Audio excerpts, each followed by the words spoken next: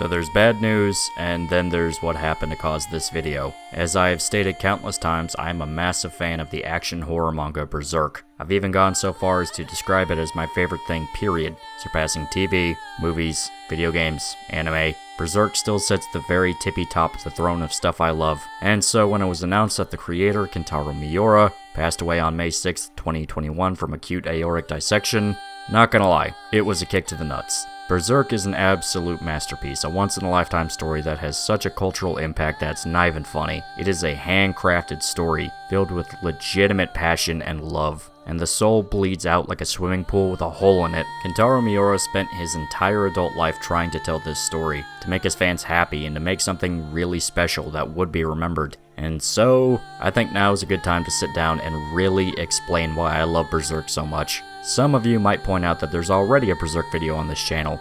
And you're right, I did a video discussing the anime adaptations to the series. The 1997 anime by OLM, the Golden Age movie trilogy, and the 2016-17 adaptation.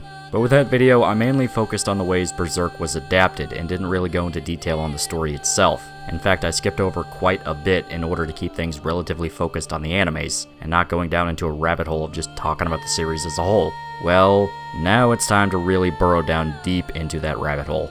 Zero clue how long this video is going to be. In fact, I'm pretty sure it's going to be broken up into parts, but it's time to fully explore Berserk. Hopefully this will inspire some of you to check the manga out. Even though the great Kentaro Miura is no longer with us, his works are still fantastic and should be appreciated by those that love good fantasy stories. Now before we get started, I feel like I should get some introductory stuff out of the way. First, so we can have some context and set the stage, and secondly, it'll act as a spoiler-free summary for those interested in seeing what Berserk is, and not wanting the entire story ruined for them before jumping in. The story follows a mysterious one-armed warrior named Guts. Once a mercenary, our protagonist is now doomed to be hunted by sadistic, malevolent demons for the rest of his life. He is hunted endlessly, and the plot follows his unending journey to find the one who cursed him and get his revenge. The story sounds relatively simple from this brief summary, but I assure you Berserk as a series can only be described as a fantasy epic. 363 chapters at the time of this video, and up to 40 volumes. Berserk is a long-standing series, one that's held its own even as the landscape for manga changed through the decades. If anything, it becomes more influential as time goes on. There is a lot of different media out there that took influence from Berserk. The most obvious examples are the Dark Souls series, the creator of which Hidetaka Miyazaki has openly stated to be a huge fan of Berserk, Dragon's Dogma, which had blatant visual references and even a promotional deal with the movie trilogy, and the recent Castlevania series on Netflix, the director of which, A.D. Shankar, even expressed interest multiple times that he wants to do a full-blown Berserk anime, and there's explicit references in Season 4 that are obvious hints at this idea.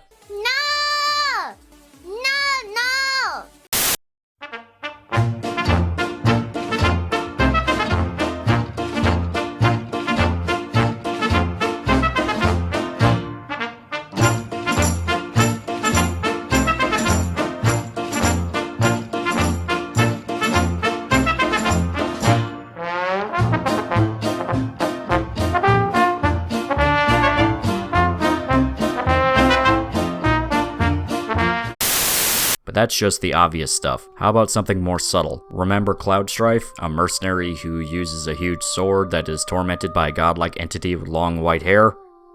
Yeah. Hell, there's even debate that the entire trope of swole anime boy using huge sword was started, or at the very least popularized, by Berserk. That's not even to say the amount of times other mangas outright referenced or parodied Berserk. Gintama, Is It Wrong to Pick Up Girls in a Dungeon? Henzemi, that one guy from Goblin Slayer who sorta looked like Guts, the list goes on.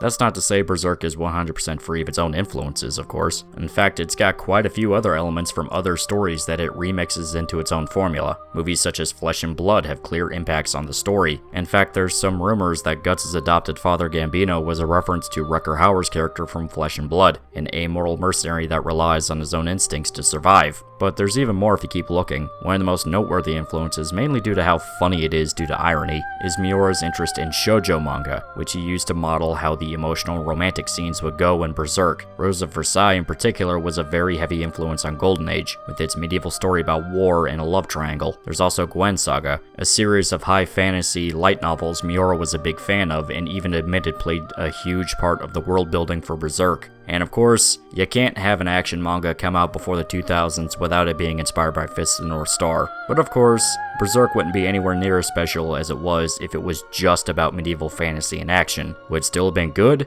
A lot of people say Golden Age is their favorite arc for a reason. However, the part that makes me personally love this manga is how it weaves something else into its universe. Complete, hellish, mind-shattering horror. Pile them up.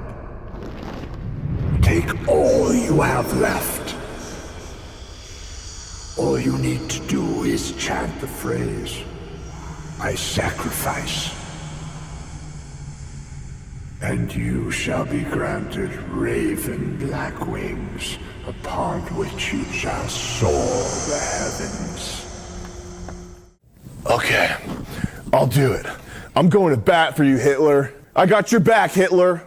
Berserk is not just influenced by medieval fantasy. There's also a shitload of horror media that Miura took elements from to craft the story. Devilman and Violence Jack, being created by the downright legendary Go Nagai, were two mangas that Miura loved quite a bit, and their style of graphic violence and supernatural horror is smeared all over Berserk. There's also the striking similarities between the Evil Dead's concept of a man tormented by demons from the pits of hell, and Guts, not even mentioning Hellraiser in its impact on the main villains of the story. And you can't talk about Berserk without mentioning its themes about cosmic horror and Lovecraftian elder beings manipulating mankind. Hell, sometimes it goes beyond just that and outright starts taking concepts from Lovecraft and runs with it, like the one arc that was basically Call of Cthulhu mixed with Shadow over Innsmouth. So I guess to describe it, Berserk is a supernatural, dark, medieval, high fantasy action horror story inspired by shoujo manga with Lovecraftian elements thrown in for good measure. This could very easily turn into a complete mess if it went wrong, with too much of an emphasis on creating a cool world than actually creating a coherent or enjoyable story. But Berserk not only makes these things all work in its favor, the balance is so perfect that you actively can't remove any of them without it collapsing the whole house of cards. Berserk without the cosmic horror would not be Berserk. Same with removing the romance, the graphic violence, the world building. Everything syncs together to push the story forward, because ultimately, in the end, Berserk is a story about a man. Our protagonist, Guts. Now, this is where I need to warn about spoilers. If what I've already said has you interested in checking out Berserk, and you don't want any more ruined for you, stop the video now and go read the manga. You can find scans online if scalpers already bought all the volumes. Gotta love when assholes take advantage of a chaotic situation to serve their own interests. Fucking pricks. When you talk, your mouth looks like a cunt moving. I ain't gonna get no gunfight with you, Hickok. But you will run your cunt mouth at me. Okay, Guts. Guts is the main reason I read Berserk. This dude is my favorite character of all time, with the best character arc I have seen in media. Guts, on the outside, looks like a complete joke. A stereotype of the edgy boy swordsman you see in manga. And if you go in with the wrong mindset and you see the wrong thing out of context, that is exactly what you think he'll be. But this dude is anything but a stereotype. In fact, Guts is probably one of the most fleshed out characters that exists in manga. This man has layers. A lot, in fact. He can be a cruel and downright evil son of a bitch, but he's also a good man dragged into a life that falls apart numerous times. Guts is an extremely tragic figure, so much so that any chance he gets to rest feels like a monumental victory. Guts was a child soldier raised by an uncaring and downright abusive mercenary leader named Gambino. The only reason he even tolerates the boy's existence is that his lover found Guts underneath the hanged body of his true mother. So when she later died of the plague, Guts sort of just instinctually clung on to Gambino as a father figure. As Guts grew older, Gambino slowly trained him to be a mercenary like the rest of the army they were with. He took a shining to it, and was able to fight on the battlefield as young as 9 years old. Not even talking about how he was a squire for Gambino, even helping him during violent battles when he was 6. Fighting is quite literally all Guts knows how to do. He's never had a normal life, it's always been war, death, and tragedy, and only got worse after his first actual battle as a mercenary. See, in all of this time, all Guts really wanted to do was make Gambino proud. In his eyes, the man is his father. Even if he's an abusive prick that outright wounds Guts to the point of putting permanent scars on his body, Guts puts up with it because he loves the deadbeat dickhead. But Gambino makes it clear time and time again that he merely has a begrudging affection for him. Well, when the mercenary band is victorious after Guts' first battle, a friend of Gambino approaches him about a conversation we never see truly take place. All we do know is that very night, the same man appears in Guts' tent, and without even bothering to come up with an excuse, he pins Guts down and rapes him. Just to make it all the more traumatic, he reveals that he paid Gambino for the privilege. So Guts is a child soldier whose real parents are long since dead. His adopted mother died choking in agony from the plague when he was 3 years old, and he's been raised as a killer by an abusive adopted father that, supposedly, just sold him as a sex slave to another mercenary for 3 silver coins. And this is all way before the worst moment of Guts' life. Now, before you start to think that Guts is some meek little victim who only exists to be abused by the story, no, not exactly. Guts is quite literally just as nasty as the world he resides in, because immediately after the incident with Donovan, the very next battle in fact, Guts hunts the man down and murders him, taking his time to torture his rapist as he demands the truth on whether or not Gambino actually paid him. Even as a kid, the rules were clear. You hit Guts, he hits back really fucking hard. I could go further, but I want to save the really fucked up parts for later.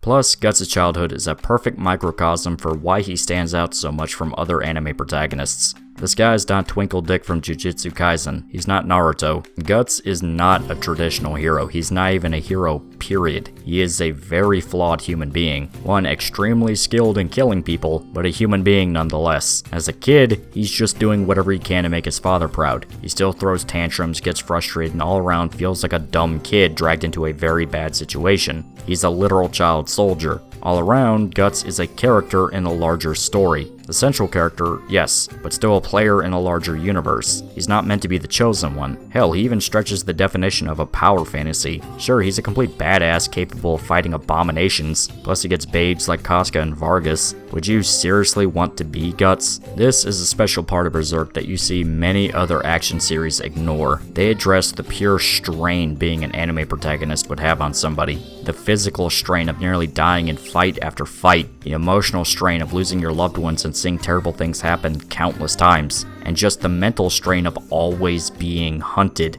To put it bluntly, Guts is crazy. In fact, in later chapters, he full-blown hallucinates and talks to himself, and not in a way where it's clear Demon is fucking with his head. No, it's just him. The pressure of his situation gets to him. Hell, it almost completely turns him into a mass-murdering lunatic, and by almost, I mean he was about 99.9% of the way there.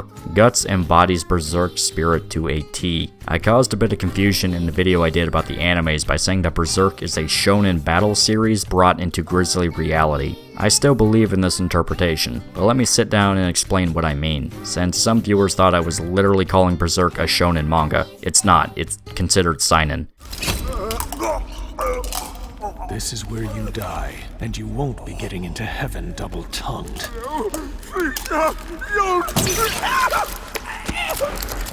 Not to mention, your breath smells so goddamn rancid, you're going straight to hell.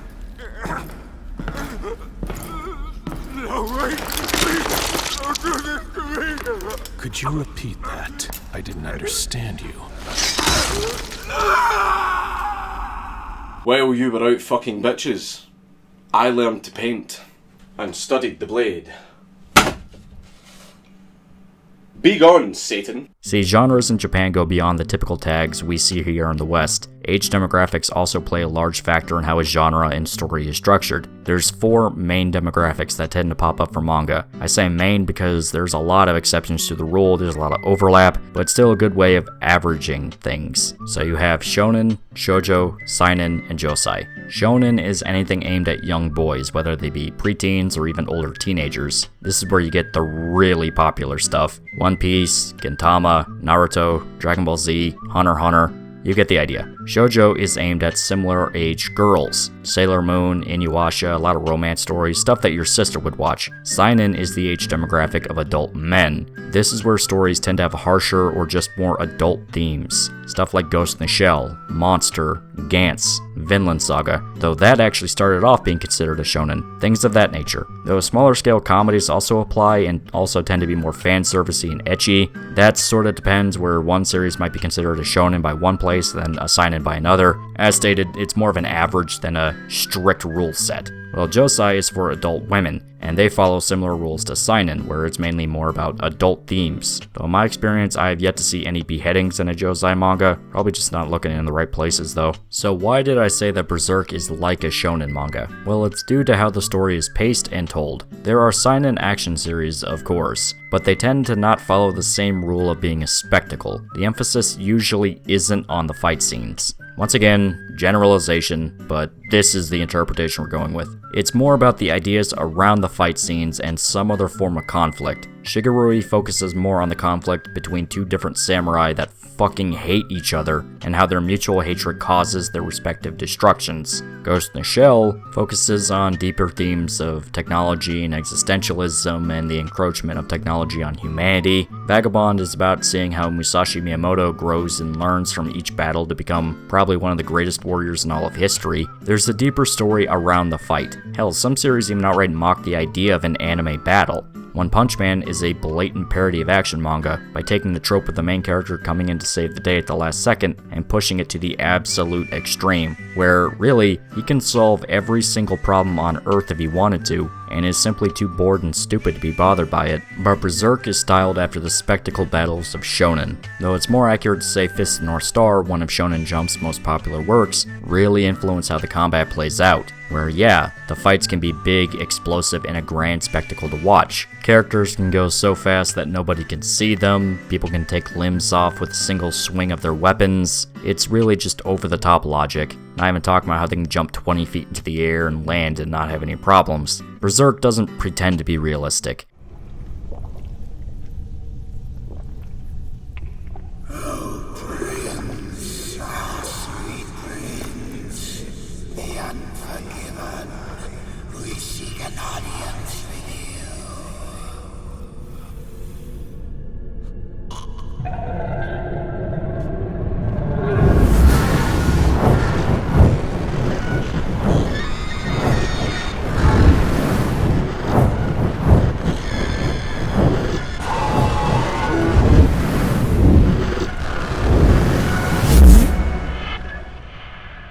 We shall meet again, in that time, in that place. We are kinsmen, O blessed king of longing. Deep, dark fantasies. That sort of over-the-top logic you would see in shonen comes into play, except that it takes the time to include a gritty, painful bite to it all. When Guts gets hit in Berserk, he feels how much it fucking hurts. He breaks bones, gets shot with arrows and bolts, bleeds so much that he makes millions off his local blood bank. The man is not indestructible. It's downright grotesque what he goes through. Nevertheless, fights play a big role in Berserk. Some of the key moments of the series come from fight scenes. Lost Children is well remembered just due to how psychotic and bloodthirsty Guts gets during the fight. And I even talk about some of the battles in Golden Age. There's sort of a mixture of things to how Berserk handles its battles. They tend to come down to roughly 3 different styles. Formal military fights involving armies, where there's an emphasis on tactics and strategy. One-on-one duels between a character and a strong human enemy or a demon. This is where some really crazy shit can go down depending on the context, whether it's the final battle of an arc or just a significant character moment.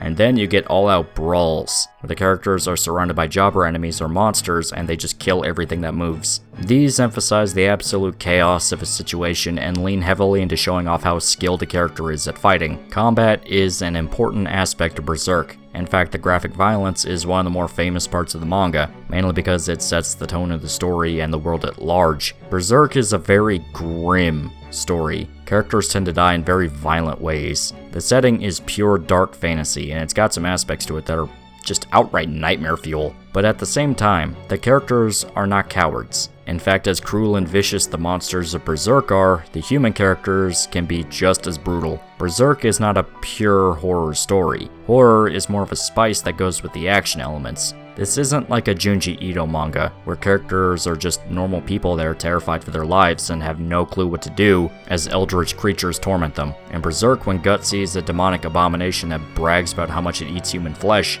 do you wanna know what he does? He openly threatens their life, and not in a scared get away or I'll do something bad kind of way. The man prays the demon takes the first swing. Guts genuinely enjoys hunting and killing these things. As the manga goes on, you realize that some of the most disturbing parts of the story are when you see Guts going absolutely psychotic. Said in the first Berserk video that Guts becomes a wild animal in his quest for revenge, and I seriously cannot oversell how good of a comparison that is. It's to the point that you later find that the demons tell stories amongst themselves about how Guts is coming after them. These absolutely deformed monstrosities that rape, mutilate, and devour humans by the truckload, who see themselves as living gods playing with ants, are scared of this guy. For very good reason at that. Berserk's biggest strength as a story is understanding how to portray emotion. In particular, pure, unadulterated hatred and rage. Guts has no special powers. He's not a chosen one with godlike abilities, he can't even do magic.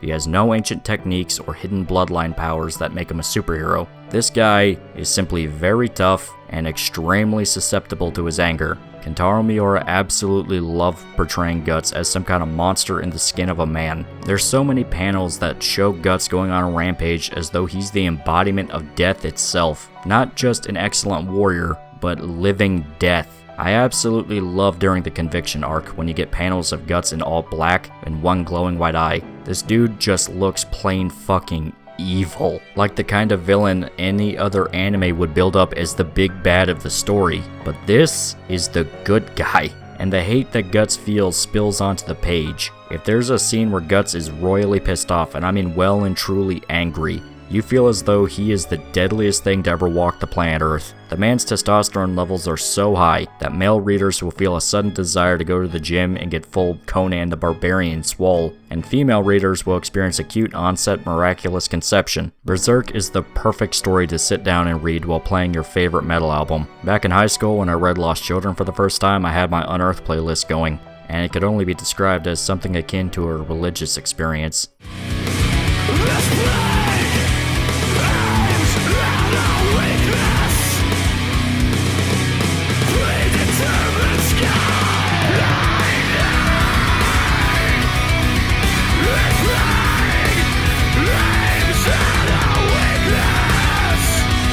And that was another lie. And you're going to hell.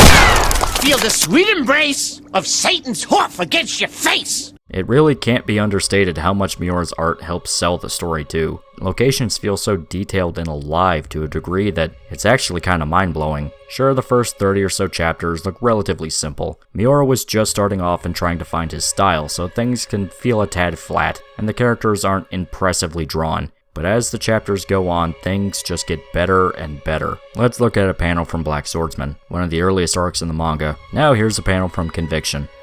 You just feel how much better the art is. There's more detail to everything. The location, the clothing, even to just downright the characters themselves. And this helps serve another aspect to Berserk that fans gush about. Berserk is a very grim and brutal story, with a pretty cold-blooded world to it as well. Innocent people die horribly, some receive fates worse than death, and all around it's just not a fun place to be in. War, plagues, monsters hiding around any corner, even children aren't safe from the dangers of Berserk's world. But nevertheless, the story is capable of true beauty, truly emotional and heartfelt moments that show a light in the very, very deep darkness. With all the ugliness and cruelty you see, all the gore and horror, there's an equal amount of attention given towards making the Berserk setting feel like a place that you could actually have a sanctuary in. A genuinely peaceful place that these characters you love could find a way to be safe and happy in. A very beloved aspect to the manga is that despite the suffocating and downright depressing levels of darkness in it, Berserk is not a nihilistic story.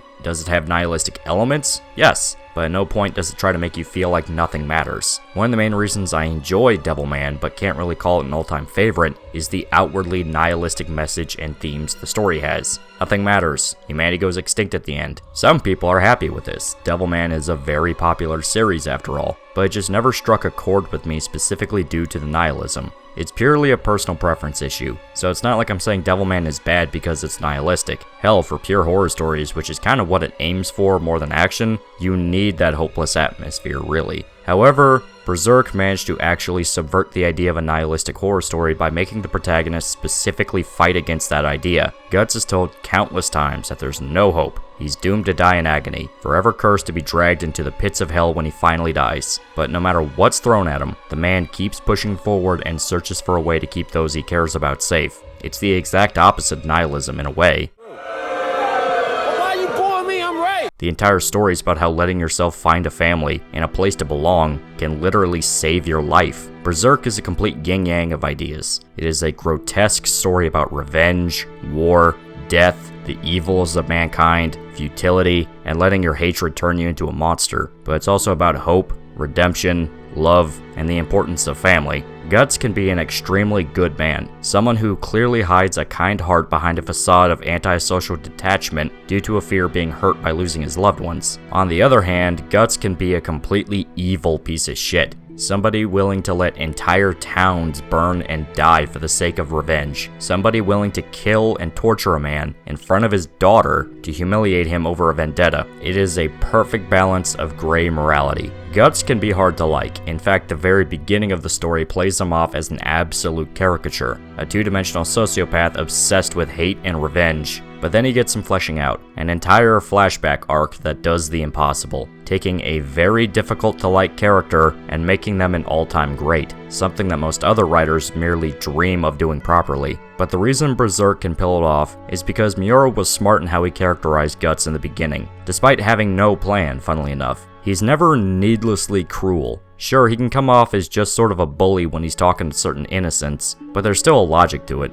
Guts isn't being a dick because he likes it. He's doing it because he's trying to push everyone away. If somebody gets too close to him with how he's cursed, he's inevitably going to watch them die horrible deaths. All the suffering he brings on others affects him. He knows it's his fault that people die around him, but he also knows that there's nothing he can do about it but try and force them to stay away as far as possible. So Guts merely bottles it all up and tries to drown out his other emotions with blind wrath. I could go on forever about why I love Guts as a character so much, and I certainly still plan to do so as the video goes on. But in order to properly articulate certain ideas and concepts for Berserk, I'm going to need to add a lot more context. So here's the part of the video where we finally sit down and actually dissect Berserk. I'm giving a final spoiler warning. Last one was sort of an in general one, where you didn't have to know anything about Berserk and just wanted a brief rundown before committing to the manga. This one is for full, in-depth details. We're going to be looking at each and every arc of Berserk. Technically, there are only around 5 arcs, but each one has their own sub-arcs to them, which I'll explain as we go along.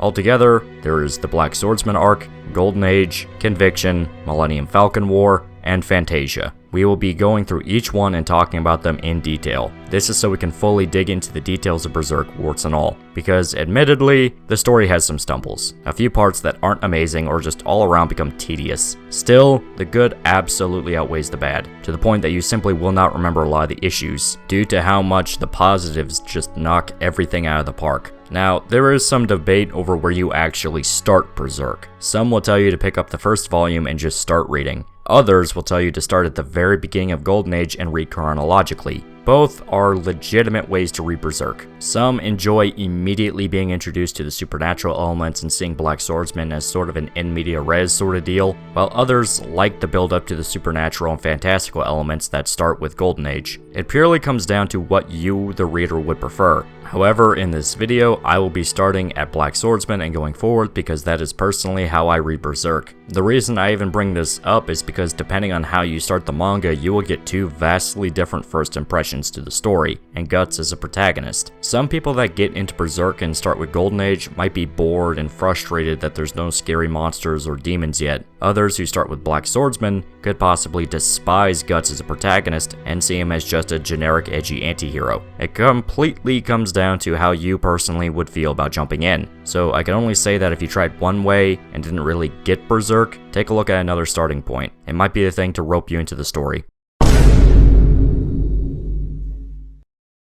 So we're starting off with Blackswordsman. This is sort of considered a prologue to the manga and comes at a point when Miura, admittedly, was still trying to figure out what he wanted to do with Berserk. The art isn't at its peak yet. Some of the characterization is downright wonky, and there's all around still a fresh-faced recruit feeling to the whole package. Miura famously said he had no plans whatsoever on what he wanted to do with Berserk when it first started out, and only became more of a developed idea when he spent more time thinking on the plot and characters. To describe Blackswordsman as simply as possible, think of it as like a demo tape from a black metal band that's just starting to find their voice. Some of it is downright cringy, trying super hard to be grim and serious while not really knowing what they want to say, but they're getting better with each step. Berserk opens up with a scene that's a tad controversial to some. Our protagonist Guts is having sex with an unknown woman in the woods. Some people feel very strongly about this segment, considering what we learn later about him. Even Miura himself said that if he could, he would have changed the opening pages to not have this happen. I said before that Berserk can have vastly different first impressions for people, and this is part of why. Some see it as a really try-hard attempt to paint the story as mature and edgy, by getting some immediate tits and ass as soon as you start the manga. Do I personally care? No. I still think this intro is fucking sick, because the big boobied lady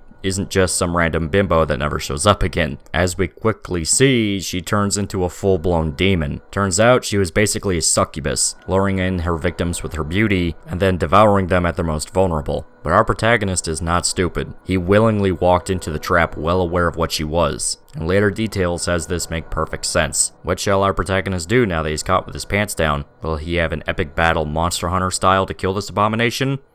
Nope.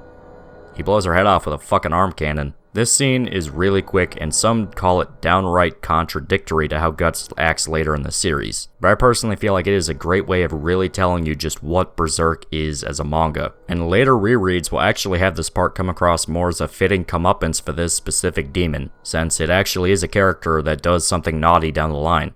Like people getting ass raped? What? Oh my God, dude. No, one's not like ass people getting Frank, ass come raped. on, man. No, it's that people don't want to be here because they feel like they... Because they're getting ass raped. No, he's getting ass raped, Frank. Oh my God, man. All right, come on. Still, this is what we learn from this segment. Our protagonist is this guy with one arm who has a metal arm that contains a cannon inside of it. He's both unafraid to get his dick wet, and is all around just kind of a cold-blooded dude considering how fast he killed the demon. He's clearly unaffected by the presence of demons, meaning he's used to them, and said monsters are these messed up looking beasts that are intelligent, even being capable of setting traps and making plans, and they are absolutely malevolent. We next move on to Guts wandering into a castle town probably not too far away from where his camp was in the intro. He stands out from the rest of the relatively simple peasants and armored knights, being the only guy dressed in all black with a big cloak covering his whole body, and the next scene takes place in a tavern. It introduces another pretty important character to the story, Puck. Puck is an elf who, in this universe, are small pixies that fly around not much bigger than a small bird. He's blatantly the comedic relief. Even in his introduction, he's zipping around making jokes and acting like a goofball. Puck is being tormented by these scary guys that have him tied to a post on the wall, and each one is taking turns throwing knives at him. Puck is trying to sound tough, threatening that he's gonna get loose and chew through their arteries, but it's clear that he's completely terrified he's gonna die. You notice the rest of the peasants in the tavern are too scared to get involved, one of them even name-dropping that the men came from Coca Castle. Well, as if on cue, Guts shows up to the tavern. This is a classic scene, both for the manga and just in anime in general. Everybody knows this trope. It was a staple of Fist of the North Star. You have these bad guy thugs that are bullying somebody clearly meant to be innocent and cute looking, and as everyone else is too scared to try to stop them because they're big strong boys, the protagonist shows up and they try saving the cutesy looking character from the big bad thugs. It was a very quick way of establishing that your protagonist is A, a good person that is trying to protect the innocent, B, a very strong fighter that is willing to stand against evil, and C, kind of just show how violent the world is, that you have these bad, evil-looking thugs going around hurting people. For a reference sake, it's like how a superhero movie has that scene where a girl gets attacked in an alley. You know what they're going for and kind of what the intention is. Well, Guts spots the men bullying Puck, and he approaches the barkeep mentioning something about messing the shop up a bit. So our protagonist is a cool dude. He's gonna beat these guys' asses for messing with the elf. That's cool. Guts seems like a pretty stand-up. Yep, he brutally murders them all. With an automatic crossbow too. That's fucking awesome. Not only that, but he outright tortures one and demands he take a message back to his boss. The Blackswordsman has come. Turns out our boy has a reputation, and is a man quite capable at raining some serious discontent on poor, unlucky bastards. Doesn't matter if you're a messed up tentacle monster that eats human flesh, or just a thug. This guy is willing to kill, and he will not think twice about it. But as it turns out, there's one guy left. Here we see the legend itself. The sword Guts uses as his main weapon, the Dragon Slayer, a massive hunk of iron that rips apart anything that gets in its way. And this poor schmuck did exactly that. One swing of the weapon doesn't just kill him, it rips the poor bastard in half and sends his torso flying through the air. This guy isn't just dead, he's completely bisected dead. With that, as the entire tavern is left staring at the horrible aftermath, Guts simply walks out, only taking time to remind the still alive goon to tell his master the message Guts gave him. He doesn't even help untie Puck, the dude doesn't give a shit. Now you know the kind of man our protagonist is. He's a mass-murdering warrior that does not think twice about tearing a man in half. Of course, actions have consequences. So as Puck follows Guts, who freed himself between scene transitions, and tries to talk to him, the city guards show up. Guts is captured, tortured, and you find out that the town made a deal with the master, the thugs, and the bar. They would send him shipments of gold along with carriages full of women and children, and in exchange, he won't have his men burn everything to the ground. Now that Guts just murdered the guys in the tavern, that is all doomed to fail. He mocks the town leader for being so afraid, but it's revealed that the leader of the bandits is something not human. The old man is petrified merely talking about him, and he makes it clear that the guy is some kind of literal monster. Guts interjects and reveals that he is very well aware of the situation. The leader of the bandits is a monster that eats people, just like the woman from the introduction pages, and the carriages of women that Guts walked past to enter the city were the tribute they promised. He didn't just kill the men in the bar to send a message. He wanted to tank the deal. Guts is actively punishing the town for sacrificing their own people to keep themselves safe. As we later learn, he has very strong feelings about that sort of thing.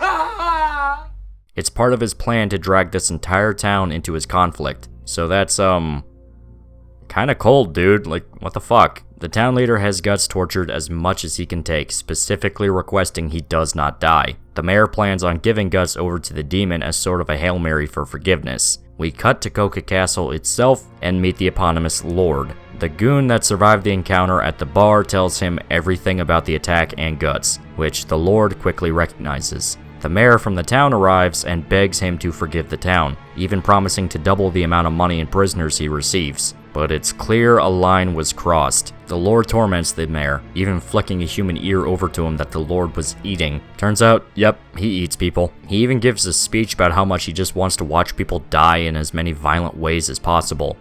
He's kind of a jerk. The mayor is captured and heavily implied to have been devoured by the demon, and we cut back to Guts in a jail cell after his extensive torture. He's hurt so bad that he can barely move. Then he spots something in the darkness. Looks kind of like a big rat or something.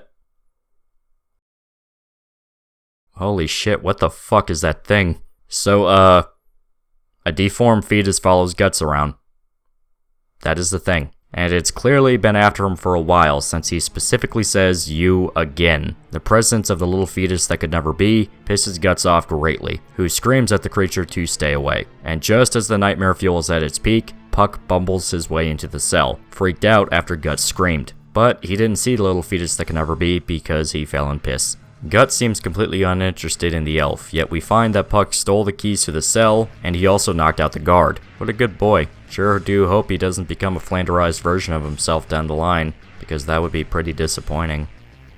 Anyway, Puck says that he wants to help Guts to repay the debt he feels after he saved his life in the tavern. In his words, elves have a very strong sense of duty. Shockingly, when Puck goes to touch Guts so he can inspect his wounds, the man completely freaks out. He does not like to be touched. Okay, so that was weird. Wonder what that was all about. Anyway, nevertheless, Puck shows off another ability he has. His fairy dust can heal wounds, grievous ones at that. Plus, he claims that he can even sense emotions and, in a vague sense, make people happy. Now, I really want to go into why I love early Puck, but I'm gonna fight off that urge until we finish up here. All I will say is that it's kind of a tragedy how he gets shafted in the more modern chapters, because Puck and Guts' relationship really did make up a lot of early Berserk. You have a very kind-hearted, literal angel on your shoulder character bouncing off this dark and violent one. Puck represents the humanity of the setting, a naive, almost childishly innocent being that wants the best in life. Trust me when I say, even if you hate Puck, as some people find him completely annoying and unlikable, Berserk simply would not be the same without him. Fuck the haters, I like you, Puck. You're a good boy. Still, this is the first actual conversation you get between the two. Through Puck, you get Guts' name and even a reveal of one of the most important concepts to the story, the brand of sacrifice. I don't want to say too much yet, because they don't really show a lot here. All you have to know is that it's a very bad thing. But Guts derails the conversation by admitting he is aware that the Lord of Coca Castle is coming to raid the town, specifically to target Guts. In fact, that was the plan since the beginning. Puck is appalled at the idea of innocent people getting hurt, but Guts doesn't care. All he wants to do is kill the demon and nothing else matters.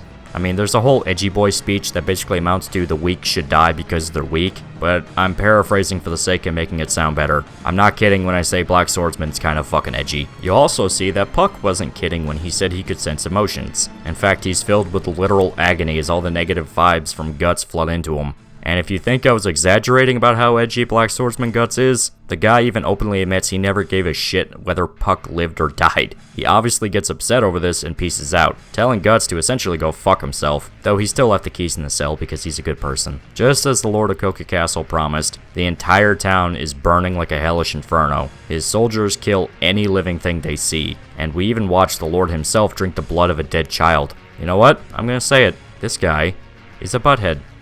There. And now we're all uncomfortable. But just as all hope seems lost, we see Guts explode out of a pile of dead bodies. He quickly kills the soldiers raiding the town, and we finally see Guts and the demon face off. By the way, the demon guy doesn't even have a name. Everybody just calls him the Lord of Coca Castle, and most fans just refer to him as the Snake Lord, because he looks like a snake. Back on point, the Snake Lord says that Guts has been hunting guys like him. Apostles, as he claims. So demons in this story are called apostles. Killer. Anyway, the two fight, and it's a pretty damn brutal one at that. Guts fires bolts into the guy's face, even impaling his fucking eye too. We're led to believe that the Lord dies after getting shot in the head, but then he gets right back up. 3 crossbow bolts directly in his brain, a shitload covering his chest, and this dude still gets back on his feet. Well, Guts tolerates none of this witchcraft and simply fires more into him, sending the guy into a building. Things go quiet once again, and out comes the big snake tail. Yep, he can transform into a monster just like the lady from the intro. Only this dude looks like a big snake gorilla hybrid. Everyone freaks the fuck out, including the guy's own soldiers, and all hell breaks loose. Guts is thrown around like a rag doll, the demon absolutely loving how powerless he seems in comparison. Guts gets so fucked up, in fact, he starts puking blood and gets knocked the fuck out after multiple solid blows from the guy's snake tail. The Snake Lord picks Guts up, mocking him to his face about how humans merely exist to feed demons, that humans are weak and pathetic, and oh shit, yeah, the guy has a cannon in his arm. So in the middle of the Snake Lord's bad guy speech, Guts blows half his fucking head off with his arm cannon, and then proceeds to take the Dragon Slayer and rip the fucker in two with it. Not slice, mind you, rip. It's an actual plot point that the thing is rough instead of clean and sharp.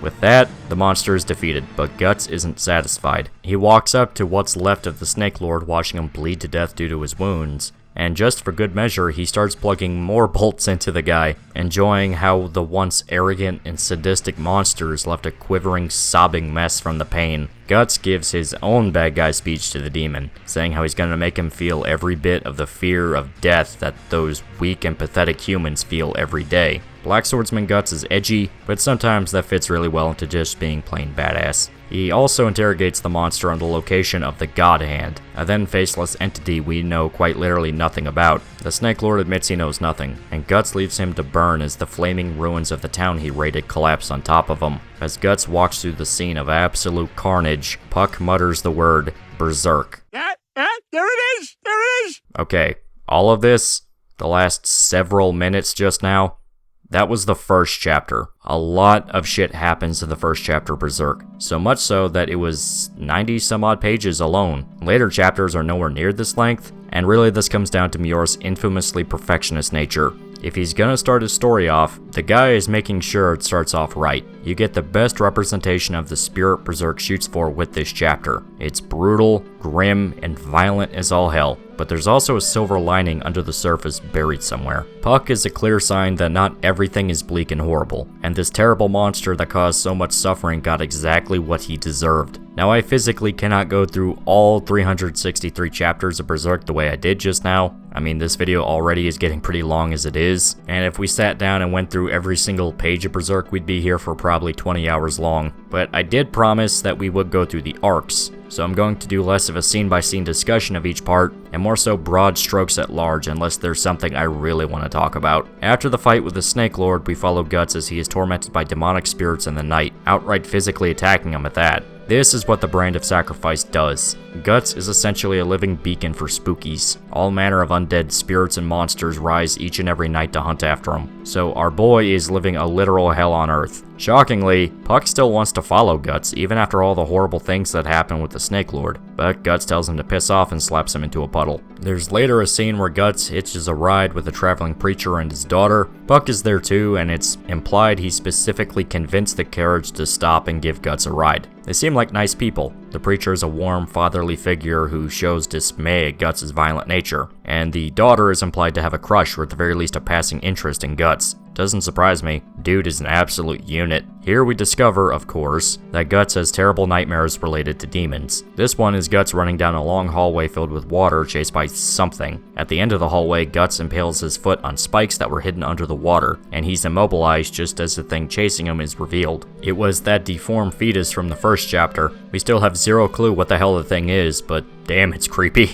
Guts wakes up and we discover that it was actually this jellyfish-looking thing with tentacles that was giving Guts nightmares. It's an incubus, a monster that feeds off human fear by giving them nightmares. Even when he's safe in a carriage, the demons won't stop chasing him. And to make things worse, an incubus is apparently created by the blood and sexual fluids of those that died with hate and malice. So somewhere nearby, people were killed violently, and now that it's nighttime, the demons can resurrect their corpses for an impromptu army. Almost as if on cue, the horses tied to the carriage begin panicking. The preacher's daughter tries to calm them down, and this is when things go from bad to utter shitstorm. The preacher's daughter is violently murdered, all of a sudden being impaled by something that just jumped out from the ground. Confirming what Guts said was true, a horde of undead skeletons rise from the earth. The exact spot the carriage stopped in was an old battlefield, so the remains of the men who died there are possessed and puppeteered by demons to attack the living. Puck wants to run away. The preacher has no clue what the hell is going on and is just in absolute shock that his daughter just died.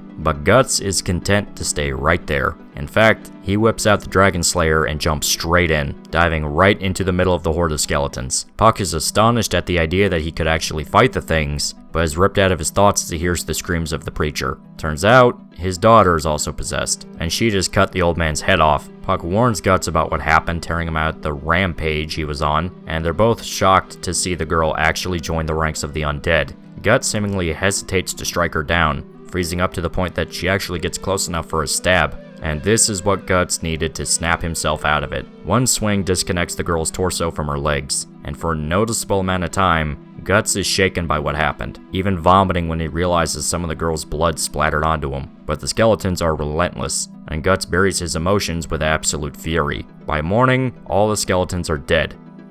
Again, the sunlight seemingly purges the demons from their corpses, and Puck tries to comfort Guts over the deaths of the preacher and his daughter, but he simply laughs it off. To him, they were simply too weak to survive anyway. This might seem like another edgy boy speech, and yeah, it is, but there's something interesting about it. He says it almost like he's telling himself that this is true. He's staring off into space. He's trying to disassociate the blame almost. It wasn't his fault they were dead. They were simply too weak anyway. There was nothing he could have done to save them. That's not a great, healthy coping mechanism for dealing with trauma.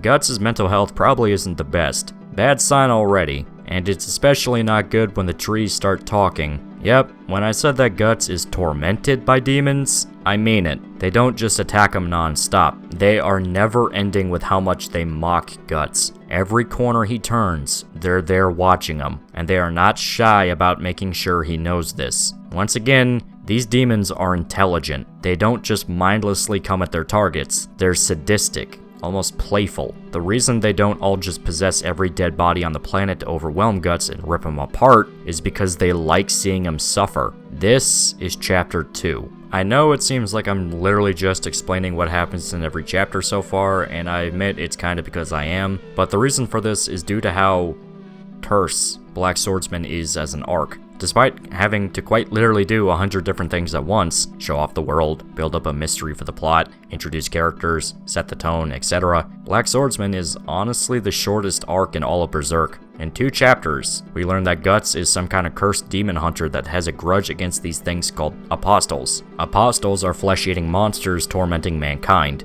though knowledge of demons at large is iffy among the citizens in whatever medieval landscape this is. The existence of things like elves seem to be common, but actual demons and evil spirits is up in the air, because the preacher himself expressed skepticism at the idea of Guts being hunted by demons. On top of that, every night Guts is mobbed by all manner of poltergeists that will kill anything and anyone around him. And his end goal is to find the 5 beings called the God Hand, who we assume are the ones who cursed him. That's a lot of information to establish in just 2 chapters. While quite literally every other arc can take tens, if not dozens of chapters to finish, Blackswordsman only really clocks in at around 8. Now the chapters have a lot of substance to them. That first one alone is damn near 100 pages, and it takes roughly around 2.5 volumes to finish the Blackswordsman arc. Still, Blackswordsman is definitely the quickest arc to get through in the entire series. It serves as the prologue, helps create a foundation to the ideas that would later be explored in the manga, such as a little something that gets introduced in the manga's first actual story arc, the Guardians of Desire. Welcome to the rice fields, motherfucker! Remember when I said that arcs had little subplots inside them? This is what I mean. The Guardians of Desire starts off in a way you might be getting used to at this point. Guts wanders into a new town doing a dark and nasty thing to people. In this case, there's a full-blown purge on anyone accused of being a heretic, ordered by this big fat boy the Count, another apostle using the heretic hunt as a form of twisted fun.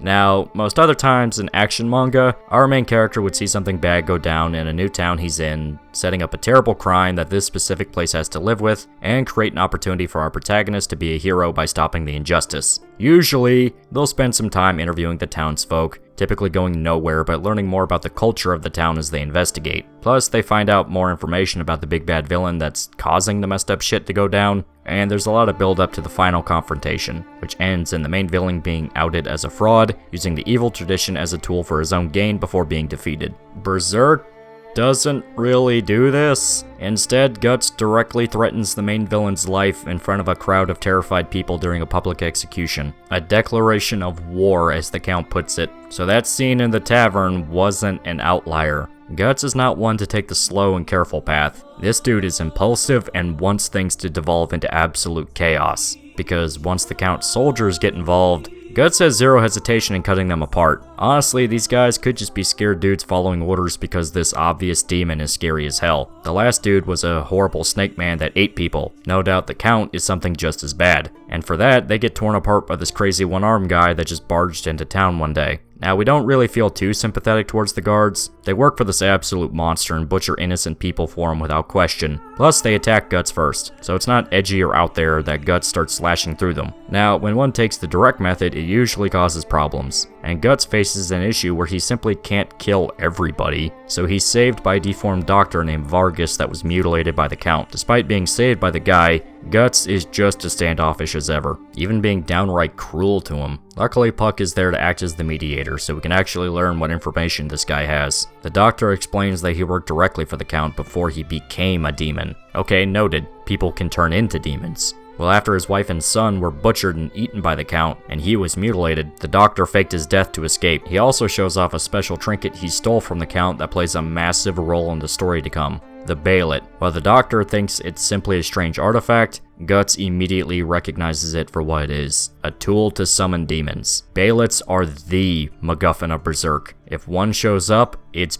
bad news. and we discover that the Count came into possession of a Balet before becoming the psychopath you saw earlier at the heretic execution. This is where we get a teaser for what the God Hand is. They are ancient demons that have manipulated humanity for thousands of years, and Guts claims a Balet is the key to summoning them into the human world, and they have the power to turn a human into a demon themselves. They are then attacked by a soldier that was actually crippled earlier by Guts and then mutated by the Count into an enhanced version of himself. There's a big and downright brutal fight scene. Zondark, the mutated knight, gets cut apart, and you see that his flesh is basically a meat puppet for the parasite the Count infected the poor guy with, sprouting tentacles and tendrils wherever he gets wounded. It ends with the Doctor, Guts, and Puck getting the fuck out of Dodge as the Doctor's home is lit on fire during the fight. All's well that ends well. Guts is gonna go kill that big fat guy, and the Doctor got away with zero consequences. Until a tendril drags him away. Zondark's not dead yet. We later see Vargas be executed as a plan to lure out Guts to see if he would try and save the Doctor. But Guts didn't take the bait. However, it was Puck who tried to intervene and stop the execution. It fails in spectacular fashion, because Puck is tiny and there's nothing he can really do, and he's captured by the Count's men. Guts tries to act as if the execution didn't affect him, but the little fetus that could never be comes back to haunt him over the ordeal, as if it was shaming him. From there, we cut back to Puck, now in captivity with the Count. This is where we get a very interesting spin to the story. As it turns out, the Count has a daughter, and he gives Puck to her as sort of like a pet. His daughter, Teresa, is heavily sheltered from the world, but she doesn't seem cruel or evil whatsoever. If anything, Teresa is played off as timid, almost shy. She's not even allowed to leave her bedroom. The Count is extremely protective of her, but we see that she is visibly terrified of the man, something that actually upsets him. Despite being a demonic cannibal that made a pact with ancient demons,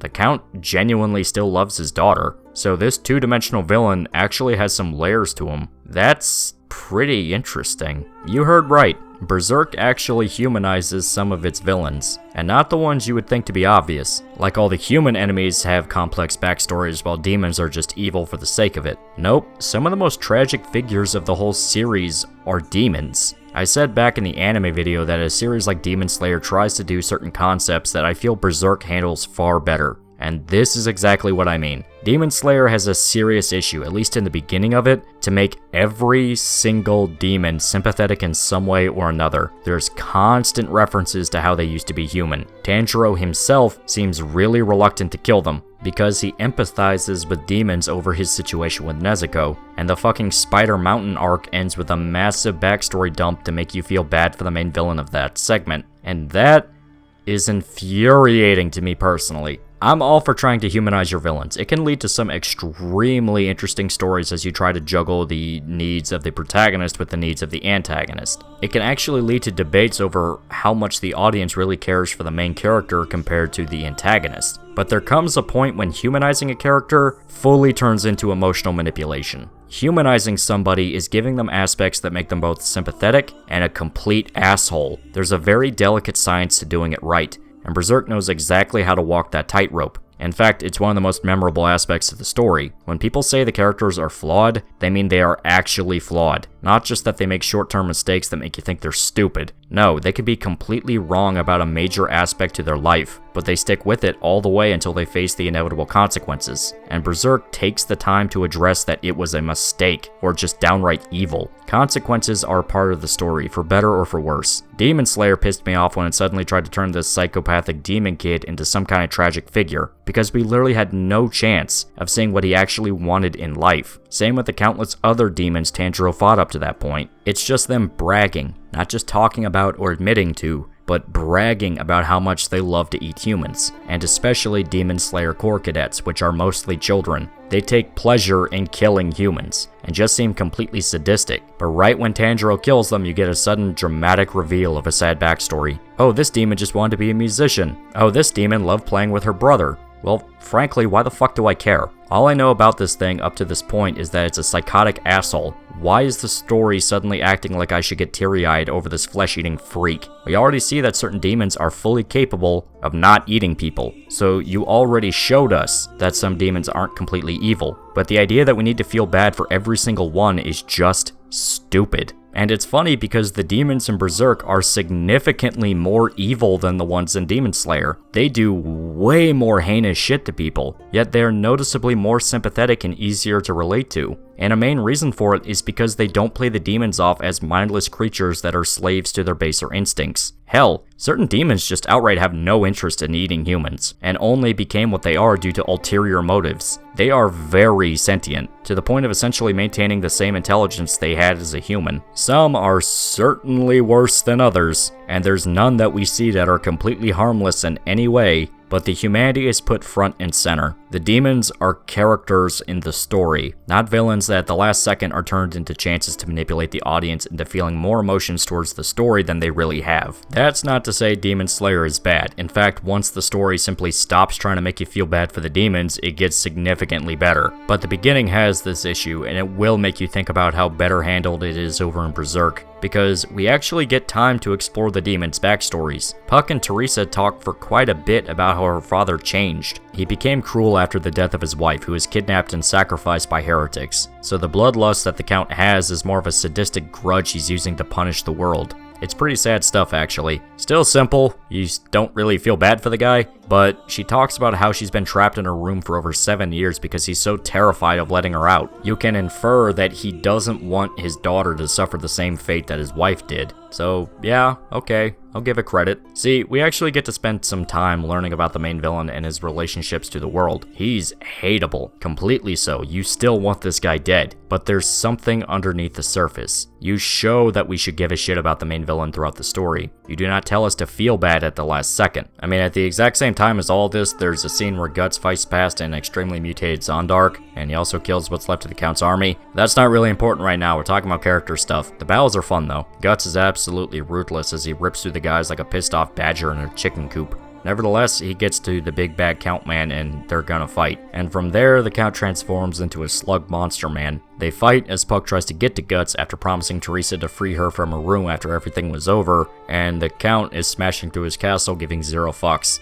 Guts gets increasingly ruthless with his tactics, launching sudden ambushes and even using a live decoy to get a shot at the guy. Still, the Count is kicking Guts' ass, thrashing him around and even knocking out the guy cold. Hell, the only thing that really saves Guts is that Puck distracts the Count by insulting him, using the information he got from Teresa as essentially emotional ammo. The Count then finds the Baylet that Guts stole from Vargas, and he immediately tries to take it back from Puck. This leads to a small chase as the Count tries to catch Puck, who's zipping around in the air trying to hold on to the Baylet. But it all comes to an end when the Count comes face to face with his daughter, who runs right into the monstrous form of her father. The Count is shaken as his daughter runs off, completely traumatized. He lashes out at Puck, seeing him and Guts as the reasons his daughter saw him as a monster, and this momentary distraction gives Guts a window to attack him, showing he's still in the fight. And to take things a step further, Guts grabs Teresa as a hostage. The Count predictably hesitates, and Guts blows half his skull off with his cannon, then proceeding to take the Dragon Slayer in his teeth and hacking off what's left of the Count's head. Surprisingly, the Count is still alive after all this, a mere head of a slug monster now, and Guts takes the time to drag him over in front of Teresa and violently torture him, to a degree that just gets uncomfortable. He even outright threatens to kill Puck if he tries to stop him. So Guts has crossed several lines here. He used this man's daughter as a hostage to get a chance to kill him. He already beat his opponent and is now taking his sweet time making sure the Count suffers as he dies. Puck, who has only ever tried to help Guts and be his friend, is not even safe from him, purely because he told Guts not to scare Teresa any further. Hell, Guts starts torturing the Count in front of Teresa, all because he wants to see him in complete despair. Guts gets so animalistic that he slips on the Count's blood and just starts laughing like a madman. Did I mention this guy isn't a hero? I mean, Jesus, things went from 0 to 100 really fast. This goes beyond edgy into full-blown Guts is just kind of a psychopath. And things only get worse when the Count's dying screams cause the Baylet to react. Turns out, when the Baylet activates, it teleports the user to a completely different dimension. A dimension where the God Hand reside. What is it you fear? We who are infinitely more powerful than you? Or perhaps it is the future, the path which you were destined to follow. I like your funny words, Magic Man. Say hello to the main villains of Berserk, the God Hand. the ancient, powerful demons that hold seemingly endless control over mankind. You have these warped, freakish monsters appear from the void of space and time to this new dimension. A floating ball man, a fat ass, a sexy version of Medusa, a guy with a brain for a head, and Birdman. Guts seems to know them, specifically the bird-looking guy, who he calls Griffith. Griffith has no qualms about confirming our suspicions. These two know each other, but before anything else can be gleaned from the conversation, the demon with a brain for a face starts talking. From what he says, we learned that the Bayolet quite literally tore open a hole in space and time. The Count claims he wants the God Hand to finish off Guts, who's critically wounded after the battle they just had, but weirdly enough, they refuse to fulfill the request. The Bayolet was activated because the Count was terrified of dying, not because he wanted to kill Guts. So Bayolets sort of grant wishes in a manner of speaking. You summon the God Hand and they fulfill whatever desire you have, but it needs to be your true desire. You can't scam them or try to get something else out of the bargain. These guys know you better than you know yourself, and I get the feeling there's no beating them at chess or manipulating the system to win. We also learned that despite Guts fighting so many demons, the God Hand barely acknowledges he exists. Griffith, who personally knows Guts, says he's completely inconsequential to their plans. The only thing that even catches the God Hand's notice is that Guts really wants to kill Griffith, who's the one who put the brand of sacrifice on him in the first place, causing him to bear the curse he's been dealing with this entire time. Guts, despite being horribly wounded, pushes forward to Griffith. His brand reacts violently and outright sprays blood like a fountain when he gets too close. Turns out, the reason it's bled throughout the last few chapters, which you've probably only seen once or twice, is because it reacts to the presence of demons. All the other ones caused it to only slightly bleed, and felt like pinpricks against his neck, while being close to Griffith causes a far stronger reaction, one that they claim can actually kill Guts from the sheer pain. Nevertheless, Guts takes a swing at Griffith, who promptly yeets him away, slamming the poor guy against a wall. Most everybody thinks he's dead, and the Count is grateful to Griffith for seemingly finishing him off. But this is where the God Hand revealed their true intentions. The invocation of doom. The Count must sacrifice a living being to the God Hand in order to be saved from death. At first, he tries to use Guts as a sacrifice, but they aren't buying it. For one, he's already considered a sacrifice for someone else, Griffith. Yet the main factor is that Guts was simply the Count's enemy. To sacrifice somebody, they need to be a loved one, someone you wouldn't even think about killing, because the idea is that you are quite literally cutting out a piece of your own humanity. You rip open a hole in your heart so that evil can flood in its place, their very words. It has to be a victim near and dear to you, and there's only one candidate that matches that description. Yep, Teresa. To the Count's credit, he completely refuses the idea, but the God Hand call his bluff, saying he can just do what he did last time. They summon a window in time for us to get a flashback to before the death of the Count's wife, and we see that, at first, they were a perfectly happy family, but after he returns from a long campaign hunting heretics, he discovers his wife in the middle of a literal pagan orgy. Okay. Turns out she wasn't kidnapped and murdered by heretics. She herself was part of a pagan cult. The Count has the reaction you'd expect and kills everyone in the room except his wife, who he can't bring himself to murder. Instead, he attempts to commit suicide, but just as he realizes his wife is gleefully mocking his weakness, the Bayolet activates, the God Hand appear, and tell him that they can take away all the anguish and despair. He simply needs to agree to one thing. The Count sacrificed his own wife to demons, damning her to hell for all eternity, so he could become an apostle. He lied to Teresa about her murder this entire time. Now he's faced with the same choice once again. Sacrifice Teresa to save himself, or slowly bleed and die. To make matters worse, the God Hand summon a chunk of hell to show the Count just what exactly he would be in for once he passes. And hell is hellish. A never-ending vortex of suffering, where all the souls of the dead combine into a singular mass, an ocean of evil. And those trapped in the vortex are broken down until anything that used to be them is sucked away into the depths. That's terrifying. The God Hand's rules are kinda bullshit. They say you've got choice in the matter, but they're really pushing you into saying yes. But To the Count's credit, despite all the pushing and literal fear tactics, the Count refuses the sacrifice. He just can't damn his daughter to hell, knowing full well he's going to die and be dragged into the vortex himself. That actually takes some balls. The Count is absolutely terrified of death, but he chooses to die and protect his daughter rather than let her suffer the same fate as her mother. Berserk is really good at making tragic characters, if it's not obvious. Despite all we know about this guy, the fact he's probably killed hundreds of people with his witch hunts and just his absolute glee in causing suffering, when it came to a head, the Count was truly capable of showing love and affection, to a degree where he is willing to sacrifice his own life and be damned for eternity. And the Count is in fact damned. A horde of dead souls pour out of hell to drag the Count into the vortex, including a surprise cameo from Vargas. The doctor whose family he murdered is now pulling the Count into the pits of hell, fitting to say the least. Of course, the dead also try to drag Guts in as well, since he's technically a sacrifice, but he saves himself at the last second by taking a shot at Griffith. Take note, kids, blind anger and unforgiving hatred can save your life. Shot doesn't work though. Griffith has some kind of force field, telekinetic ability that stops the cannonball from touching him, and with their business taken care of, the God Hands simply leave. They weren't kidding about how little they care about Guts. Even though he just tried to murder one of them, they just peace out and everyone's returned to the Count's castle. The Count himself is now just a dismembered corpse. As it turns out, apostles revert back to their human forms when they die. So poor Teresa is crying in front of the mutilated corpse of her father, who she saw as the horrible slug monster, found out he killed and ate her mother, and then was dragged into hell itself by spirits of the people he murdered. This chick has got problems. Teresa's life is saved, but she's psychologically broken. Instead of yearning for freedom like she was before, she all but begs to go back to her safe and comfortable room. This did not end happily for anyone involved.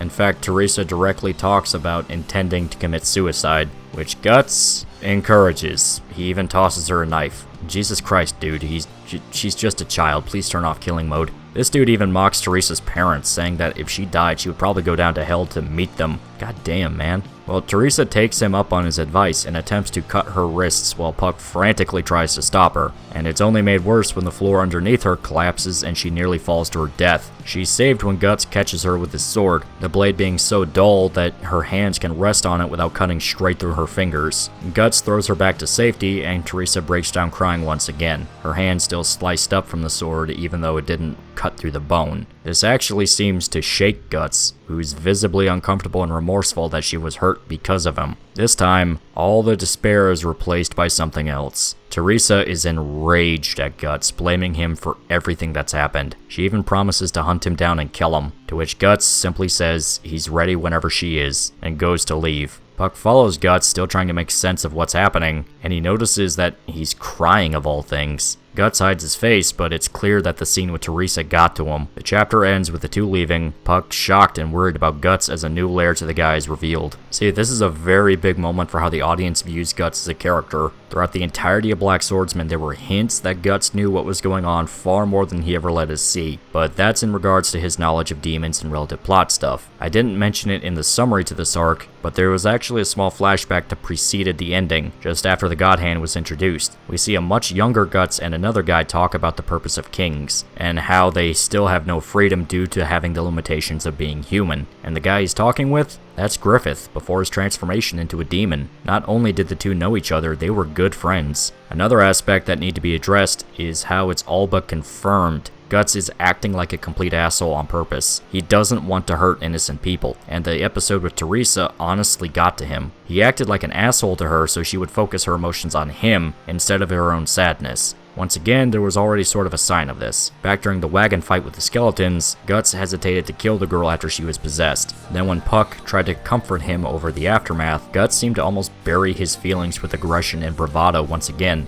They were too weak to live, why should I feel bad? Guts, up to this point, is an edgy swordsman archetype, damn near Cold Steel the Hedgehog levels. But now we see that the story is well aware of this. Guts is trying to act like an edgelord, because innocent people get hurt around him, and he feels terrible about it. It doesn't try to mock the trope or humiliate Guts in a vain attempt at self-awareness, but instead use it as a way of exploring how a man could become like this. Guts' violent nature is him trying to shield himself from further pain, on top of what's already happened to him. This sounds really basic, but it really can't be understated the importance of showing that there's a deeper level to why a character acts the way they do. Berserk does this all the time. Hell, we just got that with the slug count. It turned what would otherwise be a very generic villain into someone that seemed to actually have human qualities to him. He was a completely evil son of a bitch that tortured and ate people for fun, but he still loved his daughter enough to where he never wanted her to be hurt by anything. So he made sure she stayed safe inside her room while he did everything outside. But as almost like a karmic justice, the real world came barging into his home, killed him, and now his daughter's faced with the reality of what he did. He murdered her mother and covered it up,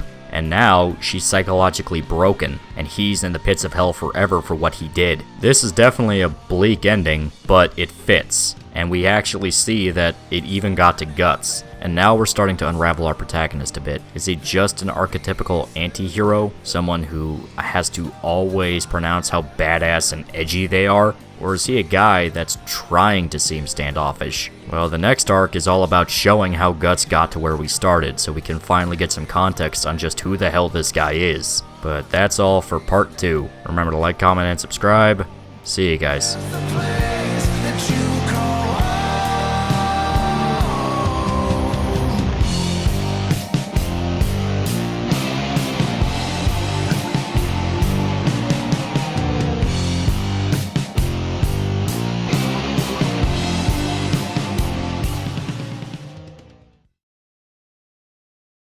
Compared to what you're trying to do, me fighting 100 men means nothing. It has no purpose.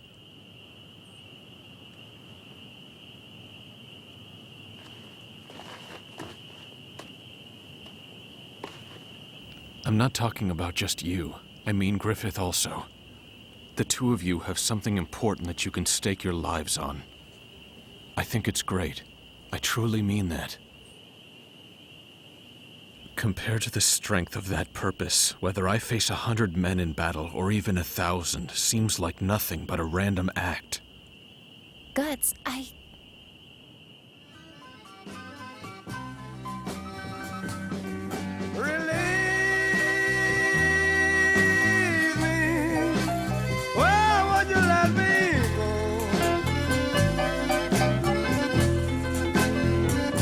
Because I don't love you anymore.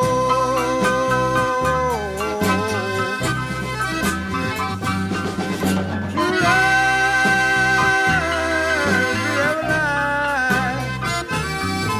is a sin.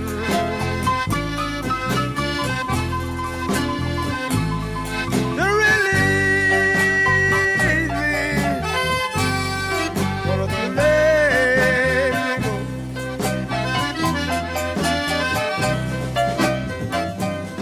It's time. The Golden Age. Golden Age is the massive flashback arc that happens after Blackswordsman. While the first arc was only around 8 chapters, taking 2.5 volumes to finish, Golden Age is massive by comparison, taking from the second half of Volume 3 all the way up to Volume 14 to wrap up completely. This is the Berserk arc, the most famous one, and widely considered a fan favorite, for a very good reason too. Now I know what you're thinking, what the fuck? We go from this badass story about a demon hunter to this super long flashback for like 10 volumes? Yeah, But here's where Golden Age really excels. It gives you context. You see, the first few chapters of Berserk are sort of aimless. In fact, Miura himself admitted he didn't really have a plan and just sort of made things up as he went along. However, Golden Age is where Berserk truly gained its own identity. You get context for fucking everything. What the setting is, how life is like for those unaffected by demons, who Guts is, and just development at large for every aspect, including the art, since this arc is where you start seeing massive jumps in quality, every single one for the better. Now, I've already sort of explained the very beginning of Golden Age in part 1, but that was a while ago, so let me do a brief rundown before we start talking about the arc at large, because it also adds some more details I neglected to mention. This is the official play-by-play / summary / analysis / whatever we want to call it here. So we're just going to start from the beginning once again, and I'll talk about everything. We find out that Guts was born after his mother was hanged from a tree while pregnant. A traveling band of mercenaries happened by the spot it took place, and Shisu, the lover of the mercenary Gambino, found Guts in the pile of organs spilled out on the ground and took him in as her own baby, because her own child miscarried before it was born. 3 years later, Shisu dies of the plague, all the while Guts watching her take her final breaths. From then on, Guts is raised by Gambino, who is a cruel and uncaring father figure. At 6 years old, he trained Guts to fight so that he can become a mercenary just like him, and the boy shows a natural talent for it. Gambino even has Guts serve as a squire for him during battle. Well, during training one day, Guts wounds Gambino so badly he strikes back and makes a scar across Guts' nose, showing this is how he got his scar as an adult. 3 years later, once again, Guts is 9 years old and officially a child soldier. He fights his first battle and even receives reward money due to his skills, though Guts gives it all to Gambino, desperately trying to win over his affection. And while he's still far from a nurturing parent, Gambino is at least receptive to the gesture. Well, that night after his first battle, Guts is attacked and raped by another mercenary named Donovan, who claims Gambino sold him for the night for 3 silver coins.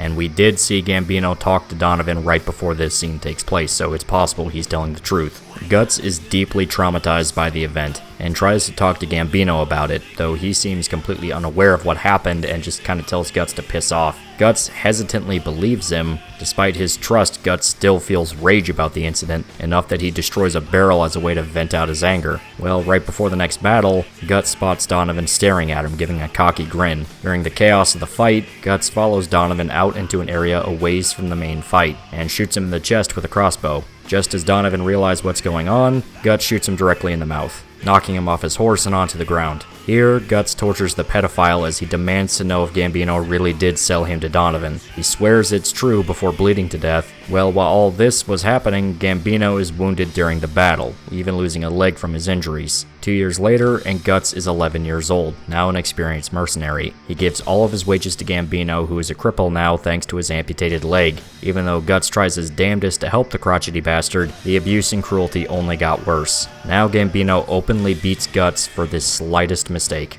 Guts sucks up the abuse, still trying his best to please Gambino as much as he can, but the guy is clearly unstable now. He even threatens to murder other mercenaries who mock him over his injury. Well, things come to a head that night when Gambino barges into Guts' tent while drunk. He immediately tries to murder him, taking swings at Guts with his sword. He admits that he despises the kid and blames him for the death of Shisu. Gambino says he's cursed and he should have died under the tree where his mother was hanged, and because he was born from a corpse, he's a demon child. To top off this incident, which can only be described as a therapist's worst nightmare, Gambino admits that he did in fact sell Guts to Donovan for 3 silver coins. And then it happens. Guts swings back. His sword goes straight through Gambino's throat. Guts just murdered him. His body collapses onto the ground, his head barely even staying on his neck. His body collapses, knocks over a lantern, and the next thing Guts knows, the entire tent is up in flames. The rest of the mercenaries rush over to find out what happened, and Guts, still kind of in shock over the situation,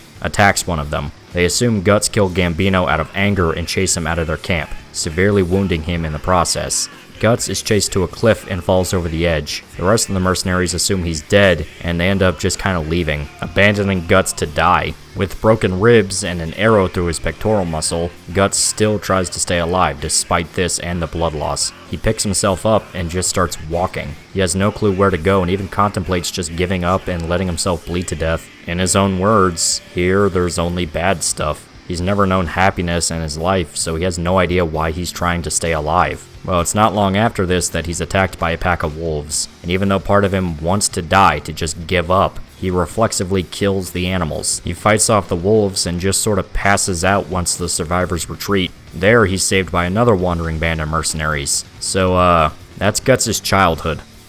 Yeah, yeah. Guts is kind of an asshole as an adult, as we saw, but dear sweet God, he took some punishment as a kid. It's to the point where it's almost satire, if it wasn't so depressing. But what makes Guts' childhood work is how believable he is as a child. Being a mercenary is all Guts knows how to be. It's what Gambino trained him for his entire life. But despite this, Guts still acts like a kid, one trapped in an extremely situation, but a kid nonetheless. He tries to look tough to other mercenaries, but when he's alone, he gets frustrated and his real emotions come out. All he wants is for his father to be proud of him, even if Gambino was an abusive monster to him. This authenticity helps us feel empathetic towards Guts. I almost forgot to mention it, but there's a scene right after Guts is injured, right when Gambino gives him the scar across his nose, where he's training by himself in the woods. Gambino tosses him some medicine for the wounds because he feels bad about what he did. Guts, when talking to Gambino, tries to act super tough and stoic, but the minute he leaves, he's back to being a goofy kid. And even though Gambino was so cruel and uncaring about any of his problems, that one little moment is enough for Guts to keep trying to win him over, to keep trying to make him like him, completely not understanding that there's nothing he can do. The story doesn't expect us to treat him as a kid, meanwhile he's basically a mini adult. Most other action mangas would have Guts straight up from the get-go be an impressive fighter or be worthy of note. But that's not really true in the beginning. That whole he's just 8 years old yet killed 50 men. No, Guts makes plenty of mistakes. Gambino has to save his ass more than once. Instead of trying to immediately establish that Guts is more than just a fighter but a strong fighter, it holds off on that and lets him fuck up in the beginning. He's good at fighting, but he makes his mistakes. Emotional authenticity is the phrase here. The audience buys into the reality you set, so they're more open to being swayed emotionally by what you throw at them. Here we follow a child soldier in a very dark and brutal world, so we naturally feel sorry for him because we don't like the idea of a kid going through something like this. It's downright cruel-natured, and it works to solidify the world of Berserk. We saw over-the-top aspects in regards to the supernatural, demons that took pleasure in tormenting the living, but here we see the normal human world is just as barbaric. I am the devil, and I am here to do the devil's work. Donovan wasn't a demon, he was just a very evil man. Same with Gambino. Shisu, probably the only real positive figure in Guts' life, wasn't eaten alive by an apostle. She caught the plague and passed away. Just an unfortunate story in a very heartless world. Hell, Guts is a child soldier, making money as a mercenary, drifting from one violent battle to the next. The world of Berserk is pretty merciless. The demons are merely another stumbling block, and Guts has to adapt to this dark world if he wants to stay alive. Something that pushes him to his limits as much as possible. Not just physical ones, mind you, but mental ones. Guts straight up contemplated suicide after what happened with Gambino. I'm gonna go into detail about this further down the line, but an aspect that really impresses me about Berserk is how it doesn't rely on making every single conflict Guts faces about his skill level. The story is well aware that he is a very talented fighter. There's not really a training arc in Berserk. Instead, the plot has to find other ways to challenge Guts, and boy howdy does it get creative with some of them. But I'm going to talk about that when we actually have to cover it. For now, let's get back to the summary. Last we left off, Guts was just rescued by another band of mercenaries after he murdered his own adopted father. We cut 4 years later. Guts is now 15 years old, and an established mercenary working for whatever army he wants. Currently, he's helping raid this big castle, which is being defended by this huge-looking guy named Pazuzu, who has a reputation for killing 30 men at once and fighting a bear. Point is, this jobber guy is a strong boy compared to the rest. Well, despite the leaders promising a huge reward for the guy that kills Pazuzu, there are no takers, except one guy.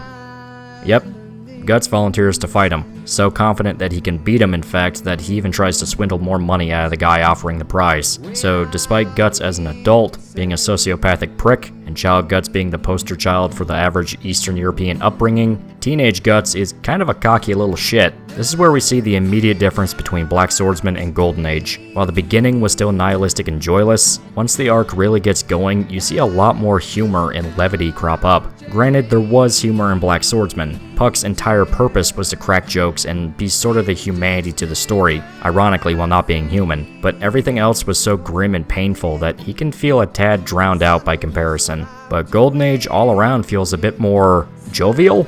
I mean, it's still Berserk, bad shit happens to people in Berserk, yet at the same time there's a warmth to everything. It's certainly the least depressing arc, at least until you get to the end. And that's one of the reasons so many people call it their favorite. Hell, it's probably the reason it's received more adaptations than any other arc of the series, because you can market it as a bloody, fun, medieval politics fantasy show instead of you know, what happens later. Still, Guts fights Pazuzu and kills him pretty quick. Like, not even kidding, it's maybe about a few pages, if that. He even cleaves the fucker's head in half, which is awesome. Guts' antics catch the attention of a group of mercenaries that were defending the castle, and especially the leader, a guy by the name of Griffith. That's Griffith. Told ya, this is a prequel. We get to find out exactly what led us to the spooky skeleton fun times of the Black Swordsman arc. Guts collects his money, but when the knight who hires him offers to take him on as an actual squire, the first step to rising the ranks of nobility, Guts all but tells him to piss off. Here we also find that Guts does not like to be touched.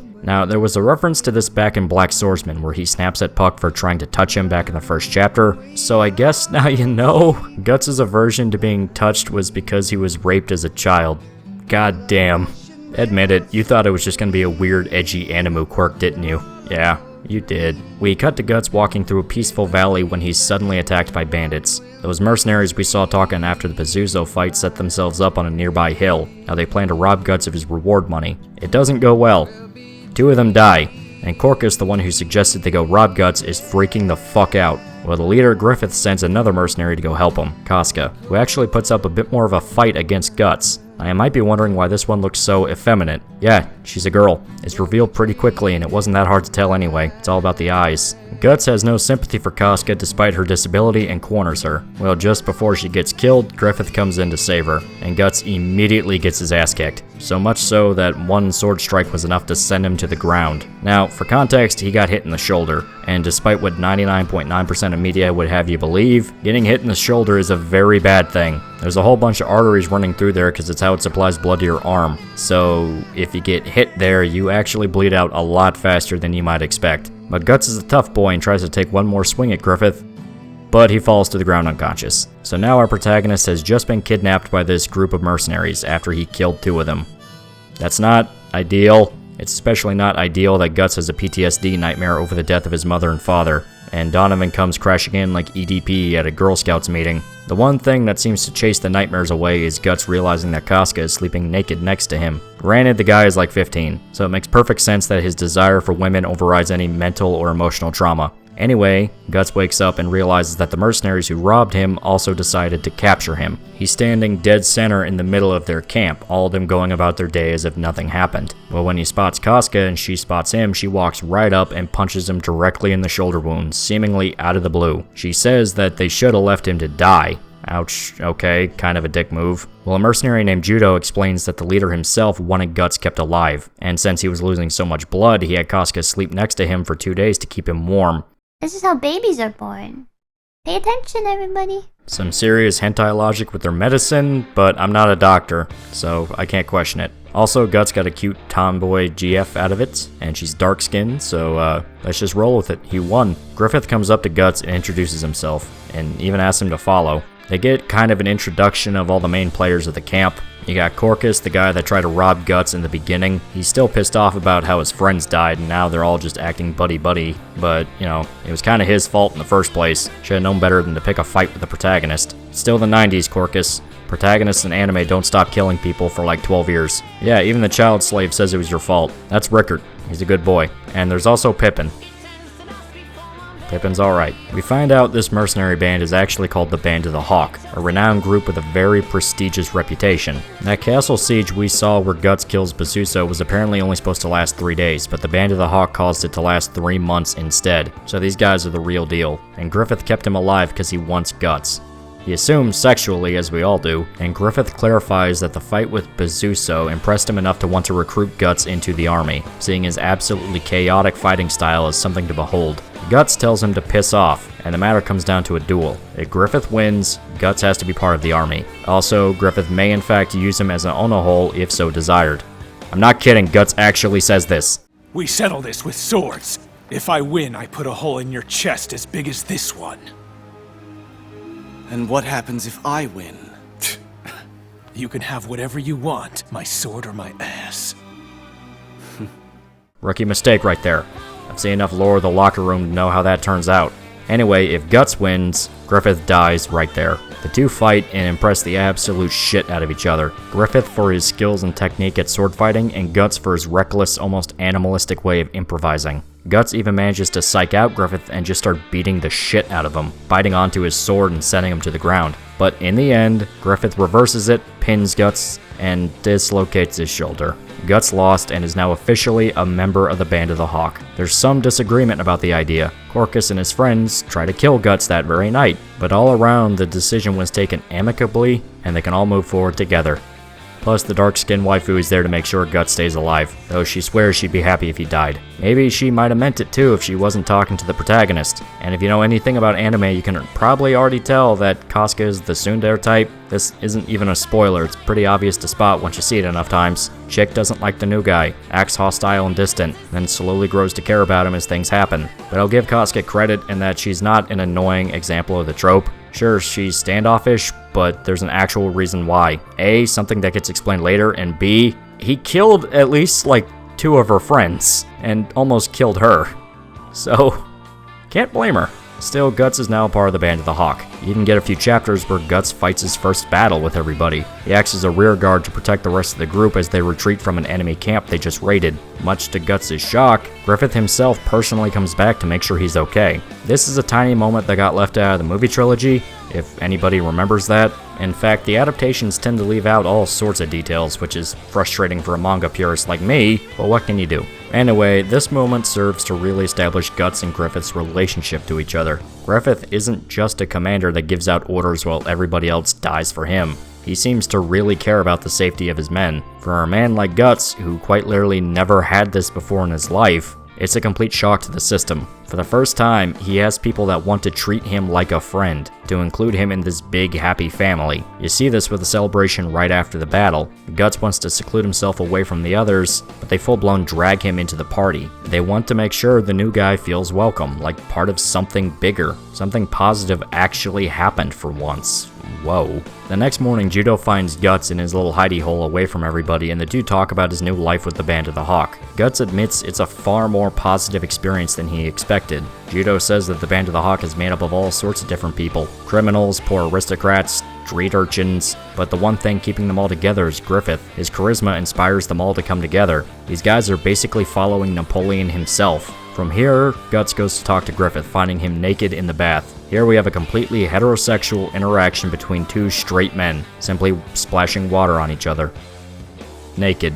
Once it's finally over, they talk about a strange amulet on Griffith's neck, the Egg of the King, a necklace Griffith received from a fortune teller years ago. It said whoever possesses the Crimson Baylet is destined to rule the world. Yeah, the thing's red, the other baylets we saw earlier was gray. It's hard to tell since everything is in black and white, just that's how it is. Griffith's is red, all the others are gray. There we go. They then move on to talk about what Griffith's actual main goal is. Turns out, he wants his very own kingdom. Griffith, as just a commoner, built up an entire army purely to take over his own territory and be a king. If that is not a flex, you have no penis. I'm a pretty cool dude, and that's just the facts. Guts, of course, thinks he's completely insane, but also gets to thinking about just what he's doing with himself. For pretty much his entire life, Guts has only survived day to day. He has no real purpose in life. The way he puts it, all he does is move from one battlefield to the next, just killing enemies. Meanwhile, Griffith already knows exactly what he wants, and he's taking it. Circumstances be damned. Well, in the middle of this philosophical tirade, Rickert interrupts his train of thought by sending his ass flying straight into a river. But it's fine, he didn't mean it. Rickert is still a good boy. Anyway, we find that Griffith actually promoted Guts to be in command of 10 men. So this is a nice little moment where Guts decides that even if he doesn't know what he wants out of life, he'll stick with the Band of the Hawk for now. He enjoys himself with them, and all around his life is looking brighter with these guys. 3 years go by, and Guts is now ingratiated with the Band of the Hawk, now considered a captain with his own men to command, and the army itself is now a feared presence on the battlefield. Guts is a beloved figure among his men, impressing them both by his exceptional combat skills, able to take on entire divisions by himself and win, but also the fact that he does seem to care about their safety. However, Casca still hates the guy, seeing him as just a reckless lunatic, a mad dog. Hey, how clear is it that these two are going to get together by the end of this? Oh, is it still not obvious? Don't worry, you'll catch on soon enough, it's fine. Even though Casca does have legitimate concerns as Guts broke off from his own men to fight a group of enemies single-handedly, it's awesome to see, but she has a point in that it's irresponsible as all fuck. Griffith admits that reckless devil-may-care attitude is the entire reason he admires Guts to begin with. This pisses off Casca further, who sees it as favoritism and basically still wants Guts to just fuck off and die. Still, time passes, they gain more prestige with every fight, and the Band of the Hawk get the opportunity to have Griffith become a full-blown knight, officially recognized by the Kingdom of Midland, which is the nation the Band of the Hawk fights for. The enemies they're fighting belong to a nation known as Tudor, and they and Midland have been at war for 100 years, an entire century. Everyone attends the ceremony to see Griffith knighted, except Guts. Guts is out playing with his sword. I mean, he's training his handiwork. I mean, he's... Insert masturbation joke. Anyway, this next part is where things get interesting. The Band of the Hawk is trying to capture an enemy fortress, but something strange is going on. A single guy is holding off Guts' raiders. A guy we learn might be a legendary warrior called Nosferatu Zod, a mythical figure said to be considered a god among mercenaries, somebody that's killed thousands, and is even rumored to be centuries old. Every time they believe he's dead, he always pops up in another battlefield. And according to rumor, Nosferatu Zod joined the enemy army and might be in that fortress. Clearly the situation requires subtlety, strategic thinking, a deft hand in order to see if this is true. So of course Guts barges into the place he thinks Nosferatu Zod is at. In all fairness, he killed Delos, and for that there shall be no mercy. No, Delos wasn't important, shut up. Anyway, Guts goes in to find all manner of torn apart bodies, and it turns out Nosferatu Zod is real, he's real, and butt naked. Now personally, if I saw a big naked dude with a sword surrounded by dead bodies, I'd get the fuck out of there. But Guts, with his pride on the line, already refusing to have reinforcements come in and help, decides to strike first. And it goes very badly. Zod is an absolute beast, strong enough to send Guts flying. Guts is barely able to keep himself alive during the fight, and Zod is simply enjoying himself the entire time. In a complete Hail Mary, Guts manages to break Zod's sword and wound him, cutting into his shoulder and his arms. There, Nosferatu Zod is dead. Everything's over and we can all go home. Why is he grabbing Guts' sword? Oh, fuck. I'll get you, bitch! Yep. He's an apostle. This is Guts' first encounter with a demon. So what will our absolute badass protagonist do? Will he do a 6-sword move to fight Zod? Unlock a new technique to get himself out of the situation? Nope. Guts is pissed scared and has zero clue what the fuck to do. Zod absolutely demolishes the guy for the rest of the fight. He is far stronger, faster. The thing is just better than him. The one thing that saved Guts from being ripped to pieces is Griffith showing up with everyone at the last second to distract Zod, which pisses the guy off and he starts ripping everyone else to pieces because as he sees it, they ruined an honorable duel, even though he was basically beating Guts' shit in. Now absolutely overwhelmed by the actual monster tearing through their numbers, Griffith orders a retreat and goes to rescue Guts, who's still shaken and wounded by what's happening. The two are cornered by Zod and come up with a plan to get past him. They would each run to the side of Zod and attack, Guts to his left while Griffith goes right. This actually works, but just as it looks like they can make their escape, Griffith gets hit by Zod's tail. He's sent flying into a stone pillar and is knocked out cold. Zod uses his own arm as a club and smacks Guts away. Then he just reattaches it to his body like nothing ever happened. He respects the duo as warriors, finding pleasure in having two opponents capable of damaging him after decades of fighting. Nevertheless, he still plans on killing both of them. It looks like Zod is gonna kill Griffith, but then he notices it. The bayonet around Griffith's neck. Zod stops everything, saying something about how it's that kind of ploy. We have no context what he's talking about. All we know is Zod smashes a hole in the ceiling, spreads out two huge-ass bat wings, and gives a warning to Guts. When Griffith's ambition collapses, and if they truly are friends, they'll suffer a death no one can escape.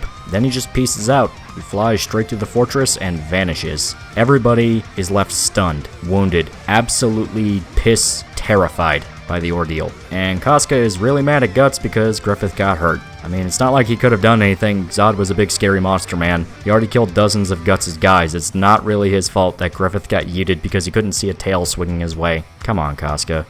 You know better. This part is one of the reasons people enjoy starting with Golden Age so much. Having Zod be the introduction to the supernatural elements of Berserk is certainly one hell of a way to kick things off. Up to this point, Guts has been an incredible fighter compared to other humans. So this is the first time we see the guy genuinely terrified for his life during a fight. Hell, it wasn't even a fight. Guts got his ass kicked. Hands down. Zod won. The only reason he didn't kill everyone in the room is because he saw the bayonet, and we have no idea what that means. And Zod's cryptic warning is excellent foreshadowing over how something is coming. We just don't know what. Some time passes, and we see that Guts is healing after his fight with Zod. The story's spread around, but most of the actual nobility brushes off the idea that Zod was an actual monster. They just assume it was exaggerated or they're trying to hide their shame. Nevertheless, everyone is in decent spirits. Except Casca, she's still kind of a dick. Also Corcus. Corcus is a prick. I'd also totally fight Pippin too, he seems really uppity. You know what, fuck everybody. Guts causes a scene when he tries to visit Griffith, who's absolutely swarmed by nobles trying to win his favor, but calls it off once Casca punches him straight in the face. Since she didn't want him ruining any potential chances Griffith has at winning favor with dignities from the nobility. He also sees that she's crying, no doubt because his constant antics and shenanigans keep causing problems. You can only push your dark-skinned tomboy waifu so far, everybody. Please remember that lesson. We later see Guts practicing swinging his sword while thinking about Casca. I'd make a masturbation joke, but I already spoiled that bit earlier, and it's kind of a one-shot Johnny. We can't constantly talk about stroking penises, it's just rude at the dinner table, so we have to move on. Still, he seems relatively healed up at this point. Griffith even meets him, no longer bedridden from his injuries, but he's still significantly hurt worse. The two talk about the fight with Zod, about how none of it made any sense, and they nearly fucking died. Guts even brings up how the only thing that caused Zod to fuck off was Griffith's Balet. Guts also wonders why Griffith put himself at risk to save his life, but Griffith simply says he never really needed a reason, he did it because he wanted to. Their conversation is cut short by the introduction of a few major players for this specific arc, King of Midland himself, Count Julius, and the Princess Charlotte. Julius is a complete asshole from the get-go, openly shit-talking Griffith and Guts for being commoners, while the king actually respects Griffith for his skills, as he's been the only military leader so far to make a dent in what is referred to as the 100 Years' War. Charlotte pokes her head out, but it's made clear she's timid in nature, sort of the exact shy princess you would expect to see in a classic medieval story. Well, after she trips over herself, Griffith tries to catch her. This sets off Julius, openly striking Griffith across the face for the act of touching the princess. Now, Guts wants to kick the guy's ass, but Griffith calms him down and gives a big shit-eating grin, apologizing for his behavior. Charlotte shows clear signs of being interested in Griffith, something that kinda ends up being important later. And we later see Julius walking alone through the castle. He hears the maids gossip about Griffith's accomplishments, and we see that Julius is visibly annoyed. He hates this son of a bitch. This is where we run into another important figure to the plot, Minister Foss. Minister Foss is a conniving snake, a man that loves coming up with schemes to take down his political enemies, and he plans to do just that with Griffith, because apparently, Griffith was just selected to lead the king's personal guard at an annual hunt held in his honor. Julius is insulted by the idea, because A, he's the king's brother, and he was the one that was always picked to lead the king's guard, so he basically told his own family to fuck off. It was a duty left to actual members of the Midland Army. But now, Griffith, a commoner leading a band of mercenaries, just up and took it from him. Both Julius and Foss agree that Griffith is too dangerous of an enemy to leave be, and they conspire together to assassinate him at the hunt. That night, we see Guts sitting on a rooftop, staring at the sky with his sword. There he decides that even if he doesn't know what he wants to do with his life, he'll stick with Griffith to make his dreams come true, since he's considered the guy a real friend at this point. Now, this also ends up being important. A lot of important things happen in this specific part, okay? I keep using the word important, but it all plays a fucking... it's important. At the annual hunt, we see things play out in relative peace. The nobles all chase after a fox, and the Band of the Hawk seem completely at ease. Enough so that Guts expresses complete and utter boredom at being there. Well, Corcus tears him a new one for it, since what they're doing is actually a pretty big honor, and they finally get to do something that isn't crawling through battlefields all day. Everyone's uncomfortable by the argument, but yeah, he's got a point. Not everybody likes watching their friends die, Guts. Imagine if that happened to you. Wouldn't be so much fun now, would it? Griffith works on charming the princess when a boar suddenly rushes towards them and causes her horse to panic. Griffith helps calm the animal down, and Charlotte hugs him as her nerves are still rattled. It all seems well. Then a crossbow bolt hits him straight in the chest. Turns out, Julius wasn't bluffing about killing Griffith. He hired one of his own men to take the shot with a bolt covered in poison. The rest of the Band of the Hawk arrive to see what happened, and are all horrified at the scene. But as it turns out, Griffith is okay. The tip never touched his body. Instead, his Balet shielded him from danger. Everyone is scrambling for answers, but okay. Then Griffith spots Julius staring at him from the hill. As it turns out, Griffith knows what kind of poison it is, and it's an expensive one. Julius realizes all too late he fucked up. Now Griffith looks like a hero for protecting the princess from an assassination attempt, which is the official story on what happened. So not only did he fail to kill his political opponent, if anything, he just helped further his career. Well, so long as he doesn't realize it was Julius that tried to kill him, everything should be okay.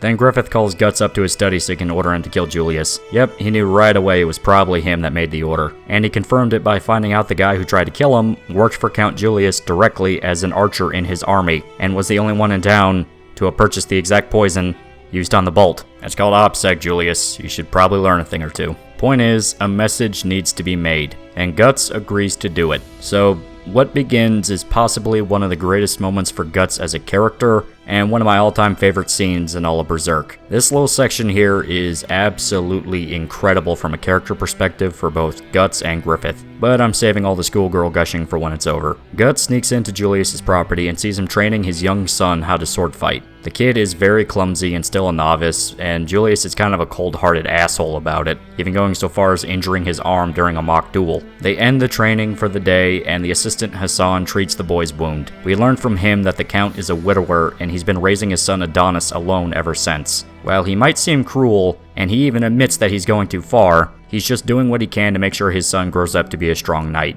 The scene makes Guts immediately flash back to his childhood with Gambino, and there's an air of sympathy he has for the boy. We see Julius drinking alone in his study, admitting that he let himself get carried away and expressing regret that he hurt his son. All the frustration he has over failing to kill Griffith spilled out to the surface. Well, just as we begin to think there might be more to this guy than being an uppity noble, Guts shows up and opens Julius's chest with his sword. Julius dies as he recognizes Guts as one of Griffith's men. Then the door opens and Guts sees a witness in the darkness staring at him. He doesn't hesitate as he charges forward and impales Adonis on his sword.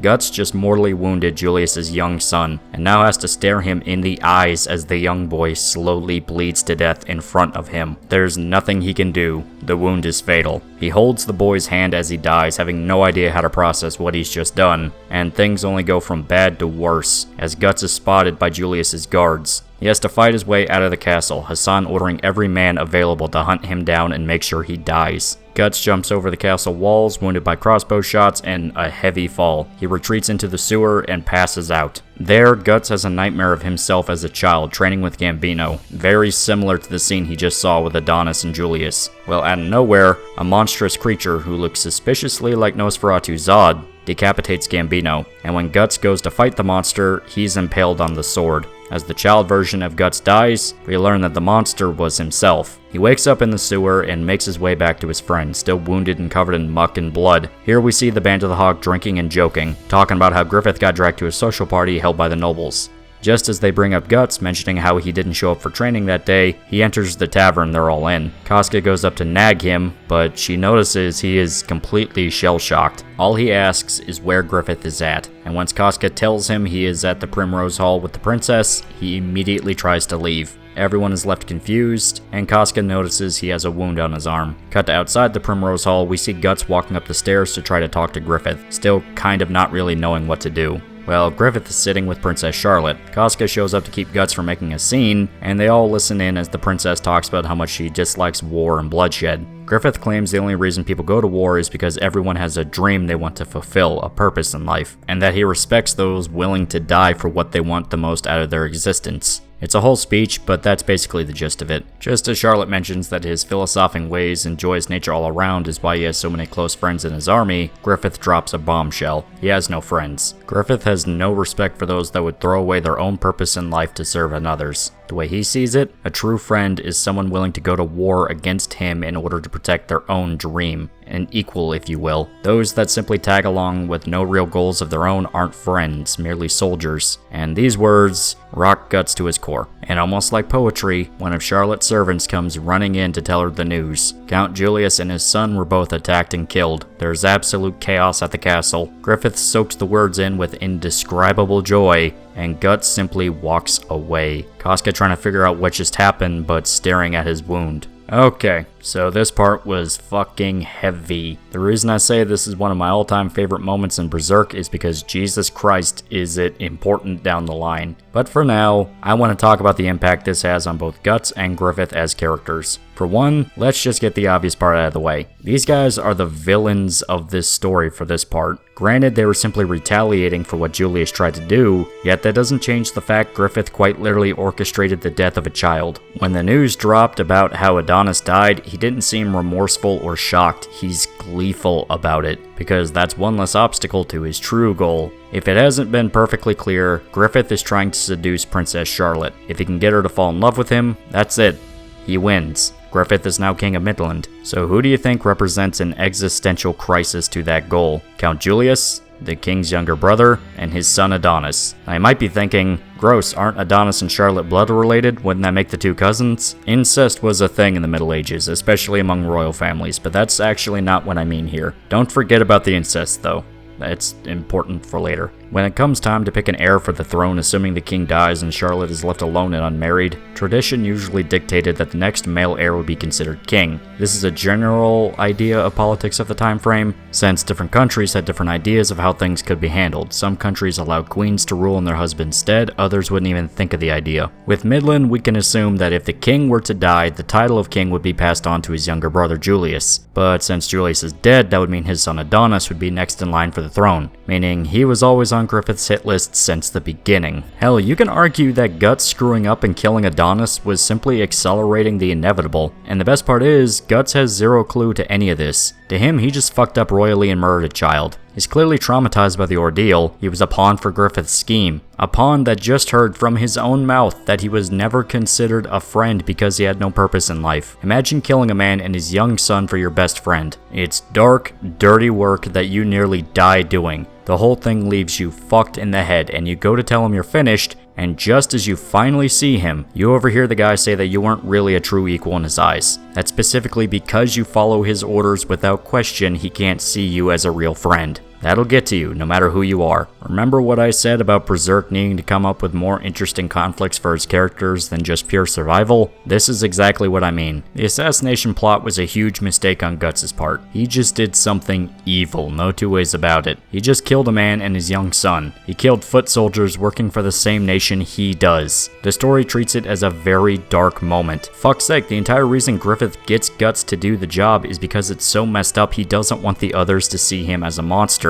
So he went to the guy that's been a born and bred killer his entire life. And you want to know my favorite part about the whole thing too? Griffith might have been bullshitting about his speech. Now, does he actually hold some of these beliefs? Probably. He might really think everyone needs a purpose in life to truly be fulfilled. However, you gotta remember, Griffith is specifically talking to the Princess of Midland, the woman he's trying to win over and make fall in love with him. He doesn't know that Guts and Casca are there listening to him, so of course smooth talker romantic Griffith will come out, and he'll say things he might not actually mean for the sake of looking good. You can argue all you want about how much of a douchebag that makes him, talking as if he doesn't care about the friends literally willing to die for him, but the point is still there. And as we see throughout the story, Griffith truly does care about his friends, he super does. But Guts doesn't know this. He takes the words literally, probably because it already fuels his insecurities over his own existence and purpose in life. So from here, a chain reaction of events begin, one that causes shit to absolutely roll downhill. After the scene at the Primrose Hall, we move on to the beginning of the next military campaign. Griffith runs into Minister Foss and they discuss the very strange and untimely death of Count Julius and his son, which is weird, since now Griffith and the Band of the Hawk are the only recognizable army in the entire nation. And even weirder, Minister Foss heard a rumor that the guy that took aim at Princess Charlotte was actually trying to kill Griffith. Griffith says that's fake news and goes to leave. Foss, immediately telling that Griffith totally murdered a child, starts panicking that his involvement in the assassination attempt would be uncovered, but ultimately thinks that he's safe from any consequences. Then he spots Griffith staring at him from across the hall, in a look that can only be described as talk shit, get hit, motherfucker. Princess Charlotte now has an obvious crush on Griffith, even giving him a trinket to use as a good luck charm. This pisses off the Queen of Midland, who sees Griffith as just commoner scum. She's got a point too. And no, I'm not just simping for her because the elitist nobility waifus are top tier. All I'm saying is I'd buy her bathwater. This video's going on so long my brains are hurting. I still have so much to go through. The shadow people came back. Anyway, the next campaign begins. Casca looks like she's dealing with some discomfort, and they move on to fight the bad men, meeting Tudor mercenaries and soldiers in a battlefield. There's a lot of killing and violence, just a lot of gore, and we see Casca having some trouble keeping up with everyone. Well, out of nowhere, this big fish-looking dude shows up to fight her. This is Adon, head of the Blue Whale Ultra-Heavy Armored Fierce Assault Annihilation Night Corps, and he doesn't like the fact that Casca is a girl who can fight. He even outright says he wants to beat Casca in battle so he can capture her as a sex slave. Now, I appreciate the thinking, Adon, but there's a simple truth that the universe abides by. You gotta love a woman who can kick your ass. Casca's difficulties cause her to be driven back by Adon, who is a relentless fighter, but Guts comes in to save her. Despite being the head of the Blue Whale Ultra Heavy Armored Fierce Assault Annihilation Night Corps, Guts swiftly beats Adon, even cleaving off half his face with a single strike. Also, just a side note here, I absolutely love this moment in the 97 dub, mainly because they changed the script to make Guts sound downright mentally unstable. Come on, let's fight! I need it. I have to fight until the voices stop. I want to fight until I remember nothing! I didn't know that Guts heard voices in his head, but I guess that's a thing. Still, just as it looks like the battle is winding down and everyone is celebrating the victory, Casca passes out and falls over a cliff edge, her fever catching up to her, with Guts following after he is shot by Adon when he tried to pull her back from the edge. They fall into a river, Guts pulls himself and Casca out, and has to resort to performing CPR on Casca to save her from drowning. He sets up a small camp hidden under the stump of a tree, and Guts discovers Casca has been dealing with a heavy fever. He strips off both their clothes as they're soaked through completely, and he finds out what was causing Casca's sluggishness. She's on her period.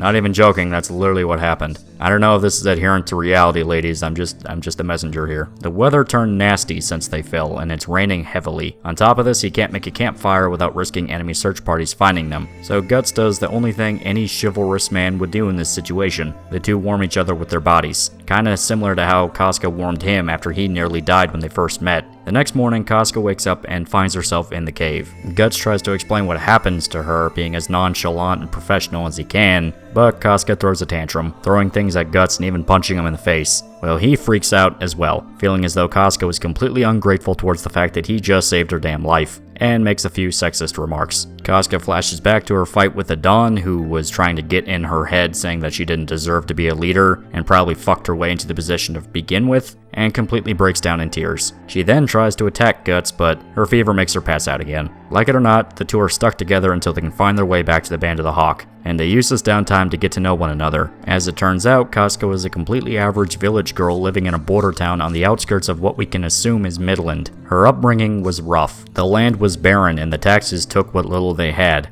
Casca was the youngest daughter of 6 children, and her family struggled to make ends meet in such a piss-poor situation. One day, Casca got the attention of a passing nobleman, who offered to hire her on as a maidservant for his castle. But as soon as they were in the carriage on the ride over, the nobleman tried to rape her. Casca ran from the guy, but he caught up to her and pinned her to the ground. Just as she was tragically accepting what was about to happen, Griffith arrived and sliced off his ear. To Casca, Griffith's arrival was true divine intervention. She even saw the man as an angel come to life, but then he threw his sword into the ground and told her to make a choice. Protect herself and pick up the weapon, or you know what else. There's a struggle for the blade, and the next thing she knows, the nobleman is impaled straight through the chest. Casca just killed a man for the first time in her life. This was her first experience meeting the Band of the Hawk, then just a collection of highwaymen that were robbing the noblemen when they arrived. She insists on coming along, but they brush her off as just a stupid girl. Still, Griffith accepts her offer, and ever since, she's stuck to him like glue, desperately believing her purpose in life was to serve the man that saved her. Some people might think Casca has been a completely unlikable bitch throughout the entire story so far. All she does is fight with Guts and act like a clingy asshole to Griffith. Well, now you know why.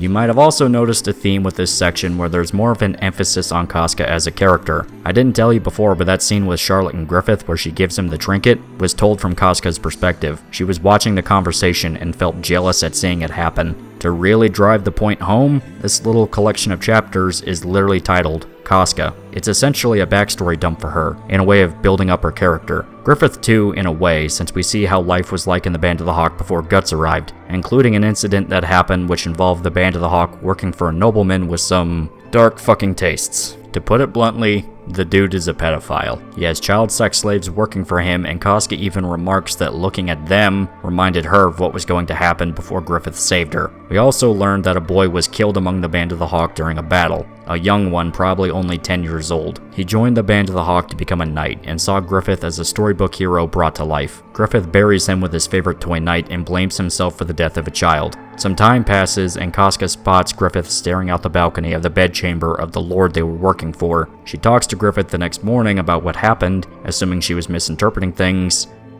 but he confirms it. Griffith was offered a large sum of money to sleep with the pedophile noble, and he accepted it. At first, he's nonchalant about the ordeal, rationalizing that they need as much money as they can get their hands on, as costs would only grow with the size of the army, but then seems to snap when Casca suggests they could have just earned the money the slow way by winning fights. Griffith then proceeds to have a mental breakdown over the ordeal of ordering men into combat, specifically how he has to watch people die over and over again, showing that the boy's death from earlier really affected him. He says that's not the case, that he feels no remorse and that his men chose to fight, so it wasn't his fault they were dead. Still, he's cutting his own arms open with his nails as he talks. The way he saw it, he could give up his dignity for one night or potentially risk hundreds of more lives to earn the money. The answer was obvious in his eyes. To Casca, this was a moment that solidified Griffith's true nature for her. Griffith appears strong and charismatic, but the truth is he's exhausted and worn down by what he's doing, so she wants to stand by his side and help him with his burden. It's why she felt so insulted by how quickly Griffith latched on to Guts. The way she saw it, she was the one who knew the intimate details about Griffith, that he was putting on a brave face for everyone else. But he suddenly starts treating this complete stranger like he was a special key to everything. She even reveals that Griffith breaks from his cold exterior and gets emotionally invested when Guts is involved. So to her, when Guts runs off ahead without thinking, he's completely taking advantage of how much Griffith cares about his safety. Just as she breaks down in tears again, realizing that Griffith cares about him and not her, Guts notices that mercenaries hired by Shooter are looking for them. Specifically, Adon himself hired them. The two realize they can't stay there any longer, and they move on to try to find their friends. Casca still has problems due to her period, but Guts intentionally pokes fun at her gender to motivate her out of spite. Just then, out of nowhere, they're surrounded by enemies. Adon and his men caught up to them. The two try and fend off the enemy mercenaries, but there's just way too many. Plus, Adon has his younger brother, an absolute unit with a huge flail mace, show up to attack the duo. Guts protects Casca from as much damage as he can take, despite revealing that his wound from the fall is still actively bleeding. Casca is torn apart over it, realizing that Guts is risking himself and getting hurt just to save her life, but Guts goes for a killing blow against the big guy to give her a chance to escape. In the chaos, after he splits the dude's head open, Guts intentionally gets their attention to create a distraction so Casca can get away, knowing she still isn't ready enough to fight. This is another iconic moment for Berserk, the 100-man fight. While Casca runs through the forest to find the Band of the Hawk, Guts is left alone with over 100 enemy mercenaries to kill by himself. At first, she refuses to leave, causing Guts to be wounded further after protecting her from arrows. But he finally gives her the boot in the ass necessary to get running, and here begins an absolute slaughter of a fight. Guts rips his way through the hordes of enemies while Casca runs for her life. She promises to bring help, but it's pretty clear Guts is screwed. Throughout the battle, he has some thinking to do. He thinks about his purpose, what led him to this exact situation, the fact an arrow just went through his left hand and it really fucking hurts, the usual. Guts now has to fight 100 mercenaries by himself with just a single hand. Fuck. Meanwhile, Casca fights off some stragglers that followed her. Because she's still weak, they manage to pin her down and try to rape her, but at the last second she's saved by the rescue party Griffith sent for them. She desperately tries to explain what happened and bring everybody to help Guts, but when we come back to him, he is not in a good position. He's soaked in blood, having just killed 50 of the mercenaries sent after him, and all the thinking he once had is buried by pure adrenaline. He stops thinking entirely, doing nothing but swinging his sword. By the time the others find him, all they see is a pile of corpses. All 100 men are dead, and Guts is leaning against a tree unresponsive. At first, they're all convinced he's dead. There's no possible way a man could kill 100 enemy soldiers and live to tell the story. But when Casca goes to shake him, almost sobbing at the guilt she feels at leaving him behind, he starts to talk, joking that they'll make the wounds worse if they shake him. Turns out, he's alive, but critically wounded. They rush Guts back to camp and find that the guy is so fucked up he's probably not going to finish out the rest of the war, which Guts vehemently denies. stating that he's fine and can walk it all off. Still, regardless of his condition, he now goes down in history as the 100-Man Slayer. Everyone goes back to their duties. Casca spends some more time with her own soldiers, but can't stop thinking about how Guts risked his life to save hers. Judo then pulls her aside and gives her a special medicine he's been holding on to for a while, elf dust, something he got when he worked for a troupe of performers. Wait, that sounds kind of familiar. Anyway, Casca goes and tries to give Guts the medicine, but instead of resting in his tent, she finds him sitting on a hilltop. You know the drill by now, this is a big moment. As Casca applies the special medicine from Judo, she tries to talk to Guts about what just happened, and wants to find out why he was so willing to risk his life to save hers. Truth is, he doesn't know why he did it, he just did. In fact, he views what he just did as completely pointless, at least compared to what Casca and Griffith are doing. They have a purpose in life, something they're fighting for and trying to achieve. Guts doesn't have that, so to him it didn't matter if he killed 100 men or 1,000. In the end, what was the point? And strangely, Guts begins talking about how each of the men under his command have their own purpose in life, something they joined the Band of the Hawk to fulfill. Gaston wants to start a clothing shop, a friend named Nikolai wants to marry a woman, and so on. He just talks about how each person in the Band of the Hawk combined their dreams together into one singular purpose, to help Griffith. Casca describes it as a bonfire of dreams, but Guts admits his flame isn't there. He was simply enjoying the warmth. As much as he loved being with the Band of the Hawk, Guts never had a luxury of knowing what it was like to choose something for himself. He's always just survived, and left his purpose up to whoever was commanding him. For the first time in his life, Guts expresses an interest in truly earning something for himself. Casca recognizes the talk as an admission that he wants to leave, though he promises to stay to the end of the campaign. Before they could discuss any further, Griffith arrives from a meeting, having just abandoned the talks altogether when he learned Casca and Guts were back. Casca tries to blame herself for what happened, but Guts smacks her ass and she coincidentally snaps out of the bad mood she was in. Nice. Instead, everyone simply decides to enjoy themselves for the evening. Thankful everyone came back safe, though Casca can't help but think about what Guts said about leaving the Band of the Hawk. And so ends a very touching moment between Guts and Casca. Man, I wonder if a certain adaptation would be stupid enough to cut out a lot of the details that make this segment so appealing to people. Like, we don't see Casca reveal her childhood, or the story with the noble, which is the first actual moment we see her vulnerable in front of Guts, or that part where Guts protects her from the big dude with the flail mace, where she realizes that he is protecting her while risking his own life. Yeah, I mean, a lot of character stuff, you know, would be a shame to get rid of it. You know, and also the scene where Guts is returned to camp injured, where Casca shows a visible concern for his health and feels guilty he nearly died to save her. Don't even need to mention the Bonfire Dream speech, the first time Guts and Casca have a pleasant conversation and she realizes that Guts is more than just a violent brute. And you know, he admits he wants to leave the Band of the Hawk, which is actually extremely important story-wise. Just saying, the sequence of events are kind of key to keep in if we're gonna adapt the series, because Guts and Casca's relationship is the most important part of Berserk. It would sort of kneecap their development and make everything feel a lot more rushed. Moving on. Okay, now we have the Battle of Doldry. The next part of the campaign involves capturing a fortress that was a legendary outpost for Midland for centuries, said to be completely impregnable, until Tudor took it 100 years prior and now is the key base of operations to invade the rest of Midland. If they can take Doldry, the war's over. The problem is that its walls are higher and thicker than most other forts, so no busting a hole in and charging through. Plus, the back of the fort is against a cliff wall, and the only way to place the army is in front. It's a clear basin with a clear view for the guys in the fortress, but it's currently being guarded by the Holy Purple Rhino Knights, the elite Tudor soldiers. The reason Midland is even trying an attack is because a 1 in 1,000 chance popped up. Tudor is dealing with political issues, so the main army is away from Doldry. The Rhino guys are there, but that's about it, so they need to strike hard and fast to take the fortress before the main army from Tudor comes and kills everybody. Griffith volunteers for the job, which everyone thinks is pure braggadocious ego, but he seems completely matter-of-fact about the situation. Even the rest of the Band of the Hawk seem calm, downright in high spirits. Well, Casca knows something they don't. Remember that pedophile noble from the Casca flashback? That one Griffith fucked for money? He's in command of Doldry.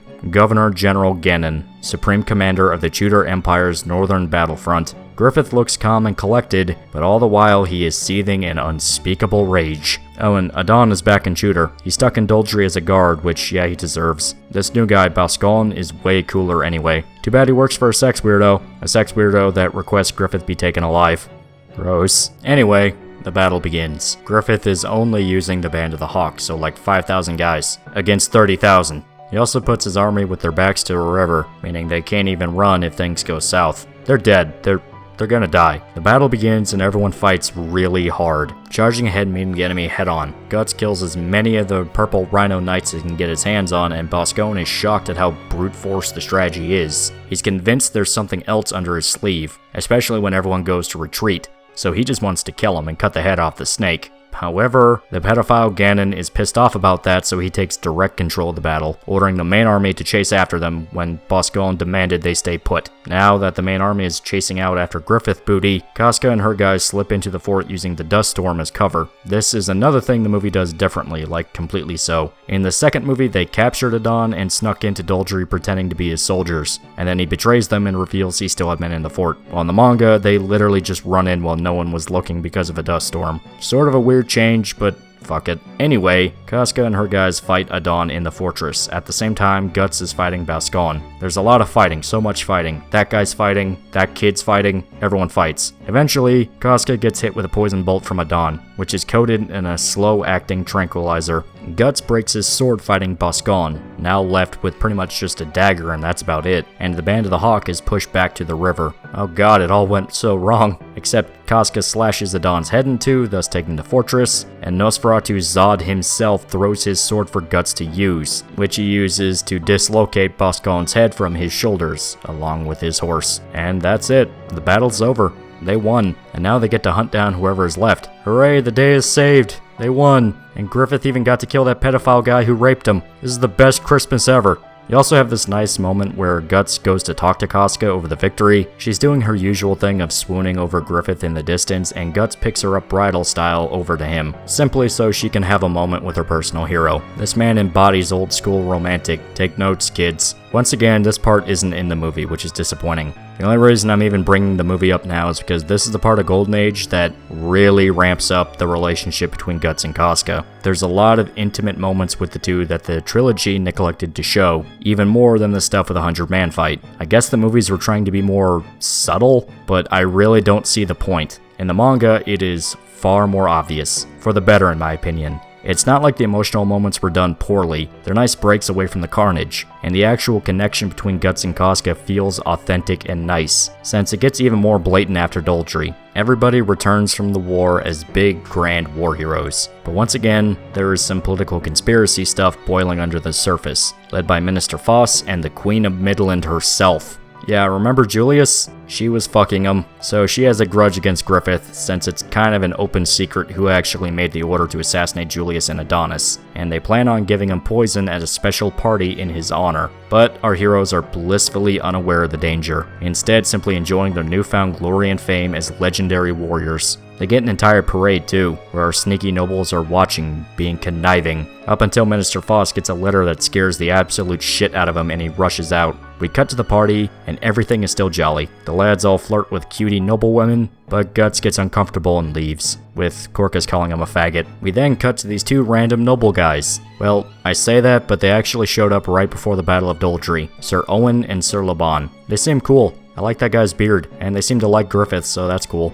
As Guts is sitting alone away from the rest of the nobles, he notices Casca running up to him, saying she needs to act as if they were together, so the other nobles kind of stay away. But Guts is stunned by the fact she's actually in a dress. There's a fun little moment where she elbows him for spacing out, and the two go outside to be by themselves, away from the gossip. The two actually have a good time talking to each other, and all around seem like they're actually friends now. Character development, people. Gotta love it. But then the inevitable comes up. Guts is still leaving the Band of the Hawk. He's just sticking around to celebrate one last time with everyone. Casca notices the King of Midland himself is about to make an announcement, and Guts tells her to go on inside without him. He's got no interest in listening to whatever he's got to say. Well, that's what he says, but it's made clear something else is about to go down. The king gives a speech about how the war is finally over. They can all rebuild. Basic congratulatory stuff. But he adds another detail at the end. The Band of the Hawk are now officially a part of the Midland military. Griffith is now the White Phoenix General, and all of the commanders to the army are raised up to nobility. A real happy ending.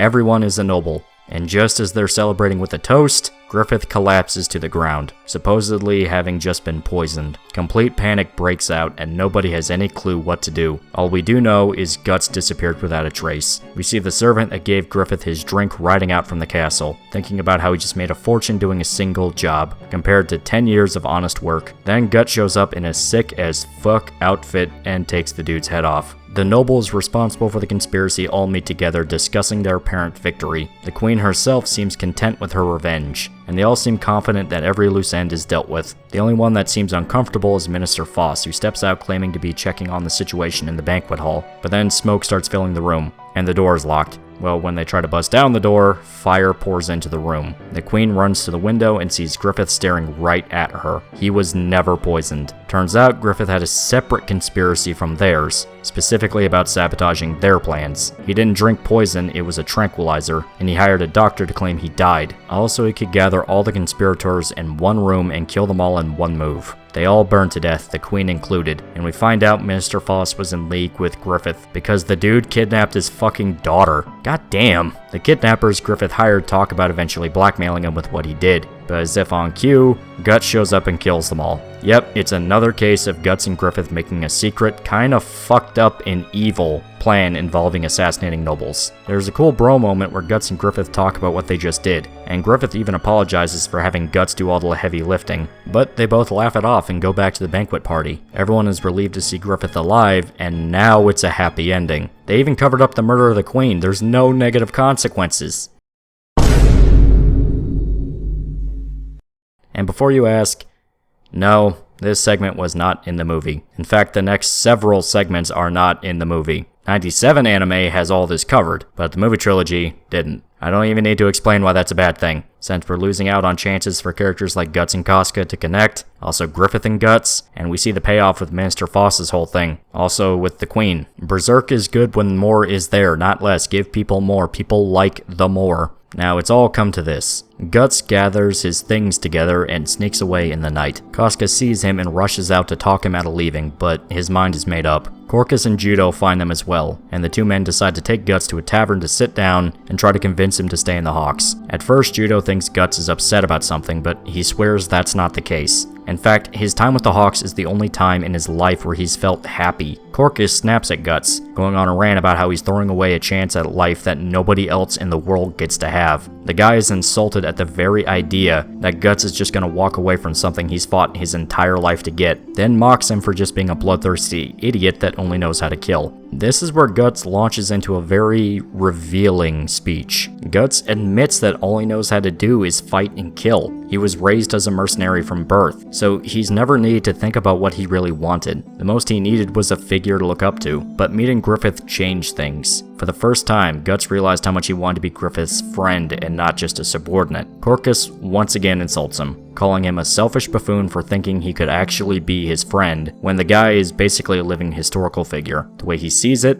they are just normal people that got to work with somebody blessed to be important. So Guts is just completely misguided in thinking he'll ever be able to be considered the same as Griffith. He storms out and Judo reveals that Corcus used to run a band of thieves that Griffith beat and absorbed into his army. So yeah, he is a literal case of a normal guy that got to be with somebody important. Judo is a jack of all trades who's sort of good at everything, but he'll never be the best at something. So instead, he decided to work with a guy who is the best. These guys know they will never make their dreams come true. They're not special, but they can still get somewhere in life by helping somebody else get theirs. Still, Judo knows he can't convince Guts to stay, so he walks with him to see him off, and they get to talking about Casca. He suggests that Guts try and be with her, revealing the obvious. Casca has zero chance with Griffith. His eyes are purely on the throne of Midland, meaning the princess is who he's aiming for. Well, Guts admits he respects Casca, and even sees her as a valued comrade. He also reveals that since she's so focused on Griffith, Guts doesn't see himself as somebody worthy of her attention. Instead, he'll focus on what he wants to do before anything else. So it's sort of a weird love triangle of everyone looking at everyone else while still secretly liking each other. Griffith wants Charlotte, Casca wants Griffith, Guts wants Casca. Just as Judo and Guts are about to part ways, he sees the rest of his friends waiting for him on the hill above, including Griffith. They insist that Guts needs to stay with everyone, but he's not budging, and that's when Griffith pulls out his sword. The way he sees it, if Guts wants to leave, he needs to go out the exact way he came in, beat Griffith at a duel. Casca freaks out and begs the two to stop and talk about things, but the rest understand what needs to happen. They need to fight one another. While Griffith is the same prodigy at combat he always was, Guts is different. The guy has been through enough near-death experiences in battles that he is a significantly stronger fighter. Before, when they first met, Griffith could beat Guts without even trying. Now they're on equal ground,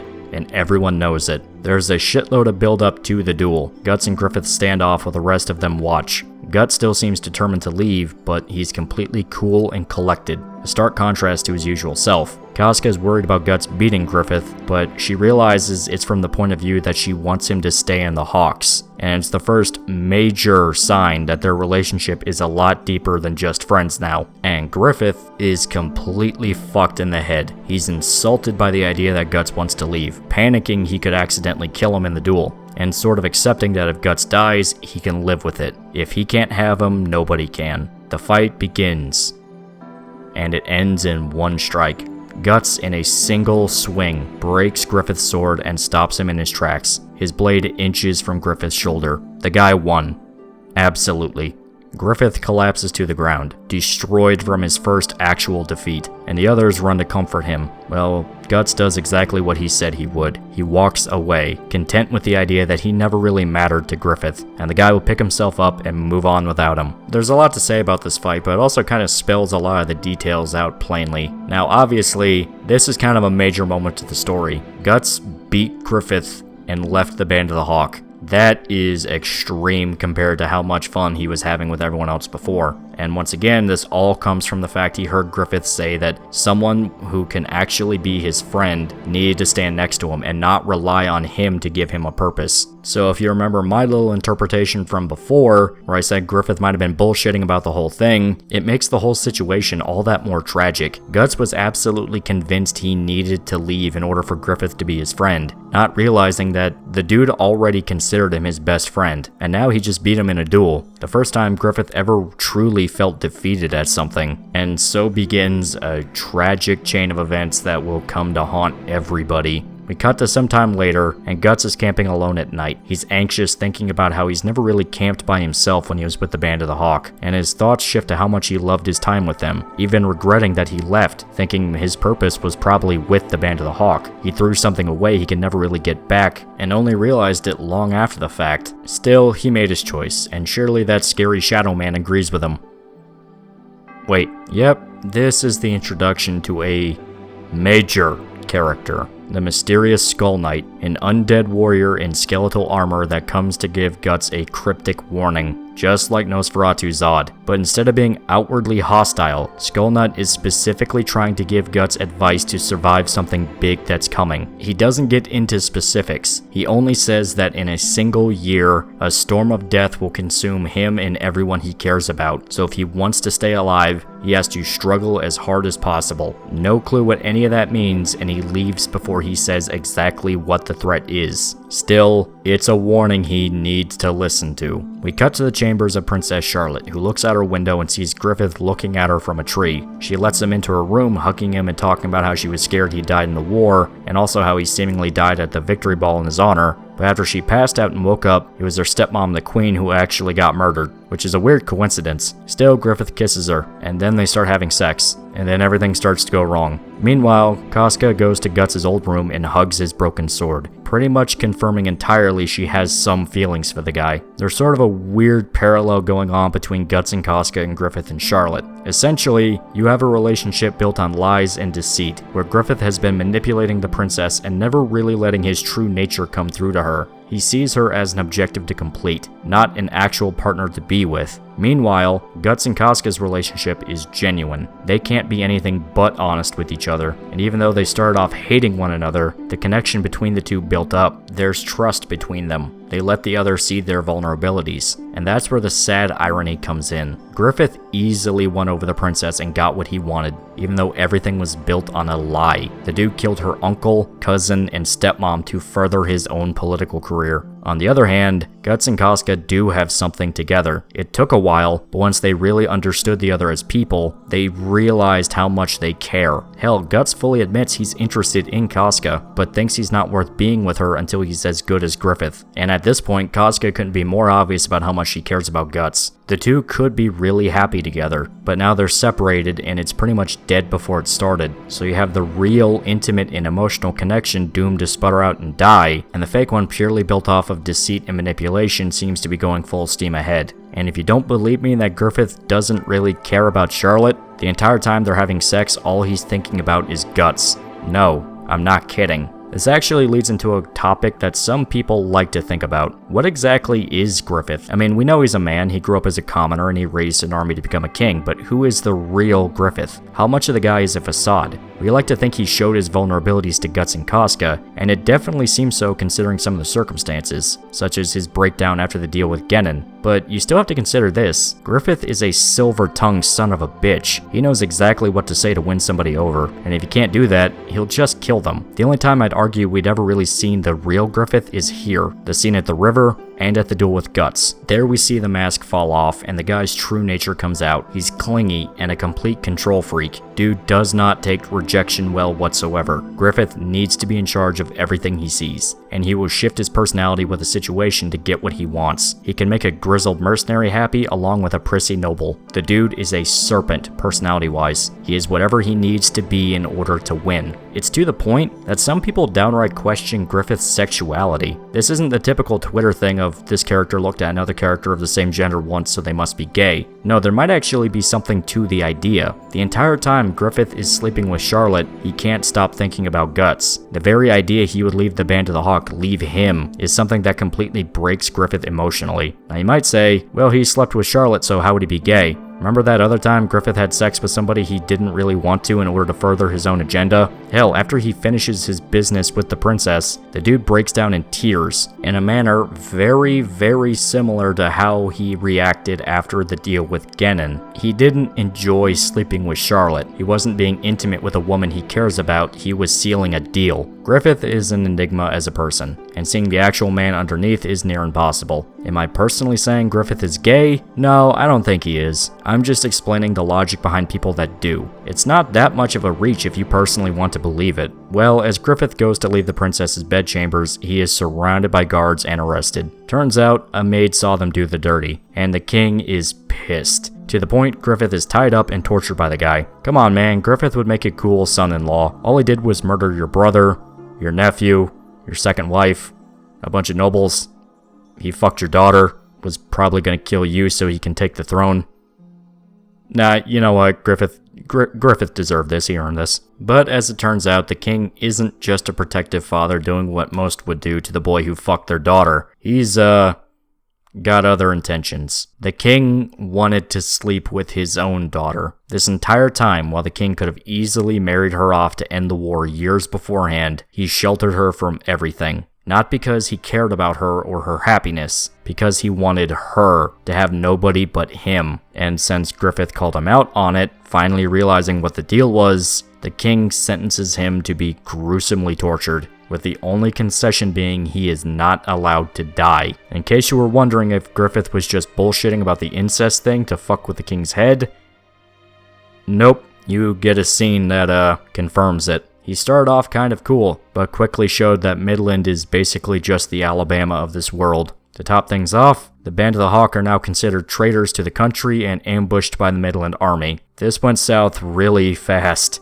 Oh, and the worst part of it all, the torturer drops the necklace Griffith always wore down the sewer. What an asshole. Man, Guts got out when the getting was good, because while his friends are now considered enemies of the state and viciously hunted down like dogs, Griffith is tortured by a fat midget. and the King of Midland is exposed as a creepy sex weirdo desperate to make them all suffer, Guts is at a tournament partying. For clarification, it's like a year later. This is where we meet Salat, the first character to introduce the nation of the Kushan Empire, which comes into play down the line. For now, all you need to know is that Salat is a martial artist based off medieval India, Arabia, Middle Eastern culture at large, and he is a damn good fighter, even cutting this jobber dude's sword in half with his weird gauntlet things. Salat is all about speed and agility, with a focus on hand-to-hand fighting, so the other fighters who are used to traditional sword combat can't keep up. Just as everybody declares Salat the victor, Guts shows up. The two fight, and much to Salat's surprise, he keeps up with his pace. Still, Salat seems to have him pinned and goes for a killing blow, and then Guts sends the guy flying by using his sword as a baseball bat. Guts is declared victorious, and the nobleman hosting the festival reveals the true intention behind it all. The goal was to find strong warriors willing to rally together for a bandit hunt in the noble's territory, but Guts isn't interested. He just wants to fight people for now. The noble tries to sway Guts into helping by saying the boss of the bandits is super strong, even though she's a woman. Apparently the bandits were some mercenary group that fought in the 100-Year War, but then the government turned on them after some stuff happened. Now they're led by a woman warrior named Casca. That sounds really familiar for some reason. Yep, turns out that the Band of the Hawk are still being hunted a full year after the king's betrayal, and Guts is just now finding out what's going on. Casca survived the ambush from the Midland army, and is now leading what's left of the Hawks. Everyone is tired, wounded, and just defeated by the whole ordeal. Now you might be asking, why don't they just run off to a new country and restart their lives in relative safety, someplace like Judah or any other region far away from Midland's reach? And the truth is, they want to do that, but first, they want to rescue Griffith from his torture. They even discover where he's being held. Judo is trying to get Casca to rest, knowing that she's practically about to collapse from trying to hold everyone together, but she's still too wired. Rickert even comments that she hasn't slept period for a long stretch of time. Oh yeah, just for clarification's sake, all the commanders are still going as well. Corcus, Pippin, Judo, Rickert, yeah, anybody that's a significant figure survived the ambush. And just as everyone marinates in how shitty their situation has become, the camp is attacked by a raiding party, led by Salat. Casca rallies everyone together to fight off the invaders, but Salat corners her into a duel. To her credit, she tries to stand her ground against the guy, but in the end he has her pinned. Everyone else is too consumed in the melee to come and save her, and Salat gives her a choice: surrender now or lose her head. As Salat gives her to a count of 3, he's suddenly kicked in the back of the head, launched off Casca and catching everyone's attention. It's Guts.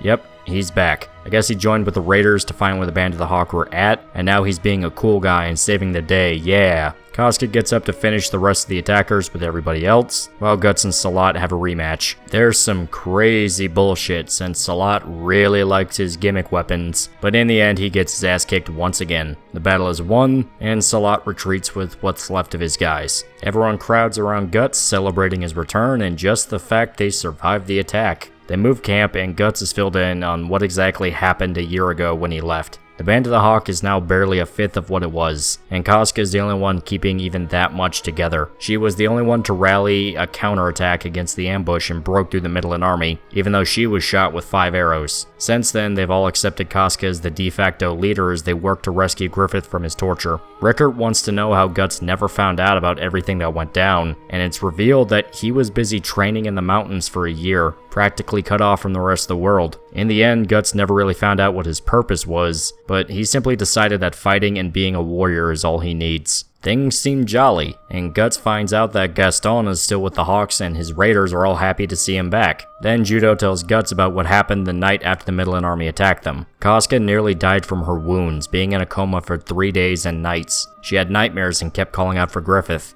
And Guts. So Judo not so subtly suggests that he go talk to her about things. Afterwards, Casca herself asks Guts to come with her to a private spot to talk. Now that they're alone, Casca tries to kill him. Full-blown tries to murder him, and then goes on a long, screaming rant about how it's basically all Guts' fault that everything happened, confirming that him leaving is what led Griffith to do whatever he did to cause it all to collapse. The revelation causes Guts to freeze in place, and Casca actually ends up stabbing him, and despite her trying to pull the sword out, immediately regretting what she just did, Guts holds the sword in place. He's got his hand on the blade and is not budging. Casca is begging him to let go, but Guts seems completely zoned out in space, simply saying that he did what Griffith would have done. He just wanted to do his own thing. Well, Casca finally snaps some sense into Guts, but now it's her turn to fall apart. Remember back when Judo said that Casca could never beat Griffith because he needs to be with the princess to become king? Yeah, she knew. She was very aware, in fact. But she held on to the belief that so long as she could be important to Griffith, that would be good enough. So when Guts came barging into her life and just left without a second thought, it once again told her her purpose in life died. Guts was the one Griffith cared about, not her. She was his second in command, but was never important. And now that her life is all about holding what's left of Griffith's life together, she can't take it anymore. So she tries to kill herself by falling off the cliff. However, Guts catches her, leaping forward without a second thought even though she just stabbed him. And here's where all of the buildup has been leading up to. Even though Casca admits she hates Guts for ruining her life and blames him for everything that's happened, Guts still jumped to catch her without any hesitation. The very idea pushes her further past her breaking point, now remorseful of how Guts is always getting hurt because of her, and she starts openly crying in front of him. The final walls between the two fall down. She goes for a hug, and then they kiss.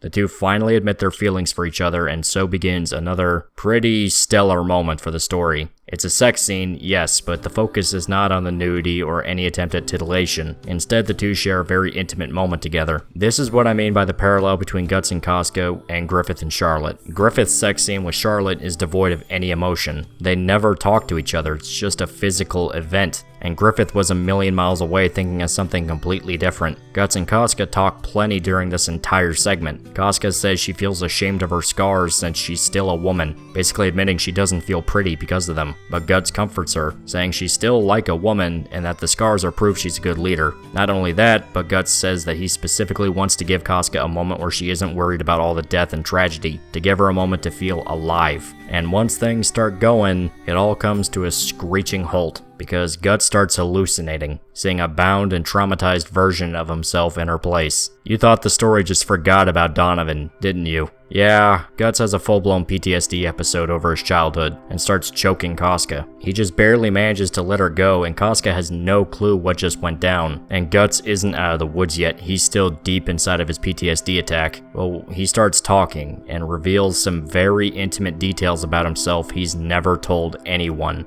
It all comes spilling out. His childhood, how Donovan raped him, Gambino's murder. Guts can't hold it in anymore. All the trauma he's pent up comes surging out to the surface. Even with Guts trying to bring himself back together, going so far as to being willing to just end things right there with Casca and pretending it never happened, he can't get his emotions in order. He can't stop thinking about how he's killed so many people. Yet the only one he truly ever feels guilty about is Gambino. He finally admits to somebody that he basically killed his father. And since Casca decides that since she's exposed all her vulnerabilities to Guts first, they're kind of even now. So she considers that maybe her purpose in life is to be with Guts, to help him with his troubles as he helped her. So now the two are officially together, and Guts goes as far as saying that even when he had his troubles with people touching him, he never had a problem when Casca did it. Casca tries to talk Guts into staying with the Band of the Hawk after they rescue Griffith, but he shoots her down. He chose his path and wants to stick to it. Here, Guts tells Casca what he's actually been doing for the past year. While he was training up in the mountains, he stayed with a blacksmith named Godo and his daughter, Erica. Guts asks Godo why he decided to become a blacksmith, and the old man admits he never really had a choice in the matter. He was being trained as a blacksmith since he was a kid, and never really thought about doing anything else. Before he even realized if he liked it or not, Godo was so focused on being better at his craft that he never considered other options. This speaks to Guts. His entire life, Guts has only really known how to fight people, to kill enemies. His sword is like a part of his body he can't let go. So finally, for once in his life, Guts seems to have finally found his dream. He wants to become a better swordsman, to fight as many strong enemies as he can. He might still have battles if he stayed with the Band of the Hawk, but he wants battles that really test him as a warrior. So as much as he wants to stay, Guts makes it clear he's going to leave when it's all over. Though he does suggest Casca could come with them, and she's actually receptive to the idea. It's looking like when Griffith is saved, Guts and Casca will run away from the Hawks and start a life of their own together. A true, happy ending.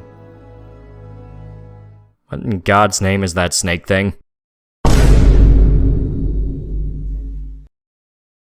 So a lot just happened here with this part. A, you have Guts and Casca officially becoming romantically involved with each other, and Guts reveals the very, very dark childhood he had. And on top of that, you just have kind of an update with the Band of the Hawk and everything they went through. Obviously, you can argue it feels a bit rushed considering you had, 2 chapters with Guts not being part of the Band of the Hawk, and then he's suddenly part of the Band of the Hawk again. I get it if some people are like, well, that kind of doesn't have as much impact as I would have wanted, but, fuck it. Still, I love this part, mainly because of that scene with Guts and Casca in the woods. It's still probably down as one of my all-time favorite character moments, period. It is an absolute whirlwind of different emotions all at once. You do feel happy that they're finally together as a couple, but then you see that Guts is a lot more of a fuck-up of a person than you ever realized. Sure, he's a big brute that can fight 100 guys at once and kill them without much effort, at least, later on down the line. But the actual Guts, the one deep down, is absolutely broken. Mentally, he is falling apart, and he's barely holding himself together. It's really not an exaggeration to say how much Guts needs other people to physically save his life, because he will fall down into very bad paths if he's left by himself. He needs that positive influence, otherwise he can become a fucking monster, which we see later. And obviously I don't want to spoil too much, but there's a reason that happens. Still, I really like this part. Okay,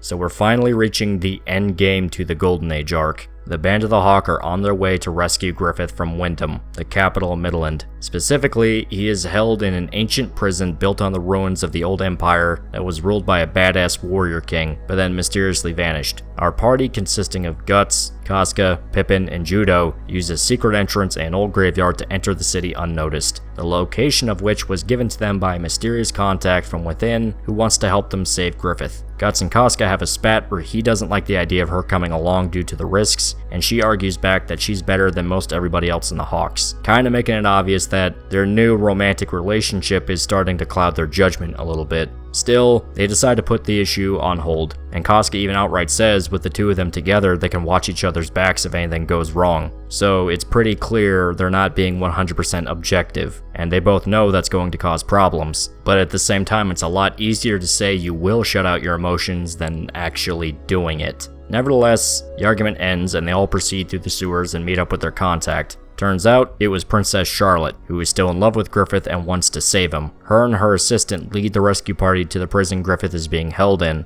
the Tower of Rebirth, and they sneak their way inside. Well, right before they can enter the tower, Princess Charlotte demands to come along with them into the prison, much to everyone else's annoyance. Well, after they refuse to let her come along, she throws a tantrum bad enough that Casca simply cracks and says, yeah, fuck it, come on. This leads to another small bump in her and Guts' relationship, as she admits she felt sympathetic to Charlotte due to her own feelings for Griffith, which frustrates Guts and has him completely close off any more emotion. At this point, he's frustrated and just wants the whole thing over with. Back at the Hawks camp, Rickard is doing what he can to care for the wounded, he himself suffering from a broken arm. Even though most of the Hawks are severely injured, their morale is much higher than before, excited at the prospect of getting Griffith back to lead them. While Rickard is out fetching water, he sees a fairy dancing on the lake, then flying into the forest. He's stunned by the sight, and then hears screaming back from the camp. He assumes it's an enemy raid, but by the time he gets back, everyone's simply vanished, leaving fire camp still lit, but no sign of them or any enemies. Then he sees a guy floating in the air. Oh, he's not floating, he's being eaten by a horrible slug monster. Wait, I know that guy.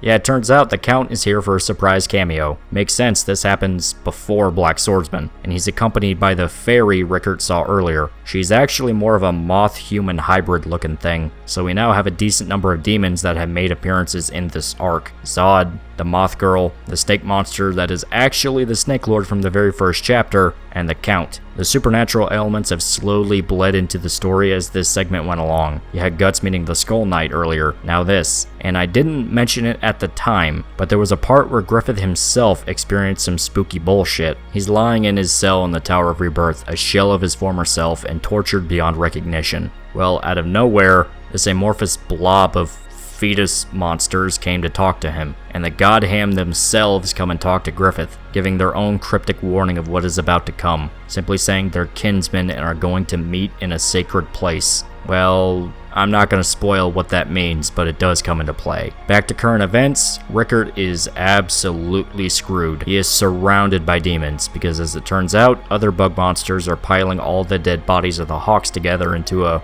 big meatball. And just as they all rush out to get him, Skull Knight shows up. He stares the demons down and basically tells them to fuck off, even whipping out his sword. And the funny part is, it works. They leave after he says something about how they don't have enough time to play around. Rickard is saved. That's pretty awesome. Hopefully Skull Knight will be able to give him a ride to... He just left.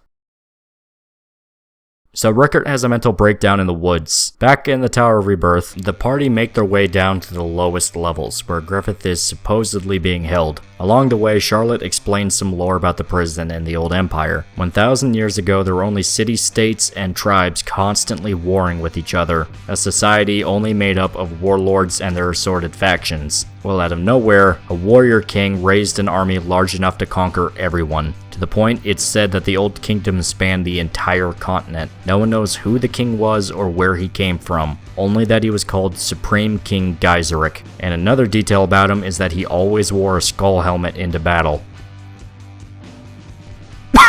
As it turns out, this is actually a popular fairy tale. Judo himself finishes the story by explaining how Geyserich later forced the workers of his empire to build a massive capital city, essentially turning his people into slaves. The capital became a beacon for pleasure and culture, all while bleeding everyone else dry through taxes. When the king grew too arrogant and sinful, God sent down 5 angels to burn it all to the ground, though some of the Hawks argue is actually 4 instead of 5. Despite the story being considered just a piece of fiction, Charlotte insists that the city really did exist, and Midland was built right on top of the old ruins, which lay down at the bottom of the tower. They want to go down and try to research the ruins, but any team ever sent never came back, so it's still considered a mystery. As they're bantering back and forth over the validity of the story, Casca bumps her head and drops her torch down the hole, and we see some of the ruins that were talked about before. An obvious Roman-style aesthetic to it all, obviously pointing to the idea of this old kingdom being like ancient Rome and the collapse of which caused the current Dark Ages the story takes place in.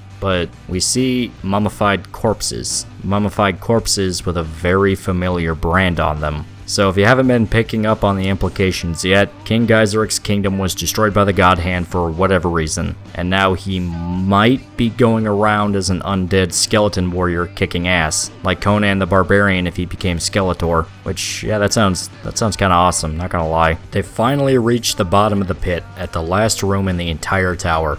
Guts thinks he sees someone in the dark behind him, but they brush off the incident and enter the dungeon. It's dark, the air is stale, and it smells like pee. Just as they think the room is empty and it was the wrong cell, they spot Griffith, tortured beyond belief, the flesh of his back exposed. Guts and Judo rush to his aid, and the rest of the group are absolutely stunned at the sight, and the two remove his helmet. We're not shown what they see exactly, just that was bad enough to make Guts scream at the rest of them to stay away. Along with the facial mutilation, his tendons on his limbs were cut, and his tongue was removed. Hell, the only way Guts was even able to recognize it was Griffith was through his eyes. Griffith wakes up, recognizes Guts, and struggles to get his crippled hand around his throat. He's probably still mad about the duel, but that was like a year ago, get over it. Just as the sorrow sinks in nice and heavy, the door slams shut. That shadow Guts saw earlier was actually the deformed midget torturer to the king, who gloats about how they're all trapped behind a heavy wooden door, so there's no possible way for them to escape. Now the guards are alerted, and he's the only man with the key. He then gloats about how much he loved torturing Griffith, flaying his skin, making him take baths in boiling water, even turning his tongue into a lucky charm. Everyone is stuck in an absolutely horrified silence. Everyone except Guts. Guts is thrown completely over the edge. He bursts through the door, impaling the torturer on his sword, and just for good measure, he uses his dagger to slice out his tongue before dropping him down the pit. The Midland army arrives, and so begins an absolute rampage. It's not even a fight. Guts slashes his way through everything that moves, sending limbs and blood flying all over the place. This moment is sort of the first actual rampage we see with Guts, character-wise. The first time he really rips through a horde of enemies like an animal. A 100-man fight was close, but that was him fighting to stay alive. This is the first sign of Blackswordsman Guts creeping out, where the guy is a complete hurricane of violence. Hell, it gets bad enough that the soldiers run backwards in absolute terror of the man. The rest of the party desperately tries to keep up with Guts, and we get this fun moment where it cuts to soldiers outside. They're the reinforcements waiting for word on what happened to the guys inside. The captain of the men is frustrated at the rumor of the 100-man slayer being a part of the infiltration party, insisting the story had to be exaggerated. It's impossible for one man to kill 100 trained soldiers. At most, he could have killed a dozen. This is interrupted by Guts exploding out the front door like a cannonball, dead bodies flying outside with him. He's perched on the ground and panting, scaring the fuck out of the soldiers that are still alive. They all recognize him as the 100-man slayer and proceed to panic. The captain grabs his weapon and swears Guts is vulnerable, panting due to exhaustion and unable to swing his sword anymore. He tries giving his soldiers a rousing speech.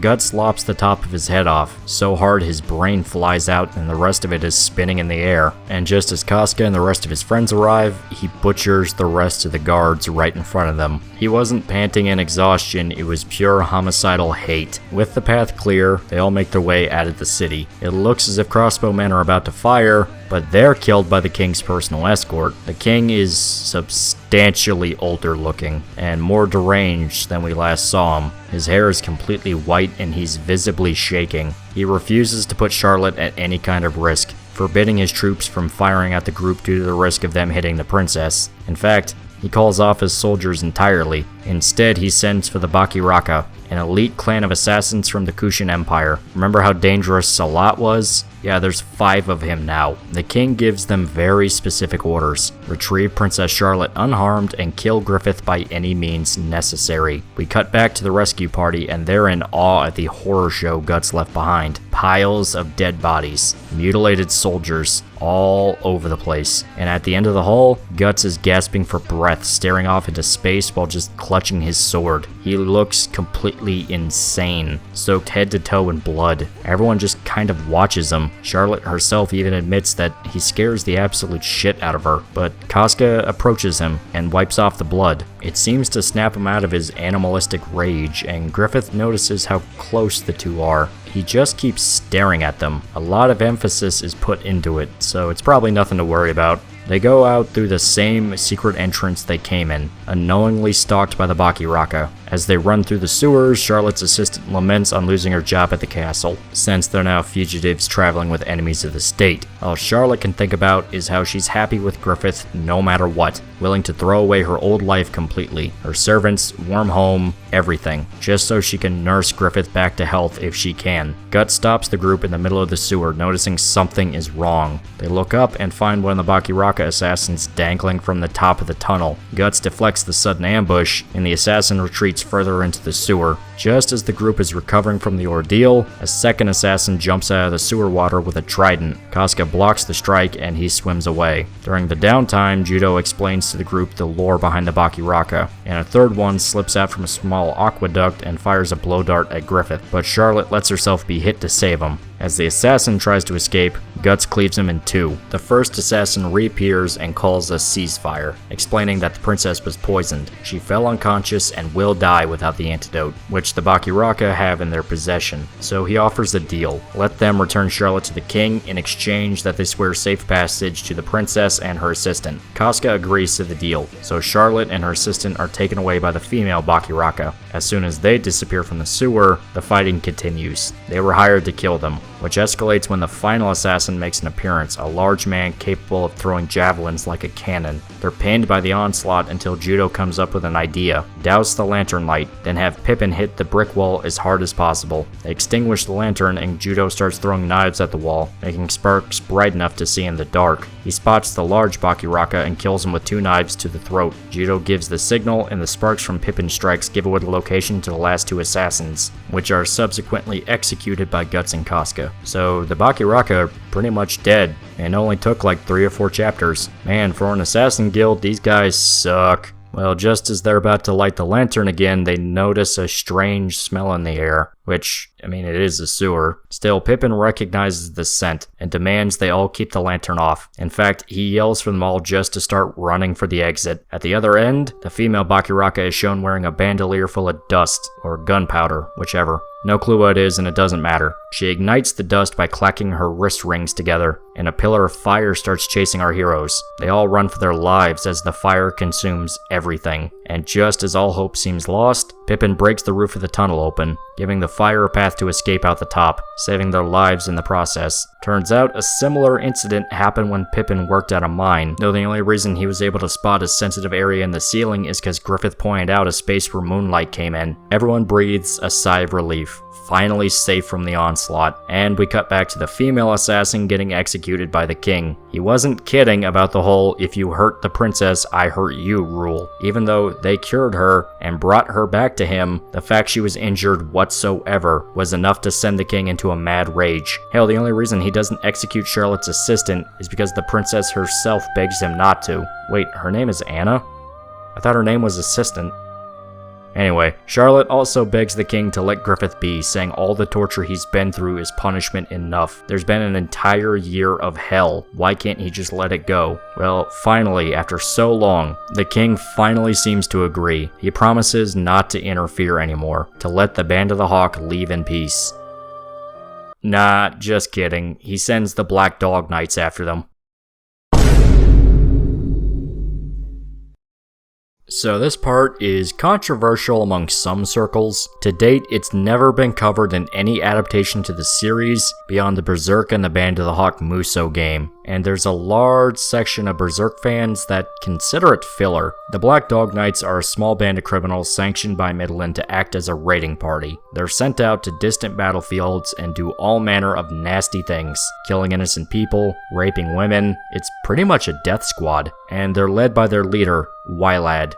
Or Wild. Yeah, it turns out the original scan of Berserk I read when I first got through Golden Age misspelled Wild's name to Wylad, and I just never questioned it for like 8 years, despite multiple rereads using different scans. Of course, Berserk kinda has a running theme with weird names or pronunciation of names, so we'll get to that later. For now, I'm calling him Wylad because that's what I'm used to, and it drives people nuts, which is funny to me. Anyway, Wylad is an apostle, a full-blown demon just like Zod and the Count. Like, he looks the part, having ape-like features and supernatural speed and strength. I mean, the dude's a full-blown demon and he is not afraid to flaunt it. Hell, the only reason he even commands the Black Dog Knights is because they're all scared shitless of the guy, and now he's being set loose against the Band of the Hawk. Speaking of which, our rescue party meets up with sympathetic farmers offering a wagon for travel. They don't believe Griffith is really a traitor and want to smuggle him out of Midland. There's a touching moment where the villagers all wish them farewell. Griffith even receives a bouquet of flowers from a fangirl and all seems happy. They ride away from Wyndham one last time, feeling nostalgic over all that's happened over the years. Then Wylad shows up, and then the unfortunates begin. Yep, he kills the whole family and rapes the daughter. They weren't kidding when they said the Black Dog Knights were fucking crazy. And the worst part of it all, he did it purely for fun. That's the most infamous part of Wylad. The guy is a complete sadist. He loves hurting people, to the point he'll gleefully throw a small child into a fire without a second thought. Hell, when the Band of the Hawk realize they're being chased, they see that happy family they just talked to were gored and turned into effigies that the Black Dog Knights are waving around in the air. The party tries to escape the pursuit by using traps set up along the way, but the distance is too close to risk not hitting themselves, so Guts and Pippin hang back to distract the enemy and buy them some time. Casca is terrified of the idea, remembering what happened during the 100-man fight, but Guts promises he'll run away if it gets ugly. They put the plan into action, but no matter how many soldiers Guts and Pippin kill, no matter how brutal they are at it, they refuse to let up. As it turns out, there's only one motivation with these guys: pure fear.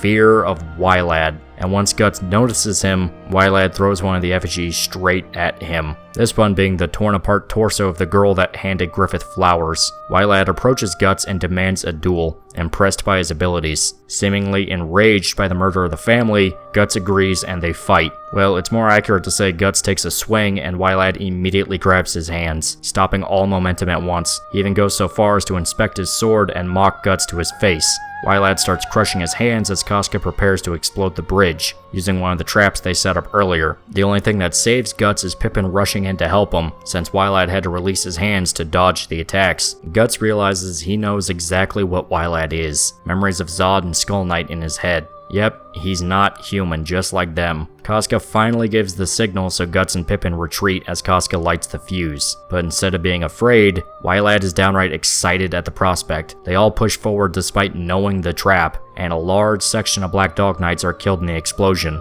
Except Wylad. He goes through completely unscathed. Some of his men point out that there are more traps along the way, and it seems morale among the Black Dogs cratered after the explosion. Wylad makes an example of one of his guys by crushing his skull with his fingers, forcing them all to recite the motto of the Black Dogs, to enjoy and excite. As the rescue party tries to ride ahead, they notice the Black Dogs were catching up once again. Guts can't help but think about Zod and Skull Knight's cryptic warning, coming to the conclusion that Wylad was the death he could never escape. The Black Dogs are assaulted by more traps along the route, boulders falling on top of them and things like that, but Wylad just smashes his way past them. The Black Dog Knights are even set ablaze after the Band of the Hawk starts a forest fire. Once again, the demon just forces through without much issue. Just as Guts starts thinking he might have to go back and hold them off again, the rest of the Band of the Hawk led by Corcus come in to save the day, sending a barrage of arrows down and charging into what's left of the enemy, giving Guts and Wylad a chance to continue their fight from before, an offer Guts accepts with confidence. Wylad notices that Guts recognizes what he is, and mentions a conversation he had with Nosferatu Zod about a lively one in the Band of the Hawk, confirming to Guts that he is the same kind of monster. Wylad unsheaths his weapon, which is just a big log he carries around with him,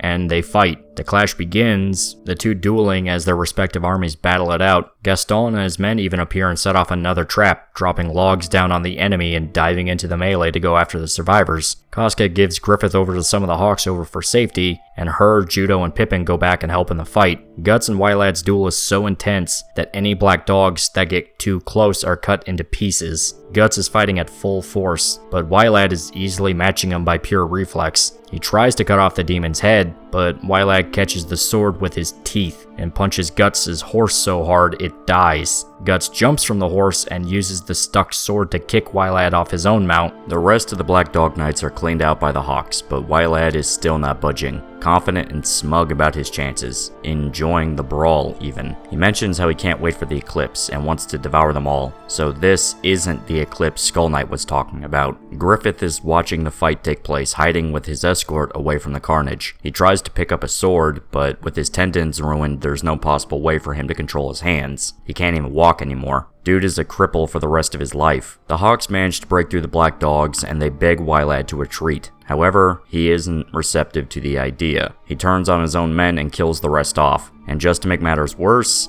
Wylad transforms into his apostle form, a big monkey. The Hawks take the time necessary to piss themselves and the fight continues. Wylad now using an entire fucking tree as a weapon. Guts takes a hit and is sent flying through the air, crashing through the branches and slamming straight into the ground, seemingly knocking him out cold. Casca freaks out and rushes over to try and save Guts, but she's thrown off her horse in front of Wylad. Oh dear sweet Christ. Yeah, he's not subtle about his intentions as he goes to grab Casca, with the Band of the Hawk desperately trying to hold him off with crossbow fire, which only pisses off Wylad, and he rampages his way through the jobbers, tearing people into pieces and eating them whole. It gets bad enough they simply nope the fuck out and run for it, unfortunately leaving Guts and Casca behind, her trying desperately to wake him up, and him still out like a light. It gets to the point Casca starts sobbing, talking about how Guts promised to take her away, but nothing's working. And the big stompy monkey is right behind them. Wylad grabs Casca and strips her naked, the rest of the Hawks forced to watch with no chance of saving her. Wylad lets out a horrible tentacle tongue penis from his chest mouth, intending to rape Casca, and just as it seems like Wylad is about to violate her,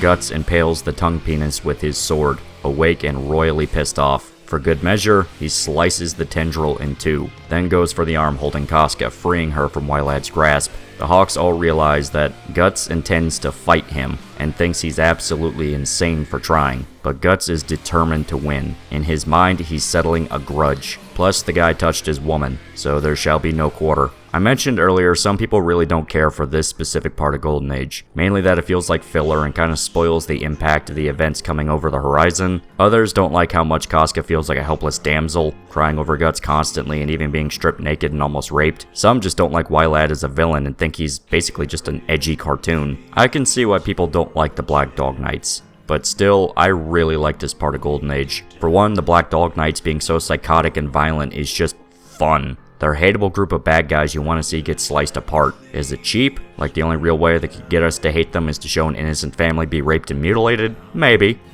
But hey, they got the point across. Plus it makes you sit back and think really how far the king has fallen, just mentally. The guy is so obsessed with killing Griffith, the man who slept with his daughter, that he's willing to sick violent war criminals on the Band of the Hawk, who were once heroes to the whole country. Kinda funny to think he's willing to kill an entire army of beloved figures because of a petty dispute, and because he's a sick freak, but lets these guys run around without consequence. Now granted, they did establish that the king is pants shit terrified of these guys, so it's not like he was keeping these guys around purely as some kind of ace up his sleeve. But nevertheless, I still really like this part, because I view it as a satisfying end to Guts' character arc here. The first time he met an Apostle, when he first fought Nosferatu Zod, he got his ass kicked. Zod beat him like a rented mule. It wasn't even funny. The very few strikes he could get in impressed Zod, just because he didn't immediately die. And the entire time since that fight, all Guts could think about is how nobody could match up to Nosferatu's level. It's what pushed him through multiple difficult battles. There's no two ways about it.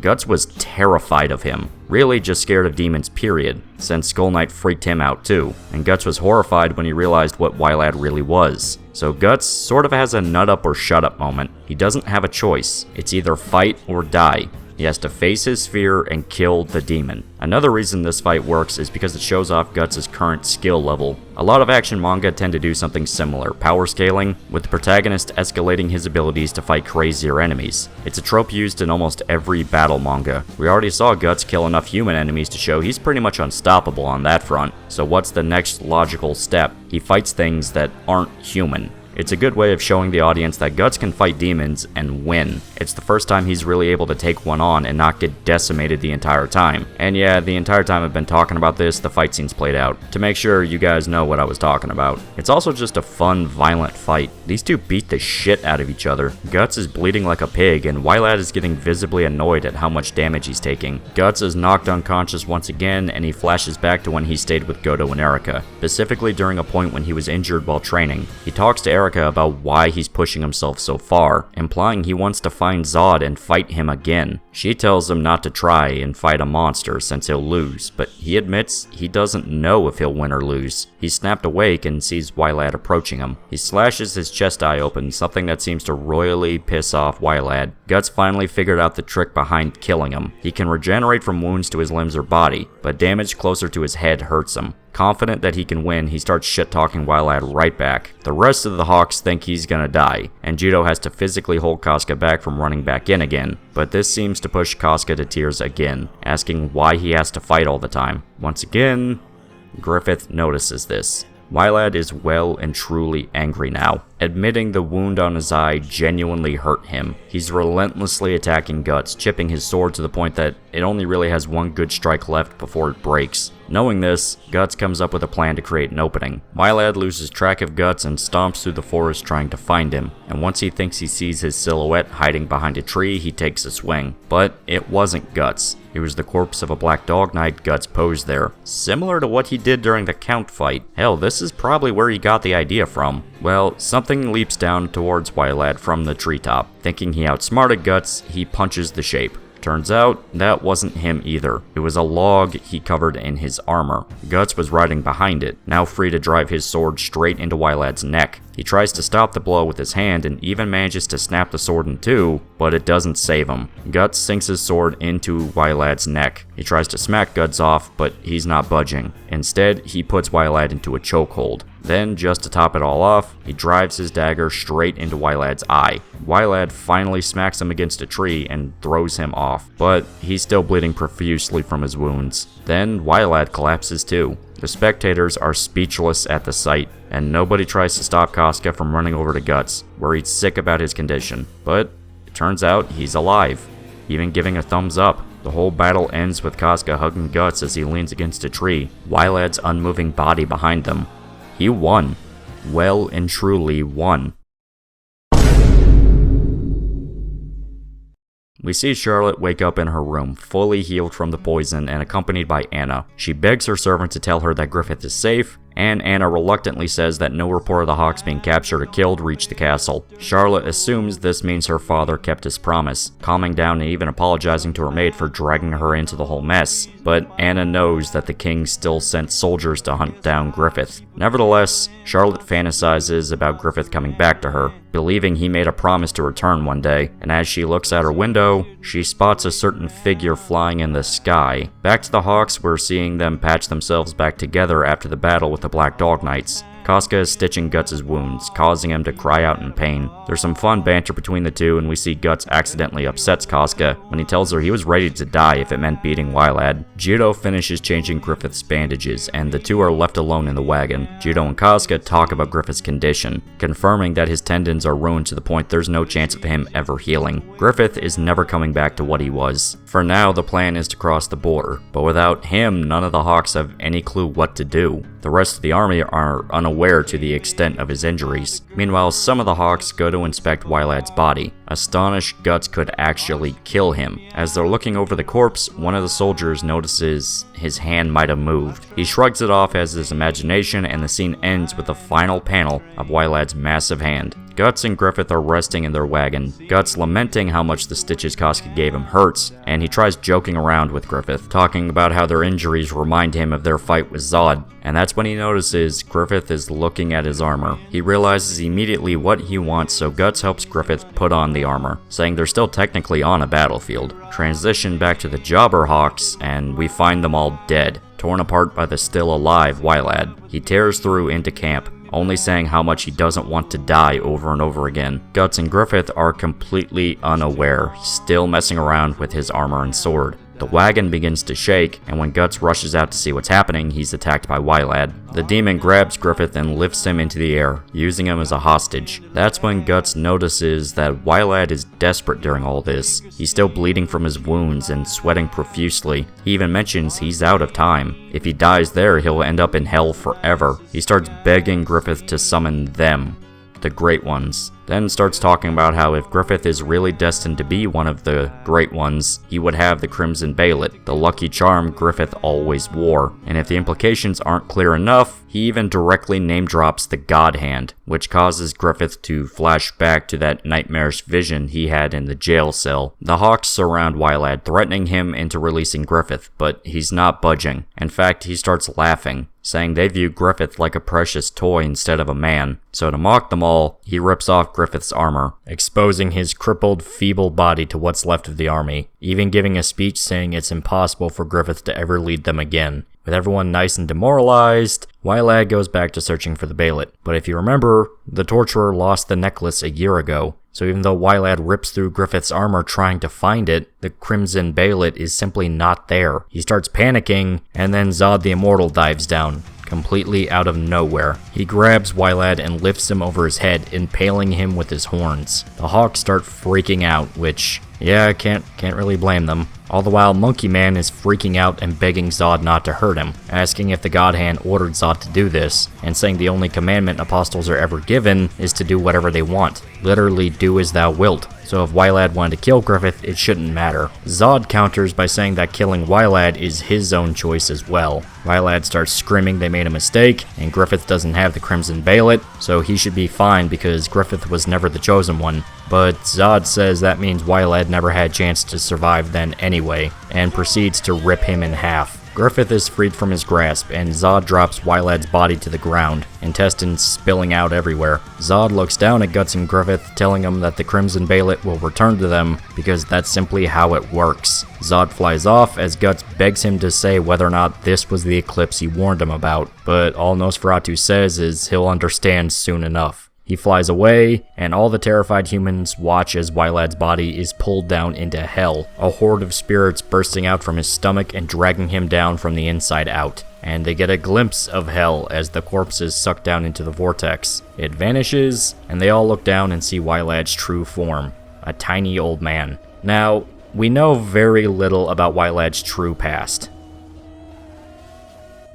He mentions to one of his minions about how if they're worried about dying all the time, they'll grow old before they realize it. Adding his recklessness into the matter, the only thing we can really assume about the guy is this. Wylad was probably a coward in his human life, scared of dying and growing old without ever really living. He came across a Baelit and was probably on his deathbed when it activated due to his phobia of death. He sold whoever or whatever he cared for most in life and was resurrected as the demonic ape, now immortal and nearly indestructible, giving him a chance to fulfill any sick and twisted desire he ever wanted. Beyond that, no clue. He was not meant to be humanized like other apostles. The dude was an asshole, and he died an asshole. Sometime later, we see Casca hold a meeting with what's left of the Band of the Hawk. They refuse to believe Griffith is actually a cripple for life and demand answers. Corcus acts as sort of the representative of the rest of the men and asks the questions. But Casca can't answer, she just can't bring herself to say the words. So Judo spills it all out plainly. Griffith can't walk or talk ever again, let alone lead an army. Corcus breaks down, realizing all the pain and suffering from the past year was all for nothing. For all intents and purposes,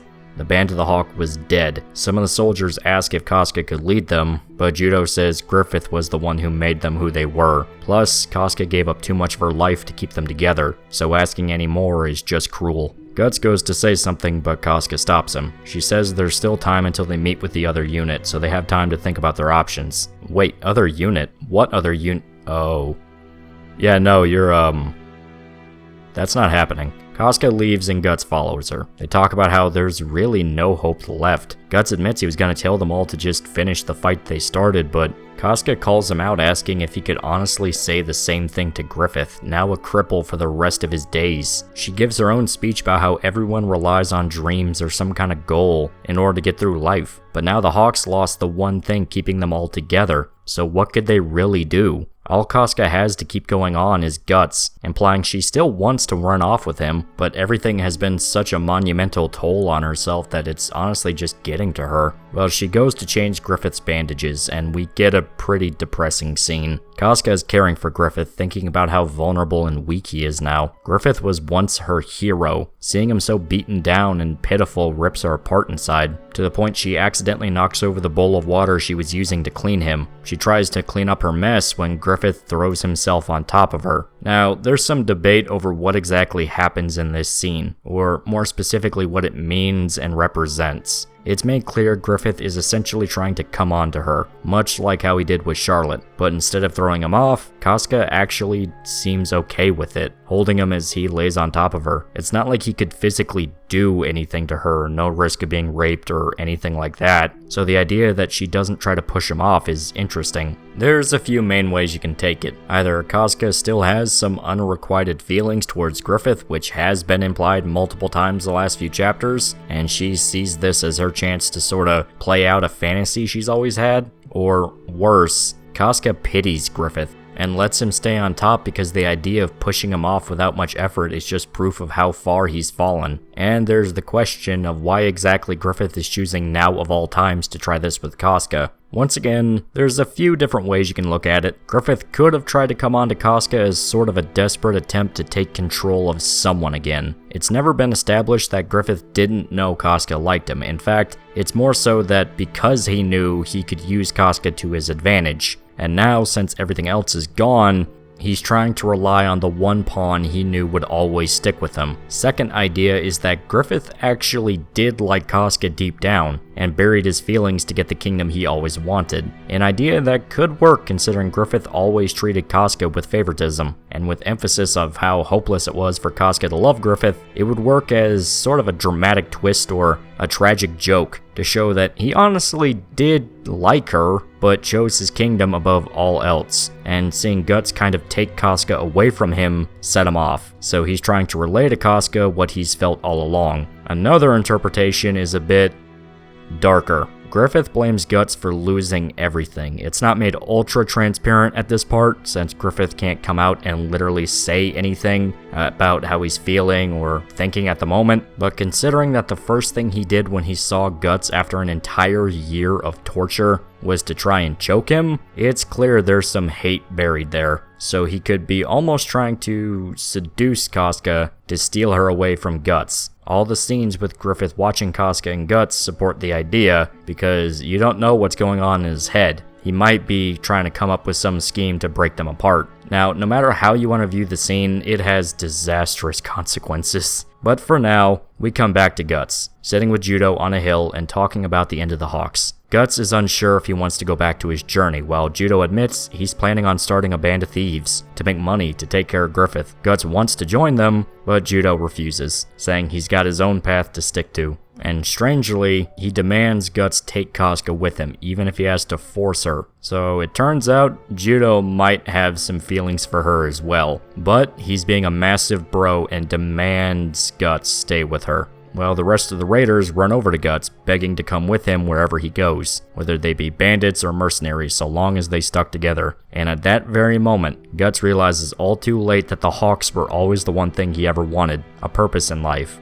Hell, a family. But he realized it only after he already threw it away and can't get it back. And you know what they say, bad things happen in threes. So we come to Casca sitting outside Griffith's wagon, and this part is grim in retrospect. At first glance, you might think it's Casca trying to calm herself down after the incident with Griffith, and you'd be right, but something comes up later that makes this a lot more depressing. But we'll get to that later. Guts approaches Casca asking how Griffith's doing. That's when he notices she's crying. An argument sparks up where he demands to know what happened, and Casca falls apart, admitting that she can't leave Griffith behind. She won't go with him. Guts says he wants to stay as well. He finally realizes that he wants to be with the Hawks. But Casca says that if he cares about being Griffith's equal, he has to leave, even if it means leaving her as well. Once again, he never realized what he had before it was gone.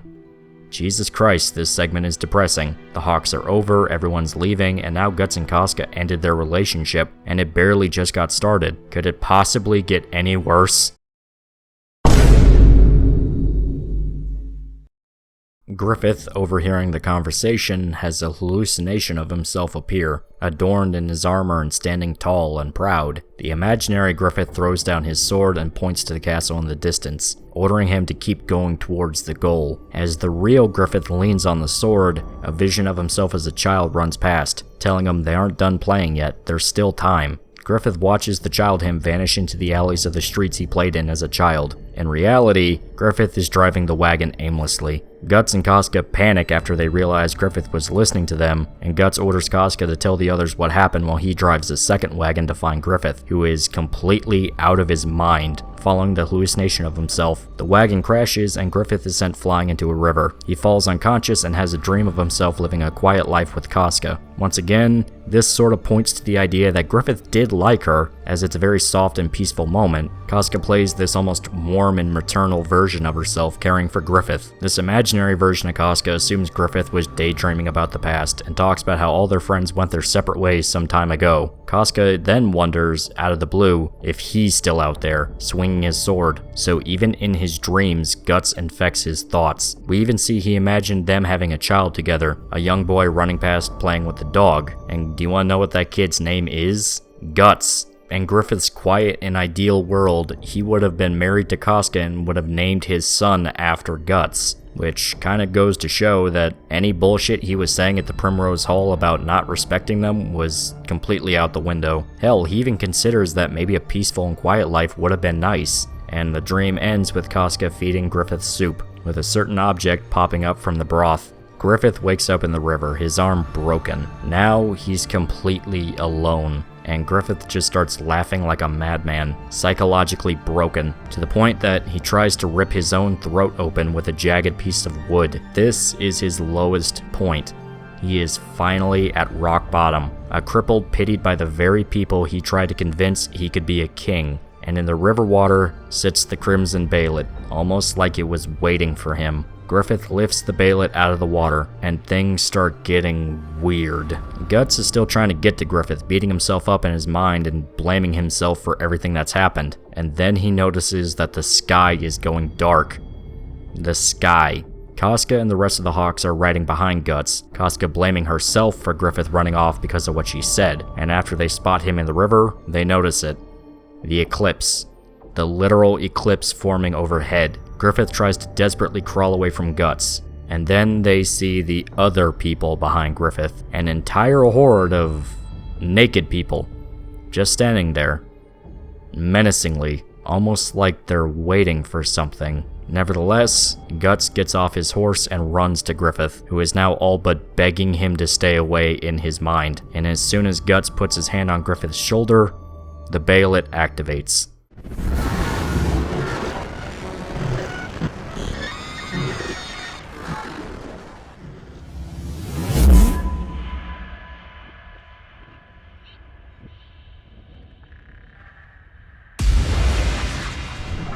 Yep, this is it. The endgame. The eclipse. Those that have read Berserk know what's coming. Some of the people that have a passing knowledge could possibly know what's about to go down, but if you're watching this video blind, just know that things are about to get very hellish. Everyone at the riverbank is transported to a different dimension. A dimension born straight out of H.P. Lovecraft and Franz Kafka's love child's worst nightmare. A landscape of faces. Hills made of faces. The ground is made of faces. Even the sky is faces. And hovering above them all in the sky is the black sun of the eclipse. Shit. Well, before we deal with what's to come, there's a section showing what happened to Rickert after the incident in the forest. He was the lone survivor, and was picked up by a traveling band of performers who offered him a ride to the border. They even gave him a bag of magic medicine. These people are really nice. Rickert goes his own way, still intending to meet up with his friends, as the performers watch, feeling sorry for the boy. Meanwhile, an old shaman woman wonders why another member of the troupe never said goodbye to him. This mysterious figure says it was because Rickert freaked out at the first sight, so he was probably just a rich kid who got lost. The shaman looks into the boy's future to see what's in store for him, and sees a grim omen, a horrible calamity predicted by evil stars focusing on Rickert's path. The figure asks if they should have stopped the boy, but the woman insists that he plays a large part in what's to come, so they simply need to let this play out. And almost on cue, the leader of the troupe calls out to them to watch what's happening in the sky. The eclipse is visible for everyone to see, Rickert taking it as a sign something bad happened to his friends. The figure mentions it looks like a hole that God was staring down at everyone, and we see it was actually Puck, who is the one that scared Rickert. Remember, before Puck met Guts, he was traveling with a band of performers. Okay, so Puck was actually involved in Guts' life way before that scene at the tavern. Hell, if we really want to stretch things, this actually could have been the same group of performers that Judo worked with before joining the Hawks. Things keep lining up one after another, it's wild, because really think about it. Judo also had a bag of magic medicine, which was elf dust, and he used to work for performers, so what are the odds that there's just multiple different troops out there with elves hanging around? Back in wherever the hell this place is, everyone is freaking out like never before. The only thing that keeps everyone together is Casca laying down the law and telling them all to basically shut the fuck up. Casca orders them all into formation, and Guts notices that Griffith's Bayolet changed shape. The face is in order, and it's crying blood, and so is Griffith. The naked people from before are back, this time chanting about how it's time for the festival, something that only happens every 216 years. The eclipse, the advent of the 4 guardian angels. So here it is, after all the buildup, literal volumes worth of character and world building. This is Guts' first meeting with the demons who ruined his life. It begins with Slan, who manifests from the landscape, towering over everyone like a literal god. And the next one is Ubik, who drops down from the sky and flies through the terrified humans, almost mocking them. The third is Conrad, who bubbles up from the ground. And the final one, appearing from the eclipse itself, is Void. Here they are, the God Hand. This entire sequence feeds into the idea that you can absolutely read Golden Age first. It works as a massive payoff to the supernatural elements to the story. Golden Age starts off very grounded and real. Remember Guts' childhood? Remember when him fighting Pazuzu was a major aspect to his life? Well, then you got to see Nosferatu Zod show up. And he definitely showed that there's more to this world than just armies of humans. Then it goes quiet. There's references to Zod in the prophecy he gave Guts, but all in all, the supernatural is put back on the back burner. Skull Knight arrives to show it's still very much in play and shouldn't be ignored. And Wylad is there as almost the red herring, to make you go, oh okay, that's what they were talking about. Guts believes he finally defeated the prophecy that was haunting him all this time, only for the rug to be pulled out from under. He was nowhere near close to safe. It was so much worse than he could have possibly imagined. The naked mob, all the people that were just standing there chanting, were apostles. Just like Zod, just like Wylad. and they worship the God Hand. Void welcomes the apostles who arrived, telling them all to enjoy the festival to its fullest. He then points down to Griffith, saying that he is an honorable child consecrated by the laws of causality, essentially calling him a chosen one in a way. They even directly say they're kinsmen. Well, Guts interrupts the speech by yelling his head off, basically telling the God Hand, fuck off, piss off, fuck you, and Griffith is human no matter what. Also that he saw the guy naked, so he knows there's not even a tail on him. Kinda weird to brag about that, but it got the point across. Slann and Ubik laugh at Guts, enjoying how loyal he is to Griffith, saying that means he's prime material for the sacrifice, so Griffith can become a demon. Ah, shit. Ubik even outright says that because Griffith has the Crimson Bailet, he has the qualities to become a demon. Or, even worse, because he always had those qualities that the Bailet came to him at all. And since the Bailet he holds is not like the rest that the Horde around them used, he won't just become an apostle, he'll be one of the God Hand. And to transform him into a demon, the Band of the Hawk must be sacrificed. And to make matters all the worse, the apostles all around them start transforming.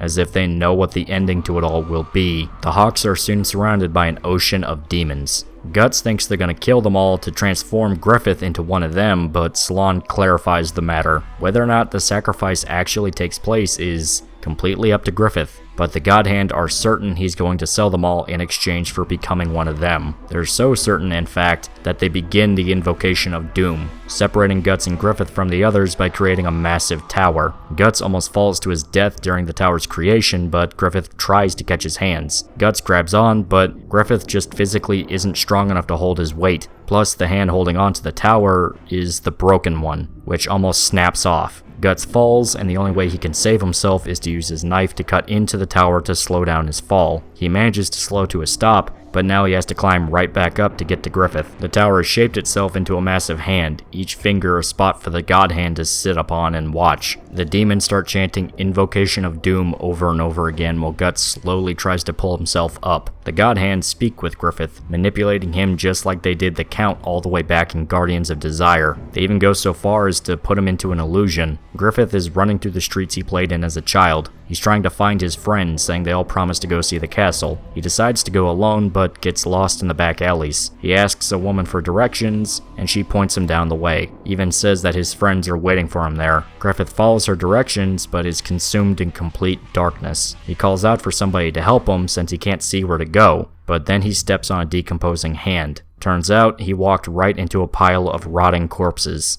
Griffith freaks out and tries to run away, but trips and lands into the mass grave. He's covered in blood and screams, only to be met with the old woman who gave him directions earlier. Griffith screams about all the dead bodies, but the old lady admits she already knew. In fact, this is the only way to reach the castle. The only way to get what he wants is to step over a mountain of corpses. The illusion even resurrects the boy who wanted to be a knight. The ghost begs to come along with Griffith, wanting to be a knight of his when he becomes king, but he refuses, since the boy is already dead. Then ghosts of all the soldiers who died for the Band of the Hawk appear out of the void, also begging to come with Griffith. He can't handle the idea of all these people being dead for him, so he breaks down crying. The old lady tears into Griffith, saying that he was the one that killed them. He roped them into the idea of helping him become king, so Griffith is the one who sentenced them all to die. He tries to argue, saying it was their choice to come along, but the old lady isn't having it. It was only because they carried him that he managed to get anywhere close to the castle. All the people who died and killed for him pushed him closer to being a king, and if he truly wants his own castle, he needs to pile up far more dead people.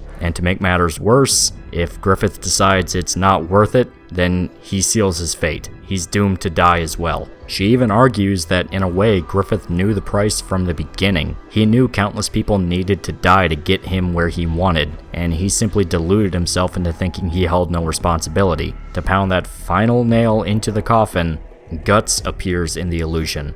Not the real one, an imaginary version. The one that beat him in the duel a year prior. Guts questions why Griffith is acting so hesitant about the whole thing. He was that close to what he wanted. He wasn't acting like the Griffith he knew. Well, the old lady decides to interject again, demanding he pile them up. The disguise fades and we see that it's Conrad and Ubik speaking into his ear, telling him to either pile up the bodies or he dies. which Griffith agrees with. He can't try to repent or apologize. If he just gives up, all the people who died up to that point would mean nothing. So he takes the corpse of the boy up to the peak of the Mountain of the Dead. The illusion fades, and Griffith is back in his adult form with the god hand hanging overhead. Ubik swears it wasn't actually an illusion. All they did was take a look into his subconscious. Void himself then beats Griffith over the head with the same message. He's killed thousands to get to the castle. Salon says that while Griffith's destiny has been interrupted, he has a chance to fix things. Sacrifice the Band of the Hawk. They've already sworn their lives to Griffith. They should be proud to be sacrificed for his glory.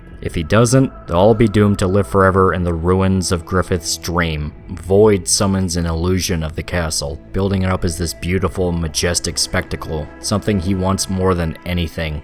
And he could have it. All he needs to do is say, "I sacrifice," and he'll have everything he'll ever want. He could change his destiny, which they imply almost forced him down the road that would lead to him being a cripple. If he just embraced his evil nature, he could get the castle. And just as soon as the speech ends, Guts finally reaches the top of the tower and calls out to Griffith. The two exchange looks, Griffith remarking how Guts is the only one out of thousands to make him forget what he really wanted, his one true friend in life.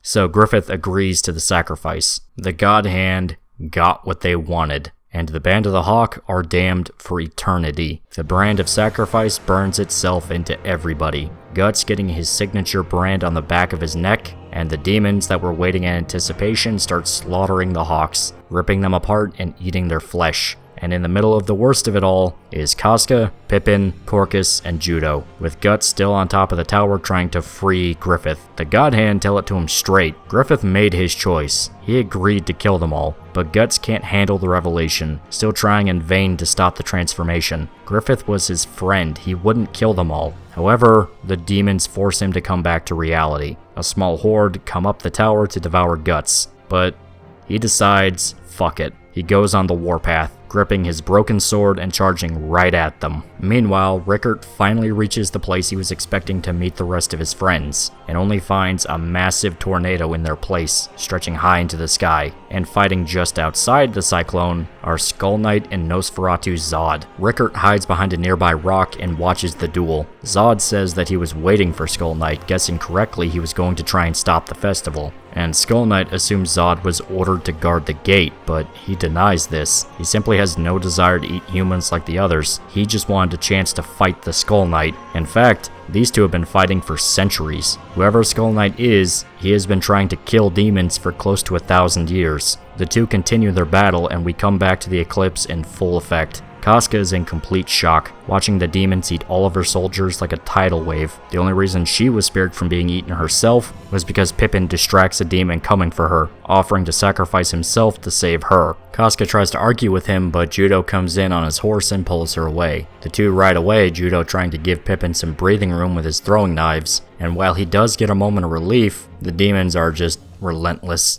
And Casca is forced to watch a mob of them surround Pippin and pull him to the ground. Judo's only justification for leaving him behind is that Casca's survival is the top priority. She's the leader now, so she needs to stay alive above all else. A legion of demons chase after them, and Judo is desperately trying to keep ahead. We come to Corcus completely losing his mind as he watches his troops beg him to save them, even as they're being torn limb from limb. Corcus runs for it, barely getting away with a massive scratch against his back. The horrors are too much, and he simply picks a direction and runs. He seems to actually get away, wandering the strange landscape while coming to the conclusion that it all just has to be a horrible dream. He doesn't even feel pain from his wounds anymore. Corcus starts calling out for someone to wake him up. He's absolutely convinced that everything that's happened, even his time with the Band of the Hawk, was all a dream. He just wants to wake up and be a nobody again. And that's when he sees a naked woman in the distance. Corcus is convinced it's part of the nightmare, so he just throws his hands up and buries his face in her breasts. As it turns out, this is the succubus from the opening chapter. I told you it would come back into play, didn't I? We don't directly see what happens, but I'm confident you can put two and two together. Back with Judo and Casca, the demons refuse to break off. The two are forced to gallop over the desecrated remains of their comrades. Casca is convinced they're in hell for their sins, which, yeah, I can't really blame her here. A demon comes out of nowhere and attacks, Judo barely able to fight it off while sustaining a deep wound on his arm. A second demon runs up from behind, but he uses a throwing knife to trip it up. a third demon leaps out, and this one bites into his wounded arm, mangling it. Now Casca has to fight off the demon to save him, but his arm is gimped. Casca begs him to turn around, that no matter how far they'll run, it'll never end, so at least they can go down fighting. But Judo isn't having it. He would rather struggle and try to survive than fight knowing he will die, saying that's exactly what Guts would do. Unfortunately, a fourth and final demon slides under them and consumes their horse. With their mount dead, they're flung off. This evil stickman looking thing shows up, and it uses its tendrils to attack them. Judo dives in front of Casca, letting himself be stabbed. The monster then tries to beat him to death with a barrage of attacks. Judo is still shielding Casca with his own body. Casca's begging him to move, but he's not budging, even as the demon stabs him through the chest with its tentacles. Seeing it as an opportunity, Judo uses his last throwing knife to stun the monster, giving Casca enough time to slash it open. It dies, but Judo is fucked up beyond recognition. He's bleeding bad, and he can barely stand. Casca screams at him to keep moving, even carrying him by the arm just so they can make progress, but it's too late to save him. Judo regrets how he's never had the courage to tell Casca how he truly feels about her, and his last words end up being, "You sure do cry a lot." He dies in Casca's arms, collapsing to the ground for good. Casca can't believe it, but she has no time to grieve. The demons finally caught up. Knowing she's screwed, she takes one of Judo's swords and tries to go out in a blaze of glory. And I say try because it doesn't end well. A demon chomps down on the blade and shatters it immediately. Well, then they realize she's a woman, and decide that just eating her would be a waste. Instead, they decide to violate her first, Casca begging for Guts to save her as the demons tear her armor off. Guts, meanwhile, is rampaging his way through the horde, breaking off a tusk of one demon to use as a weapon, stabbing and impaling his way through the horrors. The God Hand watch in amazement, admiring how hard Guts is fighting to survive. However, the harder Guts fights, the more valuable he becomes as a sacrifice for Griffith. No clue what this actually means, and mild spoilers, it never really comes up again after this. It was probably meant to go somewhere, but, you know. All the while, Griffith is transforming into a demon, now looking much more like the version we saw during Guardians of Desire, a bird-like shape. Guts continues to fight, getting more animalistic and desperate as the tension mounts up. Guts looks back at Griffith one last time, and goes back to his fight. Now we actually see Griffith's perspective again, seeing what he sees as he sinks down into an abyss. He's forced to watch the deaths of all the Hawks he sentenced to die, but he admits he feels nothing, no remorse or regret. It's what he wanted. Deep down into the abyss, he sees a crystal. A voice in the darkness tells him it's the last tear he will ever shed, a result of the sacrifice. His heart was frozen. As he falls down, he sees Baelitz rise up to the surface. Once he is finally at the bottom, he meets an entity that he calls God. It tells him, whoops, this part isn't canon, please ignore this. Yeah, this is where we get into some weird territory. There's a lost chapter of Berserk, chapter 83, God of the Abyss. This is where a very crucial element of Berserk is established. Too early. Yeah, it was something that was meant to come into play, but way down the line. Essentially, Miura, as soon as it was published, regretted immediately how much was explained in this specific part, because he wanted to kind of keep it in a gray area with more build-up, and so it was discontinued from every other re-release of this specific volume. At the moment, it's in a gray area of whether or not it's actually canon to the plot. Elements of it are teased later, but as of now, nothing about this chapter has fully come up again. So what did Griffith meet at the bottom of the pit? The devil, or more accurately, the idea of evil. The idea of evil is a massive black heart that sits at the deepest parts of the abyss. It's the culmination of all of humanity's suffering and despair focused into one being. The idea of evil lays out everything to Griffith, and I do mean everything. Wonder why hell is a vortex? Because the dead souls of the damned pump through the idea of evil. The idea was created because humanity needed a reason for why there were horrors in the world, war and suffering. So through humanity needing something to blame, it created the very entity that now perpetuates pain and suffering. The idea of evil claims to control destiny, and simply gives humanity what it truly desires. This is where it gets into the nihilistic, damn near Nietzsche-style philosophy of Berserk. The idea of evil believes it was created by mankind to cause them suffering, to give them a villain to blame for their suffering. It's sorta like an Ouroboros, a serpent eating its own tail. It manipulated history so Griffith would rise and fall, also Griffith couldn't meet the idea of evil in the first place. So why did it do all this? What does it want? Well, Nothing. The idea of evil believes that humans are naturally evil, so it doesn't care what Griffith really does. In fact, it believes just telling Griffith to do whatever he wants to do as thou wilt, it guarantees he'll act out his worst desires. But it's not even like it wants him to kill mankind. It even says outright, whether he dooms humanity or saves it, that's up to him. It's apathetic. But it does seem to care about Griffith. It's sort of a dark twist on a chosen one in a way. Griffith was picked by God in order to act out his will, but in this specific case, God is evil. So Griffith is gonna do some evil shit. So here's how the supernatural elements to Berserk work, at least how the idea of evil explains it. Humanity birthed the idea of evil to subconsciously blame an entity for why horrible things happen in the world. In truth, all of humanity holds a level of evil inside them, and with everyone blaming the idea itself of evil for why bad things happened, it created a literal god. That sounds confusing, because it kinda is, but let me clarify. You hear a story about a serial killer who murders children. He's killed 10 victims and shows no remorse in his actions. What do you call him? Evil. Well, because you put power into the label of evil itself, you are subconsciously blaming evil as a concept for why he killed those children. Now, think about how every single person on planet Earth has some knowledge about morality, about good and about evil. Putting faith in the idea of morality gives it power in a way. I guess it's sort of like how in 40K the power of belief is an actual concept that works and impacts the world. The idea of evil was created in hell, the collective subconscious despair of the dead, and from there created demons, and then Baelits, and then the God Hand. The God Hand manipulates destiny to cause human suffering. Through human suffering, you have humans that break down and use the Baelits, becoming demons, and from there they terrorize humans, creating suffering. So it's a weird, complicated cycle. The idea of evil made the God Hand.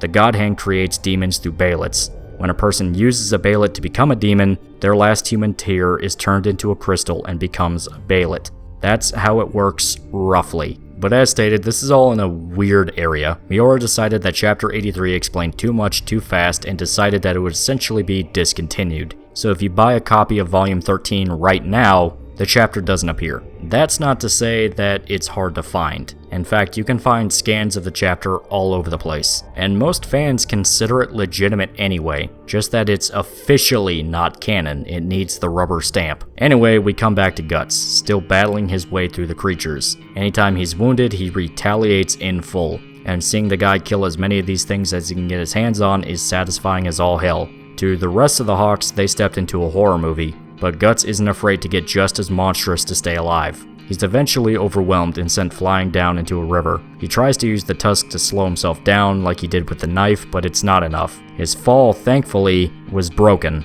by an ocean of blood. Guts sees the aftermath of the carnage. All of the Hawks were unrecognizable, just meat and bones. The sight pushes him over the edge, and Guts lets out a powerful and painful scream. The organs and corpses floating in the pool of red. Guts calls out for someone, anyone, to still be alive. Yet, when he tries to call out for Casca, he stops himself. He can't imagine that she's dead too. Gaston comes up from behind, revealing he's still alive somehow, though severely wounded and missing an arm. Guts asks if he knows about any survivors, but Gaston doesn't know. He was too busy running around trying not to die. He then mentions that none of what's happening feels real. That's all like a big dream, that he felt that way ever since Zod showed up all those years ago, that nothing has felt right since then. Gaston says his time with the Hawks was like a crazy story, and now realizes that he's just a minor character, meaning this guy knows he's going to die. Guts tries to talk some sense into him, but then Gaston's head explodes.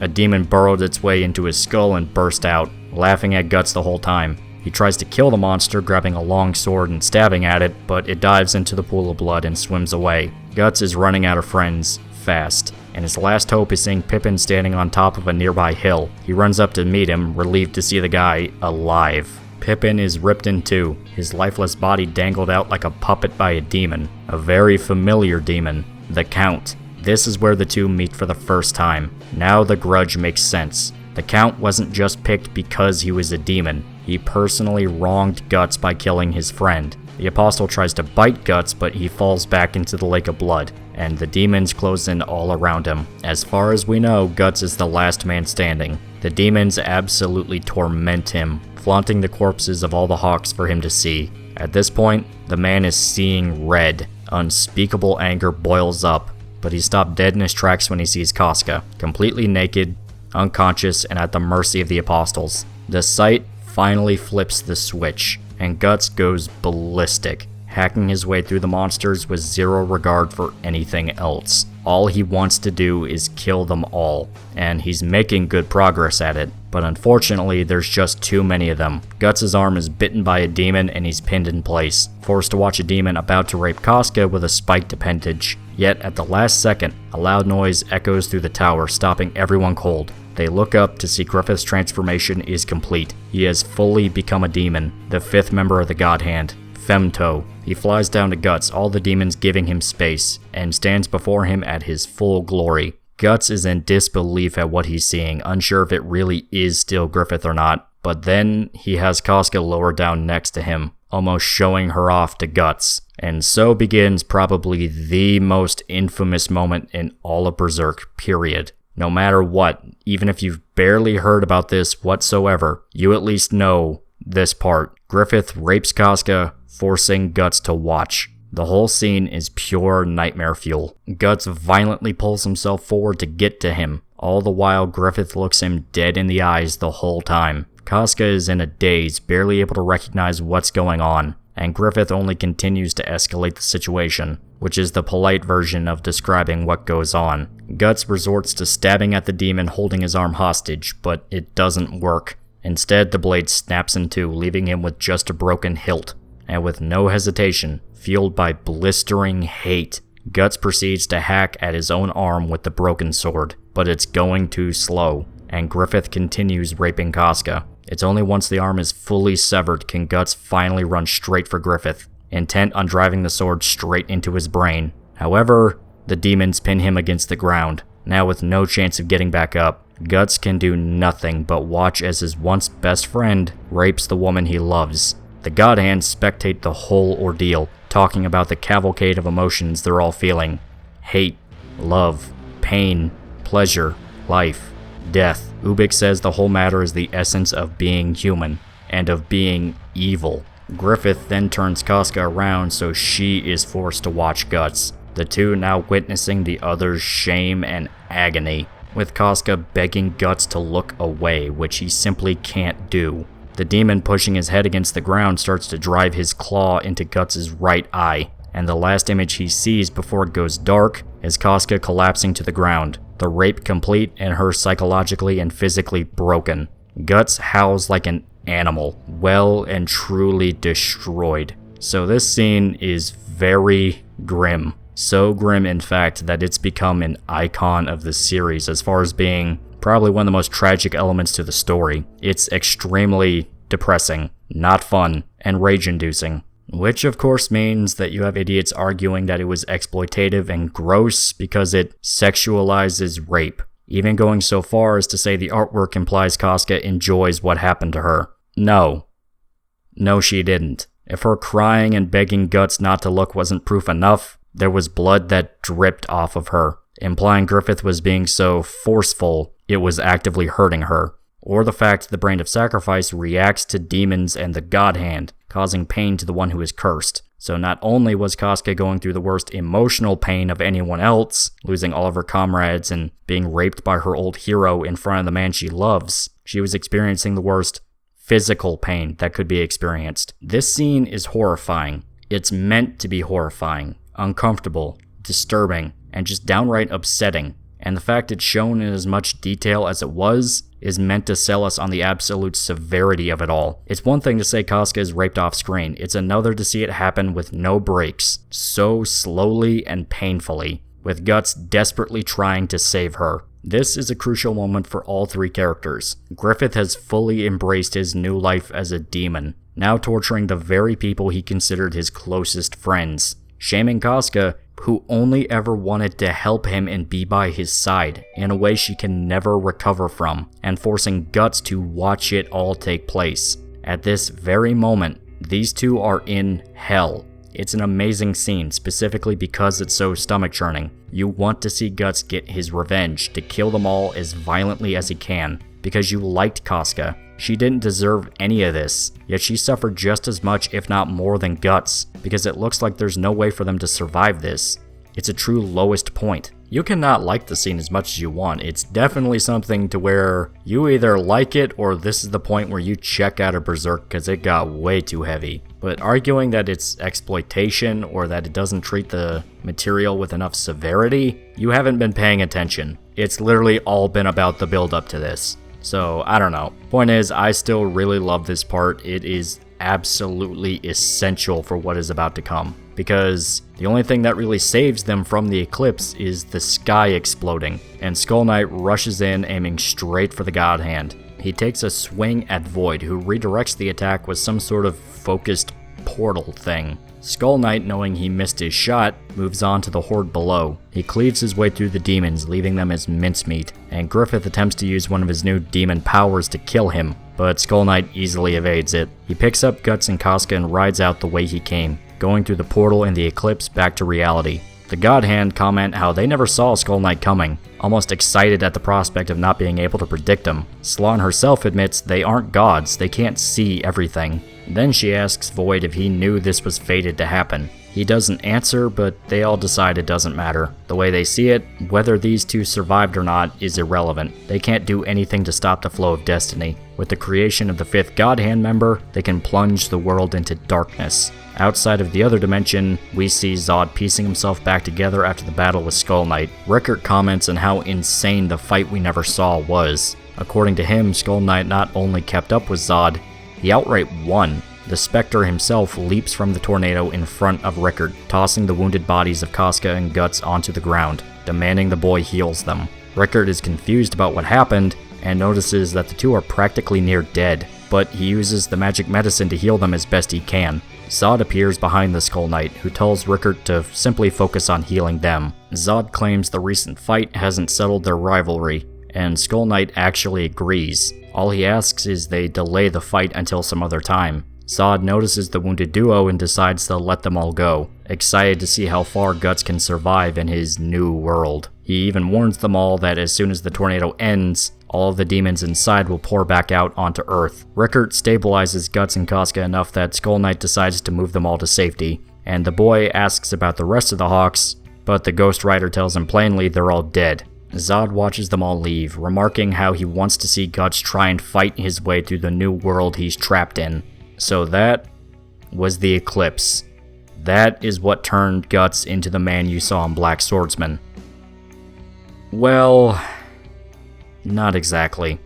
He's almost there, but there's still some ground to cover before he finishes his transformation as well. That's right, Guts still has some pain to go through, as if literally surviving hell wasn't bad enough.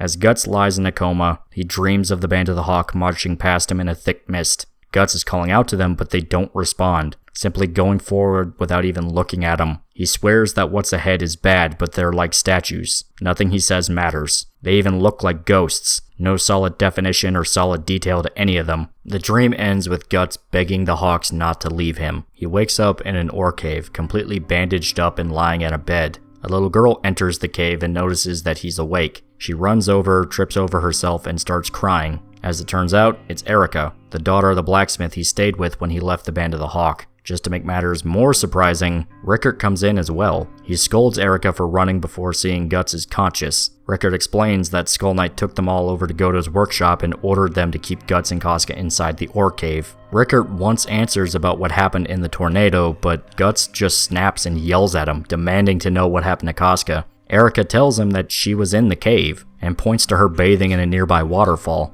Guts wastes no time trying to go to her, but she slinks away. He tries to touch her shoulder, but she recoils from every attempt. When Guts finally gets a good look at her face, he sees that her eyes are wide and vacant. Casca's mind regressed into complete psychosis. Not much smarter than a toddler. She remembers nothing, and is terrified of men. Guts can't comprehend the idea until Casca runs over to Erica for comfort. Whatever is left of her is long gone, now just a blithering madwoman. Guts goes to leave the cave despite Rickard begging him not to go, saying at first his wounds are too severe, and then revealing Skull Knight specifically ordered him to stay inside no matter what.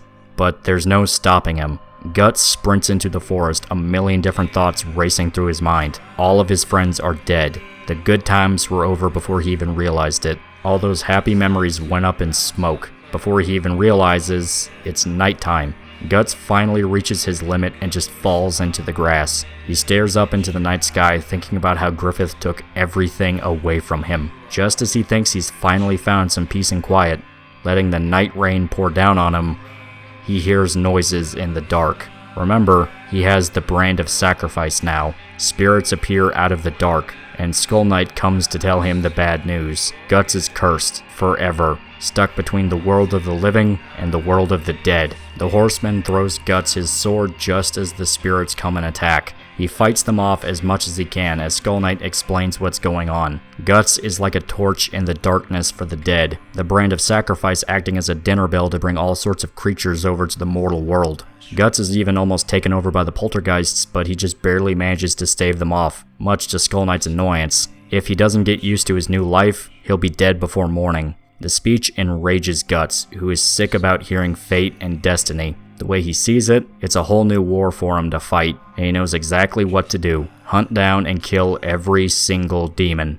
down to the last one. And Griffith is at the top of the hit list. The ghosts seem to finally dissipate, Guts thinking it's finally over. However, that's not true. The ghosts merely found another torch in the dark, as Skull Knight puts it, and Guts immediately realizes he was talking about Casca. The two ride through the forest to find her. Guts demands to know who exactly Skull Knight is, but all he'll say is that he's an enemy to demons and the God Hand. He brought Guts and Casca over to Godo's because the ore cave was once occupied by elves, so it was blessed, meaning demons couldn't enter. Skull Knight also explains that the spirits come out in the dark, so if the sun sets or they enter a dark forest, they'll be attacked. To ensure their safety, they need to stay inside the cave. They finally find Casca, who is surrounded by spirits, but for some reason they aren't hurting her, just hovering around without attacking.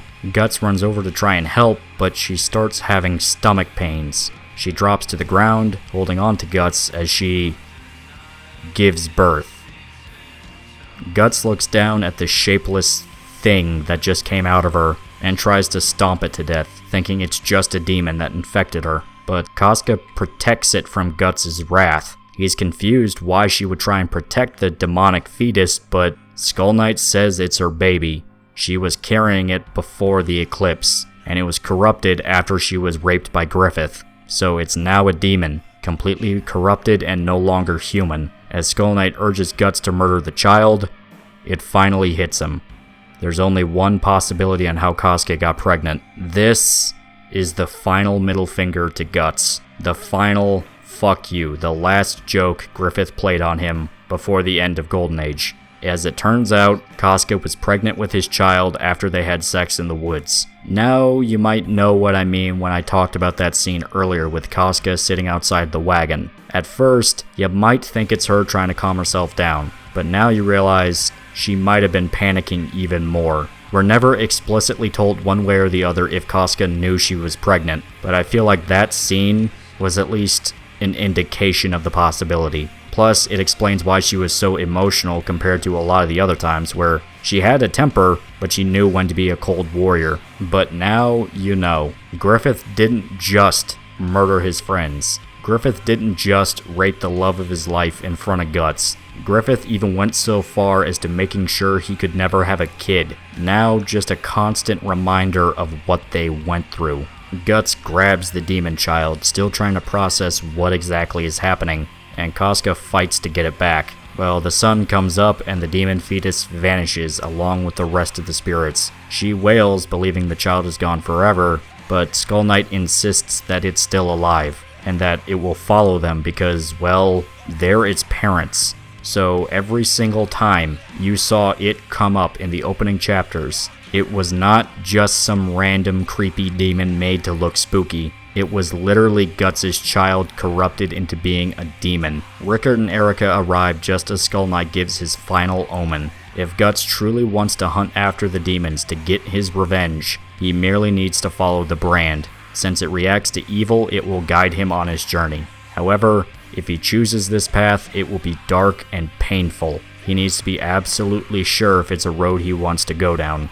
At the same time as the events of the last few chapters, a strange deformed man is nearly run over by a carriage. The riders hop out to make sure he's okay, but he just sniffs the ground like a pig. They eventually just throw their hands up and pass him by, commenting that ever since the eclipse happened, nothing but weird things go down. They leave, and we see that deformed man is actually an apostle. The scent he was tracking was of a sacrifice. Back at Godo's workshop, we see Rickert and Erica steal a key and sneak into a secret warehouse full of weapons. She explains that Godo was once considered a legendary smith who could make anything he was ever asked. Rickert then spots a massive slab of metal, a sword that towers over him, something that Erica calls the Dragon Slayer. Godo appears, explaining the story behind the sword. He was once approached by a king who had a proclamation. He wanted him to make a sword that could kill a dragon. Godo was exhausted of dealing with nobility. Their swords were always refined and elegant. To him, swords are just butcher knives. So he made a sword big enough to butcher a dragon, basically as a joke. Turns out the king wasn't perceptive to the humor, and Godo had to run away from his old life, shacking up in the mountains and living there ever since.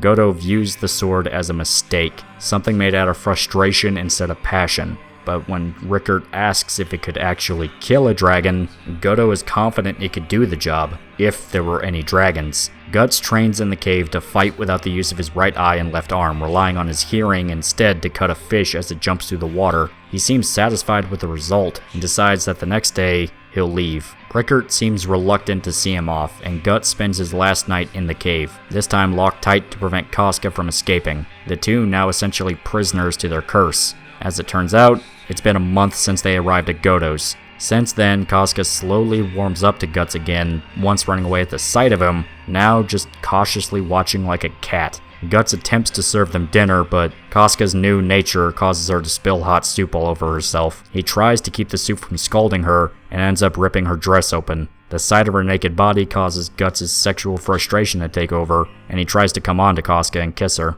She pushes him away and runs for the door, screaming to get out. Guts spends the rest of the night crying, listening to her wail. Morning comes and Guts arms up, donning his new armor, along with a bandolier of throwing knives. Rickert asks if he can actually use them, and Guts explains that judo once tried to teach him some time ago, but it never really stuck. But now, he needs any trick he can get his hands on. Guts is finally decked out in his new clothes, the Blackswordsman armor, and to top it all off, Rickert reveals his new invention, an iron arm. Guts calls it groovy. Groovy. But there's a secret to the arm he doesn't know just yet. Before they can test it, however, Godo appears to see Guts off. The old man complains about how they raided his storehouse, but still gives Guts a new custom sword. Despite his complaining, he does like them, and the only payment for the headache would be having Rickert work off Guts' debt. Get shit on, kid. Guts tests his new sword, managing to cut through his sword and the anvil underneath it. It looks like he's ready to go. Then the brand grabs his attention. The deformed man from before arrived at the cabin, ready to kill them all. He immediately transforms into a demon. Everyone else is terrified, but Guts is consumed with an urge to kill. He cuts the demon open with his new sword, slicing its face, cutting off its arm, even opening its stomach. All the while, Godo is worried about the new sword. He never imagined Guts would fight monsters, so the sword wasn't made to kill something like that. Well, just in the heat of battle, the sword snaps in two. Now exposed and vulnerable, the pig demon uses its own intestines as tendrils to grab Guts and send him flying. He crashes into the warehouse full of weapons, and right as the monster stomps over to him, Rickert yells at Guts to aim the artificial hand at the demon and pull back on it. Yep, Rickert is the one who invented the arm cannon, and the explosion blows out the demon's brains, exploding out the back of its head. The strength of the blast pulls Guts' shoulder at a joint, but still managed to do critical damage to the demon. And just as Guts is forcing his arm back into place, he notices a certain weapon next to him. This is the first official kill Guts has with the Dragon Slayer. He cleaves the pig demon in two, finishing it off with a big dramatic blow. The rest of his friends look at him in shock. Godo because he never thought anybody could actually wield that sword. Rickert and Erica because to them, Guts looks scary, showing his first sign of becoming the monster we saw at the beginning of the manga. Sometime later, Guts says his goodbyes to everyone. Rickert asks if he's sure he's gonna leave without saying anything to Casca, and yeah, Guts refuses. Rickert tries to convince him that he should stay, since with the Hawks dead and gone, they're all that's left. But Guts claims that the Hawks aren't gone yet. They are still alive, so that's what matters. Casca is the leader, so he's trusting Rickert to protect her. To Guts, it's war, so he's going to do his job and raid the enemy. That's what he says, at least. In truth, all he needed was an excuse. Whether it was war or revenge, deep down he's filled with rage, and the only thing that he wants to do is kill every single demon that gets in his way. Guts, the 100-Man Slayer, is dead. The Blackswordsman is born. The arc comes to an end with Guts wandering off into the fog, his path uncertain. Holy fucking shit. I have no clue how long this video has been. My only guess is it's above the 3-hour range, cause this feels like a massive project. Granted, a lot of what's been pushing the time length has been doing the play-by-play, but that's because, as stated, there's a lot of context needed to explain pretty much any event in Berserk. As you can see, it wasn't just Edgy Boy's friends get munched on by demons. Golden Age took several volumes to play out, with its own story beats, character arcs, and 3-act structure. Really sit back and think about this. The beginning of this video was about Guts as a child. We went from a gritty military story about medieval politics to a full-blown dark fantasy horror story. Most everybody from the beginning is dead. Griffith is a demon, Casca is insane, and Guts is doomed to walk the path that turns him into a beast. Because if you thought Blackswordsman Guts was bad, just wait until part 3. As you'll soon see, Guts not only becomes just as violent and sadistic as the demons, but he becomes the boogeyman himself. But that's all coming in part 3, which will be out when it's out. This video was easily the longest one I've made, period. Hopefully the next few parts won't be near as long, but who fucking knows anymore. Luckily, by the time this video is out, a brand new chapter will be released. That's right. Even though the future was uncertain and still remains undecided on whether or not it's coming regularly or gonna end right here, there's one final chapter for Berserk we can all enjoy. Hopefully, it adds some closure. But considering how sudden everything has been, I doubt it'll be a good ending for the series, but that's pretty much been an impossibility anyway. Still, at least there's the rest of the manga to enjoy, and it's gonna ramp up like crazy in the coming parts, as you'll eventually see. For now, I'm exhausted, to say the least. So I'm going to get some sleep. I'm going to work on some other videos before part 3, both to keep up with the schedule and because I don't want to burn myself out working on Berserk 24/7. Until next time, please remember to like, comment, and subscribe. See you guys.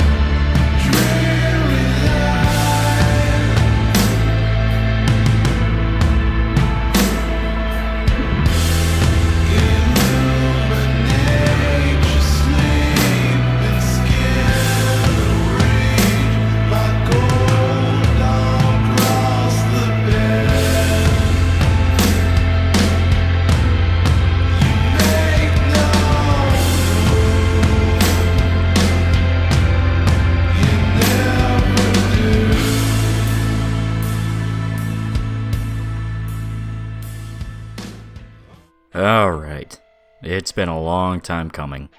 The next step of our journey through the fantasy epic Berserk. In part 1, we were introduced to our protagonist, Guts, a violent, cruel demon hunter that is hunting after the monsters that wronged him. At first, we're led to believe he's just a sociopath, a complete asshole that bullies innocent people and shows no regard for the safety of others. But there were hints that his traumatic quest was actually starting to get to him. Bits and pieces that showed he really did have some humanity buried under the surface. The character of Puck was the vehicle to explore this side of Guts, his goofy, fun-loving nature clashing with the cold-hearted and dark exterior, and Puck's magical abilities showed that Guts was essentially shutting out his feelings with pitch-black hate. Yet we didn't really follow these two for that long. We had maybe about 8 chapters or so, and then we moved on to the absolutely massive flashback arc we covered in part 2. Golden Age was all about giving Guts every ounce of context necessary to explain who he is, along with the setting at large, why he's hunting demons, how he became disfigured. So much was covered in part 2, it was 3 hours long alone. It introduced a lovable cast of eccentric mercenaries, characters we grew to care about and really admire, then brutally killed them. Guts himself showed many different layers that developed him from the archetypical edgy swords boy he was in Blackswordsman. Plus, it gave our protagonist actual history in the world. It went from big sword guy in not Dark Ages Europe to fully fleshed out dark fantasy. Guts lost his family as a child, found a new one in the Band of the Hawk, left that family out of fear his best friend didn't really care about him, fell in love with a woman, realized he could truly be happy with her and plans to run away, only to learn his actions had consequences, and his dreams in life were over before they started. He threw away his chances at fulfillment and realized too late it was impossible to put things back together. Then when the eclipse happened to close off our flashback, it spelled out in no uncertain terms why Guts became as vicious as he did. The man survived actual hell, only to be cursed for the rest of his life. That new family Guts grew to love was slaughtered by monsters. He will be hunted until he's cold in the ground. The woman he loves is completely insane and a shell of her former self. His best friend is the one who damned them all and made Guts watch as he violated the love of his life. Even his unborn child was corrupted into being a demon. This is all in the flashback arc that explained why a dude wears all black and has a big sword. There's overkill, and then there's writing a Shakespearean tragedy to explain why your OC has a black cloak. Never say Miura was anything but detailed, but now that's finally over, it's time to talk about the Berserk prototype. That's right, Berserk technically has a prequel prototype thing. This was the first draft of the story Miura came up with before dedicating to the final product we see in the manga, and unlike the Lost chapter, Chapter 83, which we covered in part 2, this is actually in every copy of Volume 14 that's out there. Since technically Volume 14 is the ending of Golden Age, and it sort of acts as a transition between Old Berserk and New Berserk. You get to see how the series was originally going to be before you come back to current events. That's not to say that it comes immediately after Golden Age. You actually get a few chapters into the next arc, and then it closes out that volume with the prototype. It's sort of weird, but that's how it works. And it's better to cover this now instead of cutting out partway through the next arc to talk about what essentially amounts to a big Easter egg. Nevertheless, this is actually the version of Berserk Miura came up with when he was in college back in 1988. The manga itself began publication in 1989, so he basically has some ideas down pat, and it's just about ironing out specifics. But there are stark differences between the prototype and final Berserk. Guts' design is the first noticeable change. He still has his signature black cloak, his massive sword, and his iron left hand, but he's got an eye patch covering over the eye he lost. There's other differences too, but I'll explain them as we go along through the chapter itself. The prototype opens up with Guts walking past rows of skeletons impaled on stakes. Now the first thing he actually does is make an offhanded comment to Puck, which shows us that the two are already friends by the time this version of the story opens up. Which is kind of interesting because you don't get to see the scene in the tavern where he murders the bandits and saves Puck. Instead, we're supposed to assume these two have been together for at least a little bit by this point. Anyway, they spot some bandits attacking a wagon in the distance. We see the bandits have cornered the girl driving the wagon and try to rape her. Well, just before they can get started, they're all killed by crossbow fire. The village girl looks up to see Guts holding a big crossbow, and while it's not the automatic one he had before, it still shows he uses it as a weapon. So I guess the idea is he just loads them really fast. The scene is actually pretty similar to what you see at the beginning of Sword of the Berserk Guts' Rage, so it's possible that game treated this as sort of a reference, which makes sense considering Miura wrote that game as well, so he probably just wanted to add a little nod to what came before. Still, the girl is in shock as she watches Guts go right to the overturned carriage we can assume is hers and complains about the lack of food. She tries to warn him about a surviving bandit coming up right behind, but he's already a step ahead. He cleaves the guy in two with his sword. Very similar to the first kill with the Dragon Slayer we see in the first volume, but this version of the sword is slightly different. It's still the same basic shape as the Dragon Slayer, but it's got these sort of wingtips looking things right near the hilt. Still, the bandit is dead and Guts takes his leave. The girl he unintentionally saved reveals her leg is hurt, and Guts reluctantly takes it upon himself to take her home on a horse he stole from the dead robbers. And if you're feeling some weird sense of deja vu looking at the village girl, it might be because she sorta looks like early Griffith. In fact, a popular fan theory is that her design in the prototype inspired Griffith's design, since there are a lot of references to Griffith's beauty making him look almost androgynous. Is there any weight to the theory? No clue.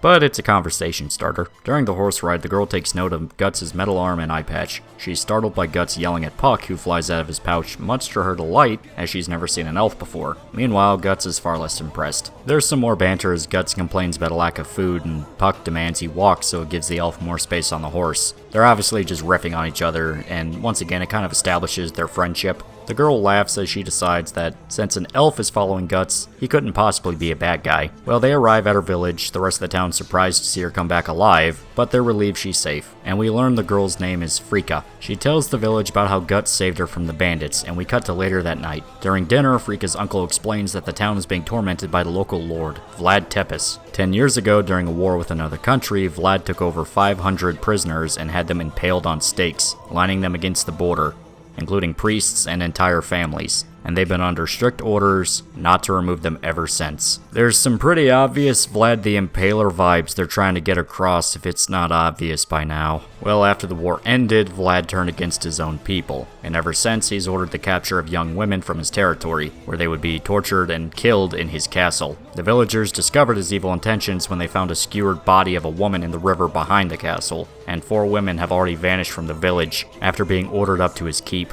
Frika was intended to be the 5th sacrifice. Her family simply wanted her to run away, but Frika didn't want any other girl to suffer the same fate as the others. Guts shows little regard to the peasants' suffering as he asks for more food and beer, and the leaders of the village gather at Frika's place to try and hire Guts as an assassin. They're willing to give whatever they have for Guts to kill Lord Vlad, though he refuses, saying the job is too risky and why should he give a shit about a bunch of villagers with no decent reward anyway. An old woman begs Guts to avenge her granddaughter, who is actually the one they found in the river, but he's not biting, even telling her point blank he doesn't care. The rest of the village is disgusted at Guts' behavior, and even Puck rips into him for being a selfish jackass. Puck says that he should understand more than anyone what they've been going through, losing a family member, but Guts swears they'll get over it. Then Frika runs up to meet him one last time. She admits she told the rest of the village Guts was a powerful knight, so it was her fault they tried to pressure him into taking the job. She tries to apologize, but Guts still says he doesn't care.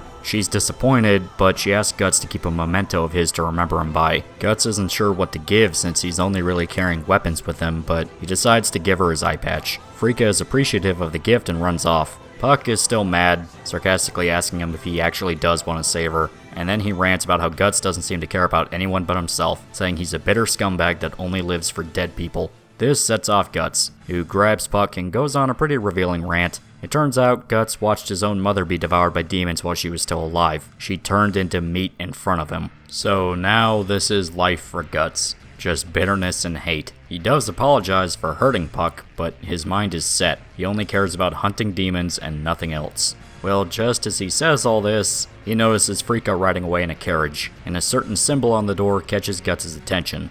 Yep, this is the prototype's version of the brand of sacrifice. Not really worth trying to hide it, it's pretty obvious. It's certainly different from the actual one, it's more curved while the original is very jagged and angular, but it still looks almost the same. Now, a lot of you might have picked up on some subtle and not so subtle differences between actual Berserk and prototype Berserk. Guts' personality is a bit goofier here than his usual very stern self. especially considering this is technically Blackswordsman era. That's not to say he's completely comedic, but you can definitely tell there's more humor with him here than before. Even the way his face is drawn leans a bit harder into being silly. He's got a big frown like a One Piece character, and his face stretches when he's mad or acting smug. Now when he's genuinely pissed off, you see Guts resemble more of his actual self, very sharp and tense. But during quiet scenes, the Guts we have here acts more like a lovable asshole than a psychotic asshole. Puck actually stays pretty consistent between real Berserk and prototype Berserk. He looks the same and pretty much acts the same too, acting as Guts' moral compass that shows clear frustration at his self-centeredness. But of course this leads to the most obvious difference between prototype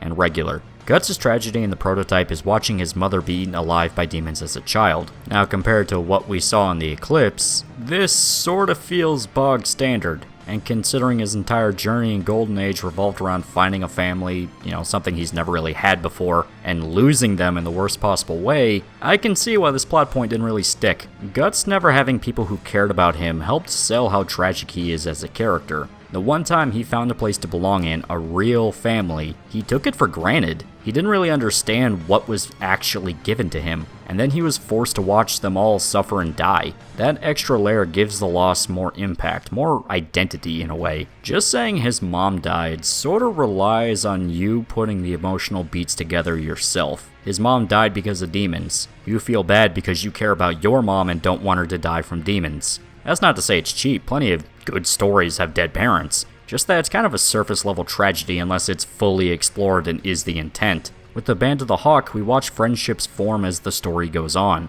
Guts grows from this apathetic outsider to somebody who finally found a home. It's all about build-up. You spend time with a character and become accustomed to them. So when they die, it comes out of nowhere and has more impact. Show don't tell, Very basic writing rule. You don't want to just say someone died, you want to show it happening. Of course, this is a hypothetical first chapter. The idea is this is the introduction to the story. So the assumption is more details would have fleshed out this aspect if Miura actually stuck with it. We might have had a completely different backstory with Guts if Miura decided to go through with this idea of Berserk. Now coming back to the chapter, we transition to Lord Vlad's temple. Frika is taken inside the gate and brought before him. He's creepy right out of the gate, and wastes no time showing he's a literal monster. Weird monster eyes and monster teeth. He's a monster, okay? And just as it looks like Frika is dead meat, our classic all is lost moment, a crossbow pierces Vlad's eye. Despite all the bloviating and edginess and being a complete douchebag and also an inconsiderate jackass and fuck you, Guts wasn't gonna let Frika die. Vlad tries to say some shit, a typical bad guy speech, and he gets another crossbow bolt right through the mouth. Despite his wounds, the guy isn't dying, so Guts' suspicions were correct. Vlad is a full-blown demon. The platform Guts is standing on explodes, and he has to dodge out of the way of a pile of very sharp objects coming to impale him. He manages to avoid most of the spears, but unfortunately he does get a few lodged right in his abdomen. Vlad takes time to brag, but Guts starts shit-talking as well. Of course he didn't die, though he actually did get impaled through the stomach. It looks like that really fucking hurt. Guts rips out the spear and unsheaths the Dragon Slayer, ready to rock and roll. He also calls Vlad a dog of Vuana. This is another difference between the prototype and the actual story, but I'll have to explain a bit of that later. Vlad transforms into his demon form, and he talks about how humans shouldn't know the name of the god of darkness, Vuana. Oh shit, well I guess he explained it for me. Yeah, there's no god hand in the prototype. Instead, it's the typical Demon King thing you see in fantasy anime. Though instead of managing McDonald's, he has Vlad the Impaler as a buddy. Hard to really compare an offhanded comment about a shadowy main villain with actually seeing villains do villain shit, so I'm not gonna bother. All I will say is I'm not crazy about the name Vuana. It sounds weird, like an Italian soda brand or something. I might have to find a case on Amazon. Nevertheless, Vlad is full-on monster mode. Also, if you're wondering why I just call him a demon instead of an apostle, is because the term isn't really used that much in this. Vlad calls himself an apostle, and Puck uses the term when talking about Vlad in passing, but it still doesn't really feel concrete, Actual demons in Berserk and even the God Hand use the term all the time. Even Wylad, who is a complete hedonistic madman with little regard for anything else but having fun, called himself an apostle. In this, it feels more like a romanticized description of what Vlad was. Even if he says that's what he is, you wouldn't call a psycho monster with bird wings an angel, would you? Actually, save that for later. Anyway, Guts and Vlad fight, and it's very similar to the first battle with the Snake Lord from the first chapter. It plays out practically the same, even down to the demon grabbing Guts and bragging to his face about how he's gonna eat him. Then Guts blows his head off with the arm cannon and slices him in half. It's pretty obvious the prototype heavily influenced the first chapter. Hell, it's almost literally a first draft in a way. Well, as Vlad is bleeding to death, he notices the branded sacrifice on Guts' chest, this one bigger than the small spot it takes up on his neck. And of course, we get the part where Guts reveals he's been sacrificed, and that caused his hatred of demons. Only instead of a burning building collapsing on top of him, it's a large chunk of the castle that crushes his skull. Still pretty good, you know, nice and visceral. Anyway, the trio escape from the castle, and Frika is safely returned home. All's well that ends well. Guts swears that saving her was just incidental, he just killed his enemy, he didn't want to save the cutie. But Puck thinks about how much scarier Guts seemed than Vlad, almost sinister by comparison. Guts takes his leave, but Puck still demands he treat the guy's wounds, showing that elf dust is still absolutely a thing, and Puck is basically there to act as the therapist and the medic. Guts simply responding that he'll give the demons as much blood and flesh as they want while he drives steel into their heads. And with that, the prototype comes to a close, the two walking off into the distance to end the chapter. Now, you can see why this is a prototype, a simple standalone adventure that gives hints towards a larger universe. Now, obviously, there are elements that didn't make the cut, the Demon King Vuana, some of the designs of Guts' weapons, the brand of sacrifice, the death of his mother, the eye patch, but it's actually something that with a few tweaks would have fit snugly into Blackswordsman. It's still fun, and it's interesting to see what came before the actual manga, especially considering this was only a year before the manga officially started. Remember, it came out in 88 while the manga debuted in 89. So Miura had most of what he wanted with Berserk thought out. It was just smaller details that changed and, ironically, snowballed into major plot points later, because Miura admitted that during Blackswordsman he didn't really have a plan. So with all these tiny details kind of combining together into one idea, it drastically affected the story. And that's kind of funny considering that a major theme of Berserk is exactly that, the effects of causality and details causing details later to change, which cause details later to change, and eventually an entire outcome and event is shifted in your favor, or the exact opposite. Something that in this coming arc you are especially going to pick up on as a theme. But really, think about all the little details in the prototype that were changed and the effect they had on the actual story of Berserk. Because he didn't continue with the idea of Guts' mother being eaten by demons, we got all of Golden Age and the tragedy with the Eclipse and the Band of the Hawk, and by extension Casca. Because he didn't stick with the Demon King Vuana, we got the idea of evil and the God Hand and Griffith. Kind of funny to really think about. In a way, it was the smaller details that got left behind in the prototype that led to the really famous parts of Berserk. Because Miura didn't rely on safe and easy tropes, he had to replace them with something. And I already mentioned where it led. Dude took a gamble and it royally paid off. And speaking of taking risks, it's time to talk about a fan-favorite arc. Technically, it's part of the larger arc known as Conviction, but it's just so good that it's become its own arc in the eyes of fans. One that is so metal, so hardcore, so dark and twisted that it's still yet to receive any attempt at adapting it. There have been hints, yes. Berserk 97 sort of implies it would have happened if it continued, but as of this video, there's been 0 official adaptations to the infamous Lost Children arc. And for a good reason too. This shit is so hype that cowards who do not even smoke crack cannot handle it. Lost Children is absolutely incredible for countless reasons. For one, it's noteworthy for bringing us back to the present, timeline-wise. Turns out it's been a full 2 years since the Eclipse, and we can assume the Blackswordsman took place a year before Conviction. So the timeline works like this. Golden Age comes first, chronologically. Blackswordsman is roughly a year after that, since we see Guts shows clear experience in fighting demons and understands more about his curse than at the end of Golden Age, and Conviction is a year after that. There's no official answer confirming this, it just sort of lines up. Some people argue Conviction is a few months after Blackswordsman, and that would also make sense, because it would be a perfect amount of time for Guts and Puck to be traveling together and not have some form of a relationship still. Another reason this arc is so famous is because it's sort of the point where the art really peaked style-wise. It hits a perfect balance between gritty horror and beautiful fantasy. That's not to say the art is bad after this, I mean goddamn, but simply this is the point that managed to not lean too hard in any direction. It doesn't look too rough, and it doesn't look too soft. There's also the really well-known reason this arc is talked about, but let's not spoil anything just yet. Where's the fun? The arc starts off just a little bit after the eclipse. A unit of knights ride past a mother and her young child. Turns out these are the Holy Iron Chain Knights, an army for the Holy See. Essentially, these guys are foot soldiers for the Vatican. We see some of the members bantering as they ride. A man by the name of Serpico teases his friend Azan by saying the woman they rode past is a looker and probably his type, but Azan is not interested in playing along. They were sent to investigate a possible sign of God, and this idiot was busy looking at women. They're both told to can it by their commander, a woman on a regal-looking horse, and it turns out they found their objective, the Red Lake. It's the remains of the Band of the Hawk, torn apart and unrecognizable. The way the commander sees it, this is a sign right out of prophecy. When the sun dies 5 times, a red lake will appear to the west of the city with a name both old and new.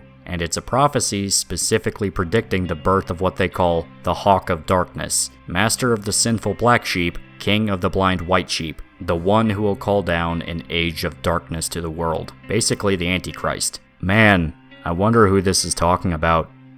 What bird guy could this prophecy be referring to? Sun dying 5 times? That sounds like an eclipse where the sun goes dark for a little bit. And 5? That's like how you have 5 fingers on your hand.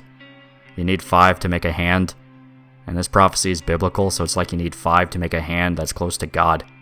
Yeah, the foreshadowing here is a little bit blatant. The God Hand are gonna do evil shit to the world, and Griffith in particular is gonna be involved. Well, take that little seed and put it in the back of your mind, because now we're jumping 2 years ahead to a dark, rainy forest. Some bandits are complaining about the lack of loot to steal, mentioning that times are getting tougher. The most they manage to snatch is a little girl who they plan to sell off. Well, one bandit decides to take his pants off because it turns out he's a moderator for Reset Era, but luckily she fights him off with a kick to the groin. The ruffians then talk about the history of the tree they're sitting under. The forest itself was used by a cult of heretics who would cut people's stomachs open and make them walk around trees with their intestines staked into them. And that very tree is one of the ones they used for their sacrifices. To prove his point, the bandit telling the story shows the stakes buried into the wood, even saying the bumps in the tree look like human faces. This causes the pedophile bandit to get an idea. He wants to see if the story could actually be true, so he plans on cutting the girl's belly open and making her walk around the tree. As he's cutting her dress open, a chestnut falls onto his hand, the spike stinging his fingers. They all look into the darkness trying to spot who threw it, and they see Guts sitting by himself, his cloak shielding him from the rain.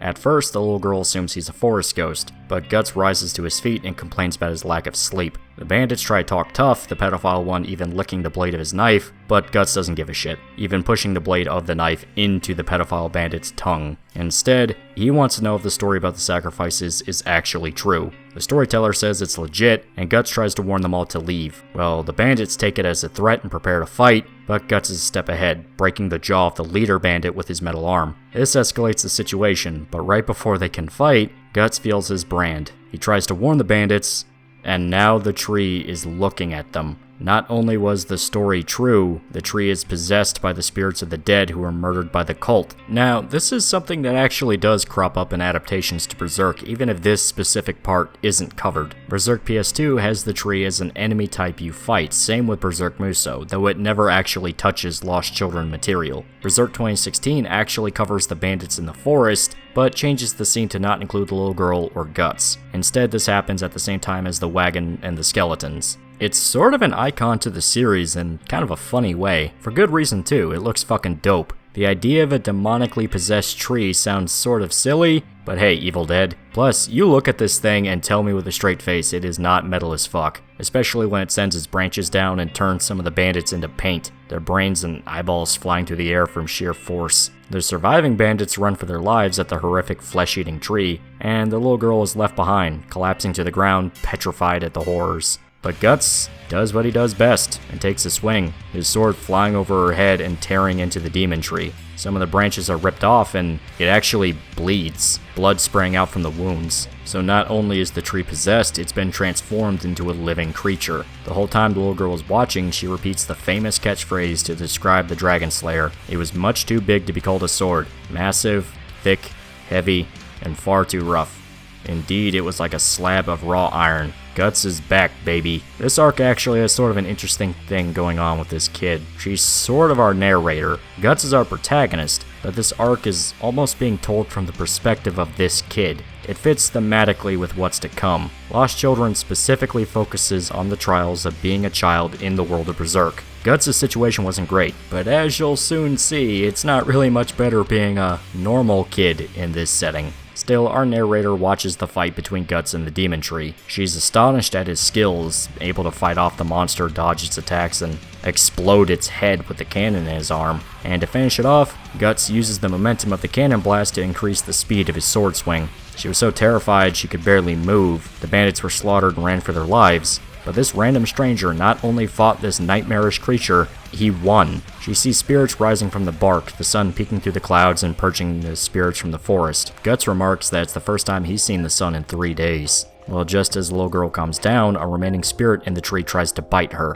but it's chased out of the bark by Chestnut landing on it. Turns out it was Puck who started the altercation with the bandits, using his special technique Bloody Needle, where he throws the chestnut at you. He admits to using Guts as the muscle to save the girl, but she reacts negatively. She starts screaming her head off, which causes Puck to drop a chestnut on his own head. Guts tries to write off the incident as the two being crybabies, but then she claims Puck is an elf from Misty Valley, and for some reason that's something that causes her to shake in fear. We cut back to the bandits as they've been running through the forest since last night. Soon they're consumed in a heavy fog and start to hear laughing all around them. As the men begin to panic, they spot elves flying all around. The leader of the bandits can't believe what he's seeing, saying that this ain't some kid's fairy tale. But one of the elves insists that's exactly what it is, a fairy tale for children. Yep, say hello to the moth demon that attacked Rickert back in Golden Age. She's our villain this go around. We don't see what happens to the bandits, but considering what we saw her do earlier, let's just assume it's very, very bad. So Lost Children is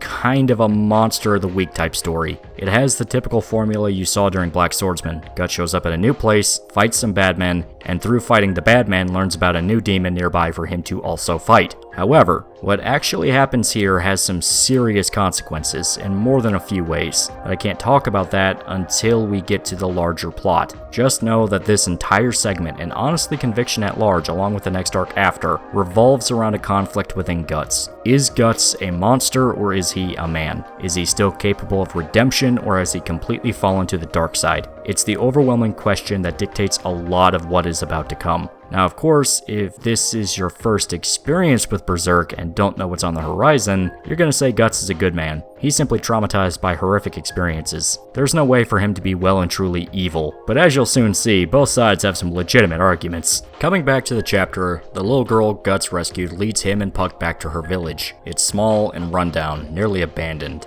People stay hidden inside their homes and watch our group with suspicion. The little girl walks up to what we assume is her house and peeks inside the door, reeling back when her mother calls out for her. We learn her name is Jill, and she went missing from the village sometime last night. Her mother was worried sick while her father doesn't give a shit. Jill's dad is an alcoholic asshole that only cares about sharing old war stories with his buddies. His friends seem to be thankful she's okay, but Jill is visibly uncomfortable when one says he's sorry about last night. Jill's father demands she go buy him booze and beats her with his cane when she tries to call him out for not caring about his family. Her father is obsessed with his time in the military, probably the only time he was ever actually useful for somebody, and is angry at his sacrifice being squandered by his family. He's pretty merciless towards Jill, beating her and berating her over and over again, with his wife begging him to stop, basically in the middle of the street. The only thing that actually gets the guy to back off is Puck throwing a chestnut at his head, something that's kind of becoming a signature move of his. Jill's father tries to pin the blame on Guts, but he's quick to throw the elf under the bus. And as it turns out, Jill isn't the only one terrified of elves. At the mere sight of Puck, the entire village turns against them. Jill's mother drags her into the house, and the rest of the villagers surround Guts with weapons. They threaten him to hand over Puck, who is begging Guts to ski-daddle out of there. An old lady takes a swing with a farming hoe, but lands flat on her face when she dodges, now just begging them to give back her grandchild. The village interprets this as Guts attacking the old lady and move in to try and kill him.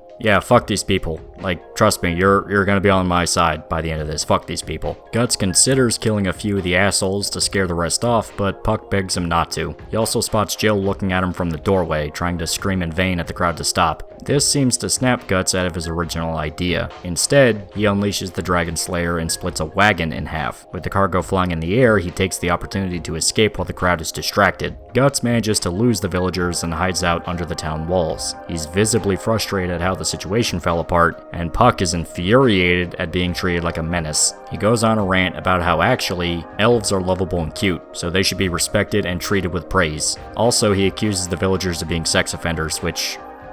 he's not wrong. Anyway, Guts is annoyed that Puck is still following him, taking up space in one of his satchels as his new home. But the elf considers himself a good luck charm for the brute. Jill finds the duo and tells them to hide out in the old windmill just outside of town. Nobody goes into it since it broke down, meaning they should be safe inside. She offers to sneak out and bring them food after sundown, but Guts insists she stay away from him until dawn, unless she wants a repeat of that previous night. We cut to that night and see Jill back at home. She's in her room watching through the doorway as her father abuses her mother for taking too long to bring him and his friends booze. She sees one of her dad's friends walking towards her room, drunkenly claiming he's trying to take a piss. But Jill seems to understand what his real intentions are. She quickly barricades her door, quivering in fear, as the grown man tries to enter her bedroom. When he finally leaves, Jill covers herself in Guts' cloak and cries. I'm hoping you guys caught up to the implications here. It's not fun, to put it politely. But I did tell you guys this arc was heavy. It's all about the suffering of children, from abuse to neglect to, well,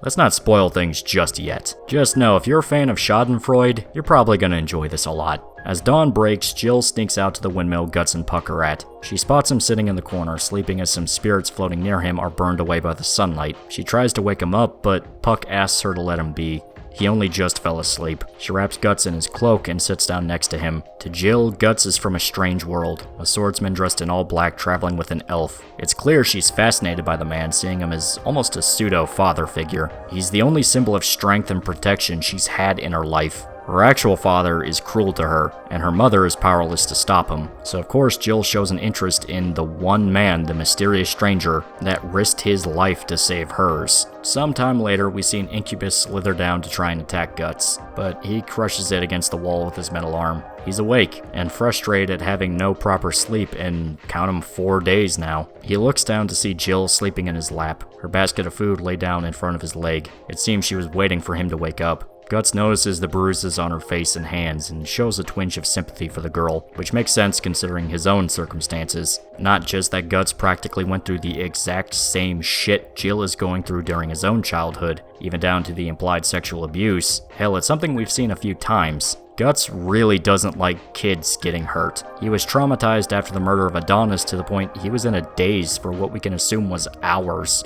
Plus the incident with Teresa during Guardians of Desire, where he acted like a detached asshole trying to push her into suicide, but the minute he thought nobody was looking, he started crying. And now Jill is invoking similar feelings. And to take a step further, all the times after Golden Age where we see Guts deal with children, there's an extra layer of tragedy. Remember, Guts was going to be a father himself before the eclipse happened. Now, this isn't something that's ever explicitly stated, at least not yet, but with this arc coming right after Golden Age, which ended with the reveal of Casca's pregnancy and the loss of their baby, it's kind of tragically fitting. How do you follow up a story beat about the loss of a child, dedicate an entire arc to how cruel this world is towards children? Back on point, Jill wakes up after Puck falls on her head and she sees Guts is on his feet. He asks her what's so special about Misty Valley, and Jill explains that the valley east of the village was always filled with mist, all year round. Not only that, but legends point to elves having lived there, so it became a popular story among the villagers. She also reveals that for the last few years, the villages around the area have been attacked by mysterious monsters. They devour crops, kill livestock, and every single witness to the attacks claim they're the elves of Misty Valley. Puck refuses to believe actual elves are attacking villages, but Jill describes the monsters as tiny people with insect wings on their backs. She also says something about the elves not seeming right to her. Not the fact that the elves eat people and kidnap children, nah, that's fine, don't worry about that. Something else is strange about them. Well, just as they finish their conversation, Guts' brain starts bleeding. He runs outside to see a swarm of elves coming for the village, and Guts seems to realize what's going on before Puck and Jill. They aren't elves, they're something else. They're full-blown demons. The demon elves rip through the village, consuming everything in their path, tearing through guard dogs, livestock, even bursting into a nearby home and devouring the family inside, laughing while they kill them. We see Jill's father beat her mother for trying to go outside and find her. To him, it was Jill's fault for going outside in the first place, so it wouldn't be their fault if she died. Once again, this dude's an asshole. The surviving boy from the massacred family runs outside, chased by a swarm of demons taunting him to go play with them. But the boy runs straight into Guts, who simply tells him to stay down. He rips through the swarm using the blade of his sword as a fly swatter. The rest of the village in awe at the sight. That weird guy from yesterday just killed a bunch of tiny monsters they've been terrified of for years. Guts takes a good look at the scene, the dead family, and most importantly, the elves. Just like the woman we saw in the beginning of the arc, they're more of an insect-human hybrid than actual elves. Puck has insect wings, but he doesn't look like a bug monster, he just looks like a little person with insect wings. Kind of a traditional fairy, like something you'd expect from Tinkerbell, but these guys have obvious insect qualities. Plus, Guts' brain reacts to them when elves so far have had very positive connotations, when the brain is supposed to react to evil. Of course, we understand they're the minions to whoever the moth woman is, but even then, they don't look like a moth. They're more reminiscent of wasps. Guts asks the boy if he wants to avenge his parents or go with the elves that killed them. The kid makes the obvious choice, and Guts interprets this as permission to use him as bait to attract the rest of the swarm attacking the settlement.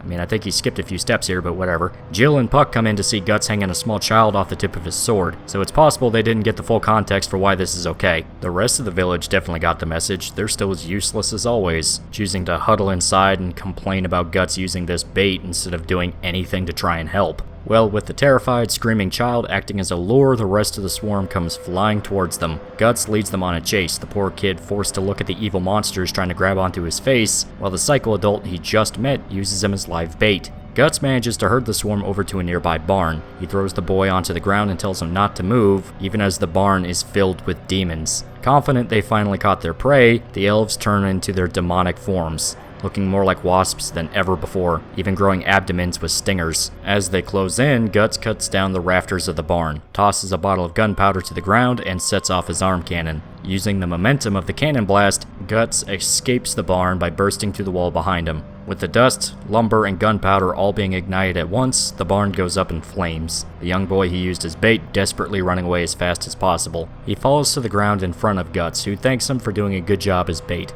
His reward? He gets to watch the monsters who murdered his parents burn in front of him. Jill and Puck watch from a distance as the leader of the elves reveals herself in front of Guts. Now, if you're reading this volume by volume, you see why I covered the prototype immediately, because that cliffhanger is what closes off volume 14. Right after is the prototype chapter. And then you're screwed until volume 15. And to sort of take a minute to talk about what we just saw, you're kind of seeing what I mean by Guts is kind of evil. Just a little bit. Just a tiny little bit though. Even if he clearly has some sympathy for Jill's situation, the fact the dude used a random village boy as bait to kill monsters kinda negates that little bit of humanity we just saw. Even if the kid turned out okay, because I really do fully believe Guts intended for the kid to stay alive. That shit was risky, to say the least. That's the strategy a crazy person would come up with. Now, I'm not mad at this. I'm not actually upset Guts did this. In fact, him becoming so reckless and hot-headed and bloodthirsty is part of the reason I really enjoy this arc. I'm simply pointing out that this is the start of something really bad with the guy. Coming back from our cliffhanger, we see the queen of the elves flying in the air above Guts. She's just as bubbly as the rest of her elves. Even after Guts tries to kill her with his throwing knives, she's still wearing a big smile and confidently smacking them away. Guts insults the queen for pretending to be an elf when he actually knows what she is, and that's something that actually does seem to set her off. She calls upon her swarm, who all accuse Guts of being a lying grown-up,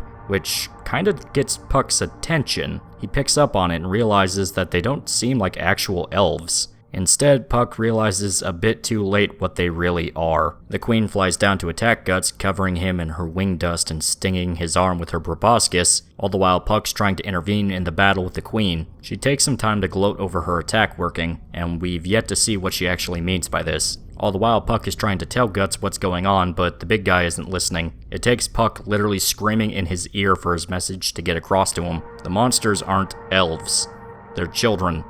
Human children. Somehow, the queen transformed the children she kidnapped into monsters like her. It's why the families die while the little kids are taken away. She notices Puck speaking with Guts and accuses him of being Peacalf the Outcast. The two don't recognize the name, but Jill seems to know what she's talking about. The queen comes in for another sweep attack, saying Peacalf gets punished with the humans, and Guts tries to prepare, but his body goes limp. Turns out, her dust is poisonous, and with the wound on his arm, it went straight to his bloodstream. The only thing that saves him is Jill diving in front and calling out to the queen, calling her Rosine. This causes the queen to pass over the two, forgetting her attack. Instead, she actually seems to recognize Jill. The two share a look before the queen flies away, taking her swarm with her. Jill repeats the name Rosine just in time for Guts to collapse to the ground. The poison from before is weakening him. Jill helps get Guts to his feet just in time for the rest of the village to arrive. They scream at Guts for burning the barn, mistakenly believing he destroyed all their winter provisions, when we actually saw that the elves took care of that. Still, they're pissed off. They're especially angry at Guts using the boy from before as bait, but Guts isn't having it. Instead, he simply laughs at the villagers, asking if any of them even tried to unlock their door when the boy ran out of his house. The villagers change the subject, not wanting to be called out for their cowardice, and demand he hand over the children. Jill and Thomas, the boy. Jill's mother even calls out for her, but she's hesitating to run back. She seems conflicted on leaving Guts behind.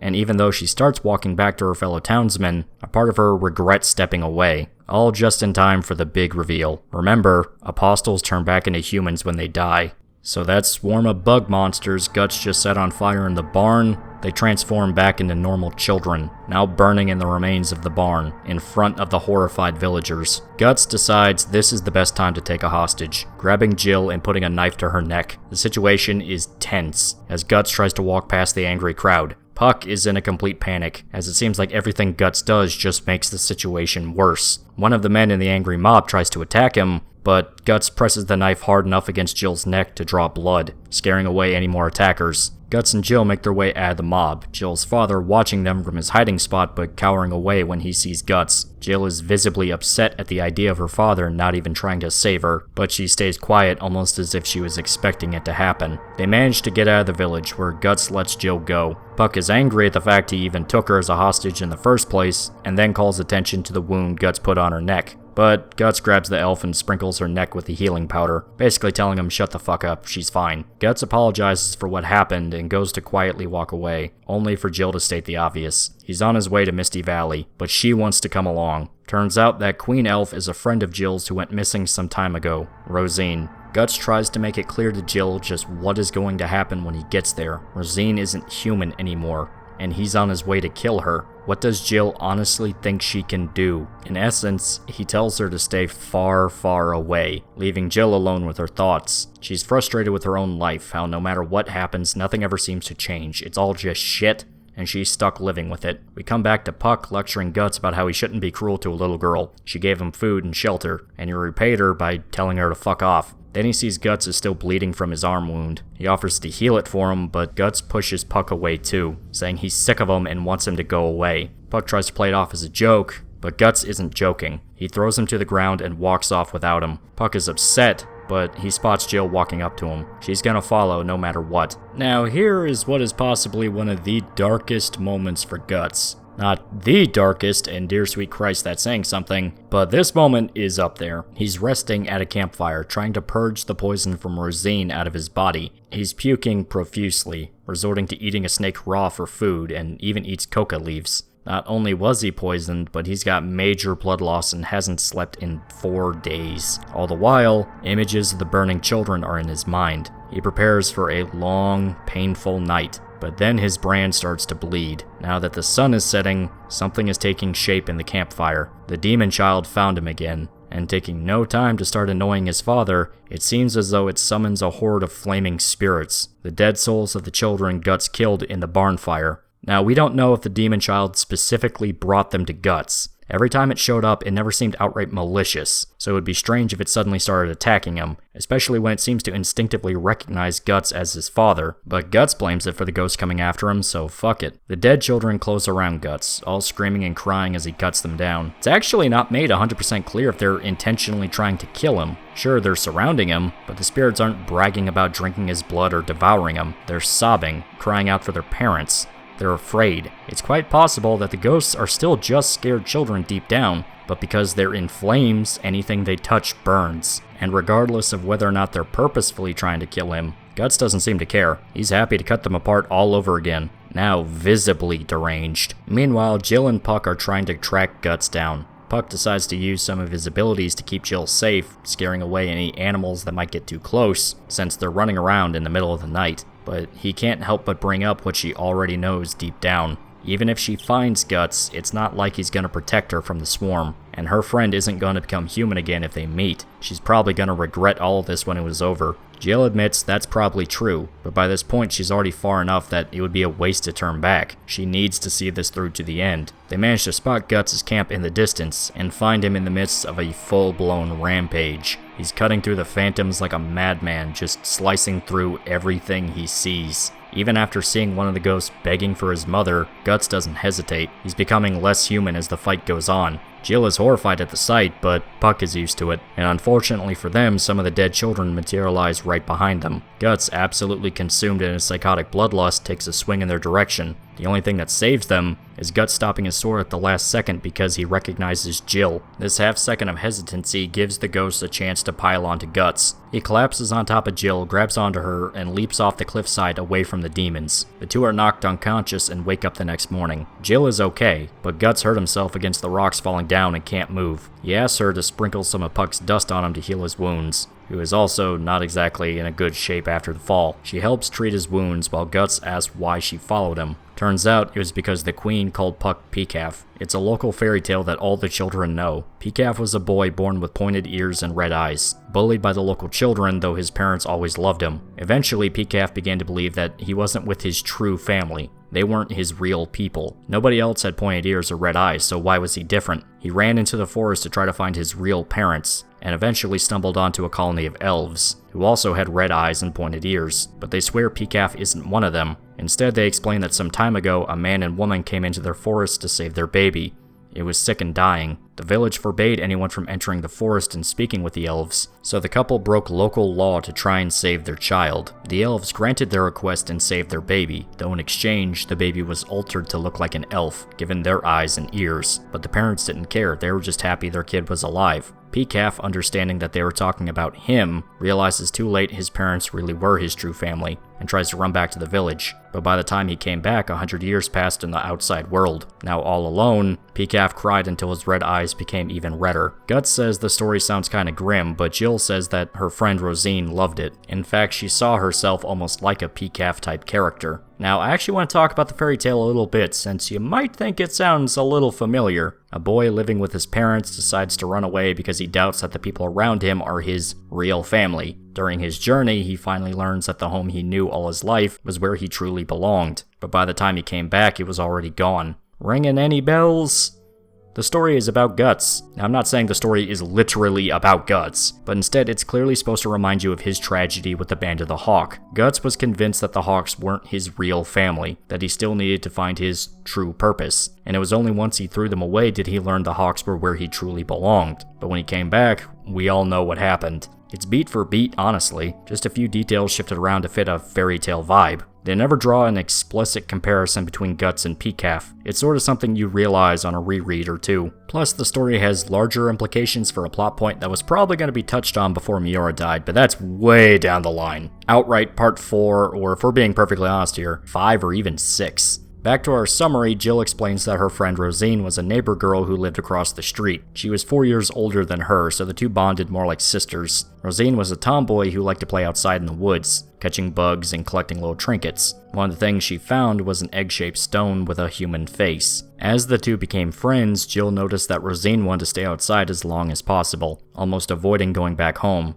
And the reason for it is because she too was dealing with abuse from her family. Rosine's family would fight constantly, and it was always about her. Jill would always see Rosine covered in bruises from the beating she suffered from her father. This caused Rosine to latch on to the Peacalf story as sort of a way to escape her life, even going so far as imagining an alternate ending for the story. In her version, Peacalf really was an elf, and ever since he left home he's been playing with his real family in the forest, far away from humans. She even claims that she's just like an elf and belongs in their land instead of with humanity. Jill says that the village they live in was caught up in a skirmish some time ago. Most of the people evacuated, but some of the women were left behind and raped by the invading forces, Rosine's mother included. So the reason her father is so cruel to her is because he's convinced she's a product of rape and not his actual daughter. It's something she's had to live with her entire life, never once getting a break. One night, as Jill is sleeping, she sees Rosine standing outside her window in the rain. She claims that she's running away to Misty Valley to be with the elves, and she just wanted to say goodbye to Jill one last time, leaving her box of treasures to her. Ever since that night, Rosine vanished from the face of the earth. The village organized search parties, but they never found her, and a few days after she left, her own parents disappeared too.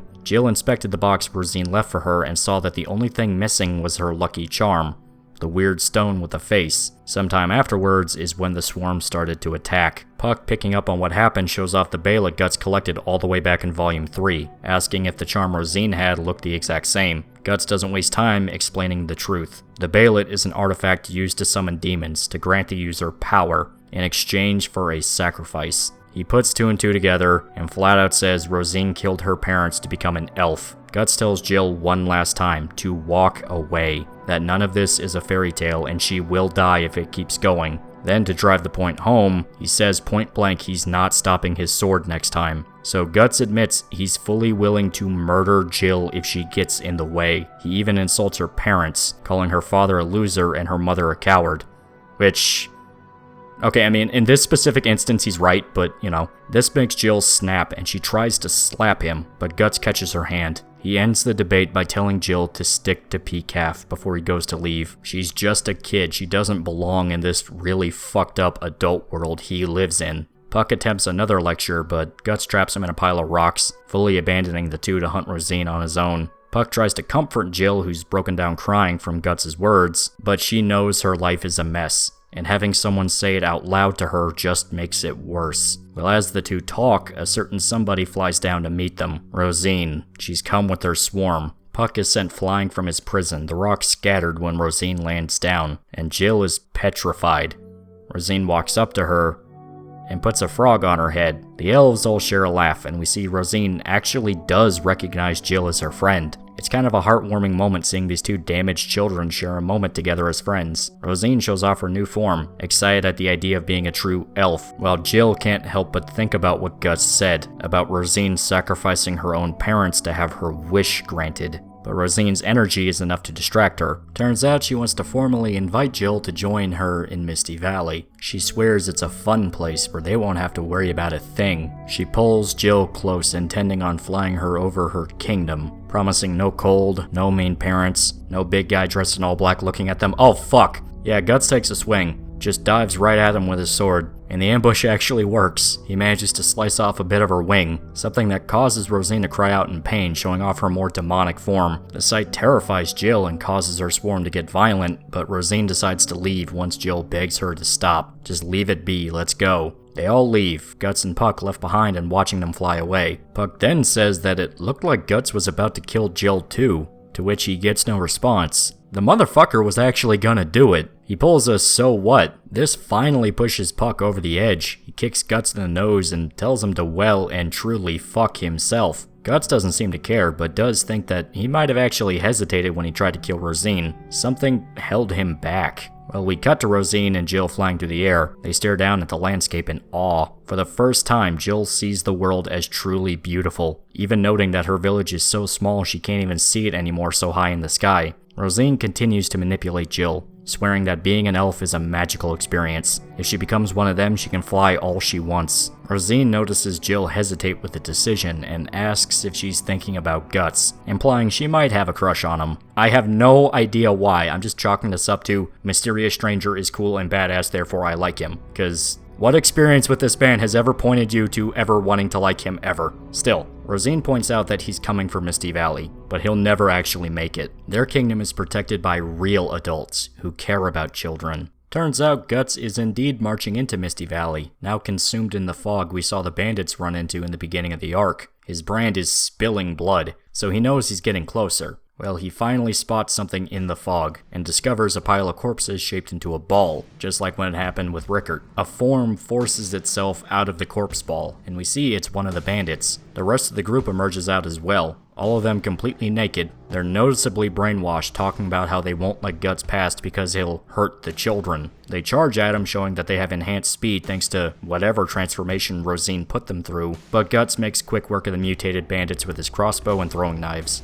However, one of the bandits transforms into an insect-like monster, This is the full extent of the mutations. The bandits are now a hybrid between man and insect. Remember, Rosine's hobby as a normal girl was collecting bugs, so this is almost like a sick joke she's playing on the bandits. Nevertheless, Guts is absolutely merciless. He's cutting through the monsters like a fucking tornado. The big bandit dude turns into a giant beetle and manages to pin Guts against a tree, trying to slice his head off with his pincers, but Guts slowly cleaves the guy in two, dragging the Dragon Slayer upwards and spilling him open. Guts even fires his automatic crossbow into his head in an attempt to shake him off, while at the same time, another mutated bandit starts skittering down to Guts' head to munch on his face. Oh, by the way, I completely forgot, if you have a phobia of insects, this arc won't be great for you. I probably should have put this warning earlier, but nah, you guys are cool. Well, Guts manages to kill the bug monsters by kicking off the tree and using the momentum to slice the one above him in half. Just as Guts finally gets a chance to breathe, he sees more mutants in the distance. A whole mass of them are running straight for him.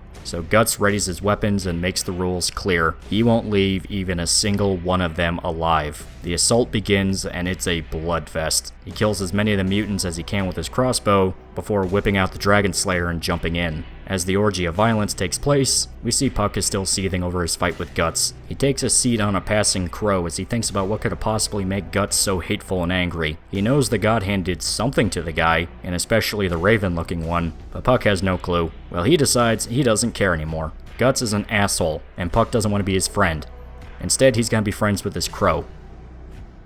The crow is also an asshole. Thankfully, Puck is okay, though he unknowingly stumbled right into Misty Valley. Recognizing it as an opportunity to save Jill, Puck decides to infiltrate the valley and find his friend. Guts is still losing his shit something awful, by the way. He killed pretty much all the bugs, only 2 survivors left. We didn't see the actual fight in full, but it was bad enough that Guts is soaked in blood and heaving, and he's just ripping their body parts apart. He's actually kind of reminiscent to how he ended up during the Tower of Rebirth fight, only Casca isn't there to calm him down. Even the surviving bugs comment going, "Yo, what the fuck is wrong with you?" Well, the two decide to transform into their insect forms, a large rhinoceros beetle and a praying mantis. Say hello to Biggie and Smalls. That's not their canon name, just sort of a nickname I gave them. You have the classic big strong dude working with a fast agile guy trope, and they're noticeably harder to fight than the mob Guts just slaughtered. As it turns out, these two have combat experience as knights. They know how to combo their abilities. Smalls slashing at Guts with his talons, and Biggie putting enough pressure to keep Guts from getting a chance to swing. And because Smalls rushes in with quick attacks, Guts doesn't have enough time to prepare a strike to kill a beetle. It's a bad situation. We cut back to the village, who are busy burying the children killed in the barn fire. There's so many bodies, they resort to a mass grave. The scene is grim.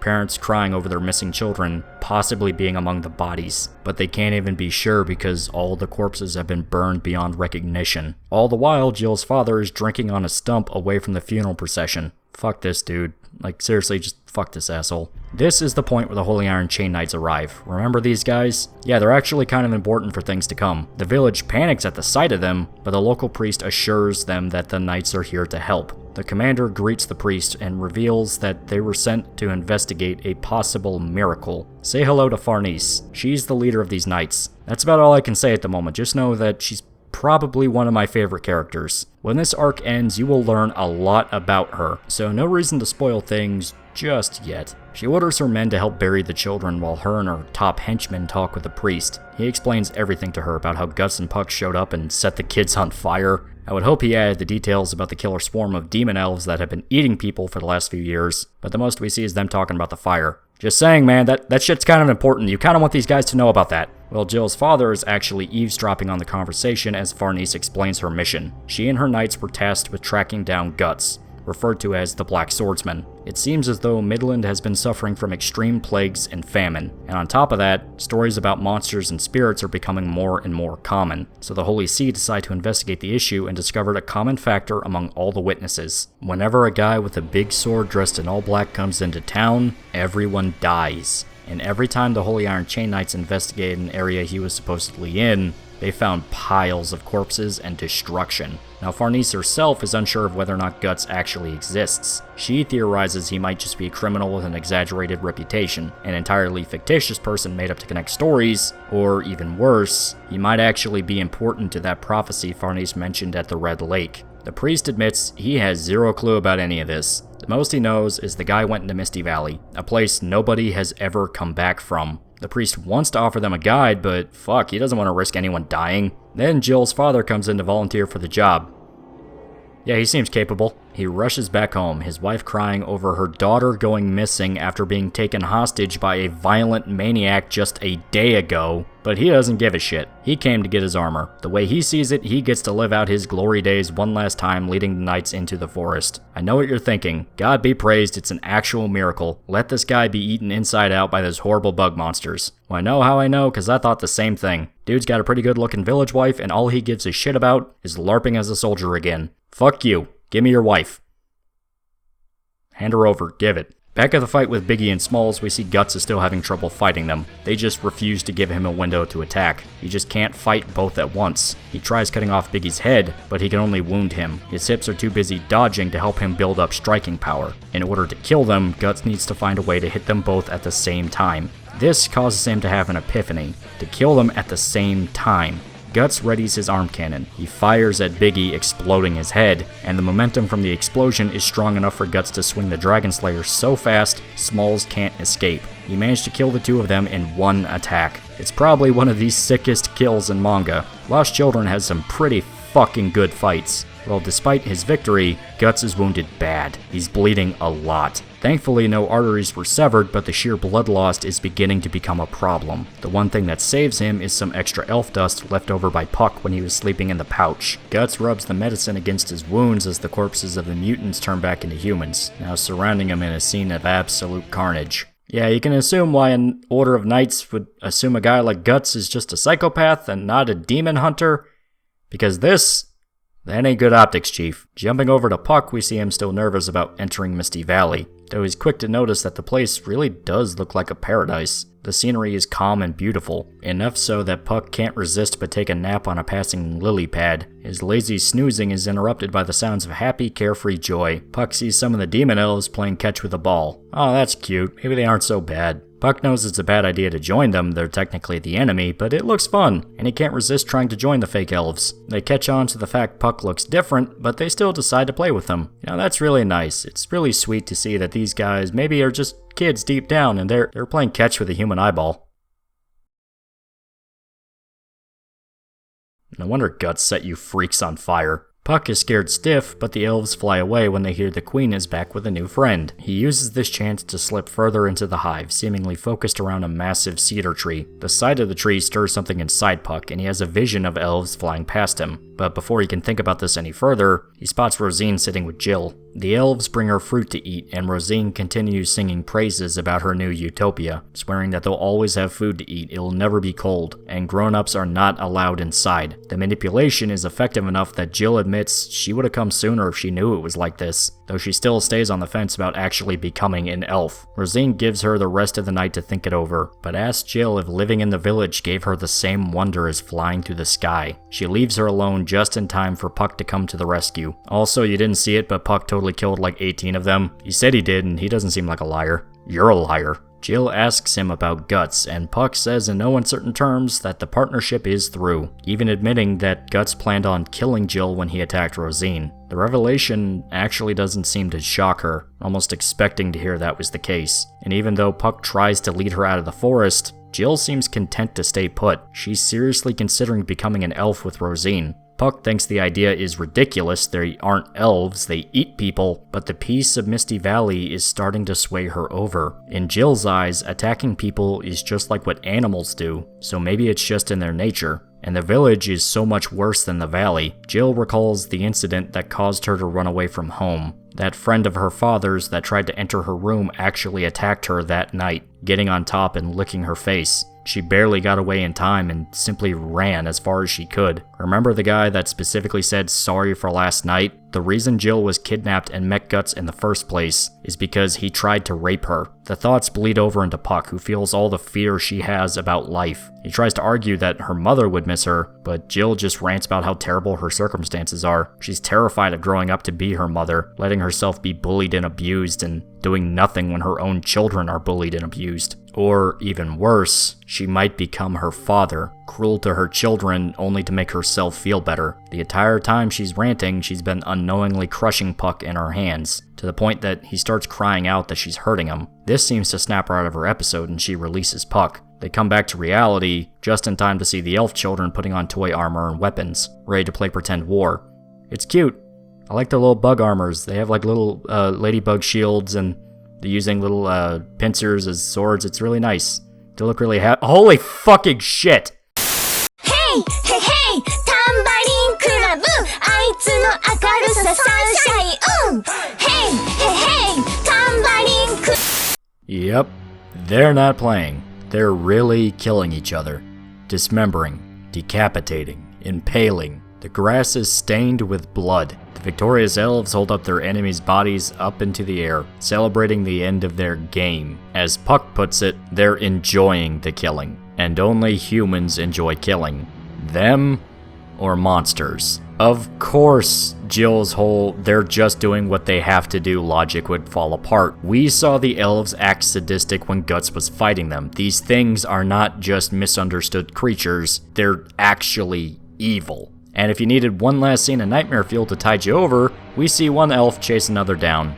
It gets on top, readies its stinger, and performs what the victim calls an adult attack. The elf is raped to death by a wasp stinger, right in front of Jill and Puck, who have been watching the whole time. The elves even try presenting one of the corpses to her as a present, but Jill freaks out and slaps them away, just in time for the corpse to fall to the ground and revert back into a human child, as do the rest of the elves who died in the Play War. Jill is staring at a field of dead children. The elves notice her fear and become angry, claiming she isn't a friend since she hit them. Jill freezes solid, but Puck snaps her back to the world and screams at her to fucking run. The two trying to escape the swarm by running for their lives. They get lost in the fog and Jill collapses to the ground in exhaustion. Puck tries to inspire her to keep going, but Jill points out they don't even know what direction they ran towards. They took a look at their surroundings and see that there's a bunch of orbs hanging from the ceiling. Puck goes to poke one of them to see what it is and notices something stirring inside of it. One opens up next to Jill and reveals one of the demon elves hatching out of it. Yep,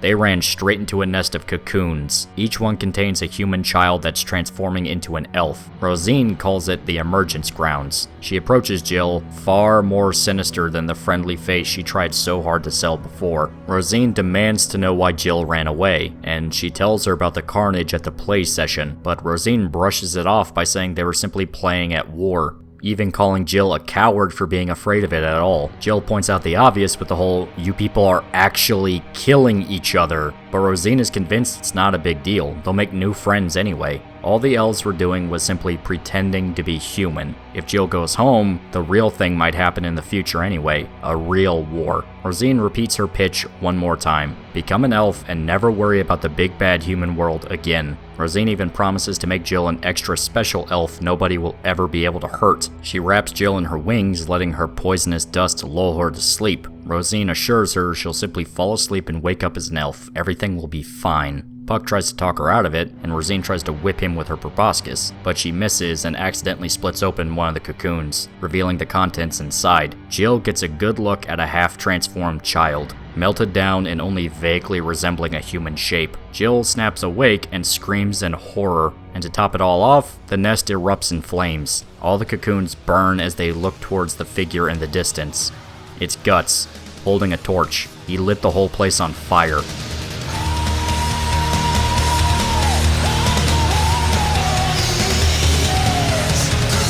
Rosine sends her swarm after Guts, who uses his sword to cut down one of the flaming trees. It collapses on top of them, incinerating all the elves. The whole crowd watching in horror as everyone burns in front of Guts, code in a dark silhouette from the flames. Puck convinces Jill to run for cover, and as she moves, she notices something about Guts. For just a moment, as he's surrounded by fire, he's the one that looks like a monster instead of the elves. So Guts came in like the wrath of God and showed very quickly he's not one to be fucked with. And the best part is, this isn't even the most hardcore part of the fight. It's the epitome of a chef kiss, because it's pure, unfiltered kino. We take a break from the violence and see Jill's fathers leading the Holy Iron Chain Knights into Misty Valley. The knight Azan misinterprets the situation as a devoted father trying to rescue his daughter, but nah, dude's a dickbag. Farnese orders them all to dismount their horses and investigate the area, the roots of the forest making traveling by horse risky. And as they get ready to march, one of the knights finds what's left of the mutants Guts killed, ripped to pieces. Azan believes it might have been from cannon fire, suspecting the Blackswordsman has an entire crew, but Farnese's second-in-command, Serpico, has another theory. One guy killed them. His evidence is that despite the damage done to each corpse, there's clear indication of an edged weapon being used. So instead of a cannon, it's more like a massive sword, which, yeah, that's what happened. Jill's father confirms the theory, having seen Guts' sword back when they tried to attack him in the village. Azan believes this is proof that Guts is the one called the Hawk of Darkness, that bad boy that the prophecy kept talking about, but Farnese reminds him not to use the term loosely. Now we as the audience know that description they gave of the Hawk of Darkness doesn't exactly match Guts. But these are a bunch of stupid nobles, so it's okay for them to speculate. They don't know what we know. Well, despite her yelling at Azan for calling Guts the Hawk of Darkness, she herself calls him the Hawk of Darkness. Hypocritical bitch. Still, she swears to hunt him down and capture Guts, for God. Back to unspeakable brutality, and we see Guts shredding what's left of the swarm to pieces. As he fights, the corpses revert back to being children, so before long the man is surrounded by torn apart corpses, which are then consumed by the fire. So Guts is surrounded by mutilated, dead, burning children. Berserk isn't very pleasant sometimes. The scene frustrates Rosine, who reveals that she has more friends to throw at Guts. She orders her swarm to chew him slowly, and they all latch on, biting into his flesh. It looks like he's done for, Jill freaking out and Rosine taking the chance to brag, but Guts calls bullshit on the idea. Instead, the man throws himself into the fire, setting himself ablaze to burn off the elves. Remember when I said that Guts was starting to work off crazy person logic? Well, this is what I mean. The dude literally set himself on fire to prove a fucking point. Now, it's not like he goes the entire fight on fire, though at this point you really wouldn't bet against that idea. Instead, he pierces one of the cocoons, letting the fluid inside put out the flames. They all stand in amazement at how clever Guts is. Or they're absolutely terrified because he looks like this.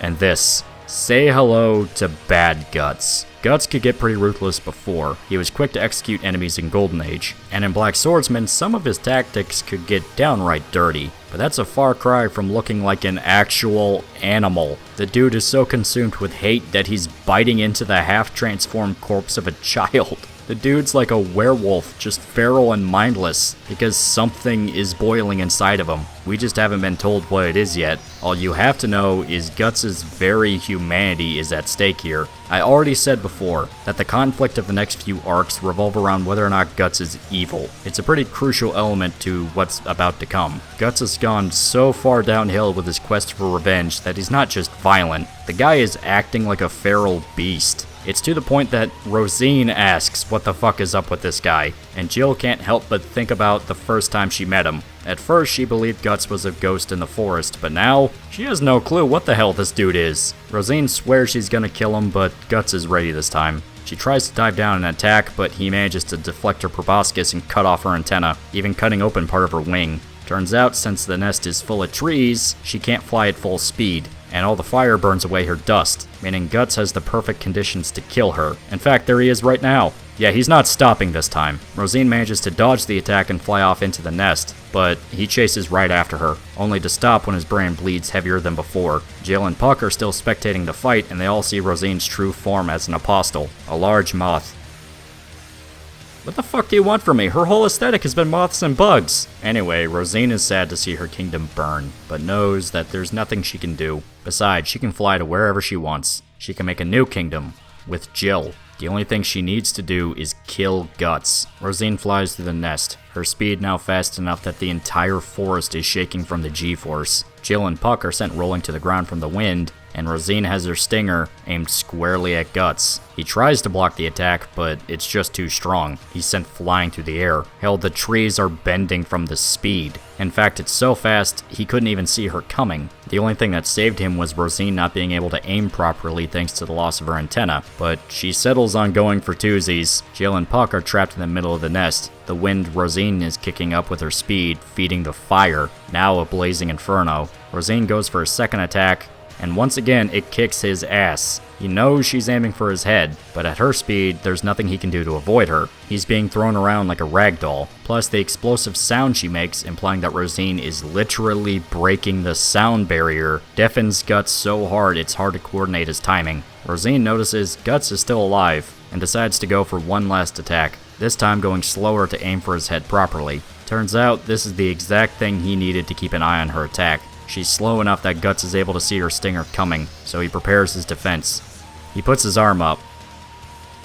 It's It's not his fault, he's very tired. Anyway, Rosine believes she can finally skewer his head and go for the kill. The stinger pierces Guts' arm, but he adjusts his iron hand to redirect the stinger away from his face. Now that Guts' arm is impaled with the stinger, he flies up into the sky with Rosine. She notices he's still alive, but decides to let him ride along, teasing Guts by saying they're going on a date in the starry sky. Rosine takes them high above the tree line, hovering in the sky. She notices Guts seems to be passing out from the blood loss, and continues teasing him, even saying he's not a bad-looking guy, so that must be why Jill has a crush on him. But the way Rosine sees it, only she can have Jill, so she plans on flying at full speed to rip him apart. She takes the time to plant a kiss on his face.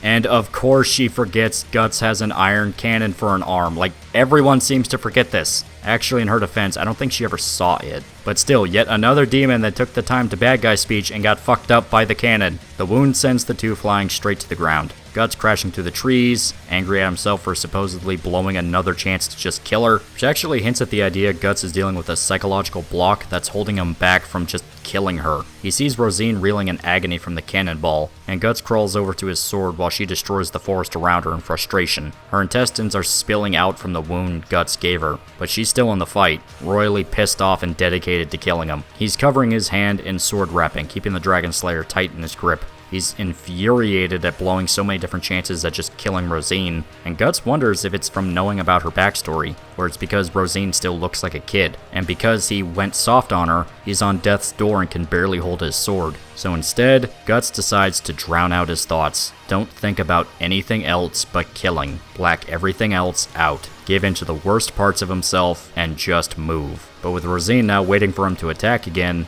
and his gunpowder completely spent, he needs to be smart about his next move. That's when he sees Puck and Jill walking around in the fire, hopelessly lost and unsure of what to do. And then Guts gets an idea. We see Jill and Puck trying to avoid burning in the flames, but it's too much to handle. Jill wants Puck to fly away, just abandoning her, but he's not going to do it. He's not leaving her to just burn and die. Instead, he decides to try and split open the cocoons to protect them, like Guts did. Jill hates the very idea of still remembering what's actually inside of those things, and Puck asks if she has any better ideas. Jill breaks down crying, admitting she's a stupid kid and regrets ever coming to Misty Valley. She knew it would end badly, but she did anyway. Now she's directly telling Puck to leave. She wants to die. Puck tries one last time to reach her, but a flaming branch falls down on top of them, only to be saved at the last second by Rosine. She's wounded far worse than we thought, bad enough that even Jill notices it too. She swears that the two will run away together somewhere far away where no one will bother them, but it's starting to sound a bit hollow. She's close to the end. Well, hopefully the two can escape and Jill can wish her friend goodbye one last time.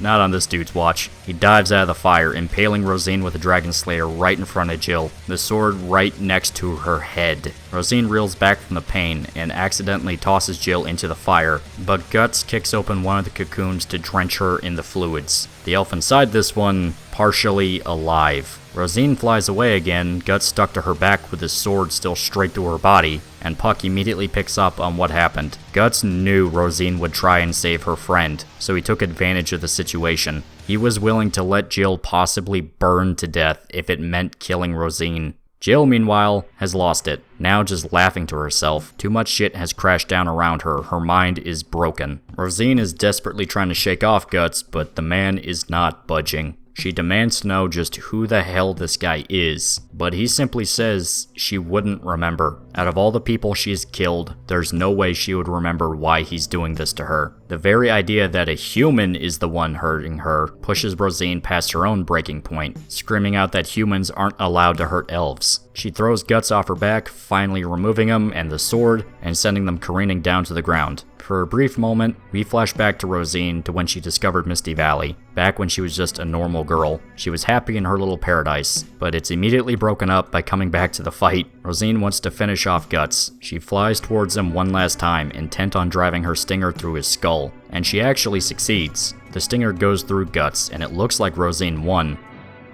Nope, it went through his cheeks. Guts is still alive, and he bites down on the stinger. What's left of his mind is just not there anymore. Guts finally found his chance, and he fucking takes it, cleaving Rosine open with the Dragon Slayer. Both sides are bleeding like stuck pigs and crash to the ground one last time. Rosine, in absolute agony, thinks about when she found Misty Valley. She waited for days, but no elves ever appeared. She knew deep down it was just a story. She never really believed in them, but it was all she had. It turns out her parents actually did find her shortly after she went missing. Her mother was relieved, running up to hug her, but instead of showing care or any sign he was happy that she was safe, her father savagely beats her, berating her for making the whole town worry, humiliating him, and accusing her of not being his real daughter. Yeah, he sticks on that shtick. He even beats her while just asking again and again were there any elves. Her mother tries to pull him off, but then he just shifts his attacks to her. The sight is too much for Rosine to handle. Her horrible home life creeped into her fantasy world. The one thing that was never supposed to happen is happening right in front of her, and she wants all of it to just go away forever, which is enough for the Baelet to activate. Rosine is back to her normal form, apologizing to her mother and father as she hits the ground. Jill and Puck find her bleeding, her left arm completely severed. Puck recognizes that she's dying, and Rosine talks about how there were never any elves in Misty Valley. It was all just fairy tales for lonely children. But Puck swears that was not the case. He says that they really did live in the forest, but for some reason they all left. Still, their energy was strong enough for him to pick up on. Rosine is confused by what he's saying since she doesn't realize Puck is a true elf. The three share a moment as Rosine finally gets to see one of the creatures she spent her whole life dreaming about. It's actually pretty touching. Even if Rosine did so many nightmarish things to people, all this time she's just a little girl that's been hurt by the world. That does not excuse what she's done, not by any means. Yet you can't help but feel a twinge of sympathy for her. She made the choice to sacrifice her parents. Yes, it was her decision, but it was because so much of her life was already a living hell. She just wanted it to stop, to go away. Once again, it's not an excuse. She's made countless other people suffer just as, if not worse than her. Rosine is a monster that deserved to die, but she was just a child. A child that, sadly, has met the consequences to her actions, and those consequences came in the form of Guts, a specter of absolute vengeance that would not go away. Now, this is actually something I really like about some of the Apostle fights in Berserk. The demons are sadistic monsters, yes, but they always feel human deep down. There's some aspect of their personality that makes them feel like flawed beings, and this almost always ends up being the key to defeating them. The Snake Lord was so prideful that he wasted time bragging instead of killing Guts. The Count was so attached to his daughter that Guts could exploit her as a hostage to kill him. Wylad was so impulsive and carefree, Guts could outsmart him and use ambushes to his advantage. And now Rosine is dying because she wanted to protect her friend. This is what makes these fights so special, at least to me personally. The Apostle fights in Berserk are more character studies for the demons. You see a wide range of emotions from each one, and it almost always ends in an ironic comeuppance.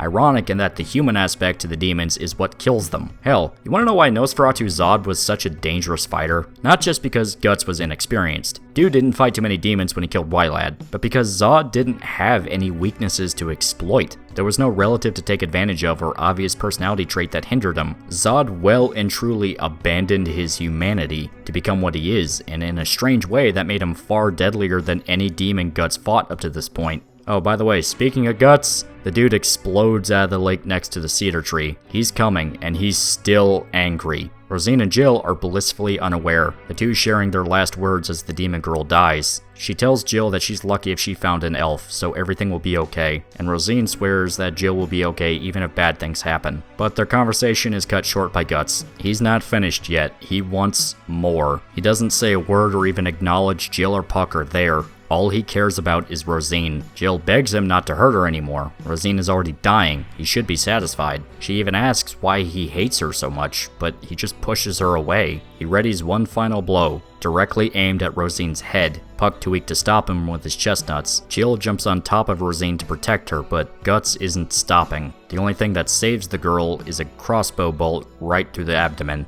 We see Jill's father is the one who fired it, bragging about taking down the Blackswordsman. The Holy Iron Chain Knights are right behind him. They open fire on Guts, intending on saving the children, not realizing Rosine is actually a demon. Still, Guts retreats into the forest, the knights chasing after him and leaving the rest behind. Jill's father attempts to join, but Azan tells him he should simply be thankful his daughter is safe. Once they're gone, he lashes out in anger, his one chance to experience battle one last time squandered. Of all the people that died in this story, and this douchebag got to live.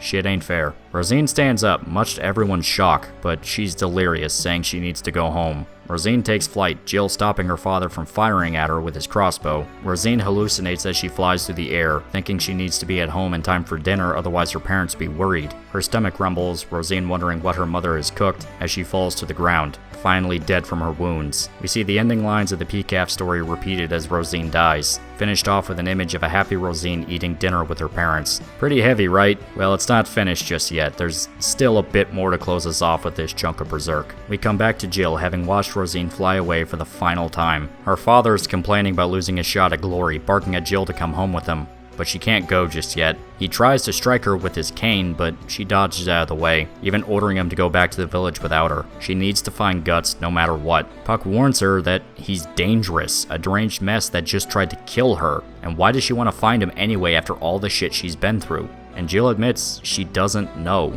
but things simply can't end like this. We find Guts hiding in a cave away from the Holy Iron Chain Knights, who are having difficulty tracking him down in the fog. Guts rips out the bolts from his body and spots Jill staring at him. She managed to track him down. She asks Guts if he's leaving, and he's quick to berate her for coming along, saying nothing good ever happened when she followed him, and if she keeps tagging along, it'll only happen again and again. Jill swears that when she almost fell in the fire, Guts went out of his way to save her, and begs him to let her come along. She doesn't care where they go so long as it's far away, and here's actually a pretty heartbreaking sequence. Guts tells Jill to look around him, at the shadows in the cave. They are completely surrounded by evil spirits. If Jill wanted to come with Guts, it would mean following him into the hell he lives with every single day. The hordes of the dead constantly attacking him, the apostles. That's all that's waiting for Jill if she comes with him. And Jill learns very quickly she isn't even safe from the ghosts. They crowd around her just like they do to Guts. He saves her from them, letting Jill fall to the ground and cry, and he covers her in his cloak, comforting her as he lays out the truth. There's never going to be a utopia or a paradise she can run away to. It's better to stay where she is and try to change things than look for a way to escape. For the first time since they met, Guts shows a true care for her safety. Everywhere she goes will be painful,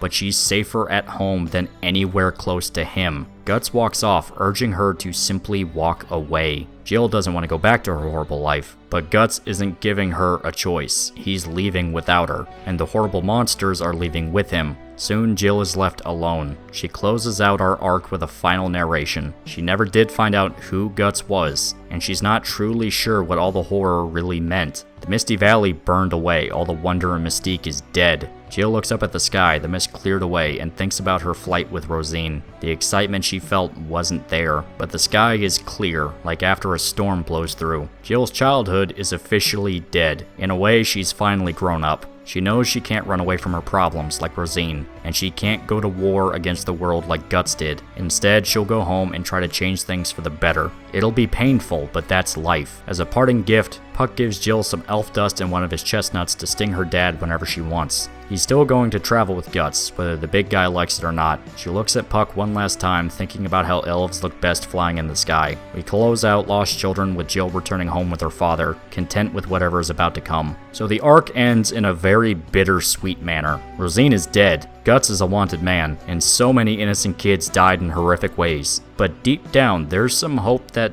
things can be better. Even though Guts well and truly became a monster to kill Rosine, he still decided to save Jill. In his own twisted way, yes, but he still managed to protect her from the world he's forced to live in. A lot of people love this arc, myself included. It's just such a beautiful, tragic story. You see all the elements that make Berserk special focused down and refined into one standalone arc. Yeah, there's some outright nightmare fuel, plenty of fucked up and downright disturbing scenes, which doesn't help considering this is all about child suffering. But underneath the horror, you have tragedy, not just from Rosine and her whole story. Jill herself is a very tragic figure, and with her perspective, we see a new side to this horrible, fucked up world. The children in the story can't catch a break, dealing with abuse, whether it be physical, emotional, or even sexual, dealing with cruel, uncaring parents that are supposed to represent figures of kindness and safety. and any kind parent figure they might find are powerless to stop tragic things from happening to their own children. There's also the conflict that this arc deals with that's a bit understated. It's all about the effects of abuse on children, and we see it in a few different ways. Rosine represents a child desperate enough to escape their own circumstances to the point it leads them down an ever-darkening road, to the point she became a literal demon and subjected other children to fates worse than death so she can play pretend forever. She didn't want to face what happened and try to become stronger for it, she just succumbed to the despair. Guts represents a kid that uses his trauma to attack the world around him. Remember, Guts himself went through some fucking shit as a kid, which followed him into adulthood, not even talking about the eclipse. He doesn't try to run from his issues, he tackles it and tries to kill them. He would rather burn the world to the ground. But this isn't healthy either. Hell, it drove him insane. Jill is supposed to represent the best case scenario. Yes, her life is full of pain. It's something a kid should never have to deal with. But instead of trying to escape or lash out, she decides to try and find something to be happy about regardless of her circumstances. She'll try and make the world better around her. In a way, Lost Children is a coming-of-age story for Jill. She matures into a better person by the end, beginning as a scared girl that just wants someone to protect her from the big scary world, and ending as someone willing to stand up for herself. It's not a complete happy ending. A lot of bad things happen that she's never forgetting,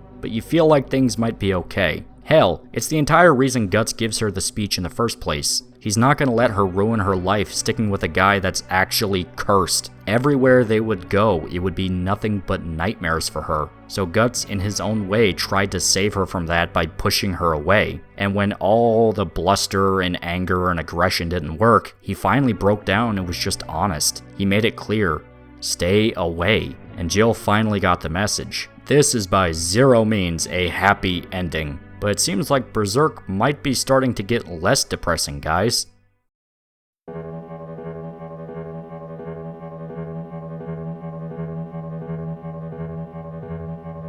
Yeah, the title isn't a joke. Lost Children kicked off something. It starts off small, very small, but nevertheless, it's the snowball that starts rolling down the hill for Guts as a character. Okay, so I say it's getting less depressing, but we've got a lot of ground to cover before that actually becomes accurate. And just know that there's pretty major venting session in a little bit over a specific part of the manga.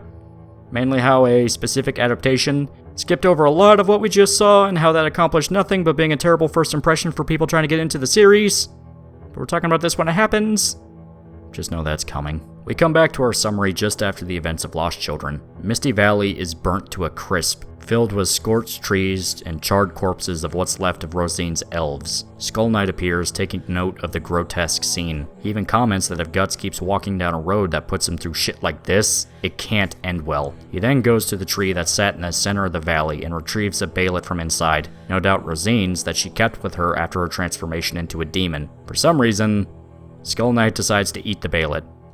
I have no commentary on this at this point, but it does have a point. With his business finished, Skull Knight rides off and we return to Guts, still heavily wounded after his fight. He's dragging the Dragon Slayer behind him, bleeding so bad he's leaving footprints of his own blood behind him, and his breathing is strained. And it's at this point, the demons decide to start fucking with him again, cackling in the tree line, mocking him for killing children for his own grudge, asking if they really deserved it. The kids never had a choice in becoming monsters. Rosine kidnapped and manipulated them, and Guts wasn't trying to be a hero or save a village. He was just angry and taking his hatred out on any demon he saw, even if that included victims. It didn't matter what Rosine went through, the manga explicitly states this more than once, and Guts didn't give a single shit what the apostles experienced that turned them into demons. The spirits haunting him are putting that very aspect of his personality on blast. They even directly say Guts is evil. He stinks of darkness, the way they do. The spirits go so far as forming into a wolf shape, claiming that something bad lives inside Guts, what they call the Beast of Darkness. The more Guts kills, the thirstier it becomes, and the thirstier the beast becomes, the more Guts kills.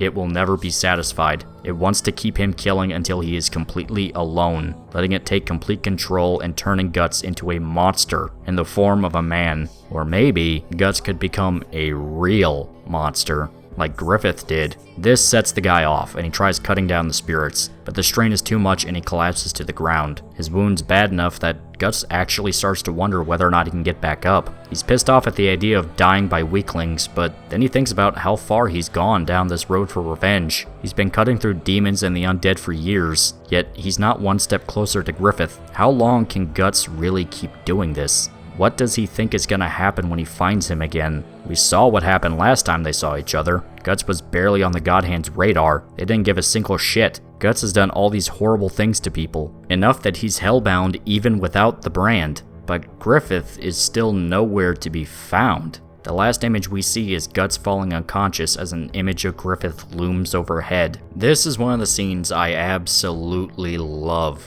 My favorite parts of Berserk are when it explores Guts as a character and delves into his psychology, and this whole sequence is completely about that. The guy was tormented by the spirits of the dead over how he set a bunch of demon children on fire for the sake of revenge. How is that not the sickest fucking thing you have ever seen? And in a funny way, this is sort of similar to what happened after he killed Adonis. Guts beat himself up over accidentally murdering a child. It was enough to really fuck with his head. He had a whole nightmare sequence about it. But now, not only did Guts mean to kill them, but it was far slower. He wanted them to feel pain. Guts went insane during this arc and did atrocious things. Yet instead of beating himself up, it's a horde of malevolent demons. Sort of symmetrical, but with a few twists.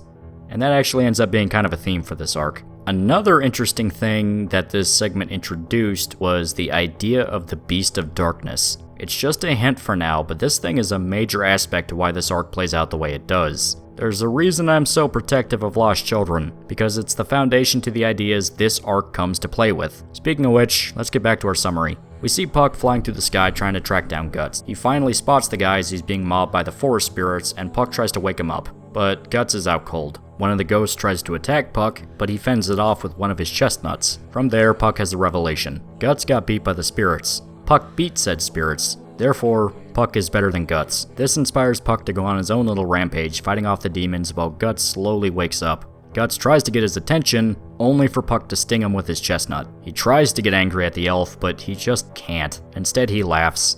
An actual laugh this time, not one of his crazy homicidal ones. With Puck in his life, it's really hard for him to be tense. The demons fade away, leaving Guts with some final words, insisting that the beast inside of him will take over and he'll become a monster. But Guts swears nothing like that is about to happen. There's nothing but him, now inspired to keep walking down his road of revenge. Puck nestles back into Guts' pouch, telling him to go wash off the blood in the river. After that, he'll treat his wounds. He then states the obvious. Guts is only alive because of him. Puck is the one keeping Guts moving. So, he finally relents, telling himself it's purely because Puck has medicinal value, but in truth, Guts likes him. He even finally calls Puck by his name for the first time since they met, saying that pouch is officially his. They are well and truly friends now. That's a nice bit of character development. Puck managed to break through Guts' antisocial nature. Now this might actually bring to mind what Puck said earlier, all the way back in chapter 1. One of his abilities that elves have is making people happy. Now I never saw this as a literal power. Instead, because elves in this world are considered very positive beings, almost like the exact opposite of demons, they bring good fortune to those they interact with. Not always, I mean, dear sweet Christ. But still, Puck is having a better impact on Guts than so much of the shit the poor guy suffers with. And that one piece of good in his life is what's keeping him from turning into that. I said back in part 2, and it most definitely applies here. Guts needs the people in his life to keep him going. When he's alone, he can be pulled down very bad roads. But having a guy like Puck, somebody who is always cheerful and happy no matter what, pulls Guts away from the worst aspects of his own personality. The Band of the Hawk gave Guts a family when he was a kid, and now Puck is doing the same thing for him as an adult. It's good to see that things are finally working out for these guys. Hopefully they can have more fun adventures from now on. Oh hey look, it's those dudes. Yeah, the Holy Iron Chain Knights caught up to Guts, and this is actually a scene covered in the 2016 anime. In fact, it's the only scene anywhere close to Lost Children that got covered without some weird change. See, the 2016 series skipped over Lost Children for time. They only had 12 episodes to cover all of Conviction, so a lot of the material had to be cut to fit it all in by the end. That's fine. You can't really push blood out of a stone, you know what I mean? The problem with this is that Berserk isn't exactly Bleach. There's not really any filler you can skip that doesn't in some way impact the story. And if you start cutting things up, people pick up on the holes. A big complaint from people that watched the 1997 anime but haven't read the manga is that the ending makes no sense and feels incomplete, because it literally is not complete. Berserk 97 never introduced a lot of the supernatural elements until the very end. It covered Zod and the Baelit, but stuff like Wylad, Puck, and especially Skull Knight are left by the wayside. Now Wylad and Puck, you can see how skipping around them won't hurt Golden Age too bad as a standalone story, which is what 97 mainly tries to do, but Skull Knight was downright crucial to the Eclipse. He literally saves Guts and Casca. It kicks off the Blackswordsman arc and beyond. Yeah, so those that watch 97 note his absence. It's hard to ignore. The movie trilogy did something similar, leaving out a lot of the character bonding moments between Guts and the Band of the Hawk, and especially Casca. So anybody that watched those movies feel like the story is pretty rushed and sorta hollow with how it portrays things like character development. It's not bad, people still really like the movies, but anyone that read the manga knows how rushed it feels. But the biggest sinner in my eyes is the 2016 anime. Now the funny part is that they just downright couldn't cover the material that was left out, but thanks to it being missing, you get radically different first impressions from people just getting into Berserk. A big theme to the story is causality, basically cause and effect. An action was taken in the past, so the outcome is guaranteed to happen in the future. It's not really predestination like prophecy or anything like that, though prophecies do show up in Berserk. More that consequences are a crucial element of the story. And if you only have one half of the formula because you took the other away, you have disastrous effects on the pacing of the story. So in 2016, since Lost Children is skipped over, it merges the fight with the demon tree with a skeleton attack at the wagon. Guts fights both the monsters away, and that's when the Holy Iron Chain Knights show up.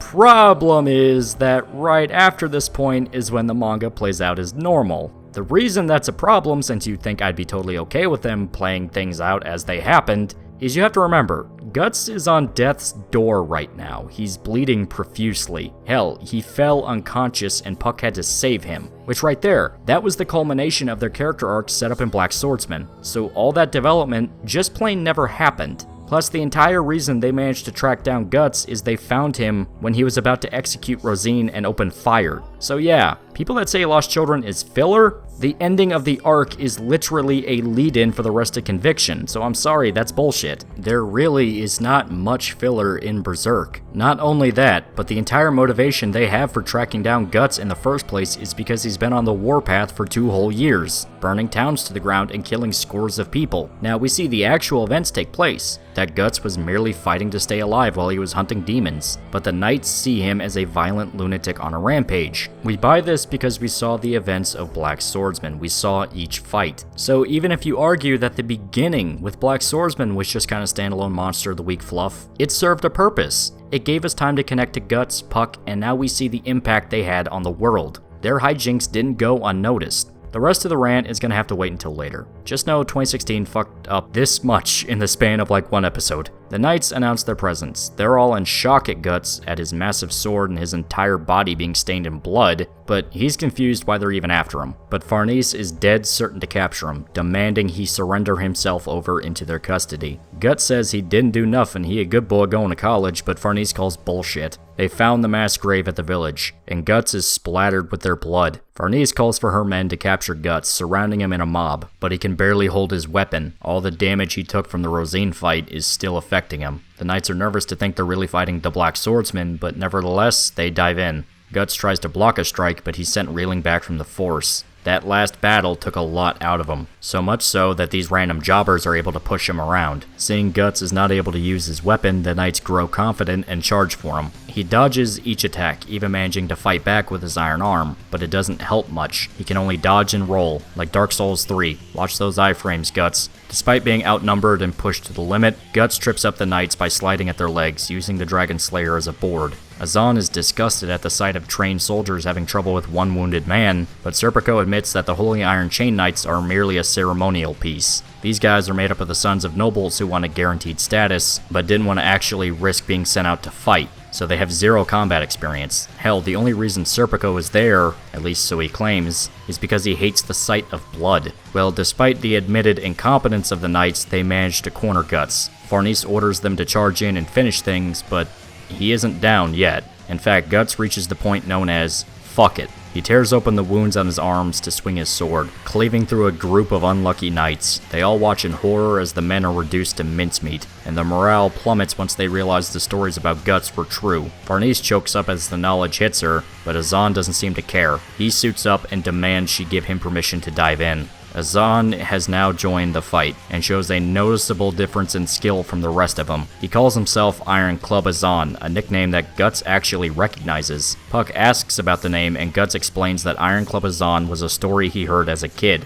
There was a knight who held up close to 100 horsemen because an old man was left stranded on a bridge, and he refused to let anyone cross until the old man was helped to the end. Azan is proud of the story, seeing it as a true example of a knight's chivalry, and demands Guts gives his name as part of the duel, believing him to also be a knight, though Guts is quick to explain that he's just Guts. The fight begins, and Azan puts him on the defense right from the start. He's far more aggressive than the jobbers he dealt with before. In fact, he's so far beyond the rest that Guts is starting to fall unconscious, straining himself past his brink when he already tore open his wounds just to kill a few soldiers. Guts is so far gone that the only real shot he has to end the whole ordeal is to target the leader, Farnese, so that way the rest will scatter, which means gunning straight for her and ignoring everyone else. Guts rushes in for his last resort, using Azan's club as a springboard to jump over the knights and get a clear shot. Some bastards try and stop him, but he tears through like a pissed off werewolf, Farnese watching in horror as the lunatic comes straight for her.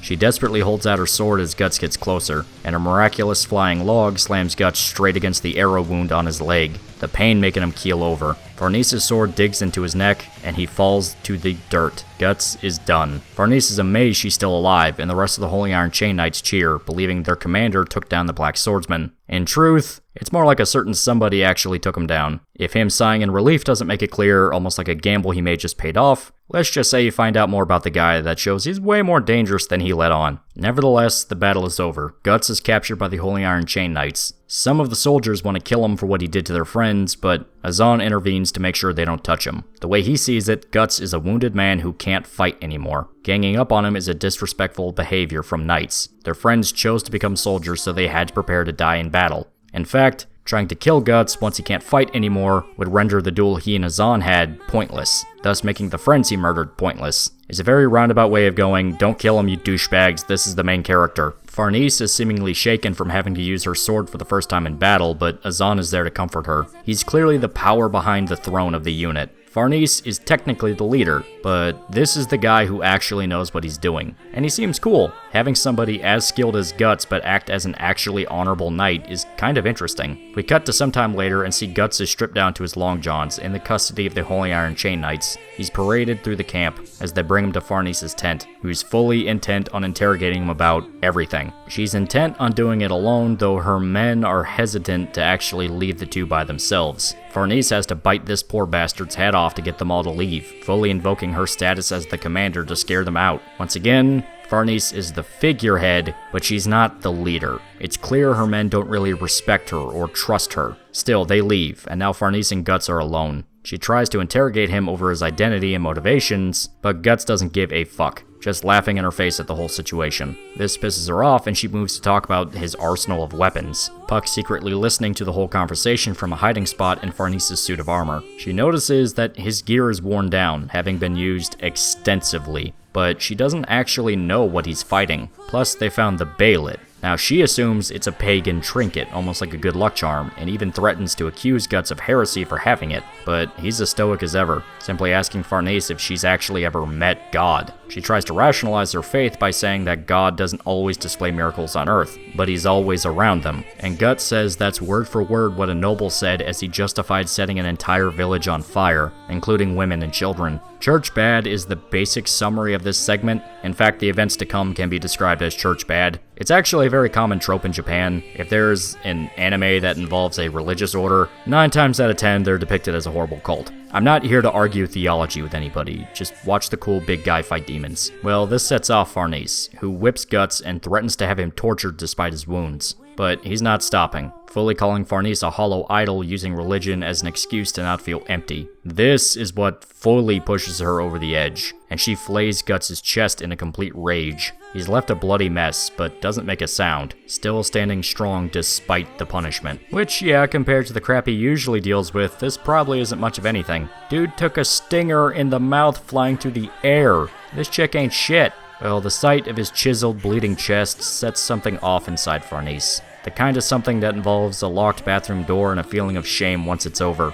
I'm actually not joking, too. She legit gets horny from torturing Guts. But before Farnese can push things into full-blown hentai territory, Azan barges in and snaps her out of it. He's shocked at the idea that she was torturing their prisoner, but Farnese dismisses them all, ordering Guts back to his cell, and for them to dress his new wounds. Serpico seems to pick up on what happened and asks Guts not to antagonize Farnese, since she can be charming in her own way. Guts is taken away, and we see Farnese crying as she prays to the idol in her tent. The sun starts to go down, and we see Guts sitting in his cage. He's freezing and covered in bandages, worried about the night to come. Once the ghost starts showing up, things will go from bad to retarded before anyone realizes it, and Guts can already see a few sprout up in the dark. He doesn't know what to do to get out of the situation, but thankfully, Puck leaps in to the rescue. He stole the keys for the cage from the guards, but he's only going to give them over on one condition. Guts say thank you for the effort. He tries to rebuke the request, but Puck isn't having it. Say thank you very much, oh great Puck, and get the keys. He thanks the great Puck for using his godlike powers to steal the keys, all the while thinking to himself about how he'll ring Puck once he's free. It's a fun little moment between the two. They're friends, but they'll still fuck with each other and piss the other off. Nice little moment to break the tension. See, this is part of the reason I like Berserk so much. It's very dark and fucked up, but it is pretty funny at times too.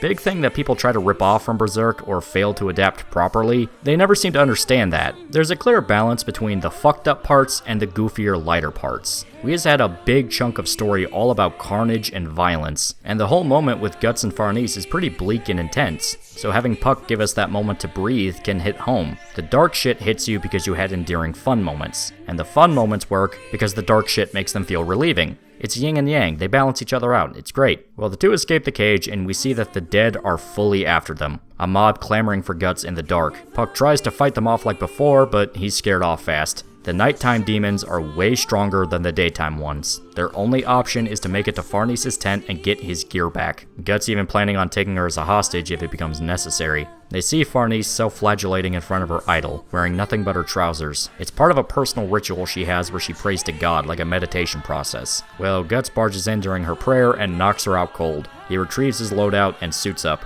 He's still pretty banged up from the previous fight, so if he's not careful, all of his wounds will rip right open again. And as one of the knights comes in to report Guts escaped, he gets his jaw shattered for being a tattletale. Asshole. Guts snatches back the Bailet and commits to taking Farnese as a hostage, setting her tent on fire in the process. Azan and Serpico rush over to see what happened and find Guts with Farnese slung over his shoulder. He holds a torch to her butt and threatens to set her ass on fire if they try to intervene. Literally. They're furious, but they let the guy go by unharmed. He goes to the horses and causes a stampede by lighting their tails on fire, stealing one of them for himself to ride away. Azan orders them all to gather the horses and prepare to chase him down, but Serpico is way ahead of them, riding off with his own crossbow in his hands. We come back to Puck, who's yelling at Guts for hurting the horses, even demanding he apologize since the horse is what got him out of the camp, and Guts does in fact apologize to the horse. Farnese wakes up during this and proceeds to panic, now a hostage for the very man she set out to capture. Puck tries to calm her down, but she's not listening, now just screaming about how her and her men are gonna hunt him down, but Guts is quick to shut her back up. She tries to throw one more tantrum, but Guts lowers her down to the rocks until they just miss her head, scaring her back into silence. Puck panics once more and tries to desperately apologize to Farnese,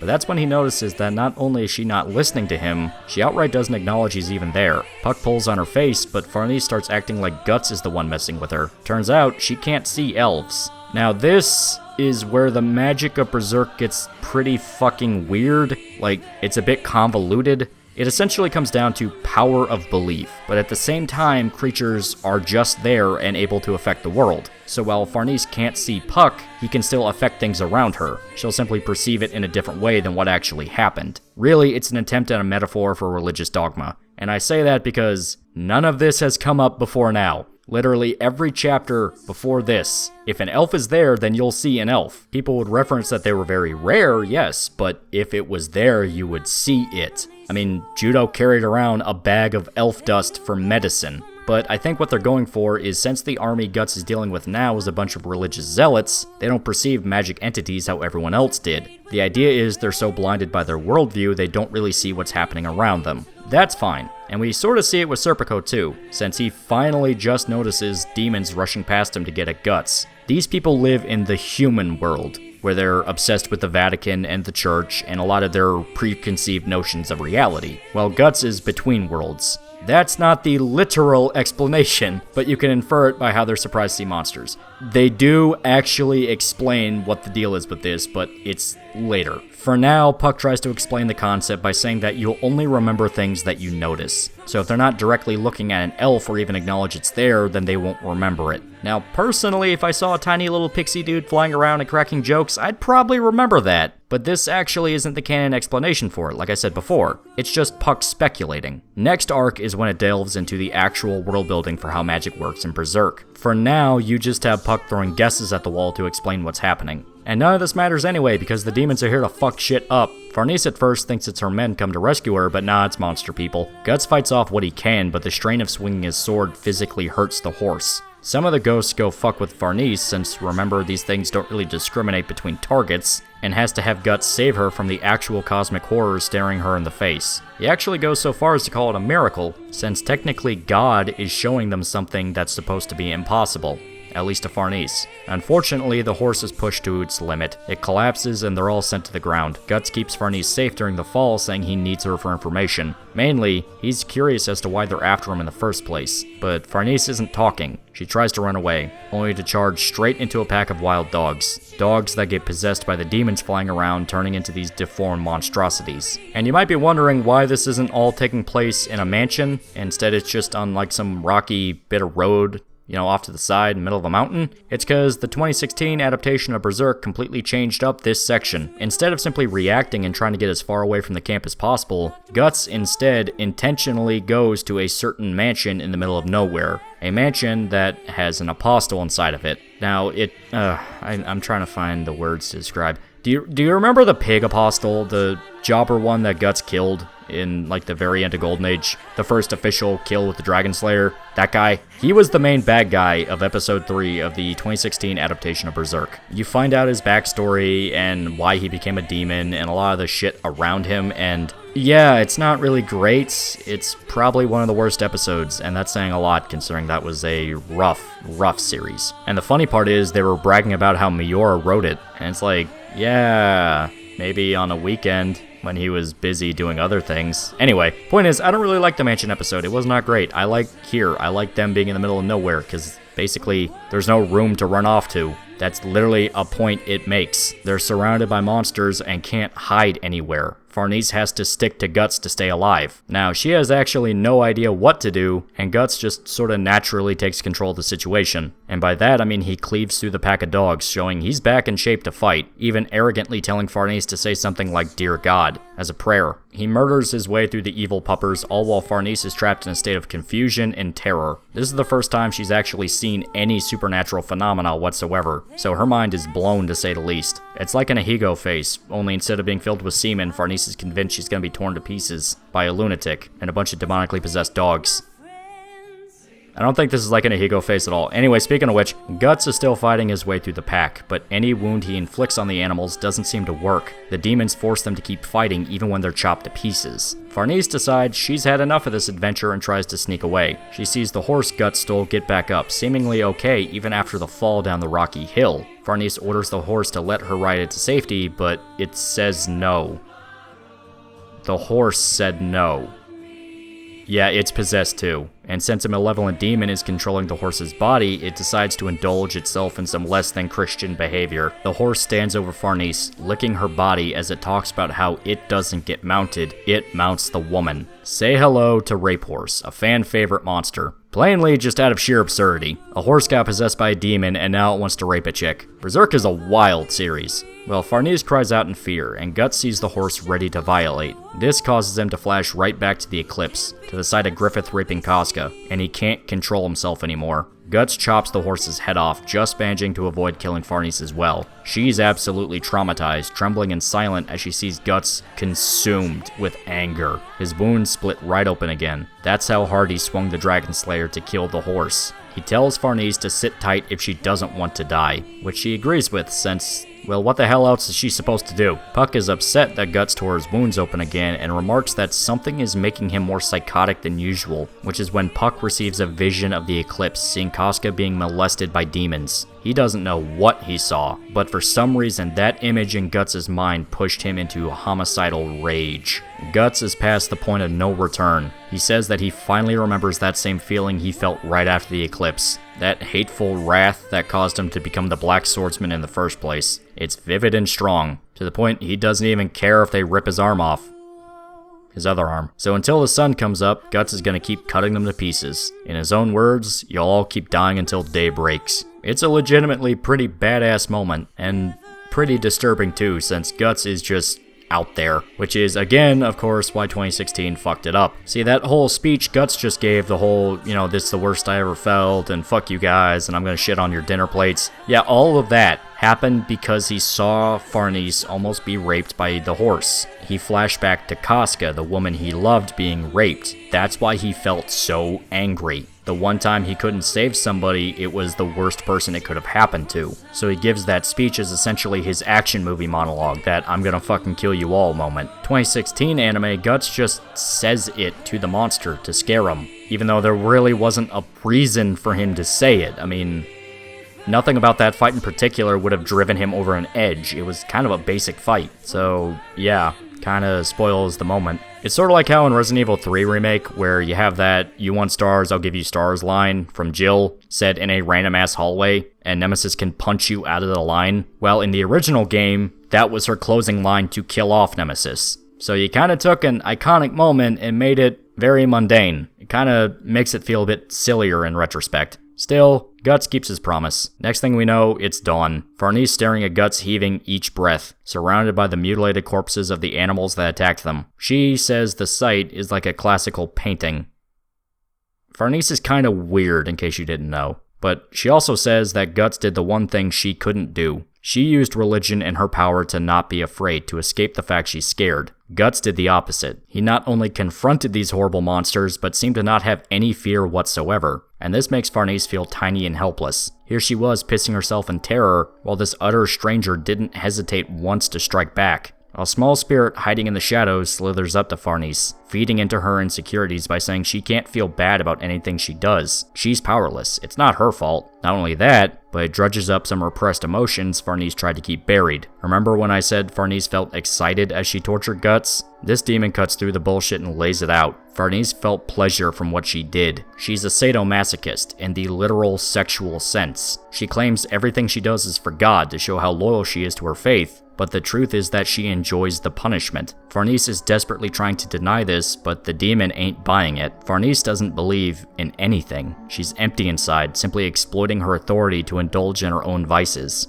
And the interesting part is that the demon basically tells her, why is that such a bad thing? What's wrong with simply accepting that she has these urges, with acting on these urges? Farnese should just throw away the idea that she cares about God and take care of her physical needs. And look, there's a man right there that could help. Yeah, Guts and Puck have zero clue any of this happened. As far as they're aware, this crazy religious lady just took off her pants and started coming on to Guts. Now, I know some of you might be snickering at this part, but come on, take this seriously.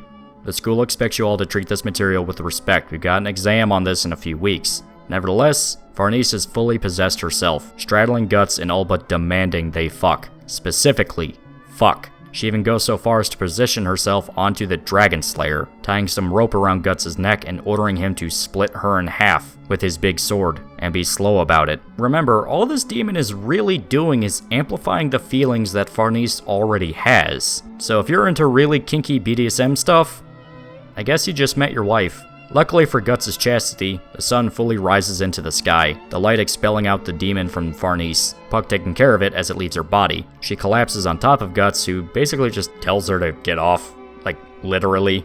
She's heavy. He doesn't like white women. He enjoys brown sugar. But Farnese, she was aware of what just happened, and she breaks down crying, still laying on top of Guts, which is exactly the moment when Serpico shows up on his horse. I'd say this is an example of the classic misunderstanding trope, but what could you really say here? It's not your fault this guy's friend stripped naked on top of you. She was possessed by a demon. That only works sometimes, and only in Mississippi.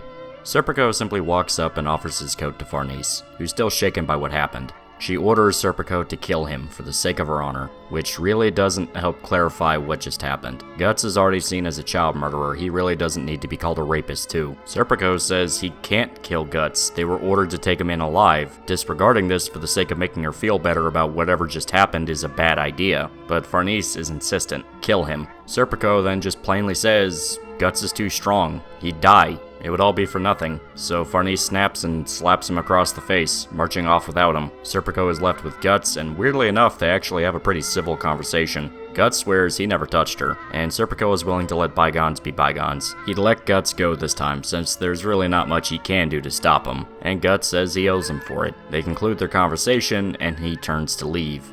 And of course, Serpico takes a swing at Guts, who responds in kind. Serpico slashes his cheek, barely able to jump out of the way of the Dragon Slayer, to the point his boot is torn apart from getting too close. A mere graze was enough to tear the shoe open. With that, Serpico actually does go to leave, satisfied with his test. He then acknowledges Puck's existence before running off, showing that he can see the elf while Farnese can't. So yeah, the guy is more clever than he lets on, which makes him dangerous. Puck mentions that he feels bad for Farnese, admitting that he can sense she's repressing her emotions. But Guts doesn't care. The way he sees it, his problems got way worse. First demons, now priests. Puck can't stop thinking about the vision he saw last night, unknowingly seeing Casca be raped from Guts' memories. And Farnese still wants Guts dead. With this, the conviction arc has officially begun. You have a feel for who the new threat is, and things will only get crazier. Rape Horse was just the first step. Also, Farnese is pretty good. Enough said. The next chapter focuses more on the larger plot than just what Puck and Guts go through. Turns out the very next night, every single person in Midland had the same dream. They saw their country invaded by a foreign nation, scores of people dying from plague,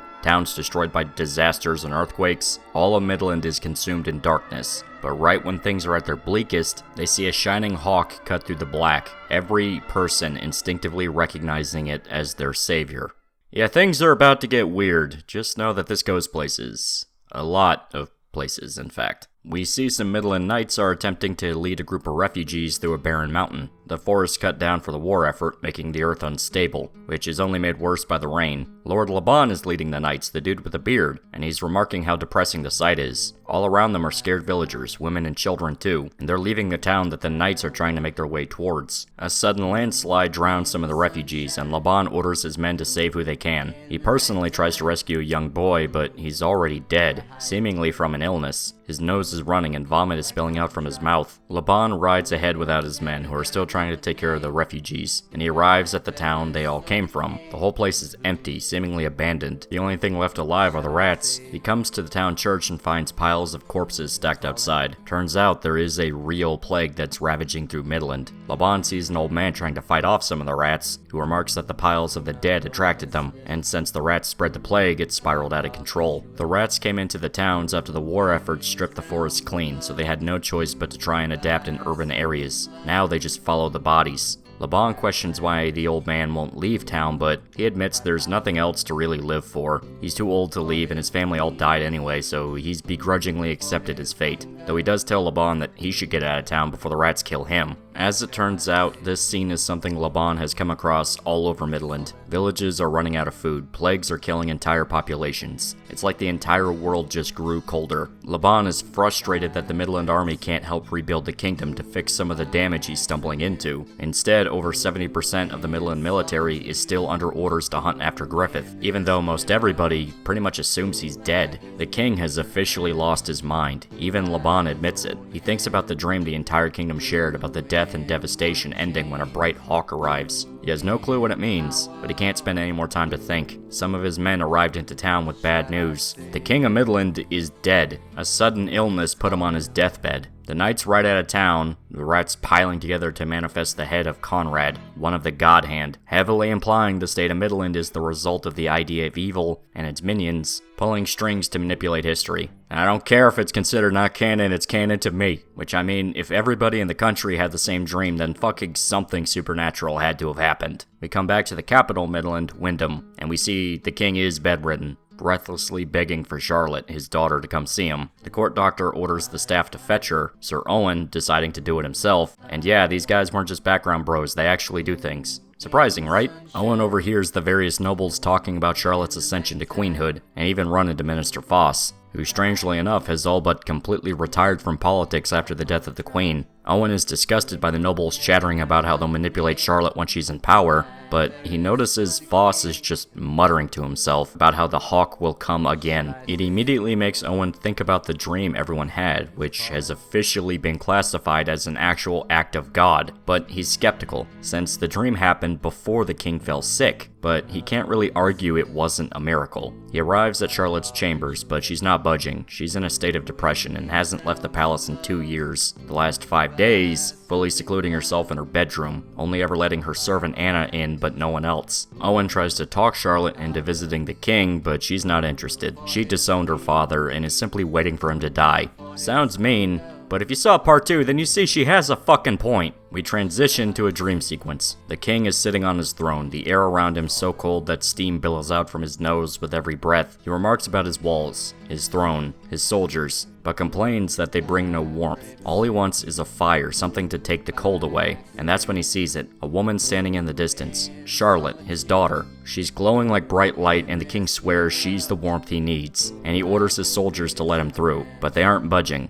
He can only watch as a hawk swoops down, covering Charlotte in its wings, glowing like the sun. The king begs the hawk to leave her alone. She's the only thing that gives him life, but the only thing he can do is see the hawk change into the form of Griffith, and even though he has no eyes, the two stare at each other, the king slowly relenting until he finally accepts that maybe Griffith was the one he wanted in life, the liberator that came to free him from the burden of being king. The dream ends with the king calling out Griffith's name, watching him ascend the throne, and finally setting the old man free from his prison. With that, the king is dead, his legacy left as an incestuous madman that led his country into ruin over a vendetta. And funny enough, it seemed like only when he finally died did he realize maybe he should have let Griffith be with his daughter. That maybe he was in a prison of his own design. If he let Griffith become king, he wouldn't have to worry about the burden anymore. But at the same time, he was completely insane, so of course he wasn't really going to operate on traditional logic. Charlotte hears the bells announcing the death of her father, and she starts to cry, clutching the lucky charm she gave Griffith before he left for the last campaign back in Golden Age.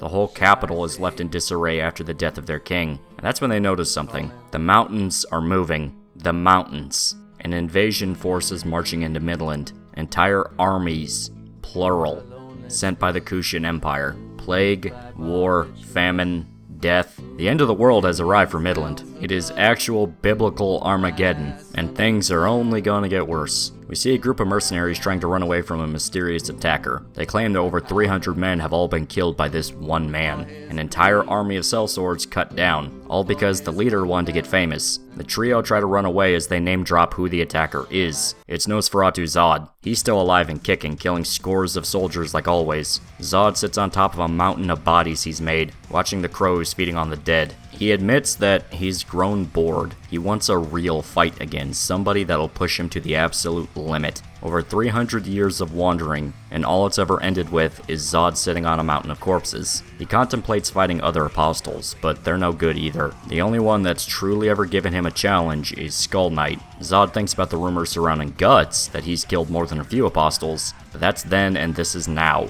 Zod wants a good fight now. And just as he thinks about this, a bright hawk flies down to meet him. It tells Zod that he is in a state between consciousness and sleep. It's not going to show Zod the same dream as the others because it knows that Zod doesn't care about talking. He wants the strongest. Only the strongest. Zod transforms and tries to attack, but it flies around him, cutting him into pieces before he can even react. He wakes up from the dream to see one of his horns on the ground, his head bleeding from the wound where it was taken off. All Zod can think about is a cryptic message the hawk left him. When the sky falls at the holy ground where the blind sheep gather and erect a pillar of fire, the desired will come. This prophecy gets repeated a few times because, shocker, it's pretty relevant to what's about to happen. Also, I say Zod doesn't have the same dream as anyone else because it's not made abundantly clear just how many of the named characters actually did have the dream. We know the ones in Wyndham did, and a few others, but people like Zod and, as you'll soon see, Guts or even Farnese, they have weirder experiences. I don't know if they did see the dream on top of what they also see, but it's just never made that clear. We come back to Guts and Puck traveling through a town ravaged by the plague. No food. Every house is empty, and the dead are so plentiful that ghosts are appearing during the day. Puck points out a small shrine outside town that should be blessed, keeping any spookies from being allowed anywhere near, so they decide to rest. It cuts to a twisted vision Guts experiences in his sleep.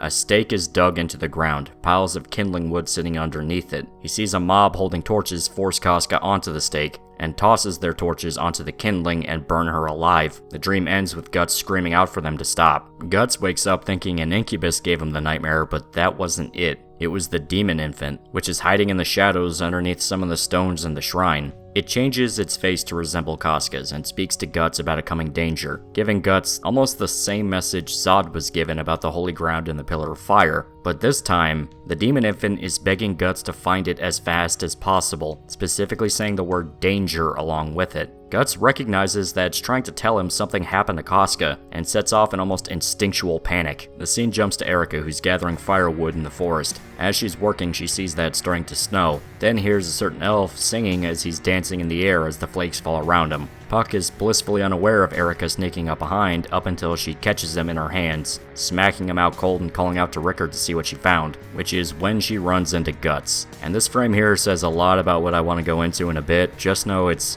probably one of my favorites. This little girl running into just a black silhouette. It's a pretty classic scene. People reference this moment a lot for parts they like, but Guts isn't an evil man to Erica, they're friends. She's happy to lead him back to Godo's cabin, where we see Rickard working on a horseshoe, fully adjusted into his new role as a blacksmith. Rickard is happy to see Guts came back, but the big dude isn't wasting a second. He wants to know what happened to Casca. Rickard and Erica go quiet, and it takes a bit before he admits that Casca left. Guts is immediately pissed off at the news, but Erica cries and admits it was her fault. She took Casca outside to play since she felt bad the woman was stuck inside the cave for so long, but she wandered off. They tried to look for her, but they could never find Casca. Guts wants to know why they aren't looking for her right now, expressly shaming Rickard for staying at the cabin instead of searching for Casca. But Erica calls Guts stupid, and yells at him for just leaving them all 2 years ago. Besides, Rickard did try to find Casca, for over a month in fact, but he had to come back to take care of them. There's a reason he can't go too far away. Godo is dying. Now, this is probably the best moment in all of Conviction. That's not to say the arc peaks and nothing great happens after this. No, it's just that this segment here is downright amazing.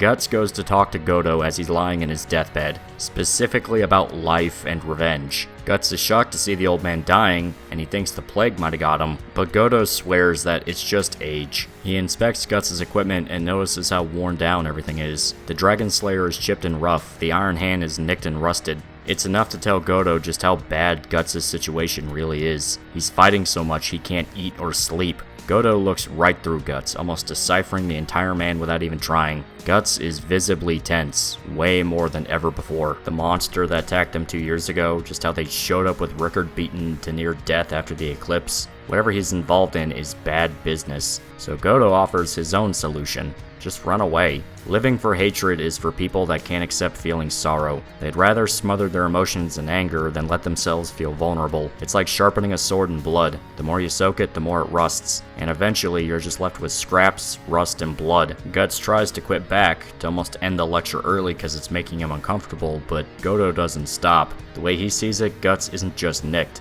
His heart has cracks in it. He's afraid of something. Godo doesn't know of what, but he's on the money. Guts breaks down, talking about how Godo, nobody understands what they saw. The people he cared for most in life were torn apart, scared and stupid to what was actually happening, like they were nothing. They survived a literal hell, and now they're cursed. No matter what they do, even if they decide to run away, it will never stop. But Godo says it plain and simple. Guts abandoned them. The old man clearly referencing Rickert and especially Casca. He ran off without them 2 years ago because he couldn't accept that the rest of the Hawks were gone, so he chased after retribution. This is why I love this part. It's literally Godo calling Guts an idiot. Guts wasn't a cool demon hunter bringing justice to demons and shitbag children. He was running away from his problems to avoid his own grief. This arc has shown up before in media, and especially anime. The whole revenge bad, the main character that's been obsessed with getting retribution is actually an emotional fuck-up. Hell, I guess the most popular version of this is a lot of shonen stuff right now, with the whole Tokyo Ghoul Attack on Titan thing, where the main character gets so obsessed with fighting monsters they literally become a monster. But what I like about Berserk is that it's a bit less literal. Guts is a monster, yes, but he never transforms into one or anything physical. At least not right now. But no, instead, it's more the fact that he's mentally and emotionally breaking down. He's losing himself to this dark, dark road he's choosing to go down. And every single thing that Guts has done that we were cheering on and think were super badass was actually a horrible mistake. Yeah, the apostles he killed were doing terrible things to people, but Guts wasn't a hero. He wasn't trying to save anyone. He was taking his rage out on other people. And really, at least personally, this is the first time it's been this explicitly stated. It really digs into Guts and frames everything we just saw as him being a fuck-up. He wants to be angry at Rickert for not looking after Casca, but Guts left her there alone and chased after demons. When the chips are down, Guts will choose to go off on his own and rely on fighting, but it's starting to catch up to him. He's not just a cracked sword, he's starting to break. Guts physically can't handle the strain of what he's doing. It's going to catch up to him sooner or later, and he's already done some serious damage to the people he cares about, all for the sake of his own selfishness. Now obviously you can argue that even if it wasn't his intention, Guts running off and fighting demons is okay because he killed some seriously evil people. All the apostles he killed as the Blackswordsman were making countless people suffer. But remember, Guts didn't ride in to save the day Kenshiro style. If anything, he was a living tornado, a natural disaster that caused untold amounts of destruction himself. Remember back in the beginning of the video? Guts set children on fire. It's not like things became immediately better after Guts killed the demon. No, it only got substantially worse. Every single time Guts goes to hunt one of these things, a lot of people are dragged into it and they die. So he's nowhere near the moral high ground himself. So seeing Godo act as essentially the intervention he needed to really see what he's been doing absolutely works. It's not a complete takedown of the guy. Guts does have a point in that Godo doesn't understand what he saw and what made him become what he was. He can't just run away. He's branded and cursed for the rest of his life. But in the end, he chose to spread more hate and violence into the world instead of caring for the ones he still has. This part is such a great moment for Guts as a character. You may see what he's done as 100% necessary. Guts was simply punishing demons, he's not evil. But having this argument in the story is crucial, not just because of what the effects turn out being later, but the sheer fact you have such a good argument for why our protagonist fucked up is compelling. Guts doesn't win the argument, he can't rebuke what Godo said. It lets you sit on his words. But this part only gets better, so I'm going to go ahead and go to the next scene. We see Erica lead Guts and Rickert to a cliffside where swords are dug into the ground, standing up. Erica says they're graves. Rickert used the swords he made as practice to give the Hawks a graveyard. There's no bodies underneath them, but it's more of a sentimental gesture than anything. Guts thinks about his time chasing revenge, 2 full years by himself just hating. Meanwhile, Rickert built a whole new life for himself. Puck mentions that Rickert was the boy he met in the carriage during Golden Age, and Rickert remarks that thanks to Puck's medicine, Guts and Casca survived the eclipse, so it's almost like they're all tied together by destiny. Rickert leads Guts back into the Ore Cave, the only place he'll be safe to sleep in for the night. Puck swears that elves did in fact live there, so it's confirmed it's a sanctuary, though we knew that because Skull Knight said it, and he didn't seem like one for bullshit. Guts is gonna rest in the cave, and by morning they'll start the repairs for his equipment. They all sleep in the cabin upstairs, giving Guts some space for the night. He tries to apologize to Rickert about the argument over Casca, but all is well. He's happy with Erica and Godo. He found his own purpose, in a way. They leave Guts alone for the night, who's just staring into the campfire in front of him. And this is the true moment where Guts faces his demons. He can't sleep without his weapons, and thinks to himself, he might plain just never be able to sleep at night for the rest of his life. He thinks about Casca and Godo's speech about her. Guts knows he ran away just to escape his feelings, but what he saw was beyond any understanding. All he can see is Casca being raped by demons, by Griffith. It's the last image ever burned into his right eye. The way he sees it, no matter the excuse, he can use that bubbling hate to kill his enemies. And this is where the Beast of Darkness makes its first appearance. This large demonic hound urges Guts to kill, to never stop until he's all alone. And this isn't a demon telling him to do it. Remember, he's in the cave specifically blessed to keep out any demons. This monster is inside of Guts' head. All the hatred, malice, and violence inside of him is manifesting into a separate thing in his mind, and it scares Guts so badly that he considers that maybe Godo is right. He has no right to act as the avenging crusader for his friends when he abandoned Casca. Hell, even before that, he abandoned the Band of the Hawk. Guts thinks about them all, of Corcus, Judo, Casca, of the last conversation he had with each of them, and how each one was about how he abandoned the Hawks. Guts did all of this by himself. It's his war, not theirs. He threw away that identity when he left them all that time ago. The one thing that kept him sane through his journey was thinking about Casca, and this is where it finally hits Guts. He did it again. Right when he got to his next stage in life, he threw everything away before he even realized it. And now he might have finally lost Casca for good because he wanted to play edgelord in the dark. Or did he?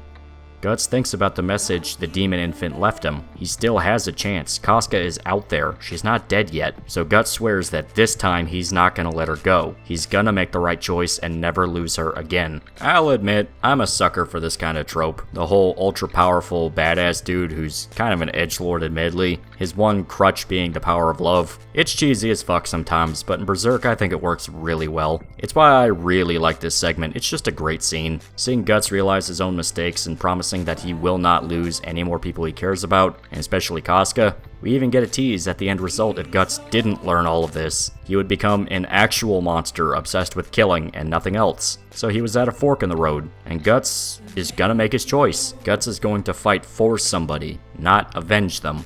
It's very positive, and hopefully you're starting to see what I mean by Guts progressively losing the edgy aspects to his personality, at least a little bit. It's almost a triumphant scene. Some people don't like Berserk getting lighter, that starts to feel way softer compared to what came before, and almost abandons the grim aspects of its own identity. And let's just say as the story goes on, they kinda have a point, but I like seeing Guts develop as a character and change. I mentioned it before, maybe all the way back in part 1 or even the Berserk anime video, but Guts drastically changes between each arc. He almost feels like a completely different person between each one. Golden Age, he's a standoffish kid that finally finds a family. Blackswordsman, he's a murderous asshole that doesn't care about anyone but himself. Conviction, specifically lost children in the events up to this point. Guts is outright insane. Like full-blown hallucinates and acts like a deranged madman. And I won't spoil who he becomes later, but let's just say he gets more quiet and sad, like Hugh Jackman from Logan's sad. But once again, no spoilers. We see a nice interaction between Rickert and Puck, who are both awake at night. Rickert is working on Guts' iron hand, and Puck is trying to escape from Erica's grasp as she falls asleep. Rickert is still scared of elves, which has developed into a legitimate phobia, but he can't help but thank Puck for sticking by Guts. Not just because he made Erica feel better, who's been depressed since Godo became bedridden, but because the last time he saw Guts, he had a bad feeling the guy wouldn't come back the same man. But he did come back, and was worried about Casca, which to Rickert is good enough, and he thinks Puck kept Guts stable during their time together, once again pointing to the idea that Puck's positive nature was able to mellow out Guts, even if unintentionally. They're both surprised to see Godo on his feet, grabbing his tools and getting ready to work. Rickert tries to talk him out of it, but Godo isn't budging, simply telling the boy to take care of Erica once he's gone. He explains that Erica isn't his real daughter, but we can kind of assume that. He found her outside of her burned house. Godo took her in on a whim, but having her in his life let him feel human. Godo relates this to a sword. If it's well made, then no matter what damage is done to the blade, it will be reborn once put back into the fire. Godo's final words before he commits to reforging the Dragon Slayer is to order Rickert to tell Guts not to turn out like me. Now this phrase is very interesting. We know literally nothing about Godo beyond his vague backstory. He was a master blacksmith that was exiled after he made the Dragon Slayer out of frustration. He then became a loner in the mountains, just spending his day forging whatever he was ordered to. And before he realized it, he spent his entire life alone. He met Erica as an old man and decided to take her in as his own daughter. And this decision gave Godo a few more happy years, having someone else he can share his life with. As far as we know, he's just an old man that never did anything except be a blacksmith. His comments about the nature of hatred and revenge is fascinating. Did he want to get revenge after his exile?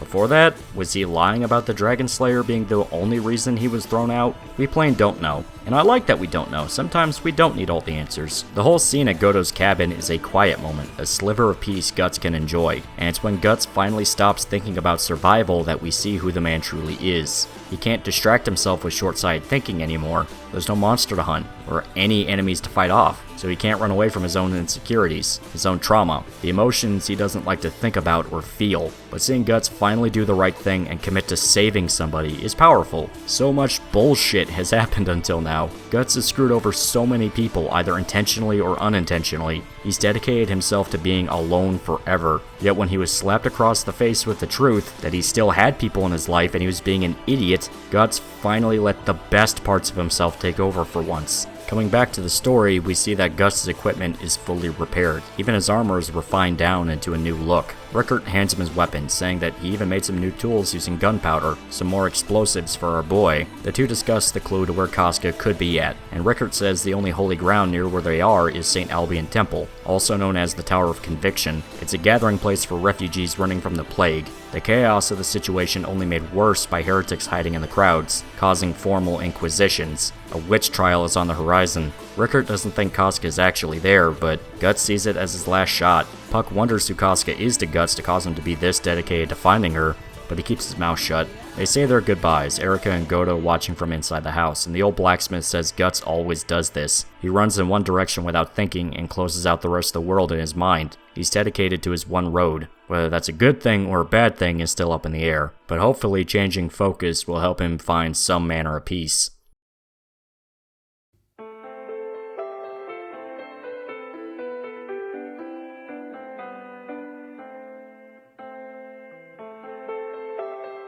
We jump back in time a month, around the time Casca went missing. We can assume Guts was at Goto's for a period of time, or took some time getting there. The point is, this fills in the gap of what exactly happened. The flashback begins with the Holy Iron Chain Knights riding past a mob of refugees. Azan explains that plagues and famine aren't the only reason things got so bad. The Kushan invasion to the east was bad enough that nobody even knows if the nobles in the capital are still alive. As far as these guys are concerned, all they have is the Holy See to keep everything together, so they don't really have a choice beyond keeping their heads down and following orders. We also see that Farnese was hauled in to explain what happened with the situation with Guts. The fact they failed to capture him and lost soldiers in the process. The whole thing ended up being a big insult to the Holy See. They tell Farnese they are not an army, they're an ornamental piece designed to show off the Holy See's authority. Having someone defeat them shows weakness, which can't be tolerated. Especially since the families of the nobles who died chasing Guts are pissed. The only reason Farnese wasn't stripped of her authority was because of her own position in the Vandamian family. Her father pulled strings to make sure she wasn't punished. They're big benefactors to the church after all, though they make it clear to Farnese, she wasn't a leader, she's a symbol. The leader of the Holy Iron Chain Knights is traditionally a woman of higher status, so the way they see it, they have to keep her around because she's a diversity hire with a rich daddy. And to drive the point home, they dismiss the idea Guts was ever a real religious symbol. The whole 2-year hunt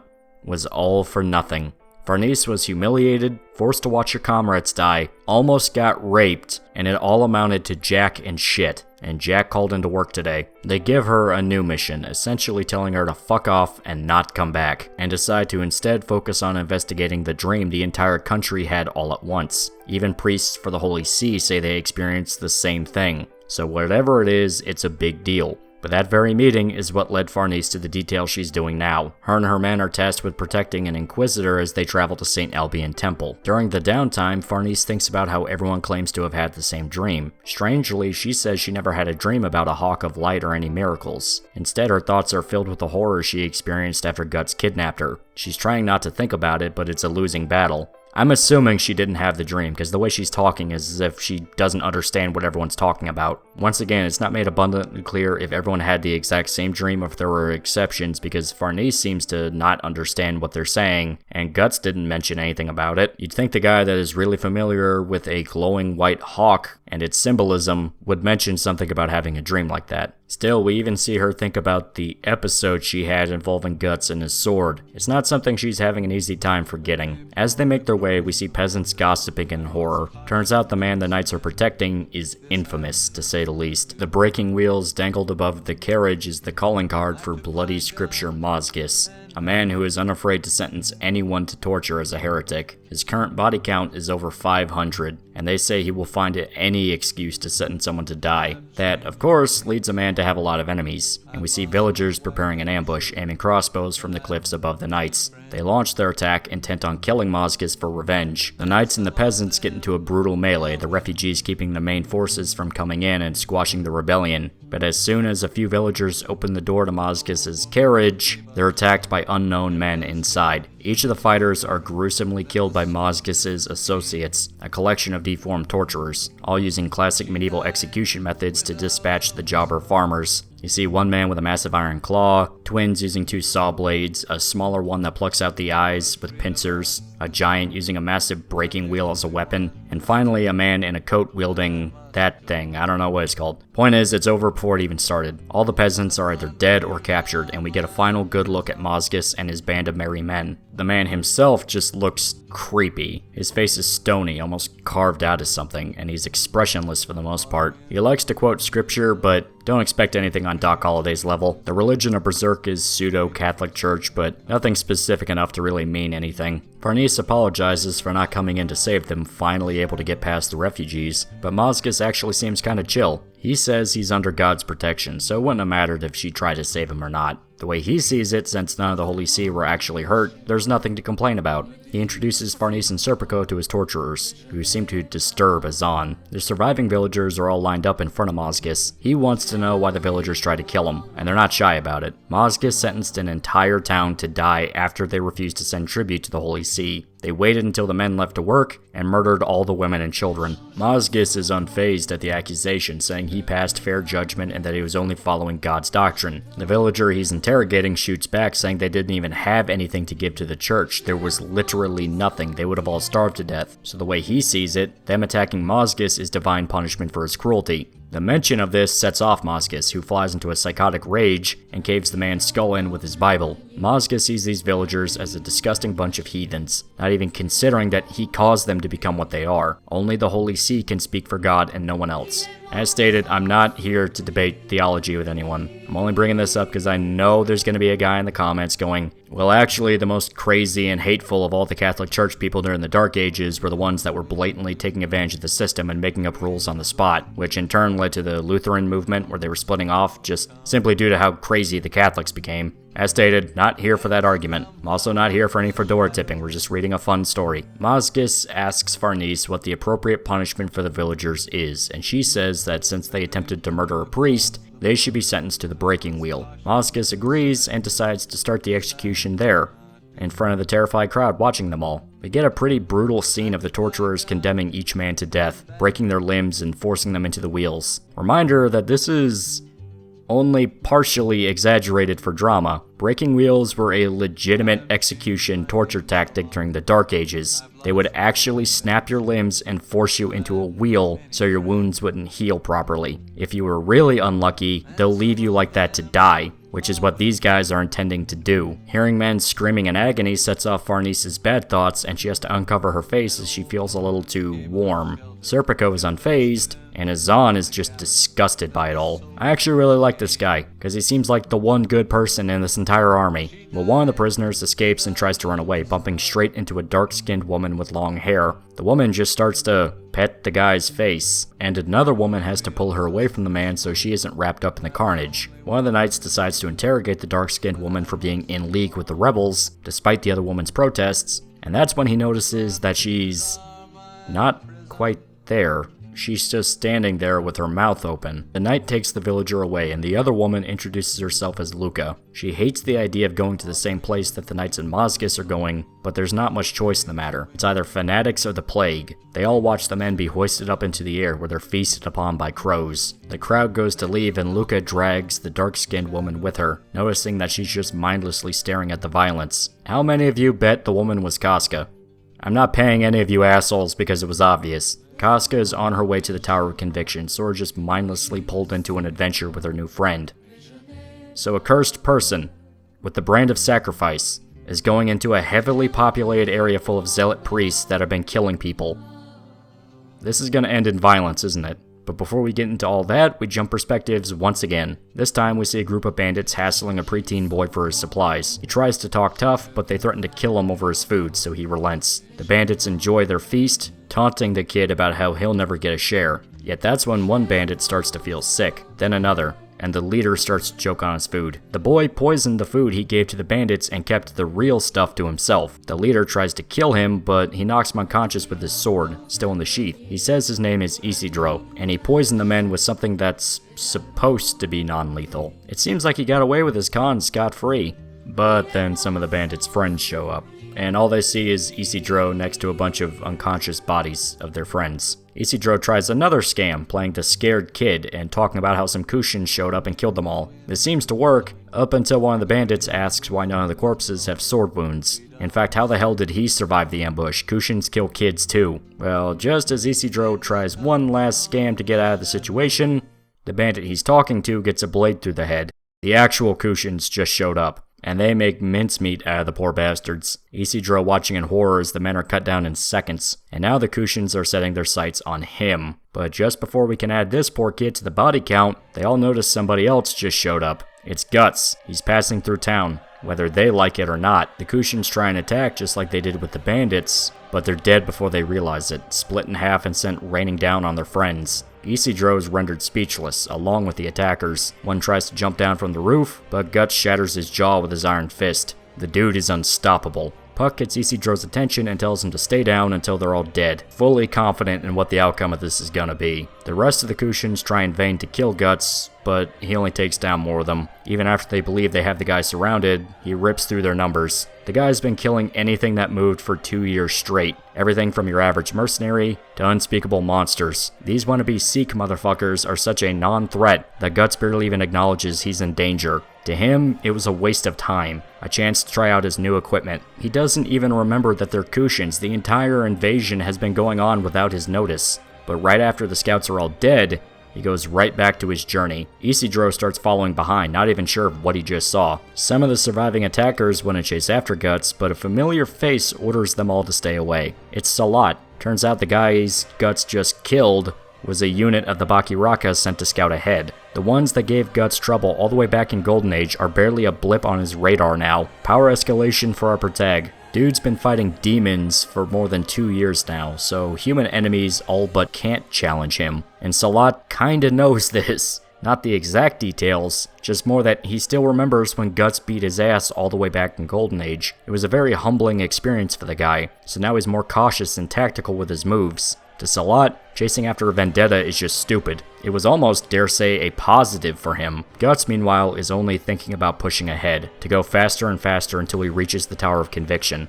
Meanwhile, we see that the condition at the tower is downright hellish. People camp outside, terrified at the current situation. The current situation being the ever-increasingly violent war between the heretics and the Holy See. Priests have been murdered around the camp, the flayed skin of their bodies hung around like trophies. The peasants are angry about this since it means the Holy See will only clamp down harder, but there's nothing they can do. All the while, a weird image of these eyes looking around camp show up, focusing on the skin of the dead priest. While the rest of the peasants are in abject poverty and suffering, given no food at all except watery soup and left to fend for themselves, the Holy See are given regular shipments, so the knights and monks are well fed, but the people they're supposedly protecting are forced to starve. The only thing they're ever given is basically leftovers. Things are so desperate that the refugees even start trying to steal some of the supplies, causing the Holy Iron Chain Knights to get violent. These aren't criminals or brigands, they're just average people that need help. One of them is a young mother with a near-dead baby. They don't even have firewood for the winter. Farnese tries to give some bullshit excuse about how they asked the sea for help,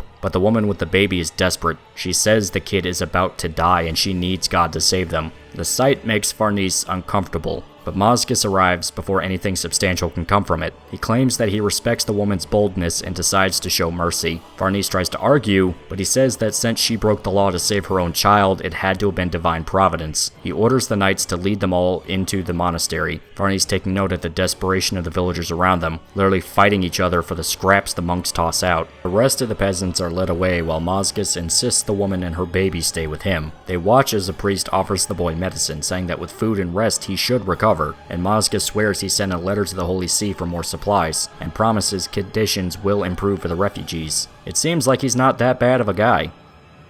Well, that's when he leads her to the iron doors. She needs to pay for the crime of theft, even if she was doing it to save her baby. And as the saying goes, dark theaters are best for dark deeds. Mazgis had the villagers tortured, each one experiencing some downright grotesque suffering. And now it's her turn. Farnese is horrified at the sight, but Mazgis insists she look. He even goes on a rant about the type of criminal he despises above all else: heretics. Mazgis despises the refugees. To him, they're a den of sinners corrupting a holy place. He has no love for these people at all. It's why he's so willing to kill them all. He wants revenge for the murdered priest and has been scouring through the camp for anyone he can send into the monastery for some religious debates. To Mazgis, God's love is supreme, but he can also hate like a motherfucker. So this poor woman who just wanted to save her kid is now in the custody of this absolute lunatic, and she is brutally tortured.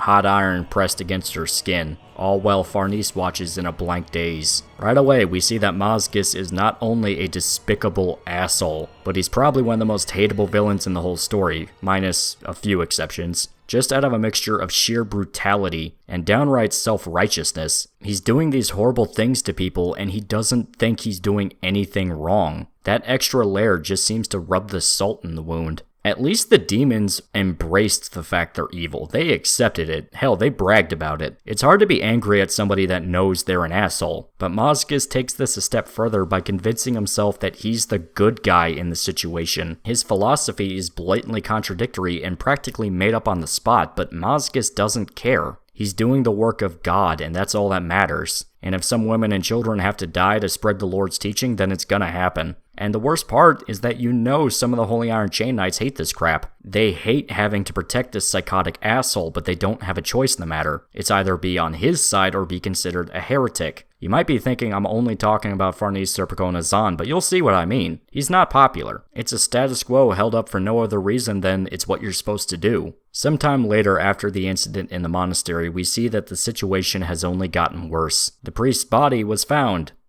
Too bad it was in a tree, and it didn't have skin, but still it's something to bury. Farnese believes she caught the murderer, but the suspect swears it's an accusation just by people who hate him. As expected of literally any situation where people just believe accusations without question, the refugees started exploiting it to go after people they don't like, accusing anyone and everyone of heresy so they can go up to the monastery and not come back. But it's okay if this guy loses his skin. They were just telling their truth. Yeah. And the worst part of it all, that woman Mazgis tortured, she's a cripple now, and her baby starved to death. It was all for nothing. Farnese seems to show some remorse for a brief moment, but she still brings her suspect into the monastery. Yeah, probably should have warned you guys earlier, but the actual events at the St. Albion Temple are very misanthropic. Not even talking about the anti-church themes, but in general, there's just this spiteful hate towards human nature. The refugees are not very sympathetic. You do have a few cases where you pity them, but the majority are just as much a threat as the psycho priests. In fact, the characters we follow the most during these sections is actually on the lowest rung of the social ladder. Luca is our pseudo-protagonist this time, the woman we saw help Casca during the flashback. Turns out she's a prostitute, and while she's not educated or of high status, she knows people. The reason the man was accused of being a heretic is because he was a crime boss trying to profit off the situation. He didn't fit into the masses, so he was destroyed. She's actually got a point about how people tend to mob against anyone that goes outside the status quo. And she's got a dick inside of her.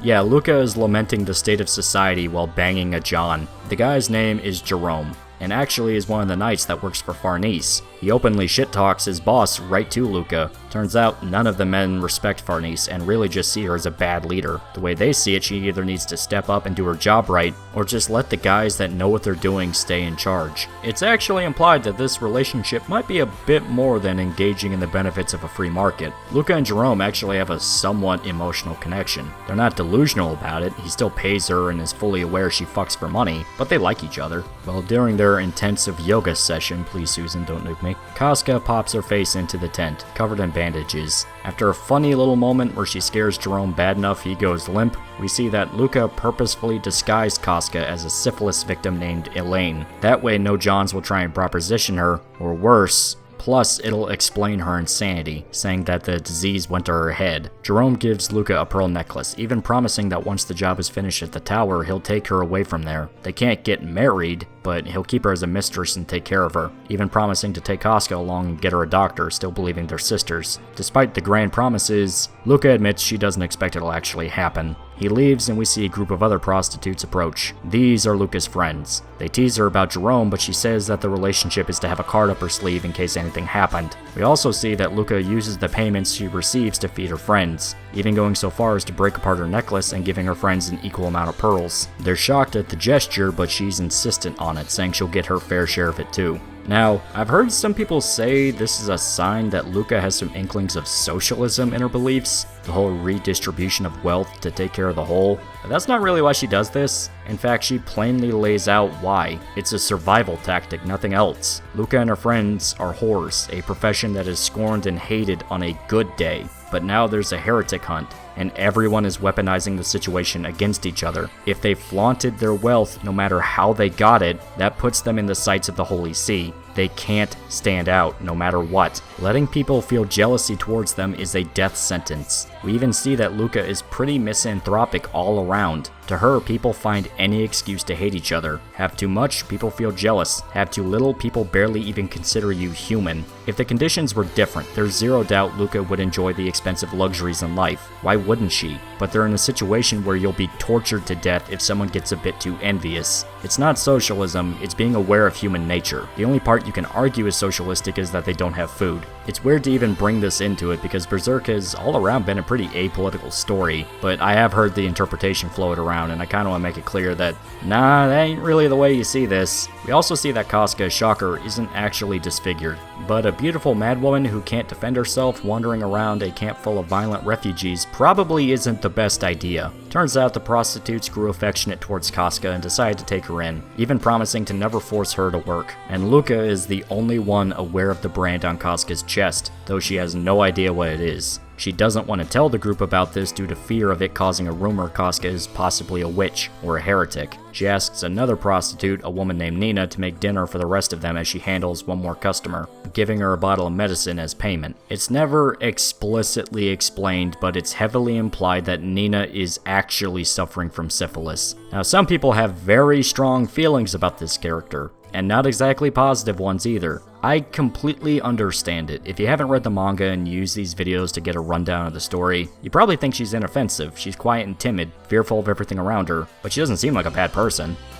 Yeah, you're probably gonna hate Nina by the end of this. We get this scene where Nina is leading Casca through the camp, stumbling into a crowd pelting a man with stones. She tries to walk away, but the glaring eyes of the mob get to her, so she picks up a stone and throws it at the man. I'm actually going to explain what this says about her in a bit. All you have to know is this is more proof towards that idea that this is a very misanthropic arc. Ideas such as the status quo, mob mentality, and hysteria are very prevalent here. Nina herself is basically a symbolic figure, to word it in a pretty pretentious way. Still, her and Casca walk past a prophet screaming about how the mythical hawk is coming to lead them all to be one nation, saying that a goddess of flame gave him the message. They walk past him as fast as they can, not wanting to be associated with a heretic, and they arrive at a river. Nina fills a pail of water and we see her wash her legs, caked in blood from what is revealed to be bleeding from her vagina. Pus is mixed into the blood and her mouth is swollen. Nina ponders about her condition, thinking that at best she's doomed to become a madwoman like Elaine. Though in a way, she's kinda envious of Casca. She doesn't seem to be afraid of anything, just innocently existing in her childlike state. Meanwhile, Nina is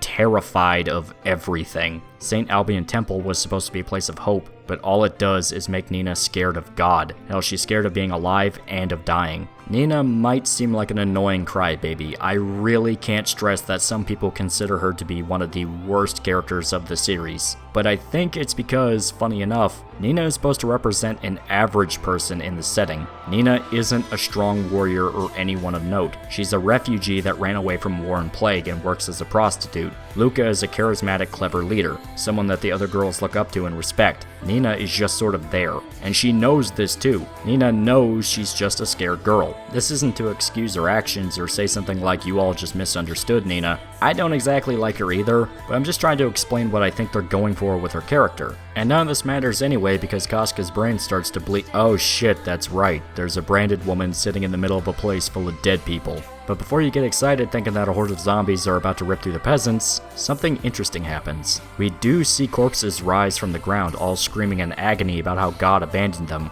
but they don't attack Casca or Nina. Hell, they don't even know they're there. All because a little somebody shows up to protect them, the demon infant. Its presence chases away the undead, and we see again that something is watching everything play out from the distance. Casca tries to run for her baby, almost sensing where it is, but Nina keeps her from running after it, just taking her back to camp instead, not aware of what just happened. But Casca is still calling out even as they leave. Back to the monastery, Farnese is trying to eat her dinner, but the image of the suffering peasants will not leave her mind. Even with her weird sadism fetish, the idea that these innocent people suffered for literally nothing got to her, only made worse by the fact that they can still hear all the screaming from the torture chamber in the mess hall, so they can't put it out of their minds even to eat. Jerome and his friends are frustrated at the idea of being Mozgus's personal army, blaming Farnese for the whole mess. They don't even care that she's well within earshot of their talking. Well, out of nowhere, Serpico throws a bowl of soup onto their table, playing it off like an accident. Now the men are shit-talking him, saying he's just a bootlicker for Farnese, which, I mean, wouldn't you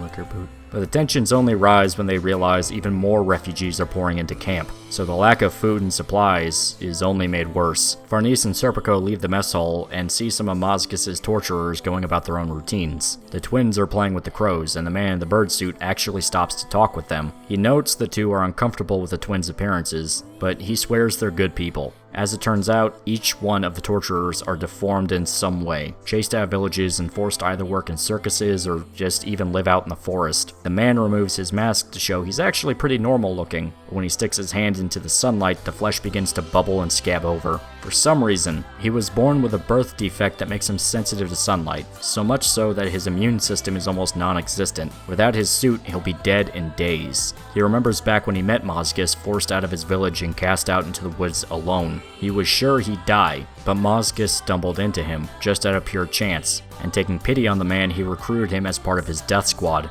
For once in these men's lives, they had a purpose, a sense of belonging. They weren't just freaks or outcasts from society, they were warriors for God. He knows what they do is horrible, that they hurt people and everyone sees them as monsters, but all he has is his belief that God needs him. Without that, people like this have literally nothing. The Birdman takes them to find Mozgus, and they find the father in the middle of a personal ritual of his. Every single day, he throws himself face first to the ground, 1,000 times each morning and night. If you needed an explanation for why his face is so fucked up, yeah, there you go.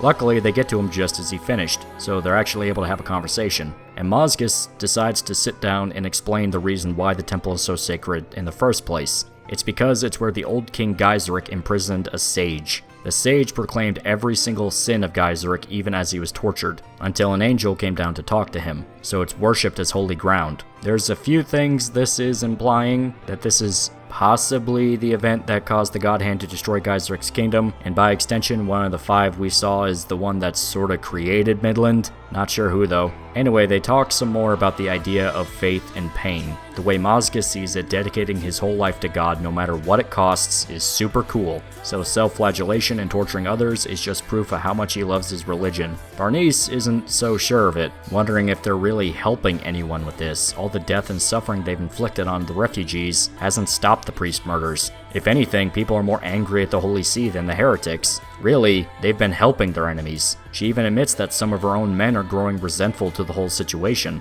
So for Farnese, it's looking more and more like all they're doing is causing more damage. Mozgus tries to counter this by telling a story. There was once a nun who practiced her religion so vehemently that she only wanted to help others. She owned nothing, and simply went around the country helping anyone she could. One of the things she liked to do most is comfort the dying, holding them in her arms to give them a moment of peace before passing away. Well, one day she finds an old man on the road who is dying. She tries to comfort the man, but he begs her to let him go. He's lived his entire life in solitude and independence, so with this nun holding him in her arms, she's disgracing his dying moments. Mozgus summarizes the story by saying that they don't know what they'll accomplish by helping people, that they run the risk of seeing themselves as moral arbiters that view themselves as the standards others should live by. All they need to do is live by God, and God alone. They can't think about how they hurt other people or be afraid of death. Just surrender yourself to faith and never question God's will. Dude, this is retarded.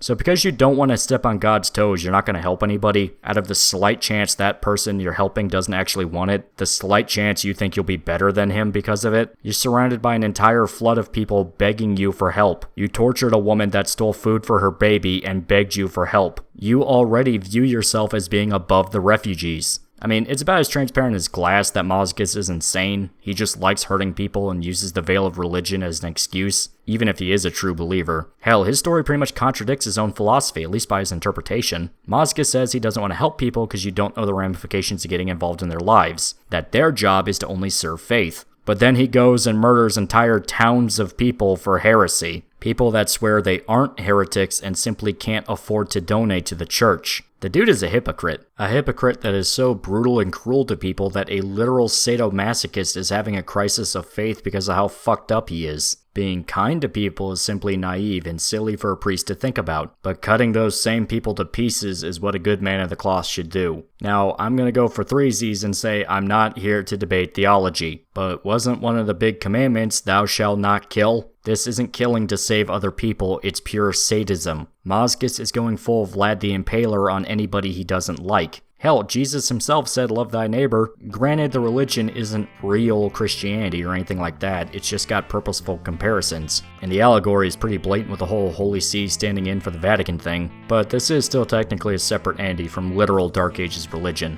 And even if I sound angry about this, please know that it's actually a good thing to feel upset. Mazgus is a villain, and he's downright evil and hateable, an absolute son of a bitch. And this obvious contradiction in his logic serves to make us hate him more. We know the dude is a delusional asshole, so hearing him make this grand speech about how not helping anyone is something God told him not to do, and not just because he's a twisted motherfucker, cements our feelings. He's trying to disassociate the blame. We know it's his fault for why the situation at the temple is getting so bad. He's not even trying to make it better. He's wasting so much time and energy punishing people for heresy that he's actually making the heretics more powerful. But to Mazgus, his logic is perfect. It can't be my fault, I'm just following scripture. Villains that don't understand they're the villain is fascinating, at least to me personally. I hate Mazgus, but he's very interesting, especially since he's the first villain in a while that isn't a demon. He's human. That's right, he's not an apostle in secret or anything like that. He is a human being. He's just fucking evil. Well, his speech motivates Farnese to keep doing her job, almost reaffirming her blind love for faith. And we come back to Nina in the camp. She's distributing some of the goods they collected to the needy, while also trying to keep an eye out for Casca, when a man tries to talk to her.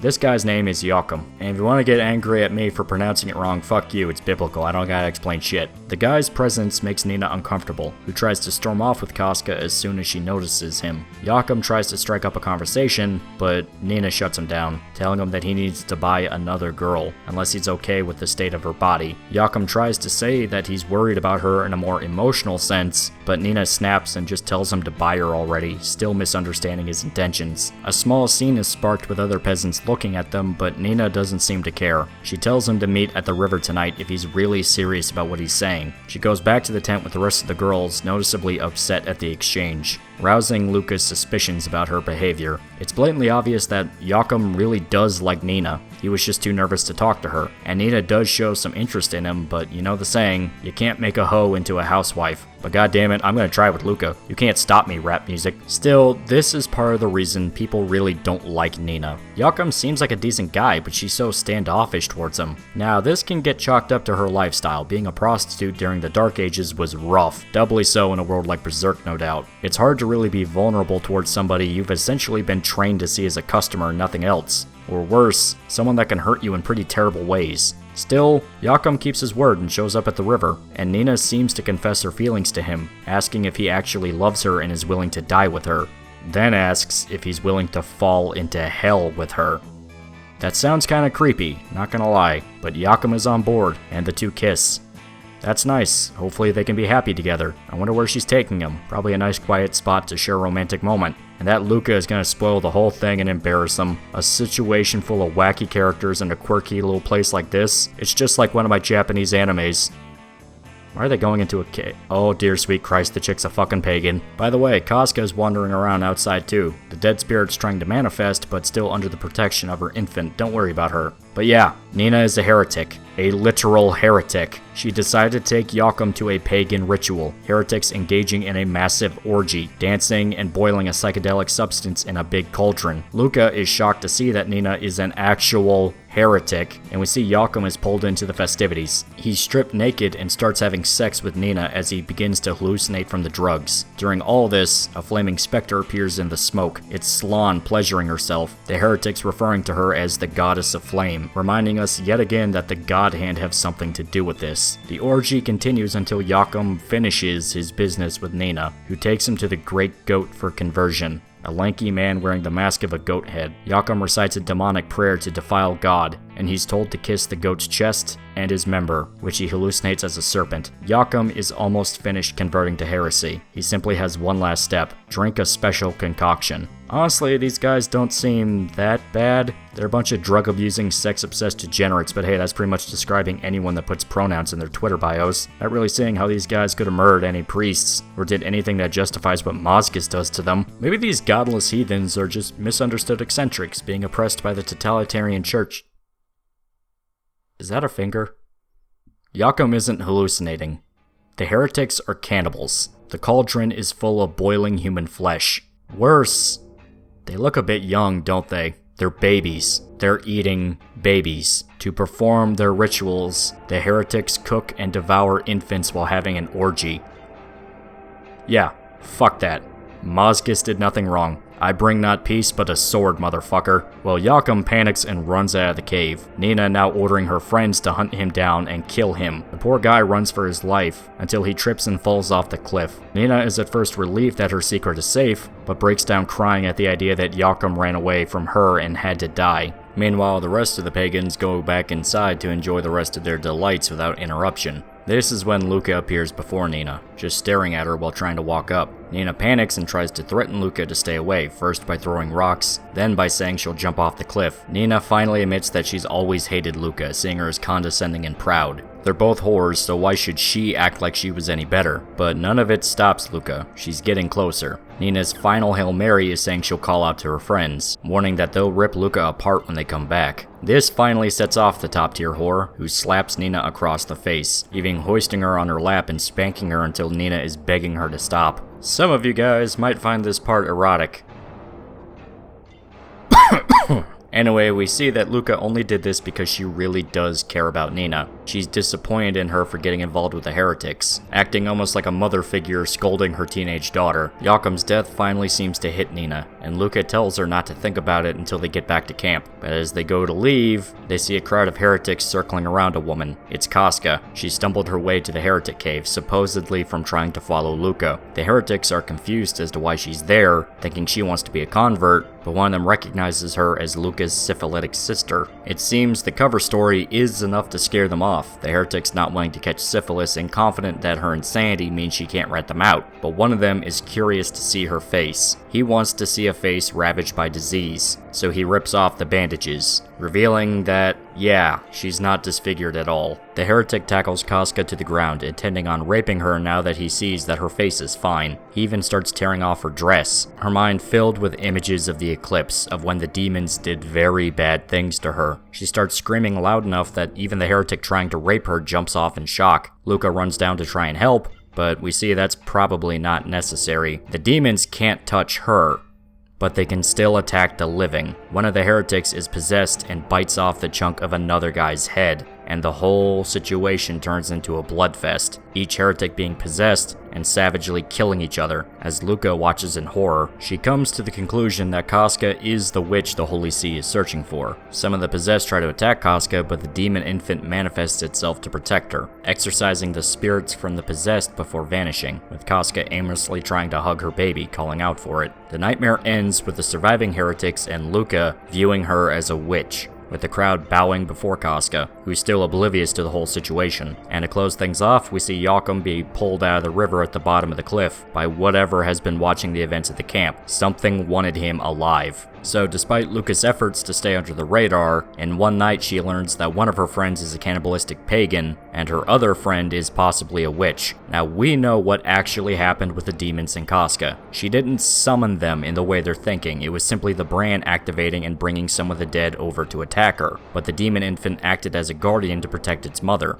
But context doesn't really matter in this case. The way these people see it, the mad woman who lives with the prostitutes summoned demons to kill the men trying to rape her, and she used a familiar to protect her when they tried to turn on Elaine. This is bad news, plain and simple. Man, I wonder what Guts is doing. Yeah, it's been a while since we've seen him, huh? Well, you're just in luck. We come back to Guts resting against a stump. Isidro is still skulking behind him, and according to the boy, Guts has been running for a day and a half straight. Isidro had to hitch rides with people just to keep up with him. Cardio, people. Plain and simple. But still, he finally found him, and he can finally put his plan into action. What plan? Well, Isidro wants to steal the Dragon Slayer. He sneaks up to the sleeping brute and tries to swipe the blade, but he can't lift it. It's a slab of metal. What the hell is he expecting? Puck catches Isidro, but since he knows that the kid has no chance of actually stealing Guts' sword, he just makes fun of him, telling him to lift with his hips. Well, Isidro finally gets the sword off the ground, but all Puck has to do is jump on it to send him straight to the ground. With the kid thief pinned, Puck announces his brave capture of the criminal to Guts, who simply picks up his sword. He wants to know why Isidro is following him, but he's not answering. And shockingly, Guts isn't angry or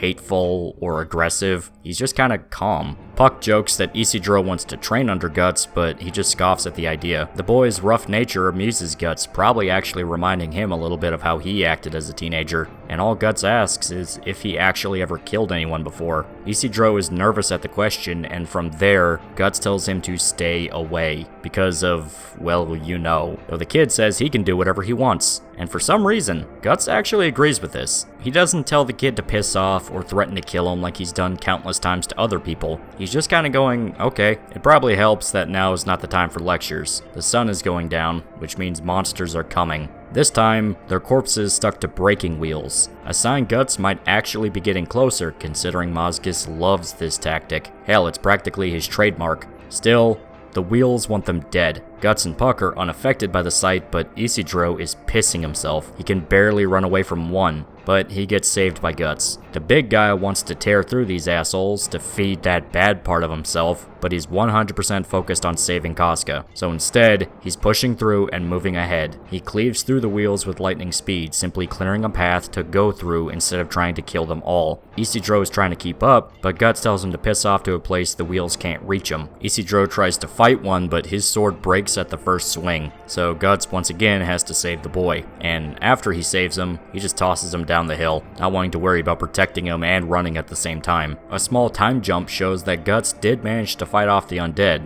now no longer worried about Isidro's safety, and is back to running like a pissed off bull. Puck is trying to talk the guy into taking a rest, but Guts isn't listening. The only thing that actually causes him to stop in his tracks is a figure in the distance. Puck thinks it's another demon, but it's actually revealed to be Skull Knight. He's back with another cryptic message. Though he's also happy to see Guts is making friends, he seemed kinda lonely. Skull Knight warns Guts about an apostle hiding in St. Albion Temple, and implies that the God Hand themselves are also there, though technically the God Hand are everywhere at once. But areas where extreme amounts of negative thoughts are where their presence are strongest, and the Tower of Conviction has quite a lot of negativity swirling around it. Skull Knight asks Guts if he saw the same dream that everyone else in the world did, the one about the hawk. So it wasn't just people in Midland who saw the vision, it was literally every person in the world beyond what we can assume is a select few. Farnese claims she never saw it, unless I'm just misinterpreting things, and Zod had some kind of weird waking dream.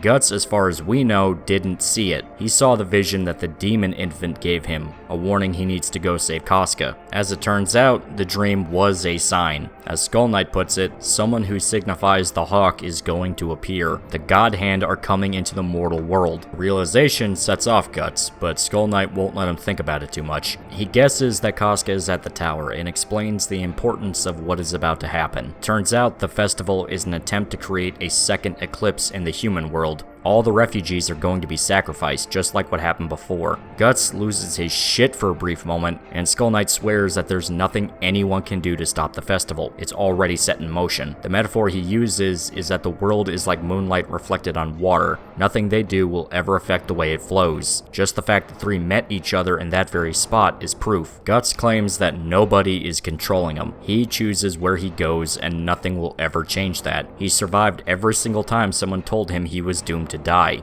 Even after the eclipse, where he was truly faced with something that should have been impossible to live through, him and Casca made it out. so he doesn't care what Skull Knight says. This time he's gonna save her, and then he's gonna kill Griffith. Can't forget that part. Skull Knight is impressed that Guts is not backing down, so he gives him some advice before he leaves. While he can't stop the festival from happening, he can change the details. It won't be exactly the same as last time. In fact, since Guts is already branded, he's outside the flow of causality, so he might not be a shadow on the river but a fish. Though even if Guts chooses to get involved, he can't have it both ways. He needs to choose between fighting or saving. Skull Knight departs with the final words and lets it sink in for Guts and Puck. Man, that's crazy. The second eclipse is gonna happen, Casca is stuck in the middle of it. What the hell does that mean? It can't possibly be good.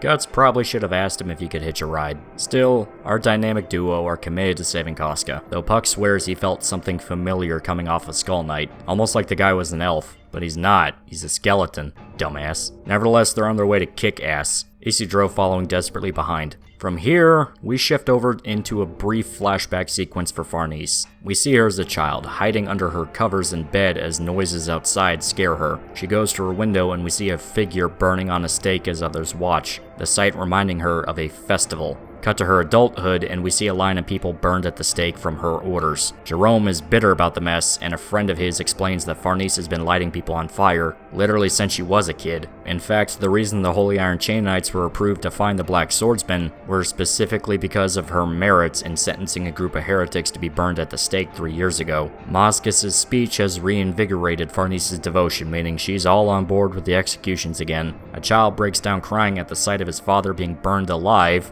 and causes this lazy-eyed asshole to accuse him of being involved, even saying that if he wants to prove his innocence, he needs to throw a burning torch at his own father. But Serpico makes it clear the kid is innocent by putting a sword to the guy's neck. Though the boy was saved, Serpico knows he's going to be hated for the rest of his life. He also shows a visible discomfort at the sight of burning corpses, and asks Farnese if he can rest, something he apparently does every single time there is a burning. Serpico finds a spot to sit, and Jerome soon joins him, deciding to slack off from his duties as well. Jerome assumes that Serpico is just as angry about the detail as him, but he's still trying to keep up the excuse that he's sick. He also explains why he wanted to help the kids so bad. As it turns out, Serpico was forced to watch his mother burn to death at the stake 3 years ago, sentenced as a heretic. Jerome goes quiet, feeling awkward for even bringing it up, but Serpico seems unfazed. The Herald at Arms goes to leave, and as he walks away, Jerome does some math in his head. His mother burned as a heretic 3 years ago. Farnese burned a bunch of heretics 3 years ago, which put her in the sights of the Holy See. There's no way, right? Anyway, let's not think about that. Here's some nudity. Farnese is in her bedchamber, staring into her fireplace. The flashback we saw from before comes back. This time, Farnese is a little girl being lured out of her home by the sounds outside. Before she realizes what's happening, she found herself in the middle of a heretic burning. Before she could process the situation, someone hands her a torch. She throws it and helps light a heretic on fire. The crowd cheers for her, praising this small child for her enthusiasm, and give her more torches to throw. Farnese loves the event, enjoying how the shadows shift and move each time the torches fly through the air. She's no longer a scared kid here. She's leading these scary monsters around in a dance. Not only that, but she could feel a weird warmth inside of... Oh, fuck no. Farnese really likes fire. BDSM is up there for her, but fire is the big kink. She even fantasizes about a burning corpse in her fireplace as she takes care of her physical urges. Though when she's finished, she curls up in the fetal position, crying about how she's not in the wrong. It's pretty clear what her whole deal is. I kinda mentioned it before. Farnese is disgusted with herself for her own perversion and urges, and uses the guise of religion to both serve her fetish, convenient that a pyrophile gets a job setting people on fire, and convince herself that she's actually a morally good person. Now, some of you might despise Farnese at this point, saying her as just a crazy woman that's hurting innocent people, and you're absolutely correct. But as the story goes on, she goes through some changes, and if I'm being perfectly honest, she ends up probably becoming one of the best characters. I can't talk about this until part 4, which is when we cover the next arc. Just know that Farnese is similar to Guts in that her writing is phenomenal. She outright becomes a different person. I may not be able to convince all you guys to simp for Farnese, but hopefully I can convert a few of you to love our crazy religious fire mommy. Is it still October? What month is this? The days keep blurring together. I'm starting to get scared.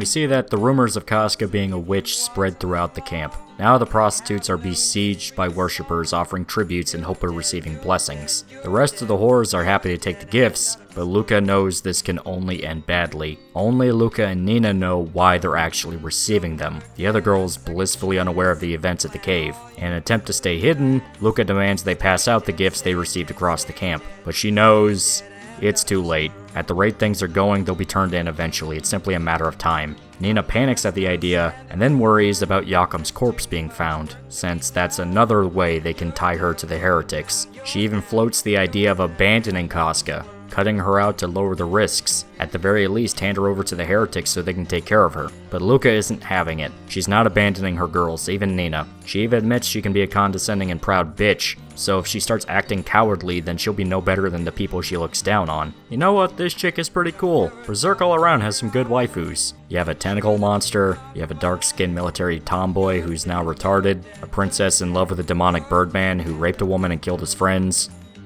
a queen who got lit on fire, a psychotic, fire-obsessed noble chick that likes to torture people, a prostitute. Can I re-roll real quick? Suddenly, one of the other whores runs in to tell Luca the bad news. One of their friends has been captured by the hunters. She's been accused of being a witch, possibly by other prostitutes who became jealous of their success. Still, everyone knows what it means. She's going up into the monastery to meet Mazgis, and she's not coming back. The girl is screaming out about how she's gonna die, but nobody even wants to stop and help. Even as one of the knights start to berate her while striking with a whip. Just as the man claims no one is gonna save her, Luca runs in to save her. Yay! Well, she insults the knights, calling them all a bunch of prideful assholes that think they're above all these desperate people. Which, yeah, I mean, that is true. None of them seem to have any sympathy whatsoever, but at the same time, fuck these people. Still, this pisses off the guy with the whip. He goes to strike again, but something catches his weapon, and yanks the guy right off his horse into the ground. And all the ego, arrogance, even their dignity is pissed away when they see who the guy was that interrupted their abuse. It's Guts. He's in the refugee camp.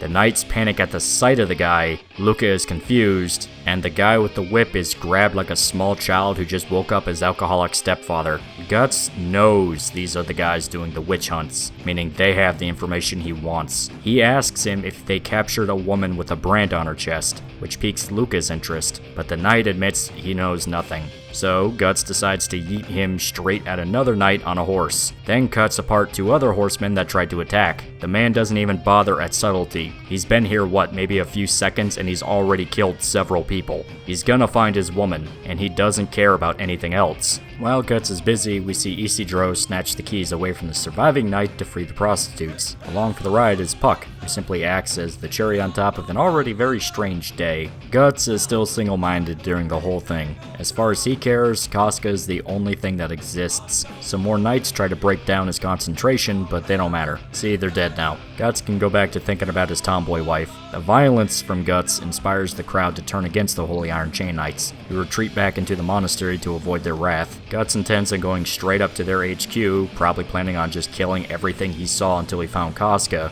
but Luca stops him by revealing she's seen the woman he's looking for. She also sees the same brand Elaine has on his neck, confirming to Guts that she knows where Casca is. So Guts immediately demands Luca take him to her. Unbeknownst to them, Nina is in the tent with Casca, lamenting on their situation. She asks her if it's possible that she can use her witch powers to save them, but as expected, Casca has no clue what's going on. Nina is terrified of being arrested and tortured, so much so that she simply decides to run away. She's conflicted on whether or not to bring Casca along, but after the mad woman comforts her, the guilt simply becomes too much. She dedicates to bringing Casca along, thinking that she'd be lonely and afraid without someone watching her. That's nice. Maybe Nina isn't so wait, they're leaving? Guts' thoughts are consumed with Casca, a mixture of wanting to see her again, afraid that she'll be the exact same state as when he left, broken and insane, and worried that he'll be even scarier to her than before. Luca tries to talk to Guts, wanting to know why he's trying to rescue Casca and basically just try to understand what's even happening, but he's barely paying attention, which kinda already answers her question without answering it. The man's in love, can you blame him?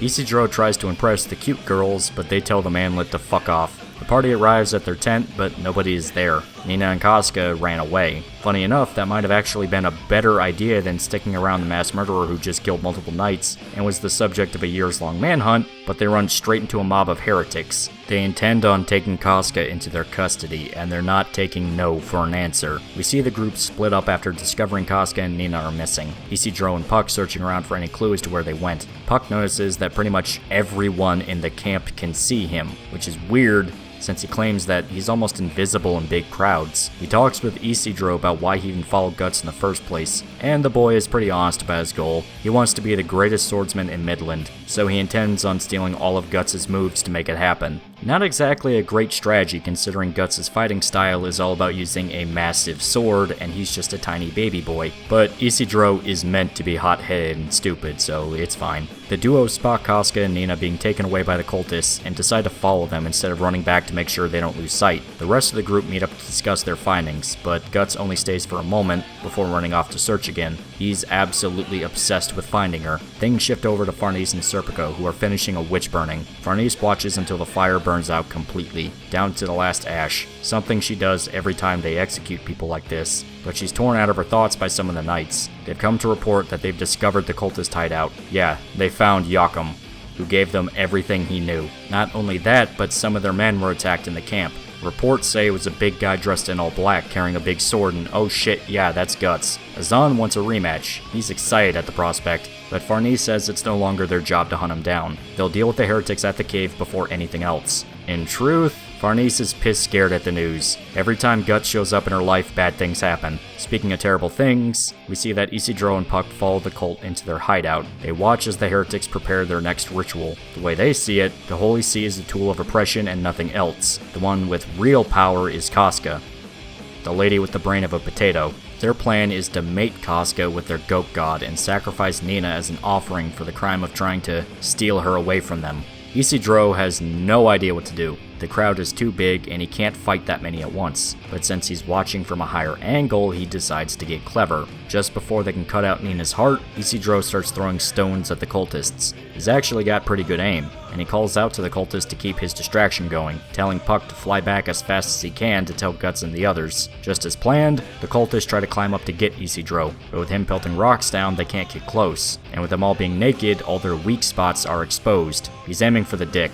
Don't aim for the dick, bros. It ain't right. Isidro thinks about what led him down the path that ended with him throwing rocks at naked people in a cave trying to make a mentally ill woman fuck a goat man, and we discover that he ran away from his village a year ago, choosing to wander the land as a thief. The life was rough, but his experience caused him to develop excellent survival skills, all to serve his ultimate goal of being the greatest warrior in all the land, and he'll be damned if he's gonna piss off the guy he's trying to shadow as an apprentice. Plus, the prostitutes will think he's really cool, which is a bonus.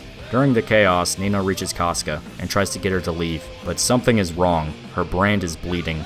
The demons are here, an absolute shitload of them at that. Cut to the Holy Iron Chain Knights, and we see Farnese talking about the sun going down, so they can't waste time finding the heretics. Oh fuck, that's right, they're going to the same place. Azan is happy to finish off the heretics, hoping it means the end of their security detail, and Joachim points him to the entrance. Farnese leads her men inside, blissfully unaware of what's about to happen. They pour into the cave and are met with the mutilated cultist begging for help. Half his face has been torn off while he's still alive. The knights look around to see an entire horde of possessed cultists, all running straight for them. The scene is like a zombie movie. All the cultists have become feral animals that rip apart anything they see. The Holy Iron Chain Knights have zero clue what to do, but Azan is quick to take charge of the situation. He thinks they're simply under the influence of some drugs, but Farnese recognizes the scene. It's like that time with Guts. Isidro is still trying his stone method, but it's getting harder to keep it going. They've gone completely insane and barely respond anymore. The way he saw things, the cloud of smoke came down like it was alive and corrupted the cultists. Isidro sees that Casca and Nina are in trouble and desperately jumps in to save them. He gets his hero moment and tries to lead the two out of the cave, but it's a bloodbath. Knights are killing the cultists who are killing the knights.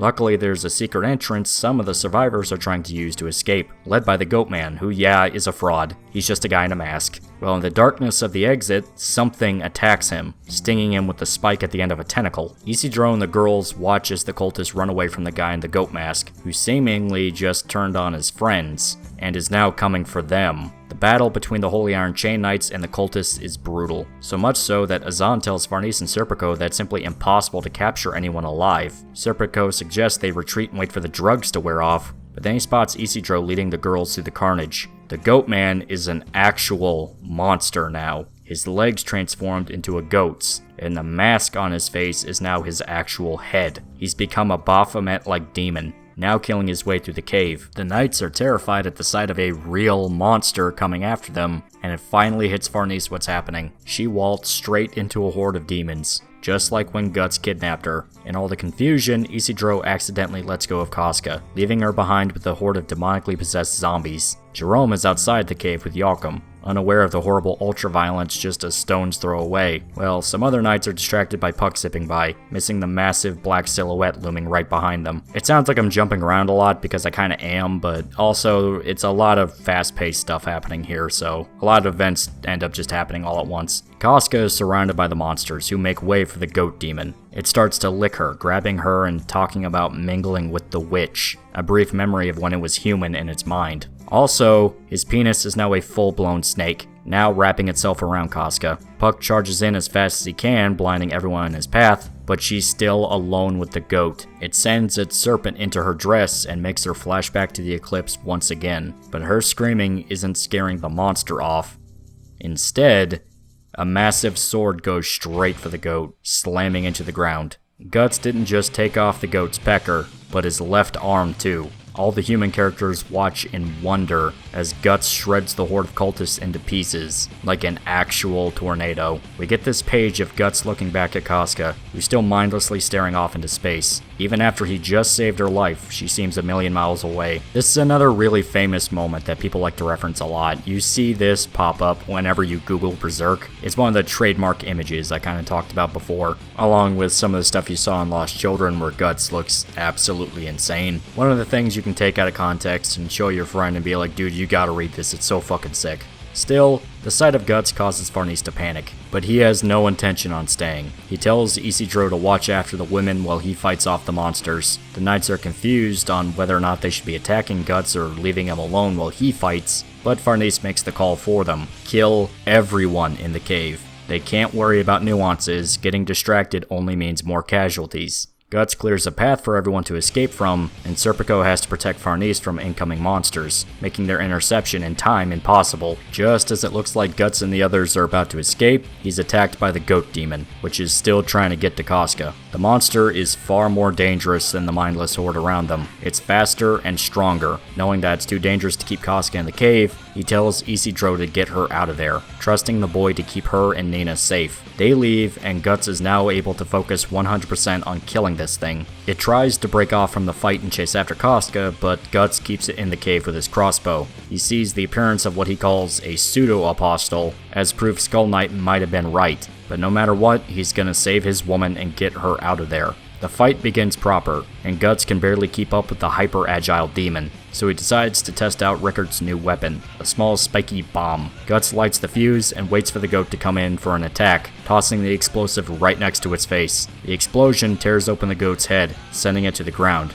and giving Guts the perfect window to chop its head off. With the demon dead, he goes to leave the cave and meet up with the others. The weird thing from before is still watching from the ceiling. The knights are busy fighting off the demons, Azan now ordering the rest of the men to lead Farnese out and protect her from danger, though she's insulted by the idea, and she notices Serpico is missing. Now here is where we see the actual first fight between Guts and Serpico. There's been hints that the guy's a lot more cunning than he lets on, and here we see that's not even the half of it. Turns out the secret exit to the cave involves walking across a very narrow cliff wall. If you're not careful, you'll fall right off the edge. And sitting right at the other end is Serpico. Guts tries to get him to go away with his crossbow, and then a bomb, but he isn't going down that easy. We do see that Isidro and the others pass by okay. They have a plan to lower themselves down the cliff with the rope the heretics set up. The only issue is Casca, who isn't exactly great with precise, complicated movements at the moment. Guts and Serpico are still fighting, the latter showing an incredible mind for strategy as he's able to keep his attacks frequent enough that the big guy can't even unsheath his sword. And even if he could, with how narrow the cliff is, he wouldn't be able to swing it without flying off the edge. Serpico knows why they had so much trouble fighting him before, because trying to overpower Guts with numbers plays right into his hands. hand. Once you see 10 friends die with one sword strike, panic sets in and things go to complete hell. Guts unintentionally built his entire fighting style around destroying his enemies' morale, getting them scared so they make mistakes. At least how Serpico sees it. He doesn't really understand that it purely comes from him having to fight off a million monsters that will not stop. But still, we see that he isn't just some servant that escorts Farnese around. He's an actual combat prodigy, one who has Guts in the exact worst spot to be in considering his skill set. He refuses to give Guts a window, and Serpico picks up on how frustrated his opponent has become, correctly guessing that he's trying to make it to the girls. Serpico makes up a lie that his fellow knights must have already captured them to provoke Guts further, admitting there's no way on earth he can win the fight fairly, but he's shocked when Guts pulls a Hail Mary move. But before we can talk about that, we see that the Holy Iron Chain Knights are still busy with the cultists. Apparently the inside of the cave is still a war zone, and they're hesitant to call in reinforcements because, funny enough, it would only make things more complicated. Well, as they're talking, someone gets Joachim's attention, trying to lure him away from the knights by tossing pebbles. As Joachim follows the bait, he runs straight into Nina. Fuck. Nina was the first one lowered down with the rope, and Isidro has been busy trying to move Casca down. Well, the obvious happens. Joachim runs straight back to the knights and tells them where they are. Casca wriggles out of her ropes and hops down using the jutted out pieces of the wall as stepping stones. I guess she still has some muscle memory. And she's running for Nina. Oh fuck. And just to make matters worse, the heretics are nearly all dead, meaning their focus is drifting onto their new prisoners. Farnese even remembers that Guts dove in specifically to save Casca, meaning they now have leverage. Back to the fight with Serpico, we see Guts grab the guy's sword bare-handed. Serpico thinks this is retarded and tries to pull the sword back, but it's not moving. It was supposed to slice through his fingers and come right back to him, but it's not moving. Guts' grip is that tight, to the point that the sword is simply stuck in his hand. It can't even cut him, meaning Guts has the chance to shatter the blade with his iron hand and attack. Serpico dodges out of the way, even tossing one of Guts' own bombs at him to make him escape. Guts is impressed by the skill, noting that Serpico has only really seen the weapon once and yet could pick up on what it could do. Meanwhile, Serpico is angry at himself for getting in over his head, the implication being that hurting Farnese the way he did set off Serpico, so he couldn't control himself from wanting to kill Guts. Well, Guts finally reaches Isidro, but he sees the girls are gone, the boy just hanging his head in shame, so it kinda just tells him all he needs to know. He's infuriated at losing Casca again, but Guts can't bring himself to actually hurt Isidro. He lets the kid go and tries to calm himself down. The two leave the caves and spot the girls in the custody of the Holy Iron Chain Knights, riding away and back to the temple. We are finally reaching the endgame for the Conviction arc. Everything is leading right back to the Tower of Conviction. Now, since it's been a while since we really took a break and analyzed things, let's go ahead and go over some story stuff. I know some people feel like this can feel more like a read-along than any sort of analysis or review, and they're not wrong, but there are viewers that actually like that aspect of these videos, so I'm trying to find a healthy balance between the two extremes.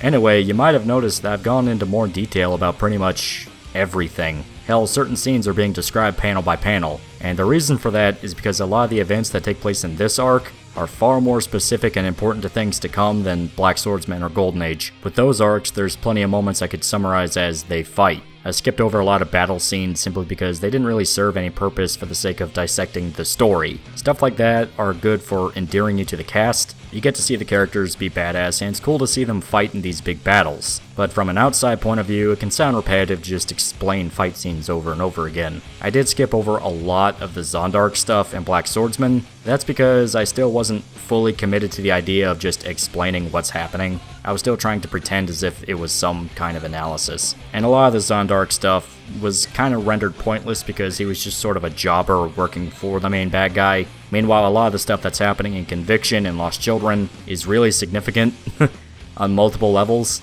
The goat guy was important because him attacking Casca and him delaying Guts directly led to him not able to, get to them in time to save them from the knights. Stuff like that, where there was an extra layer beyond just being a cool fight. I'm not shit-talking Zondark or any of that stuff, I'm just saying that when you really break it down, it was just kind of a cool fight. But of course, Conviction and Lost Children are different in this regard. Not just because the fights all around are more creative, where you see Guts use his skills in a bit more of a interesting way, like using the momentum of his cannon to attack monsters, but now that the monster element / supernatural shit is back in full force, the fights have slowly shifted into more being about Guts as a character. We saw how much he devolves between each battle, getting more ruthless and desperate to win. The final battle of Lost Children, as you saw, was literally Guts throwing away what was left of his humanity to win. It wasn't just a big sword guy fighting bug people. And now with everything at the Tower of Conviction, we see sort of the mirror effect. Guts is shown to be such a powerful fighter that the invading army trying to take over Midland can't even challenge him. Hell, he didn't even know it was going on. He's so wrapped up in his own world that he's not thinking about the larger state of everything around him.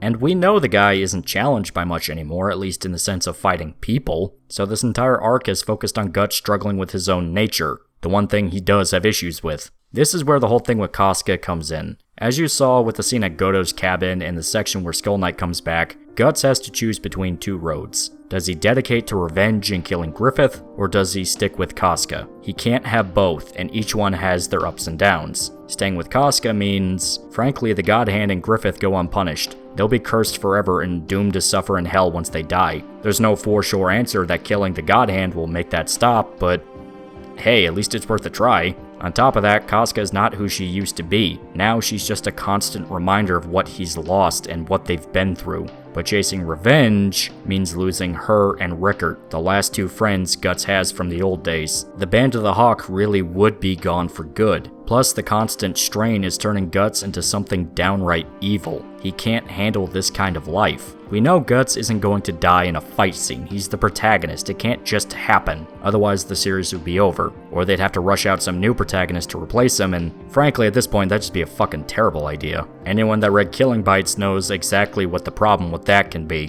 Bitch all you want about plot armor, but that's the truth of it. So instead, Casca has essentially been dangled over the pit of sharks since we have no idea what can happen to her. She's already been raped into insanity, all bets are off. Some people don't like this idea, saying that Casca is now a damsel in distress, but it's actually one of my favorite aspects of Berserk. Casca represents the one true option Guts has to be happy. It's painful to be with her, since it's not like how it used to be, and it frankly will never be again. But she symbolizes the one thing Guts has been looking for his entire life, a family. At first it was simply her being a part of the Band of the Hawk, but then it almost turned into a literal thing. If things didn't go so wrong like how it did back at the end of Golden Age, they would have had a literal family. Casca was pregnant with his kid, and they were planning to run away together. But now she's basically a representative of what's left of the Band of the Hawk, that one good period Guts had since he was born. So when Guts rushes in to desperately save her, he's essentially trying to hold on to that family that was taken from him. Rickert could move on and start the next stage of his life with a new group of loved ones. Which is interesting because it's almost implied that Rickert went through a very similar childhood to Guts, being raised among this army as a child soldier.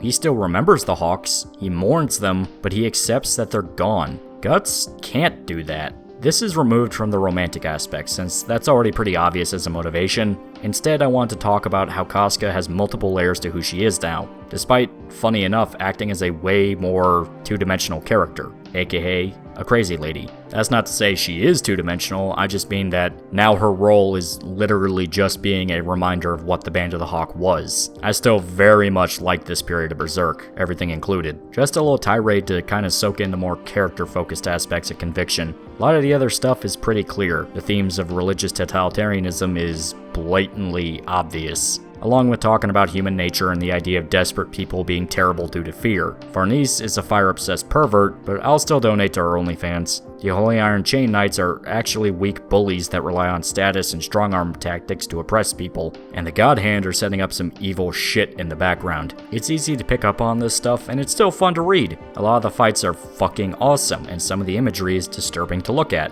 which is great. Berserk is technically action horror, but the emphasis on Guts changing, on finally shaking off his flaws and trying to become a better man, is what elevates the arc. We're not at his peak character shift yet. That's going to be in part 4. But seeing his behavior change just in the last few scenes feels substantial. Blackswordsman Guts would have left Isidro to die when they were chased by the undead, but he went out of his way to save him. Same thing when he finds out Isidro lost the girls. Old Guts would have threatened to kill him if he ever saw the kid again. Instead, he simply accepts he fucked up and moved on because he doesn't have time. Guts is still absolutely a violent man. We saw that when he barged into camp and started killing dudes. But he's not cruel, at least not anymore. The trip to Godo's seems to have finally snapped some sense into the man. He's not actively pushing away anyone anymore, like he did before. With lost children, pretty much every conversation he had with Jill was some variation on just go home. It's not safe to be around me, because it's a legitimate warning that he should really tell people.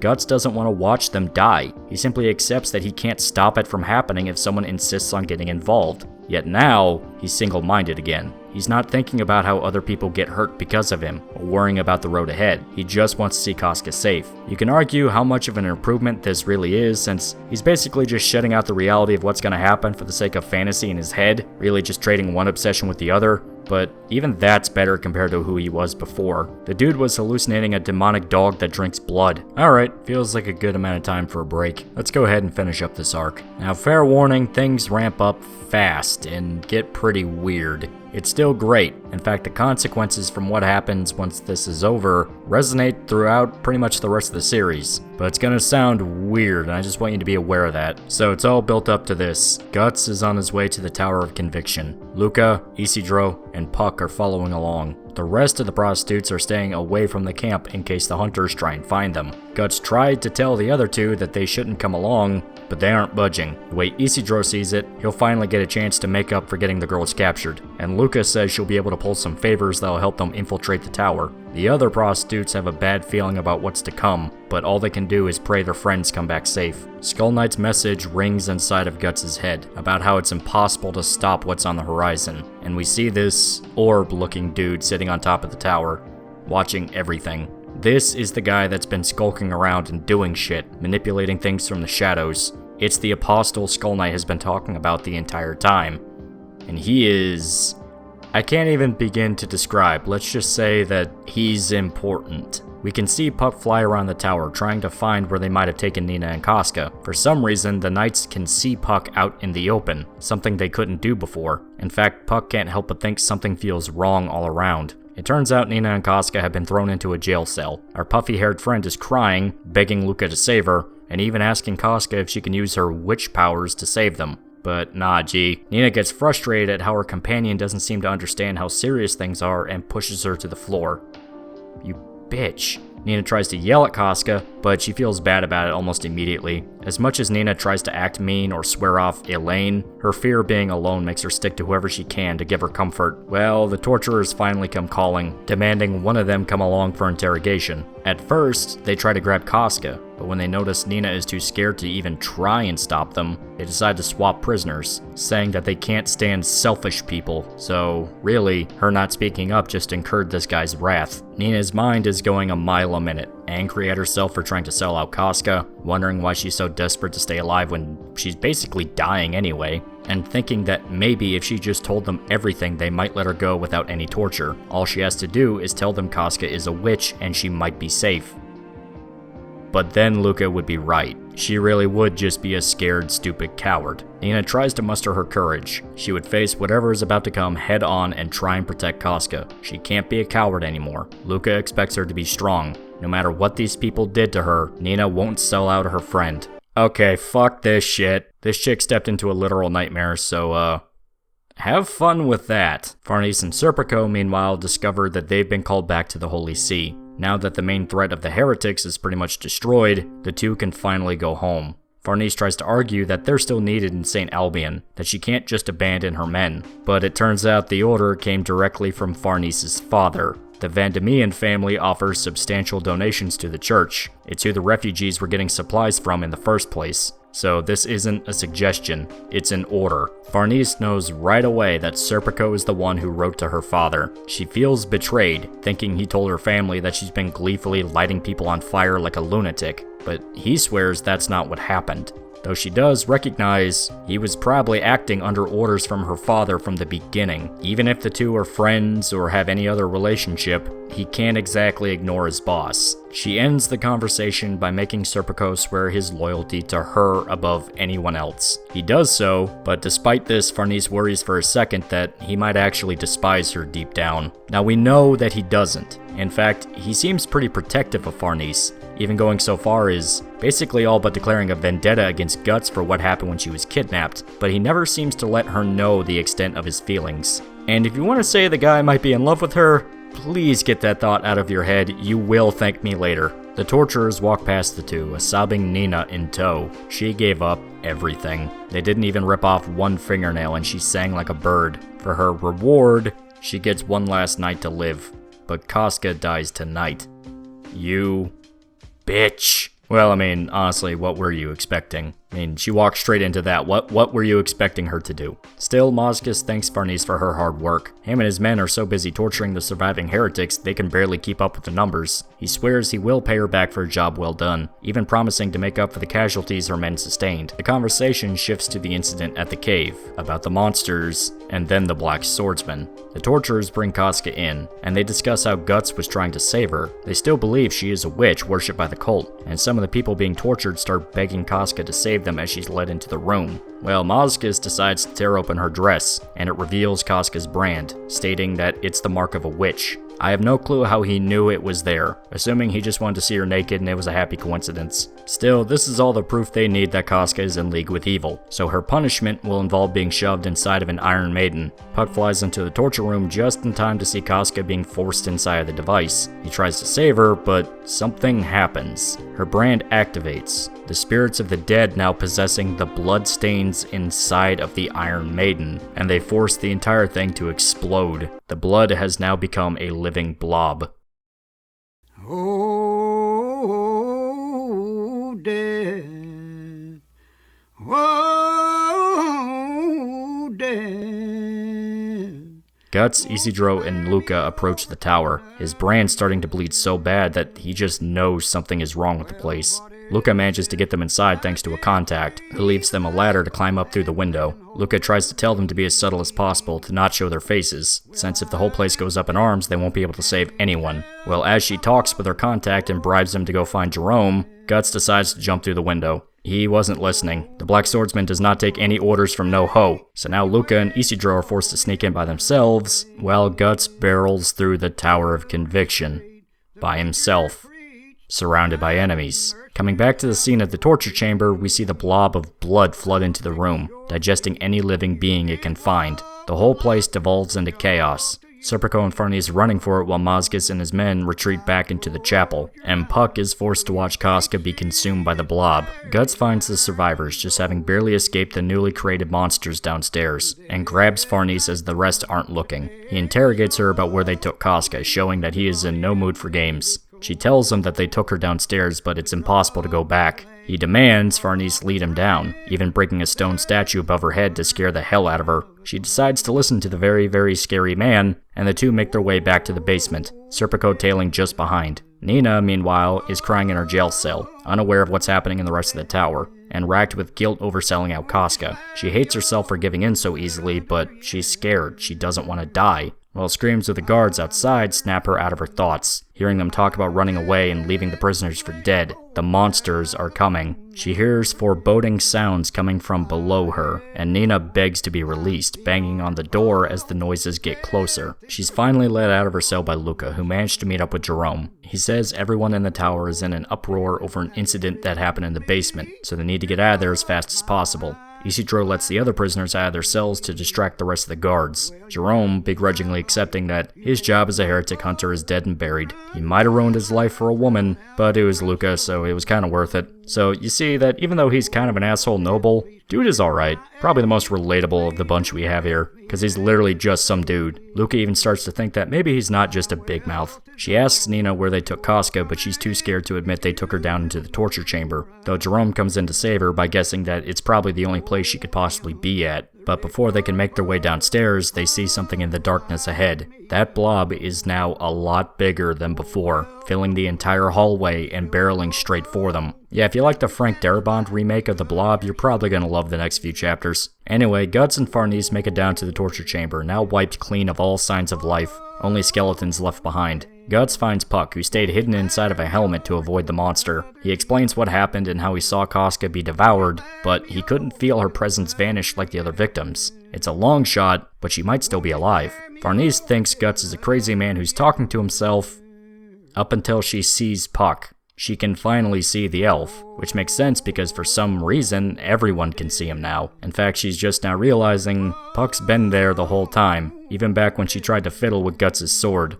So that's kinda awkward. The big guy goes to leave and lays it out flat for Farnese. She can do whatever she wants, but if she tries to stop him again, he will kill her. Farnese looks down at some of the blob monster bubbling up from the floor and decides it's probably a good idea to stay with the guy who's an experienced monster hunter. Mozgus and his men are in the tower chapel, desperately keeping the door closed as the blob tries to burst into the room. The rest of the torturers want to keep Mozgus safe, but he swears this is simply a test from God. In fact, he's proud of the challenge ahead. If they die, it's in glorious battle serving the Lord's will. If they survive, it's because they were strong enough to pass the test God gave them. There's also that weird-looking orb guy on the ceiling, but we don't care about him, he's a weirdo. For a brief moment, we see Casca is asleep inside of the blob, the demon infant using its power to keep her safe. Well, back to the fight at the chapel, we see the orb guy sting Mozgus with one of its tentacles. Then moving on to the rest of the torturers. Luca and her group are trying to get away from the monster, running as far up the tower as they can, but unfortunately every floor is flooded with the thing. They're cornered at all angles, and the only thing that saves them is a blast of fire burning the creature away. We see Casca is finally freed, but the demon infant soaked up the brunt of the attack, so it goes flying. Mozgus has his hands on Casca. The mysterious apostle has given him and his men demonic powers, just like the Goat Man.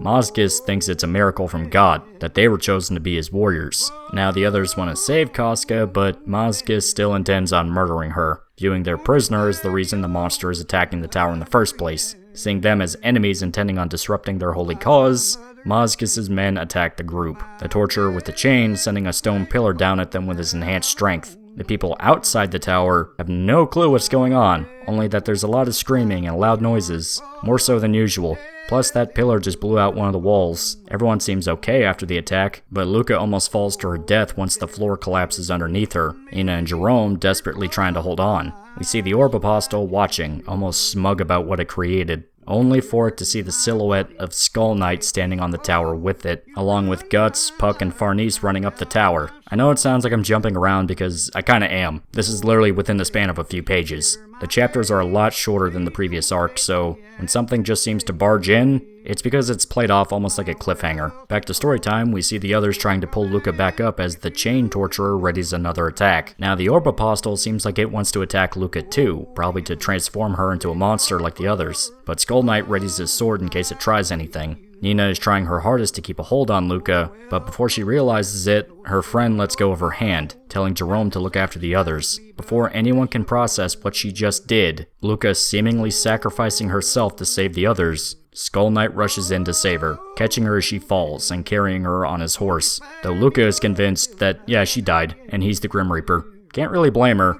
I mean, it's a talking skeleton. He was running sideways on a wall. Are you seriously gonna believe that you made it out of that alive? But it seems like it might have just been a coincidence, since Skull Knight is chasing after the Orb Apostle, which ran off during the confusion. The others are quickly reminded that someone is trying to kill them once another pillar is sent their way, but it's suddenly broken in two by Guts. He's here, and once again he is ready to kick ass. He goes straight for Mozgus, who leaps out of the way of his attack. The shit is on. While all this is happening, we see, yeah, Luca's okay. She's talking with Skull Knight, really believing she died and is in the afterlife. The Revenant wonders why she decided to try and kill herself, but Luca admits she thought she would have survived the fall, maybe landing on a tree, or sliding along the wall and catching a jutted out section. In fact, now that she's really thinking about it, that was a really fucking stupid idea. And now she's in the afterlife, not lucky enough to go to heaven, so she must have been in purgatory or even hell, stuck for all eternity with a skeletal horseman, surrounded by dead bodies. Nah, she's alive. It's the mass grave right outside the tower, but if she wants to stay alive, stay put. The apostle from before is still there, and it's watching them. Coming back to Guts, we see the fight with Mozgus is still in full force, him and his torturers revealing grand angel wings. Mozgus using his to fly back, and Guts trying to take him down with his throwing knives. But his men are not going to let their leader go down easy. All the while, Jerome has to keep Isidro from rushing into the fight, who stupidly believes he can get some glory by helping the Blackswordsman. But the kid ain't exactly on the same level. These pseudo-apostle dudes are no joke. The one with the chain takes the lead, striking first at Guts, but he's tragically separated from his right arm after Guts meets him in the air. The tiny torturer with the foregrips tries to get behind him, but he has to vanish once Guts takes a swing with his iron arm. Then a kick. Then the guy is right up in his face and going for his eye. So Guts bites down on the grips and headbutts the little guy. These dudes are strong fighters, but they're used to scared peasants who don't know how to fight back. Now they're dealing with a fucking lunatic who only knows how to kill people. So he is just as relentless. Even the big torturer coming in with the breaking wheel isn't enough to end things. They send each other flying, breaking through the stone walls. The group simply watches and commentates on the whole fight, Jerome wanting to bail out and Isidro shaming him into staying. The torturers lose their masks, finally showing their faces for the first time since they've been revealed. The big one has a baby face. That's about the only noteworthy thing. The others look as ugly as you expected. Leaving that on the back burner, we see Skull Knight and Luca still dealing with the Apostle. She has no idea what's happening. All of reality is just sort of coming apart at the seams. It's been a tough week. The Apostle says that this place is his garden, and the living are not allowed, striking at them with his tentacles. But Skull Knight cuts them off. The Apostle now freaking out since he's realizing a little too late that the dude on the horse is not one to be fucked with. He tries to bail, Skull Knight managing to cut him as he leaps away, and the Apostle snatches Luca as he makes his escape. Skull Knight swears the wound is bad enough that the demon can't get too far away, but something about his form is bad news. Luca wakes up in a makeshift shrine, an effigy of a hawk made up of human skin and bones, surrounded by candles. This is the hideout of the Apostle. He tells Luca his story. The Apostle was nobody. He had no name, no family, nothing. His only memories are of being at the base of the tower, collecting trash to stay alive. One day he stumbled onto a baylet, but he had no idea what it was. In fact, it was only after he found the baylet that he felt compelled whatsoever to try and seek out other humans. Well, he was obviously chased out of society for being a creepy wild man, so he decided to dig a small hole in the ground for shelter, only leaving to gather food at night. He instinctively dug deeper as time went on, almost wanting to just get as far away from the rest of humanity as he can get. But one day, a corpse fell into his hole, followed by others. Out of nowhere, a bunch of villagers settled right at his spot, and turned his shelter into a pit to dump dead bodies into it. He was crushed by the corpses, doomed to die alone without anyone even knowing he existed. But as he slipped into unconsciousness, the baylet activated. He met the God Hand, who gave him knowledge and showed him the world. He could finally put words to emotions, concepts, thoughts, and thanks to this, he finally became aware of how pitiful his existence really was. So the stranger agreed to sacrifice the one thing he had to grant his wish, the world around him. Also, he can become an egg that will hatch and create the perfect world. Yeah, the dude became a living baylet. I warned you, things were gonna get weird. The only reason a mock eclipse is about to happen is because this guy is giving up the one thing he's ever had, the world as he knew it. He's sacrificing the very earth that St. Albion stands on, and everyone inside of it. And the reason he's doing this? He despises other humans and their society. He saw them as cowards that have to choose between a broken totalitarian system or death. So, in their fear, they became the very thing they were taught to hate, to justify everything to themselves. People became heretics because it justified what the Holy See were doing to them. They needed an actual enemy to be afraid of. If not, then it would be all for nothing. And the Apostle hated this. His first real emotions was hatred of everyone around him. They ruined his garden. Luca thinks this is some kind of revenge plot, but he admits he's been watching her and the other girls for a while, specifically Nina. For some reason, she fascinated him. On one hand, she's a terrified girl clinging to Luca like a scared daughter, and on the other, she's... you know. So Nina embodied the very contradiction that the Egg Apostle hates. She's a coward, yet she hates the one thing she clings to in order to not feel scared. And everyone in the camp is guilty of the same crime. Every man, woman, and child. So to create the perfect world, these people need to be dealt with. Coming back to the fight between Guts and the torturers, we see that it's just as violent as ever. The main battle is between Guts and the guy with the breaking wheel, though the others occasionally jump in to help. It's a rough time. Guts is completely on the defensive. He throws one of his knives into the tiny one's eye and tears off the big one's foot with the Dragon Slayer. The momentum is finally turning in his favor and everyone knows it, though Nina is still pissing herself in the corner. She's useless. Farnese is also losing her shit, but it's a bit more quiet. Out of nowhere, her boss and his friend sprouted angel wings and started attacking everyone. Every single time Guts shows up in her life, things stop making sense. The sight of Nina crying out for Luca actually makes her think about her own childhood. The reason she's so terrified of Guts is because of what he represents. That cozy blanket of religion she used to hide from the scary parts of the world,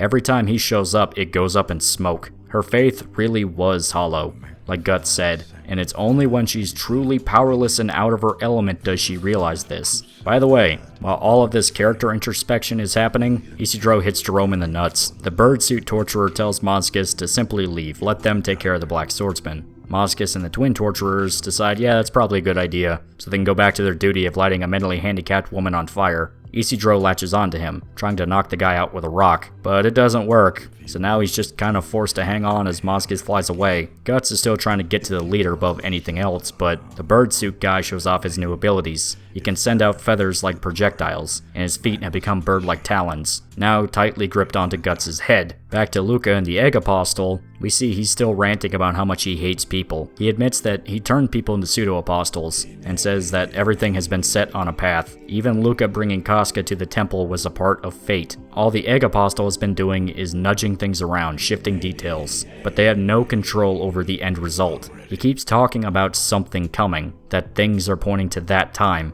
obviously referencing the eclipse. Luca asks why he's even telling her all of this, just in time for Skull Knight to dive down for another attack. The Egg Apostle escapes, admitting that he simply wanted someone to hear his story before he dies. Skull Knight is surprised the demon was strong enough to move, and he wonders if perhaps he hesitated or it simply wasn't the right time to kill him. Luca asks Skull Knight who he is, and he's just as cryptic as ever, saying it would be a good idea to stay away from things like him, though whatever's about to go down might make that impossible. The hideout begins to collapse. Skull Knight eats the baylet the Apostle used before leading Luca out to safety. Just as the two start to get comfortable, thinking all the horrible shit is over with, Skull Knight gets her attention. All those corpses at the mass grave are combining into a singular entity.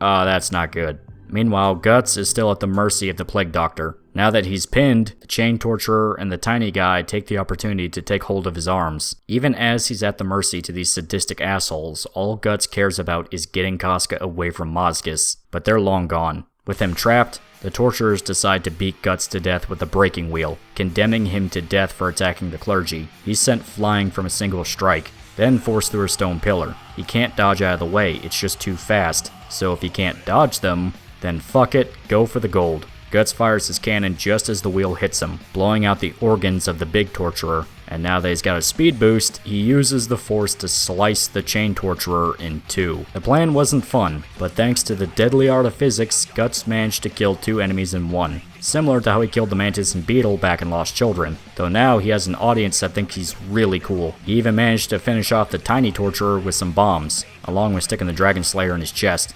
Everyone is dead except for the Plague Doctor, who just starts praying as he tries one last attack, sending feathers at Guts and locking his neck with that device. I still don't know what that thing is called, but Guts barely responds to it. Instead, he just swings his sword, cutting the last attacker's throat open. The Birdman thanks God for letting him meet Father Moskis, collapsing to his knees in prayer as he bleeds to death. While Guts takes off the device and pulls out the feathers, the other spectators barely able to understand how this dude managed to kill these guys. They were infamous for a reason. But no time for a break. The tower starts collapsing around them. Luca and Skull Knight watch the corpses in the mass grave become a massive blob, just like what happened in the tower. This time, it's a humongous beast, feeding off the malice that's flooding the place, only made worse as the worlds of the living and the dead start to fuse. The two ride to safety as the monster tries to attack, Skull Knight convinced that the mock eclipse is starting. All the while, Azan talks with the other knights about the scene at the tower, having just recaptured the prisoners Isidro let loose. For some reason, everyone they've talked to is freaking out about monsters inside,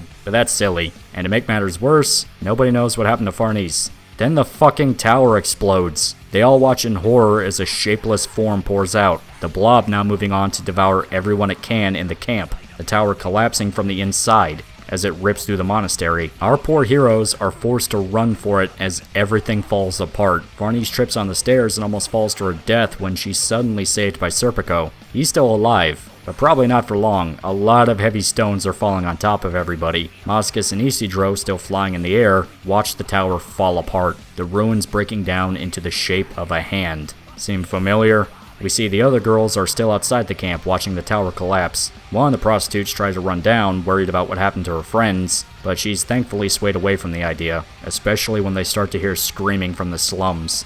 It's complete hell on earth. Dark spirits are possessing people and wreaking havoc. All the scared villagers are ripped to pieces by the horde of monsters. The survivors run for the tower for shelter, unaware of the blob monster rampaging there, and our protagonist wakes up just as the camp descends into an utter nightmare. Guts watching in horror as fires burn in the shape of a brand. Just like before, he's standing on the palm of a hand as demons slaughter everyone below. And he knows this. Azan and his men are trying to evacuate the tower just as the villagers run towards them for shelter, the possessed following right behind. And to make things even worse, the blob is coming for them from the side. It seems like all is lost, but a wave of fire burns away everything. Mazgis makes his debut, throwing Isidro off as he makes a big, inspiring speech. He believes God bestowed him with his powers to save everyone from the monsters, and orders the villagers to make a stake. If they can burn Casca, they might be able to get everything to disappear, still thinking she's the one doing all this. Mazgis and his remaining torturers protect the villagers as they prepare the pillar. Azan and his knights jumping into the fight to protect whoever they can as well. Isidro survived being yeeted by Mazgis, him and Puck reuniting as they watch the mob drag Casca over to the stake. Guts also sees this, but he's distracted by the blob manifesting behind him, consuming the corpses of Mazgis' soldiers, while it shapes itself into the forms of the God Hand. Guts tries to attack, almost by reflex, but they aren't the real thing, simply reshaping itself whenever he strikes. He remembers Skull Knight's words, "This isn't the real eclipse. It's basically a shadow, an imitation." In fact, the pain from his brand isn't as excruciating as it is when he's next to the real deal. The blob closes in around Guts as the villagers finish their stake, and he's faced with his choice. Waste his time fighting this thing off, or rush down to save his woman. Guts tries to push through, but it's simply too much. Casca is tied to the pillar, and they light their torches. All he can think about is how this is exactly how it happened last time. He was so busy fighting he couldn't save Casca, and now the same ending is about to take place. He won't be able to keep her safe. Luca and Skull Knight escape from the camp, and he even tells her to stay as far away as she can, but she can't help herself. She's going back to save her friends. Skull Knight respects her grit, willing to throw herself back into literal hell to save her loved ones, and admits that even if she asked him, he wouldn't be able to help. It's not how this works. This is a parallel to the eclipse, meaning someone came back for him to fight. Zod. The Egg Apostle is crawling up the tower, bleeding from the wound Skull Knight gave him. He's reflecting on his life, how things could have been different if he met Mazgis like the others. But in the end, it never happened. All he can do now is wait for death. As he climbs, he spots the demon infant curled into a hole of its own, dying, having spent too much of its power to keep Casca safe. Taking pity on the corrupted child, the Egg Apostle takes it into his body, saying that it'll be able to die peacefully with the demon. And this... I can't even begin to describe how important this ends up being. Just know that it goes some fucking places. Like, the most recent chapters basically made this scene probably one of the biggest ones in the entire fucking story. Anyway, Casca is at the mercy of the mob, Isidro and Puck watching from the wall above. The others are there on the wall with him, Jerome pretending to still be a heretic hunter and planning on running off with Nina the first chance they get, because he doesn't want Farnese and Serpico to be mad at him. Though, Isidro spoils the plan with his big mouth. Casca hallucinates the crowd as a horde of demons, remembering her time during the eclipse. It's all symmetrical, like poetry. It rhymes. Just as Mazgis gives the order to set her on fire, Guts is stuck fighting the blob, watching the torches fly towards Casca. No matter what he does, he can't get out of the way. The stake is lit, burning at Casca's feet. But just because things are similar doesn't mean they're going to be the same. Details are shifted around, and if enough details are changed, then maybe you can affect the outcome. Guts managed to do this, even if unintentionally. He's not completely alone this time. Isidro and the others prepare a risky bungee jump. The kid leaps down, grabs Casca, and pulls her out of the stake before he can burn her alive. They did it. They saved her. This pisses off Mazgis something fierce, and he dives down to recapture the witch. They just barely manage to avoid his attack, and we see Guts explode out of the blob. He's managed to fight his way out, and he isn't stopping. Just as Skull Knight guessed, Guts is more than just a shadow on the water. He's something more. Running down the tower right for Mazgis, he impales him right in the chest. The two slam straight into the stone wall, the impact hard enough to explode dust and bricks all over the crowd. The terrified peasants watch their guardian angel be defeated by a demon in all black. Guts standing triumphant over the priest. For a brief moment, Guts could have sworn he saw the demon infant, but he's unaware of what's going on with the egg apostle and all that mess. Who gives a shit? Guts managed to save his mocha chocolate waifu. All is good in the world. Oh fuck, I forgot about those two. Yeah, the twins are still alive, and they're intent on making sure Casca dies, though Isidro won't let them take her. Also, Mazgus is still alive. He's alive and fully transformed into an apostle. His angel wings now stony arms that just beat the living fuck out of Guts. Guts is distracted worrying about Casca, but Jerome goes out of his way to protect her from the twins, letting Guts take his mind off that and focus on the fight. He finally has people he can trust to take care of things. He's not shouldering everything by himself, and he absolutely needs that because Mazgus is royally pissed off. Turns out the Bible he always carried with him protected him from the attack, giving him enough time to transform, covering himself in new armor, these solid scales. Now the guy is nearly indestructible. He orders the twins to capture Casca, the others get to be torn apart by the saw, and once he realizes that Guts being there means that he had to have killed the rest of his men, Mazgus starts crying blood, swearing to kill Guts in order to honor their memory. They fight, but Mazgus is on a whole other level now. Each hit is like being smacked with a heavy stone, and the Dragon Slayer barely affects him now. Guts is distracted momentarily by the twins swooping down to get Casca, and Mazgus uses this window to beat him senseless. Well, we take a break from the fight to see Azan is in the middle of complete insanity. He's trying to protect the refugees, but they can barely keep up between them, the blob, and the possessed, especially since Mazgus isn't burning away the monsters to give them a bit of support. If things don't get better fast, they're all gonna die. Guts is still getting his ass beat. It's kinda sad. Mazgus is relentless with the attacks, even using his fire breath to burn him to a crisp. It seems like the guy can't be stopped, only for the flames to be redirected into the air, hitting the twins.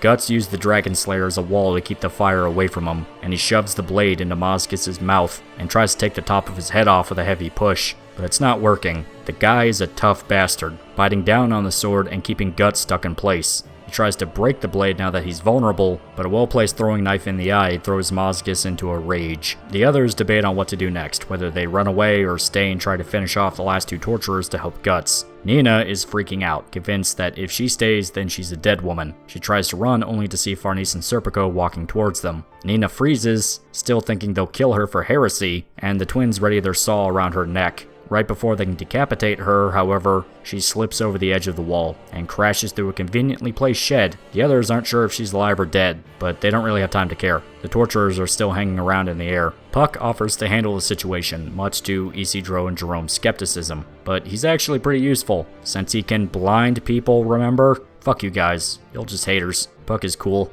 Still, now the twins are vulnerable, giving Isidro a shot to nail them with his throwing stones. They fall to the ground and get executed by Jerome. Mazgus is distracted by their deaths, upset to see the last of his friends dead, and genuinely confused as to why people are trying to interfere with his work. But Guts isn't stopping. He swears he will never let Mazgus touch Casca again. The surviving peasants beg Mazgus to defeat Guts as the blob gets closer, still convinced he's the one man who can stop the horrors from devouring them all. The fight between Guts and Mazgus remains a pretty tight stalemate, the Dragon Slayer unable to break through the armor, Guts getting the wind knocked out of him, and Mazgus using this chance to bring his attention to all the terrified people, begging them to sacrifice Casca, should thousands die to save one woman. The rest of the cast ponder the question, Isidro doubting his claims, but Puck actually wonders if maybe Mazgus has a point. Maybe if the people with the brands leave the area, things will go back to normal. We know this is bullshit, since it's actually the Egg Apostle that caused everything to go to hell, and it's part of a larger scheme by the God Hand. But these guys weren't there for that story. Still, Guts doesn't seem to give a shit anyway. The way he sees it, the villagers were idiots for putting their faith in a single woman anyway. They could have run away or tried to escape, but instead they chose to bow down and wait for someone to save them. So fuck them. Mazgus is pissed off at Guts for insulting their faith, and unintentionally exposes his weak spot. The spot where the Dragon Slayer hit the Bible dug into Mazgus, creating a vulnerability in his armor. Guts is beaten senseless, so badly that he's seemingly knocked out cold, only limply putting one hand against Mazgus as he falls to the ground. Even then, he's not given any relief, the demon priest slamming him into the floor again and again. Mazgus tries to give a speech about how Guts will never win because he doesn't believe in Jesus. That's basically what it amounts to. But it turns out, he's a bit more clever than the evil preacher gave him credit for. He put a handful of bombs right in the weak spot, right where the Bible saved him before. They explode and open a huge hole in Mazgus' chest, and Guts goes straight in, slashing at the new wound and tearing him open. Guts has one final message for his opponent before he dies. If you see God, tell him to leave me the hell alone. If you're a Reddit atheist, that's probably the tightest shit ever. The fight ends with Guts driving his sword into Moscus's neck, going straight through and bursting out the back, his scales flying off from the force. It's finally over. Moscus and his men are all dead. His final words a prayer as fire bellows out from his wounds. He tries to pull Guts down with him, but the guy isn't having it, flinging Moscus off his sword and straight to the ground. Everyone watching as the attempted savior lands in the middle of the crowd. They have no one to save them now, and the blob is getting closer. It's a scene of complete carnage, people consumed in a tidal wave of death, all the hate and despair of the dead now coming to get its revenge on the living. The refugees beg the party to kill Casca as the blob devours them. Whoever's left by the wall is now absorbed and melted down by the monster. Casca convulses as something upsets her, and Puck sees a vision of the eclipse, but she slaps him away before he can get a good idea of what's going on in her head. The only thing that seems to stop her shaking is Guts pulling her into a hug. They're finally reunited. The ceremony is nearly complete. All of the villagers are being absorbed into the blob. The Egg Apostle thinks about what is to come, happy with his revenge and glad that he can die with purpose. He talks to the demon infant inside of him, now looking a lot more human than before. Meanwhile, Azan tries to lead what's left of the survivors, but the situation is just a complete hellstorm. The refugees retreat into the tower, even though there's also some of the blob monster inside.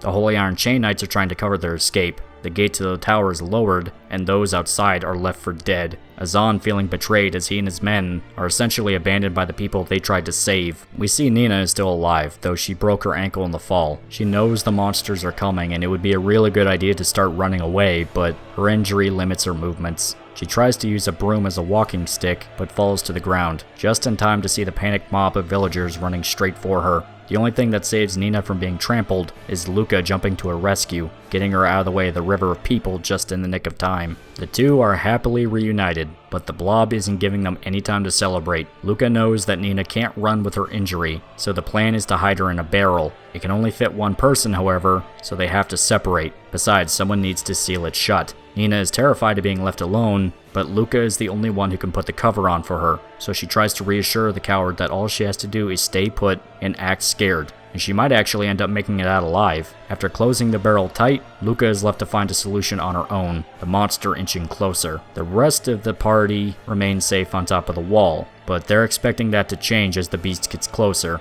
For some reason, some of the villagers actually survive the blob monster by sticking close to Moscus's corpse, which is still on fire and burning. So they come to the conclusion that maybe it avoids fire. Guts wastes no time tossing a pile of lumber to the ground. Jerome wants to see if they can escape into the tower, seeing as they're completely exposed where they're at, but Guts swears that's a bad idea. With all the villagers running into one spot, that's where the monster's gonna end up going. Their only chance is to stick to one spot and fight until sunrise, where the blob will get burned away. Farnese can barely handle how calm Guts is acting, going from terrified of the guy to damn near worshipping him in a matter of seconds. While she's scared of everything, this guy just treats these horrible things as routine. In a weird way, it's comforting for her, almost like she's leeching off his bravery. Guts also has a discovery of his own. Ever since he became the Blackswordsman, Guts has been worried that everything he's been through has been for nothing, that it's been pointless and there's no hope left. But now he knows there's something to stay alive for. Guts has a reason to keep going, a slight glimmer of hope deep inside. With that, our party gets down to business, burning away any part of the blob that gets too close. Guts has to protect Farnese from a chunk of the monster that comes down for her, and despite basically insulting her for needing the rescue, she's inspired by how fearless he seems in the face of that fucking thing. And here is where sort of a weird moment happens, as if things didn't get strange enough. Farnese closes her hands around her torch and tries to pray, and Guts yells at her for it, saying if she prays, she can't fight. If you're praying, your hands are closed. Now I get the idea of what he's saying. Don't waste time, shut up and fight. But for some reason, this quote is like historic for Farnese. Not to spoil what happens later, but this quote in particular comes up once or twice when she thinks back on what happens here. Now it's a pretty awesome scene in general, but I don't really get why this quote is enough to stick out for her. It's fine, it's not like it's bad, it's just, I don't know, it's kind of clunky to use as the line. You think something like, you won't touch that woman again, or if you meet God, one of those. But I understand that this is supposed to be important for Farnese. It's supposed to be what sticks out for her and her character. Still, it's just sort of a weird quirk. And really, the idea is to get her to knock off the same bullshit that got all the villagers killed. Don't wait for someone to save you, save yourself. Our party is now fully dedicated to burning away the monster. Also, Nina is still in the barrel. She's panicking like never before. She's terrified she's gonna be crushed to death or that the monster will leak in and devour her, but she coughs up blood in her hands, and it kind of steals her thoughts. She remembers that she's still sickly and could die at any moment, but all this does is make Nina latch onto life even harder. As much as she claims to hate Luca, she was right. The more scared she is, the harder she'll try to stay alive. So she'll sit tight in the barrel just like her mentor told her to. It's definitely the smart choice considering everyone else is dying horrifically. So yeah, just try to fall asleep or something. Also, Guts was right when he guessed the inside of the tower was a bad idea,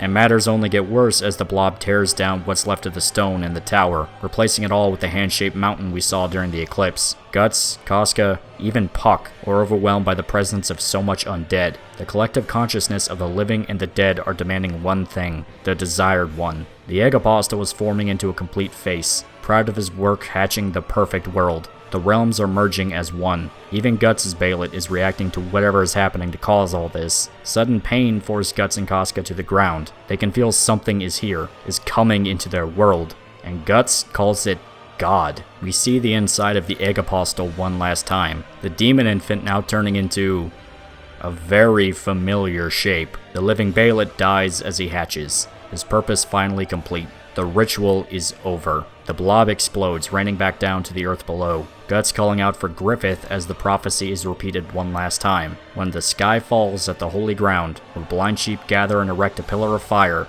it will come. The grounds around the temple are completely in ruins. The tower is destroyed, a cloud of dust smothering everything in sight. The morning sun illuminating the destruction and chasing away the demons. The rest of the prostitutes are amazed to see the place reduced to ashes. What was once a spot revered by the Holy See, and the one chance villagers fleeing war and plagues could go, is now a pile of rubble. Our party survived the night, thankfully. Isidro, Jerome, Farnese, Serpico, Puck, and of course Guts and Casca. Nina survived too, who's honestly shocked that she made it out okay. They all reunite and set out to find Luca, the one party member unaccounted for. And just as she worries that her mentor is dead, they hear her calling from a well nearby. She jumped in to avoid the blob and was stuck there for the rest of the night. It seems like a happy ending. Everyone made it out okay. Oh, fuck, it's these guys. The Kushans decide now is the best time to show up, not when the horrible monsters were eating everyone in sight, and our group is surrounded by the enemy, led by Salat. It turns out an oracle gave them a prophecy that led them to St. Albion, and they're searching for a specific figure that might have survived. Shockingly, it might not be Guts. Instead, the Kushans decide to capture everyone in hopes of finding the one they're looking for. A full-blown melee begins, everyone trying to fight off the sudden ambush, though having just spent an entire night trying not to die from horrible creatures, kinda made everyone understandably a bit tired. Some of the Kushans trap the women, intending on using them as bargaining chips, but that's when we see Azan survive the night as well, and he is ready to beat ass. Everyone prepares for another wave of enemies, only for Nosferatu's Zod to explode out of the rubble. The sudden appearance of the actual monster gives everyone the chance to slip away from the fight, but that's when Guts sees Skull Knight pointing at something in the distance. This entire ritual, the mock eclipse and mass sacrifice, was specifically designed to bring a certain somebody back into the mortal world. Griffith. He's back.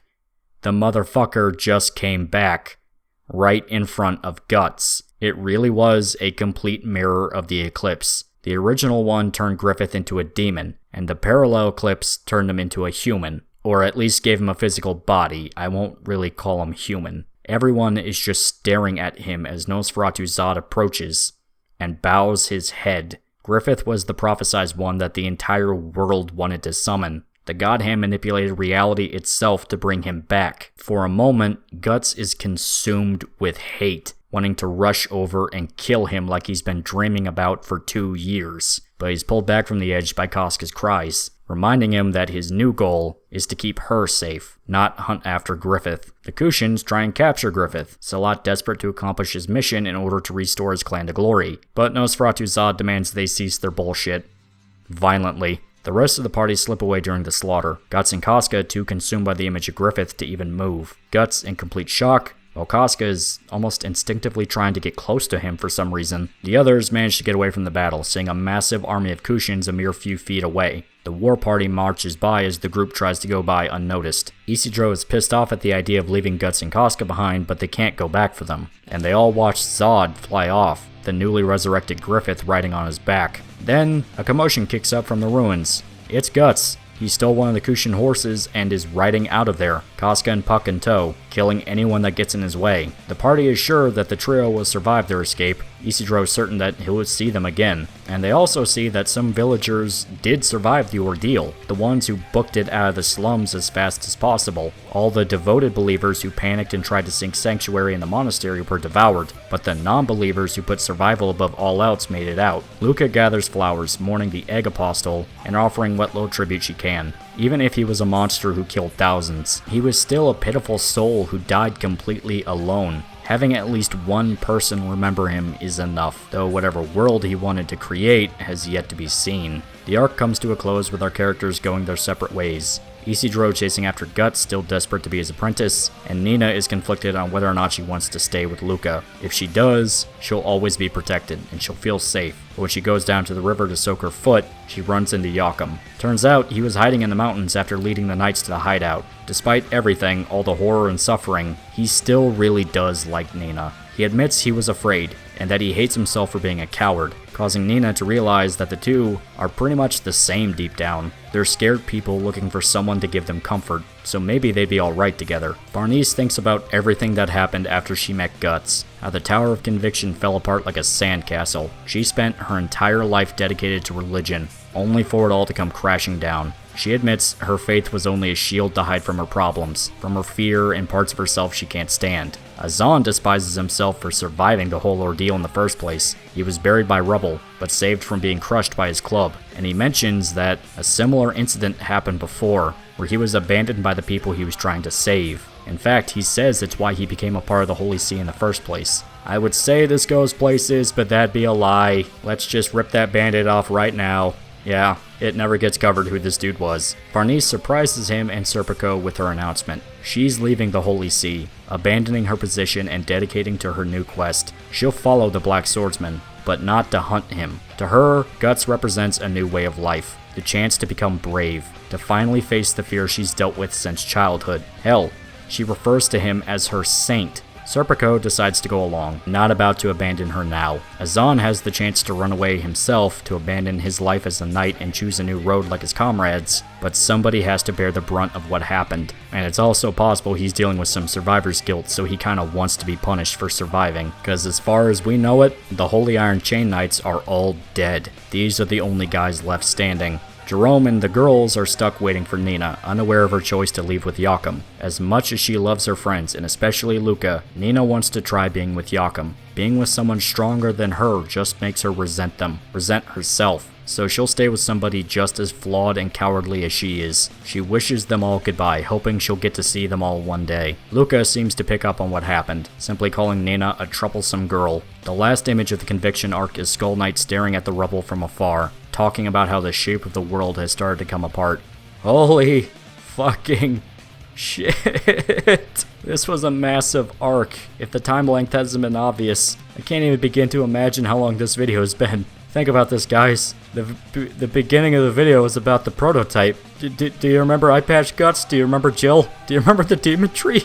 In fact, I'm hoping you guys picked up on why I didn't want to just cover Lost Children for a video, but Conviction at large. It's because if we ended right at Lost Children, that'd be a pretty fucking grim ending for this part. Granted, that's a lot of Berserk, but seeing how Conviction ends with an honestly bittersweet ending above all else might finally show what I've been talking about. Berserk is a dark series with a lot of pain and suffering, but there's fragments of humanity that shine through. Thousands of villagers were eaten alive by a horrible blob monster, assuming they weren't ripped apart by demonically possessed people, or were tortured by Mozgus, or got the plague, or got murdered by Kushins. Still, despite everything, all that pitch-black nihilism and worst-case scenarios, you saw the good in people. Luca was a great character, very selfless and kind. Isidro is a good addition to bounce off of Guts. You basically have Naruto thrown into this bleak, very violent and adult world. His personality being so braggadocious and over the top compared to the, let's face it, grim giant dressed in black is a good contrast. Farnese and Serpico went from two-dimensional bad guys, just asshole zealots who wanted to hunt Guts, to fleshed out characters on the road to redemption.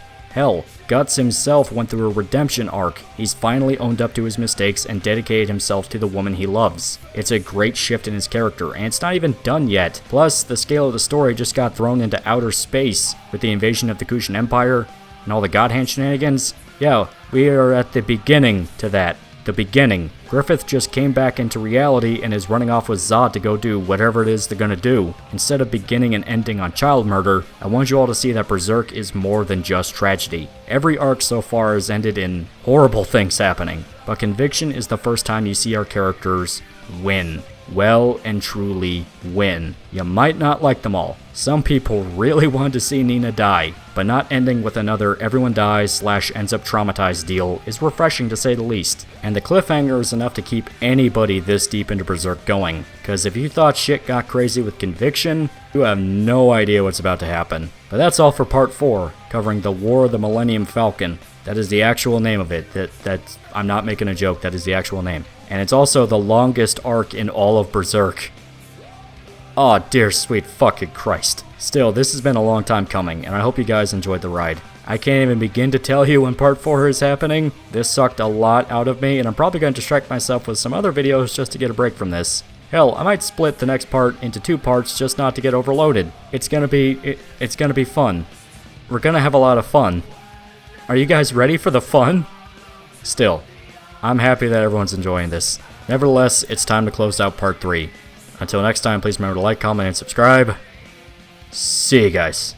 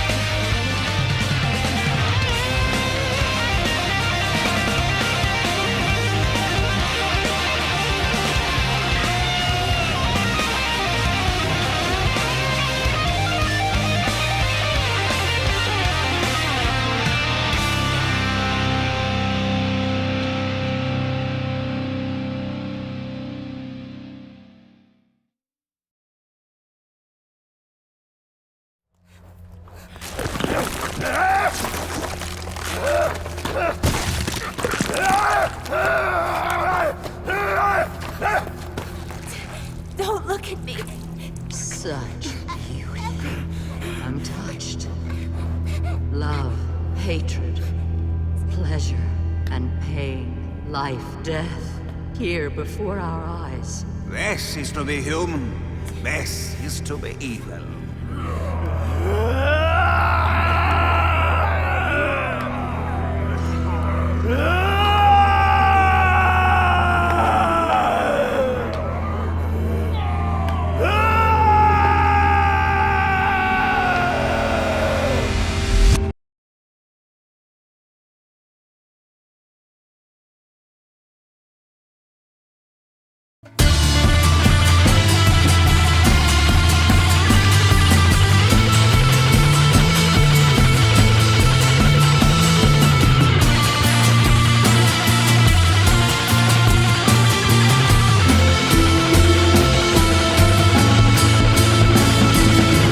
Here we are, friends. Part 4. The next step in our journey to cover the dark fantasy epic Berserk. And it has been a long road to get here. Almost 9 hours just to get to this point alone. We covered the first 3 arcs. The Blackswordsman, the Golden Age, Conviction. We were introduced to our complicated anti-hero protagonist Guts, a traumatized man torn between finding inner peace and seeking revenge on the incomprehensibly powerful demons known as the God Hand, the ones who killed the only true family Guts has ever known, and turned the woman he loves into a hollow shell of her former self. Even his unborn child was corrupted into being a demon, turned to evil after his lover was raped by his former best friend, Griffith. Through our protagonist journey, we have seen many different different layers of the man. We've seen him turn into a murderous lunatic that will kill anyone that gets in his way, only to realize he still has people in his life to protect, that he might still have a chance at peace if he just stays with Casca. So he forced himself away from the edge, starting a new quest to find and save Casca, who we saw was still insane, but under the protection of a small group of prostitutes. And this isn't even talking about the introduction of Farnese, Serpico, and Isidro, people whose lives were impacted by Guts to say the least. We saw sort of a ripple effect take place in Conviction. Small, almost one-note interactions Guts had with these people turned into much larger consequences down the line. For once, in a very long time, Guts was able to find allies who wanted to help him. It wasn't all just carnage and trauma. And because Guts was so focused on saving Casca, he wasn't pushing people away anymore. They were able to do the things he couldn't do. Guts wasn't the only one carrying the weight. There was a lot that happened in part 3. Hell, the video was like 4.5 hours long alone. It definitely went crazy. I don't even want to bring up how the God Hand manipulated reality itself to push Midland into a borderline apocalypse just so they can have the conditions necessary to bring about the resurrection of Griffith. And now him and Nosferatu Zod are off to do something. We have no clue what, and all we have to go off of is that everyone in the world had a dream prophesizing his arrival. But the big question is if Guts actually cares. We had that panel towards the end of Conviction, once Griffith is fully brought into the physical world. At first, he seemed like he was about to lunge at Griffith almost by reflex, but Casca's cries stopped him in his tracks. Skull Knight himself told Guts the deal. He can't chase revenge and save the woman he loves. Guts has to make a choice. So things have gotten a lot more complicated than before. In earlier arcs, Guts simply wandered around killing and torturing demons to find out how he can find the God Hand, and it was only once he stopped looking did Griffith himself appear on Earth, almost like a cruel joke. But now Guts has a new path, to protect Casca and never abandon her again. And her condition means that his previous lifestyle of never-ending violence simply can't work anymore. If Guts really meant what he said in Godo's cabin, then the only thing he can do is stay with Casca in the makeshift sanctuary they have, the only logical way they'd be safe from demons, to basically forget about Griffith. But that's also easier said than done because, well, how do you forget something like this? Especially when you have a living, breathing reminder always there with you, and Part 4 completely focuses on this conflict. The arc referred to as the Falcon of the Millennium Empire, also known as the Millennium Falcon War, at least to fans. This is probably my all-time favorite arc in Berserk, because holy shit does it kick all the best parts into high gear, mainly exploring Guts as a character and bringing some seriously emotional moments. It also serves as the conclusion to Guts' ultimate character arc. This is where you really see the man change, to a degree that has to be seen to be believed, but I really can't say much for now. Trust me, we've got time to cover it in full, yet this is actually a pretty controversial arc to people too. Not out of subject matter, at least not in the way you're thinking. Instead, there's some elements that crop up in this arc that some fans see as almost antithetical to what Berserk should actually be. And I'd be lying if I didn't say they actually do have a point. It's just one of those subjective matters that nobody will ever 100% agree with. I still absolutely love this arc and almost everything it does. Almost. But once again, that's stuff to talk about when it's actually covered. Now, this arc is actually the second most adapted for the series, right behind Golden Age. Only instead of getting anime adaptations, it took the second season of Berserk 2016 to actually do that. It was instead turned into video games, Berserk PS2, and the more famous Sword of the Berserk for Dreamcast. I'm gonna hold off on talking about these for now because they actually do fit into the series, even if events of Berserk PS2 are not completely canon. But Sword of the Berserk is widely considered an actual part of the story, since the script for the game was written by Miura himself, and with it sort of being a standalone adventure, we have the luxury of placing it anywhere we want in the first quarter of Millennium Falcon War. But I do think there's a perfect place to address it, just not at the moment. Berserk PS2 doesn't really have much that actually deviates beyond moving certain events to different areas and not addressing the presence of some characters during said moments. The only real addition it has is a new Apostle Guts fights, which is a segment of the game that sort of bridges two plot points together, but after that it vanishes and it's mainly just adapting the arc as normal. Still, as stated, there's a time and a place. Before we get started, I just want to warn you guys, this video is going to be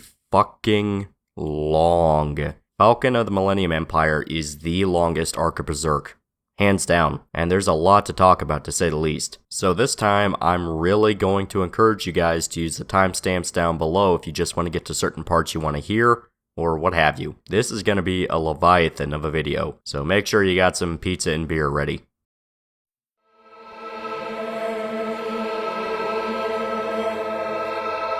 We start off the arc with some cryptic narration saying that the children were first to notice something about the world changed after the resurrection of Griffith. We see a group of village boys going hunting in the woods, an older brother trying to keep his younger sibling from rushing on ahead and getting lost. Despite how annoyed the older boy is, the small child insists he saw fairies deeper in the woods. Some of their friends actually do admit that something in the woods feels different. They can't really explain it, just that the woods feel wrong, like it was a forest from a dream they all had. At the mention of their shared discomfort, a strange noise echoes in the woods.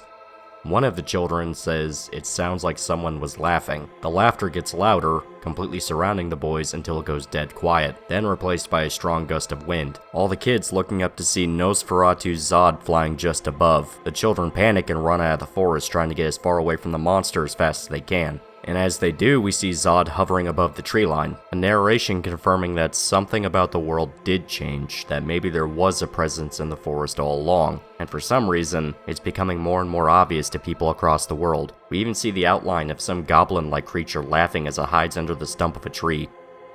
Now, this is the first step towards explaining the actual magic system of Berserk. I said before in part 3 that there was a sort of kind of explanation that wasn't completely accurate. It had to do with people trying to perceive magic, and how closed-minded perception made Puck invisible to people like the Holy Iron Chain Knights up until he wasn't. But this arc is where it all gets completely explained, and it's definitely crazy to say the least. Can't say too much right now, just know that things get downright cosmic by the end. Moving on from that, we transition over to a pretty sad scene. Erica is clearing the snow off a gravestone.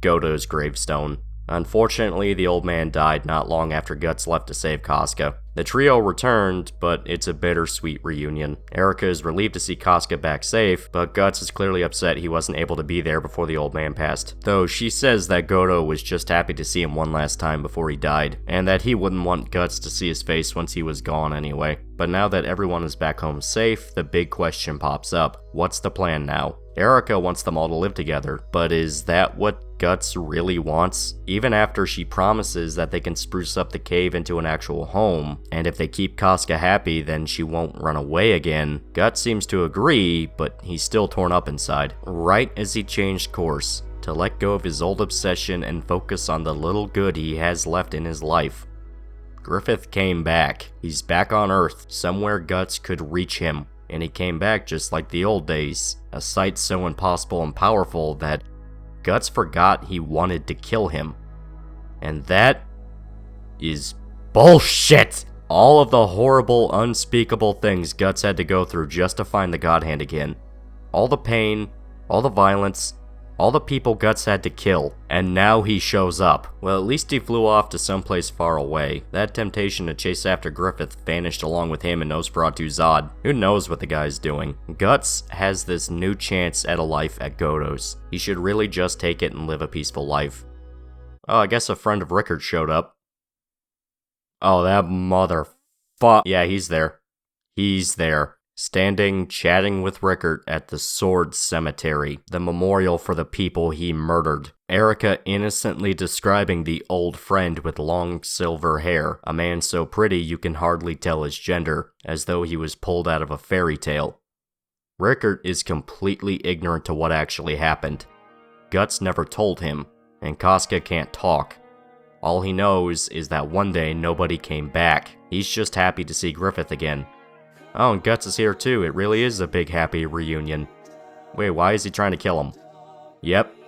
This time, Guts is operating off pure reflex. He's going straight for Griffith. Rickard in complete shock at what's going on. The boy latches onto Guts to get him to stop, but the big guy assures him that's not Griffith. His brand is bleeding like crazy too. This is the real deal. While Guts and Rickard argue, Griffith chimes in, saying Guts never changes. He always swings first and talks later. Griffith seems cheerful for their meeting, but Guts is insulted at how he's talking so casually, as if nothing happened. Guts demands to know why Griffith even came here, and he admits he wanted to see Guts. They couldn't speak at the Tower of Conviction, but now they have plenty of time. In a way, it's also a more fitting place, saying that this is where the Band of the Hawk can assemble once again, referencing the graveyard. Guts screams that Griffith better never use that name again, not after what he did. But Griffith admits that he came to the graveyard for another reason. He wanted to know if the site would evoke any emotional reaction. Now that he's in a physical body, he wants to be sure that his humanity is well and truly gone.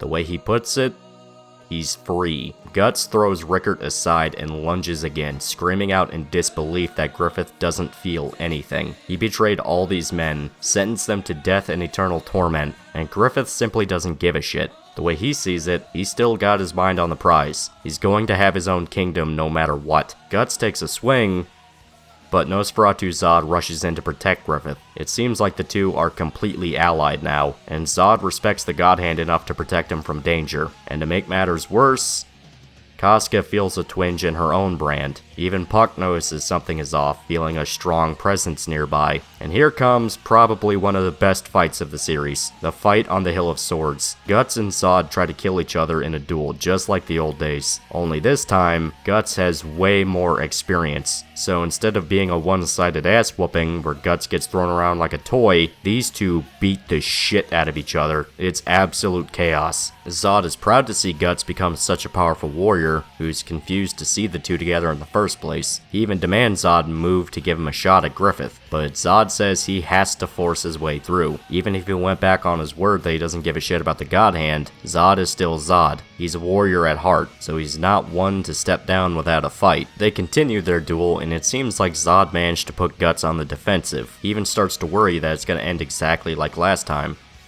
But it won't, because this time he can fight. He's killed countless demons, and Zod is no different from the rest of them. He's just another monster, and Griffith is right there. All he needs is for Zod to get out of the way. Rickert is still very confused. For some reason, Nosferatu Zod showed up, and Guts can actually push him back, all because he really wants to kill Griffith. So much so that he actually started to cut through Zod's sword. It starts to chip, and Guts broke through his blade just enough for Zod to worry. So the infamous warrior starts grabbing the swords around him to dual wield against Guts. Absolute dick move on multiple levels. For one, they're gravestones, and two, Rickert worked really hard on those. The positive side to this is that Guts can tell that Zod wants to end the fight. He's not enjoying the battle anymore, he's actually trying to kill Guts at full force. But Guts is just as desperate to kill him, kicking up a sword into Zod's abdomen. It's a true stalemate. Zod and Guts are on equal ground now, and considering how he started, that's saying quite a fucking lot. But this is where something weird happens. Despite Griffith feeling nothing as he stood over the graves of the men he murdered, confident he was free of his humanity, he feels a twinge in his chest at the sight of Guts in danger. It turns out, Griffith and the demon infant have completely merged into one being, so he must simply be feeling some leftover emotions. And I guess that Guts is technically his dad now. This is weird. Like, do they play catch or something? The duel between Guts and Zod is still going, but we've officially reached Phase 2. Zod is frustrated that his sword doesn't quite match up to the Dragon Slayer, so he decides to transform into his demonic form, fully intent on finishing the fight once and for all. The sight of the monster that traumatized the Band of the Hawk all those years ago blows Rickert's mind. Remember, he is aware of demons and apostles, but he doesn't know the full story. Guts remained very vague, and Skull Knight himself never sat down and explained what was going on. But this time, it seems to finally hit Rickert that something is very wrong here. Despite Zod's transformation, Guts keeps himself steady during the battle. In fact, he's able to get a good hit against Zod. In a way, turning into a violent monster might have actually made Zod weaker than Guts. The guy has been fighting nothing but violent monsters for 2 years straight. That's not to say Guts completely dominates the duel from here on out. In fact, Zod is still a force to be reckoned with, even slamming straight into the side of the mountain that contained the ore cave, crashing through their safe area and ruining the only sanctuary Guts and Casca had left. And this situation is only made worse by Casca showing up, mindlessly stumbling her way towards the scene, still unaware of what's going on. She spots Griffith and calls out to him, just in time for Zod to explode out of the mountain, sending stones raining down towards her. Guts tries to save her, but Zod throws him out of the way against a nearby boulder. The only thing that saved Casca from being crushed was Griffith diving in to save her. It's not exactly clear why he did this, until you remember that he's feeling the faint emotions of the demon infant inside of him. It seems like it influenced Griffith to go save his mother, which kinda raises the question of why he didn't do the same for Guts. I mean, I guess their relationship hasn't exactly been the most positive, so Guts' son is a mama's boy. Casca tries to touch Griffith's face, but the agony from her brand is too much, sending her to the ground. The sight of the two together, especially Casca collapsing in pain, distracts Guts, who is almost begging for Griffith to get away from her. And this window is enough for Zod to come in for an attack, only to be stopped by Griffith. He seems satisfied by his visit and wants to leave. So that's exactly what they do. Zod's bloodlust is flipped off like a switch, and he spreads his wings. Guts demands to know where the two are going, and Griffith simply says that he's going to get his kingdom. Nothing changed. And just before he leaves, he offers Rickert to come along with him. The dream never ended, and if he learns the truth and hates Griffith, that's fine. But if he still wants to come along and help Griffith get his throne, he'll be welcomed with open arms. It'd be just like the old days. Also, Guts is still really angry, firing his crossbow at Griffith as he flies off. Rickert stops him, and the conversation ends with Guts calling bullshit that nothing changed. Everything changed. The old Band of the Hawk was dead and gone. It was Griffith's fault that happened. But the way he puts it, Guts should have known it would happen. He was the one man that knew Griffith more than anybody, so none of this was out of character for him. With that, they're left alone on the hill. Rickert ordering Guts to tell him exactly what happened that day in the tornado, but Guts is silent, merely watching Griffith fly away, who, by the way, is thinking about how he dove in to save Casca, the woman he raped and treated as a bargaining chip the entire time he knew her, all because the demon infant gave him that slight thump in the chest. When all your emotions are cauterized in your mind, even a tiny push in a direction can affect your thoughts. And by golly, does this plot point end up being important. Part 5 is going to be very interesting, people, trust me. But before all that, the truth is revealed. Guts tells Rickert what actually happened. He collapses to the ground in utter disbelief that Griffith would actually murder the one family he's ever known. Puck also listened in on the conversation, realizing that the flashes he saw before were of Casca being raped during the eclipse. And to make matters all the worse, the sanctuary is completely buried under the rubble. Their only chance at escaping the demons is destroyed. Now they have no choice but to leave. Rickert then demands to travel with Guts, that he wouldn't be able to live with himself if Guts was the only one trying to avenge the Hawks. It's too much for one man, and they were his family too. But Guts tells him to stay. Rickert could never truly hate Griffith, not the way Guts can. And when Erica overhears that Rickert wants to leave, she breaks down crying and runs away, upset that so many people she grew to care about are leaving forever. So Rickert himself has to make a choice. Go with Guts to hunt Griffith or stay with Erica. And thankfully,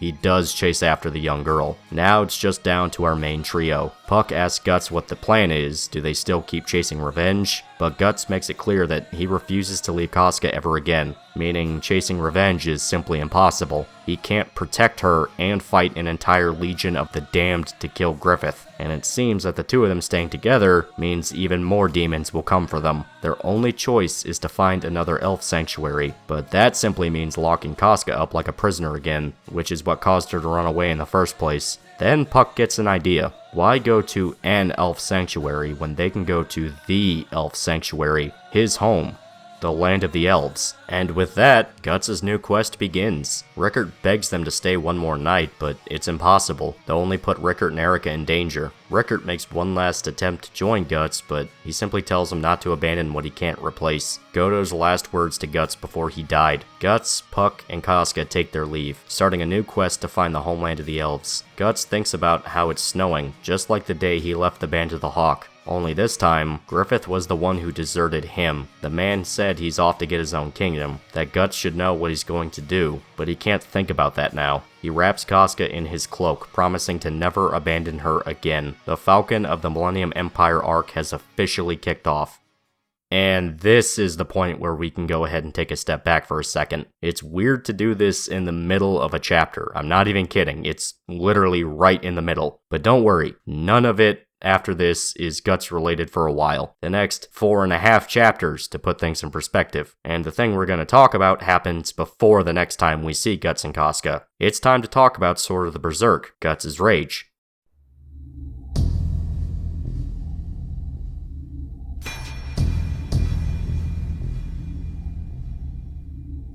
An outcast warrior enters a land plagued by an evil fate. He is not like ordinary men, for he carries the Dragon Slayer, a mighty blade of retribution, whose fury knows no equal. His enemies will know true fear once he starts to swing. Sword of the Berserk is the 1999 Dreamcast game based off the manga. It was developed by Yuke's company, published by Eidos Interactive, and it follows an original story written by Miura and takes place some point after Guts and Casca leave Goto's cabin. Now, I mainly want to talk about the story since it's far and away the best part of the game, but there's some other stuff that I want to mention. For one, Susumu Hirasawa also did the soundtrack to this game on top of the 97 anime, and it kicks ass. I really like the slower, more melodic version of Forces that serves as the main theme.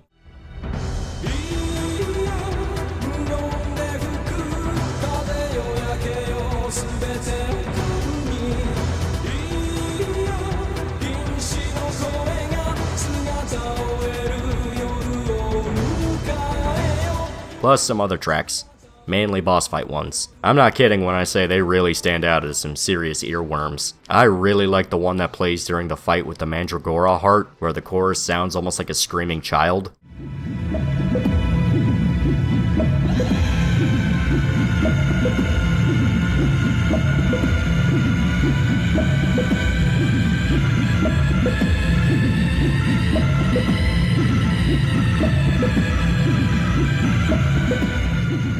It's really good. Another thing that really stood out and surprised me was the voice acting. Now, games in the 90s were pretty hit and miss when it came to voice acting, especially Japanese ones. The Resident Evil 1 dub is still hailed as one of the worst ever recorded, but after around the middle of the decade, there was a major push to actually give a shit with their voice cast, mainly after the release of the first Metal Gear Solid, and most importantly, the Legacy of Kain games. Legacy of Kain especially impacted the dub to Sword of the Berserk, mainly because, as stated, Eidos Interactive was involved in publishing, meaning they handled the localization, and a certain voice actor from Soul Reaver provided a role for the game. Guts himself is played by Michael Bell, Raziel's voice actor, and he definitely elevates the material. I don't trust you, Balzac. I sense that you're not coming clean with me on this. But I'll do it for my Casca. In fact, he's pretty good. I'm not gonna lie, he's definitely one of the more underrated voice actors for Guts. Now, the main villain is played by Earl Bowen, and I think I'm just crazy, but doesn't the guy sound almost exactly like Tony Jay? It started some years ago in a nearby town. No one has found a cure for it yet. So when Guts and the main bad guy are in the same room, all I can think about is Raziel talking to the Elder God. I've sent my soldiers to the village countless times since then, to get the heart of the great tree, but not a single one has returned alive. But we desperately need it for our research. I've seen your abilities, Gatsu. I have a job for you. A job? A proposition. Infiltrate the Mandragora village and take the heart of the great tree. Raziel, the failed assassin. You had Kain at your mercy, but lacked the courage to fulfill the act.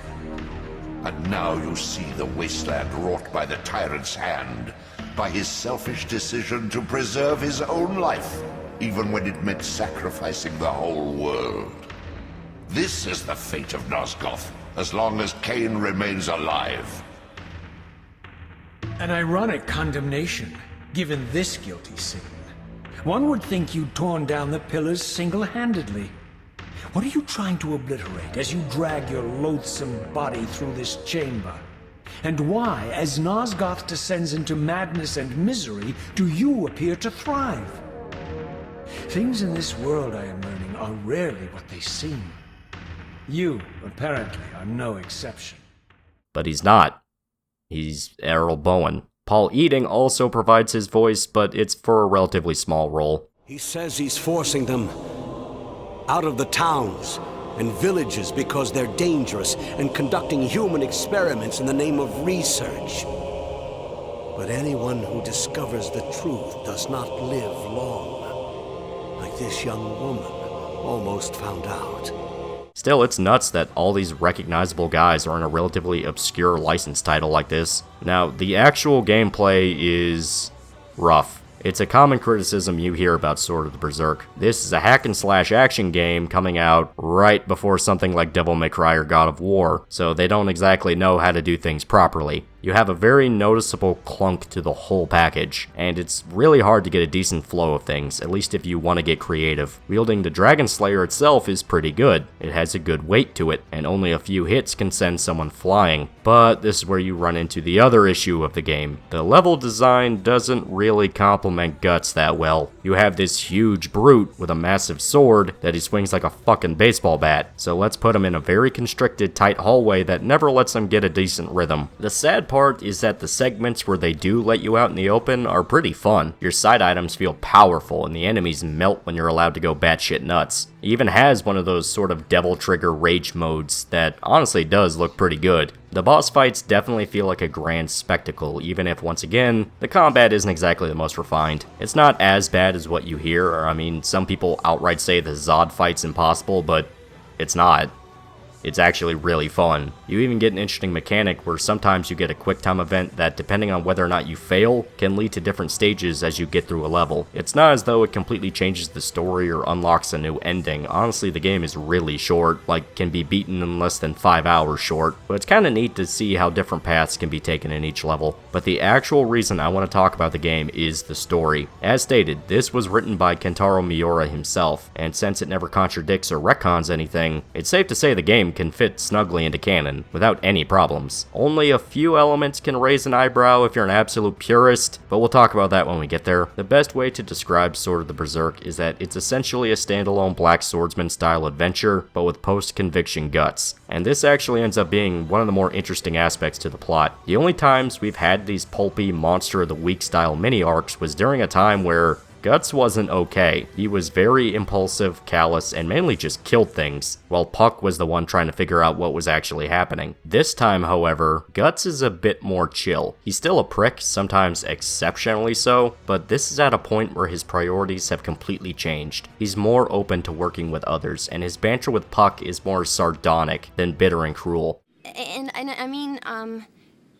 thanks for saving us. See ya. Okay.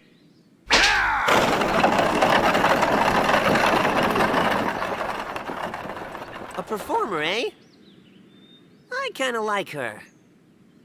Hey, Guska, where are you going? Oh. She probably wants to see that show.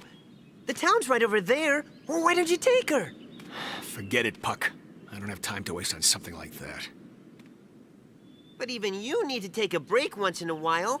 All work and no play will make you a grump. Come on, come on, come on. I wanna go. We both wanna go. Please, please, please. Oh, please, come on, let us go. Let's live a little. Come on, Gatsu. Please. Sure, whatever. We need to get food anyway. I'm starving. But to really paint what I'm saying, let's go ahead and talk about the actual story in the game real quick. It won't take long, I promise. Sword of the Berserk opens up with a traveling performer named Rita stuck on the side of the road after her wagon breaks down. She, her dog, and her companions are attacked by bandits, taking advantage of their new vulnerability. Well, just as things are about to get violent, Casca wanders in, wanting to pet Rita's dog. The bandits are happy at the idea of having another woman to sell off at the slave market, And that's when Guts shows up. A major ass beating takes place and soon all the bandits are dead. Rita is thankful for the trio coming along to save them and invites them all to watch her performance in the nearby city. Guts doesn't want to go, purely focused on protecting Casca and continuing their journey, but Puck talks him into letting them see the performance. It also helps that his brand starts bleeding due to something in Rita's wagon. They arrive in town to see the crowd excited for Rita's throwing knife tricks. Her companion, a strong man named Job, accidentally falls over during his routine and exposes his face, revealing that he has a pretty hideous growth on his body. The crowd instantly turn on them, calling Job a mandragora and viciously attacking him. The stress of the situation causes Job to fully transform into a horrible monster, slaughtering anyone around him in a blind rage. Guts murders Job, much to Rita's despair, and from there we see the arrival of Lord Balzac. If you can't see that this dude is the main bad guy, what are you doing here?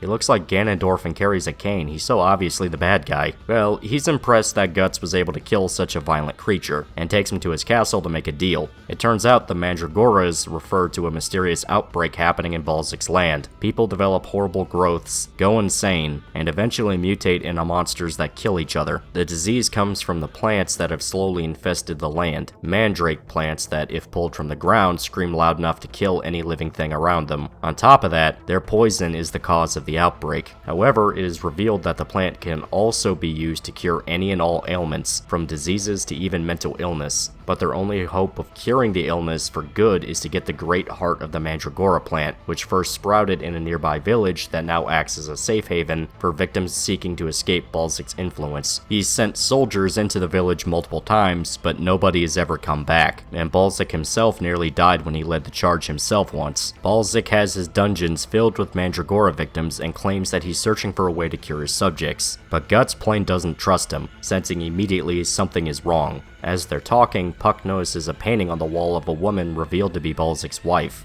Guts agrees to go to the village with the promise that Balzac would use some of the cure he creates to heal Casca's mind. And just as their meeting finishes, rebels attack the castle, kidnapping Casca in the process. During the raid, some of the Mandragora victims transform, wreaking havoc in the dungeons as Guts has to fight his way out. He manages to find the rebels, who explain that Balzac is actually a tyrant. He's been kidnapping victims of the outbreak and experimenting on them, along with violently oppressing his people. Rita is horrified at the entire situation, almost shocked at how cruel people are being to each other, but Guts seems pretty apathetic to the larger picture. He only cares about healing Casca, though he does actually apologize to Rita for killing Job, trying to give her some little comfort that is possible in the situation.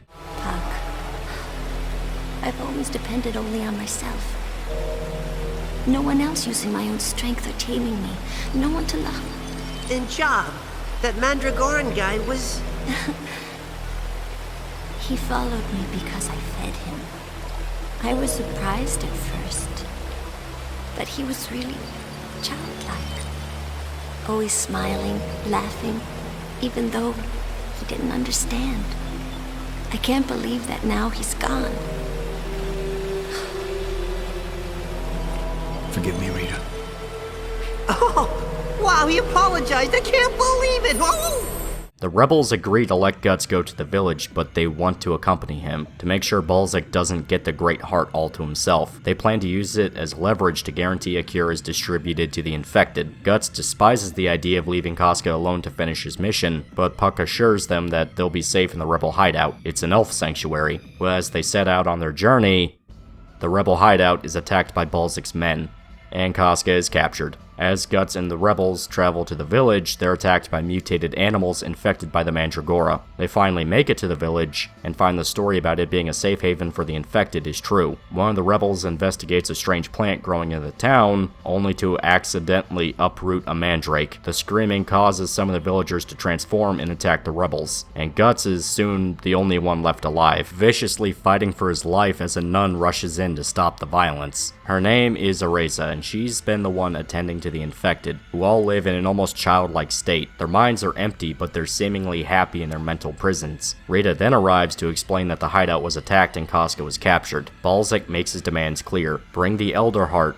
and he'll get Casca back. Rita feels sympathy for Ariza and the creatures, but Guts isn't convinced. He'll still chop them to pieces if it comes down to it. Ariza attempts to explain that the creatures remind her of a boy she once knew, known as Nico. He was slow-minded, heavily implied to have some form of mental retardation, and because of this, he was treated very cruelly by the rest of the villagers. But Ariza always liked the boy for having a bright and happy attitude despite how terrible everyone was to him. Well, during one winter, the crops failed, and everyone was obsessively hoarding food to themselves. Nico had no home, so the most he could do was go around and beg someone to feed him, but he went days without eating. One day, he decided to try the church, since Ariza was always very kind to him, but she was too busy to hear him come into the building, so once again he was left without any food and starved to death inside. Ariza was destroyed at the discovery that he was that close to salvation, but she just didn't notice he came in. We also see that Nico had a lucky charm. A Balet. I'm gonna talk about this in a bit, just hold on. Ariza begs them to leave the village alone, that the only reason people were attacked was because of an unspoken rule the Mandragora victims set up. Stay away from the Elder Heart and they'll be fine. But Rita points out that the Mandragora is spreading, it's covering more territory, so that doesn't make sense. And Guts, plain and simple, doesn't care about Ariza's story. He's taking the Elder Heart no matter what. The nun runs off and Guts chases after her. Now I know this sounds like Blackswordsman Guts, grade A asshole, but this might actually not be as bad as you think it is. I'm gonna explain it in a bit if it's not blatantly obvious at this point when I'm gonna bring up, but Ariza might not exactly be completely honest about all the details here. But before that, we get a scene with Casca in prison. She's still in a daze, not really sure of what's all just happened in this adventure, and then we see Puck come to her rescue, except that it's nighttime, and that means spookies are here to fuck shit up, and Guts isn't there to protect her, nor the demon infant, so Casca and Puck are all alone to deal with these horrible spirits. Then Nosferatu Zod crashes through the roof.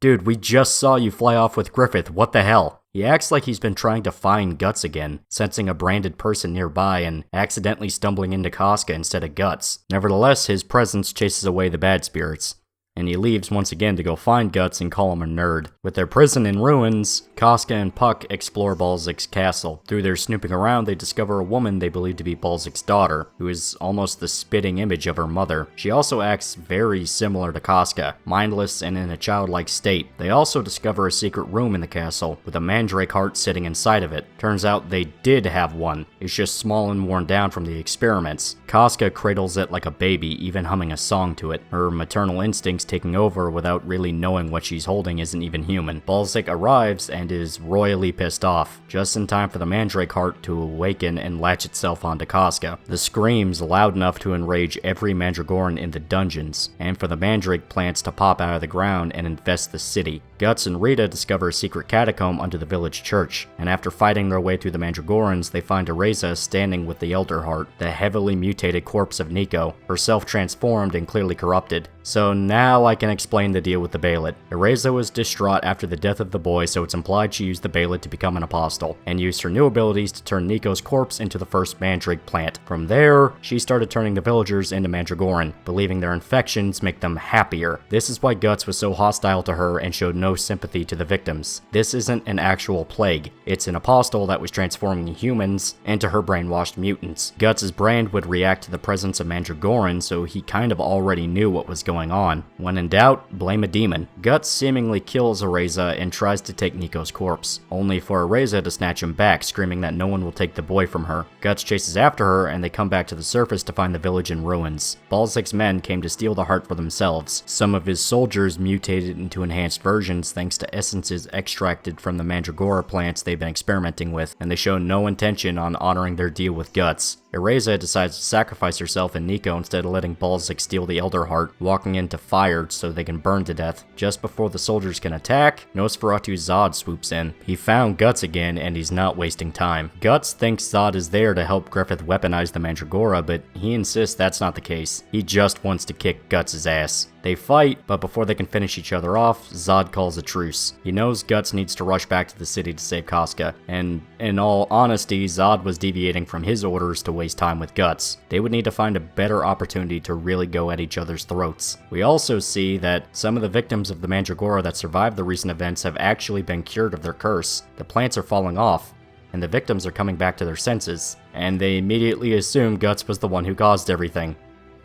dicks. Still, Guts and Rita make it back to find the city in ruins. The mandrake plants that still remain are infecting villagers, who transformed into Mandragora and went on a rampage. Guts fights his way back to the castle, killing as many of the creatures as he can and wiping out what's left of Balzac's army. The final confrontation begins, all parties meeting up in Balzac's throne room. Here is where the endgame kicks off. Balzac gives a bad guy speech revealing that he was actually once a respectful, kind ruler that tried to do good, but his beloved wife was sickly, so much so that Balzac resorted to any method he could to save her, including creating a potion using the extract of a mandrake plant. The woman they found isn't Balzac's daughter, it's his wife. It really will cure any ailment as it purged all illness from Balzac's wife's body, and in fact even reversed her age. But the side effects, even in small doses, are extreme. While her lifespan was extended and she can heal from any disease, her mind is broken, just like Casca's. Ever since, Balzac has been trying to take care of her, but the strain of ruling his land and caring for his now insane wife got to him. He's become cruel, and views his position as a burden he wants to get rid of. Balzac drinks a much higher concentrated dose of the Mandragoran potion and mutates into an enhanced state. Him and Guts fight, and it looks like Balzac is killed. As the rest of the party try to make their escape to find Casca, we see the Bayolet roll next to Balzac and his wife. The Mandragoran roots have kicked into overdrive, fully consuming the castle as the party tries to run for their lives. Also, quick side note, fuck this running section, it's terrible. Okay, back to the summary. Guts, Puck, and Rita come back to the main hall of the castle, where they spot a massive mandrake plant with Casca trapped inside. Guts makes quick work of the monster and saves Casca, and it seems like some of the essence of the creature actually affected her. For a brief moment, she recognizes Guts, talking about how she was stuck in a horrible dream. Casca, Casca, hang in there, my love.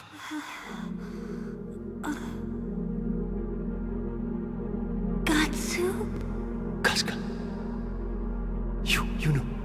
You know who I am. Gatsu. My dear. I was dreaming. A really bad dream. Casca. But almost as soon as it happens, Casca reverts back to her empty-minded state. Guts. Casca. Casca. Casca.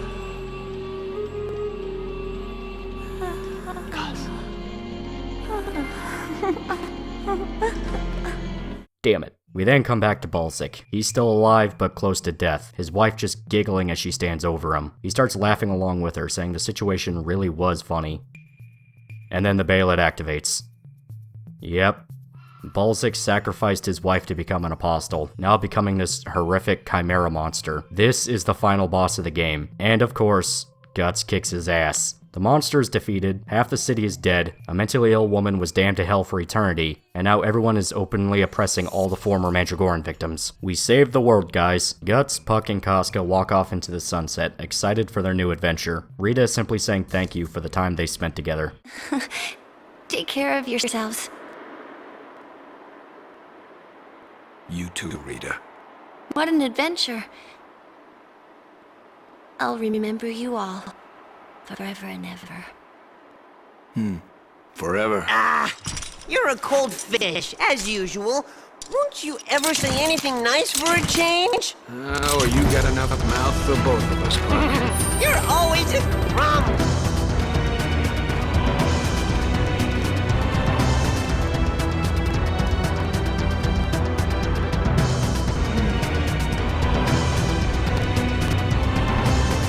Thank you.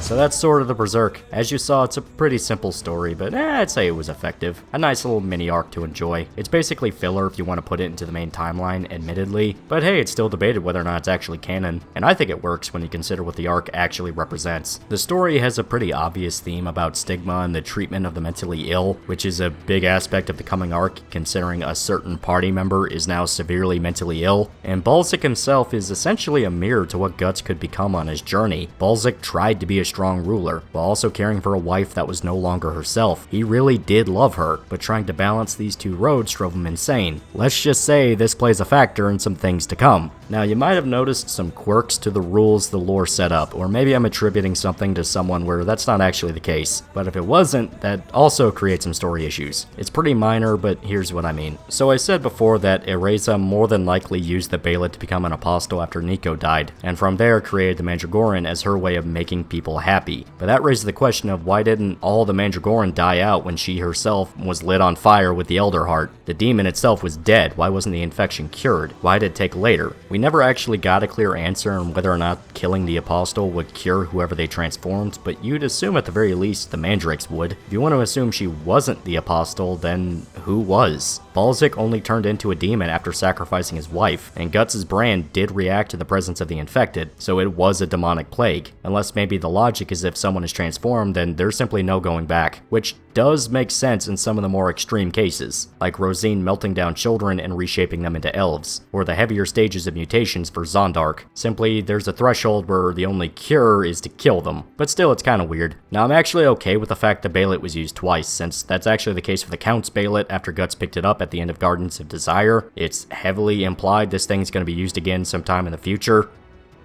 At least that was the plan. Plus, you get this after credits scene where Skull Knight shows up and eats the Beylit, which is cool, because Skull Knight is fucking awesome. But there you go, that's Sword of the Berserk. The gameplay radically shifts between being fun and being hilariously clunky, but the story itself is super good. It's a very simple, basic, shady guy as protagonist to do a job and you find out he had ulterior motives sort of deal, but it works for this segment of Berserk. And really, this is just a treat for fans, since it was the first video game adaptation of the source material. Now, none of the new characters come back, so it's safe to assume they all died during the subsequent Kushan invasion. I'm sorry, Rita. I will say if you decide to sit down and play the game, since you can find an ISO and a Dreamcast emulator fucking anywhere now, it is a good time. You will tear your hair out during some segments because, oh boy, that combat, but it's a nice little addition to the series you're already very loyal and invested in. Though I will say some characterization is a little weird.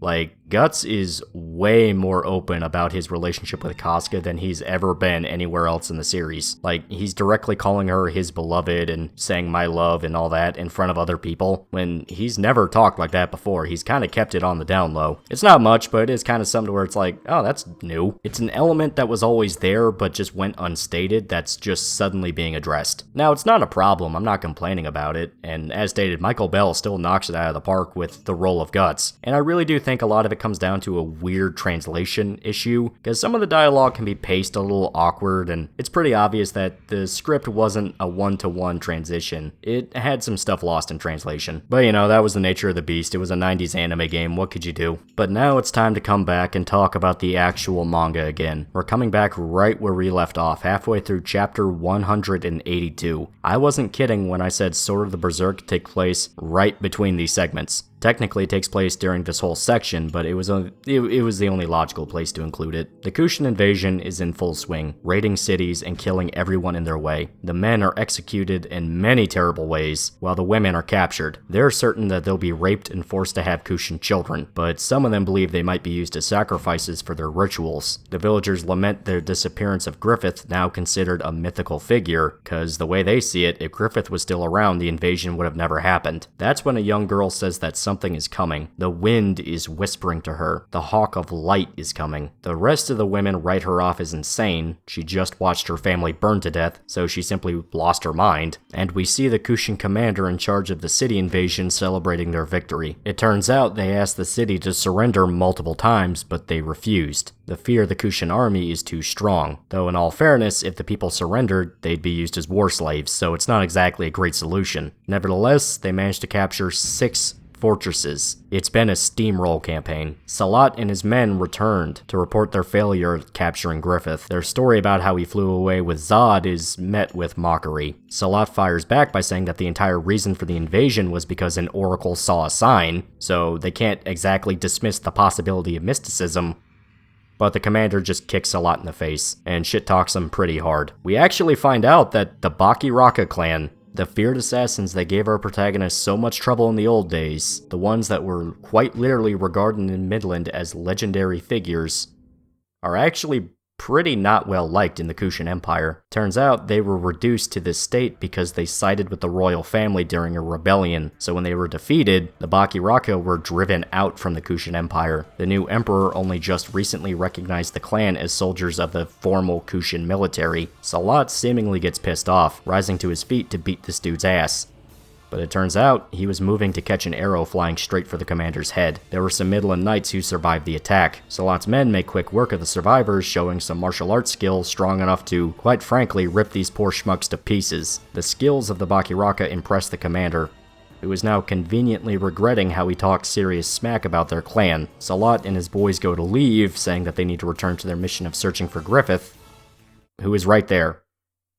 Good job, Salat. I'm proud of you. Yeah, Griffith just waltzed into this conquered fortress full of hostile soldiers, then just trots past Salat and stabs the commander right in the head with his saber. Everyone is in absolute shock. This mythical war hero just showed up out of nowhere and killed the leader in charge of this band of soldiers. Some Kushan archers try to fire on Griffith, but not a single one touches him. They somehow miss the guy standing right in front of them. They prepare a second volley, only for Nosferatu Zod to show up. You see what I mean by Sword of the Berserk had to take place between the pages of this chapter? Because at this point, these two are pretty much stuck together. The Kushans are torn apart by Zod, and just as they are well and truly starting to panic, someone else shows up. An entire line of soldiers are skewered through the skull by a mysterious knight. This is Sir Locus. He is another man who saw the vision of the Hawk of Light and wishes to join Griffith. The name drop causes the villagers to rejoice. He really is the Hawk of Light. They were saved, and these filthy heathens are slaughtered by these cool dudes.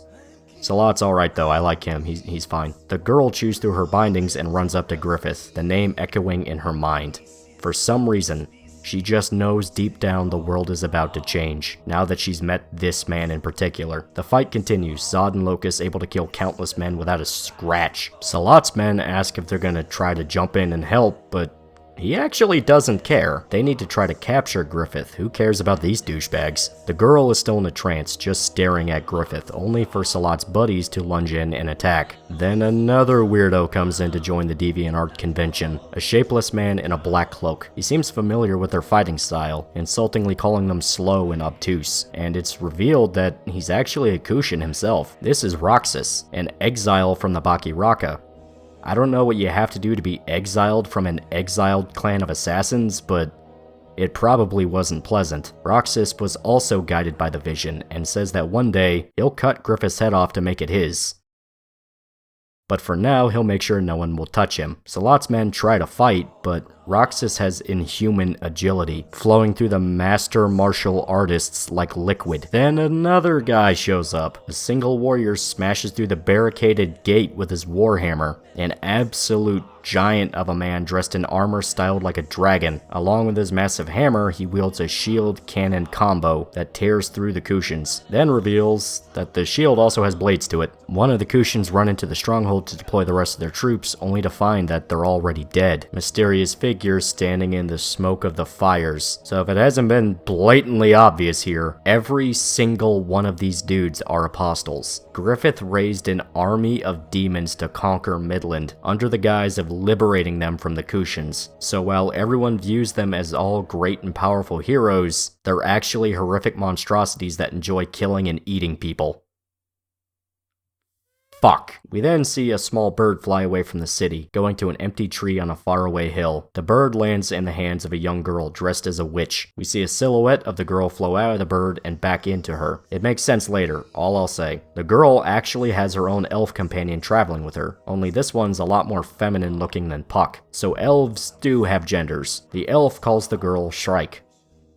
Yeah, it's time to talk about that. Berserk has a weird thing with names sometimes. It doesn't happen all the time, but there are occasions where people debate over how to actually pronounce some of the character names. The setting is pretty blatantly inspired by Dark Ages Europe, so European-style pronunciations make sense, but there are occasions where it's taken a bit too far. There's some people who call Farnese Farnese and Serpico Serpico. It's not technically wrong, but it's adding extra steps to pretty simple names, at least how I see it. It sort of feels like people taking how the Japanese pronunciations sound as gospel, not really recognizing that there's cases where you have to adjust the verbiage due to the language barrier. The Japanese name for guts is Gatsu.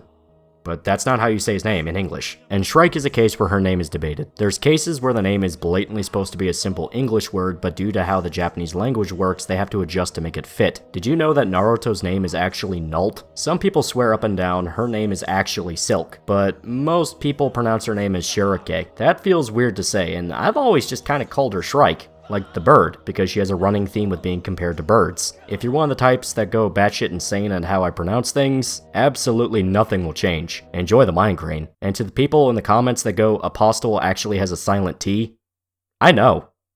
I knew the whole time. But you can't stop me. Welcome to hell. The point is that Shrike has a weird name, so I'm calling her Shrike to make it easy. Also, she knows Griffith is evil, so that's cool. Yeah, that's not even a joke. She flat out guesses right away he's evil. The villagers all fall in love with Griffith, entranced by his presence and fully believing he is the savior come to liberate Midland, like something out of a tale of legend. So it's something that's not completely blatant, but Griffith is essentially writing out a living story. He gets to be this big grand hero, raise an army, become a king. All the Randys in Midland have zero idea, and essentially act as the extras in this massive play Griffith is putting on. If you're feeling some Antichrist vibes, yeah, that's kind of what it's going for. In biblical scripture, the Antichrist is described as a very charismatic figure, someone no one would suspect is evil. In fact, they would be so beloved and powerful that they would lead the world into being a singular nation with one currency. And from there, the beginning of Armageddon kicks off. So you can probably tell that Griffith doesn't actually have the best interests of these people in mind. And before you say, well, he's the lesser of two evils at the moment, the Kushans are still committing genocide, someone needs to stop them. It's a bit more complicated than that, but the most I'll say is this at the moment. For now, we move on to Farnese and Serpico resting in the ruins of a house, trying to take shelter from the snowstorm. Serpico tries to look on the bright side, but Farnese is miserable. He suggests that they just go back to the Holy City and face the consequences of the Tower of Conviction shenanigans, but she's not budging, because if they went back to the city and told the Holy See that their entire army was consumed by horrible monsters, they very well could be tried as heretics and executed. Plus, she just seems determined not to go home, period. Farnese also notices that Serpico is sitting a ways away from the campfire, and despite ordering him to stick closer to their only source of warmth, he refuses to move. And from here, we actually get a flashback into Serpico's childhood. We finally get to see who this dude really is. Turns out, he grew up in the Holy City, but just because it was some grand location with a lot of reverence behind it, doesn't make his life any easier. He grew up pretty rough, very poor and constantly fighting with other boys to keep what little food and money he had. His home was a cheap hovel on the edge of the city, where he lived with his mother. Serpico's mother was deathly ill for a long time, completely emaciated and looking more like a skeleton with skin stretched over it than a woman. Despite how awful their lives were, Serpico's mother insists that he is actually an aristocrat. She was so consumed in this delusion that she was certain his father was coming in any day now to sweep them into a high noble life. His mother once worked as a maid for a nobleman's mansion, where they had a brief affair that resulted in Serpico being born. So really, he was just the bastard son of an aristocrat. The only proof he has of this is the locket his mother gave him, which contained a picture of her and his father. Despite her assurances, Serpico knew that really believing in this stuff was just a bad idea. Actually trying to make a life in the city meant he couldn't fall into the same state his mother was in, waiting for someone else to arrive to save them. He was the only person they had to take care of her and earn a living. So eventually, Serpico simply stopped giving a shit. He just bottled up all of his emotions. One day, the other boys beat him so bad that he was paralyzed from the pain. Snow piled on top of him, and it seemed like he was about to freeze to death in the city streets. This was until a traveling carriage happened upon him. Turns out, this is where Serpico and Farnese met one another. She found Serpico when he was about to die in the snow, and stepped on his head. Yeah, she was just as sadistic as a kid as she was as an adult, but she actually orders her servants to load Serpico into their carriage, even skipping communion to do it. Farnese has Serpico taken back to their family mansion, and essentially tried to turn him into her pet, nursing him back to health under the condition that he belongs to her now. In a sense, hiring him to hang out with her as a page, basically a personal servant. He has to live with a Van de Meehan family, but the wages are good enough that he's able to take care of his mother, even hiring a housekeeper to take care of her in his absence. His mother thinks this is his chance to break into aristocrat life, but Serpico is just happy they didn't need to take care of her anymore. His life with Farnese started off rough. She demanded absolute obedience and did whatever she could to make his life a living hell, but he just sucked it up and stuck by her. Farnese actually had a reputation for making her servants run off, even lighting one girl's dress on fire and badly burning her. We see that the reason Farnese does this is because, frankly, she wants attention. Her father was a workaholic that almost never came home, and her mother would abandon her alone in the mansion every single day. Their only way to make her happy was to shower her in material possessions. Meanwhile, she was left alone in a house so huge that the servants themselves would lose track of her. So the reason Serpico sticks by her despite all the shit she puts him through is because he sort of feels a kindred spirit with Farnese. They're both stuck in respective prisons, almost trapped in their circumstances. Sure, technically they're aristocrats now, and this life is a million times better than what Serpico was dealing with before, but it's still a prison. One night, a violent storm scares Farnese so bad that she orders Serpico to hold her hand all night. The lightning scares her and she demands Serpico make the thunder stop, but he can't do anything. A tree branch shatters the window and Farnese runs out of the house in terror. Serpico finds her dancing in the storm, almost in a trance, and she starts shattering some of the marble statues, saying you need to become a storm yourself, a reference to her philosophy we covered in part 3. She thinks the only way to not be afraid is to act as crazy and monstrous as the thing that scares her. Sometime after the storm, we see Farnese lead Serpico into the forest behind the mansion. They reach a clearing, and he takes note of the various small dead animals around them. Farnese puts a cage with a small bird inside of it in front of a large tree. A shrine to the Holy See placed in its trunk. Turns out she was taking care of the bird, but she says the animal never became attached to her, so she lights it on fire. Farnese refers to the clearing as her crematory, where she burns all the bad ones. Now, to most people, this is a sign that Farnese was destined to become a serial killer. In fact, she kinda was one in a way. But Serpico views this as proof that she intentionally tries to scare people away. He heard the stories about her extracurricular activities when she was a child, taking part in the stake burnings in the city square, but he can't hate her. Serpico views Farnese as a lonely girl that is afraid of being abandoned, of not having anyone to love her. Her own parents never showed actual affections, and her attempts to get people to pay attention to her scares them away. So the only thing she really had was, well, lighting things on fire. The only times when people shower her with affection and praise. Some time passes, and the rare occasion occurred that Farnese's father actually returned to the mansion. She tries to get his attention, but she's blown off instead. On top of that, her father orders Farnese to get rid of her beloved stuffed rabbit doll. He doesn't see anything wrong with the idea since it's just a raggedy toy he can replace with as many as she wants, but Farnese is visibly hurt at the suggestion. We find out that the toy came from one of the few times Farnese's family took a trip together. She nagged her father to buy it for her, and ever since she held it very near and dear to her heart. Nevertheless, she got rid of the rabbit, burning it in the crematory she set up in the forest. Serpico tried to comfort her, but she tells him to leave her alone, since she'll end up burning him up as well. Hopefully you guys are picking up on what they're going for here with Farnese. She's actually pretty reminiscent of how Guts was back in Golden Age. She's scared of being abandoned, so she wants people to stay at arm's length. She's the one who abandons. That way it won't hurt when someone leaves her. She tries to scare people away to make herself the bully or the monster, but that's only so the world is less scary. To put it bluntly, Farnese is horribly insecure, and Serpico knows this, because in a way he feels the same thing. Not completely one-to-one, but he knows what it's like to hide who you really are to try to function in this very bleak world. Serpico basically did the same thing. He just smothered his emotions entirely. That way he could never be broken or disappointed. So the two kind of mirror each other. Serpico acts as if nothing is wrong and he can weather through anything, while Farnese is completely consumed by her emotions and would rather be hated than be ignored. Eventually, Serpico did run into the master of the house, Farnese's father. He took note of Serpico's locket and wanted to see it for himself. Well, when the master saw the picture inside of the locket, it all finally clicked. Serpico just met his father. That's right, he was the bastard son of the head to the Vandamian family. He is the older half-brother of Farnese. Instead of being a mind-shattering revelation that changes everything, Serpico kinda felt underwhelmed, though learning that he and Farnese are blood siblings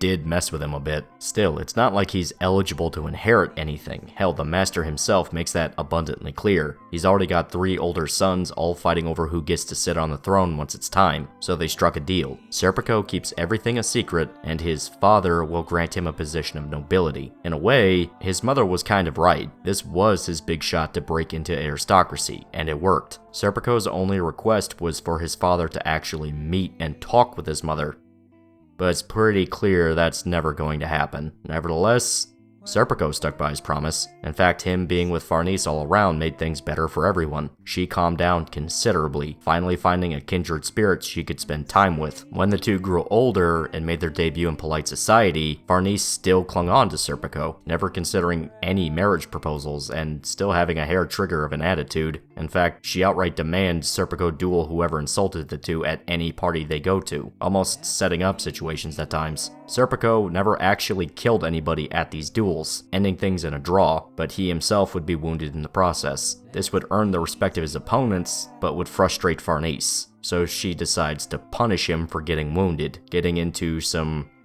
pretty intensive interrogation sessions, if you know what I mean. She knows Serpico could win any of the duels he fights, but he refuses to get serious. Yeah, if the images on screen aren't enough to get the implications across, Farnese, in her own twisted way, fell in love with Serpico, and considering that Serpico is now very aware of their blood relations, that's a serious problem, so he has to think of a way to balance things out. If he did what she wanted, that means he'd kill people for little other reason than her sadistic pleasure, thus incurring the wrath of other noble families. At the same time, he still cares about Farnese and wants to keep her happy, just not in the way she really wants. And to make matters even worse, his mother's condition got worse, so bad that she is now in a permanent psychosis, believing Serpico was actually her beloved husband, believing in this fantasy that she got married to the head of the Vandamean family. Also, the master never visited Serpico's mother, just like he expected. After several years, Farnese's father returned to the mansion to talk with Farnese. It turns out it's time to consider marriage options for his daughter. He heard the stories about the constant duels whenever Farnese went to a ball, so he set up an arranged marriage with a member of royalty in the hopes of calming her down. At first, it seemed like she was going to keep her head down and do as she's told, like she usually does when father gives an order, but the opposite actually happened. Serpico found her stripping naked in the crematorium in the forest they went to as children, and then she comes on to him, begging to take her away from the mansion, to run away together. She's finally pouring out her feelings to Serpico, her half-brother, and to his credit, he rejects her. He knows it's a bad idea on several levels, just from the incestuous angle alone. But not only that, if they run off together, the family would never stop hunting them. Deep down, Serpico actually does hate the fact they're related, because he might have some feelings for Farnese as well. It's not made 100% clear, it's more something you pick up on from this panel, where he relents on how he's almost trapped in his position, being tied to this family he never knew, but now dominates his life. And just as things seem to quiet down, Farnese sets the mansion on fire. She's fully lost her mind, using a candelabra to burn everything around her. Serpico saves her from a chandelier that almost crushes her to death during the breakdown, and it seems like she's finally snapped out of it, hugging him close. Farnese saw Serpico's rejection as him essentially abandoning her, so she finally broke. The only person she never wanted to leave her just turned her down. In a way, the reason she fell in love with Serpico in the first place was because he was the only one who really understood Farnese. Everyone bought into the persona, that she was a sadistic madwoman, but Serpico knew that was not the real her. She just wanted someone to be with her, to not leave her all alone. It's just rotten luck that the one guy she felt this strongly about was her sibling created through adultery. It's not even like she knows. In fact, it's a pretty major thing that she doesn't know Serpico is her brother. Him and her father are the only ones that know his true identity. Well, the mansion fire was the final straw. Farnese's father was furious, to say the least. He called off the wedding and sent Farnese to a monastery. Serpico would accompany her to watch out for her, so in a way, she kinda got what she wanted. She left the mansion and got to be with Serpico. The only problem is that now her father despises her, and their relationship has gotten considerably colder, now treating Serpico as a servant and nothing else. Still, Farnese excelled in the monastery, so much so that she was chosen to lead the Holy Iron Chain Knights. Azan was assigned to handle all of the actual military aspects to the army, since remember that the leadership role Farnese obtained was quite literally a ceremonial deal. But that's how her Holy Trinity actually met each other. They are now officially Holy Iron Chain Knights, the soldiers we saw in Lost Children and Conviction. Except there's something missing. You see, that very winter, a sect of heretics were going around the Holy City and setting fire to temples and noble houses. The Holy Iron Chain Knights were sent in to suppress the heathens and put an end to the damage. Farnese personally led the hunt, and they managed to track down each and every heretic. In a way, she found the place she belonged. And this period is when Farnese's love of setting people on fire was kindled. The thing is, the heretics they hunted weren't actual pagans. They weren't a violent cult or devil worshippers. They simply protested the monopoly the church held. Almost all the world's wealth was being filtered into the church. Well, this was deemed as heresy by the Holy See, so now anyone preaching this is a heretic in the eyes of the law, and they would be executed without hesitation. In fact, if a single family member was accused, then the rest would be talked into a trial to defend their own innocence. But it was a kangaroo court designed to kill off entire families. Serpico was pretty apathetic to the work, even if all the people they executed reminded him of his own poverty-stricken childhood. That is, until he saw his own mother tied to a stake. It seems the protests originated from a sanitarium in the city. The sanitarium Serpico placed his own mother once her mental health collapsed. He couldn't help but call out to her, catching the attention of everyone around them, but he was completely consumed in horror, just calling out to the madwoman even as Farnese and the priests of the Holy See were standing right next to him. Remember, if you were accused, then your entire family was accused. So if Serpico was deemed to have a relative who was executed for heresy, then he's next on the chopping block, no matter the excuse. Farnese denies that Serpico would have any relative that could be a heretic, but the situation only gets worse when his mother recognizes him, calling out to her dear husband even as she's tied onto a stake. She seems to have no comprehension of her actual situation, simply asking if her son has been useful to him, still worrying about his potential status as a noble instead of the fact that she's quite literally about to die. His mind is consumed with guilt for letting this happen, resentment towards his own mother for her condition, and thinking about how, in a way, her wish was granted. Then Farnese hands him a torch. He had to prove this woman was not his mother, throw the torch and murder her, otherwise he would be accused of being related to a heretic and also executed. But not only that, he has to prove to Farnese that he belongs to her and her alone. She still felt something for Serpico, and the whole situation drudged up those old feelings all over again, so they did it just like when they were kids, holding the torch together and lighting Serpico's mother on fire. That was the incident 3 years ago. Serpico's mother wasn't just sentenced to death, he was the one who killed her, under orders of the Holy See, and more importantly, Farnese. This is what tied the two together as adults. She knew he was telling the truth, that the woman was his actual mother, but in a really fucked up way she was trying to protect him, so they simply had to get through this outright nightmarish situation the best they could.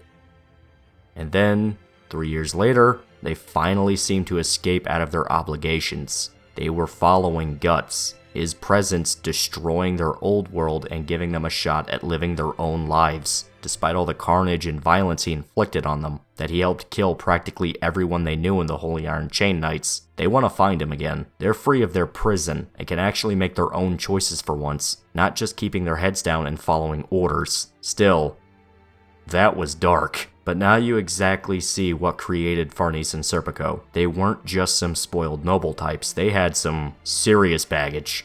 Long before we ever actually even saw them. But this is actually one of the reasons I really like these two, and especially Farnese. Yeah, you can make BDSM dommy mommy jokes all day if you want, but Farnese actually genuinely deep down has a lot more character than just that. She's the spoiled princess archetype, but she's kind of aware of this, and has some pretty fucked up twists on the formula. She knows she's just some noble girl and has all these expectations placed on her, and it's suffocating her, yet it's still part of her identity. She wants to escape her life, but she has no clue what that actually means. She just lashed out to get someone to look at her. The actual consequences of what she was doing never really hit, up until she pushed it just a bit too far, and Serpico, the poor bastard, had to handle her extreme personality along with the weight of his actual situation. Really, they were both just kids playing at being adults in a way. They weren't ready for the actual world. Serpico used to be, as a child. He knew what it was like to be beaten and to be poor, to be forced to care for an ailing relative. The guy was well acquainted with suffering, but his time with Farnese softened him. It was easy to live in the mansion and basically get paid to hang out with his sister, and then they were adults. The easy period was gone. They had new obligations and responsibilities. That yoke to live up to the standards of the family just got heavier. Farnese felt neglected her entire childhood, and now her father basically just barges into her life and demands she marry some guy she never even met. So she snapped, and did something so terrible her own father now hates her. Serpico simply wanted to be free of his mother, the woman that dominated his life through her condition and delusions. He could never outright abandon her, but he simply wanted to be free of being stuck caring for family members he doesn't care about. They could finally get out and see the world after the fire, when Farnese was sent to the monastery.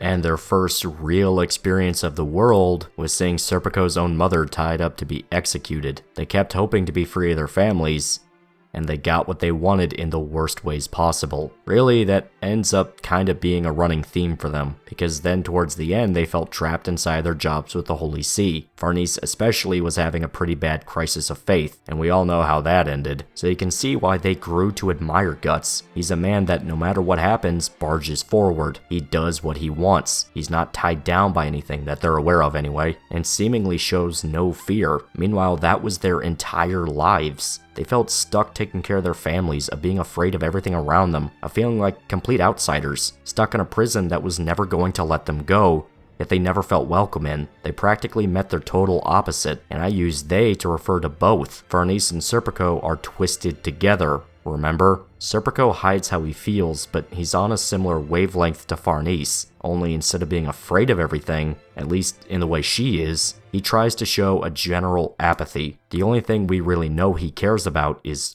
her. So when Guts ended up hurting Farnese in the way he did, we covered it in part 3, it set off Serpico in a way he never really felt before. He broke both of their facades without even trying. It's like they ran into a space alien that acts completely different from humanity, and yet he's just some guy they were ordered to hunt down. Now, they don't know that he was the Guts, the 100-man slayer in the Band of the Hawk, the Raiders captain himself. In fact, we're given no actual hint that they even knew or cared about that whole deal. So this total stranger they only knew about through reports, rumors, and finding what's left of wherever he went to, just shattered their entire worldview. Something that took them years to develop, and more than a few traumatic events. But that's just Serpico and Farnese. Let's come back and see how Guts is doing.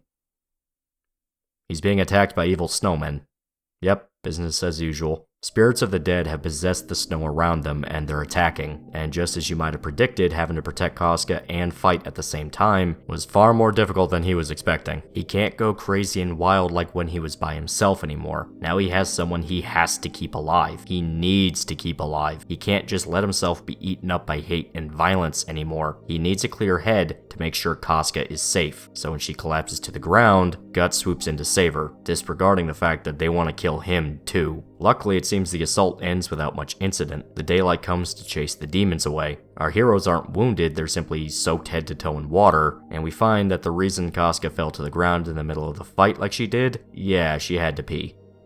It's not her fault, it's cold. Guts makes camp so he can wash Casca's clothes, giving her his cloak to keep warm, and giving them a chance to rest after the brutal onslaught they just survived. While Guts stands in the river doing laundry, Casca ends up eating his share of the food too. Puck warns him about this, but he brushes it off as no big deal. Puck tries to convince Guts that he needs to keep his strength up, since now he's having to fight off demons like never before. Even on good days, he's having to fight entire nights without sleep. Guts knows it's a problem. He even admits that the ordeal has been far more difficult than he ever imagined, having to actually protect someone for once. But he refuses to stop until Casca is safe. Even though she's nothing like the old her, he'll keep going. Though the most painful part of the whole ordeal isn't even the never-ending summoning demons. It's how he can't stop thinking about how Casca used to be, and that makes him think about everything, about how his old life is gone for good. Casca's insanity is a permanent reminder of the eclipse, of the old days, of when Guts was happy. His missing eye and his dismembered arm are also permanent reminders, but Casca's insanity is the one that hurts the most. There's a brief moment where the cloak slips open, and Guts gets a view of her naked breasts. At first, you might think back to the incident in the cave, where he succumbed to his urges and tried to come onto Casca, but all Guts does is wipe her mouth clean and close the gap. He knows that the old Casca isn't there anymore. Really, what they had was gone too. The most he can do is keep her safe, even if she doesn't fully understand what he's really doing. It's pretty grim, really. He's going through all of this pain and suffering, and the woman he loves doesn't even recognize him. But instead of breaking down or getting upset, he just quietly endures the entire hell, which is probably the greatest way to describe Falcon of the Millennium Empire Guts. The guy goes through agony, untold horror, and barely even gets a chance to sit down and eat a meal or get any sleep, and all he does is quietly endure. The entire journey has been a very sobering experience for Guts. Puck himself even remarks that Guts is acting almost downright heroic, the first time he's been truly selfless and cared about another life. But this kind of living can't be good for him. It's too much to handle alone. There has to be a breaking point somewhere. Guts snaps him out of his train of thought by asking Puck about his homeland. Just what exactly is the land of the elves? Well, Puck describes Elfhelm as a literal utopia. It's an island inhabited by elves, an eternal springtime with flowers blooming and birds singing. Almost this endless party they can enjoy until the end of time, which, compared to where they are now, it sounds almost like heaven. Guts asks why, if it was so great, that Puck decided to leave and come to a place like Midland, and Puck says it was because he got bored. Fair enough, I guess. Guts thinks about how strange it is that he's relying on Puck of all people, but what choice does he have now? He has to cling to whatever hope he can get his hands on, no matter how small. Puck tells Guts to try and get some sleep, that he'll warn him if anything bad happens, and he finally seems to take the offer and try to get some rest, only to be pulled into a dream with him. I kept teasing that the Beast of Darkness was a big deal. In Conviction, you only really had hints. It made a few appearances, namely in the cave when Guts returned to Godo's cabin, but now it's making itself fully known. This isn't just an imaginary friend that wants to scare Guts, it is an entity that wants to take control of him. In the dream, the Beast asked Guts why he's not chasing Griffith. They were so close to killing him, he's on Earth with them, but Guts wants to waste time with Casca instead. The Beast says the only reason he keeps her around is to remind himself what Griffith did. She's not the woman he loves, she's just a husk, practically someone else entirely. Guts simply never wants to forget the pain Griffith caused him. He doesn't actually love Casca anymore, she's just a tool for Guts to hate Griffith, and if that's how he sees her now, then maybe he should just put Casca out of her misery, kill her, and he can get closer to Griffith. In more ways than one. Guts demands the Beast to stop, but it simply says that he wants this. Guts wakes up from his nightmare to see an incubus on his shoulder. He kills it and sees other incubi giving Casca nightmares as well. Turns out the clouds rolled in as they slept, so they were exposed in the dark. Despite his promises, Puck fell asleep on guard duty, so they unfortunately didn't get any warning. Guts goes to comfort Casca, who fell back into a peaceful sleep. He swears that he doesn't want to kill her, simply going as if as he cradles her head. He's gone this far just to protect her. There's no way he'd actually hurt Casca. Right?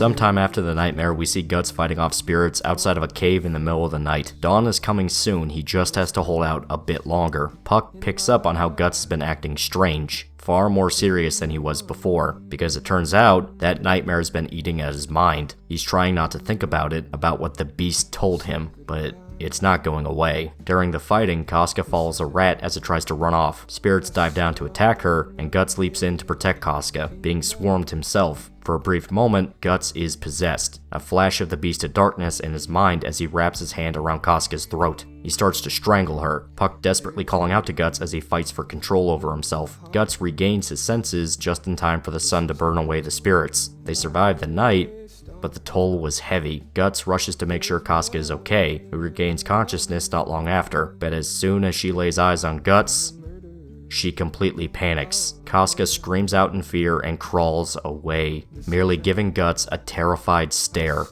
She starts running away, Guts catching up to her and grabbing hold of her arm. Back when Casca first became insane, she distrusted men, notably latching only on to Erica and only ever wanting to spend time with her. She wasn't outright hostile to Guts, but there was a clear apprehension being around him. Now, she well and truly hates him. All the progress he made traveling with her has been reverted back to zero and then pushed back some. From then on, Casca made sure to keep her distance away from Guts, still completely unaware that he's been protecting her this entire time. Guts and Puck have been trying to keep up, but Casca simply gets further away the harder they try. Puck tries to assure Guts that it wasn't his fault. He was simply possessed and never had any control over himself.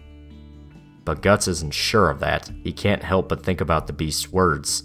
How he desires this. Back when Farnese was possessed, all the spirit did was increase the feelings she already had inside of her sexual urges and sadomasochistic tendencies, and Guts is worried that maybe, just maybe, it did the same thing to him here. Maybe he actually does resent Casca deep down, and now he's starting to crack under the pressure. But to make matters worse, they have to find a solution before sunset. She can't just be running around on her own when the demons come back. They resort to quite literally holding Casca hostage. They tie her hands together and Guts leads her around on a rope. It's brutal, she absolutely hates it, and constantly tries to chew through her bindings. But what choice do they have? By herself, she'd be dead by dawn. Puck points out that Casca will despise him for this, but Guts says that protecting her is the only thing that matters. We see a montage of battles as Guts thinks about his situation. He knew the journey wasn't going to be easy, but what he's handling now feels downright impossible. It's not just about fighting to stay alive or protecting Casca. For once, in a very, very long time, Guts feels the pressure to not die. If he dies, Casca will too. He can't act risky or crazy anymore. He needs to stay alive. And that frustration,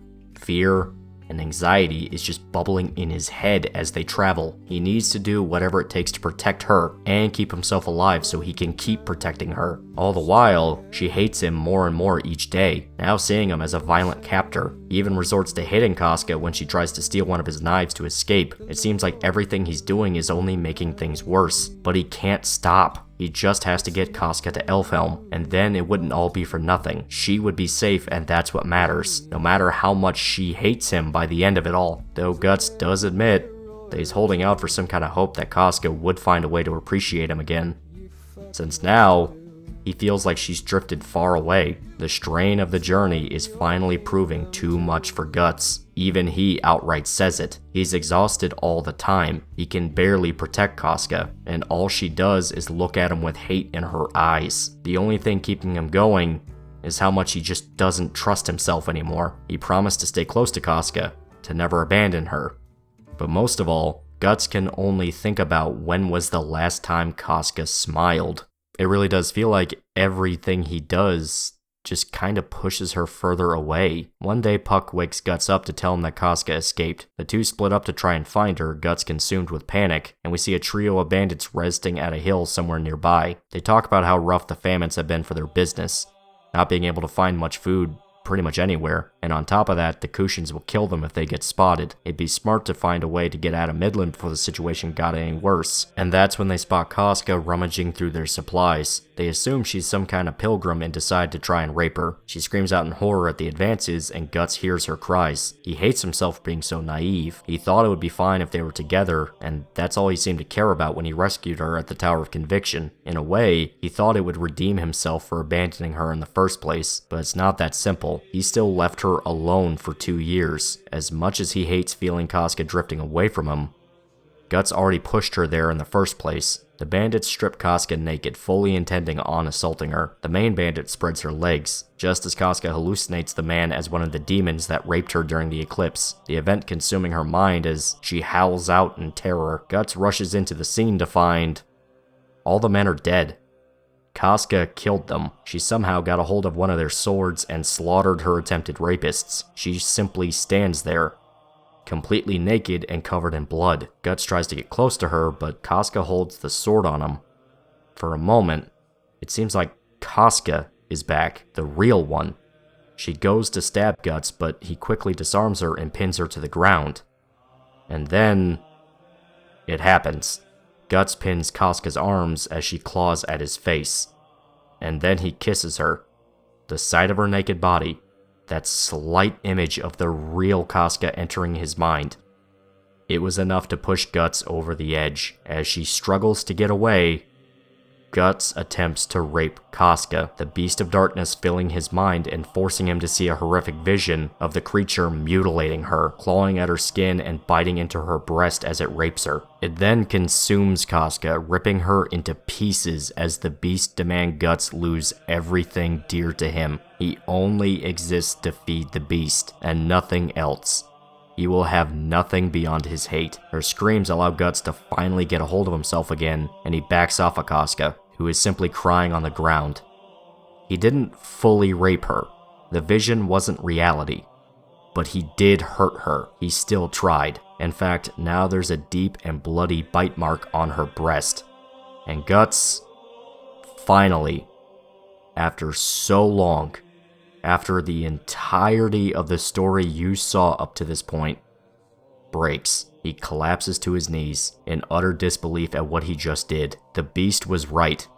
Part of him really did want to hurt her. The one thing he never wanted to happen just happened. Puck, meanwhile, is off to find Casca himself. As he zips around the air, he spots Isidro of all people running down a nearby path. He pops in to reunite with the boy, Isidro revealing that he just scammed some people out of their supplies, and he's being chased. A tree branch hits him in the legs, and Isidro collapses to the ground. We see that the ones he scammed were Serpico and Farnese. They all just happened to run into each other once again, and Farnese wants Serpico to cut off Isidro's arm for stealing their stuff.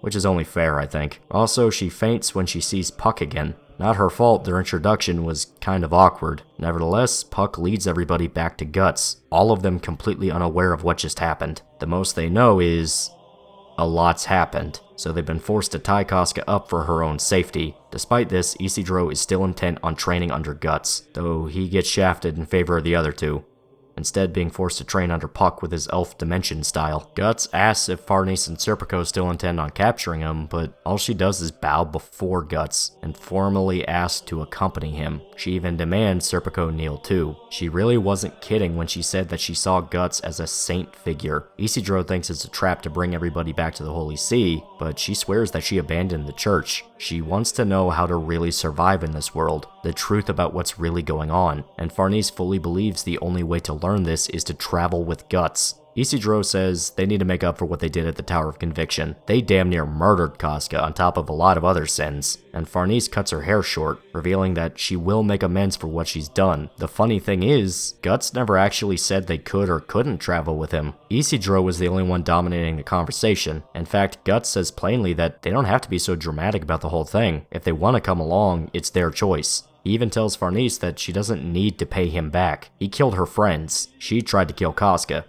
They're even, so let's just move on. Though he won't actually teach her anything, she simply has to learn things on her own. Farnese thanks him for the opportunity, but he tells her that she's probably going to regret coming with him soon enough. Following Guts means dealing with demons. Isidro tries to seem excited by the idea, but he's clearly freaking out, and Puck notes how weird it is that Guts let anybody close to him that fast, unaware that the big guy finally hit his breaking point. He's tired of fighting alone. He's afraid of what could happen if he was by himself with Casca. So for the first time, he's just saying screw it, and allowing these complete strangers in to help. And once again, he asks himself when was the last time Casca smiled, still reeling from what he did to her. So that's the end of Guts' section for now.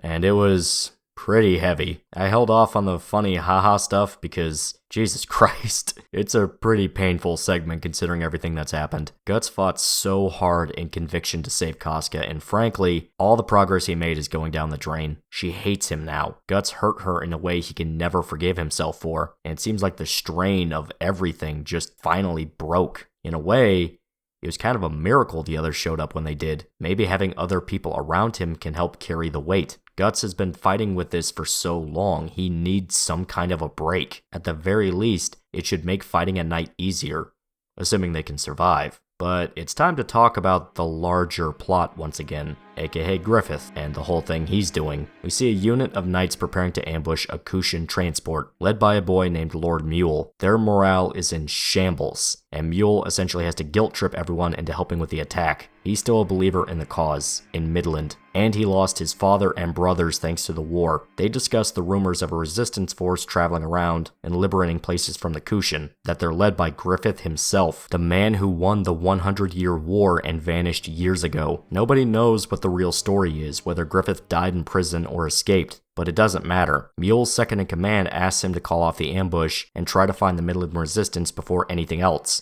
They're a small force and shouldn't get themselves killed in a pointless ambush. Mule considers the idea, but then they see the Kushan transport surrounding a group of civilians, including women and children. They didn't know the castle has just fallen and waltzed right into the enemy. This makes Mule cement his position. They're attacking the transport to try and save their subjects, unaware of the silhouette in the distance watching them. As they rush in, the general to the Kushans orders the war slaves to attack first. The commander tells them that their archers are aimed at their backs, as well as the knights, so their only hope at staying alive is to survive the battle. The two armies clash, and it's revealed that the war slaves are captured Midland prisoners forced to fight for the Kushans. It's an extremely powerful tactic they developed. It allows them to keep their casualties low and destroy the enemy morale. In fact, using war slaves was one of the reasons they were able to expand territory so aggressively. They're not afraid to even fire arrows into their own ranks, so long as it hits their enemies too. The small force is devastated by Kushan retaliation, and the general orders his cavalry to finish things. But as soon as the horsemen get close enough to attack, they're besieged by arrow fire, strong enough to take the heads off the riders on their horses. Lord Mule looks to the hillside where the arrows come from, only seeing a vague shape. A pretty obviously demonic archer and his men are taking aim at the Kushans. His arrow strong enough to rip the soldiers to pieces, and accurate enough so that he never misses. Not only that, but a few dozen horsemen led by Locust comes in to finish off the enemy. Only a handful of soldiers is enough to kill 500 Kushans. The general tries to rally his men back to the fight, but then another bad boy comes in to wreck shit. Nosferatu Zod charging in with an army of demons, killing everything in sight. The Kushans have no chance to fight off the inhuman attackers, even if they were less than 100 men. Then the giants show up, and it's pretty much decided then and there. The Kushans didn't just lose the battle, they're all going to die. It was exactly like the rumors, the inhuman army of the Midland Resistance, led by Griffith. His presence reinvigorates Mule's soldiers, who watch the battle as the Kushans are utterly destroyed, the man of legend himself riding with his army. Mule and his men try to join the fight, but a sudden voice in their minds tells them to hang back. Turns out he received a psychic message warning them about a volley of arrows that would have hit if they kept moving forward. That girl we saw from before, the one that ran up to Griffith as he liberated the city, is now officially a part of the army. And yes, she is a full-blown psychic, has visions, can talk to people with telepathy, the whole deal. She uses her abilities to keep an eye on the flow of battle, knowing exactly where to strike and how to turn things in their favor. I'm not going to bring up KOTOR if you don't. Griffith seems to fly above his forces, charging straight for the Kushan general and taking his head off in a single sword strike. They've officially won the battle, and now they just have to deal with cleanup. The Kushans attempt to retreat, running as the Midland forces celebrate their victory. Over 5,000 soldiers defeated by a mere 100. It seemed impossible. It was impossible, but as they enter deeper into the forest, they see people sitting in the trees. Roxas himself begging the commander not to leave. Since his men haven't seen any blood yet, the rest of the apostles in the forest transform, and you can assume the rest. Lord Mule is taken to the resistance camp, taking note of how cheerful everyone seems. It doesn't seem like a battlefield at all. He even has women and children playing in the camp. Hell, even the elderly are cared for. Mule is astonished by it all, but the strange girl assures him it's because of Griffith. He's the one that helps everyone feel safe and happy. Mule wonders if she's reading his mind, and she actually admits to it. As stated, she's a full-blown psychic. She introduces herself as Sonia, welcoming Mule to the Band of the Hawk. You motherfucker. Yep, Griffith resurrected the banner of the Band of the Hawk, the men he murdered, to lead his demon army, the people that murdered them, all to enact his scheme. And I do mean scheme. Remember, this is all a plot by the God Hand. None of this is organic, and it most definitely is not a positive. If the violent flesh-eating demons didn't make that obvious, But for now, you get a perspective of the outsiders looking in. Mule and Sonya have no clue about the eclipse and the old Band of the Hawk. They're just thankful not to be conquered by the Kushan Empire. Sonya shows Mule around the camp, an almost miraculous level of positivity in the air around them. Despite Midland essentially being a collapsed state, the soldiers have a high morale. They even have Kushans training the men. Mule freaks out at the sight, but Sir Locus arrives to explain everything. They themselves captured some Kushans and turned them into war slaves. If they can survive being in the front line of battle 3 times, they are officially inducted into the Band of the Hawk. If they don't like that idea, they get to hang out with Roxas and his friends. But he didn't tell Mule that part. But if the ones who take the oath excel in the army, they're promoted like any other soldier, even earning command positions if they're good enough. Mule says, fuck that, these guys are assholes, they should all die, along with getting a weird feeling that Locus wants to violently murder him for some reason. But the Demon Knight says that that's the reason for the test. If they can survive the fighting, that means less Midland soldiers need to die. Mule is still pissy at the idea, and Locus basically tells him to get over it. At least they're human, like him. And Locus too, he's totally human. Yeah, it turns out he's actually a pretty well-known figure in Midland. He was an undefeated knight, the winner of countless duels, contests, and outright became the basis to bedtime stories told to children. He is quite literally a living legend. Mule wonders how a guy like him shacked up with Griffith, and Sonya takes him into the woods, saying there's even weirder stuff than just Locus or Kushans. As the forest gets darker, they stumble into an almost pitch-black clearing. Mule feels an almost instinctual fear, even calling out to Sonya that it feels like something is about to attack them. And then we see that they are surrounded by demons, apostles that have been recruited and trained by Griffith to be his personal army, and they make no attempt to hide their true natures, savagely devouring a horse in front of the children, though Sonya says that's an improvement compared to before. Before, they just ate the Kushans the army captured. One of the demons grabs Sonya, lifting her into the air, though she's nowhere near as terrified as Mule. Or me. The guy looks like an evil Muppet. The demon is curious as to why Sonya isn't afraid of him, even as another apostle grabs Mule and lifts him up as well. The demon licks Sonya, saying he hasn't eaten human flesh for a while, but she simply threatens to tattle on him to Griffith. This causes the apostle to hesitate, pulling his tongue back and even starting to sweat nervously. And then that giant motherfucker from before grabs onto his arm, crushing it in his grasp and releasing the little girl. The demons refer to him as Grunbeld, and if that name sounds familiar, it's because he actually got a spin-off light novel not too long ago. It's fine. It's okay. It explains his backstory. It's okay. An arrow lands in the arm of the demon holding Mule, the archer from before sitting in a tree overlooking everything. This is Irvine. Grunbeld tells the rest of the demons that Sonya and Mule are Griffith's guests, so if they hurt the children, Grunbeld will hurt them. Mule realizes that he actually recognizes the big dude as well. Turns out that Grunbeld was a legendary war hero from a northern country that held off an entire Tudor invasion for 10 years with just 3,000 soldiers, and his ferocious nature mixed with his red hair earned him the nickname the Great Flame Dragon, but the stories all say he died in battle some time ago. Once again, this is all covered in the light novel, but we're not talking about that here. We'll talk about it later. The most you really need to know is Grunbeld killed a tiger with a hammer, and he probably sorta kinda sacrificed a blind lady to become an apostle, along with his best friend, along with another lady. It's fine, don't worry about it, we'll talk about it later. Despite Grunbeld's warning, Sonya is completely unaffected by the incident, just outright not taking the presence of flesh-eating demons that seriously, though neither her nor Mule know what they actually are, and Mule realizes that Locus was right. At least the Kushans were human, and they hate each other as humans. The guys in the forest are different, almost like they're predators circling around sheep. They finally leave the forest, running into Nosferatu Zod, who is standing guard for Griffith. He lets the two pass, and they see Griffith sitting on the hilltop, surrounded by wisps flying all around him. Mule has no clue what they are, and Sonya says that they're the dead souls of soldiers. They always show up at night after a battle. The loved ones of the dead all gather and pray around Griffith, who sends out the wisps to visit their families one last time before they move on. After the ceremony is finished, the wisps all fly up into the sky and vanish. As soon as it ends, Sonya runs up to hug Griffith, showing no regard for his status among the rest of the camp. The guy is quite literally Jesus Christ to these people, but Sonya treats him like a big brother she can hang out with whenever she wants. Mule wants to know where the souls of the dead went, and Griffith simply says they went to a place where they will all become one.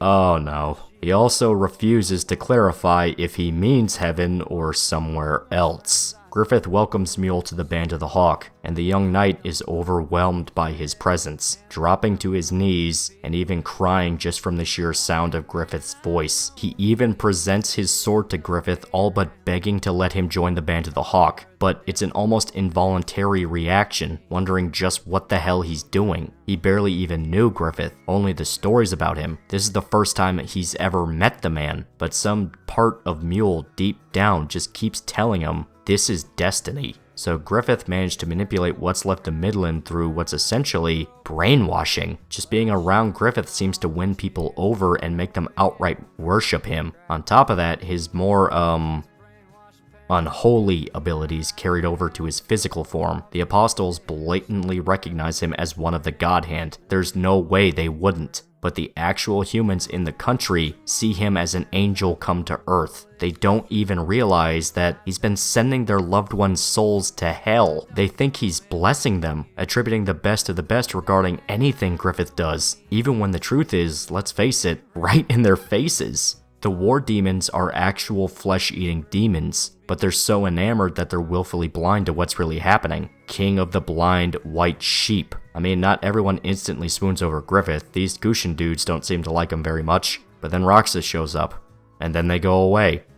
It's still a happy adventure, everybody. It's gonna be great. The point is that almost every human Griffith interacts with feels almost compelled to follow him. The only exceptions being Guts. Also, Rickert, he didn't fall head over heels for the guy when they met each other, even though he was happy to see him again. Plus, the fight and Guts telling him the truth kinda soured that. Also, Farnese and Serpico and everybody that was there at the Tower of Conviction when he was resurrected, they were astonished to see that happen, but they weren't going down on their knees. In a way, it really does remind you of that prophecy they kept bringing up over and over again in Conviction. King of the blind white sheep, master of the sinful black sheep. They have no idea about the eclipse or demons or the God Hand. Humanity at large is blind. They're just thankful to be liberated from the Kushans, so his influence is powerful on them to say the least. Hell, you can make the argument that it was almost fated that they would be brainwashed. Mule himself didn't really understand why he was doing the things he was doing. His body just acted on its own. It wasn't an explicit puppet master type deal where they have no control over their thoughts or actions. It's just that they feel like they need to help Griffith. So this situation is less than ideal. Griffith has an army of demons. He has blind, sycophantic followers that worship the very ground he stands on,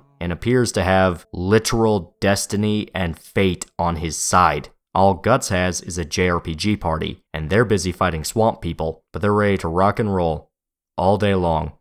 Sweet Susie. That's right, we finally get to come back to Guts and his new party. This is gonna happen a lot in this arc, where we shift from Guts and his pals to Griffith and his shenanigans. Think Falcon of the Millennium Empire as the Yakuza 0 of Berserk arcs. Elements will affect each side, but there's a lot that's meant to sort of stay in their own lanes. It's something where if you don't like one side or the other, those parts will feel a lot longer than they really are, though in all fairness, some of Griffith's parts just plain do drag on. But don't worry, it's still hype. Turns out Guts' party has already set up their new dynamic. Isidro wasn't kidding when he said he wanted Guts to train him, so he obliges the boy by hitting him really hard with a stick. Puck and Serpico handle the cooking, enjoying the child being beaten by the grown war criminal as they work. I joke, but Guts actually does care about teaching Isidro properly. He tells him that he'll teach the boy the basics, and is willing to spar with him, but the rest is up to Isidro. The boy has to put in the work himself to develop his own style. He can't just copy what Guts does. They have completely different body types and strength levels. It wouldn't make any sense. Farnese, however, has had some trouble adjusting to their new lives. She tries to be helpful around camp, but everything she does blows up in her face. She can't cook, clean laundry, she can't fight. She's been a spoiled noble girl for her entire life. Even in the Holy Iron Chain Knights,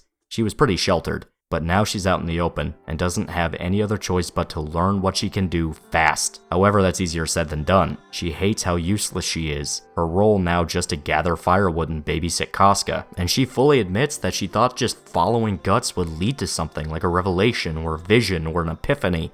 In a weird way though, the experience is humbling for Farnese. She knows that she's useless, that she's powerless and has no clue how to live up to the standards she's putting on herself, but she doesn't know how to fix it. The time she spends with Casca does give her a new appreciation to the mentally impaired woman. Farnese even apologizes to her for all the terrible things that happen in Conviction. It's not like it leads to something. Casca doesn't really understand what's happening, but it's enough for Farnese. At the very least, she's embracing her role as Casca's caretaker. Farnese spots a rabbit and asks Casca to sit still as she tries to catch it, wanting to help out with food if she can. However, the rabbit already escaped the burrow it crawled through. Farnese now blindly grabbing at nothing. She gives up and notices that the sun is setting, so she tries to fetch Casca and return to camp, only to notice she's missing. Casca wandered off as Farnese tried to catch the rabbit, and it's almost nighttime. She panics and runs through the forest trying to find her charge before it gets dark, but in the process, gets lost herself. The unfamiliar territory, the dark, realizing that she is completely alone, all Farnese can do is cower in the forest. Morning comes and Puck managed to track her down. We spent the night hiding inside of a tree stump. Turns out, Serpico ran off to find Farnese when they realized she was missing, so it was up to Guts and Isidro to fight off the monsters and protect Casca. She came back to camp when she got hungry, so she was never in any danger. Farnese's ordeal was all for nothing. She spots Guts staring at her from afar, not saying a word as he turns around and walks off, and to dig the knife deeper, Isidro scolds Farnese for making them waste time. Despite this little shit being a loudmouth dick,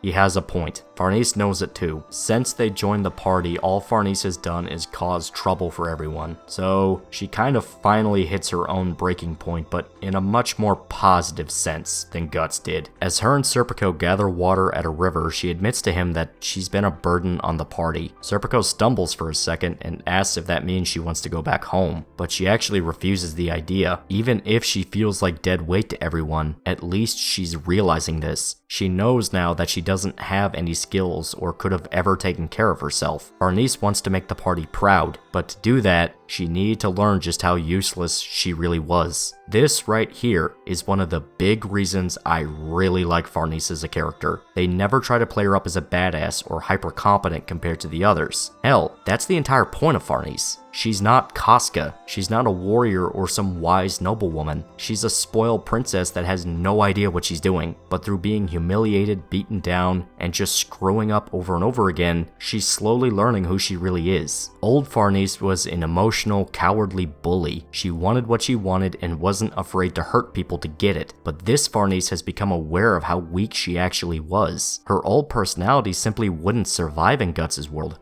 The real world. She's becoming more quiet, softer. Hell, she outright apologized to Casca and is embracing her role as basically her babysitter. She can't kill 100 men or take on horrible monsters, but Farnese wants to make herself useful. It's not important in the grand scheme of things. This is just a crisis she's going through, but it's important to her. She doesn't want to be stuck in her old life of nobility, just being waited on hand and foot, hidden away from how truly fucked the world can get. This isn't even the end of her arc. Just know that she really is a stellar character. Guts' whole party easily outshines the rest of the manga, to the point that you'll constantly want to get back to what they're doing, no matter how good or outright crucial some of the other parts get. It's just that addicting. Back to the summary, we see the party run into a passing shepherd. They ask him for directions to a shipyard that avoids as many people as possible, and the man points them to a mountain pass not too far away. They need a ship that can get them to Elfhelm, and the only place that fits the bill is Vertanis, the port receiving major traffic now that a full-blown holy war against the Kushans is about to kick off. Also no, I have no idea how to pronounce Vertanis. I'm just calling it Vertanis. Though with Princess Charlotte missing and her father dead, no matter how the war turns out, Midland is already dead and gone. Even if the Kushans were defeated, the country will be devoured by other nations. The idea of Midland disappearing actually makes Guts flash back to his time with the Hawks. The shepherd notes Guts' discomfort, assuming him to be from Midland, but he tells him that he only took advantage of their hospitality a long time ago. Farnese, noticeably, is the only one looking at Guts as he says this.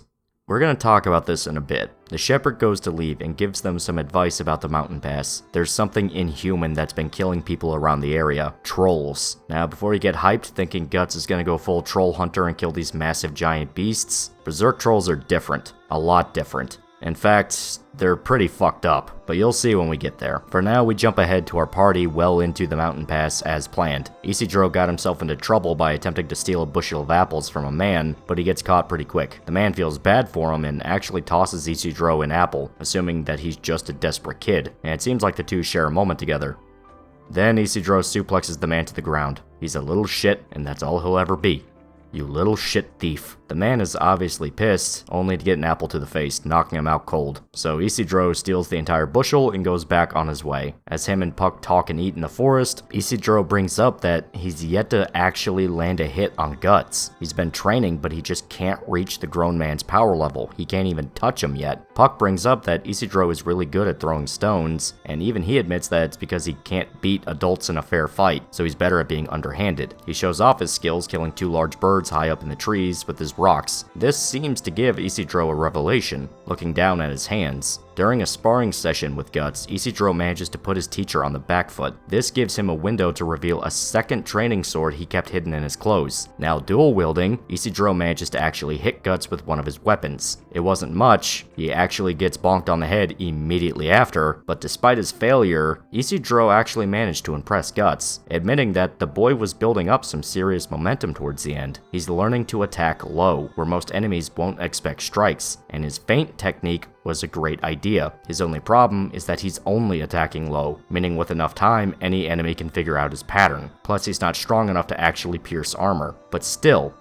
there's something there. Isidro is skeptical about Guts' teaching methods since he was expecting more rigid training, mastering the basics, and then moving on to techniques. But it seems like Guts is doing everything the opposite way, all but encouraging Isidro to master techniques. Guts actually explains his philosophy. Really, Isidro should already be learning the basics by just doing things and training on his own. And Guts can't teach Isidro his style because they have completely different circumstances. Guts is all about brute strength while Isidro is smaller and weaker. He needs to find what works for him instead of trying to copy somebody else, somebody especially that is just a completely different level of warrior. Plus, Guts isn't some wise old swordmaster. They don't have time to train for years before Isidro was ready to fight. Guts was a child soldier, so he's teaching Isidro like how he was taught. Guts explains the difference between the formal training like what Isidro is expecting and how Guts lived through things. On a battlefield, he's surrounded by enemies, shot at by cannons and arrows. It's pure chaos. There's a lot more factors to consider all at once. Isidro can't just learn how to fight with a sword. He needs to develop more skills than just that. Guts even outright says that it's not uncommon for a sword master to get ganged up on and murdered from time to time, because they're not ready to deal with opponents that are willing to do whatever it takes to kill you. Essentially, Guts is actually encouraging Isidro to fight dirty. Use whatever tricks he can and do whatever it takes to win, so long as you win. Don't worry about some regimented rule set, so long as Isidro finds his own way to fight that works for him, because that's what's going to keep him alive. Hell, that's kinda how Isidro was surviving this far along anyway. Then Puck comes in to try and give Isidro advice on how to fight with the elf dimension style. We don't get to learn its secrets, though. Instead, Serpico asks Guts to help him gather firewood, which is weird. These two haven't really sat down to talk by themselves before. Not anything amicable, at least. He's, not still angry about that whole business during conviction, is he? Nah, I'm sure it's fine. Isidro rests on a stone, listening to the roar of the river around him. He thinks about his life, how he ran away from home to start his journey, and considers that maybe relying on Guts to teach him how to fight was a bad idea. He shouldn't be dependent on someone to teach him. Isidro instead wants to go full lone wolf independent. Then Puck shows up to make fun of him. Now you might have noticed that Puck hasn't really done anything since the new party formed. He's mostly just doing small things here and there, like finding Farnese in the woods and now bantering with Isidro. Trust me when I say it gets worse. Puck has kinda taken a back seat from his original role, at first acting as the literal angel on Guts' shoulder, the one who goes around actually trying to help people and find out what's happening while Guts killed anything that moved. Now he's mostly just there for comedic relief. Now, I do think Puck is funny here, his smarmy, wise-ass humor bouncing off how stupid and arrogant Isidro acts at times. But I'll admit, I miss serious Puck, the one who screamed at Jill to keep moving, the one who begged Teresa not to kill herself. That Puck. This Puck is fine, but knowing who he was before he was just the chestnut head kinda makes it bitter to read at times. Though this part here, where Isidro wants to be the greatest swordsman TM and Puck just smiles at him, that's good shit. That's genuinely really funny. We then see that Isidro actually never left camp. Farnese and Casca are maybe a stone's throw away. Farnese is trying to dress one of the birds Isidro caught, but she's grossed out by the task. Casca, meanwhile, is playing with the plucked feathers. And then we see Casca's brand is starting to bleed, a monstrous arm gripping a tree branch as it watches the women. Serpico and Guts are alone in the forest, the servant gathering timber when a stick is thrown at his head. Guts saw right through the bullshit. They weren't out there to collect firewood. Serpico wants another fight.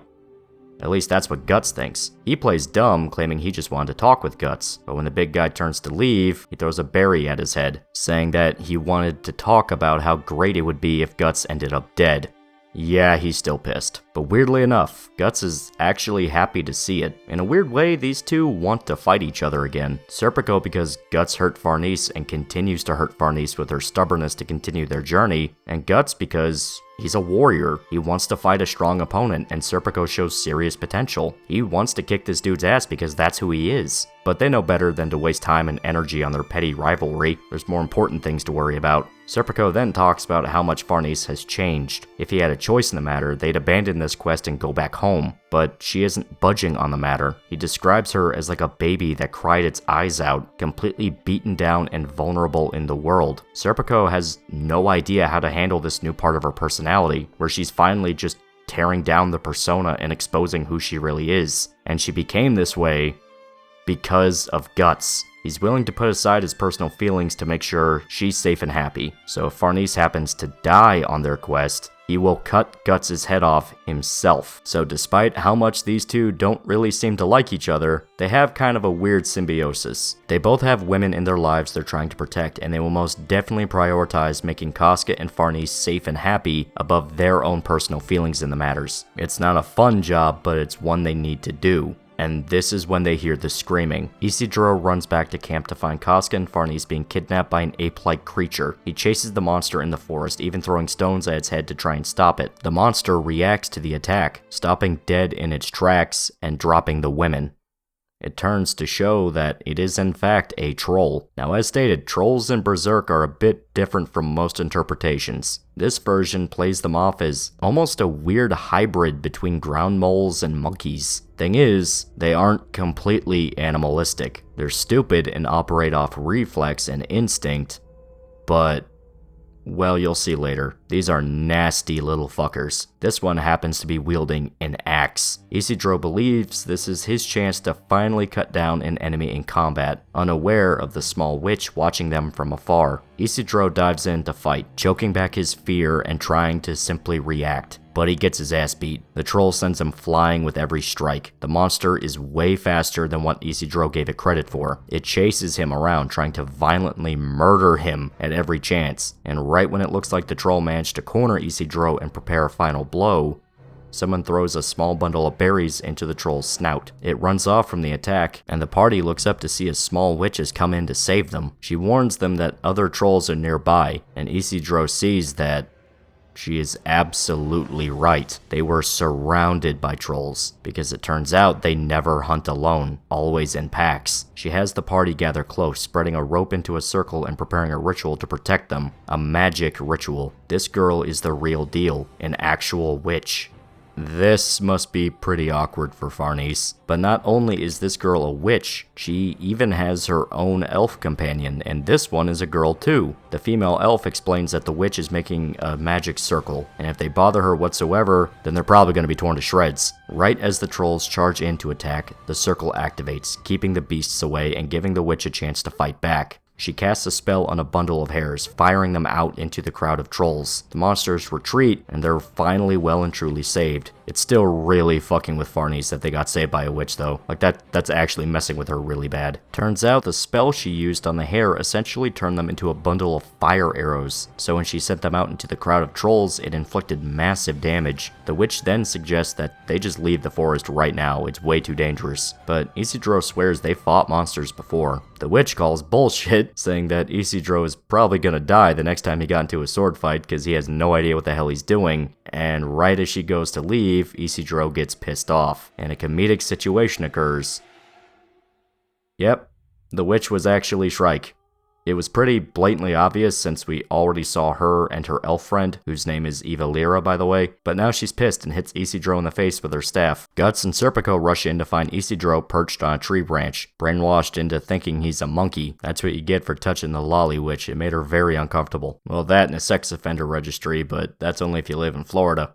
Magic users aren't people. Shrike tried to sneak back into the woods, but she notes something strange. The party could see the pentagram when the barrier activated, something normal people simply can't do. Not just that, but the lady dressed in the potato sack and the big guy in all black are weird. Like reality shifting around them level weird. We see that the party was able to reunite and keep moving after the incident with the trolls. Isidro is pissed off that he's been cursed to act like a monkey, but Guts is thankful that the boy was able to protect the women. Isidro is weirded out by the compliment, but Guts truly means it. In fact, Guts is happy that there's other people to watch out for Casca. He tried to do it himself, and it ended horribly. Even now, Casca is completely latched onto Farnese, still terrified of Guts. He knows he can't be the dashing hero that would keep her safe. It's too much to handle, and he's already blown his chances. She hates him now, and nothing he can do will change that, so he'll let the others save Casca. That's fine with him, because in the end, Guts would only hurt her. Now this part fascinates me to say the least. It's obviously a reference to, well, you know. There's even a cameo by the Beast of Darkness trailing behind in the dark, in case it wasn't obvious enough. Yet, it's also a sign that Guts is starting to get pretty burned out. He still loves Casca, he is quite literally willing to die for her, but he knows they can't be together again. Too much has happened, and the more Guts tried to pretend that there was still something there from the old days, the worse the situation got, to the point that he damn near raped Casca in the heat of the moment. So he's okay with stepping back to protect Casca when he can while letting the others take care of her. He's finally relying on other people for the first time in his life. The incident with the Beast of Darkness shook Guts to his core. He quite literally doesn't trust himself anymore. His solitude and his strength were the only things he could fall back to when things got tough, even during his days as the Blackswordsman. But he was finally broken. He reached his limit and fell further than that, and he's all but punishing himself by pulling away from Casca. He's not pushing her out completely, he still very much cares about the love of his life. It's just accepting that he isn't good for her anymore. He scares her now. In a way, Guts has finally accepted that their relationship is well and truly gone.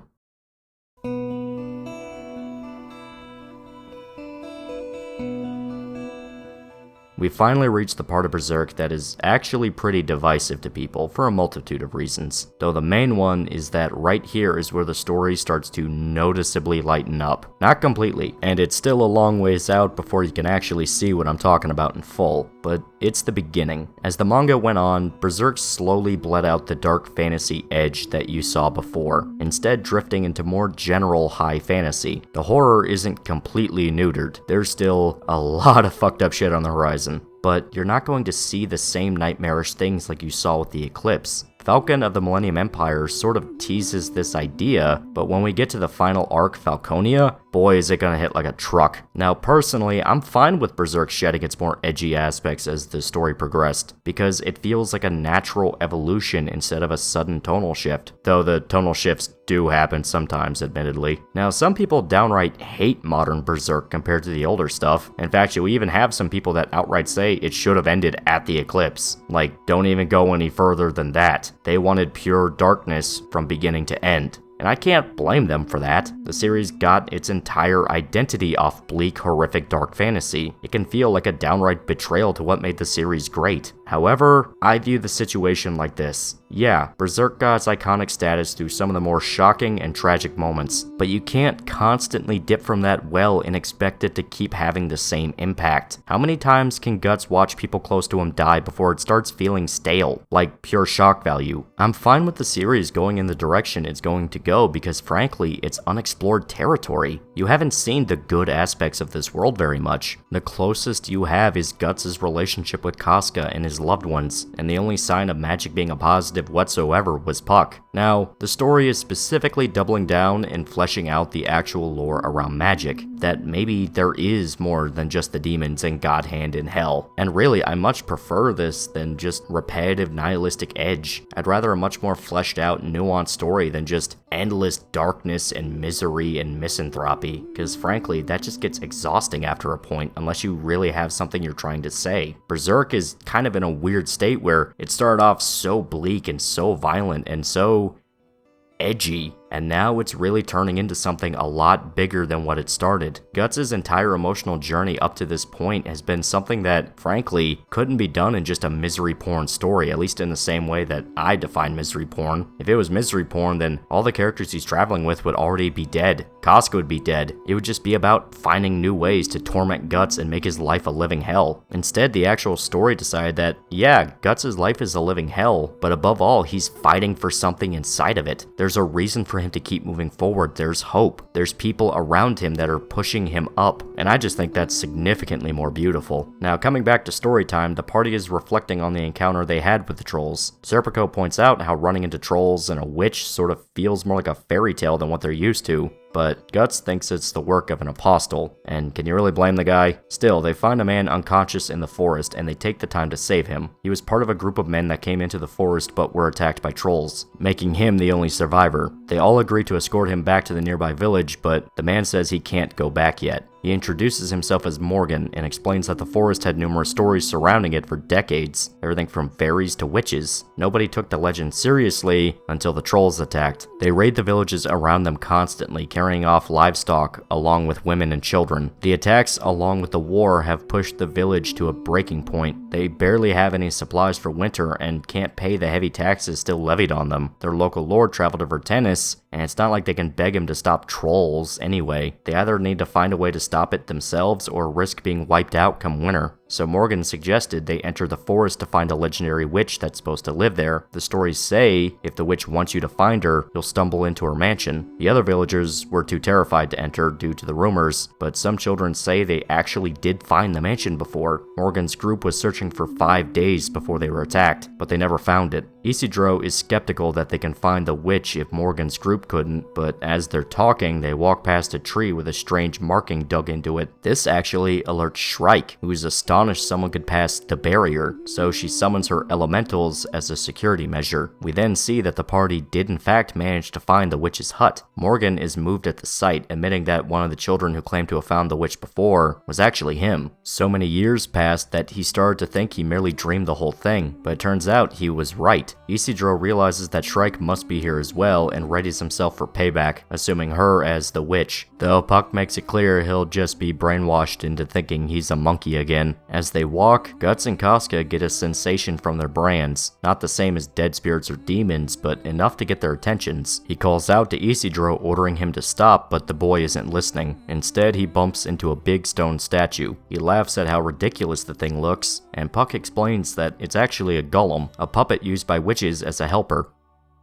Or a guard. The golem springs to life, grabbing for Isidro, but its arm is hacked off by Guts. Then the other arm gets chopped off. Get shit on, Mudman. You're not people. Morgan begs them to stop the violence, but the golem reforms its limbs and goes to attack again. Guts still can't wrap his head around just what exactly is going on. Usually stuff like this is evidence that a full-blown demon is nearby, but it still doesn't feel like how it does when he's close to an apostle. It's different. The party is then swarmed by golems, all rising from the earth and surrounding them. Compared to what they usually fight, this is nowhere near as fucked up. Even Isidro doesn't really know whether to get scared or to start laughing. They all prepare for battle, and Isidro gets a hug from one of the smaller golems.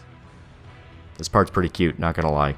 I want one of them. Those golems seem like they're cool. Isidro kicks the golem off of him and it falls apart on the ground, only to then reform almost immediately. It seems like no matter how much damage they inflict, they just won't stop. Guts doesn't seem to care, still chopping apart the big one, though of course it's not working for him either. We see that it is in fact Shrike who caused all this, but she doesn't want to actually hurt them. She's simply trying to scare them away. Or in the worst case scenario, they'll pass out from exhaustion and she can just safely transport them outside the forest. But what's racking her mind mind is how they even got close to the hut in the first place. The barrier specifically kept normal humans out, yet it seemed like Casca and Guts pushed right through. Shrike even considers that it could be due to Griffith's influence on the world, but she's pulled out of her thoughts by the fight below her. They're still going strong, fully abandoning swords and just hitting the golems with sticks. She expected them to be at their limits, but they seem almost used to this, because, well, yeah, they've dealt with leagues worse than these things, and for much longer periods of time. Isidro even says that this isn't much different from fighting spirits, but the goofy faces make it a lot less scary. Casca grabs at something on the ground, scrounging through the remains of one of the broken golems, revealing a tiny doll was hiding inside of it. Serpico notes that after she removed the doll from the golem, it stopped regenerating. They found the weakness. The dolls sit inside their chests, so all they need to do is target that, right beneath the symbols. So Guts takes the advice and quickly finishes off the big golem, shattering the doll with his iron fist. Isidro and Puck combo up to finish off a golem, the boy delivering a dropkick and Puck breaking the doll with a chestnut, and Serpico pierces right through the chest of one with his sword. Shrike and her elf panic at the idea of losing all their golems, and the witch prepares to cast a spell, only for a voice to tell her to stop. Shrike calls off the golems and reveals herself to the party. At first, they all assume she is the witch from the stories, only for Shrike to invite them inside to talk with her mistress. They enter the hut, and Puck reminisces about his time messing with magic users back when he lived on Elfhelm. Turns out, he was still just as annoying back then as he is now. Isidro is confused on who Shrike is, since if she isn't the witch, then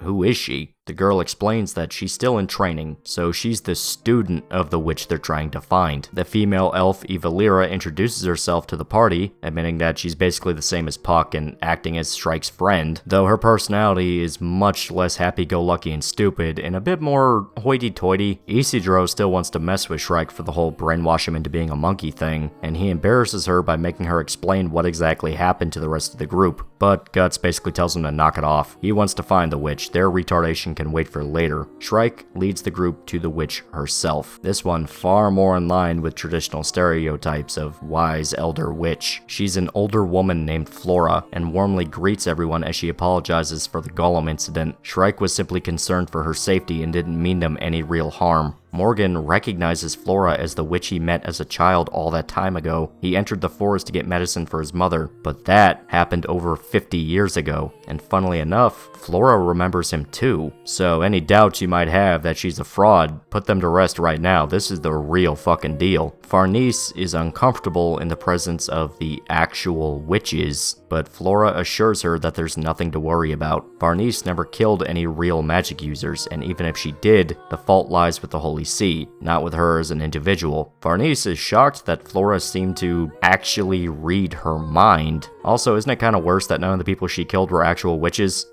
That'd make me feel worse. Still, Flora moves on to address Guts and Casca, specifically referring to them as the branded pair. Guts is confused how she would know that, but Flora simply says that she's been waiting for them. She refers to the soft prophecy as her waiting on they of the brand guided by tiny wings. Guts worries that she may be an apostle, but she doesn't give off that vibe whatsoever. The brand aches, but not in the sharp pain that it gives him when he's close to a demon. Shrike is confused as to what Flora means by they of the brand, but the subject is dropped when Flora addresses Morgan to explain his situation. She does not want to talk about this just yet. The trolls have been worrying her. They're creatures of what she calls the astral world. They should almost never be seen by humans, let alone conduct full-blown raids. Though despite her fears and her very obviously good-natured self, she can't help them. She's too old to leave the hut. Isidro blurts out that it sounds like Flora's preparing to die, which pisses off Shrike and Evalira, but Flora actually confirms this. Her death is coming, and she's simply waiting on it. Morgan panics, thinking this means that his village is screwed, but Flora instead offers Shrike to go in her place. The young girl argues against the idea, but Flora views it as a chance for her student to put her training to the test. Flora asks the party to accompany her for the rite of passage, but Guts refuses. They have a quest to complete. They can't waste any more time than they already have, though Flora offers them payment for the job. If they help Shrike clear out the trolls, she will give the party powerful talismans to help them on their journey. Isidro thinks she means cheap little trinkets, but Shrike assures them Flora's talismans are very, very powerful. Flora herself says that while she can't remove the brand, she can make them something that can dampen the effects.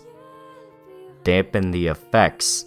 of the brand of sacrifice, reducing the amount of spirits that attack them, and even protecting them from being possessed by demons. The brand is too strong to be held back forever, but it should give them enough time to finish their journey. The idea that he might actually be able to find a solution to his mental problems makes Guts have a flashback to when the Beast of Darkness made him hurt Casca. This is his chance to keep something like that from ever happening again. Isidro, meanwhile, finally realizes that the brand of sacrifice is what was pulling demons toward Guts and Casca.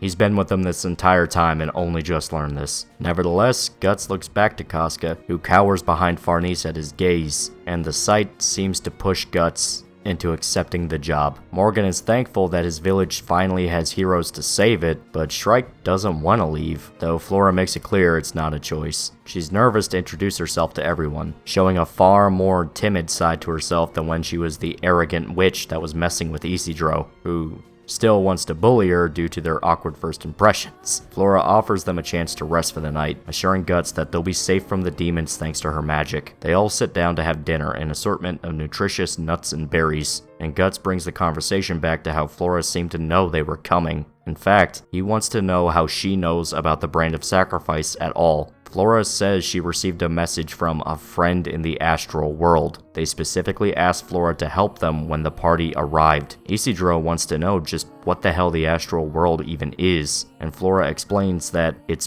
basically the afterlife, though it is way more complicated than just that. The power of the brand of sacrifice allows the astral world to manifest around them. Shrike then says that all of reality is basically three worlds lying on top of each other: the astral world, the world of idea, and the normal world. This is where we finally get a full-blown explanation of how the magic in Berserk works. I mentioned in part 3 that Puck's explanation behind why Farnese couldn't perceive him wasn't exactly word for word how it actually worked. The way Puck explained it, he was always there. It's just up to someone going out of their way to notice him. Otherwise, he's basically invisible and won't be remembered in any way. In truth, the way it works is that perception is reality. If you already believe that things such as elves or trolls exist, then they exist, and it reaches the point that you can see and touch one for real. You manifest it into your reality, into the normal world. That's part of the reason why ghosts attack the party. They perceive the spirits as violent monsters coming to kill them, so they're able to physically fight them off. Usually, this is impossible for other humans, but the brand of sacrifice throws the separation of the worlds into chaos. So that's why all the weird stuff seems to happen around Guts and Casca. They quite literally shift reality around them through their very existence with the brand. In the old days, people used to live right alongside stuff like elves all the time, but thanks to the Holy See's strict dogma, the amount of humans that can see them has shrunken to an all-time low. Puck then takes the time to mess with Farnese over this.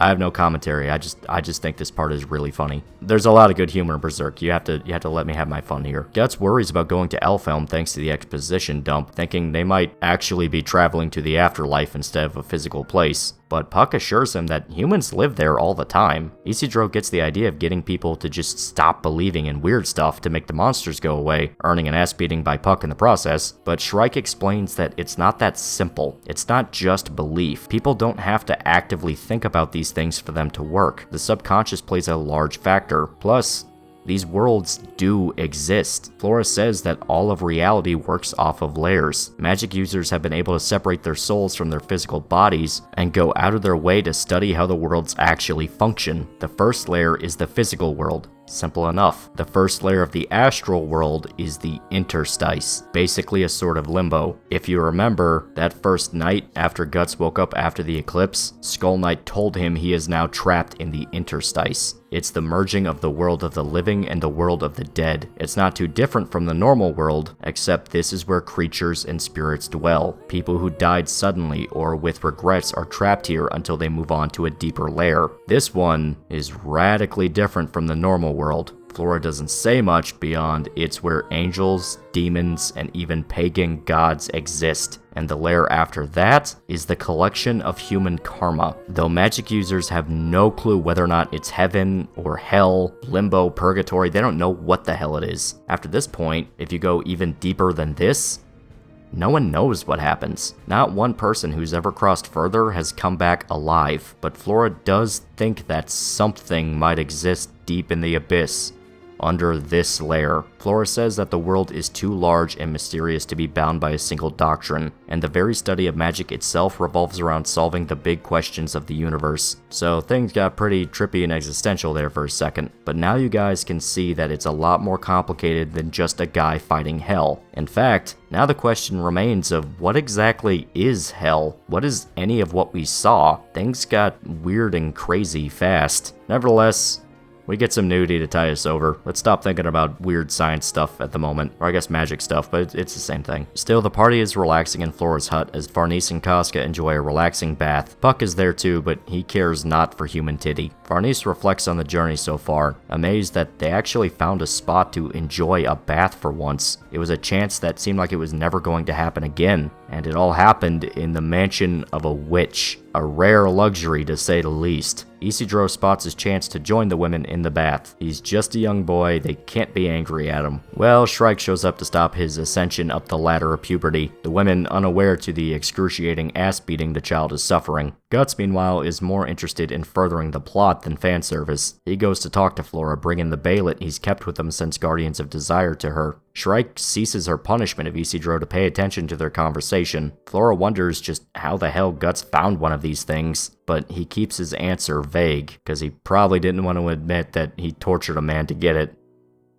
and then killed him in front of his daughter, and then killed his army. A lot of bad things happen in Guardians of Desire. Part 1. Flora explains that all magic users know about Baylets. They act as gateways between the physical world and a deep layer of the astral world, specifically to summon the God Hand. Guts wants to know how to use the Baylet, and Flora immediately picks up that he wants revenge. Casca wanders into the conversation as they speak, Farnese desperately trying to lead her back into the bath, though the woman gets noticeably flustered when she notices that they are now completely exposed to Guts and Flora. Farnese, in particular, is probably more embarrassed at being seen by one than the other, but we're gonna talk about this later. Flora notes the conflicting goals. Guts wants to take Casca to Elfhelm, and at the same time, he wants to get his revenge on the God Hand. The one thing keeping Guts on his feet was his hatred for what happened to him and Casca. It's quite literally one of the few things keeping him going, but at the same time, it's a burden that's getting worse. It's hurting the people he loves. It's an almost impossible balance that Guts has to keep steady no matter what. Flora was able to decipher all of this from Guts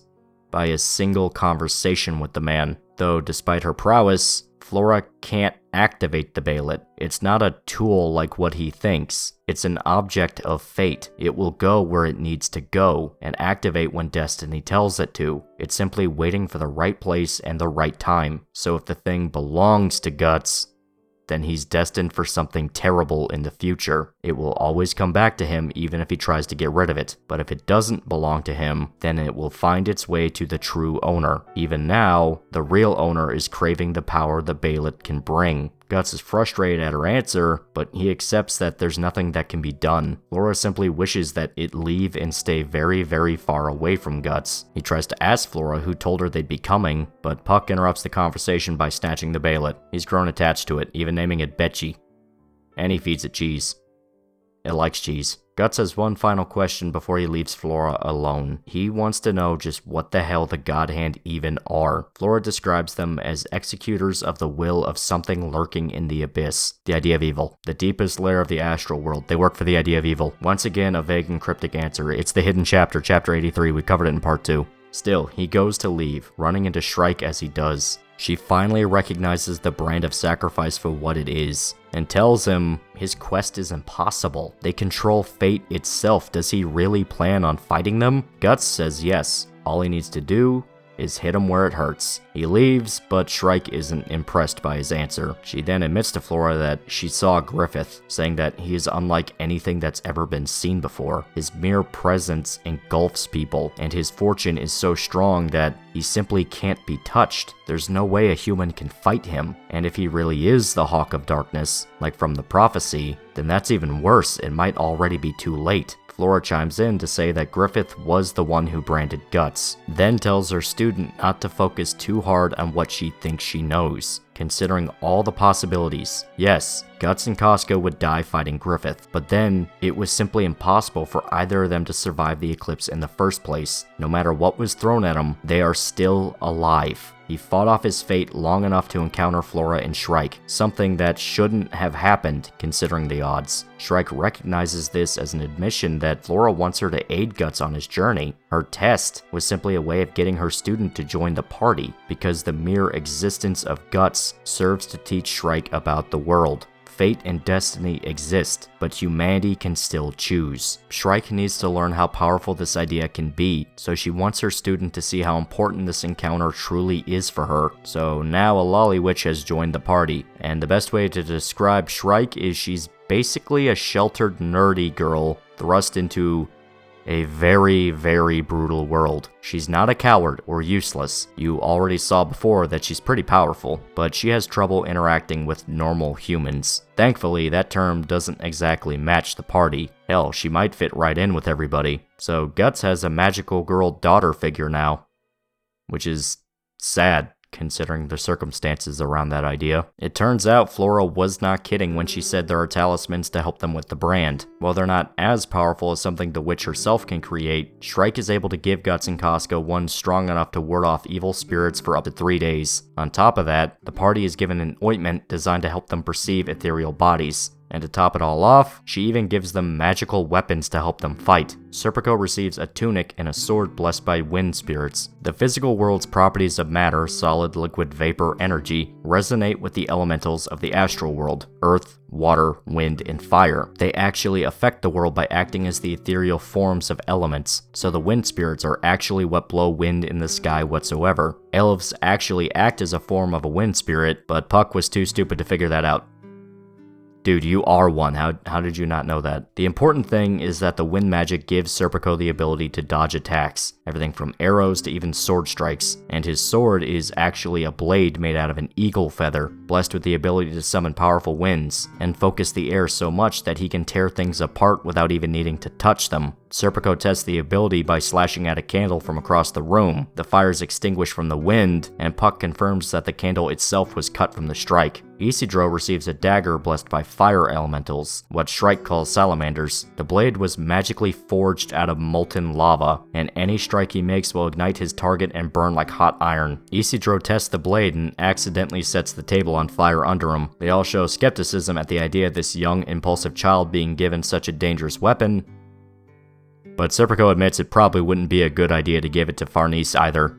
She'd hurt herself with it by using it for dirty reasons. They also receive consecrated berries, something that will scare away the trolls if they get cornered, though Shrike admits that they're a last resort measure if things go bad. To be honest, she doesn't even want to bring Isidro with her, but Flora told her to, so she has to keep the boy alive. Farnese and Costco receive much simpler gifts: chainmail shirts made out of silver, and Farnese herself is given a silver dagger. The metal has strong magical properties, so they should be protected if things go bad. They aren't really the fighters of the group, and they have equipment that's more defensive than anything else. Shrike tries to teach Isidro and Serpico how to properly wield their weapons, that they need to actually believe in the strength of their magical power. It's not just getting an enchanted weapon. They form a bond with their user, and the stronger the bond, the more strength they can pull from the elementals. Shrike tries to give Guts a battle axe to replace his sword, but he refuses the weapon. The way he sees it, he's sticking with what he knows best. He's been using the Dragon Slayer for years. It would be a bad idea to just suddenly swap it out with something else. As Guts orders them all to leave, Shrike seems like she's gearing up for another lecture, but something about the Dragon Slayer catches her attention, in the probably not great way. The party all gather outside the tree hut, taking note that the small wounds they've had are all gone. Shrike explains that due to the nature of the hut, their physical and ethereal bodies have gotten closer together, so their physical wounds will heal.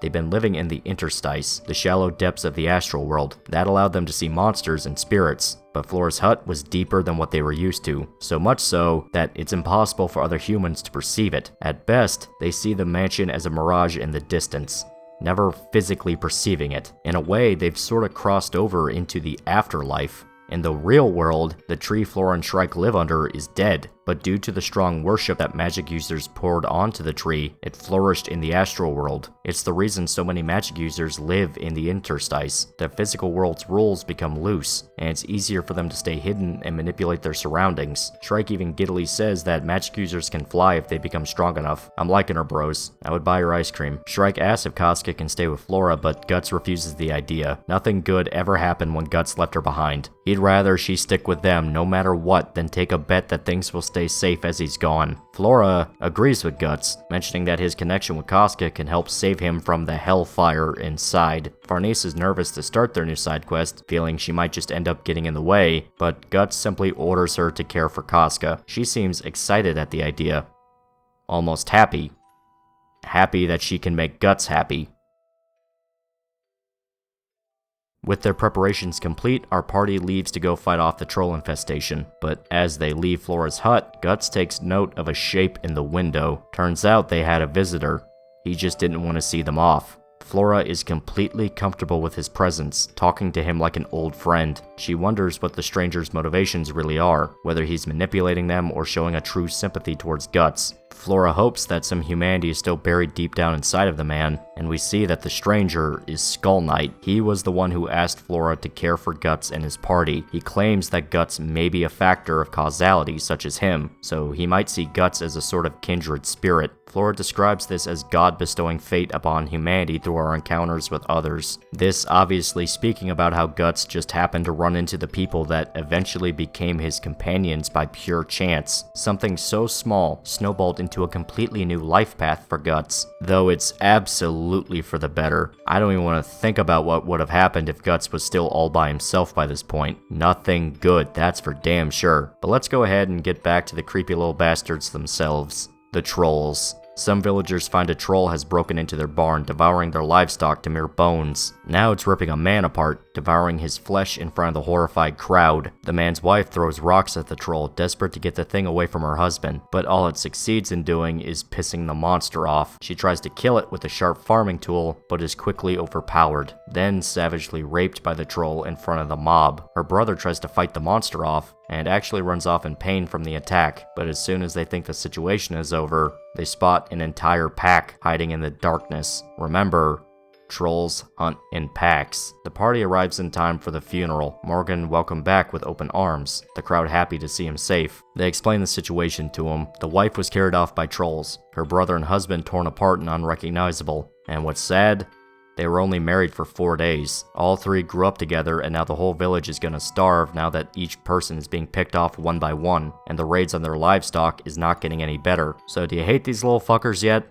Don't worry, it's gonna get worse. The town is eager to see if Morgan was actually able to get any help, and that's when the rest of the group arrives in tow. The diversity makes the town skeptical. Only one of them seemed like an actual warrior, plus they had kids with them, but the presence of Puck and Evalira is enough to convince them that, yeah, maybe they did come from the witch. They assume that the witch was either Farnese or Casca, but Morgan clarifies that it's actually Shrike, who was nervously hiding behind Guts the whole time. This does not end well. The crowd turns on them once they realize that the only thing standing between the horde of horny flesh eaters and them is a little girl. Isidro tells Shrike to show off a spell, something to convince the town she's the real deal, but she refuses. Magic is meant to be taken seriously. She can't just cast spells to fuel her ego. Then the town priest shows up, so things have went from bad to very, very not great. He tears into Morgan for what he sees as a stunt. Relying on superstitious nonsense won't solve the troll problem. It might just end up with even more victims. He even accuses Morgan of dressing Shrike in the witch outfit just to bring something back, since he was the only survivor of his group. One of the villagers point out that they do have elves with them,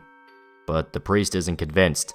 It's not like they can fight those things anyway. The preacher views the party as traveling performers that Morgan hired to come swindle the village, and essentially tells them all to fuck off. Jesus doesn't want them there. The same villager that's still holding in some hope points out that Guts looks like a scary dude. Maybe he could do something at the very least. But the priest doesn't care. This is a test by God to see if they're truly desperate enough to buy into stuff like witches instead of relying on his holiness to come save them. The party isn't really sure what they can do to convince them that they're real adventurers, and Farnese considers mentioning their rank with the Holy See, but Serpico points out that it's probably not a great idea to talk about their old jobs, considering that they themselves might be the subject of a manhunt after the unpleasantness at St. Albion Temple. The priest then approaches Shrike, warning her that she shouldn't run around posing as a witch. If they were in the Holy City, they'd burn her at the stake without hesitation. Witches are a symbol of wickedness, apostasy, and never shutting the fuck up about crystals on Twitter. Before Shrike can lose her temper, Casca ends up stumbling into the funeral, falling into one of the caskets. The village is understandably pissed off at this, up until they notice that Casca is a special case. Guts simply picks her up, causing Casca to cry out and run for Farnese as soon as she's free. He then plays this off as them being pilgrims praying to heal Casca, so the church is all but obligated to show them charity, and if they don't like that, then they can get a nice good view of the Dragon Slayer. The implications are pretty clear, so the priest makes the right choice and prepares their housing. Shrike slowly realizing what exactly Flora meant by how significant everyone meeting each other truly was. She would have never been able to convince the village she could have helped without the others. Mainly the big dude in all black with the reputation of entire towns vanishing off the face of the earth when he showed up, but don't worry about that part. This is a happy moment. Sometime later, the party is gathered in their lodgings. Shrike hands them all bundles of her hair, telling them all to tie it around their fingers. It'll allow her to communicate telepathically with everyone, and she shows off her ability by insulting Isidro with her mind. Good to go. She explains that deep down, every human is technically capable of telepathy, but it requires them to connect their ode, essentially tethering their souls together. Shrike's hairs act as a literal tether, and it helps non-magic users at the very least communicate with her. Just her, however. The others don't have the magical ability to carry out the spell, and this leads Shrike to her next point. She is in charge while they battle the trolls. She's the only one of the party with any experience with magic, so she'll be able to keep an eye on the battle far above what the others are capable of doing. Isidro is pissed off at the idea, but the others agree. Technically, it was her job in the first place. The boy storms out of the lodgings, enraged at the idea of taking orders from the girl who humiliated him, and we see him training under a bridge. He's still trying to master the move he used to hit Guts during their sparring, but he's having trouble keeping steady. Using a sword with one hand throws him off. You see that, really, he's also just pissed off that somebody new gets to call the shots when she just joined the party. This little girl gets to barge in, take complete control, and make him look like a complete idiot. Puck mocks him relentlessly over this, showing zero regard to the conflict inside of Isidro. But then Morgan decides to show up to offer him some lunch. The two talk about the state of the village, Isidro going so far as calling it shabby. The spot they're in guarantees they won't get much sunlight, and the new highway drove most passerbys away from their route, so they dried up economically as well. Despite the challenges, Morgan refuses to let them shrivel up and die. He then asks the boy why he's following Guts anyway, but Isidro denies that he's following him. He's in the middle of his own journey. He just asked Guts to teach him the sword. But it's abundantly clear that, yeah, Isidro's a fanboy. He sees Guts as a monster that eats monsters, and his admiration for the man is on full display, though once again, he denies this is the case. Also, Puck makes a Yoda reference.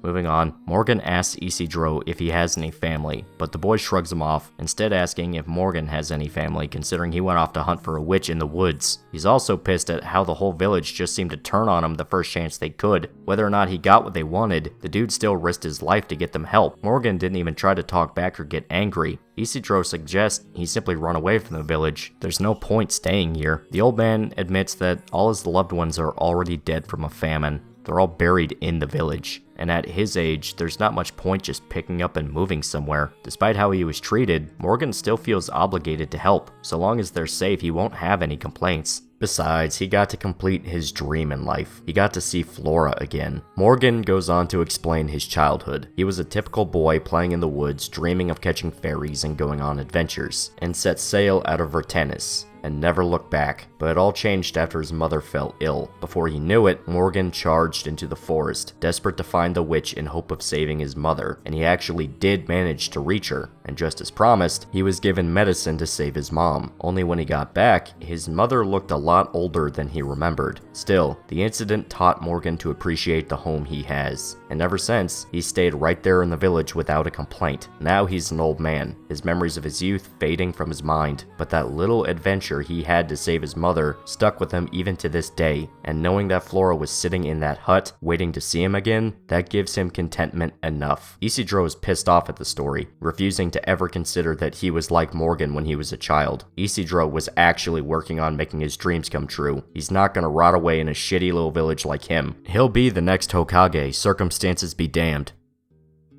Oh god damn it. Morgan isn't angry or frustrated with the boy, simply seeing him off with a blank expression. Guts was actually watching the interaction from afar, and Morgan tells him about how much Isidro thinks of the guy, but Guts remains silent, simply taking in what happened. Shrike stands in front of the town church, thinking about the battle to come. When the trolls arrive, everyone will evacuate into the church, so they need to make it the focal point of the defense. She's also trying to stave off her own nerves, but that's understandably a tad difficult. She thinks she notices something about the church, but gets distracted when some village kids pelt her with rocks. They feel justified in attacking Shrike because the priest doesn't like her, but Guts shows up to scare off the kids. He brings Shrike's mind back to the fight ahead, telling her that the whole place got ransacked pretty bad. It wasn't set on fire or anything that an army would do, but it's not great. Shrike thanks Guts for his quick thinking back during the funeral, though she's worried that lying about their purpose will have consequences. Guts doesn't really think it's a big deal, asking Shrike what exactly she was keeping herself from saying to the priest. She says that's not just the priest, but every human is wrong and a fraud.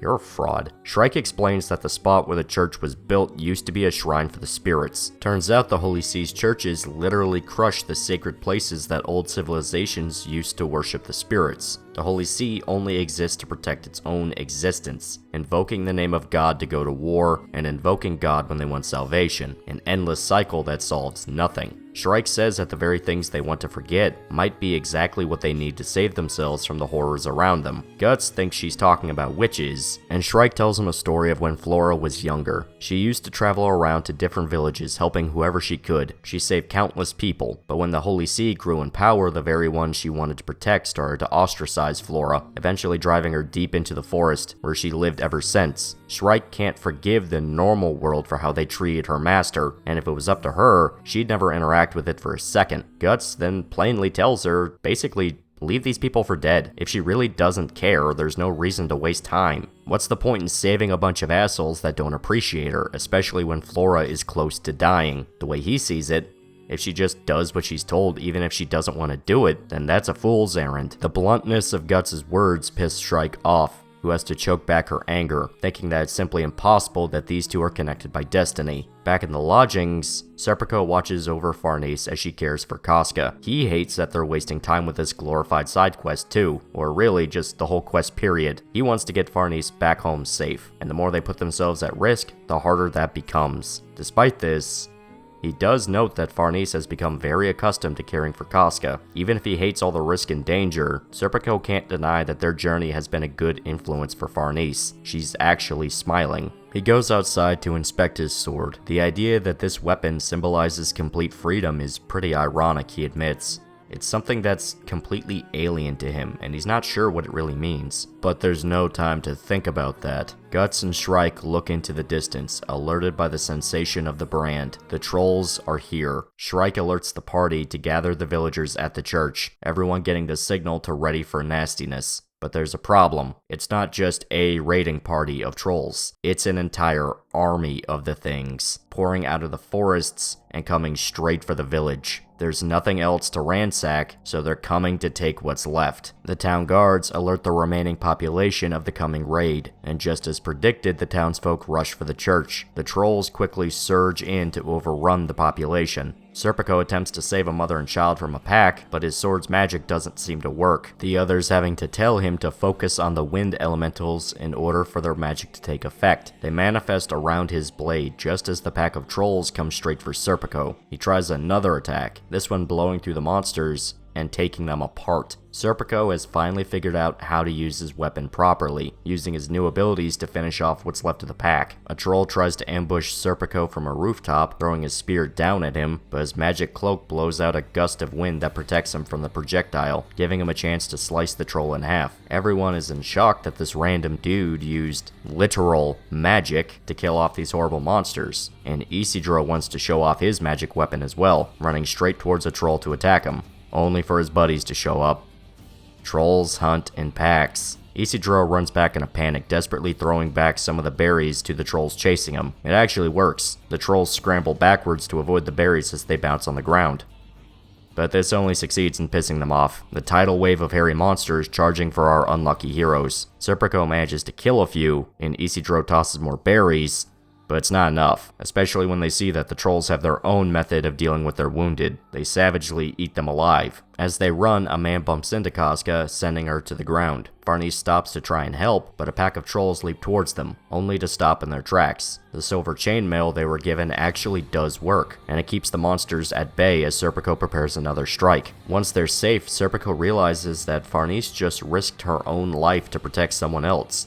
Hell, the woman they tried to murder before. So that's pretty substantial. Too bad the trolls have them surrounded. The silver keeps them away so long as the party sticks together, so the plan is to open a path and get to the church. The townsfolk are guided inside by the priest, who overhears how the party stayed behind to guide everyone to safety. They all watch the trolls surround our heroes, simply giving them no chance at escape. He assumes they're dead meat.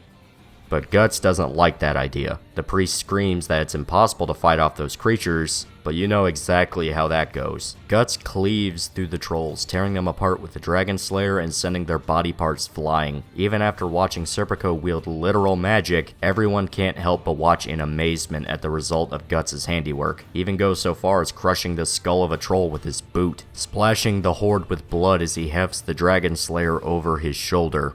Even if Guts got quiet and existential, you shouldn't forget this man is capable of extreme violence. So much so that he starts ripping through the horde of trolls, entire groups falling apart with every sword swing. The dude is a whirlwind, and before long, a large gaping hole in the horde is created. Everyone is in absolute shock. This big guy dressed in all black just slaughtered dozens of trolls in just a few seconds, and he did it all without magic, just his sword. Even Shrike and Eva Lyra are impressed, watching from the church rooftop. The witch in training assumes that it's due to how long his presence in the interstice has been, or maybe it has to do with that very scary vibe she gets from his sword. Nevertheless, they prepare the spell, placing a charm on the building and telling the townsfolk to enter the church as soon as possible. The priest freaks out at the sight of this little girl standing on top of the church, but the townsfolk picked up on how she said magic. With how her companions could fight off the monsters, especially that huge dude, she might actually be the real deal. The priest drops the issue for now, simply ordering them all inside regardless of whether or not the spell will actually work. Shrike telepathically orders the fighters of her party to buy her some time, and Serpico tells Farnese to hide inside the church with Casca. The fighting kicks off again, Isidro, Serpico, and Guts killing as many trolls as they can get their hands on. The village watching in wonder, realizing that Morrigan really did bring magic users to save the day. The priest still thinks this is stupid pagan shit, and goes to drag Shrike off the roof. Farnese notices him leaving, realizing he's going to try to interrupt the spell. The priest demands Shrike stop what she's doing, but she's in a trance. Eva Lyra is the only one that can speak to him, and she's promptly slapped away. Right before the priest can grab Shrike, Farnese comes in to stop him, saying that she's trying to protect the village, and they need to trust her. The priest says that he would rather die than be saved by heathen magic, and if the village were to be destroyed, then it was simply the will of God. And Farnese kind of realizes that she was just like this priest when she was with the Holy See, damning people to hell in the name of God. She feels like she has no place to judge the man, or even try and stop him. It would just make her a hypocrite to talk down to a man that committed the same crime she did.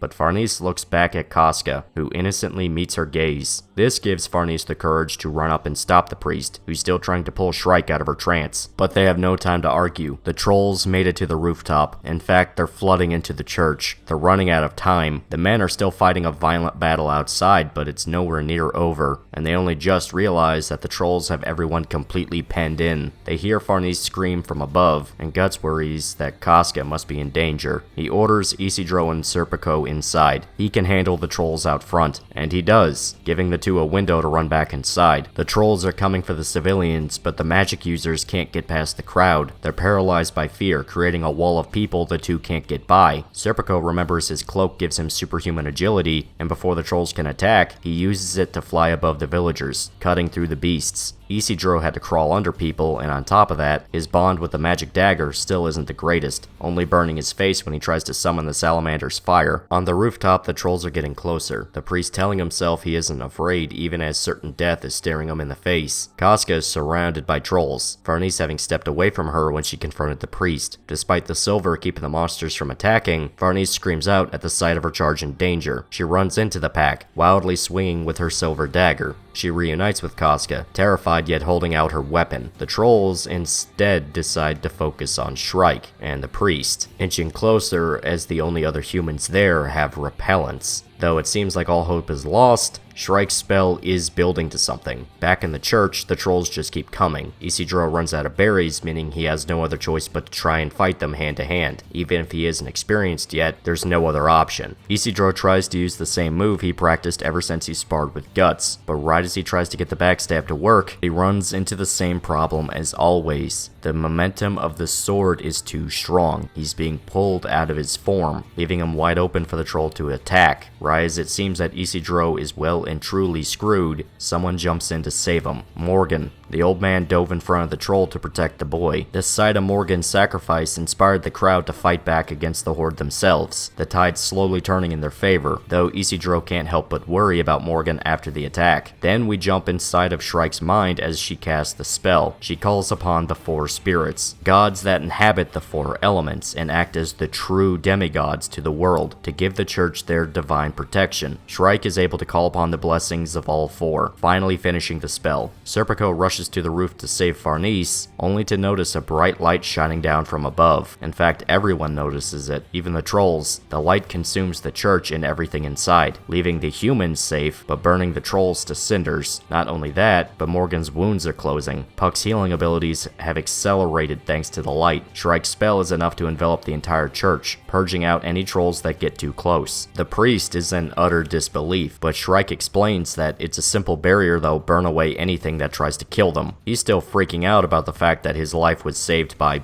magic, but Shrike explains that the four spirits aren't a heathen ideology. They love humanity and want to protect them. Her spell brought their power into the physical world. In fact, they're the four angels written about in the Holy See scriptures. The Holy See and magic users have different ways of describing things, but the ideas are exactly the same, so trying to separate and oppress people based on these differences is pure hubris. Though the church can't create spells and literal miracles like magic users can, it's simply due to perception. Magic users try to give the spirits a form in their minds, to essentially will them into existence. Not just belief, but knowing these things exist and trying to give them power. It's something humanity was always capable of, manifesting the spiritual into the physical. Though there's obvious good and bad parts to this. You might get a badass angel burning away your enemies with holy light, or you get trolls.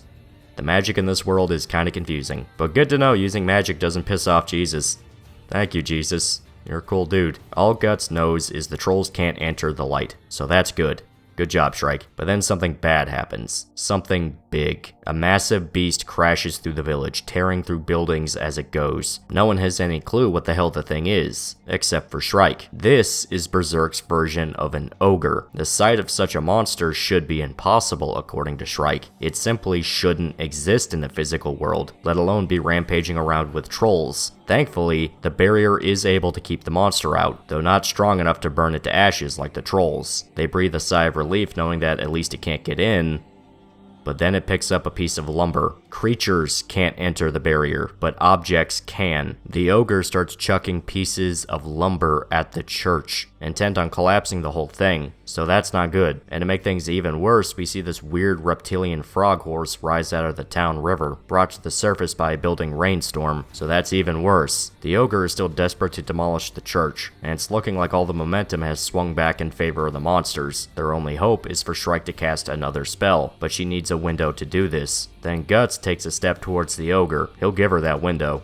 Everyone screams at Guts that it's impossible to win, but Puck actually says that he's pretty used to fighting big monsters like this. He'll be fine. Case in point, Guts uses some of his bombs to blow a hole in the ogre's stomach, then chopping off the arm it used to wield the lumber with the Dragon Slayer. And just to make it a trifecta, he swings the Dragon Slayer backwards, tearing open the ogre's stomach even further, damaged intestines splashing to the ground. The ogre desperately launches another piece of rubble at Guts, who deflects it with his sword, the chunk of wood exploding the skull of an unlucky troll who tried to catch it with his face. And only now does everyone realize that Guts isn't just some big dude with a sword. Even his own party seem to have underestimated him. Guts is well and truly a force of nature. Isidro is rendered downright paralyzed at the sight. They never saw Guts during his more frustrated days. I mean, they saw hints of it during Conviction. Farnese and Serpico had a good view of it during the whole debacle before Conviction really kicked off, but the actual depths of what he could do was lost on them. They haven't seen him kill entire armies or butcher apostles like a fucking lunatic. Shrike has even less knowledge than the rest of the party does, in utter disbelief that a guy could do all of this with zero magic. Despite the spectacle, the ogre is still alive, picking up its own arm and reattaching it to its body. Guts tries to finish it off before its arm fully heals, but he's attacked by sudden water projectiles. That horse thing from before showed up to the fun. It's a Kelpie, a mythical monster that drowns unlucky travelers. All of these things gathering in one spot has Shrike confused, but she pieces together that the Kelpie arrived due to the rainfall. Turns out, a Kelpie is a powerful elemental monster, capable of forcing lesser spirits of the water to fight for it, and it becomes extremely dangerous when it rains. Strangely, the Kelpie actually murders some of the trolls. There is no loyalty among these things. They're all competing against each other to devour humans. Seeing that Guts is about to be overwhelmed, Serpico offers to jump in and fight. Farnese doesn't want him to risk his life like this, but all he tells her to do is protect Casca, who's just going, ooh.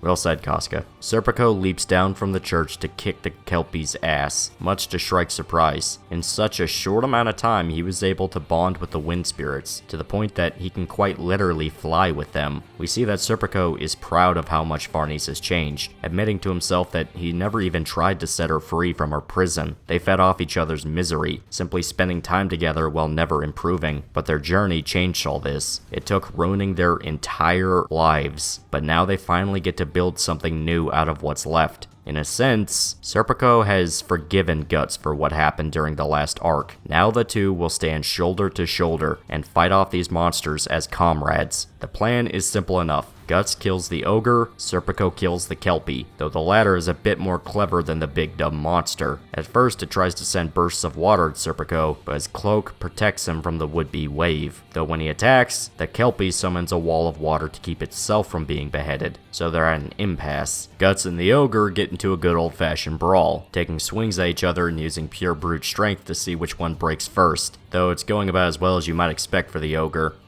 Poor guy. He just wanted to protect his swamp. Right when they think the ogre is fully dead and finished, the trolls swarm in to eat the remains. It gets back up. The ogre's guts are spilling out of its body, but it's still ready to fight, throwing a troll at Guts like a stone, though it misses its mark and the troll melts as soon as it crosses the barrier. Isidro watches the two men fight, pissed off at himself for not being able to keep up with their skill level. All the while, Shrike is preparing a second spell. She delves deeper into the astral world, trying to summon more power to help fend off the monsters. As she travels, she finds an ancient shrine, a true and honest sanctuary, the ethereal form of what was demolished to build the church in its place. Turns out, the shrine was dedicated to the water elementals, meaning they have a new power source to use for his spell. The fight between Serpico and the Kelpie is rough. He's able to dodge the water blasts, though he's sent to the ground when one hits him in the shoulder. The Kelpie tries to grab Serpico with its tongue, but he's quick to slice it off. Despite finally being able to wound the Kelpie, the fight is still a stalemate. Anytime he tries to attack, the wall of water blocks his strikes, and he can't defend against everything the Kelpie has to offer. Eventually, the monster will wear him down, and then he's dead. But the Kelpie has another idea. It takes control of the water building on the ground, wrapping around Serpico's mouth and drowning him where he stands. It looks like he's well and truly screwed, but he's able to use the cloak's power to fire the water back at the Kelpie. Seeing the Kelpie manipulate the water beyond just throwing projectiles gives Serpico an idea. If that thing can do it,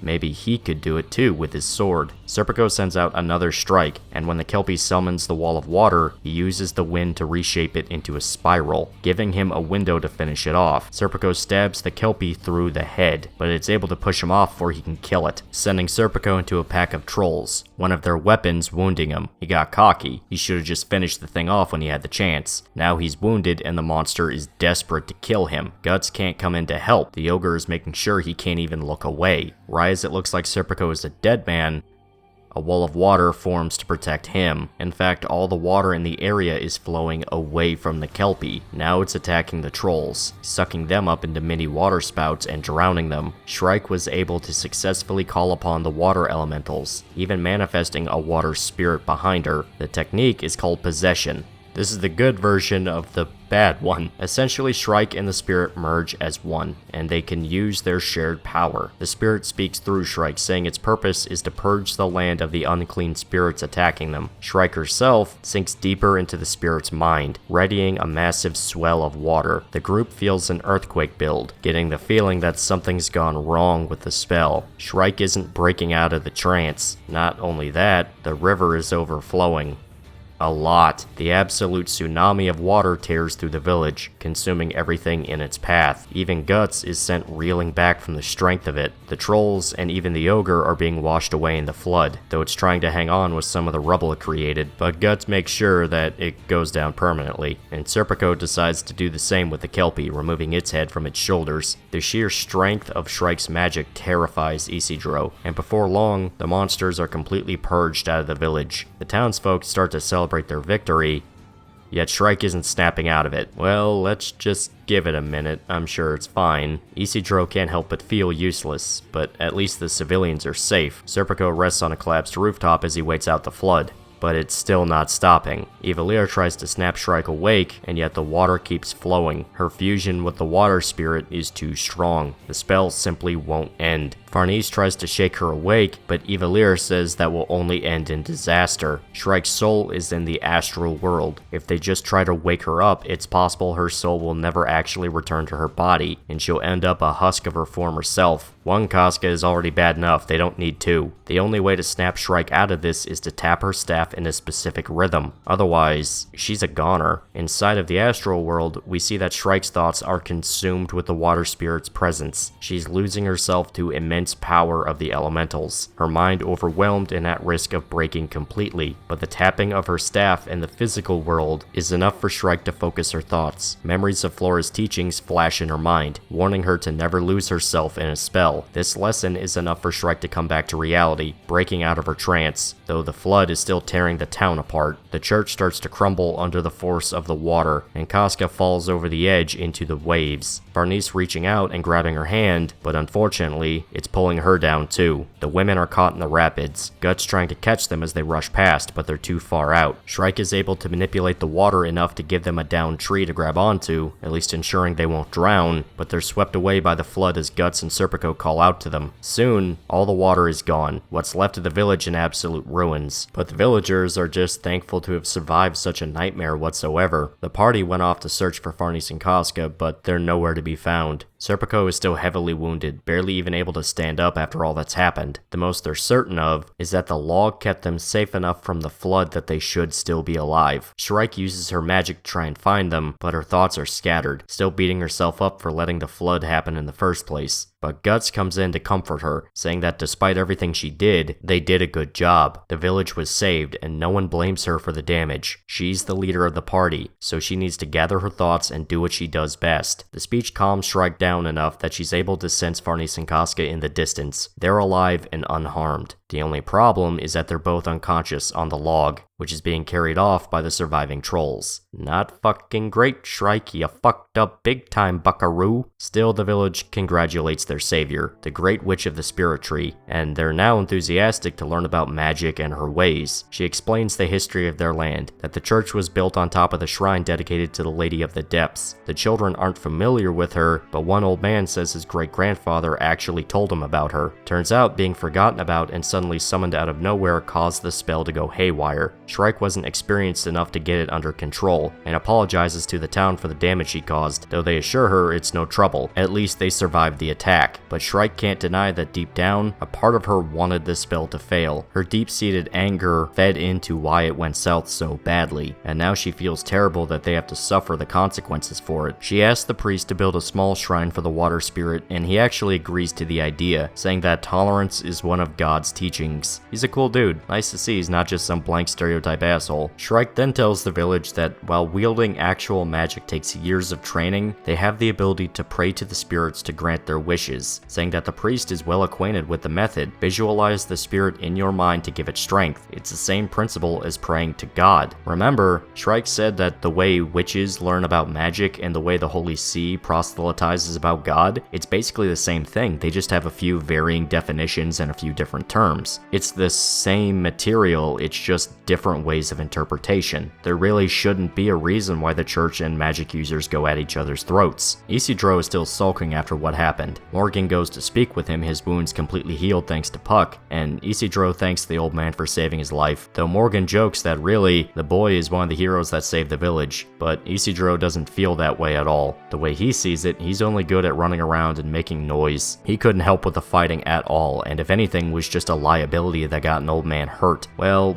Morgan decides to give him a parting gift, a sword his father won in a bet with a sailor a long time ago. The blade is smaller, so Isidro should have an easier time controlling it. He's unsure of whether or not to accept the gift, but Morgan assures him it's not a problem. He then tells Isidro the real reason why he ran into the forest all that time ago. It wasn't because he was trying to save his mom. He ran away from home. The weight of all his responsibilities, his sick mother, the pressure just got to him, so he tried to leave just like Isidro did. In a way, Morgan did try to chase his dreams, and it was only after meeting Flora did he realize what was important to him. Isidro is a lot more receptive to the lesson the old man is trying to give, though he's still a cocky little bastard, saying that he's actually going to accomplish his goals no matter what, so he'll take Morgan's sword and prove the old man wrong. The party gathers in the church, Serpico wounded to the point he simply won't be able to accompany them as they go to save Farnese and Casca. In fact, he begs them to go ahead without him, saying Farnese is officially in their care. Guts swears they'll be back and marches ahead, telling Isidro to either keep up or wait with Serpico. But for now, let's take a break from the summary and talk about what just happened. Things definitely got big and climactic back there, and the craziest part is that it's not even over yet. Not only did we finally get to see combat magic in action, something that frankly was restricted to demons up until this point, but the actual lore just exploded in size. For a large chunk of the manga, the most we actually knew about in regards to the supernatural fully focused on the world of the living and the world of the dead. Stuff like ghosts, undead, apostles, the god hand, hell. That's all we had in regards to actual magic of Berserk. Now we see an entire other side of the spectrum with the force spirits and the elementals. And while they're still capable of severe destruction, they are outwardly positive beings, expressly protective of mankind and willing to do whatever they can to fight off the less than noble creatures of this world. But thanks to the Holy Sea's influence, they've lost their strength, to the point that it takes a magic user directly talking with them in the astral world for their effects to be seen on Earth. So really, angels do exist in Berserk. Good to know, but that's just lore stuff. Character-wise, this whole sequence was pretty substantial. You see, Farnese finally found her purpose, which is ironically the same one Guts has, protecting Casca with her life. Serpico finally accepts Guts as a comrade, and has forgiven him for what he did during Conviction, admitting that the influence he's had on their lives has only made Farnese a better person. Isidro tasted some humility, failing constantly throughout the battle and realizing that just because he's traveling with Guts, it doesn't immediately make him a great warrior. He still has a lot to learn before he gets any good. Though the ass kicking wasn't fun, he's learning that sometimes you need one to understand what you're doing wrong. Shrike sort of had a humbling experience as well, but in a different sort of direction. She's already very powerful, but she has a bit of an ego. She assumed she was inherently better than everyone due to her skills at magic, and really, not even considering herself a part of humanity at large. Hell, most of her conversations were just explaining the lore and rules of magic to people. but it was after the spell failed and she nearly destroyed the village entirely that she realized that, well, she's not as good as she thinks she is. She's emotional, and it can cloud her judgment. She has a lot to learn, but now she has a group to help her with that. Guts didn't say much through this segment. He's kinda just kept to himself for the most part, but here you finally get a moment where, well, he's actually the good guy. Of course, we always knew he was the good guy in all of this. The story has mainly been from his perspective. We have the full context of what he does, but even then there were plenty of moments where Guts did some pretty terrible things. Everywhere he went, things caught on fire and died. He was hated by most everyone he ran across. There were exceptions, of course, but this is the first moment in a very, very long time where people actually celebrate Guts. You get the first ever moment where our boy Guts, the 100-man slayer who's acted as a violent lunatic in most every arc we've seen him in, actually gets to act like an honest-to-God hero. That's right, guys. This isn't a bittersweet, at least some of us made it deal. He actually helped save the day. This is part of the reason why I like this arc so much. Sure, a lot of detractors crack jokes about the cast turning into a JRPG party, and they are not totally wrong. I even refer to him as the JRPG party. Shrike's presence definitely feels a lot more fantasy and moe than how the rest of the manga played out. She's a cutesy little girl that can use magic, but it earns the JRPG party. We saw how much Guts was suffering alone, how it was breaking him down and driving him insane. Yet one brief moment of weakness was enough, where he drops his guard and says, "Fuck it," and accepted the others into his life. That snowballed all the way to this moment here. Guts by himself was the boogeyman, the embodiment of death and destruction. Guts with a group was able to save countless people from being eaten alive by monsters. It's pretty obvious what the guy is supposed to do in life. It's all but screaming in his face. Things are looking pretty good so far. He might actually be able to catch a break for once.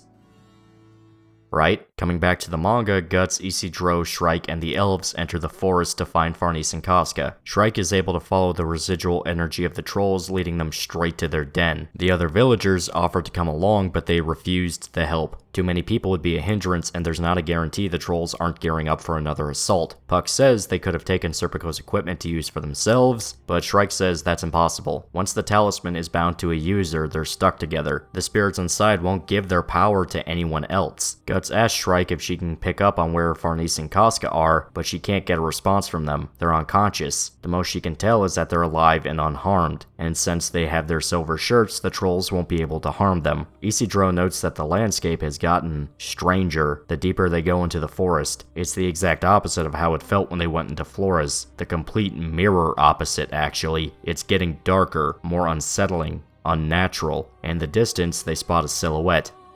Gaze in horror, guys, to the worst creature in all of Berserk. Say hello to Schnoz.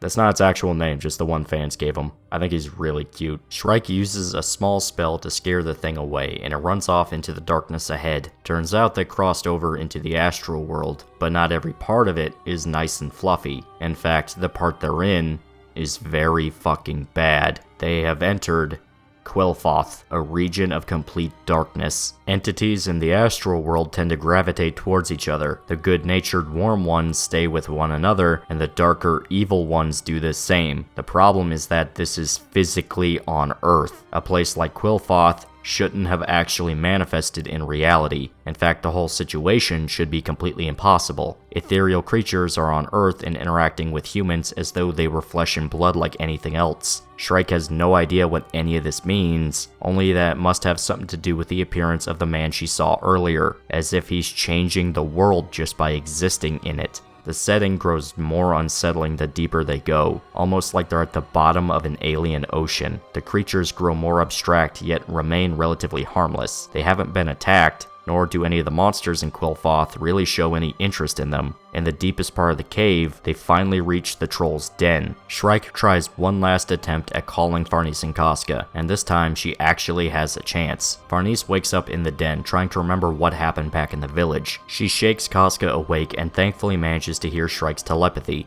They try to get their bearings, unable to see exactly where they are, and then they spot a creepy tentacle monster in the pond ahead.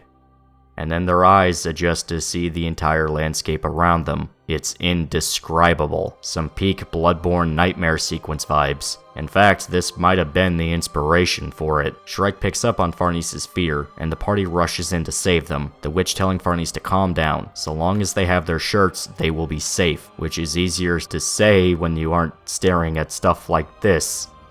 And this.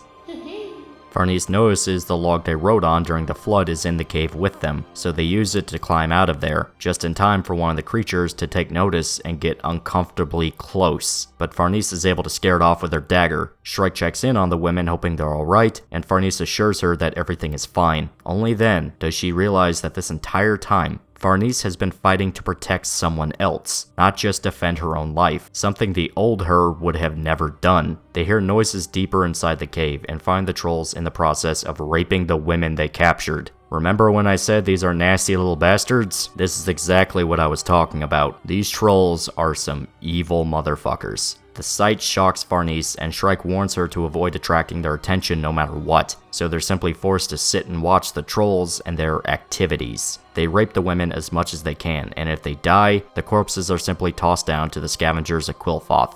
If they live, well, you'll see. A woman desperately crawls over to Farnese and Casca begging for help, but as she speaks, she feels a sharp pain in her abdomen. Her stomach starts swelling and is torn open from the inside out, bursting like a balloon as a collection of troll babies birth themselves. If you like Alien, then this might be giving you some serious xenomorph vibes, only instead of being a big black penis with acid blood, it's these horrible monkey creatures that literally rape women to breed. This is why so many were able to attack the village when the assault happened. They breed a lot of trolls very fast, so long as they have a reliable source of female victims. Farnese can't help but scream at the sight, and really, could you blame her? Now, I can't blame the trolls for wanting to breed her and Casca like blue ribbon steers, so we gotta be fair here, but the noise gets the trolls' attention, and they're coming straight for them. Shrike is alerted to the bad news, realizing that they have mere moments to save their friends before the worst of DeviantArt inflation fetishes can happen to them, but despite the rush, they are surrounded by trolls. Shrike uses her magic to slip past the monsters without a fight, not wanting to waste a single second of time more than they needed to. Guts only thinking about reuniting with Casca again. For Farnese and Casca, the horror is on full display. The trolls continue raping the women, devouring the flesh of the children they captured, and the few that are coming closer aren't stopping. Farnese wants to cower, to fall apart like a scared child like how she used to, but she can't. She has to protect Casca, and while she isn't a great fighter like Guts or Serpico, she does what she can to take swipes at the trolls. Farnese is useless, but she has to protect someone that's even weaker than her. Casca is like a baby, just wandering the world without knowing anything. So Farnese has to be brave for both of them no matter what happened to her. In a way, Casca is her retribution, or maybe something else. Unfortunately, one of the trolls brandishes a farming tool. The silver can't protect them against that, so Farnese readies herself to take the blow to protect Casca.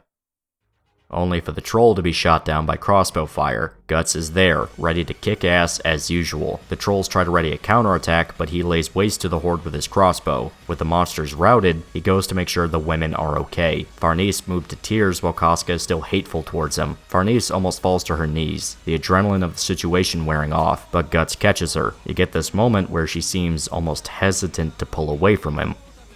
We're gonna talk about this later, don't worry about it. She asks about what happened to Serpico, and Guts tells her that he's been wounded, but he's okay, and Guts made a promise to bring her back to him. The party gathers the surviving women and children, telling them to get ready to escape. The trolls react to the loss of their breeding slaves and food source and come pouring out of the cave in countless numbers. Guts simply tells them to go. He'll fend off the trolls alone while they get out of there. Shrike thinks this is a fucking terrible idea, but Guts is dedicated. He's going to kill every single one of these things before he gets out. His stubbornness makes Shrike nervous, thinking he's just being a reckless idiot, but he's determined to see it through. Before they leave, Guts tells Farnese that really, she has been a big help to him, taking care of Casca like she's been. His praise moves Farnese to tears once again, though she composes herself and helps lead Casca and the other survivors out of Quillfoth. Guts then hands Isidro a bag of his spike bombs, explaining how to use the weapons himself. He orders the boy to act as the rear guard to protect the women and children as best he can. Isidro might just be a kid, but even a kid can be a dangerous opponent if he gets clever, and Guts knows exactly what Isidro is, so he's ready for this job whether he knows it or not. Isidro is ecstatic to prove himself to Guts, promising to do the job completely flawless, and soon enough, Guts is alone with the trolls. He opens fire on the beasts, laying waste to as many as he can. Despite punching a hole in their numbers, more are coming, so he decides to unleash the Dragon Slayer, realizing that this is the first time in a while he's had the opportunity to just kill every single thing that moved. He doesn't have to worry about protecting anything, so he's more than a little grateful for the opportunity. The rest of the survivors make their way out of Qilphoth, Isidro successfully using his dagger to light bombs and throw them back at the trolls, finally able to show off his skills and prove he's not a useless idiot. Guts' words shook Isidro to his core. Now he's more than determined to get this done. Farnese and Casca trail behind, eventually tripping over themselves after a portion of the cave catches Casca's foot. Farnese gets her to her feet in time for another monster to come for them, though she stabs the entity with her silver dagger, finally realizing that Casca wasn't retribution to her. Instead, she's redemption. She never collapsed when she was protecting Casca, because she knew she had to be the stronger one. So in a sense, Casca saved Farnese. Instead of tormenting someone that couldn't fight back, to wield power and authority like a madwoman and indulge her own twisted fantasies, she's fighting to keep them safe. In turn, that saved her life more than once. She's finally truly found her purpose, to save and protect someone weaker than her, and that weaker person gave her a chance to truly make up for the terrible things she's done. Do you guys see why I like Farnese so much? I mean, this character arc was something else. It's not even done yet. I mean, I really don't want to spoil what's on the horizon, but holy shit, she's already a completely different person, and the way they've done it is just so compelling. You really actually do want her to win. Guts is still cleaving the trolls apart, free to go as ballistic as he wants, that dark, violent feeling inside of him bubbling up, something he hasn't had the chance to indulge for a while. He's always had to worry about others, to keep Casca safe or help out Serpico, save Isidro, watch out for Farnese. But now, he can be the Blackswordsman again, if just for a bit, and he's enjoying every single second of it. It's not like the trolls have any chance at stopping him either. To him, this is basically a snack. The survivors come to a stop. The trolls have them surrounded at both ends. Shrike can't summon a barrier or manipulate their minds like earlier. Their only chance is for Shrike and Isidro to fight together, her taking the front while he handles the back. But as they prepare for the battle, an overwhelming force pushes into the cave, blowing through like an explosion and cutting the trolls as it goes. They have no clue what the hell that was, but thankfully the route is clear. Guts managed to kill his share of trolls, a lake of blood and flesh on the cave floor, and just as he turns to leave, something manifests in the cave with him. His brand explodes in pain, even with the talisman Shrike gave him. He checks his pouch to see the Balet is changing shape. Something is coming for him. Something powerful. Shrike tries to communicate with Guts, telling him that everyone has reached the end of Qilphoth and he needs to leave too. But something is wrong. Wrong enough that Casca collapses to the ground, clutching her chest in pain. The sheer force of whatever is happening sends Shrike to the ground, a shaken, terrified mess. She's trying to reach Guts, but he's not talking. Whatever is causing this is forming right in front of him. The Balet finishes changing shape, his brand is pouring out blood, and we see that the flesh of the trolls is taking the shape of a woman. Slann, one of the God Hand, just materialized in front of Guts. This is the first form she's taken in a long time, but there she is, standing in front of Guts like nothing happened. He goes straight for the kill, diving in, desperate to kill her, only to be sent into the puddle of blood by her wings. She brings Guts close to her, saying that she's been watching his journey this entire time. She's felt everything, his rage, agony, and she loved it. And now he's there in her domain, Qilphoth, and she wants Guts to let it all loose. Let her feel all the pent-up emotions he's trying to bury. Shrike feels Guts' mind explode. Violent emotions taken over to the point that she has no idea what's even going on inside of his head. Casca doesn't like what's happening either, the pain of the brand getting to her. Even Puck feels something very bad deeper into the cave. And the worst part is that it's not even the overwhelming force that blew past them. Unfortunately, Shrike can't wait for Guts any longer. The trolls are coming for them. They have to seal the entrance of the cave to get rid of Qilphoth, otherwise this will never truly end. They can only hope that Guts will escape in time to get out of the way of the spell, but he's not having much fun at the moment. Slán is mercilessly taunting him, enjoying his animalistic rage to the fullest extent. She says his soul belongs in Qliphoth, full of hatred, darkness, agony, but most of all, fear. She uses her wings to cut his flesh open, ripping his armor to pieces. She holds Guts up high, almost like a trophy. She wants him to struggle, to fight her with all his might, take his long, thick sword and penetrate her. I'm not exaggerating on that last part either. She mocks Guts, saying he can't possibly do it, he's just a human. There's no way he could ever hurt her. So maybe he doesn't want to be a human. Why not make a sacrifice, like what Griffith did? Then maybe he'd be strong enough to kill her. Just maybe. Something is thrown at Slán's wings, freeing Guts from her grasp. Slán laments on how her fun was interrupted, seeing Skull Knight standing proud. The God Hand says that he shouldn't meddle in the affairs of men and women, teasingly calling him Your Majesty. If you've seen part 2 or even part 3, you'll understand how important this is. Then Skull Knight shoots back by calling her the whore princess of the Uterine Sea. Hard to really top that insult. She's not just a hoe. She's the princess of the inhuman dimension of darkness and thoughtery. He sees that Slán was the only God Hand summoned into Qliphoth, but she says that she simply came on her own to see Guts. The God Hand's influence is growing. Griffith's presence in the human world is causing the realms to overlap. While the other God Hand are formless, she and Griffith can walk in the mortal realm as they please. Skull Knight readies his sword, preparing to take her head and end Slán once and for all, but she's not shaken. Qliphoth is her domain, what she calls her womb. She can summon whatever she likes there, sending an army of ogres down to attack Skull Knight. Shrike readies her spell, but the surviving trolls are coming. Isidro warns the women and children to stay inside the magic circle Shrike prepared for them, but Farnese notices that the trolls have fully learned to use farming tools as weapons, unaffected by the magic since they aren't technically crossing the barrier. Knowing that they're still in danger, Isidro readies himself to fight off the trolls. Shrike re-enters the astral world, sinking deep into its depths, Flora's words guiding her as she speaks of the elementals. If the user isn't careful, they will be consumed by the spirits they intend to summon, but the element to be aware of most of all is darkness, since if you gaze into the darkness, it gazes back into you as well. Yeah, they drop a Nietzsche quote.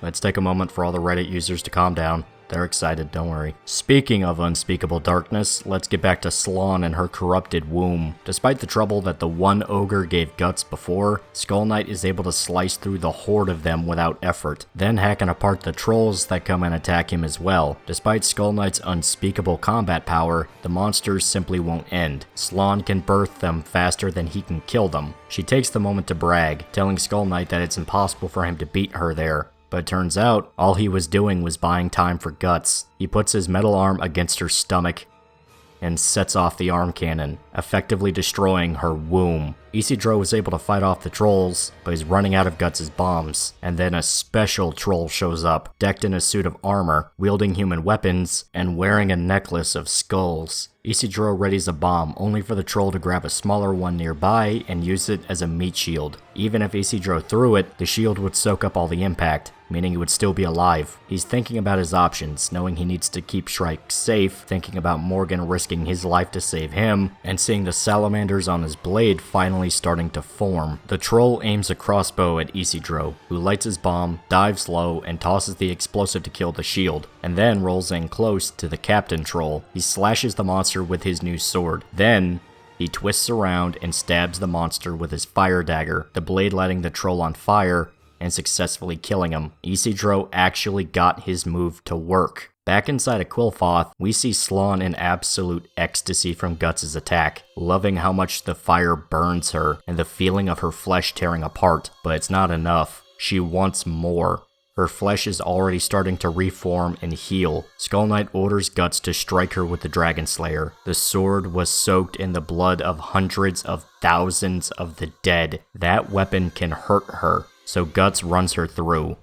He successfully impales Slán, stabbing her body with the Dragon Slayer. Despite the wound, Slán still seems to be in love with the agony he gave her, feeling life and death writhing in the uterus, even kissing Guts and telling him that he's the best, before falling apart into a pile of troll intestines. Guts thinks for a second that he might have actually killed Slán, but she tells him that she hopes they'll meet again someday, fading into the blood like a shadow. The loss of Slann causes a reaction inside of Qliphoth. The monsters inside are starting to melt down. Isidro is in disbelief that he actually got his technique to work, but the other trolls are less impressed. They could do a move like that too, if they felt like it.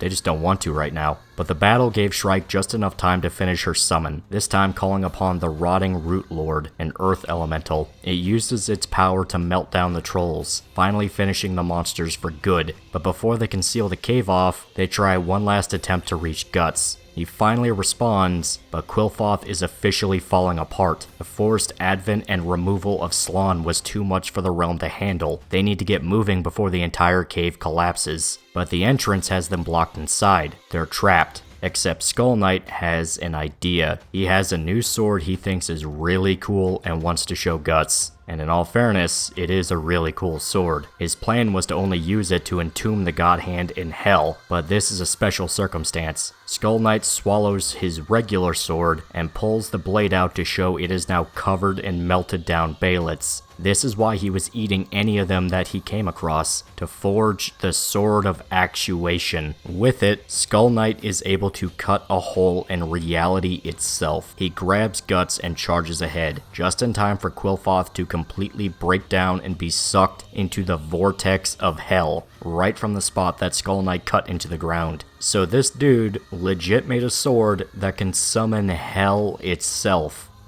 That's fucking hardcore. Just as it seems as though they're about to be pulled in as well, Skull Knight cuts another hole. The survivors are trying to keep the spell stable enough for Guts to get out of the cave, but they're running out of time, the realm falling apart despite their best efforts. But weirdly enough, Guts just seems to appear behind them. He just teleported out of nowhere back to safety. Skull Knight explains that the sword allows him to cut holes through space, allowing him to cross through the layers. Guts tries to find out how Skull Knight even knew to show up in the first place, but he's already gone. He shrugs the incident off, only Shrike ever realizing that Skull Knight was even there to begin with, and Qliphoth officially dies.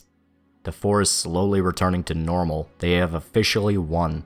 The quest finally completed, and they can all return to town. Serpico fully healed and reunited with Farnese and the others. They finally rest. The horrors are over. The sight of everyone gathered together kinda reminds Guts of something.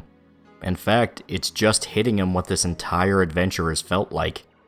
He now has companions again. He remembers what it was like to be with the Band of the Hawk. He has friends, a family. He truly thought he would never have something like this again. Yet it's right there in front of him.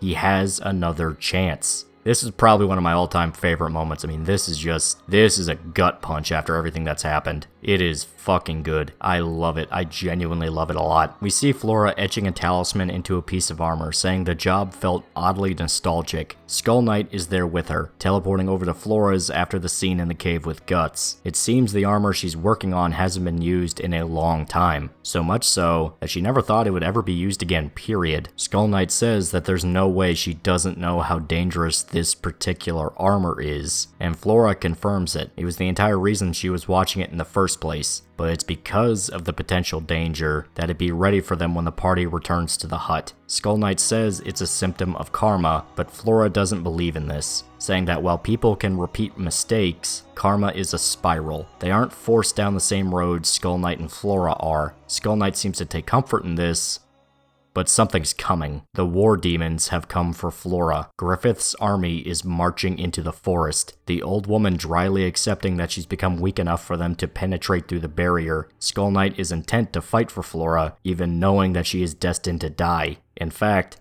he's fighting to make sure she dies peacefully rather than be murdered. Flora thanks him for his loyalty, happy that her old friend was there to see her off. She summons her golems to assist Skull Knight, but the demons mean business. Nosferatu Zod himself leading the attack. The last image we see is Flora simply wishing she could have seen Skull Knight's bashful smile one last time. The rest of the party is completely unaware of the coming events, simply trotting back to Flora's without a care, though Shrike could have sworn she felt Flora's thoughts for a moment. Evilira talks with her friend, trying to get her excited to return to Flora's so they can be praised for a job well done. though Shrike thinks that wouldn't happen. All she did was close a troll den. Quillfoth collapsing was something else. Still, the rest of the party try to give Shrike their gratitude. Farnese in particular especially heaps praise onto the little girl, to the point that it's kind of creepy. It's not her fault, she had to fight a tentacle monster. Still, Shrike isn't sure if this group of wackadoos and strangers really is her fate or not, but maybe she can find a place here. Oh shit, Guts collapsed. Yeah, despite his wounds supposedly healing back at the church, something is wrong. They flip him over to see a cut dug into his soul. His fucking soul. His physical wounds will heal, but unless they can fix the damage done to his ethereal body, they will simply keep opening back up. Their only chance was to get him to the mansion so Flora can fix him.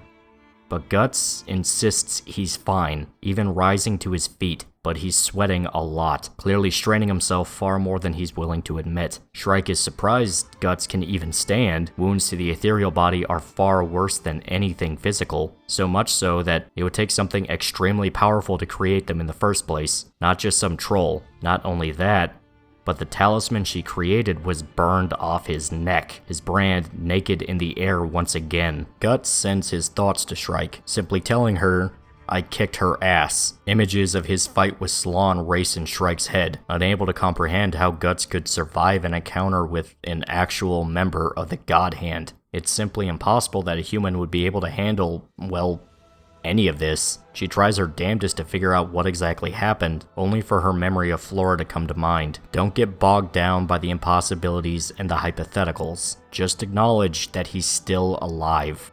But something is wrong. She can feel it up ahead.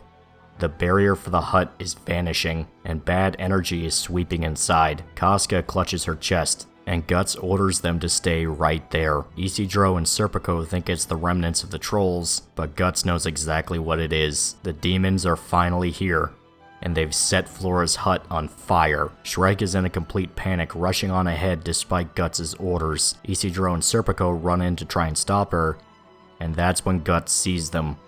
Apostles.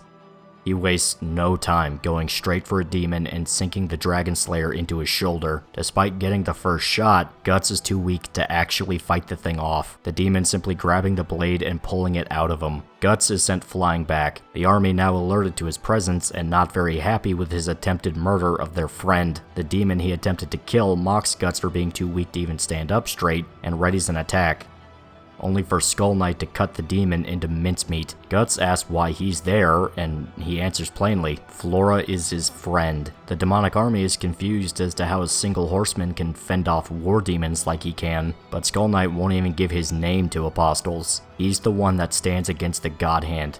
That's all they need to know. One of the demons actually recognizes Skull Knight from the eclipse, from when their master was created, and Guts starts putting pieces together, especially when they directly point at him, saying he was one of the survivors of that event. Then Nosferatu Zod shows up to make things even more blatant.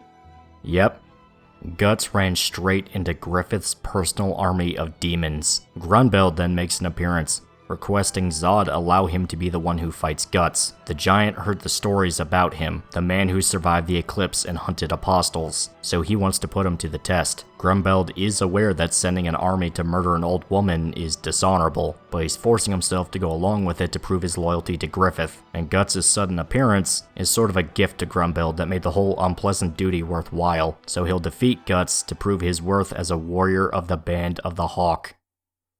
The Band of the Hawk. He really just went there. He really just dropped that name. As the saying goes, let the axe fall where it may, preferably on this guy's neck and through the bone. Shrike runs into the hut, desperate to find Flora, but the fire is out of control. Isidro jumps in to protect her from the flames, screaming at Shrike for losing her cool. But no matter what he wants to say, Shrike is upset. She's in tears. She's worried about Flora, terrified she might already be dead. Serpico arrives in time to try and get the two out of the burning mansion. Shrike trying to telepathically communicate with Flora. She manages to get a message through, and we see that Flora is consumed in flames. She has one final message to give to her pupil before she dies. She needs to get that suit of armor to Guts, no matter what. Shrike's mind is going a mile a minute, and Flora simply tells her that Guts is in danger. He's fighting a powerful enemy and needs the armor. Shrike doesn't want to leave, she wants to try and save Flora. but her master tells her to go. It's her time to die. She needs to let it happen. Shrike breaks down crying. She doesn't want Flora to die like this, burning to cinders. It's supposed to be peaceful, calm, fair. The Elder Witch tells Shrike that she's already lived far past her time, and she shouldn't be saddened by her death. Magic users view death differently. It's not a solid end, it's simply a change in their form of life. But Shrike is afraid of being alone. She doesn't want the happy time she went with Flora to burn away like this. She's still just a little girl, and Flora is really the only family she's ever had. Once she's gone, Shrike will have no one in the world. Unfortunately, the battle between Guts and Grunbeld is only getting worse. The giant's pure strength sends him flying with every strike, and he has no armor to help cushion the damage. This is the man's human form, by the way, and he's already far stronger than anything Guts has fought before. The only thing keeping him in the fight is the pure malice Guts feels hearing the Apostles refer to themselves as the Band of the Hawk. Yet, sheer anger isn't enough to fight an enemy that actually knows what he's doing. Grunbeld is able to throw Guts around like a small child, slamming into his chest with his warhammer, the Dragon Slayer acting like an impromptu shield that kept Guts from being crushed. Grunbeld is actually frustrated at Guts' inability to fight, outright pissed off that his opponent is stuck on the defensive, but Guts' wounds are getting worse. He can't fight Grunbeld without armor. Not only that, but the wounds on his ethereal body are still giving him trouble. He's completely outmatched. The rest of the Apostles get bored with the show and decide to try and finish off Flora, only for Skull Knight to intervene. They won't touch that woman. Zod pushes himself out to the front, saying he'll be the one to fight Skull Knight while they finish the job, quickly turning into his apostle form, killing an uppity subordinate and going straight for his opponent. Skull Knight mocks his rival for being so obsessed with going after an old woman, but Zod makes it clear that he only offered to fight Skull Knight because he's the only one that can conceivably hold him off. So once again, they duel, but for completely different reasons from the eclipse. One of the apostles bursts into the hut, intent on murdering Flora, but Shrike is able to set it on fire with her enchanted hairs like before, but it's not stopping, still transforming into a demon. Serpico tries to cut the monster apart, but that doesn't work either. They have no choice but to run. They don't even have the luxury of trying to save Flora, so instead they make for the treasure room, deciding to fulfill her master's last request. Shrike doesn't know if these people, or Guts in particular, are her destiny, but she does know they're in danger, and she is the only one who can rescue them. She is the disciple of Flora, the witch of the Great Spirit Forest Tree. They enter the treasure room and spot the armor from the Vision. Armor blessed by Flora to have great power, yet still holds great danger as well. Back to the duel, Guts is plain and simply defeated, thrashed around and abused by Grunbeld with zero chance to fight him off. Grunbeld refuses to believe the Blackswordsman is actually this weak, the man who killed countless apostles, the one who could match Nosferatu Zod in a fight, the one considered the arch enemy to demons, is this weakling. Grunbeld is even outright jealous at how strong Skull Knight seems by comparison to Guts, thinking Zod had the better deal in all of this. He says the battlefield belongs to proud warriors. To die there is a sacred aspiration, and to Grunbeld, Guts is nothing more than a poser ruining the label. Guts says that he's simply a monster pretending to be a warrior, and that he's not even the real deal since he's a demon. This pisses Grunbeld off, who simply kicks Guts away and decides to exterminate him with his shield cannon. The blow goes straight for Guts, but he's conveniently protected by the golems forming a wall of dirt to protect him. They can't do much, but they gave Guts enough time to get a message from Shrike, telling him to get inside the treasure room, where a suit of armor waits for him. Grunbeld quickly destroys the golems as Guts makes it inside. The rest of the party astonished that he's still alive. The wounds from before are opening, along with brand new ones that are causing him pain. Even if they put Guts in the new armor, there's no way he'd be able to move. Shrike is certain that Guts' life will be in danger no matter what they do, but this is the only option. An apostle starts to break through into the treasure room, and they're torn on what to do. Spend time putting Guts into the armor, or risk fighting that thing off themselves. Just as she readies herself to fight the apostle, Guts grabs Shrike's arm.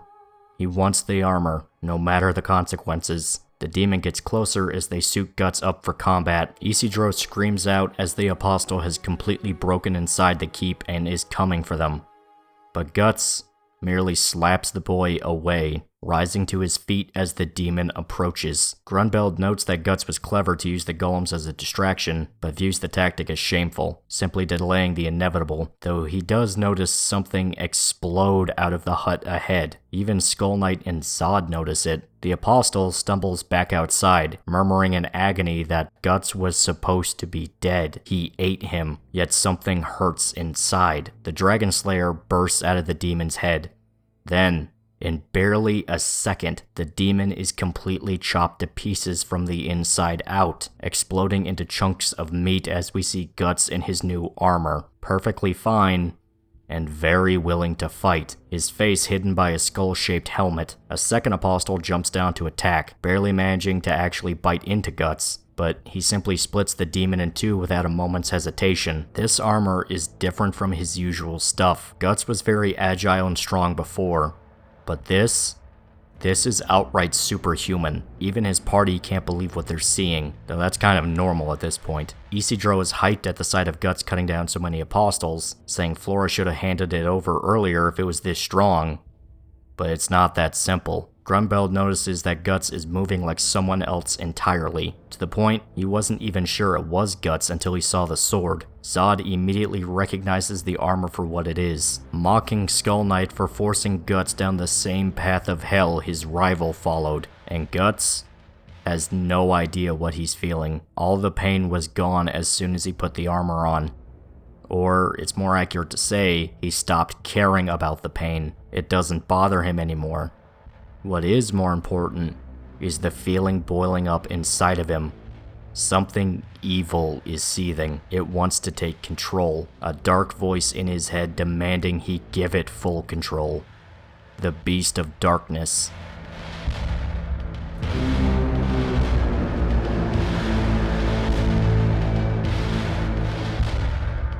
The armor starts to change shape with Guts trapped inside, his helmet stretching and reforming to look a lot more animalistic. He charges straight for Grunbeld, who's still arrogantly taunting him, only to be thrown back from the force of Guts' attack. The armored giant was pushed backwards by the same guy who just moments earlier couldn't even stand up straight. And Guts isn't stopping, swinging his sword into Grunbeld's shield like a madman. The demon warrior is all but pissing himself when Guts takes another shot at him, this time using the Dragon Slayer to tear open his shield. He just barely fights Guts off with his hammer, readying a blast with the cannon as he comes to the realization that no human can move like this guy can. But Guts leaps in again, opening his left arm to fire the cannon right into Grunbeld's shield, exploding the cannon inside of that and blowing the entire thing apart. The rest of the party is excited at Guts' newly enhanced combat abilities, but Shrike admits the truth. Guts is still very much in danger. None of his wounds are healed.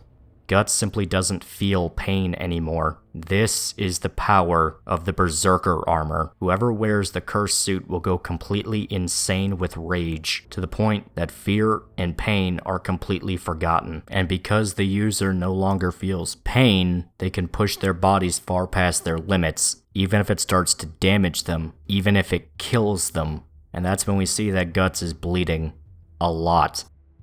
Now, the Berserker armor is actually a pretty divisive plot element to fans of Berserk. Some absolutely love this thing, and think it is probably one of the most metal power-ups seen in anime. Something this deadly, wielded by a guy like Guts, ensures that at the very least the fights will be very, very unpleasant. Plus, the design just looks cool. The Berserker armor is so much more jagged and sharp looking than any of Guts' other armors. Like someone just wielded a bunch of plates together. Just looking at the thing makes you feel like you might cut a finger. Plus, the influence the Beast of Darkness has on the armor, the Wolf Cowl, I think is incredible. Visually, the Berserker armor is great, but critics do have a point when they say they don't like it. Design-wise, the armor is sick, but conceptually, it kind of breaks an unofficial rule the series had going for a while. Guts never used magic, at least never knowingly. Yeah, he used elf dust, but that was purely to heal wounds. Yeah, the Dragon Slayer became cursed after murdering so many demons with it, at least that's what it's implied. But Guts never knew, and it's not really an enchantment on the weapon. It doesn't magically hit harder because it's cursed, it's just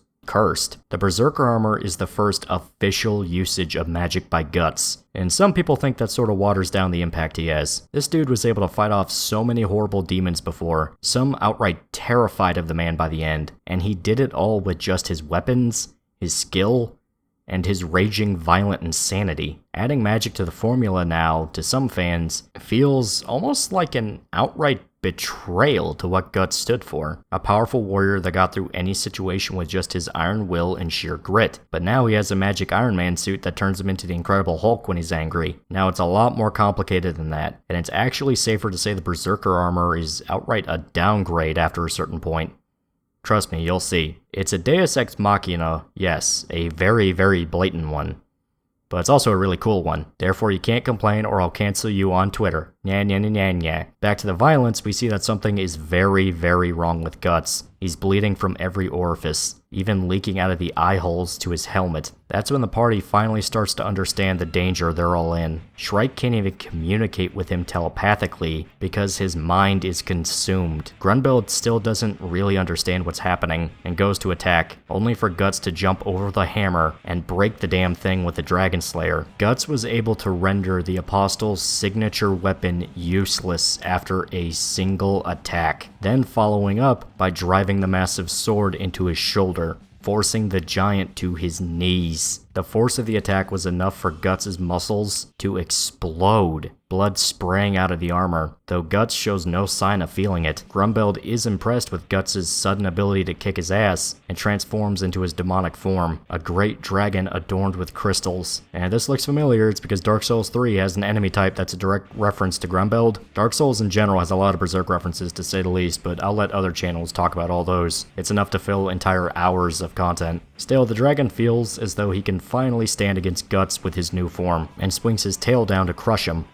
only for the guy to catch it. Every spectator to the fight paralyzed to see Guts be hit with the tail at full force, and stop it midway, digging his feet into the ground so hard that his leg bones snapped from the pressure, then seizing the opportunity to stab Grunbild in the face with the Dragon Slayer. Guts is thrown back by the dragon, sent flying and slamming straight into the stump of the great tree, and we see that he was able to crack the dragon's armor, much to Grunbild's horror. And the best part, Guts is still going, even as his arms and legs lay twisted from the battle, completely broken and forced to reshape back into place by the armor. Once again, this is not healing his wounds. They're simply forcing him to keep fighting no matter what. The armor is sending metal shards deep into Guts' flesh and reinforcing his bones manually. Legends say the previous owner of the armor was completely devoured, fighting until the last drop of blood was forced out of him. So the Berserker armor isn't some cool rage mode that Guts gets to tap into, despite what you may think. It's quite literally evil. It's flesh-eating armor that will force him to keep killing until he drops dead. The horror finally registers with the party, and Shrike has no idea how to help Guts. She's terrified and begging for an answer of what to do next. Flora appears in her mind to give her student one final message. She is the only one who can help Guts, despite her inexperience, insecurity, and whirling emotions. Only Shrike can save Guts from the power of the Berserker armor, so she decides to at the very least try. She prepares a ritual as the fight between Guts and Grunbild gets worse. The dragon is growing afraid of just what Guts is capable of being, the first opponent to ever withstand more than one attack,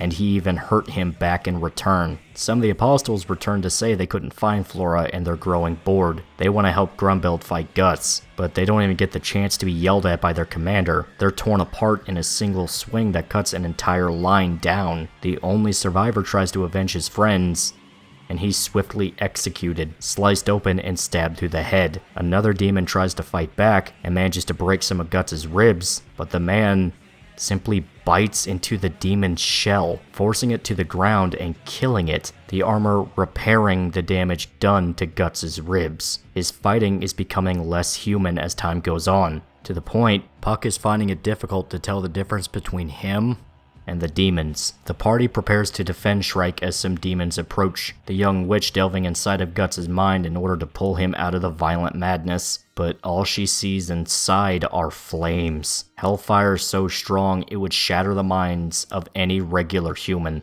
Deep inside of the armor, she spots the Beast of Darkness, its form shaped out of the Hellfire. This is the image his subconscious projects onto the armor. This horrific monster made out of a blazing inferno of hate, and Guts is buried somewhere inside of it. Shrike hesitates, afraid to approach the monster and unsure if she could even rescue Guts from something like this, but flashes of the outside world remind her of how urgent the situation has become. She dives inside of the beast, and she sees deep down that there are lights, fragments of Guts' memories that slip past Shrike. We see images of the Golden Age, of the old Band of the Hawk, Casca, and Griffith, even a slight nod to Gambino hidden away, and just underneath these lights is the darkness, the eclipse. Shrike can't comprehend what's happening, simply sucked deeper into the abyss as she cries out to Flora, images of demons mutilating Guts' friend swirling like a vortex. But at the deepest layer of the abyss, Shrike spots one of Flora's talismans, engravings etched into the Berserker armor. Just past this layer,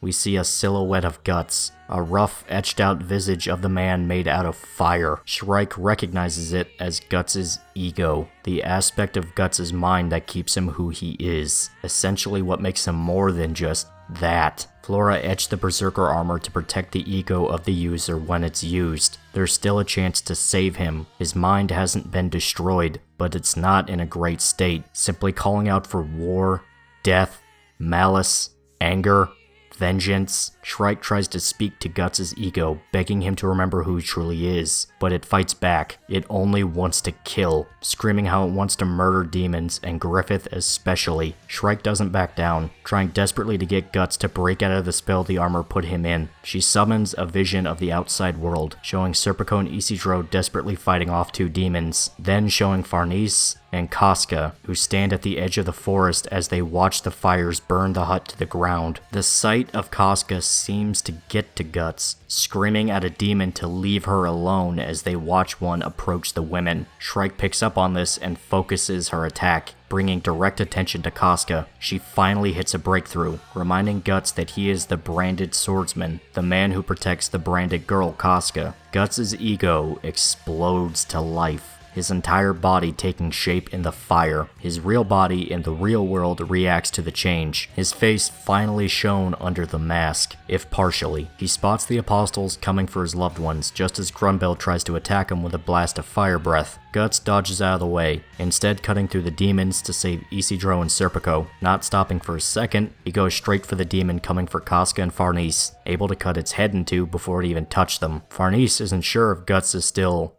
Guts, but his helmet retracts, showing a beaten down, scarred, burned, yet smiling Guts, a tuft of white hair now visible above his right eye. Farnese is horrified by his injuries, while Casca still growls at him and clings to her companion. But Guts doesn't seem to care, simply happy that Casca is safe and sound once again, though Grunbeld is coming back to finish him off. But just as he breathes out an inferno once again, the attack is blocked by a wall of fire. A shape manifests in the flame, showing a much younger version of Flora, standing between the demons and our party. She thanks Shrike for a job well done, then telling them to escape as soon as possible before the entire forest burns. Once the spirit tree dies, their domain in the astral world will disappear as well, but Shrike doesn't want to go. But Flora tells her it's time for her and the forest to die. Even if it was a nice place there, it couldn't last forever. Even though she loved her days with Shrike, viewing her as a true granddaughter, it was time for her to go. Guts rescues Shrike from a burning branch that almost crushes her, carrying her out of the forest as Flora swears they will see each other again. Now it's up to Shrike to continue the journey without her, to face her destiny. The last images we see are of Shrike looking back, reminiscing about the happy days she spent with Flora as her master gave her final goodbye. And with that, Flora is dead. The party was chased out of the only sanctuary they had for God knows where, all by the demons that had been hounding Guts for years. The moment he finally tries to forget about revenge, to focus on his new loved ones and open up, the apostles came screaming back to burn everything to the ground. He well and truly can't escape it. Poor Shrike was finally starting to come into her role as a witch, only to be forced to watch her master be murdered by the demons. Despite Flora's assurances they'll meet again, it seems like the apostles got her, forcing the elderly witch to use what was left of her power to protect our heroes as they made their escape. Rise, it looked like things were going right. Everything was kicked right back to square one all over again. The only real positives to all this is they gained Shrike as a companion, and Guts as a new suit of armor. But the cost to get them was heavy. They essentially forced a little girl from her home, not even given the chance to grieve the death of her only family properly. And the toll the Berserker armor has on Guts is extensive, so much so it nearly killed him. This happy side quest stopped being fun.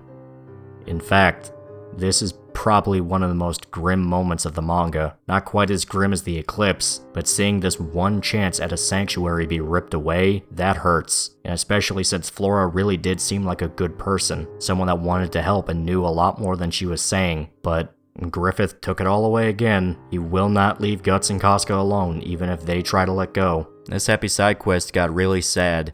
Hopefully the stuff coming up can be fun again. This is not fun. I repeat, zero fun here. I'm not having fun. This sucks. Say hello to the new Wyndham, completely unrecognizable from its glory days. Corpses lined the streets, some even impaled on top of tall buildings, where crows flocked to feed. An unsettling mist fills the streets. The city is sunk deep into hell. Boats filled with men travel through the mist, reaching a sewer tunnel where they meet up with a contact. This is the Midland Resistance Movement, trying desperately to survive, but they're cut off from the rest of the country. They don't even know what the current state of the nation even is. They're completely isolated. Sir Laban reveals himself as the leader of the men smuggled into the city, much to the relief of the resistance movement. Turns out, they aren't much of an actual rebellion group. They're forced to survive underground, hunted by something that doesn't even seem possible. The entire city is filled with corpses. Every building, every plaza, even the churches. Nowhere is safe from the unending pile of the dead. It was as if the tomb buried underneath the Tower of Rebirth forced its way to the surface. The city was violently purged, men either executed or sent out to fight as war slaves. All of the women were forced into the castle, cattle for horrific sacrifices used in Kushan rituals. And all that's left in the city are the elderly and the children. The only good news they have is that Princess Charlotte is alive, imprisoned at the highest level of the Tower of Rebirth. Despite all the horror, Midland has some inkling of hope inside of it. If the princess is alive, they can corral the nobles together and organize an actual counterattack. The resistance only wants one thing in payment for the information. They want to know if the rumors about Griffith's return are actually true. At that moment, the contact shows himself as Minister Foss. He survived the invasion and now leads what is left of the nobility in Wyndham. Their conversation is cut short as something dives out of the sewer water to attack the men. A monstrous crocodile wielding a spear, a demonic entity created through Kushan magic. The resistance flees from the sewer as the monster chases after them. Foss explaining that Kushans have some form of sorcery that allows them to create half-human, half-beast hybrids, and they're everywhere, always hunting after the survivors, unknowable monsters that break the very fabric of reality. The resistance has even taken to calling Wyndham the Demon City. They managed to escape the demonic crocodile, and Foss explains that everything started when the mist flooded the city. Ever since then, creatures like that have crawled through the streets. What's left of the population forced to stay inside of their homes, terrified to step outside and risk being caught. Once again, they're spotted by a Kushan mutant,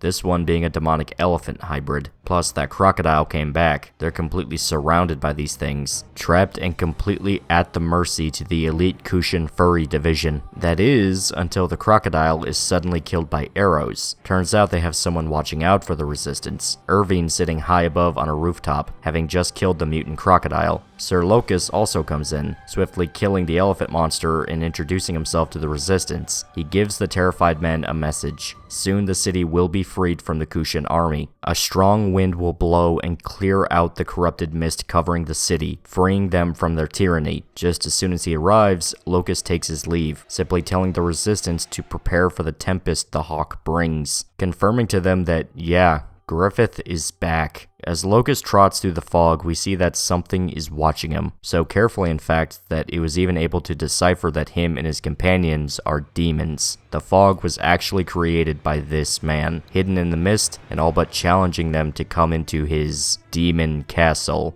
So, Apostles have been pretty bad before. They've been able to kill scores of people with their abilities alone. Rosine created an entire swarm of minions by kidnapping countless children from villages around her domain. Wylad led a death squad so violent he was all but banished from Midland, until the king was desperate enough to order him to murder Griffith. Zod goes without saying in regards to his reputation. Even the jobber guys like the Slug Count and the Snake Lord had pretty decent body counts, and what made them worse was they held positions of power and authority. Hell, the Count's murder count was mainly through his frivolous executions more than anything.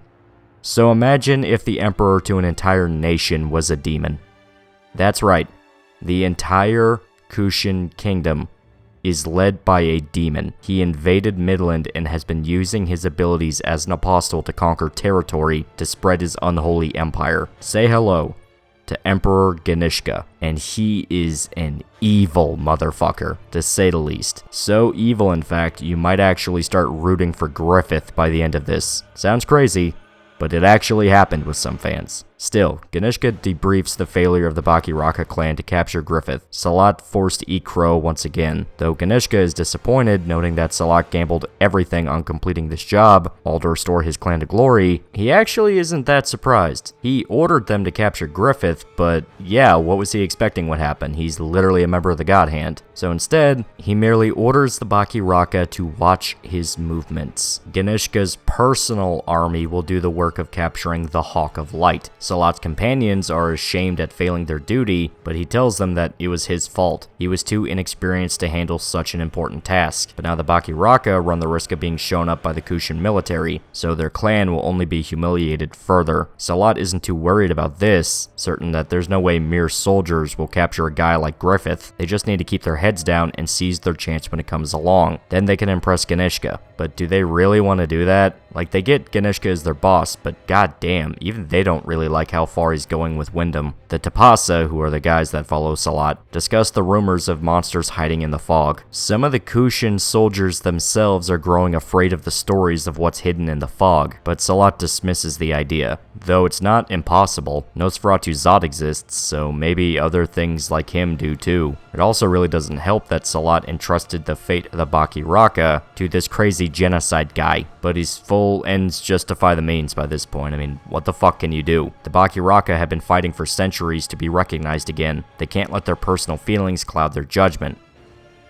But yeah, Ganishka's fucking crazy. The man's brutality earned him the nickname the Dread Emperor. Ganishka has his royal escort take him to the Tower of Rebirth, traveling up the tower to visit his prisoner, Princess Charlotte. She is still alive, along with her servant Anna, now spending her days in isolation, keeping busy with embroidery work, much to Ganishka's annoyance. Anna tries to scold the Emperor for barging into Charlotte's room, but he has her thrown out. This dude doesn't really believe in ideas such as chivalry. Turns out he gave Charlotte the embroidery tools to give her a hobby, but it's starting to piss him off. It's time for her to prepare for what's about to come. Ganishka intends to rape Charlotte and impregnate her, thus effectively conquering Midland through blood. It's his final move to end the war, and he's holding the kingdom hostage until she agrees, holding the deaths of her people over her head until she breaks. He tried to be patient with her, giving her plenty of time to accept what's happened and get ready for the obvious, but he's done waiting. Ganishka throws Charlotte onto the bed, causing her to flash back and see images of her father from when he tried to assault her as well. She cries out in horror, begging for Griffith to save her, causing Ganishka to freeze up. He spots the embroidery she was working on,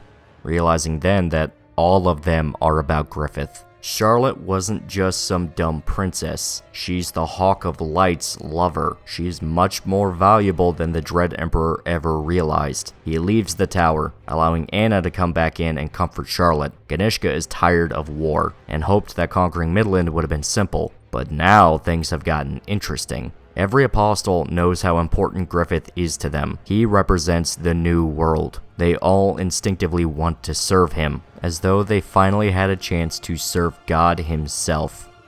Everyone except Ganishka. He is the Dread Emperor, the one who will conquer the world himself. He's not about to just give up his kingdom. It belongs to him. So he plans on usurping Griffith and ruling the world as the one true Demon King. So we have an apostle that wants to rebel against the God Hand, something we quite literally have never seen before. Even the ones that seemed apathetic to the larger schemes, such as Zod and Wylad, at the very least showed some kind of reverence or loyalty to the God Hand. They understood how powerful they were and respected them. But now, you have a demon with an army, powerful magic to support said army, and is strong enough to steamroll the world to the point he's getting bored, and he refuses to give up that throne, no matter what, and no matter who asked. It's a demonic civil war, but nobody has any clue what's really going on, not even Ganishka's own men. Salat and the Tapasa notice that some of the castle guards have been murdered, recognizing immediately that there's intruders. Roxas appears behind the trio, avoiding their attacks and mocking the state of the Bakiraka for letting themselves be snuck up on. They believe the demon is there to assassinate Ganishka, finding it strange that he would have let himself be seen if that was the case. But Roxas denies this. His job was to open the gate, allowing Sir Locus and his knights to pour into the castle. He baits the Bakiraka to chase after him, Salat and company falling for the scheme and following the apostle. Ganishka's men report that invaders have entered the castle, but he already knew, simply ordering his soldiers to entertain them. As he watches some of the captured women be fed to his pit of demonic crocodiles, he wonders how far the Band of the Hawk could really get into the demon castle. The Kushan military tries to stop Locus and his knights, but they're powerless. Even if they could hit their targets, they simply pull their arrows out and push on ahead. The archers are then murdered by Irvine and his men, freeing the demon horsemen to keep going without interruption. Once again, the battle is a slaughter. The clueless humans outmatched by the Apostle Knights. There's no way of stopping the Band of the Hawk with human soldiers, so Ganishka orders his army to lure them into a specific part of the castle, the part where the Daka are gathered. While Ganishka has used human soldiers for a large chunk of his invasion, he was also preparing another army. These ones blatantly inhuman. Ganishka created an army of demonic soldiers, just like Griffith did, but he had his own method. Ganishka reveals himself to Sir Locus, arrogantly showing off his legion of monsters. He believes that he is in full control of the situation. The numbers of the Band of the Hawk far too low to actually pose a threat to his rule, even if they were apostles like him. At most, Ganishka believes they're there to gauge how powerful he is as a demon. Locus wants to know why Ganishka is rebelling against Griffith, and the Dread Emperor repeats his assertion that he is the ruler destined to conquer the world, the King of Kings, and no one will take that from him. He fully believes himself capable of taking down Griffith to fully ascend as a god himself. Locus is offended at the idea that someone would think they're better than the Absolute, and the battle begins, the Daka charging for the demonic knights. All the while, Salat and the Tapasa are still chasing after Roxas, who's playfully keeping his distance away from the experienced assassins. Salat notices that he's actually luring them to a specific location, a grand mausoleum in the center of Wyndham. Salat and his men follow the trail of corpses Roxas leaves behind, infiltrating the building along with the demon as they try to stay hidden from the Kushan army as well. Deep inside the mausoleum, they find a horrific sight, a ball of flesh, chained together and suspended in the air. It looks as if it were created by the melted down bodies of other demons, their monstrous forms barely recognizable in the greater biomass of the entity. Salat and the Tapasa watch in horror as a woman is lowered inside of it, Kushan monks praying as their ritual commences. The woman is submerged in the fluids, her stomach immediately swelling as a creature grows inside of her, violently ripping open its mother as it's born. Kushan workers capture the demon infant and dispose of the dead woman's corpse, tossing her into a pile of other murdered prisoners. Roxas comments on the sight, talking to himself, though loud enough for Salat and his friends to hear as well. This is how the Daka are created. They captured various apostles, stitched them together, and filled the interior of the sphere with amniotic fluid. Pregnant women are dropped inside, and their babies are infused with demons, creating an inhuman army for Ganishka. Salat wants answers on just what the hell is going on, and how Roxas knows what any of this even is, but all he says is that Ganishka is a real demon king.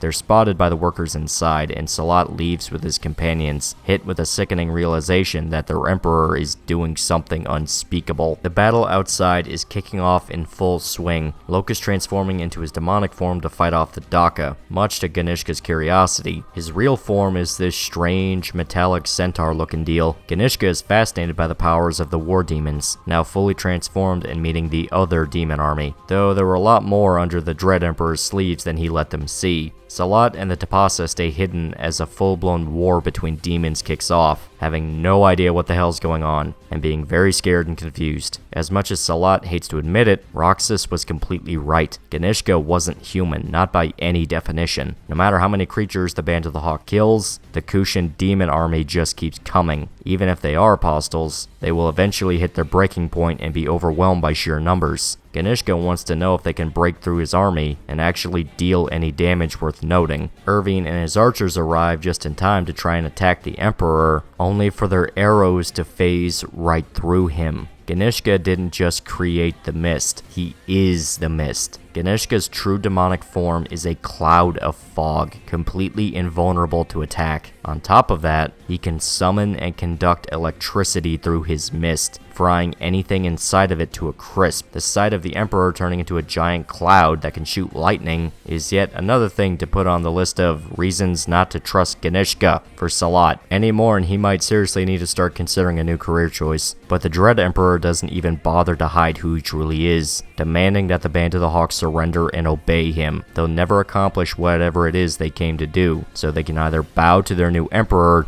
or they will die. Despite the horrible situation, the war demons aren't intimidated, and we see the shape of a wing in the light of the moon. Anna and Charlotte are completely unaware of what's happening in the city. Anna just trying to make conversation with the princess, who's simply gone back to her embroidery without saying a word. She begs Charlotte to get some sleep, promising that she'll never leave her side as they turn in for the night. But Charlotte doesn't actually seem to listen to Anna, simply going back to her project as soon as her servant leaves the room. She's torn out of her work by the wind, a sudden gust forcing her window open. With her curtains forced apart, the moonlight exposes a silhouette standing by her window. At first she's terrified, using her embroidery to hide her face, but notices how familiar the shape actually is. On top of that, he begins to speak, saying that he's come to set the princess free. Griffith himself returned to her, something she genuinely thought was impossible, so much so that she's convinced she's dreaming. It was simply too perfect to be reality, a knight coming to save a captive princess. None of this could be real, it's just a fantasy she's having. The most she can do is beg Griffith not to disappear, accidentally pricking her finger with her needle as she tightens her fist. Griffith points out the wound, asking if the pain is just a dream as well. He then kisses her finger as Charlotte realizes that this is all true. It's really happening. Her beloved came back to save her, just like a fairy tale.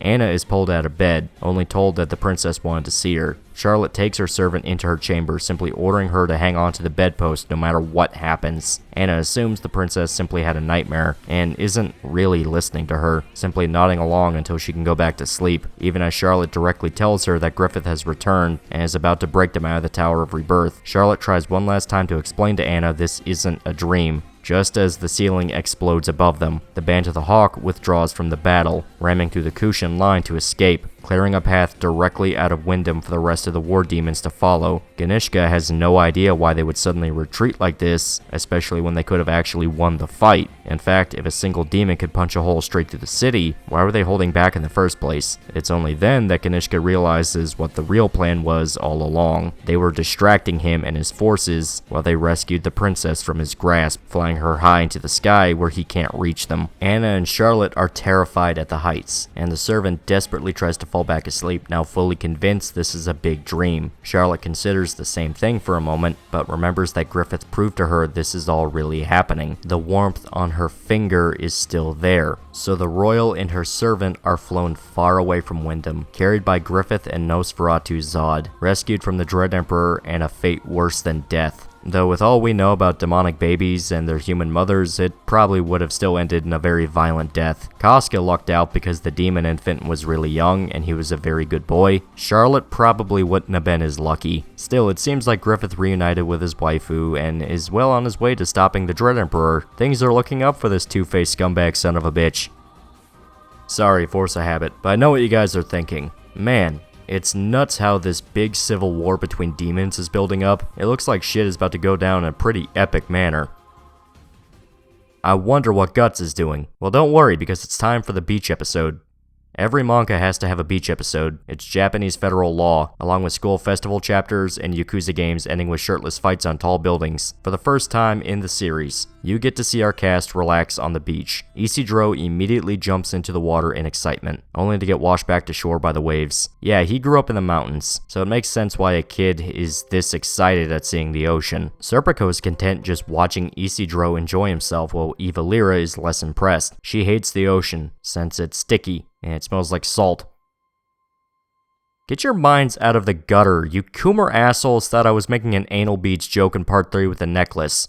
Not everything involves anime titties in this series, though they do crop up more than a few times, admittedly. Shrike is noticeably quiet, having to be pulled out of her thoughts by Eva Lyra. She's still shaken up by what happened at Flora's, even if she's trying to hide it. The breeze pulls her hat off her head and lands on Guts' foot, so he simply puts the hat back onto Shrike's head, a small gesture of kindness to his new party member. Now really take a step back and think about how far this guy has gone since we started. When we first saw Guts all the way back in Blackswordsman, he didn't care about anything. Only violence and vengeance. Hell, even during Golden Age, Guts was pretty closed off to others. It took some serious heavy lifting for the dude to finally start trusting others. Granted, in his earlier years, he wasn't completely cruel, just standoffish. Blackswordsman Lost Children Guts is explicitly cruel. He outright tortures his enemies and enjoys doing it. He has zero regard for the safety of anyone dragged into his battles. That hateful, wrath-filled man is now just placing a hat back onto a little girl's head. They don't talk about this. Guts never reflects on the state of things. It's just a silent moment that tells you everything you need to know. To Shrike, all Guts did was get her hat for her. But to us, having seen everything this guy went through just to get to this point right there, it feels downright legendary. I'm being serious. This is one of the all-time best moments of the manga. You see it referenced so many different times when people talk about the series. The moment seems to pass, but Guts notices that his hand is shaking. He moves on ahead of Shrike, who seems to have picked up on Guts' worries, though he swears he's fine. Shrike wants him to take off the armor to take a few days to rest, though all Guts can think about is that the talisman they were given won't last forever. They already had to take an entire month off from the journey to let Guts heal. They needed to keep moving. Thankfully, the armor keeps the pain at bay, though not as much as when Guts is fighting. Still, he's much better than before. Shrike is able to supply him with medicine, on top of the elf powder that Puck and Eva Lyra provide. All Shrike can think about is how everything can go wrong. If Guts ends up going crazy again, they'd be right back at step 1, but he's not worried about that, considering Shrike his trump card in case the armor tries to take over again.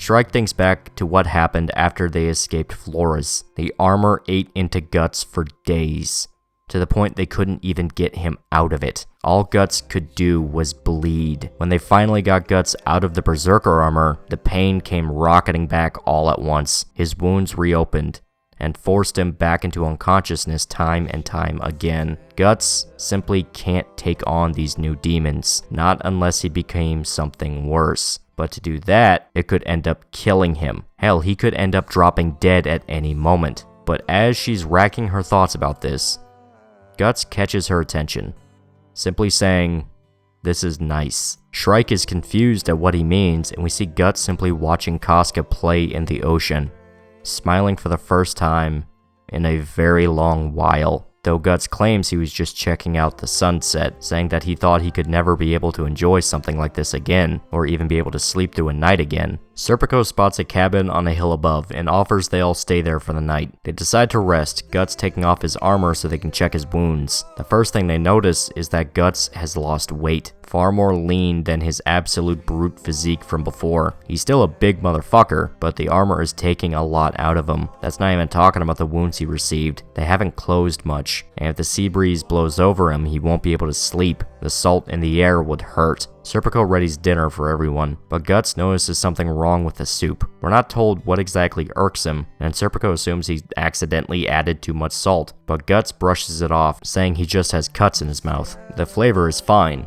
at least so he says. Isidro finally addresses the obvious.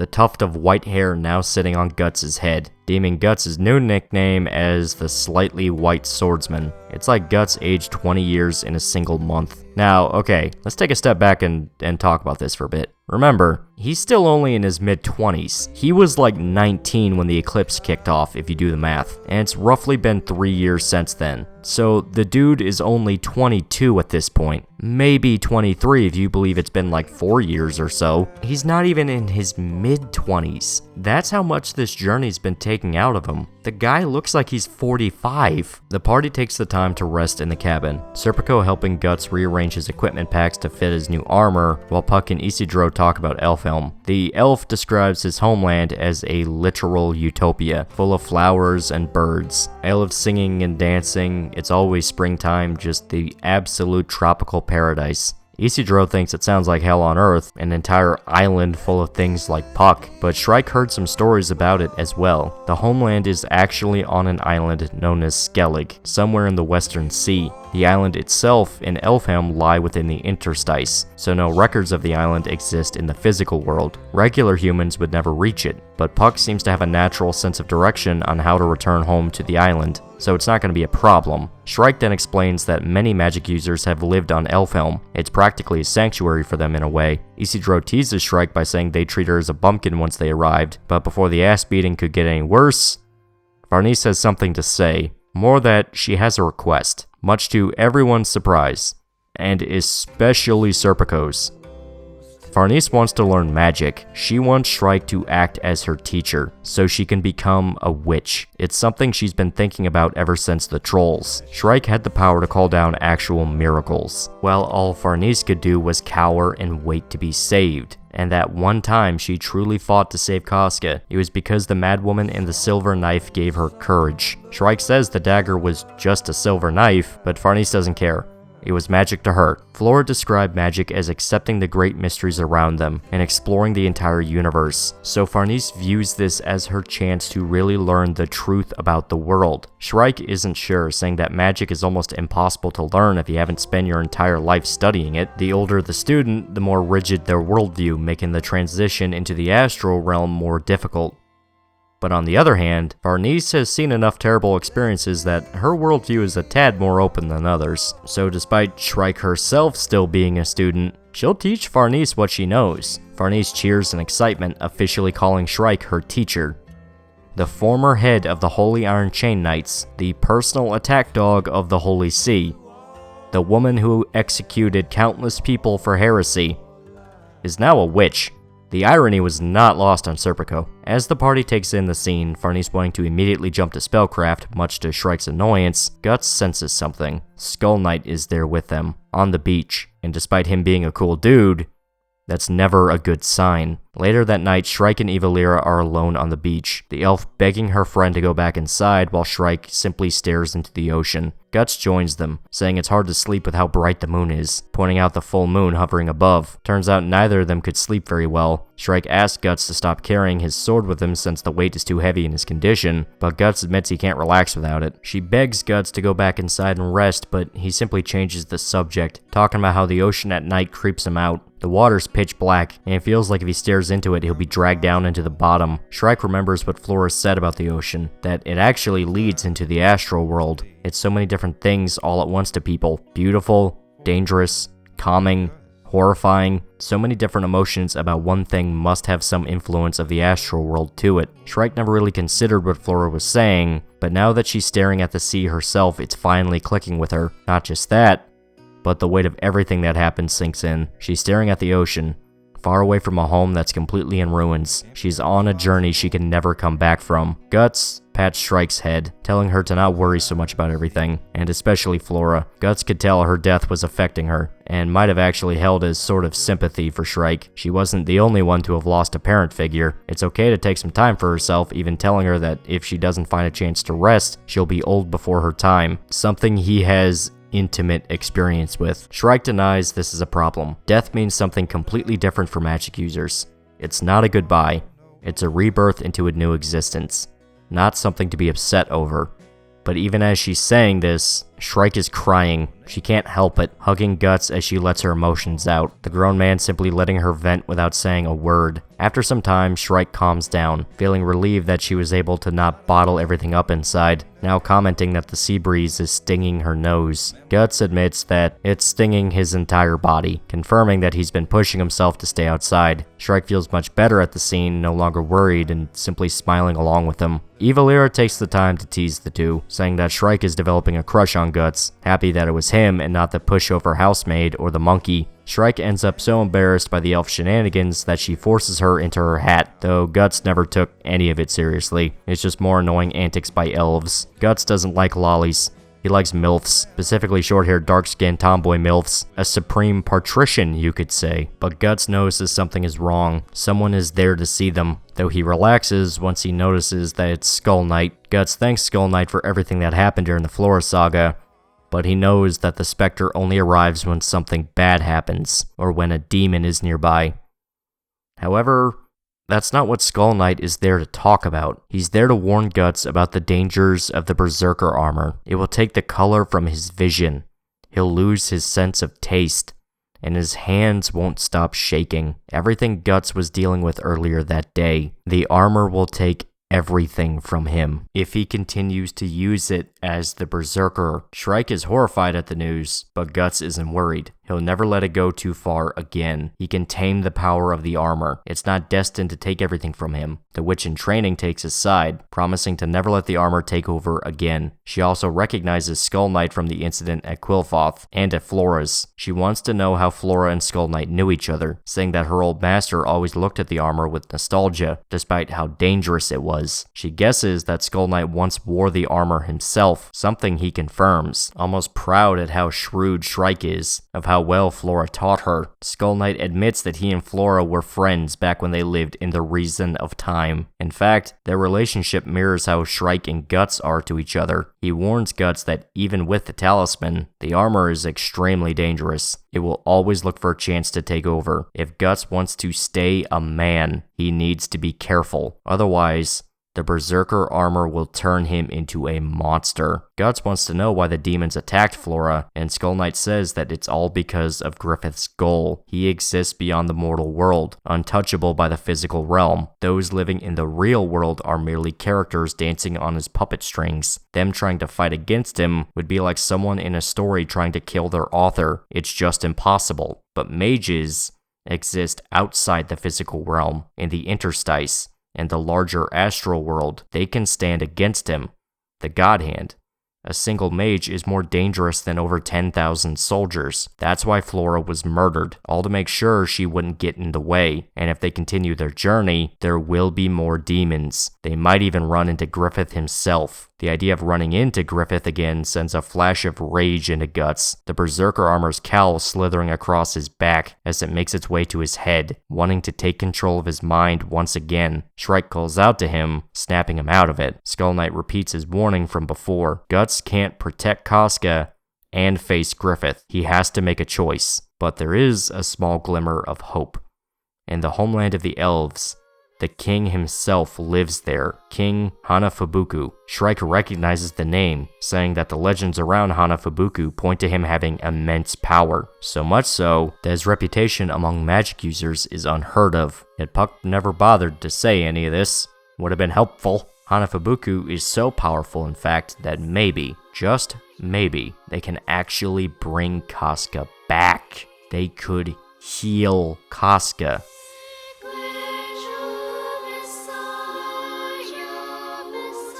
You heard right, guys. Skull Knight just promised Guts that if they're able to reach Elfhelm, the King of the Elves might be able to cure her insanity. The real Casca could come back, just like the old days. Guts is ecstatic at the news, and even Shrike is happy for him. She doesn't really know Casca, but she seems cool. That she is, Shrike.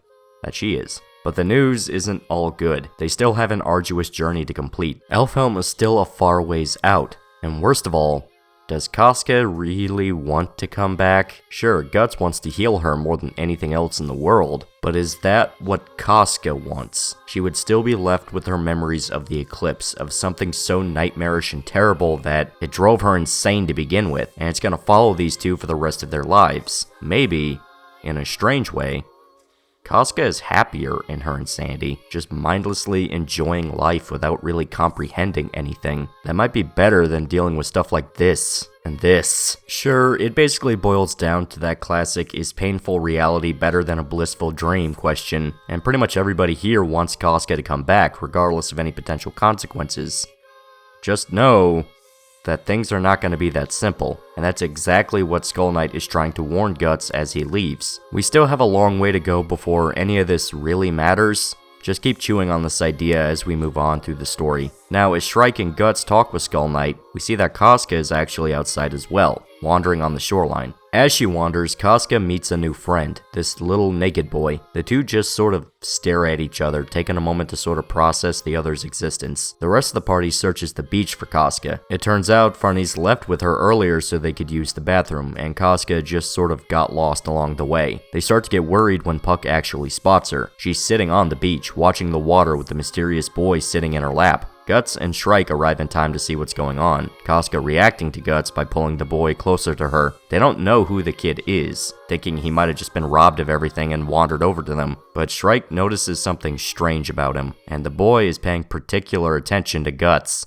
Casca snatches him away, hugging him close and breaking their eye contact. Regardless of the situation, they decide to return to the cabin with the boy. It's cold outside, and Shrike wants to share the good news Skull Knight gave them, but as they go to leave, Guts feels a sudden twinge on his brand. He stops in his tracks and looks at the cliffs above, thinking his imagination made him see something, though we see a very familiar shape in the shadows above. Okay, I seriously can't describe how important this scene actually is. It is the important event for things to come. Just know that mysterious child has a massive role to play, so much so that he was more than likely going to be a key factor for the finale before Miura died and everything happened. I can't say anything right now. This is part 5 territory through and through. But if you've already read through Berserk, then you know exactly what I'm talking about. And if you've been paying attention to the small details, you might have already put a few things together on just who this kid might really be. I'm not going to say a fucking word. All I'm going to say is, he has his mother's eyes, though you still have no idea how deep the rabbit hole goes. Still, the party discusses the news that Casca might be able to heal her mind once they reach Elfhelm. Isidro and Evalira want to know why Puck never brought this up before, but the man is too busy playing with the crab. He totally knew Hana Fubuku could heal minds, totally, absolutely. He was just going to mention that later, once he got bored with the crab. It is a really cool crab. Despite the party being in good spirits at the news, Guts is barely paying attention. He's just watching Casca tend to the mysterious child from the beach, just thinking about the warning Skull Knight gave him, that maybe what he wants isn't what she wants. They snap him out of his thoughts, but shift focus on the mute pair as well. Casca's quickly grown attached to the kid, but he's not saying a single word. He won't tell them his name, where he came from, or anything, simply hugging on to Casca after he finishes his dinner. They decide to check the local villages in the morning to try and find his family, that really being their only true option to get the kid home, wherever that is. Yet still, Guts can't help but notice the boy is staring at him. Guts tries to meet his gaze, but he spins his head around and looks back at Casca as soon as he notices Guts, like he was embarrassed he got caught. This actually happens more than once too. He's really interested in Guts, so much so, he actually sneaks behind him and tries to climb up Guts' back. The kid plops himself on Guts' shoulders, and the party assumes he's curious about the armor, though the sight of the boy trying to play with the brute causes Casca to panic, running up and prying the small boy off Guts. Though they both lose their grip and it looks like the boy is about to land on a pile of throwing knives, Guts and Casca both catch the boy, saving him from grievous injury. This also marks one of the first times Casca got close to Guts physically since that incident, though she doesn't let it last too long, snatching the boy once again and even growling at Guts. Isidro remarks that for a moment they kind of looked like a family. That kinda hurt, I can't even deny. Evalira decides to tease Shrike again, saying that she needs to take her opportunity and snatch Guts away from Casca, but Shrike just shoves her in her hat again because of it. It's not really important, just thought it was cute. No, the important reaction is Farnese, who just sort of looks away, wistful. Going back to reading her book, even Serpico notices how bummed out Farnese is at the sight of the trio. I swear to God, guys, we're gonna address this in a bit. I'm fucking begging you guys, just hold on. Soon, the party is back to sleep. Casca keeping the mysterious boy close to her while everyone rests.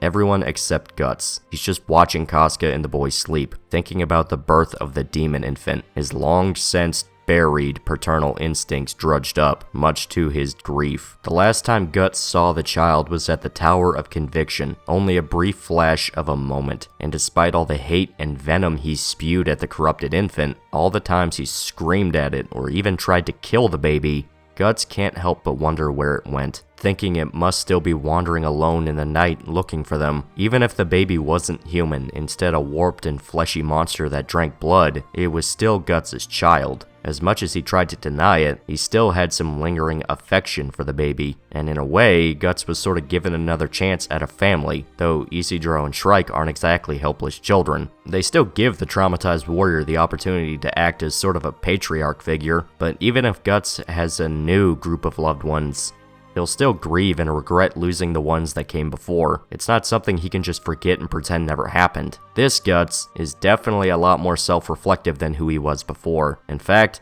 he seems almost outright remorseful of how he treated the demon infant. He's not on his knees begging for forgiveness or anything like that. He's not consumed with guilt, but the pained look on his face makes it clear. He seems depressed, thinking about that corrupted baby being all alone and just mindlessly searching for them. The guy isn't just some stoic giant that doesn't let people in, not anymore. That was Golden Age Guts. Blackswordsman and Conviction Guts actively pushed people away, did whatever he could to not connect with anyone. Falcon of the Millennium Empire Guts is a man full of regrets, burned out by his endless journey, yet still pushing forward. He yearns for those peaceful, quiet days, but knows he can't ever have them. And the best part is that he doesn't let anyone know about this either. Guts would rather be torn apart inside and out than let his party members worry about him. It's absolutely not healthy. Probably the best day of Guts' life involved him finally showing his vulnerabilities to the only woman he ever loved. But that's the tragic pattern with Guts that he keeps falling back into, pretending everything is fine and refusing to look at the bigger picture. It sort of comes down to the obvious divide that built up between Guts and Griffith, something you might have already picked up on by this point. Griffith is this beloved war hero, an actual living legend that has scores of people worshipping his name, and he's a sociopathic demon, a dude unafraid to murder thousands to get what he wants. A full-blown evil motherfucker. He wasn't at first. During Golden Age, he was a complicated guy trying to achieve something great in a court full of snakes. But now, the dude is pretty much evil. He's literally rewriting reality so he can be this big, grand hero, killing tens of thousands, if not hundreds of thousands, of innocent people in this grisly war, all to give him a villain to defeat. Sure, Ganishka is an apostle that's actively rebelling against the God Hand, but is he really? We'll go more in depth with this later, but it's very much a possibility that Ganishka himself is a victim specifically groomed for his role as the villain. Everyone is an actor in this big grand production that Griffith and the God Hand put together. Everyone except our heroes, and there might be a reason for that. Though, once again, we'll talk about that later. Just know that there might have been a reason why Guts and Farnese didn't have the same dream as the rest of the world, and not just because they weren't asleep when it happened. Now, by contrast to Griffith, Guts is despised by the larger world. They think he's a villain, a symbol of destruction and chaos. Granted, they were kind of right, but the real Guts deep down is a lot more complicated. He might not go out of his way to help a stranger. In fact, he might just find you suspicious and tell you to piss off, but he's very loyal to his loved ones, to the point that he's quite literally willing to tear his body to pieces to save someone he cares about. The entire point of the Berserker armor is that it damages him to give him power, no one else. Except Guts. This is the big divide between Guts and Griffith. Griffith is willing to sacrifice others to get what he wants. Guts is willing to sacrifice himself to get others what they want. Sure, right now Guts' quest is to kind of serve himself. Casca is his woman, and he wants to keep her safe because it makes him feel better. But at the same time, he's pushing himself as close to death as humanly possible to keep her and his new party alive. Now that he's learned that there's a chance to heal Casca of her insanity, he's leaping at the opportunity. Consequences to himself be damned, because why would he assume Casca wouldn't want to come back? It's not really an exaggeration to say that Guts would rather die to protect the people close to him than do something like what Griffith did. Now, he would fight like hell to make sure everybody got out alive, including him. But if the chips were down, and Guts knew it came down to him or them, I think the choice would be obvious. And speaking of demonic crocodiles, yeah, our heroes aren't safe from the larger war around them. Ganishka's evil fog starts flooding into the area. setting off Guts' brand immediately. He knows something is coming for them. The party readying themselves for a fight. Shrike is confused how anything could come after them, considering the talisman they have should protect them from the hordes of the dead, though she soon reveals that the energy coming off whatever is after them feels like demons. The monsters break down the door, our party getting a full face of evil crocodile. And if anybody in the comments want to go, that's an alligator, dumbass, even Serpico calls it a crocodile. Alligators aren't the only big lizards out there. These are foreign. The crocodile stands up to its full height, throwing its spear at Isidro and Serpico. Guts retaliates with his crossbow, and it looks like the monster is killed. Good job, guys. Still, Shrike reveals that a spirit is resting inside the animal, essentially turning it into a magical life form called a familiar. So this was created by someone. We already knew that because we had the whole scene with Salat and Roxas and all that, but these guys didn't, so it's fine. Also, there's an ass load of crocodiles coming for them. Their only option is to set up another barrier. While their cabin isn't any kind of holy ground or sanctuary, the full moon means that magic across the world should be more powerful, so there's a chance this could still work. All they need to do is protect Shrike. Farnese can watch the retarded woman and the kidnapped baby. Guts wraps his sword tight in his grip, trying to compensate for the shaking in his hands. Shrike doesn't want him to fight, period, but he's not taking no for an answer. While Guts insists on fighting, Shrike simply warns him that a full moon is also when a person's mind is the most unstable. That, mixed with the Berserker armor,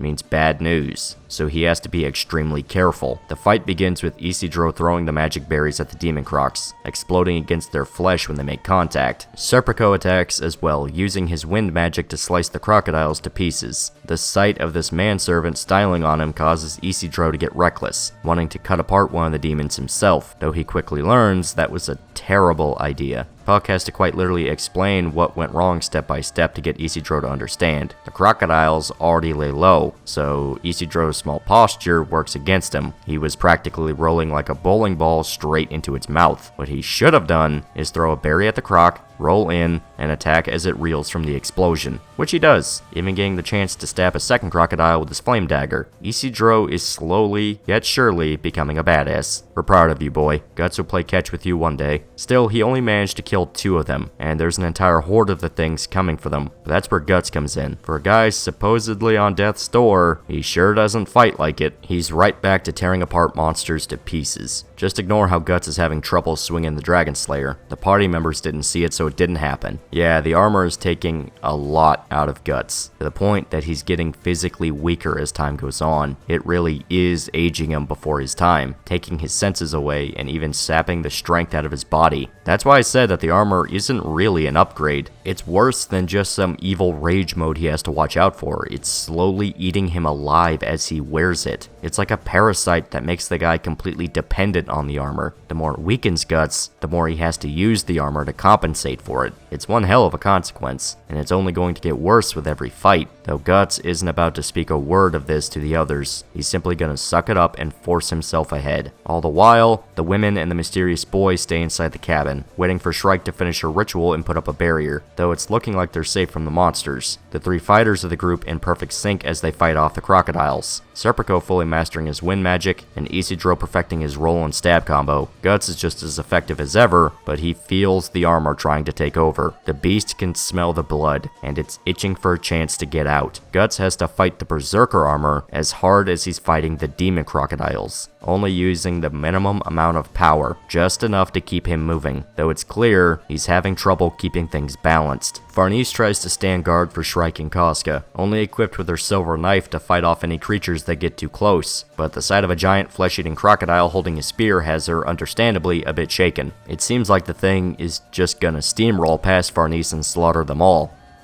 But then it looks at the mysterious boy. Despite being face to face with literal monsters, the kid isn't afraid. He's not screaming or crying, he's just staring at the monster. And weirdly enough, the crocodile just leaves, losing all interest in attacking them. Farnese and Evalira are completely confused, unaware of how the boy just seemed to save their lives. But this incident gave Shrike enough time to finish her barrier, the cabin now a certified safe zone. She contacts the men with telepathy to explain the situation. While the barrier can hold the crocodiles back, these aren't like the trolls. Those only have astral bodies, meaning they can be burned away with the shield. But the crocodiles are familiars, so they're both in the physical and astral worlds, meaning that they'll eventually break through if they don't finish things quickly. Isidro assumes that means to kill them all, but Shrike says that will take too long. Familiars, while powerful, don't have the ability to act individually. The only chance to end things as fast as possible is to find the sorcerer controlling the mob.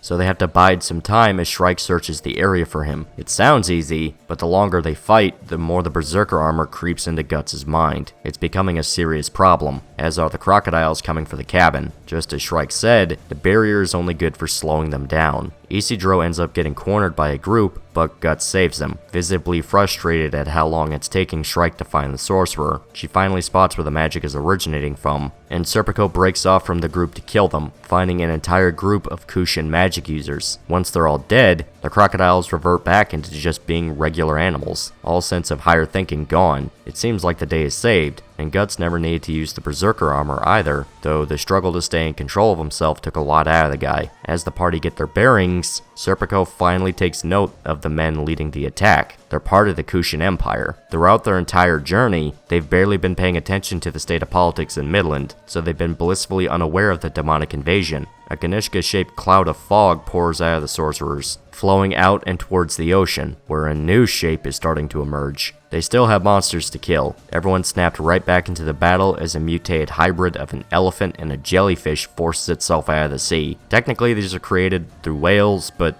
they look like jellyfish. They have absolutely no clue what the hell the thing is. The crocodiles were simple enough to understand, but this is a totally different level. Even Shrike is stunned at the sight of the monster, and since this thing is way bigger than just the tiny baby crocodiles they were fighting before, that barrier Shrike erected is practically useless. Serpico tries to lunge in for an attack, but the trunk of the sea monster blasts him away with a powerful spray of salt water. Shrike tries to locate the sorcerer controlling this one, only to find they're far out into the ocean on a boat. It's simply too much distance to end things early. If they want to win, they just have to kill the beast, which makes quick work of their shelter, forcing itself right through the barrier and crushing the walls. So magic isn't the key to fighting it. It's too big for a barrier to stop, and yet agile enough to keep Serpico and his wind familiars at a distance, meaning there's only one contender left to take a shot at it.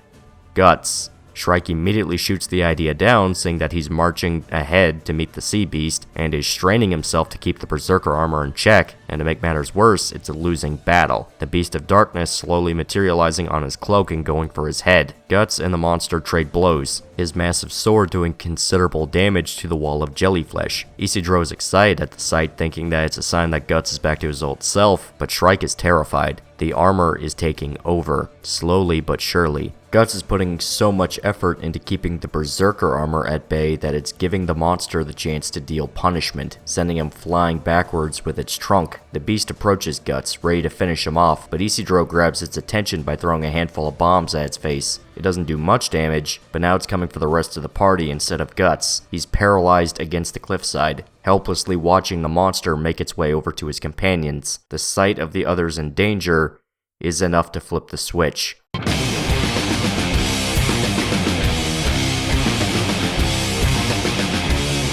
The Berserker armor takes control, consuming Guts and trapping him inside of it. The cursed armor once again using him as simply a puppet to kill every living thing around it, and it wastes no time getting started. Guts leaping onto the sea beast and stabbing it in the eye with the Dragon Slayer, the party watching in horror as he goes full throttle, cutting off the beast's trunk with a single attack. While they were saved from the monster, the party knows this is only bad news for Guts. With his enhanced speed and strength, his wounds will most definitely be torn open all over again, putting him right back on death's door. Shrike decides to try and enter his mind as soon as possible in the hopes of giving Guts a chance to regain his sanity and properly use the armor to his advantage. It's the only chance they have to make sure Guts doesn't quite literally fight to the death. In the meantime, we get a scene of Guts' perspective inside the armor. He hallucinates the ocean, hearing the roar of the tide and being pulled down into the depths, just like what he was afraid of. The armor consuming his consciousness as he's busy cutting the mutant jellyfish into pieces, finally killing the monster by diving into its mouth and exploding out the back of its head with the Dragon Slayer. He managed to kill the beast, and now he's moving on to everything else, cutting through the crocodiles, which turned back into passive animals after their sorcerers were killed, but it doesn't matter. They're still there. All Guts sees around him is a horde of teeth, indescribable monsters surrounding him and coming to kill him. so Guts lashes out first and cuts apart anything he sees, savagely finishing off the crocodiles while Isidro watches. He notes that even though the crocodiles weren't fighting back, Guts is still cleaving through them without hesitation, which makes Serpico very worried. According to the legends, Berserkers got their names because they invoked fear in their enemies and their allies. They're just as likely to attack their friends as an enemy, so Guts won't just murder these crocodiles and call it a day. He will quite literally kill anything around him, including his friends. And it seems Serpico might be right, since all Guts sees around him is a horde of fang-toothed shapes coming to attack. Guts demanding the monsters leave him alone as the Beast of Darkness commands him to kill. He is at the mercy of the Berserker armor, completely blind to the outside world.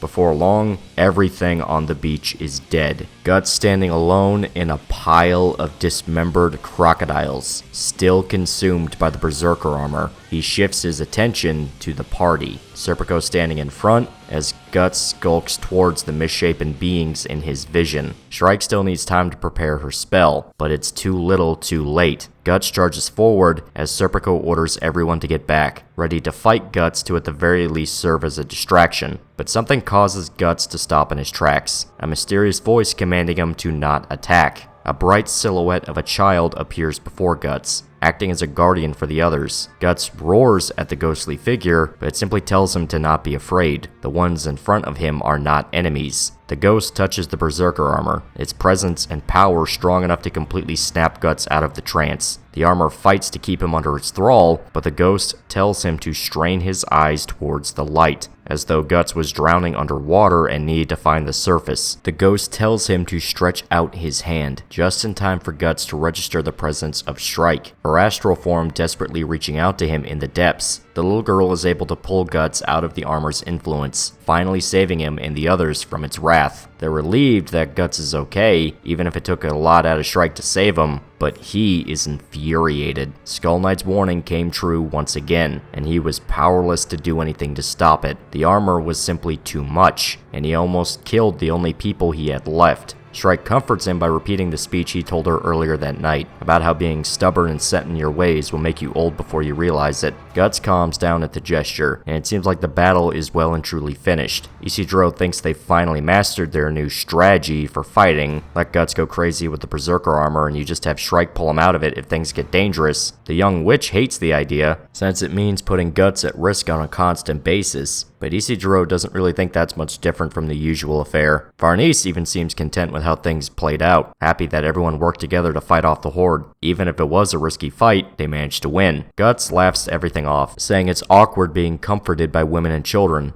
But deep down, he's still terrified. Any further, just a second too late, and he would have killed them all, without even realizing he was doing it. Really, the only thing that stopped him was the weird shape that appeared out of nowhere to snap him out of it. Things weren't just risky. They were bordering on unspeakable tragedy. Guts, Puck, and Isidro leave to find the equipment that flew off during his rage spell, leaving Serpico to think about what just happened. He's not stupid either. They were inches away from death, all because Guts couldn't control the armor. If anything happens, and he's incapacitated, Serpico is the only one left who can fight, and if Guts were to turn against the party, then he's all that's standing between him and the others. Between him and Farnese. Still, the incident is buried and they try to move on with the night. Casca now crying out in worry as the party realizes that the mysterious child has completely vanished. Moments before, he was right there on the beach with them, but now they can't find him anywhere. Not even Shrike's ability to sense the energy of life forms can pin down where he went. We then see a small panel of the cliffs above. That slight shadow that was there is gone now. Casca is saddened at the idea of the boy disappearing, but Farnese tries to cheer her up by assuring the madwoman he simply went home. But this makes Guts stop and think for a bit. There was no way that shape he saw and that boy on the beach were connected, were they? Nah, that's impossible. Still, they go to leave, deeming the beach too dangerous to stay, since there's no telling if any more familiars will come and attack. The last image we see of the beach is the mysterious boy staring down from the cliffs above, bathed in the light of the full moon behind him. Yeah, this kid's a big deal. If it hasn't been blatantly obvious so far, so important in fact that all you have to know is that he is called the Moonlight Child. Don't worry about it. He's not important, but he's super important. Can't say much, just know he's important, but he's not important, so shut up and forget about him. Also, if Berserk were to ever continue, this kid would absolutely play a major factor in the ending. A very, very major one. An important factor, if you will. We then get a scene of a Kushan warship some distance away from the beach. This was where the Master of the Familiars was stationed. Master Daiba, to be exact. His job was to flood the coast with their familiars for the war effort, able to subjugate the entire peninsula without any resistance. All except one place. They lost contact with a single location, and it seems like there were no survivors. Master Daiba is in shock at the idea, and you can probably already guess where this happened. Guts and his party now have the attention of the Kushan military, specifically the sorcerers to it. That war they've been ignoring for so long just noticed them, all just in time for them to spot their destination in the distance, the holy city of Vertenis. We are inching closer to the final act of the Falcon of the Millennium Empire arc. Everything comes to a head in Vertenis. There's still a long way to go before everything completely wraps up. Just know that things are gonna go completely batshit insane by the end. The scale is about to get downright cosmic. Still, let's take a second and digest everything covered so far. We learned that if our party is able to reach Elfhelm, the place they've been fighting to get to ever since this arc started, there's a chance they can persuade the Flowerstorm King into healing Casca, which is fucking major. She's literally been insane ever since the eclipse. Holy shit. On top of that, Varnice is dedicating to her new role as a witch. Sort of a hilarious irony in that the witch hunter is now trying to study magic, wanting to find her place among the party and be useful to everyone. That's some good news and a half right there. Things were finally looking up for our heroes. But the Berserker armor is proving to be a lot more dangerous than even Guts realizes. The Beast of Darkness is looking for any chance to take over his consciousness and turn him into a killing machine. And to make matters worse, it's confirmed that Guts will attempt to kill the others if he's driven into that feral state again, something Serpico picked up on and isn't likely to forget anytime soon. And just to round out the it's bad category, it seems like the armor is sapping away all of Guts' senses. His hands are shakier, it's harder for him to taste food, even his vision is fading if Skull Knight's to be believed. Hell, Skull Knight even explicitly warned him that the armor will take everything away from Guts if he abuses it too much, which he's trying not to do, but the circumstances are getting more dire. He doesn't have a choice but to abuse it just to give them all a shot to stay alive. Not even mentioning that our party just stumbled right into the larger war against the Kushan Empire, the one where two entire armies of demons are killing each other, and neither are particularly big fans of Guts. So in true Berserk fashion, you have incredible news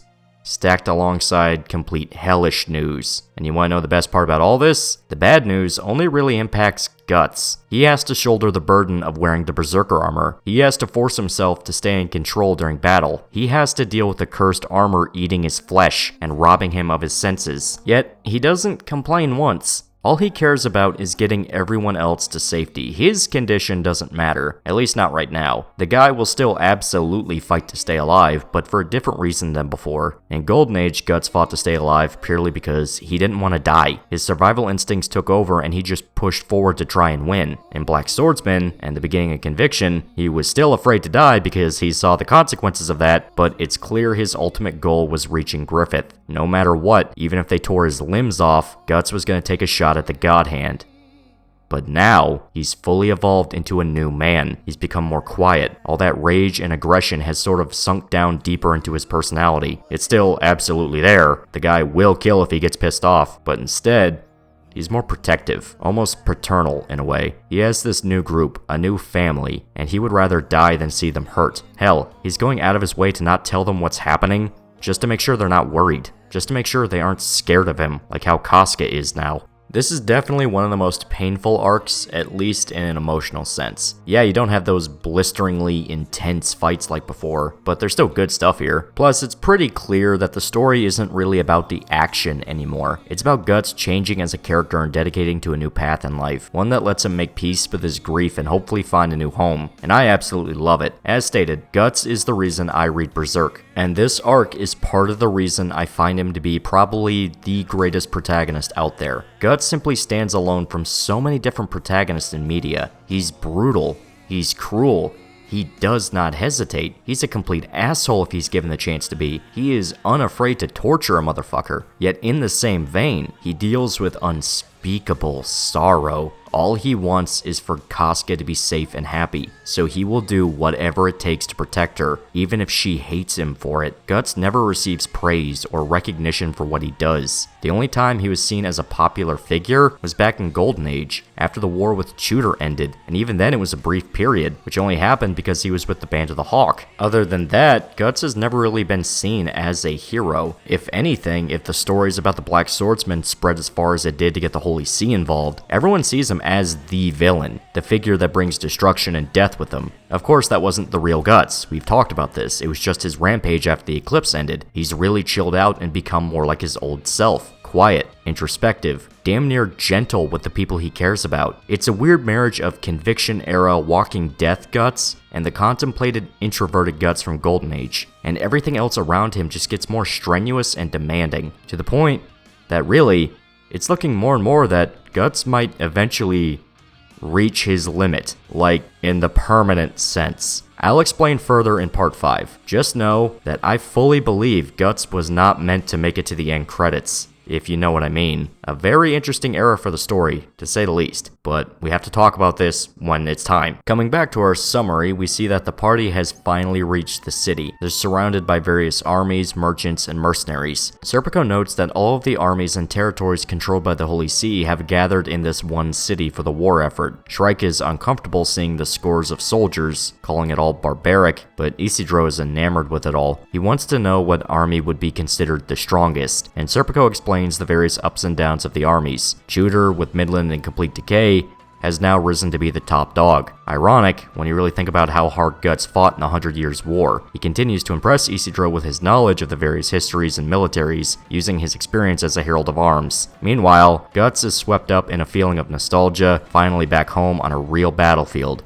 In a very, very long time. They try to weave through the crowds into the city. Isidro in love with the atmosphere, while Shrike is disgusted by the dirtiness and the smells all mixed together. Puck is back to being invisible in the massive crowd, so he spends his time pulling pranks on the various oblivious city folk. The party comes across a barker trying to recruit men for a mercenary army. Guts explains the logic of choosing a good army, making sure the leader is reliable and actually cares about his men, and weighing that against the potential for profit. Mercenaries, by and large, aren't looking for glory, they just want a paycheck, so they need to be certain on who they're going to stick with and risk their lives for. Isidro and Puck come to the conclusion that mercenaries are looking for a strong, charismatic leader that is beloved by everyone, which makes Serpico recall a pretty powerful mercenary leader from back during the 100 Years' War, Sir Griffith of the Band of the Hawk. He led an entire army of mercenaries against Tudor and never lost a single battle, even winning against the Holy Purple Rhino Knights. Hey Guts, why'd you go quiet all of a sudden? Isidro actually recognizes the story of Griffith, saying everyone knows about it, but the coolest member of the Band of the Hawk was the captain of the Raiders, the dude who killed over 1,000 enemies and killed the Holy Purple Rhino Knights single-handedly. Guts says that story's exaggerated, but what would he know? He wasn't there. But as far as Serpico and Isidro are aware, the tensions between Griffith and the king are the reason Midland fell apart in the first place. A classic hero's fall story. But now that they were on the subject, Isidro wants to know what mercenary group Guts used to be with, but he says it's been so long he's completely forgotten. Though his thoughts drift to Grunbeld when he called himself a warrior for the Band of the Hawk.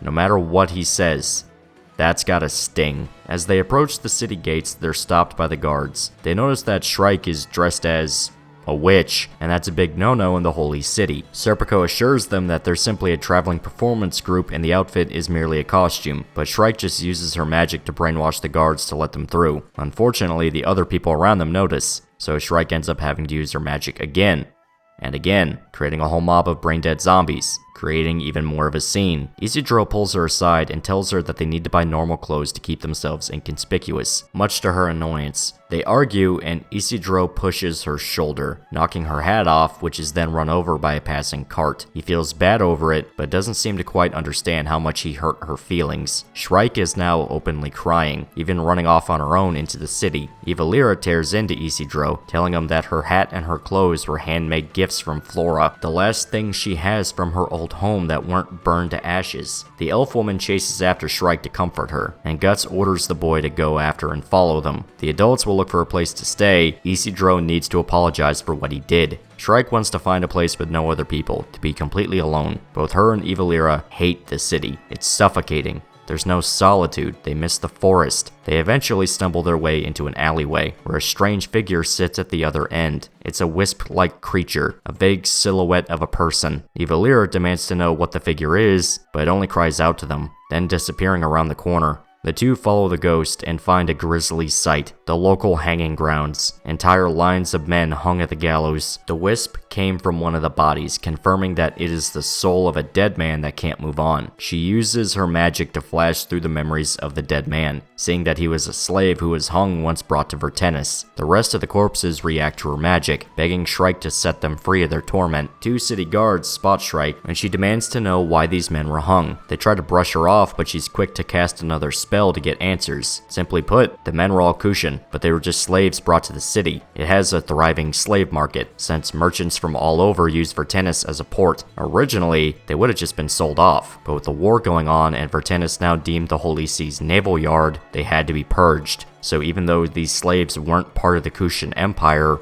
or even criminals, they had to die. It was just the wrong place at the wrong time. Shrike is disgusted at how flagrantly the slaves were murdered, further reinforcing her misanthropic nature, and says that leaving the corpses strung up is desecrating the dead. The guards will help her take the bodies down and cremate them properly. An unseen girl watches from a distance as a large cloud of smoke forms at the hanging grounds. The wisp spirits finally freed and able to move on. The stranger is actually able to see them, seeing it as like a grand spectacle floating in the air. Isidro is busy trying to find Shrike, searching all over the city with Puck, though they've had no luck. Puck can't even feel her energy due to all the people, and the buildings make spotting from above impossible. She stuck out like a sore thumb getting into the city, but now she's melted into the crowds. She won't even respond to their telepathy when they call out to her. As Isidro and Puck grow frustrated, they're approached by a familiar face. It's Mule, the knight we saw join up with Griffith. He heard about their search for a witch, and is very interested in learning about it.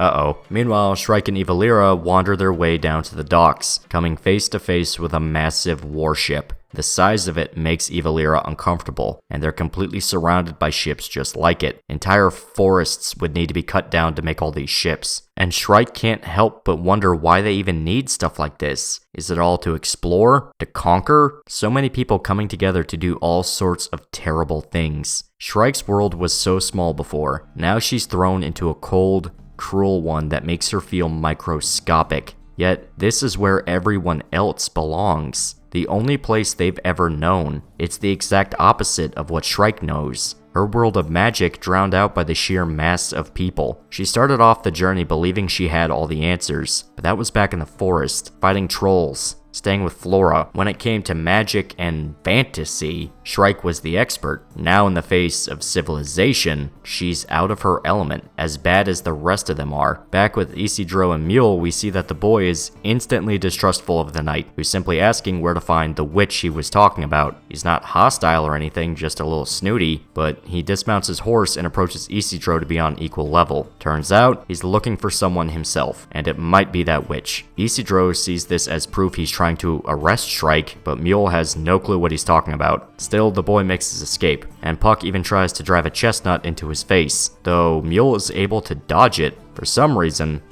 the knight was able to see him, which usually doesn't happen unless circumstances are about to get weird. Isidro doesn't care about this, however. All he wants to do is find Shrike before Mule does. Otherwise, she might be burned at the stake. We see the girl sitting on the docks, surrounded by seagulls. She takes comfort being surrounded by nature, even if it's just a bunch of noisy birds. She's still upset, but has calmed down since her venture through the city. Evilira even asks if they can just go back and eat dinner. Someone approaches Shrike, excited that she was able to find a real witch. Turns out that girl we saw before was Sonia. She's been in the city the whole time, and in fact, she's probably the one Mule was trying to find this whole time, so it was a big misunderstanding. Still, Sonia directly calls Shrike a witch, as if she knows everything already. Not just that Shrike is dressed like a witch or carries a staff, she was even able to tell that she was communicating with the seagulls, then sealing the deal by pointing at Evilira, living proof that Shrike was involved with magic. She admits that she saw the cremation ritual earlier, saying that spirits flying free was really pretty. Sonia is actually pretty friendly with Shrike, acting as her usual very eccentric self, which conflicts with the sorcerer girl's introverted nature. She wants to know why Shrike is in the city and not living in the forest on her own, and the witch admits that she's been on a journey with other people. Sonia seems to pick up that something happened, and comforts the girl by saying it's hard being different from the others. She explains that she's also not from the city, but hides her past by using a version of the ugly duckling fairy tale as an allegory. There once was an ugly duckling that never belonged with the other ducks. But in this version of the story, instead of growing up to be a beautiful swan, she's a kite bird. A murder of crows attacked the duck pond one day, and because they couldn't fly away to escape, they were all captured. The kite was captured along with them, because she herself did not know how to fly, but they were liberated by a great white hawk. The hawk brought powerful dragons to burn away the crows, and the ducks were protected by the hawk. The kite viewed herself as kinsfolk to the hawk, and through following him learned to fly on her own. So she joined the hawk along with the dragons, freed ducks, and even some of the crows that wanted to help, and they purged the kingdom of crows. Through the war, the kite grew more certain she was like the hawk, that she was special in the same way he was. They could fly in the same sky and feel the same wind, unlike the other birds. Except one day, the hawk liberated the princess of the ducks. The other birds wanted the hawk and princess to mate, for him to become the new king of the birds. But the kite felt jealous at the sight, so to soothe her own emotions, she went to gaze at the sea, just to run into a young owl covered in seagulls by coincidence. So Sonia views herself as an equal to Griffith, the hawk she kept mentioning in her story. Yeah, you really don't understand what you're dealing with here, Chief. That's not...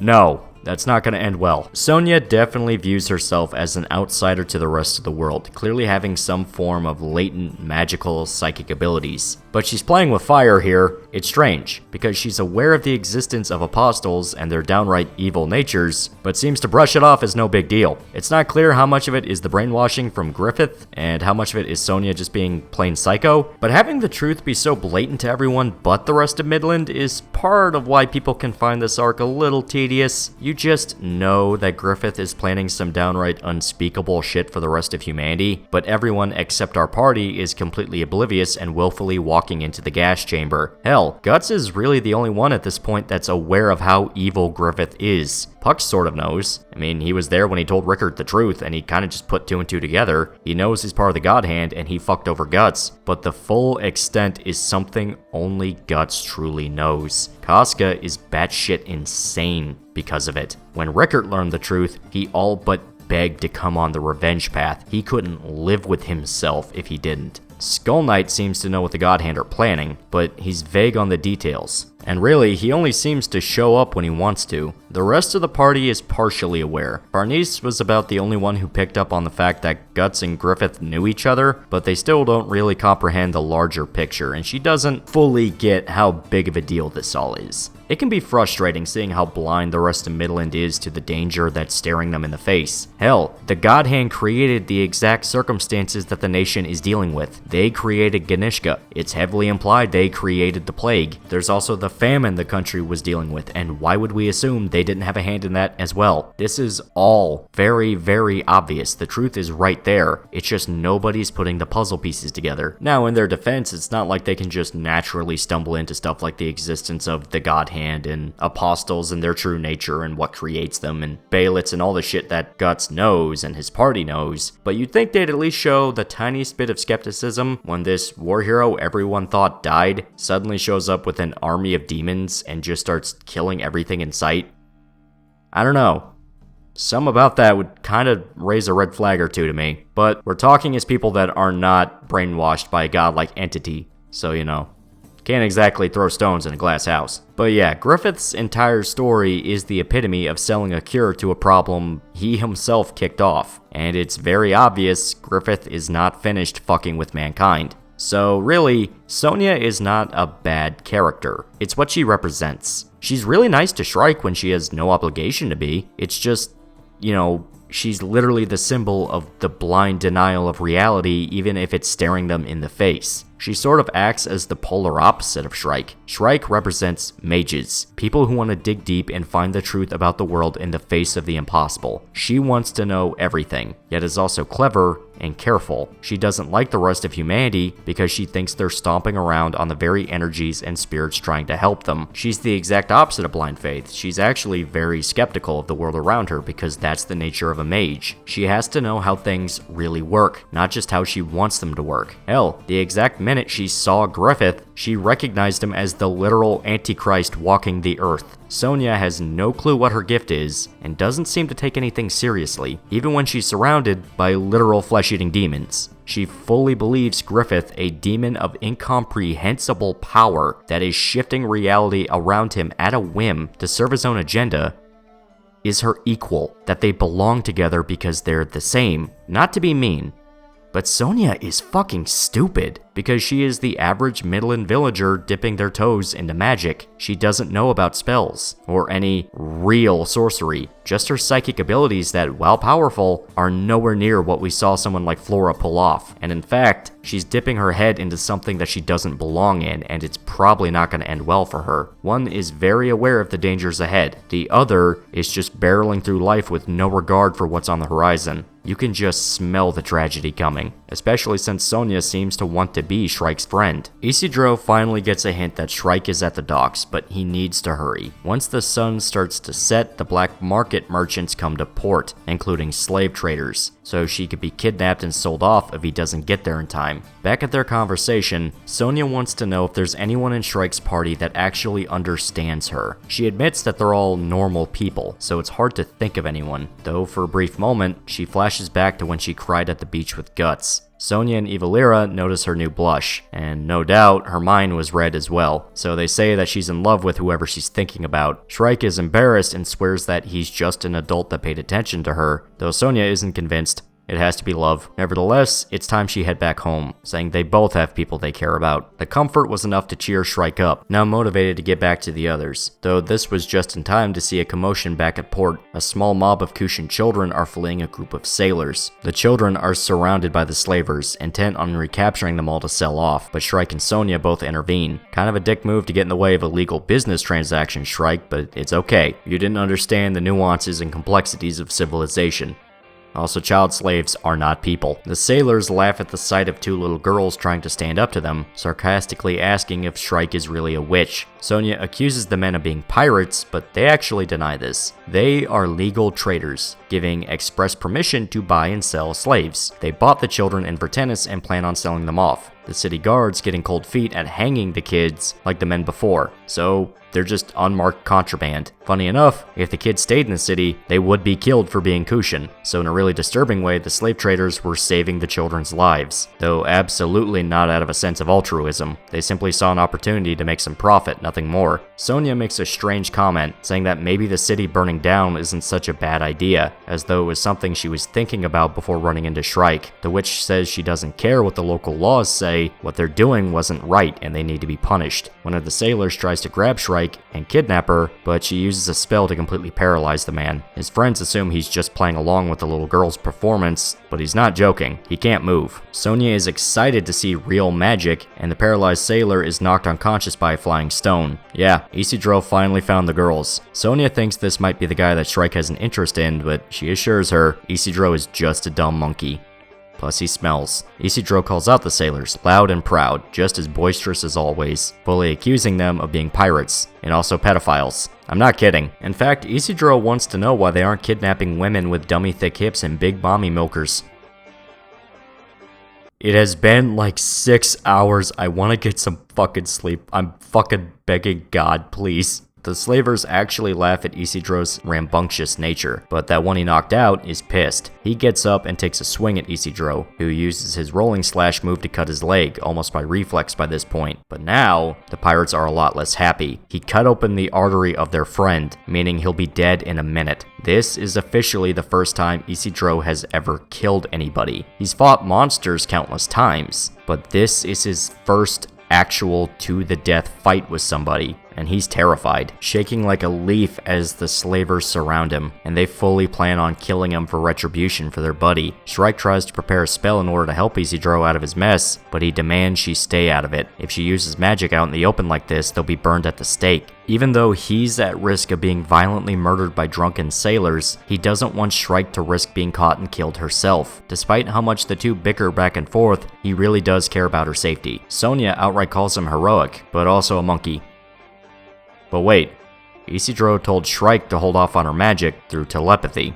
Yeah, Sonia heard their thoughts and doesn't even try to deny it. Isidro is able to outpace the sailors, using his agility to his advantage and using whatever chance he has to strike. Puck even comes in to help to blind some of the sailors and let Isidro finish them. Despite his impressive ability to keep up with the grown men, Shrike knows it's just a matter of time before they catch him, so she sends out a message to Guts, catching his attention as he wanders the city with the other adults of the party. Isidro is cornered by the sailors, and it seems like he has nowhere left to run, but just as it looks like all hope is lost, Mule rides in on his horse. He followed Isidro to the docks, no doubt trying to track down Sonia. He's relieved to see that she's okay, the girl just waving as if nothing is wrong, and Shrike asks who he is. Sonia calls him her watchdog, then gives him the title of the Duck Knight. Mule is annoyed but doesn't press the issue. He simply offers to help Isidro fight off the slavers. The boy rebukes him, since it was his fight. Nobody asked the guy to butt in, but Mule doesn't care about permission. He simply cuts down the slavers as he rides, cutting off one's hand, another's throat, and splitting one man's head open. In a flash, 4 opponents go down. Isidro is pissed off that Mule stole his thunder, so he dives back into the fight. Just as things turn into a full-blown melee, a man with a peg leg jumps down from the ship, kicking Mule and sending him off his horse into the ground. This is the captain, and he couldn't be more of a pirate stereotype if he sang shanties and chugged Captain Morgan's. And yeah, he's a psychopath. Not just because he sells kids, I mean, a man's gotta make a living somehow, but he bites into the dismembered arm of his crewmate because he could. Before Isidro can take a shot at fighting the captain, Mule lunges in for a duel. It seems like he has the whole thing handled, but the pirate captain immediately recognizes that he's been formally trained.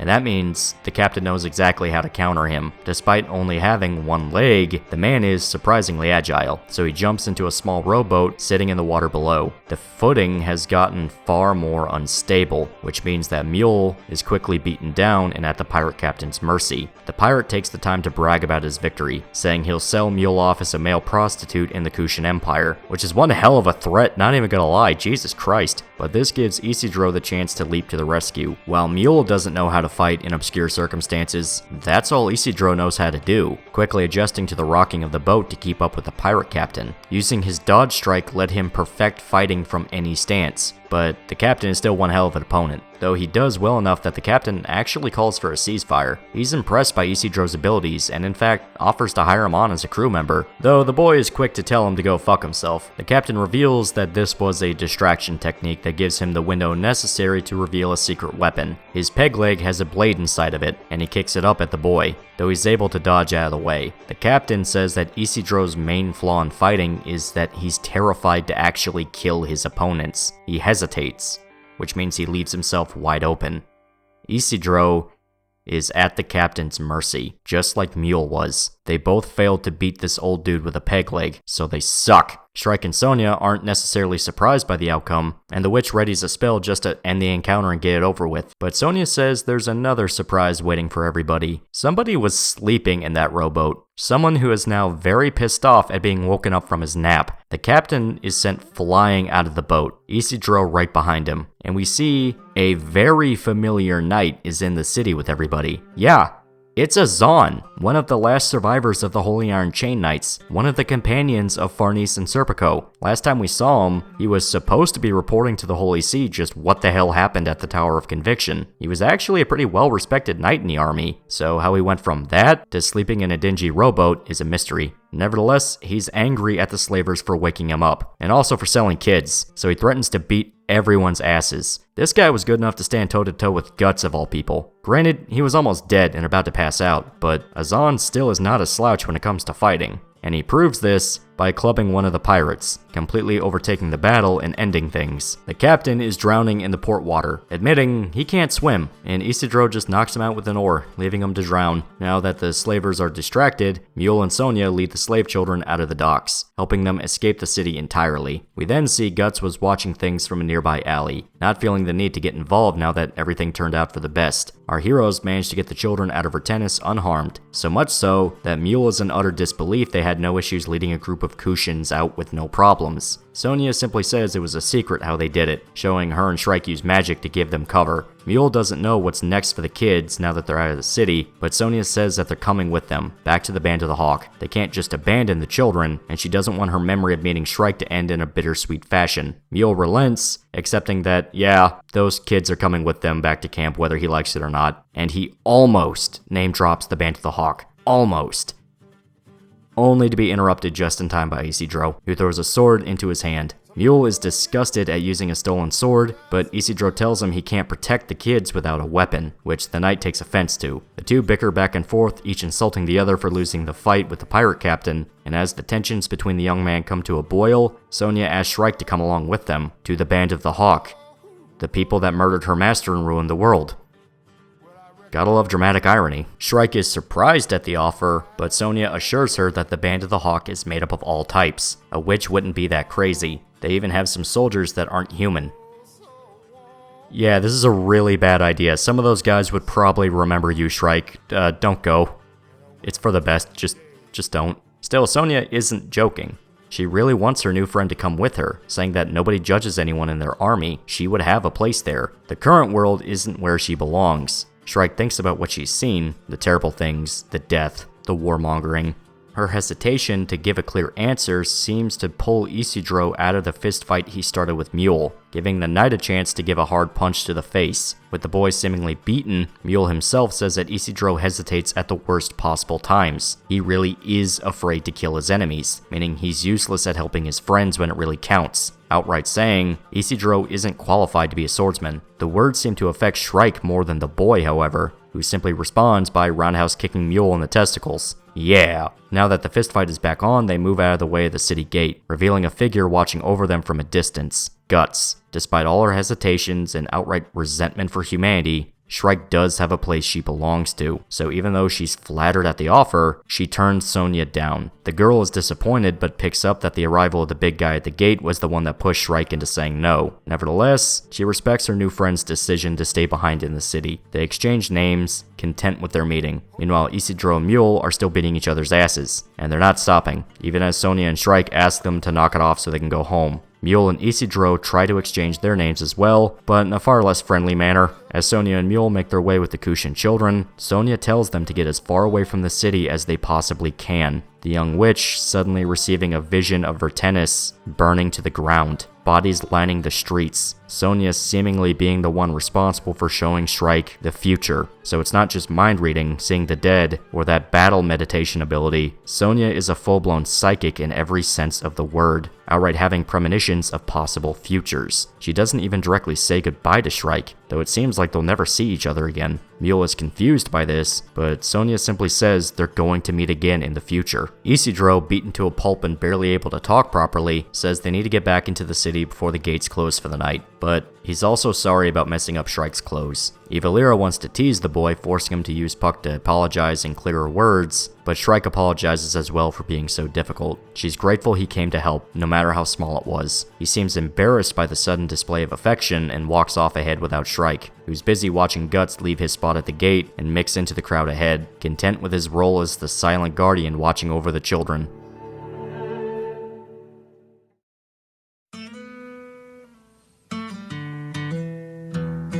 That night, the party all enjoy a dinner inside of a crowded canteen. Isidro still sulking over losing his fight with Mule. He wonders why they picked a place filled with thugs and ruffians, but Serpico admits it was the only option they had. The city is full of soldiers who filled up every other place. They should be thankful they even got a spot there, though Guts assures them that every canteen is like this, full of illegal doings and drunks. One such drunk tries to hit on Casca, who is obliviously eating her food, but he's taken care of when Guts delivers a heavy kick to his jaw. Farnese leads Shrike down from the attic of the tavern, revealing that the young witch is dressed in a new outfit, some leftover village clothes that the owner kept from her daughter. Shrike feels awkward being out of her usual witch outfit, and not having the staff on hand makes her nervous, but it works for a disguise while they're in the city. She notices Isidro looking at her, and he admits that it's a good disguise. Nobody's gonna find out that terrifying witch who can destroy villages is this little girl, though that wasn't what she wanted to hear.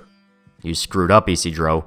No Lollywitch GF for you. But the scene is cut short by the arrival of 3 drunks, attracted to the table by the presence of women, though Shrike was still just a kid. Still, one of the drunks tries to proposition Farnese, who nervously shields Shrike while declining his offer.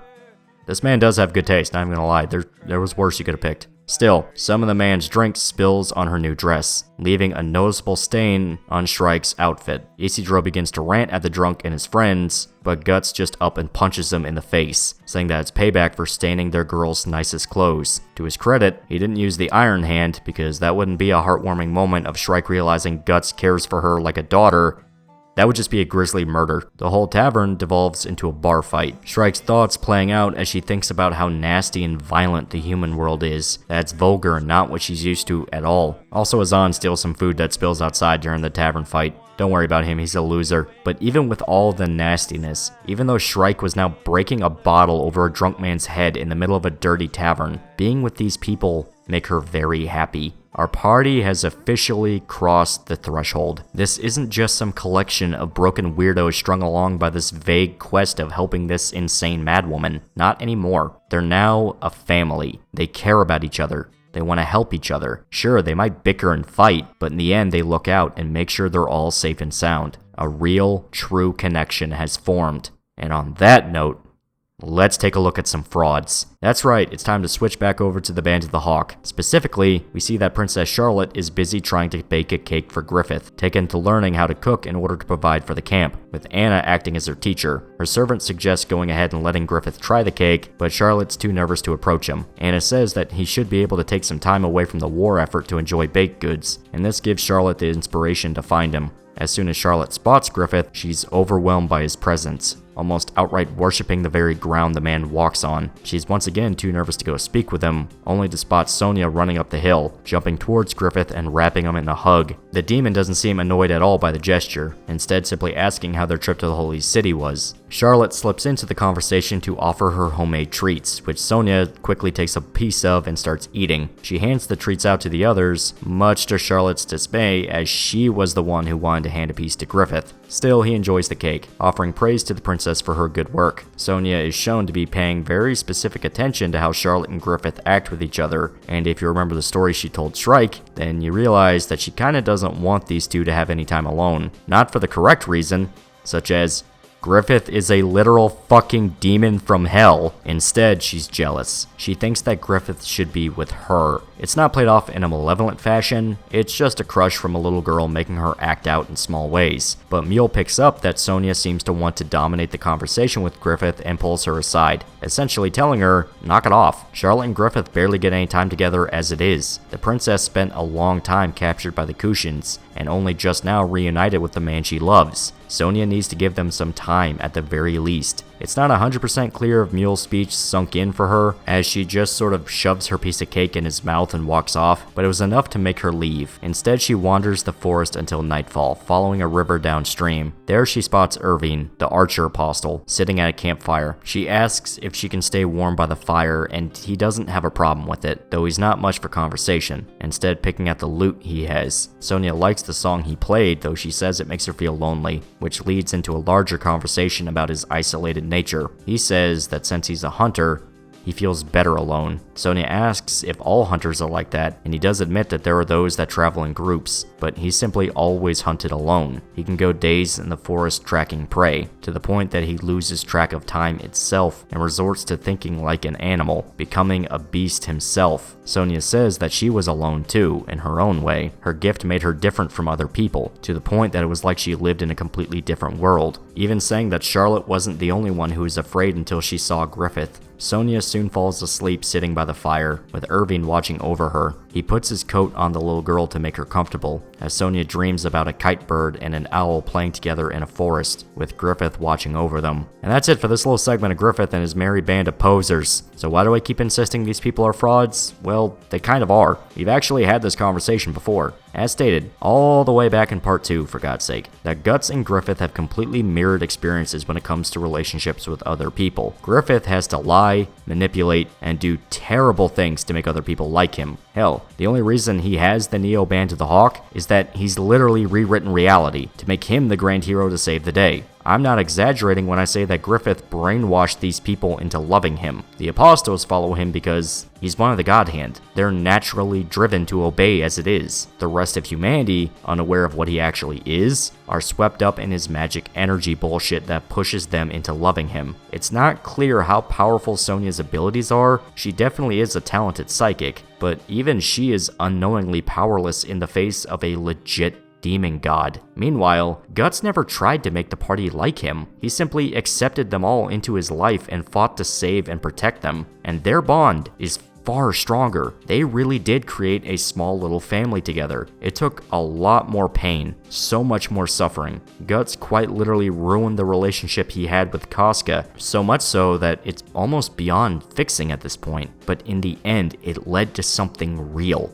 Something genuine. Shrike wasn't brainwashed into loving Guts and his party. She naturally realized she was being an arrogant jerk and slowly let her guard down, eventually seeing that she really does belong with these people. Same with Farnese. She had an entire crisis about whether or not she could do anything outside of being pampered like any other noble, despite knowing she has no practical skills. Hell, she was openly mocked by the army she led because she was a fuck-up and being seen as just a crazy madwoman who lashes out at others. Farnese made the choice to struggle and get better, becoming the only person in the party that Casca trusts and listens to, now going out of her way to study magic and becoming a full-fledged witch like Shrike. Nothing fucked with her mind and made her do this. It was her choice. Something Farnese wanted to do to help the people she grew to care about. It's a subtle distinction, but it's the main reason people find the Guts segments so much more powerful than anything Griffith has to say. Not just because we hate Griffith for obvious reasons. You can make plenty of villain stories compelling, but seeing our heroes fight for the almost microscopic moments of rest they get and come together as comrades will never not be engaging. Griffith can have all the demon armies and praise from psychic lollies he wants. He never earned any of these things, at least not in the way Guts did, and I feel like it's an actual distinct plot point that this is how it is. He sold out the only people he had left. Sure, there were a lot of reasons Griffith made that original sacrifice. It was not just some simple fly-by-night thing he did. Once again, watch part 2 to see that Golden Age was a lot more complicated than I sacrificed you all because I'm evil, but you still hate him for it. Funny enough, if you really want to, you can almost see it as like a commentary on old school anime heroes and how anime manga stories are paced today. The classic anime protagonists go through all kinds of hell just to find a bed to sleep in for the night, while the new heroes are given everything on a silver platter. But that's just an interpretation you can have, since this was way before any of that really started to become mainstream. It's more of kind of something funny you can view in retrospect as personal interpretation, and it's more about setting Griffith up as an Antichrist figure, since in the Bible, the Antichrist is described as an incredibly charming person who will brainwash the world into loving them. Any other allegory could be seen as more the reader filling in holes from their own viewpoints, which they can be interesting and fair enough as it is, but I'm just saying. Coming back to our summary, we return to following Guts and his party, specifically Farnese, Shrike, and Evilira. They're trying to teach Farnese the basics of magic, having her visualize the shape of an apple in her mind. She needs to slowly add more detail to the image until she can completely recreate the fruit without looking at it, but no matter how much she tries, it's just a blurry image. Though Shrike assures her that it's natural to start off this way. If she keeps trying, she will master it. Magic is more than chanting a spell or performing a ritual. It's about visualizing, putting power into concepts they wish to perform, and because Farnese has experience with the astral world, she's more likely to latch on to magic than other people. The key behind summoning the power Shrike can, outright making contracts with the beings known as the Four Cardinal Kings, they need to train Farnese's mind. to create an ethereal body, essentially teaching Farnese how to astral project her spirit and move between the realms. The key is to make the bond between the ethereal and the physical strong enough to separate, but controlled enough so she can return to her form. So the apple is a good starting point to firmly establish these concepts for her. Farnese isn't sure if she's capable of doing this, letting her doubts and insecurity eat away at her again. And it's only made worse when Casca snatches the apple, eating it, making Farnese cry. Serpico and Isidro return to the attic after trying to find a ship. Nothing is available. Everything from merchants to privateers are snatched up for the war effort, meaning they have no way of sailing for Elfhelm at this rate. We see Guts is actually bedbound, finally forced to rest and recuperate from his injuries, and frustrated at overestimating their chances of finding a ship once they reach the city. He fully admits he expected to just waltz in and find something once they got there, but things are more complicated than that. The party doesn't know what to do. Isidro suggests stealing a ship, but Serpico thinks that's a terrible idea. They'd still need a captain, plus they would be hunted down for stealing a ship. Puck doesn't have any ideas, but he is dressed as a pirate, and Casca finished her apple. They truly hit a dead end, but that's when Farnese offers to take care of the ship problem. They're curious as to what she's got in mind, but Serpico seems to pick up on what she is suggesting. The two leave, Farnese making sure to take her sword with her, the sword adorned with the Vandemian family emblem on it. Now this is probably one of my most favorite segments in all of Berserk. You guys are gonna think it's boring as shit, and you're gonna call me gay and stupid. It's entirely different from what you're expecting. You think graphic violence and or nudity is on the horizon, and you're not completely incorrect. But no, instead, you're about to see a very slow-paced, introspective sequence regarding Farnese and her family. I already said she's one of my favorite characters, and this part is one of the reasons why, directly. Remember, the last time Farnese saw her family, they viewed her as a psychotic madwoman who set things on fire. But this Farnese couldn't be anything further from that, now very shy and almost gentle compared to her old self. It's almost downright a sitcom scenario. Still, we transition over to the Vandemian family house. One of Farnese's brothers, Magnifico, is complaining to their father about being passed over for a business opportunity. He's done everything that was asked of him, even managing the banks he's been put in charge of so well that he's all but created a monopoly in some regions. However, his father is not budging. The way he sees it, he's merely done all that was asked of him, following orders but never showing initiative. Magnifico is pissed because he feels like his brothers were given better opportunities to excel while he got the short end of the stick. How can he show initiative when he was given a shitty position to begin with? Still, his father isn't changing a thing. It's all a part of the plan. He just needs to shut up and follow orders. The conversation ends when one of the servants comes in to say they have a visitor, a young lady with a servant who gave him her sword to verify her identity. The mention of Farnese's name tips off her father, and they're allowed within the manor. Farnese approaches her father, but immediately she's locking up and getting nervous. She can't even address him as father, just shaking and sweating in fear. Instead of greeting his daughter or even showing a modicum of relief that she's safe and alive, he just asks why she showed up in the first place. He did hear about the death of the Holy Iron Chain Knights, but the official story is that they were all defeated by the Kushans. So the death of the Knights, whether or not it was actually her fault, brought shame to the family. Farnese was the leader, whether or not she was just a figurehead, and her going into hiding only makes it all look worse. In fact, he seems to imply that he would have been fine if Farnese did die, even telling her to appear before the Holy See's court to face judgment. And in case you're still on the fence with this guy, he flat out tells Farnese that she brings shame to the Vandemians by just existing. He orders Farnese to stay in the mansion until he gives her permission to leave. She barely said a word, and her father already has her under his control again. Serpico tries to call out to Farnese, and it seems to help steal her nerves, if just barely enough to keep her father from walking off, though she's quickly back to a mumbling mess, barely able to say friends and ship, though he doesn't respond to it. The whole idea ended in disaster, though Magnifico is shown to be watching from above. Once again, one of Farnese's attempts to do something on her own failed. It's sad because she really did go out of her way to help, but her father is a supreme douchebag. So what could she do? She really had something of an idea, and it was just pure bad luck it didn't work out how she wanted, which can hurt worse than it just being a stupid idea to begin with. Farnese is beaten down and made to feel like an idiot by anything she does, and it had to happen after she really does try to change for the better. It's a mini tragedy in a way. Someone who does terrible things fights to become a better person, only to have every obstacle imaginable thrown their way, as if they're being told they were an idiot for ever thinking they could be anything more than what they are. Anyway, let's see that nudity I promised. Back at the tavern's attic, we see Shrike attempt to give Casca a bath, but the madwoman is completely out of control, splashing Shrike with water and trying to get her to play. Isidro says he wants to help, but Shrike made sure he doesn't do anything perverted with the mentally damaged woman by tying him to a chair, but he's more clever than the witch gave him credit for, rocking back and forth to move the chair over to the curtain that the girls are hiding behind for privacy. And just as he grips the sheet with his teeth, pulling it open to get a decent view, something soft presses against him. Isidro got a face full of Casca titty.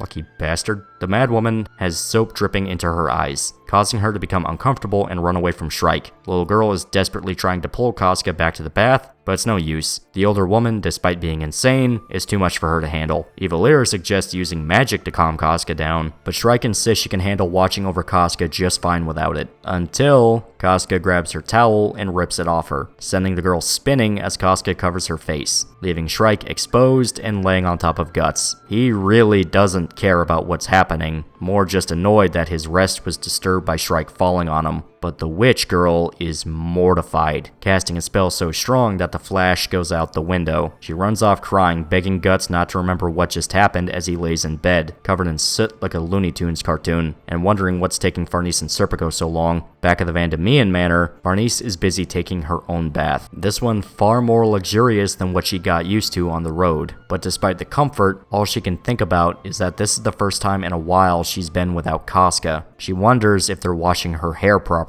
when servants interrupt her, announcing that they prepared a change of clothes for Farnese to change into. She's allowing the servants to dress her, trying to convince herself that they'll be fine with her there, but notices that her silver shirt and dagger are missing. The servants say they were damaged and they're just moving to have them thrown out. Farnese barges out of the changing room half-dressed, showing no regard to the fact she's basically exposing herself to the staff and Serpico, instead interrupting the worker carrying her equipment and retrieving everything, hugging the shirt and dagger close to her. Not just because of the practical use, they genuinely mean a lot to her. Symbols of her time with the party, of when she felt like she was useful to people. Also, this is sort of a tragic / cathartic way of resolving the stuffed rabbit incident. As a child, she allowed her father to bully her into getting rid of a toy that genuinely meant a lot to her. One of the few times she felt like she actually had a family with her parents. Now she stood up for herself and basically put her foot down. You are not getting rid of these items. They mean the world to me. It's never explicitly said. She simply runs up and grabs them and hugs them, but you get the idea. Magnifico walks in on Farnese, commenting that she's just as unpredictable as ever. The conversation moves to the hedge garden, and we see that Farnese's brother is a lot more warm and welcoming than their father. They haven't seen each other since she was sent off to the convent, so it seems like Magnifico genuinely wants to reconnect with his little sister. He's not surprised that she hasn't talked to her other brothers yet. As he puts it, the Vandemeans aren't a very tightly knit family, but regardless, the news about Farnese's exploits have gotten around, her reputation with the Holy Iron Chain Knights, and their defeat at St. Albion. Farnese assumes he's about to berate her like their father did, but Magnifico says that it wasn't her fault. Really, he blames their father for forcing her into the position in the first place. She was never given a choice in the matter, yet he gets to speak down to her as if it wasn't his fuck up. Not just that, but Magnifico has vivid memories of Farnese as a little girl, running around the mansion by herself because her parents never spent time with her. Her father was barely a factor in her life until it was time to start barking orders. That's all it was. He even blames him for the fire that Farnese set, the one that had her kicked out of home and sent to the Holy See. The entire nickname of the Vandemean Devil Child was his fault, not Farnese's. Magnifico describes their father as almost like a sociopath, someone that needs to control everything, everyone around him, fully willing to abandon even his own family if they don't meet his standards. It's pretty clear he resents the senior Vandemean for passing Magnifico up on business deals. But the guy does have a point. It may come from a place of selfishness, but he's right. He asks Farnese why she returned home, and she explains that she's been on a journey and needs a ship. Magnifico isn't really surprised by the news, considering Farnese's nature of getting into trouble, but he's not sure how to help. The situation is exactly what it looks like. Every single ship is used up. The port is packed to the brim, but they're all focused on the war with the Kushan Empire, and asking their father for a favor this big is out of the question. But Magnifico might be able to get a ship. Just a single one, in exchange for a favor. Back at the tavern, we see Isidro, Casca, and Puck watching some thrilling crab racing. My money is on Crabbingham, personally. He's got a good coach. Still, Shrike is frustrated at how much the others are goofing around. The daily chores thrown into disarray without Serpico there to manage things. Still, they're trying to make it work. Isidro can handle feeding Casca, while Shrike feeds Guts. The big guy swears he's fine, apparently dealing with a slight fever, but she insists it's worse than that. After making it back to civilization after so long, all the fatigue from his fights hit him all at once. He needs to take some time to rest, and that involves letting Shrike feed him soup. Say, Guts, do you want to be a jerk and make the little girl cry? The sudden arrival of Serpico causes Shrike to flinch, accidentally pouring hot soup on Guts' face in the process. Still, Isidro is surprised it took them so long to come back. But it's just him, not Farnese, and he's holding a parcel. He says that they arranged a ship for everyone.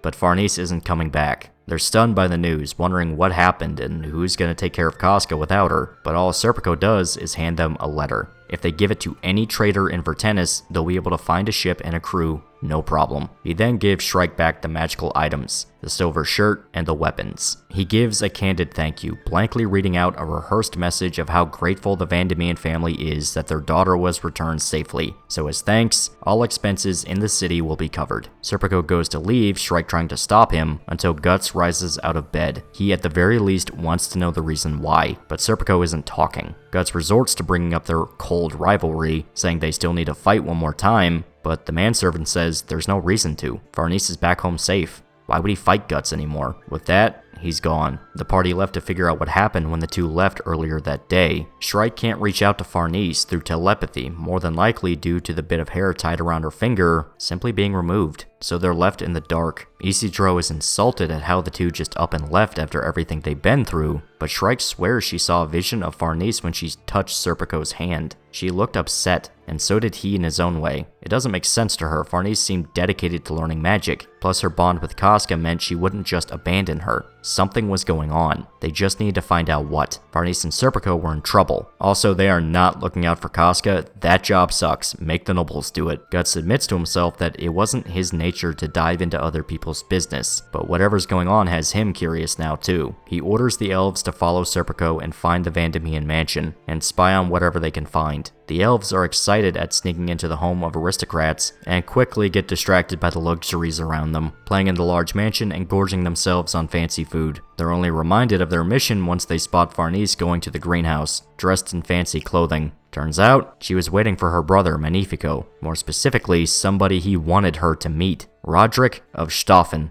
a naval officer. That's right, to get her friends a ship, Farnese had to accept an arranged marriage. In all fairness to the guy, he doesn't seem creepy or evil, and God knows this series enjoys its domestic violence when it can indulge itself, as we all do, but Magnifico swears Roderick is a cool dude. They met in college, where they told stories about their families, and Roderick has been fascinated by the Vandemian devil child ever since. Instead of being horrified or uncomfortable being around Farnese, he finds her incredibly interesting. The dude is a classical romantic, in the strictest sense of the term, even going so far as admitting that he personally filled the greenhouse with roses as a grand gesture for Farnese. Roses are seen as the ladies of flowers, symbols of nobility and class. But Roderick hates roses, because really they all blend in together. They're one and the same, each and every one. So he wanted the greenhouse filled with roses to make the white lily stand out even brighter. The only one not afraid of being different, at least to him. Dude definitely has a better sense of winning over women than Guts ever did.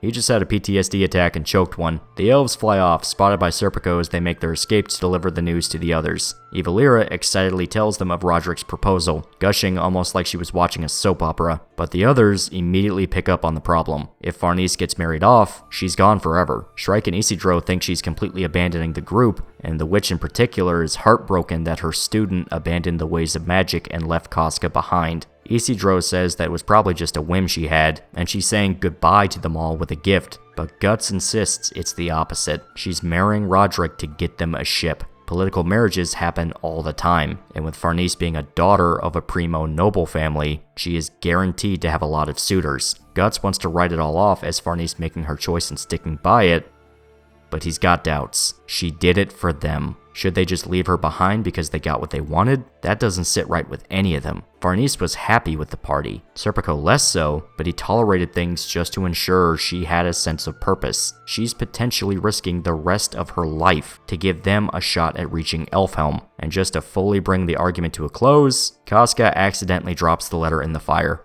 burning it to ash. Now they don't even have the thing they need to get a ship in the first place.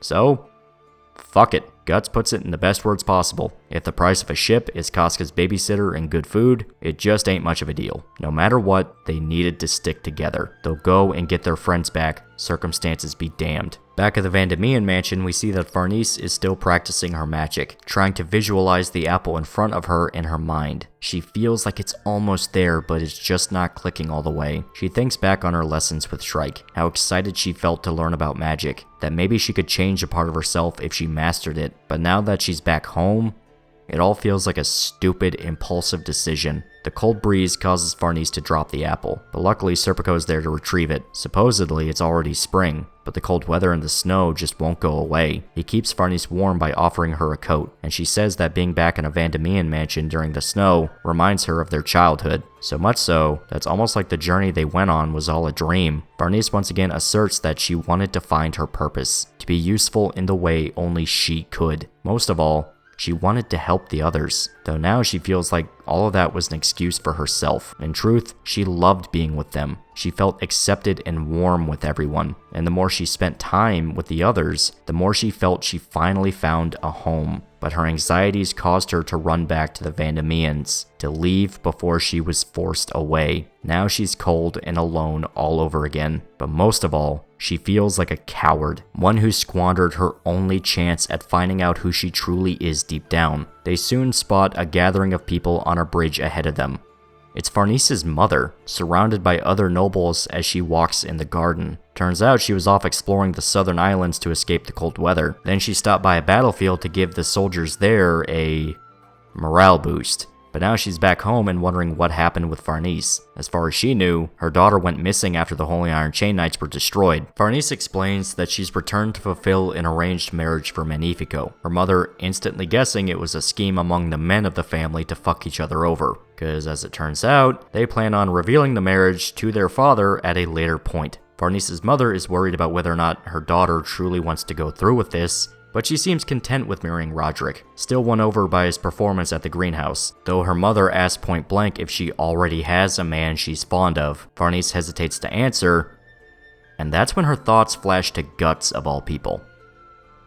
We're going to talk about this in a second. Farnese tries to deny her own thoughts, but her mother picks up on how her daughter suddenly went quiet. She says that it's odd for Farnese to be so distracted, especially when she spent her entire childhood tormenting her father. Farnese has no clue what her mother is talking about, but she says outright, Farnese's father is terrified of her, yet she's not saying this in a derogatory fashion. Instead, she says that her husband is weak, and because he's weak, he needs to control everything, to make sure his schemes go off without a hitch, and only once he gets everything exactly how he likes it does he relax. In a way, he's not in control of anything. He's terrified of the world and does nothing but work to make sure that everything goes exactly right. And Farnese represents the total opposite. She's impulsive, chaotic, something he can never fully understand that does whatever she wants. So he grew afraid of his own daughter. Farnese is in utter disbelief at the news. She spent her entire childhood being terrified of her father. Never once did she ever try to stand up to him, simply going along with his orders. But her mother insists that she stood up for herself in her own eccentric way. Despite how terrible her actions were when she was younger, it was essentially all repressed emotion and resentment of her family made manifest. And her father had no clue how to handle someone like Farnese, to the point that he basically abandoned her alone in the mansion, cut off from the larger world. In a way, Farnese is still a child. Her heart is open and vulnerable. She's never lived until recently, to the point that she doesn't belong in the same world the rest of the family does. But instead of viewing this as a bad thing, her mother insists that if Farnese were to ever find the place she belongs, she would be very happy. She knows what it's like to be cold, alone, and abandoned, so she has the potential to be the most kind and empathetic person out there. Despite being guilty of abandoning Farnese herself, her mother is proud of the woman she became, joking that the secret was that she learned not to be like her parents. Nevertheless, the stagecoach for Farnese arrives, and her mother is curious about the occasion. Turns out a royal ball is held to see the soldiers off to the war front, and Magnifico specifically asked for Farnese to come in attendance. It seems like the older Vandemian woman picked up on what he's got planned and asked Farnese if she can come along. And right as all this is happening, we see that the rest of the party actually made it to the mansion. The only problem is that they can't find an entrance, just walking along the wall line. Isidro wants to know the plan for when they actually get to the door, but Guts says they'll just walk in and talk to her, which sounds like a really bad idea, especially considering that they have Casca with them. Plus Shrike is dressed as a witch. They can't leave the crazy lady alone in an old tavern room full of sharp objects and fire, and they might need to use magic if it comes down to violence. When the circumstances are shitty, you make do. And right when they finally find the gate, they see the stagecoach leaving, with Farnese inside and Serpico riding on his horse. They just missed them.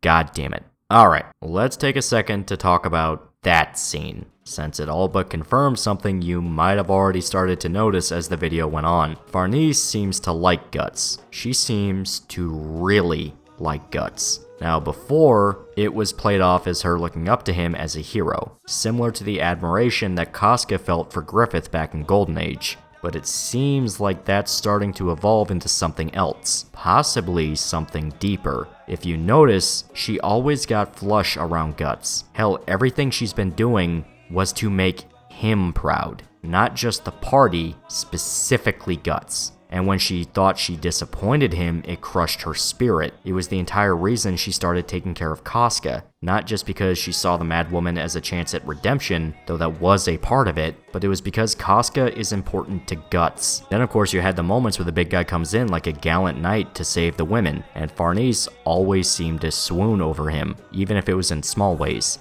Now, it is completely 100% one-sided. In fact, it seems like Guts has no clue that Farnese has these emotions towards him at all. You'll see later that other people see it. Serpico especially is not an idiot, but it's an unspoken deal because everyone knows how it will end. And it sorta brings to mind what Godo said before he died, as Guts left to save Casca. He's so focused on what's in front of him that he's letting everything else slip by the wayside. Now, does this mean that Guts should forget about Casca and get with Farnese?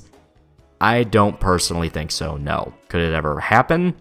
Not sure. It would definitely be a major character shift, considering just how important Casca is to Guts. I mean, she is quite literally the reason he's still breathing. Everything he does is to protect her. Casca is literally the mother to his child. And Guts doesn't really seem to have any interest in Farnese as a romantic partner. One of the reasons he was so interested in Casca was that she wasn't a spoiled noblewoman. She was a very capable warrior, someone that could stand toe-to-toe with him in a fight. Guts really admired that and saw that as one of the reasons Casca was so incredible to him. Hell, every time he thinks about her from the old days, she's suited up in armor, standing proud like a commander. That's the Casca he loves. That's the woman he loves. Farnese is too gentle. He does seem to care about her. He was the one who really pushed to get her back in the first place, but that was mainly because Farnese is important to Casca. It's kind of a tragic romance in a way. Hell, it's almost intentionally played out like a parallel to the love triangle in Golden Age. Farnese is in love with Guts, Guts is in love with Casca, Serpico is in love with Farnese. But nobody can be with each other, whether it be due to Casca despising Guts for him abusing her, whether or not it was his fault, Farnese just sort of being the odd woman out and being too nervous to voice her feelings, whether or not it would actually work, or Serpico because of blood relations,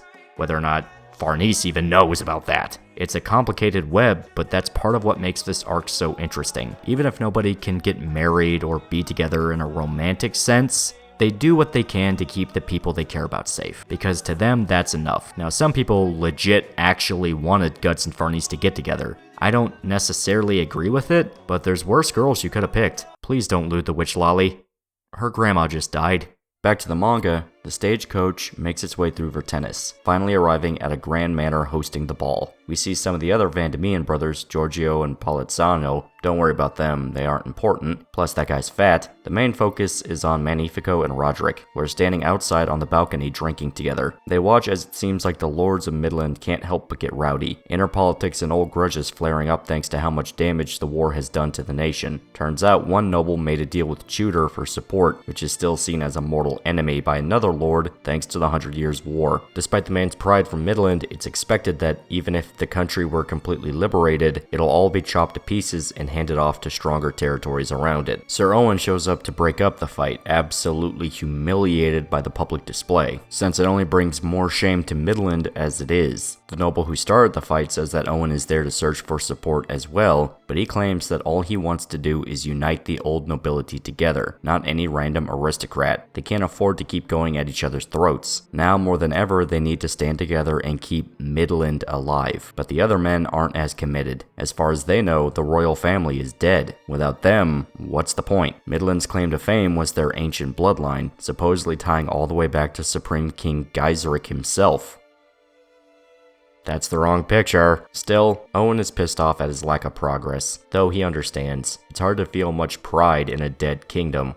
But most of all, he's frustrated that he can't help his friend, Sir Laban. The man infiltrated Wyndham but hasn't been heard from since. They don't even know that the princess has been saved. Everything inside the country, and especially the capital, is radio silent. Magnifico and Roderick watch over the spectacle, the sailor admitting that he's not much beloved in his own country as well, so he sort of feels what they're going through, having no real place to call home. Magnifico says living with his family gave him his own sympathy for Midland's situation, but above all, he views the state of politics as a waste of time. The true road to progress is through exploration, to set up sea routes and conquer new land. This is actually where Magnifico and Roderick establish their friendship. They want to explore the world, to find new opportunities for power and profit. Roderick's family, paradoxically, don't want to explore the oceans. They set themselves on the world stage by focusing on shipbuilding and sea trade, but other than that, they're complete isolationists. The Vandemian family, specifically Magnifico's father, doesn't want to stumble into anything that will complicate the chessboard he already set up. It seems like everyone else is content to stay in their tiny world except Roderick and Magnifico. Really, they've got a good plan in place. Be the first to establish trade routes and find new territory. And it definitely helps that their families are about to get tied together through marriage. Yep. Magnifico basically sold his sister out. Roderick will handle the sailing, Magnifico the business, and they both get the profits, ensuring their names go down in history. Magnifico even admits that he specifically waited to reveal the marriage at the party because then his father wouldn't be able to cancel it. But funny enough, Roderick doesn't really care, even telling his friend to basically shut the fuck up so he can spend time with Farnese. He really does seem to care about her, or at the very least is putting on a very convincing act, going out of his way to ask her for the first dance. As the three leave, Serpico is there too. We see Magnifico's mother is there to mess with her son. It seems like he told neither of their parents about his scheme, not even realizing his mother came home early from her winter vacation. She teases Magnifico for his attempted conspiracy, but doesn't actually try to stop him. She likes the man that Farnese is set up with, and in a way she's kind of proud that her son is reminding her of his father, but she has some advice for him. Farnese isn't very good at obeying orders, especially when it looks like she's acting submissive. Anytime someone ropes her into a scheme, it does not end well. Magnifico will be very sorry if he isn't careful of how he treats his sister. The Vandemian matriarch spots Serpico watching the dance from the window and goes to speak with him. She's trying to remember the last time she saw him, and Serpico admits that he's been working at the estate for over 10 years, ever since Farnese saved him as a child. Her mother comments that spending that long with her daughter must have left the guy pretty warped himself, saying that they're basically inseparable if they live that kind of life together. She tells him to continue looking after Farnese as she takes her leave. The manservant impressed how fast she was able to deduce things from merely talking with him once. Then he spots two lights flying in the sky. Yep, the party tracked them down again. This time fully ready to barge in and get their manservant and their pyrophile back. Using Shrike's magic, they slip right past the guards without any incident. She can manipulate the energy of the guards enough so they can sneak around without much trouble, but if they make too much noise, they'll be spotted quick. As Isidro grows excited at the idea of eating a bunch of fancy food at the party, Shrike and Guts feel something in the air, something bad. Out of nowhere, a dense fog floods past them. The same fog that showed up when they were attacked at the beach. Shrike can feel a violent presence nearby, but the guards are blissfully unaware of what's about to go down, up until a massive beast shows up. The party hears the sounds of violent homicide and look back, spotting the silhouette of a tiger in the fog. Interestingly, despite the monster staring right back at our heroes, it doesn't attack, instead simply disappearing into the fog. They had no idea what the monster was, but there's no way on earth it means anything good. The only positive is that the fog means it'll be easier for our party to infiltrate the manor as well, though all Guts can think about is that something terrible is about to go down. They spot the main entrance, but it's surrounded by guards. Shrike prepares to cast another spell, but she receives a transmission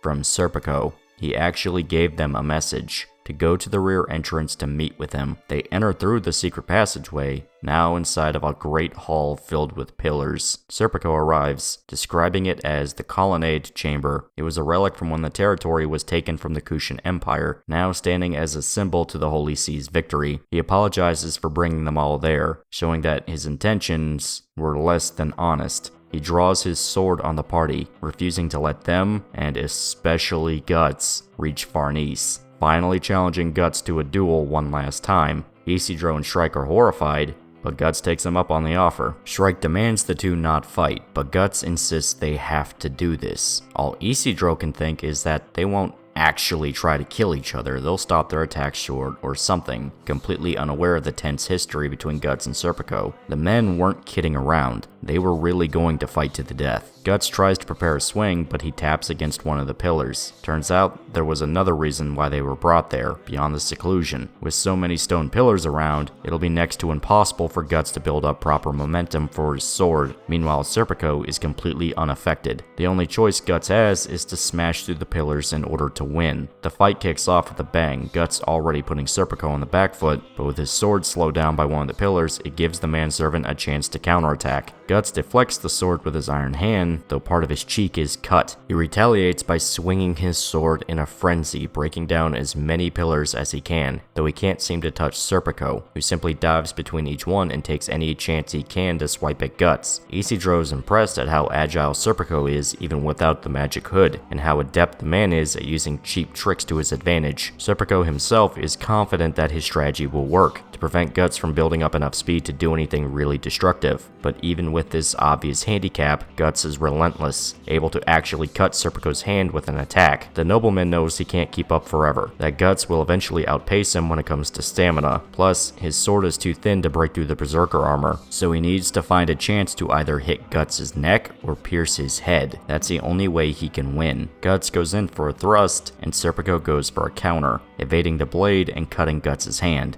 only for the blade to scrape against the artificial one.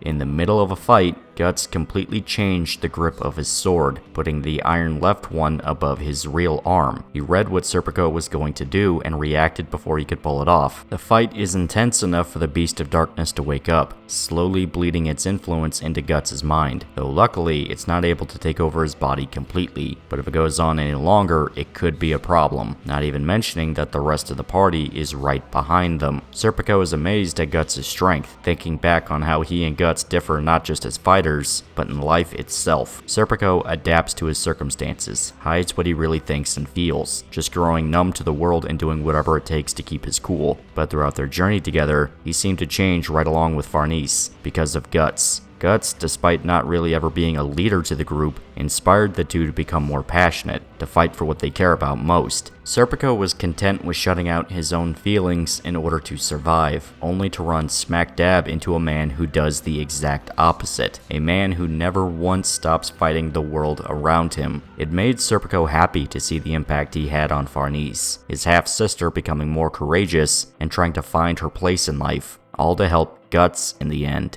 Every change she made or task she tried to complete, whether it was good or bad, was to make him proud. Not her family, not the Holy See, not even Serpico. Just this stranger they ran into and tried to kill. If things were different, they could have all journeyed together forever. But Serpico can't let the inevitable happen. The way he sees it, it's only a matter of time before Guts loses control completely when he murders Farnese in a blind rage. So no matter what, even if he truly cares about these people and sees them as comrades, Guts and the others have to leave. Shrike actually spots the image in Serpico's imagination, unintentionally sending it to the girl through telepathy, and soon he's cornered by Guts, stumbling into a spot with no pillars to hide behind. Guts goes in for one last attack, Serpico desperately jumping and hanging off the last pillar near him to avoid it. This one causes rubble to pour down onto Guts, Serpico finally given his perfect chance to strike back and end the duel,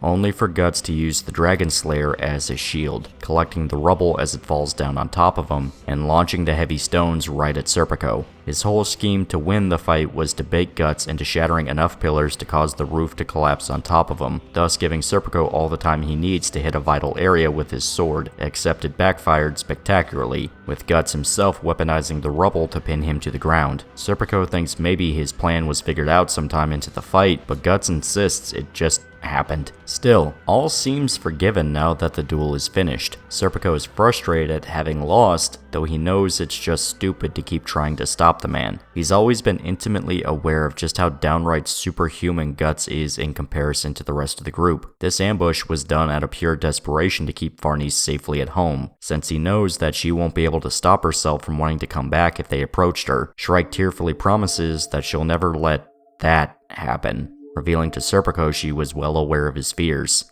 He doesn't respond to her, instead turning to Guts and asking just what he is going to do once he sees Farnese again, though he fully admits he doesn't know, just that he's gonna see her whether Serpico likes it or not. This seems like a good enough answer for the manservant, now grinning as he thinks about how reckless Guts seems to act towards anything. Guts says it's time for them to get moving, but Isidro first wants to know if that fight they just had was real. Like, were they actually trying to murder each other? And it turns out, yeah, they were. Both men were fully willing to kill the other if it came down to it. Isidro thinks he's just bluffing, saying Guts went out of his way to spare Serpico with the rubble trick, but he says it was pure luck that happened. Serpico is not the kind of opponent that you can try to keep alive. He's too dangerous. That's what it's like to be a swordsman, to be willing to kill anyone trying to kill you in return. Isidro, already having issues with fully killing his opponents, is uncomfortable at his words, but Serpico says that there was an unspoken rule they agreed to. They agreed to a duel. That means only their swords. No explosives, no throwing knives, no crossbow, nothing beyond the Dragon Slayer. Plus, he never unleashed the Berserker armor. Regardless of whether or not the situation really called for it or not, it was another trick Guts simply refused to use during the fight, so even if Guts swears it's the opposite, there was an honor they tried to keep to. Though Guts is more worried about the monster tiger they saw before than picking over any of the details of the duel. Serpico was blissfully unaware to the supernatural events that the party stumbled into when they got to the mansion, though hearing about a monster like what attacked them at the beach showing up there makes him think about the sorcerers he killed. If Kushan monsters are anywhere close to the city, it means they're scouting out for Tennis, meaning the Kushans are preparing to invade, just like Sonia predicted they would. The monster must be there to kill off the most important people in Vertennis to cripple the military before the army ever arrives, meaning Farnese and her family are in danger. Serpico offers to guide them all to the main hall, but not before Shrike returns his magical equipment. The Wind Spirits delighted to be back with their user. One down, one to go. Back in the main event, the nobles are blind to the danger coming their way, all the nobility continuing to bicker back and forth as Farnese's father makes himself known to the guests. Soon the entire room can't take their eyes off him, much to the frustration of Magnifico, though all Farnese can think about is that Serpico seemed to just vanish from the room. The head Vandamian gives a speech about the war effort, congratulating everyone for arriving and wishing them good luck with the war. Magnifico waiting right for the speech to end to spring his announcement, and just as everyone is invited to a toast, he calls for the guests' attention himself. He gestures towards Roderick and where Farnese was supposed to be standing, only to find she isn't there. She disappeared into the crowd trying to find Serpico, so now Magnifico looks like a complete fool in front of not just the nobility, but his father, who is very curious to know what exactly his son is planning. All the while, the demonic tiger is seen skulking on the balcony, right outside the main hall. The fog has fully set in, Vertennis now enshrouded in Ganishka's influence,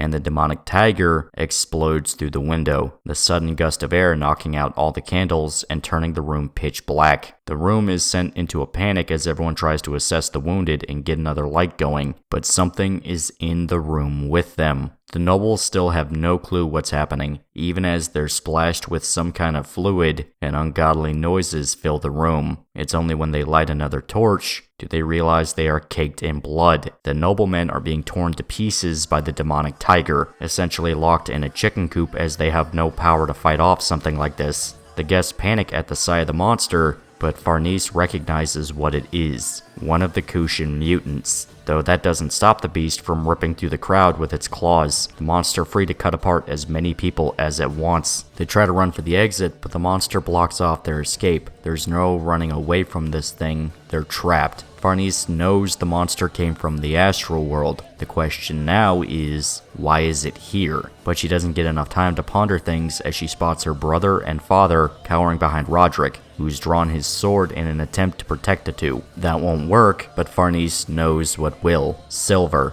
So she grabs a silver candelabrum and stabs the tiger directly in the eye with it. It doesn't do much, she's pulled around without much effort from the monster, but her family are in shock that she even did it to begin with, and it seems to at the very least have hurt the creature. But it's not long before Farnese is sent to the floor, her dress restricting her movement so much that the beast has her in the perfect spot to murder her. Just as it seems like Farnese is a dead woman, another gust of air blows past, this time revealed to be Serpico, who grabbed Farnese and is getting her far away from the tiger. He apologizes for disappearing. He was needed as a guide. They had some friends who wanted to come to the party. That's right, the band is back together, and Guts is about to kick off the happy reunion with a murder, as he is wont to do. Farnese is surprised that everyone came back for her, but they show zero consideration that they are surrounded by nobles. Said nobles are in disbelief that a guy like Guts could fight off the demon tiger, but that's not the important part. The important part is that Sir Owen thinks he recognizes the big guy with the sword. The fight ends like you expect. The tiger leaps for Guts, and he cuts it right down the middle. A single strike completely bisected the monster. The nobles celebrate the supposed victory, but he says things aren't over yet.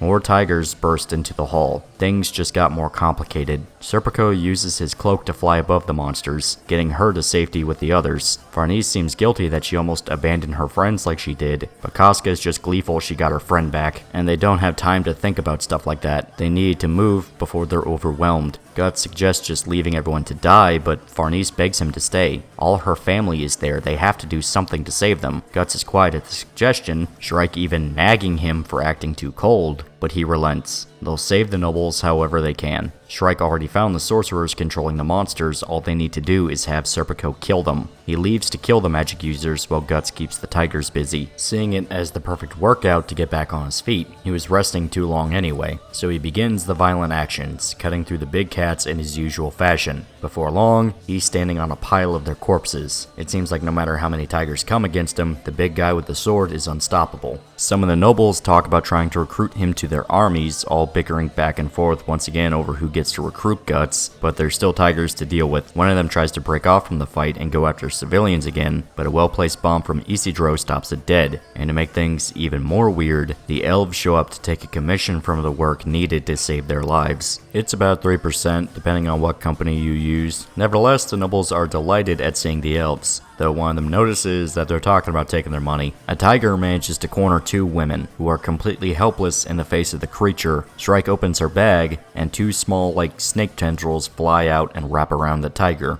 Tiny thorn vines with little faces at the end of each one. Turns out they are new familiars that Shrike herself created, which she calls thorn snakes, specifically designed to harm physical creatures along with ones from the astral world. She gives Farnese a ring made from the same vine, giving the woman full control over the snakes. It's a tool that Farnese can use to help the others, and is the first actual weapon she's been entrusted with. The silver knife was more of a last resort type deal. This time she actually has something to use in an offensive sense. Guts' fight with the tigers is still going, though an unexpected figure shows up to help. Roderick, despite being completely outclassed by pretty much everyone, the guy is still gonna fight. Guts tells him to piss off for his own safety, but he doesn't want to be shown up in front of his fiancée, though that tiger does look very big and scary. Thankfully, his life was saved. by Farnese. He uses her new thorn snakes to wrap around the monster's legs and bind it to the floor. Roderick has no clue what just happened, but she simply screams at him to use the silver weapon. He's quick to pick up on the advice and stabs the tiger through the head with the silver candelabrum Farnese tried to use before. See, he's starting to get it. Meanwhile, Serpico is finally able to pin down the sorcerers, decapitating them all in a single strike from his magic sword. Just as predicted, the tigers lose all higher function, now just blindly wandering the hall in confusion. Shrike goes an extra step and casts a spell on the beasts, freezing them in place so they can't move. Now they're just a bunch of statues, completely harmless unless you I don't know, fall on one of them.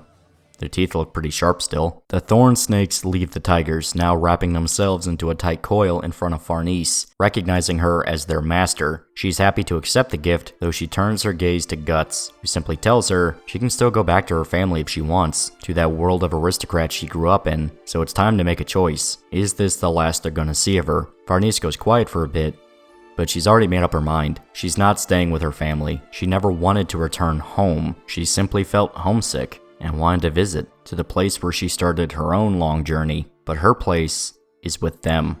The party. The family is back together. You see, it's like a sitcom. Yeah, Farnese is the quirky mom, Serpico is the grouchy uncle, Isidro and Shrike are the kids who can't stop fighting, and Guts is the dad with extreme PTSD who just wants to be happy. For one goddamn moment. And Casca is the comic relief. The surviving nobility finally take in everything that just happened, astonished at the sudden arrival of the monsters, the literal magic, and most of all, that the Vandemian daughter was using said magic. She was a literal witch, so really, she doesn't have a choice but to stick with the party. Her mother is mildly surprised, but she's just happy her daughter was making friends. In a way, whatever journey she went on, no matter how horrible, gave Farnese a freedom that her mother was sort of jealous of. She could walk a road she wanted to go down, not out of obligation to anyone, and especially not her family. The city guards don't seem to care, though. They surround the party, and it looks like things are turning against them. Plus, Casca pricked her finger on one of the thorn snakes. But just as it seems all hope is lost, Lord Vandemian himself orders them to back off, giving thanks to the party for saving their lives and turning things back into a celebration. His ace in the hole? Pure,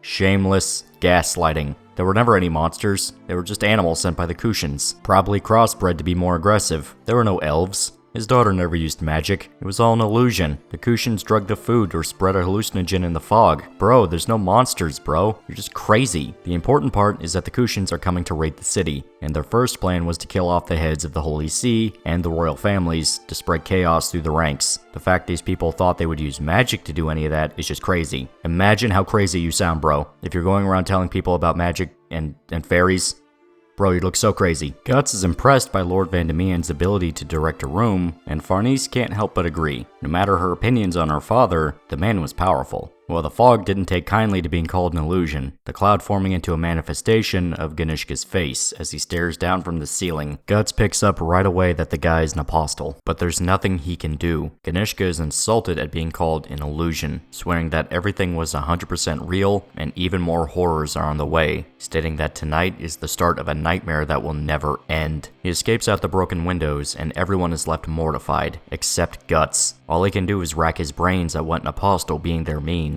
Did Ganishka follow him? He's involved in the war? Skull Knight was right once again. He ran straight into more demons, and that means that Griffith could be coming as well. Shrike tries to snap Guts out of his thoughts, but it's too late. The war is here. Vertennis is on fire.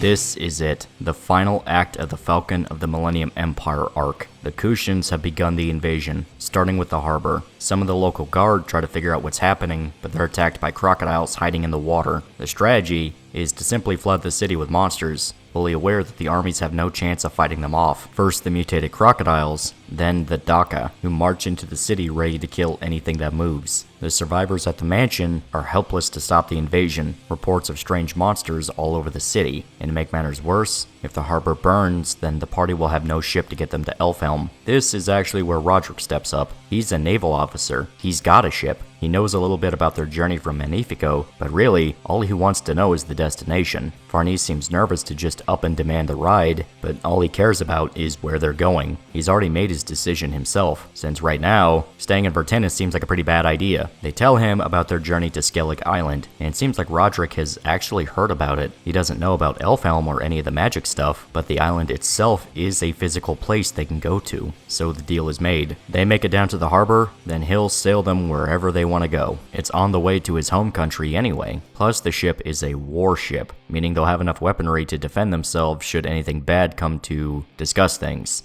Farnese thinks he's abandoning the war for them, but he says that Ith is a different religious sect from the rest of the nation, so they, or specifically he, doesn't really care to stay and fight the Kushans. Plus, he wants to impress Farnese and get her to stop thinking about guts. Roderick refuses to become a Neterar protagonist. He introduces himself to the party, specifically Guts, and it seems like everyone is ready to fight their way out of the city. They even offer Magnifico a chance to ride with them, and since the idea of being stuck with his father sounds like a living hell, he agrees. The party takes their leave as Lord Vandemian whips the room into shape, taking command and barking orders as they try to sneak past, hoping not to get swept up in things any further. Despite the trouble she's had with her family, Farnese can't help but feel sad at leaving them all behind, though her mother wishes them all a safe journey. Our heroes decide that crossing on foot, despite the risks, will be faster than trying to take a carriage, so they'll have to be ready in case they're attacked. They walk past a clothing shop, and Farnese asks if they'll allow her to change out of her dress. It simply restricts her movements too much, and if they need to run, then it will cause problems. The rest of the group slips inside while Guts stands guard outside, completely alone as a strange man approaches him. It's Sir Owen, and he cuts right through the bullshit. Guts was the captain of the Raiders for the Band of the Hawk. He recognizes him from the old days when Owen led the Tumal Knights. Even though Guts looks completely different, he swears he recognizes him. That young kid with the massive sword, riding next to the White Hawk himself. He wants to talk with Guts, but the man in black simply tells him to let it go. It's all ancient history. Though all Owen really wants to know is, where is Griffith? Guts almost cracks, saying he wish he knew, but he stops himself. The party finishes their business in the clothing shop, and Guts simply leaves the conversation, saying that Griffith might be a lot closer than Owen thinks. The rest of the party notice the scene, but Guts lies and says that it was a case of mistaken identity. He simply looked like somebody he used to know, fully burying the incident as he tells himself that the Hawks are gone now. There's no bringing them back no matter what he does. Sir Owen is disappointed from the encounter, but still holds hope that Griffith will return to save Midland from complete calamity. We suddenly shift to a completely different location, a military camp far away from the city, the personal escort of the Pontiff to the Holy See himself. Priests from the Holy See all talking about how much the journey so far has weakened His Holiness, even discussing the eventuality of picking a replacement once he finally dies.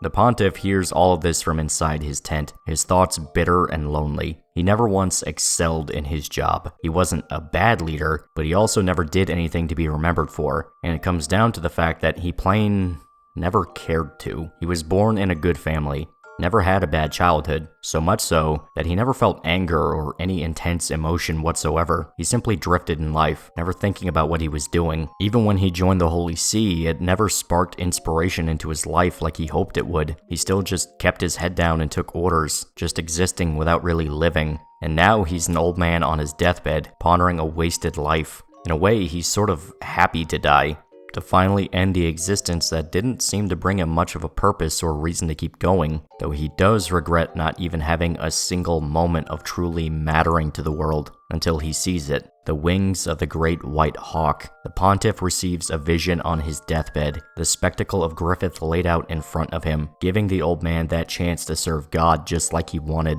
He wakes up from his dream and ponders what it all meant, but just as the old man was busy racking his brains on what the seemingly divine message all meant, he hears a scuffle outside. Someone is there to give the Pontiff a message, describing the dream the old man just had to a T. The guards and priests have no clue what it means, but the Pontiff calls them inside. It was Sonia and Mule, the Pontiff viewing them as literal divine agents as he seems to hallucinate feathers flowing all around them. They were given orders to bring the Pontiff back with them. The rest of the Holy See thinks they're messengers from Vertanis, but they deny this, causing the priests to become frustrated. The way they saw it, these were just two kids wasting time with silly games, even ordering the guards to throw them back out of the tent. But the Pontiff is won over. In fact, he wants to leave right now with them, going so far as forbidding anyone from questioning his decision. Before anyone can argue about this, the news hits. Vertennis is under attack by the Kushan Empire. They can't return to the city no matter what. The Pontiff is fully convinced at this point that his vision was a divine revelation. Right as he was fully convinced he would live a full life without accomplishing anything, he gets a special duty from God himself. He found meaning, fully committed to following Sonia and Mule wherever they want to lead him. So to put things in perspective, Griffith just won over the Pope himself to his cause. This holy war between demons is getting downright bananas, and Guts and his friends are now stuck in the middle of it. Their only chance is to fight their way to the harbor and escape with a ship before things get any worse than they already are. But that's easier said than done, since the Daca are surging into Vertennis, killing every person they see. It seems like nothing can stop them, but Guts isn't giving the demons a choice. He's forcing a path through. The surviving knights are impressed at Guts' ability to cleave through the Kushan army, and Isidro and Serpico decide to help out as well. Roderick is confused why a kid and Farnese's servant is offering to fight monsters, but she swears it's fine. And yeah, it is fine. They're able to kill the Daca just like any other horde of creatures. Roderick and Magnifico are still amazed by the presence of magic, but things haven't stopped escalating yet, because Farnese herself unleashes her new thorn snakes on the Daca, confirming she is now a full-fledged magic user. Despite his entire world coming down all at once, Roderick kinda seems to like the idea of having a witch wife. Kinda based. Not even gonna lie. But the conversation is cut short when Shrike spots the sorcerer controlling the Daca. Guts executes the man with his throwing knife, and it seems like what's left of the mutants become passive, like the rest of the monsters broken out of the Kushan's control. They have an opening to make it through the city, and they need to keep moving to prevent being pinned down by enemy reinforcements, though the spectators around them comment that the party seems downright used to fighting monsters. As our heroes march through Vertennis, we see that the entire city is on fire, flooded with corpses, just like the vision Sonia gave Shrike. Luckily, they only have one more obstacle before the harbor. They just need to get past the local storehouses. Unfortunately, something is waiting for them there. One of the mutant elephant jellyfish monsters. Not just that, but an entire legion of Daca riding mutated tigers as well. Guts simply tells the others to fight the Daca while he handles the big guy. Shrike is worried about the risks, about the Berserker armor taking control, and he doesn't deny that it could be an issue. She doesn't like the idea, but knowing that Guts trusts her enough to come save him inspires Shrike to go along with the plan. So the fight begins, each of the party cleaving through the Daca just like back when they fought the trolls. Even Roderick wants to get in on the fighting, wanting to impress Farnese and pay her back for protecting him and Magnifico with her magic. See, this dude is pretty cool. Magnifico is a pussy though. He's stumbling around trying to find a spot to hide, and Shrike has to save his ass when a Daca tries to kill him. Guts, meanwhile, is fighting off the big monster, chucking a bomb at its eye and hacking off its trunk with a swing of the Dragon Slayer, but it's a tough beast, so it's not going down that easily. Even if Guts came in with the arm cannon, it's not a guaranteed killing blow. The push from the fight is enough to wake up the Beast of Darkness, which tries to manifest itself, with Guts commanding it to stay down. Shrike spots that Guts is struggling in his fight, so much so that it seems like he's paralyzed while the monster comes to kill him. His thoughts drift to the last time he fought one of these things, how it took waking up the Berserker armor in order to win. And with his focus taken off the fight in front of him, he's wide open. The beast slams Guts through a stone wall, seemingly crushed into paste, but he's not dead. Instead, standing on the high roof above, staring down at the monster, still in full control of himself. He let himself be thrown through the building so he can get to the high ground, now able to drive his sword through the monster, hanging off its back as it thrashes around. It gets intense. Guts is clobbered by flying stones as he desperately hangs onto the back of the creature, but he's able to get his opening to cleave a hole into the top of its head, shoving the arm cannon inside of the open wound and exploding the monster's brains from the inside. As the beast dies, Guts takes the time to style even further, leaping off and cleaving a Daca and its tiger mount in half. Now that the hard part's done, they just need to worry about cleanup. If they keep wasting time, the ship will burn. Enemy reinforcements are on their way behind them, but it seems like the harbor won't be much better. Shrike swears she feels a massive concentration of evil. Turns out there's a lot of Daca focused on the shipyard, an entire horde in fact. Kushan warships have taken over the harbor, dropping off the demonic army entire scores at a time, so they can't go back, and they can't go forward. Or can they? Guts openly suggests using the Berserker armor, simply telling the others to not show themselves no matter what. Shrike demands he knock it off, that's a terrible idea, but the way he sees it, they don't have a choice. If they try to fight them all off, someone is guaranteed to get hurt. The most they can do is let Guts go crazy, and Shrike can save him when it's time. This actually causes her to cry, saying that he shouldn't take an idea like that so lightly, considering that the risks involve Guts being eaten alive by a cursed set of armor. No, instead Shrike will attempt to cast a spell to summon one of the great spirits, though the city's heavy industry means connection to the spirits is much weaker. But they have to try, since this is the only solution that doesn't involve using the Berserker armor, though there is a great spirit that's flowing strong in the city. It's almost as dangerous, but it's something. Shrike prepares the ritual just as the Daka finally spot our heroes. Both ends of the alley will be flooded with demons before long. Guts has the others fight off the ones actually pouring into the alley while he'll kill the ones in the harbor, since the area is more open, letting him use his sword in a proper fashion. It's dangerous, since the sheer number of enemies could push the Berserker armor into taking over, but Guts swears that all he's doing is buying time. He's not trying to kill them all, he's just trying to protect Shrike, who is busy summoning the great spirit that represents fire itself, using the burning city to their advantage, though since the fire was created for evil, to murder people and destroy, it's significantly more difficult than Shrike expected. Before she is fully swept away, like what happened with the water spirit in the village, Shrike is able to tap her staff against the ground, regaining her control over her astral form, and able to watch the battle unfold from her outside perspective. Shrike watches Guts fight off the Daka, her mind flashing images of when he protected her in the tavern, motivating her to finish the spell.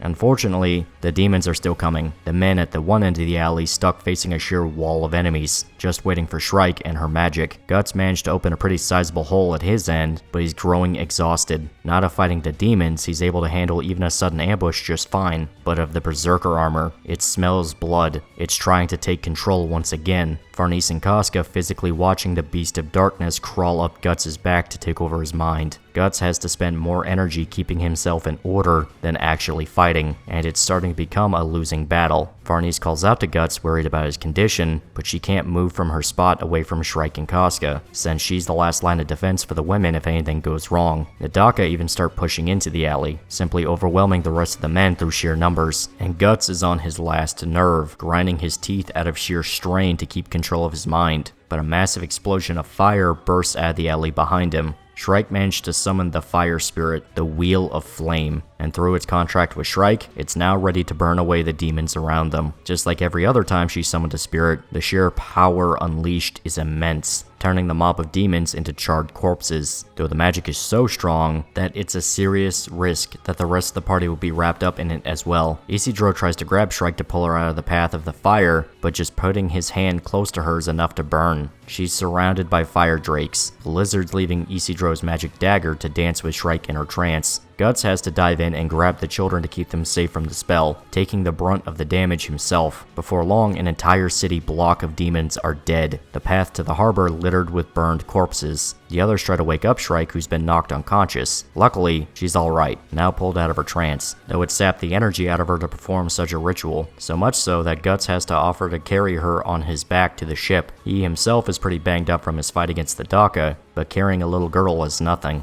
Now the hard part is tracking down a ship, considering most everything in the harbor is a smoldering wreck. Ah shit. Guts senses something. Yep, another massive beast shows up. In fact, a lot of them show up. The entire harbor is flooded with the mutant jellyfish things. Shrike is too weak to use another spell, and these things are way more dangerous than the Daka. So while the rest of the party starts to panic, Guts tells Shrike to get down. She's horrified at the idea, knowing immediately what he plans to do, but he's not stopping this time. The Beast of Darkness forms right underneath Shrike, the little girl physically trying to hold it back while begging Guts not to do what he wants to do. But this time is for real, the cowl closing over his face while Shrike is still on his back. The Berserker armor fully awakens, Shrike's astral form pulled from her body as she collapses into Farnese's arms. Guts begins his killing spree, tearing through one of the monsters like a bullet fired into its head, now perched in the middle of all the creatures, which are turning their attention directly on him. Magnifico and Roderick have no clue what's happening, having not seen the Berserker armor in action before, but all Isidro says is to be careful unless Guts confuses them as enemies as well. They shift focus on Shrike, who's completely unresponsive. Evalira notes that she isn't there right now, guessing that she must have been sucked up into the Berserker armor when Guts transformed, meaning she's stuck along for the ride, as Guts rips and tears his way through the monsters, becoming increasingly savage in his fighting as he pulls them apart. He leaps onto the mast of one of the sunken ships, giving us a shot of Shrike's spirit trapped inside the head of the armor. The sudden shock of what happened caused her to become paralyzed inside of Guts' mind, but before long she's back to her usual self, though she's still trapped in the mind of Guts. Her unique position gives her the chance to actually see the world from the perspective of the Berserker armor, seeing the endless horde of teeth that he sees. She's powerless to intervene as he fights, filling the water around them with blood. Even though the party is free to find a ship, there's no way they'd be able to safely depart, not with the absolute chaos in front of them. They have to wait until Guts finishes killing the monsters. Only when he does that, then he'll turn his attention on them. Farnese is doubly worried. She has no idea what happened to her teacher, and the man she possibly loves is using a very dangerous suit of armor that rips his flesh apart to use. And it's especially not good when Guts is struck during his rampage, falling into the mouth of a monster, which bites into him with its massive jaws, the teeth going through the Berserker armor and stabbing into him. He manages to kill it, freeing himself to go back to killing the rest of them, but the fight is taking too much out of Guts. A gaping wound is open right in his chest. The only positive is that it seems like all the creatures are dead. Then the Kushan warship shows up. The commander in charge of the beasts has arrived personally to end things. The sorcerer that noted the first defeat at the beach, in fact, Master Daiba. He's just floating in the air, like actually floating. Welcome to magic, bitch. Apparently the beasts that Guts killed were called Makara, and each one is capable of destroying 10 warships, so a single swordsman being able to kill an entire group of them is impossible. Master Daiba continues giving his introduction speech to Guts, seemingly unaware that the guy isn't really listening. All he sees is teeth, and he would very much like to kill the teeth. Daiba does note that Guts isn't exactly just a swordsman, and says that he's covered in the prana of Durga. I don't know what this means, whether he's referencing to the Berserker armor or what have you. I assume so, and he was just using the Kushan pronunciation. The guy is a magic user, it's just a different style from what Flora and Shrike use. In fact, he flat out says this. He saw the Wheel of Flame burn down his army, but instead of being angry, it made him curious. So he wants to test his magic against Guts, assuming that he was the one who summoned the spirit and is using a spell to enhance his abilities. Daiba taunts him to attack, the enraged Guts falling for the bait and lunging right for the old man, but he's quickly sucked up into a water spout, Daiba controlling the harbor water itself to drown his opponent. Shrike notes that the old man barely even chanted a spell, and he was able to summon something this strong. Now that Guts is trapped inside the water spout, he's completely helpless. It's too strong to let him move, and if he falls out, then he'll be killed even if he lands inside the water. The only positive to the situation is that Shrike now has an opportunity to reach out for Guts. She sinks deeper into the astral world, forcing Guts outside of the Beast of Darkness's influence, freeing his mind once more to actually use the armor to his advantage instead of being overwhelmed. Just in time too, since the water spout comes to an end, and Guts is sent careening right down to the ground. Daiba feels like the fight is already his, disappointed that it took a single spell to defeat his enemy, but Guts isn't going down that easy. Instead, he holds the Dragon Slayer out in front of him, turning in the air towards the lookout post of a nearby ship. He slams straight into it, then using his sword to cut into the sail, and slows his fall enough to keep him safe. Serpico is impressed by the sudden trick, but he's still uncertain of whether or not it's just Guts working off of instinct. Daiba is happy to see his opponent didn't die so quickly, but then notices that he's charging straight at him. The old man tries to summon more water spouts, but Guts manages to dodge each one. The harbor is becoming so turbulent that if Guts just falls into the water, then he's done for. The water spouts follow after their target, tearing apart anything in their path, even ripping a ship to pieces just because Guts jumped onto it for a brief moment, a chunk of which falls down towards the rest of the group, and have to be saved at the last second by Guts. The ship piece is heavy, so much so that it aggravates the wounds Guts already has, but he manages to push it off to the side, away from his loved ones. Roderick notes that it takes dozens of men and a crane to actually lift the main mast of a ship, yet Guts did it alone. He's excited at Guts' strength, but Isidro is far less enthusiastic. The others know the dangers of the armor, Serpico standing between the potential threat of a berserker Guts and the women.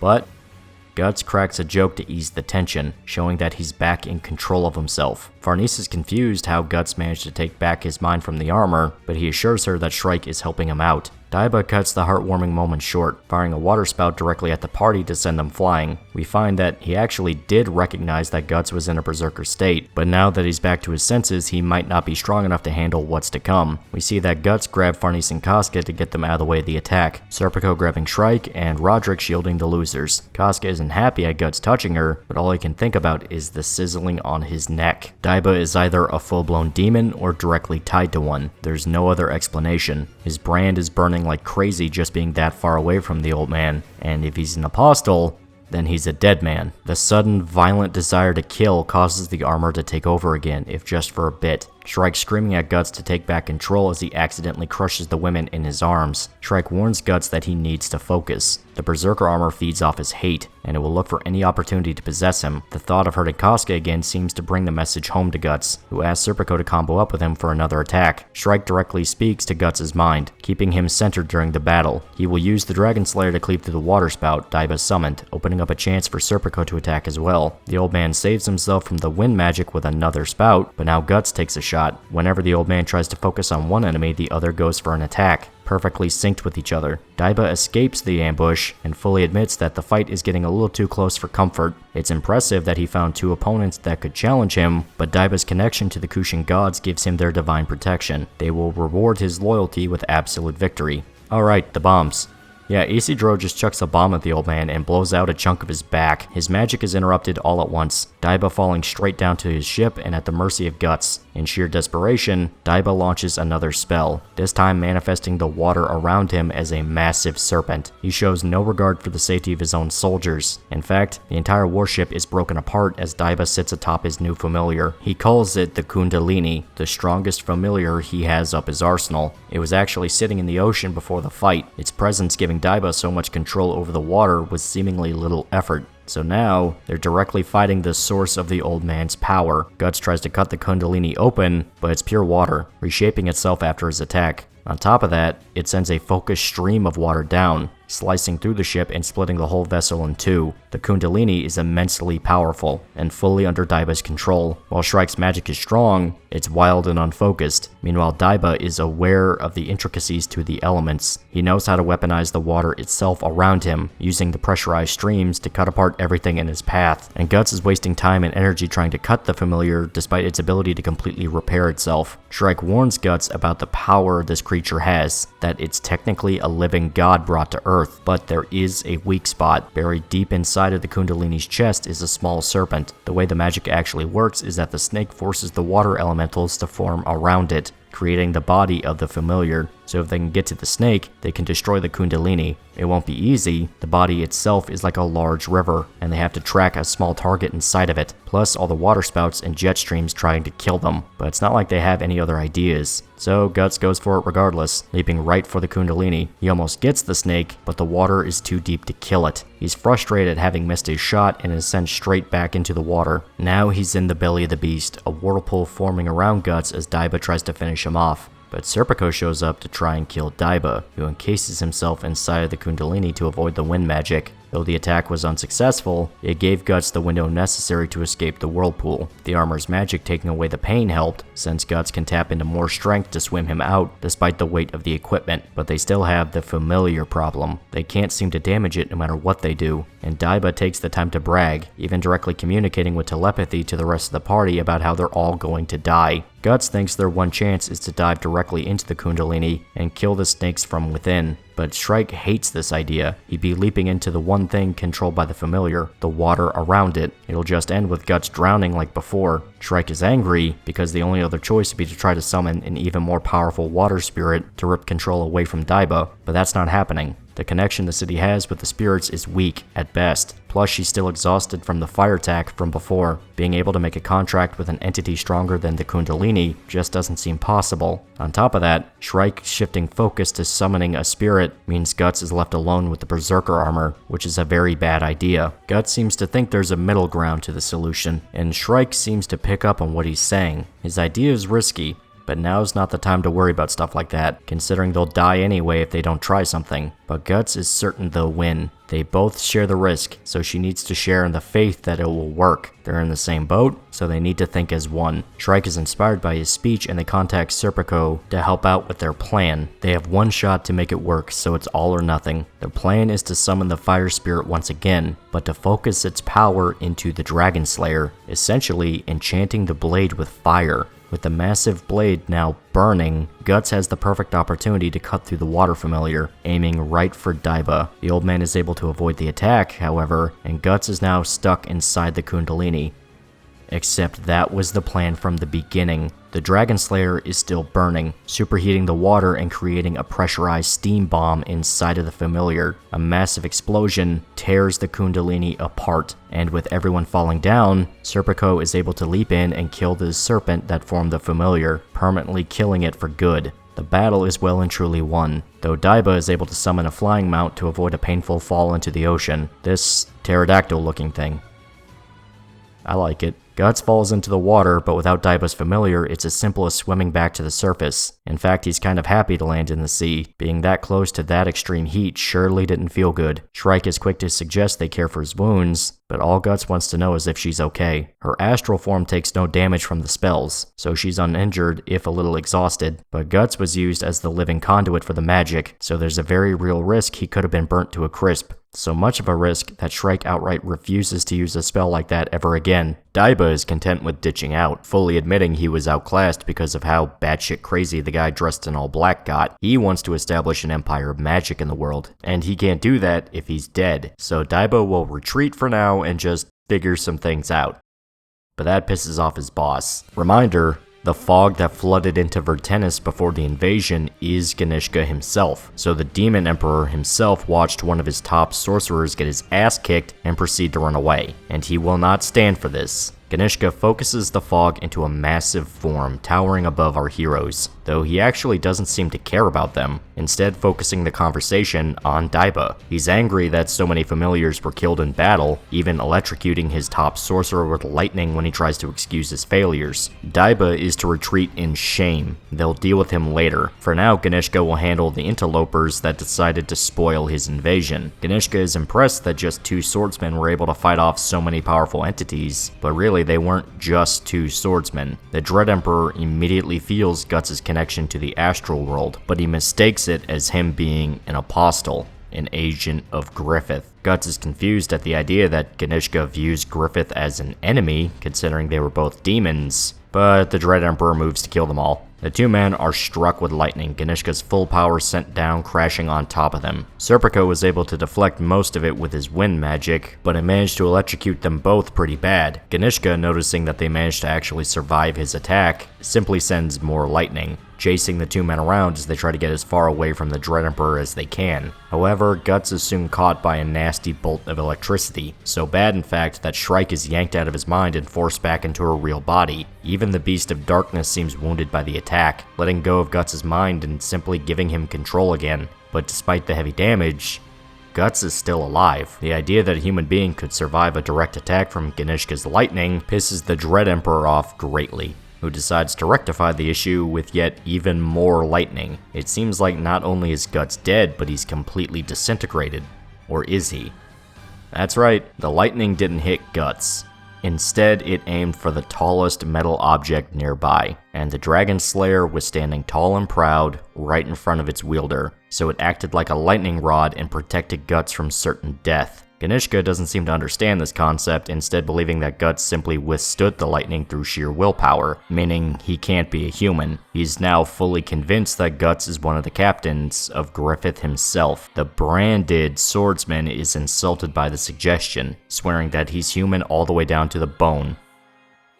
I won't bring up the faggot-ass monsters translation if you won't, even though it is really funny. Ganishka finally picks up on what Guts is suggesting, coming to the conclusion he's one of the branded that survived their sacrifice. But instead of viewing this as a dinner bell, Ganishka actually offers a deal. They both want apostles dead for their own reasons, so why not join forces? they could combine their power to kill the Hawk once and for all. Almost every demon on the planet has joined Griffith's cause, except Ganishka, and if Guts joins him, he might be able to find and kill the demon who branded him. Yeah, he doesn't know that it was Griffith himself that did it. But the deal isn't just out of practicality. Ganishka can't help but admire the violent and savage way Guts fights, the malevolence and the violence. It's the only thing keeping the Blackswordsman on his feet, so he should just embrace it and dedicate to a life of war and conquest with the Demon Emperor. The party goes quiet, taking in the downright bonkers scene of a demon offering a branded person a deal. Guts himself even comments that he can't help but respect Ganishka for turning on the God Hand, but he's not interested. He has something important to get done, and the last thing he wants to do is get in between some slap fight between demons. Ganishka can do whatever he wants, just stay far away from them, which turns out to be a very poor choice of words, since Ganishka decides to agree to the deal, and what he wants to do is kill them all as recompense for his army being defeated.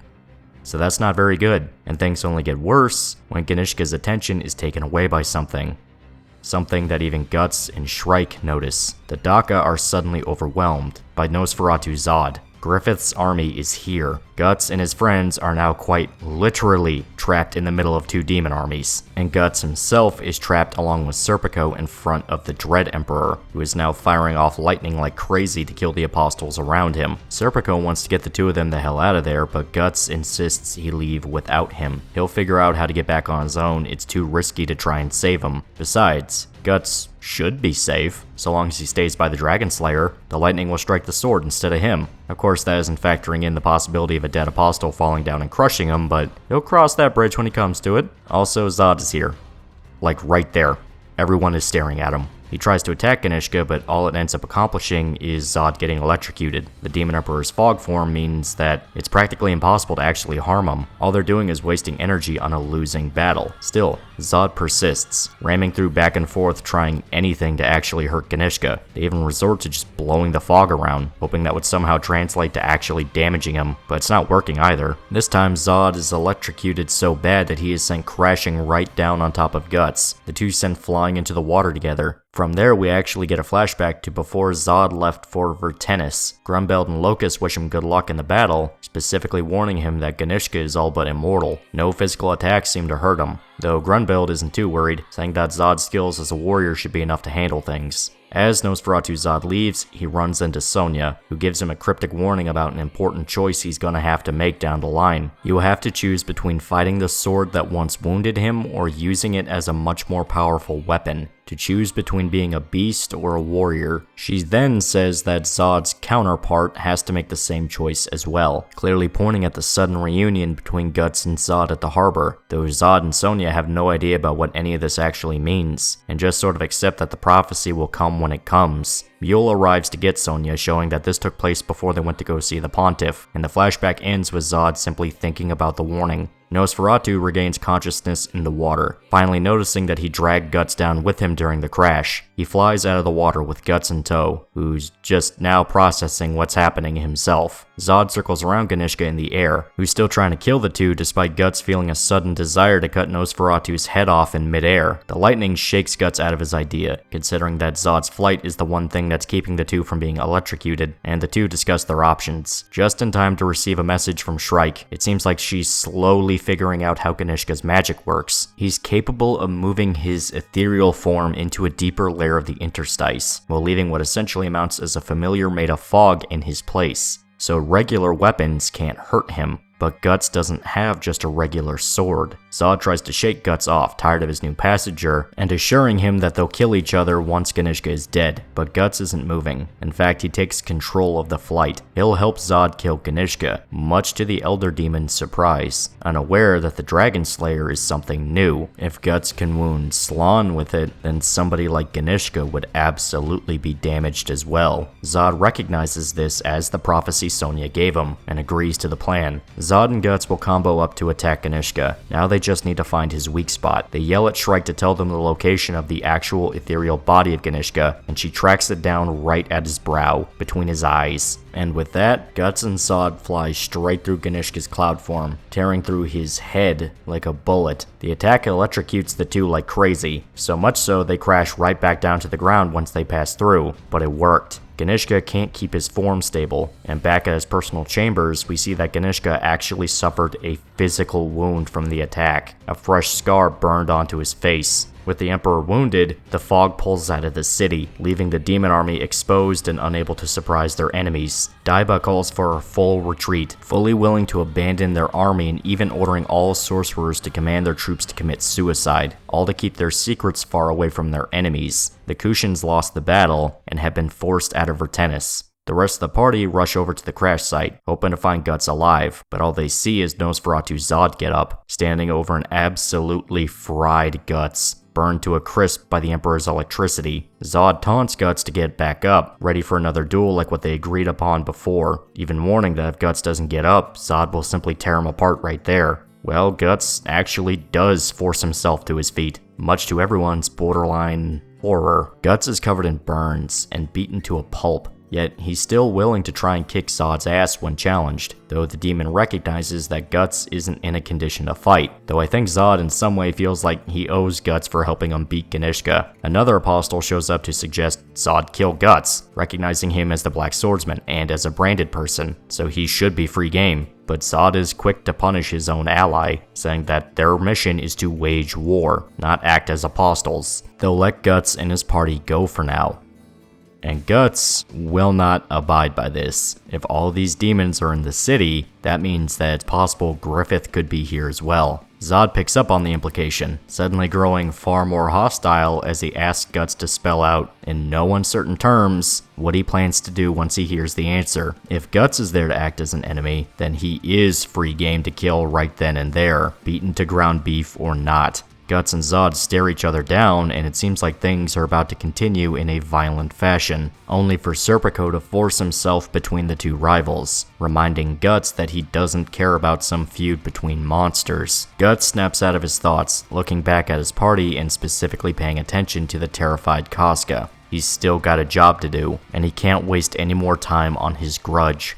So Guts tells Zod to leave. The fight was over. It seems like things have finally calmed down, and Guts collapses to the ground, passing out immediately once Zod and the rest of the apostles go back to their war, Serpico coming to the conclusion that he must have pushed himself to the limit just to piss Zod off. Luckily, it seems like they can finally set sail and escape this nightmare, dragging Guts into a rowboat where a sleeping Azan is hidden, and the party rows out into the water. Farnese is worried about the fate of her family, taking in the absolute destruction around them, along with the realization they won't be coming home for a long time, if ever, but she goes back to tending to Guts' wounds. Guts himself is drifting in and out of consciousness, his eye moving to the distance, staring at a hilltop, where Griffith is watching them. Guts and Griffith share one last look before he falls unconscious, the rowboat finally reaching the ship they worked so hard to find. Now you might think that's the end of the arc. You have a cool duel between Guts and Serpico, heartwarming family moments between the party, a nice climactic battle, an ironic reunion of Guts, Zod, and Griffith, the choice Guts had to make between saving his loved ones and revenge. A lot of things happened. So many things. One might even say, too many things, if you can't handle it. Vertennis was a very large chunk of the story, to say the least. But it's not over yet. There's still a full 28 chapters to go before the actual ending of the Falcon of the Millennium Empire arc. And if you thought things got crazy before, you haven't seen anything yet. There's still a war to win. Sir Owen and his guys ride through what's left of the city, lamenting that the entire Alliance Navy was burned in a single night. Yet just as quickly as the monsters arrived, they vanished. And instead, piles of Kushan monsters were all that's left behind. The gathered armies all discussed the situation from the previous night, some not believing the stories about the monsters, and others unsure of what happened to the nobility after the fog came in. The only thing they do know is the main Kushan army is here. Entire scores of soldiers standing right outside of Vertennis. Even Salat and the Baki Raka are on the battlefield with them, though they actually seem conflicted on whether or not they're actually going to do any fighting. If they win, then their clan is trapped under Ganishka's thumb, an actual fucking demon. If they lose, then the Baki Raka just get more shame heaped upon them. It's not a great situation for anyone involved. Sir Owen is trapped outside as the Alliance armies start to panic, and in fact, having so many moving parts means any chaos that breaks out is impossible to stamp down on. Then the worst part of it all reveals himself. Ganishka is leading the charge personally. He is pissed at having been wounded for the first time, and he wants to see the city burn to the ground. No more games. He's not even using his demon army. He'll destroy Vertennis as the Great Emperor, not a demon, and things quickly turn into an absolute slaughter. The surrounded armies, despite actually having pretty decent numbers, are overwhelmed by the freshly inspired Kushans. The Alliance armies decide to retreat into the city before the enemy kills them all outside the walls, but it's obvious that all order has broken down. The monsters last night were to disrupt the command structure, since without decent leadership, the actual armies have no control over themselves, so they're powerless in the face of the main Kushan army. Sir Owen comes to the conclusion that the tempo is completely in the Kushans' favor, so much so that nothing can be done, and the battle is lost before they even started fighting. In a single night, the only chance at standing against the Kushan Empire was destroyed. No, it wasn't. Out of the blue, command figures in the Kushan army start dying violently. Arrows rain down, taking off their heads right in the middle of their units. It's Irvine, set up on a position on a hill and using his demonic powers to kill the Kushan men leading the cavalry charge into Vertennis. And without any generals to give new orders, the horsemen end up charging straight into the moat. To make matters even weirder, a strange black figure drifts between the war elephants. Roxas is floating around, poisoning the animals and sending them into a frenzy directly in the middle of their allies. Sir Owen has no clue what's happening, but Salat and his friends pick up on the situation fast. It's them. It's Griffith, hidden away in the cliffs by the beach, waiting to ambush the Kushans. Ganishka seems to finally realize the culprit behind his army suddenly falling apart, but it's too late. Griffith and his men are up on the hills above the city, ready to charge down and strike the Kushans from behind. Even though the Band of the Hawk is much smaller than the army they're fighting, the sudden arrival of a new force is enough to scare the Kushans out of their spirits. It also doesn't help that Locus and his war demons are able to kill entire units in mere seconds. To make matters even worse, Zod arrives and starts his own slaughter, followed by a score of demons himself. Grunbeld and his men are busy killing the war elephants in melee, because these dudes are fucking big, and the main army attacking Vertennis, by the way, was over 200,000 men, and the few hundred encompassing the Band of the Hawk are cutting through them like a hot knife through butter, and Sir Owen finally recognizes that it's the Band of the Hawk, led by Griffith himself. The guy he was trying to find just up and saved his life. Salat was torn on whether or not he really wanted to keep serving Ganishka. Now suddenly the guy he was trying to find for like a year straight is gunning for his boss, and looks like he's legit about to take his head. The Emperor's royal escort is completely surrounded. The elephant escorts are paralyzed in fear.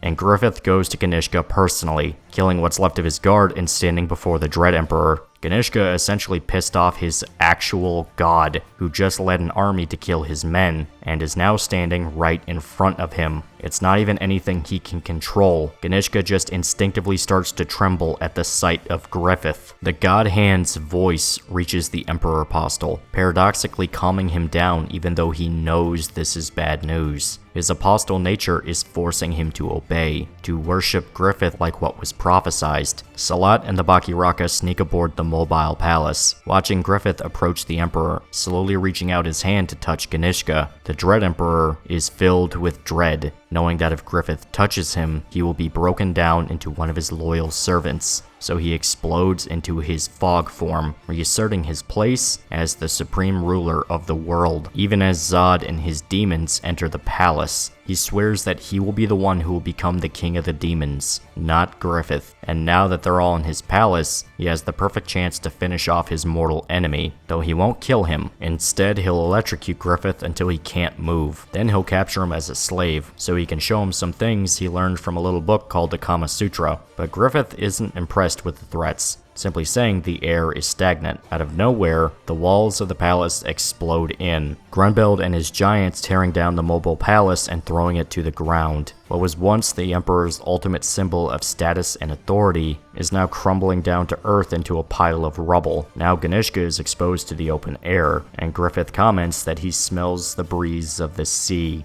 A massive gust of wind blows through the battlefield, almost focused entirely on Ganishka. The air is so strong that his mist form is being pulled apart. If he's blown apart to the wind, he'll be forced out of his fog form, meaning he's vulnerable in front of Griffith, who simply stands above Ganishka, the wind blowing past him like a literal angel. Shockingly, Griffith doesn't want to kill him either, at least not right now. He wants Ganishka to withdraw his army. He says that it's because the Emperor's power makes it impossible to capture or even hurt him. Griffith simply wants Ganishka to go away for right now. Don't try to retake control of his army. It would only invite confusion. Griffith is willing to end things as a stalemate for now. If they're going to have a final battle, it needs to happen in a very specific location, Wyndham, the royal capital of Midland. Griffith wants to finish things there. Ganishka actually agrees with the idea, regaining his confidence and swearing to kill Griffith once and for all. But for now, the Kushans will retreat. Sir Owen can scarcely believe what he saw, going from about to die to a sudden and decisive victory in the span of maybe 2 hours. Even Lord Vandemean can't believe what just happened, and Salat just watches his countrymen simply walk away in shame. Griffith once again showered in glory for saving the day. The Alliance armies all gush about the battle, each one talking about how the Band of the Hawk, the legendary army for the 100 Years' War, returned to save them all, led by the White Hawk Griffith. Sir Owen thought the guy was impressive before, but now the guy was like a living force of nature, almost inhuman. But there's a certain somebody who isn't impressed.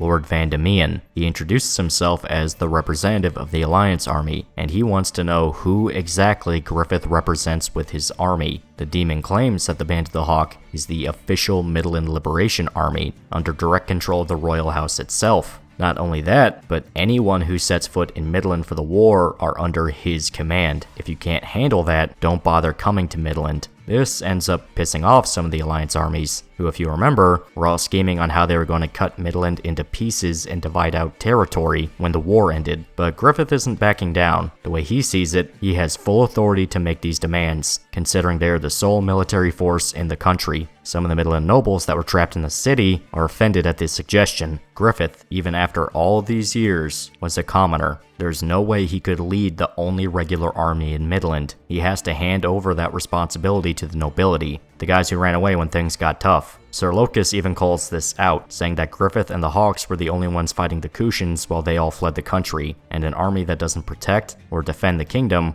it swore loyalty to can't be a regular army. It's nothing more than a bunch of mercenaries. One of the other nobles fires back by saying they can't possibly have royal permission to do any of this. The king is dead, and no one knows what happened to Princess Charlotte, so Griffith is wearing false authority to conduct his war. In fact, there's that whole business of Griffith being imprisoned for high treason some years back, so this could all be one of his schemes to take over the country.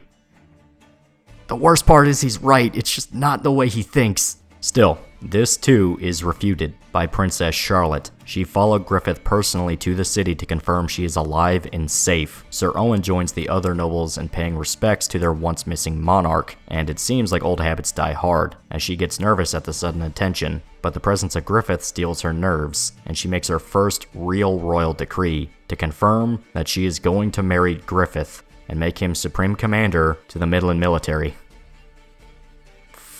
Fuck, that's not good. Yeah, even though all of this is played off like an inspiring, all is coming together for a happy end sort of deal, there's a strange sort of tension behind it all. You know what Griffith did, who he truly is. Yet he's getting everything he ever wanted so hard that the story itself is treating this like a big, grand, positive moment. Those spoiled nobles got smacked across the nose for being cowards. That menial Ganishka was defeated and humiliated. Midland is pulling itself out of the darkness.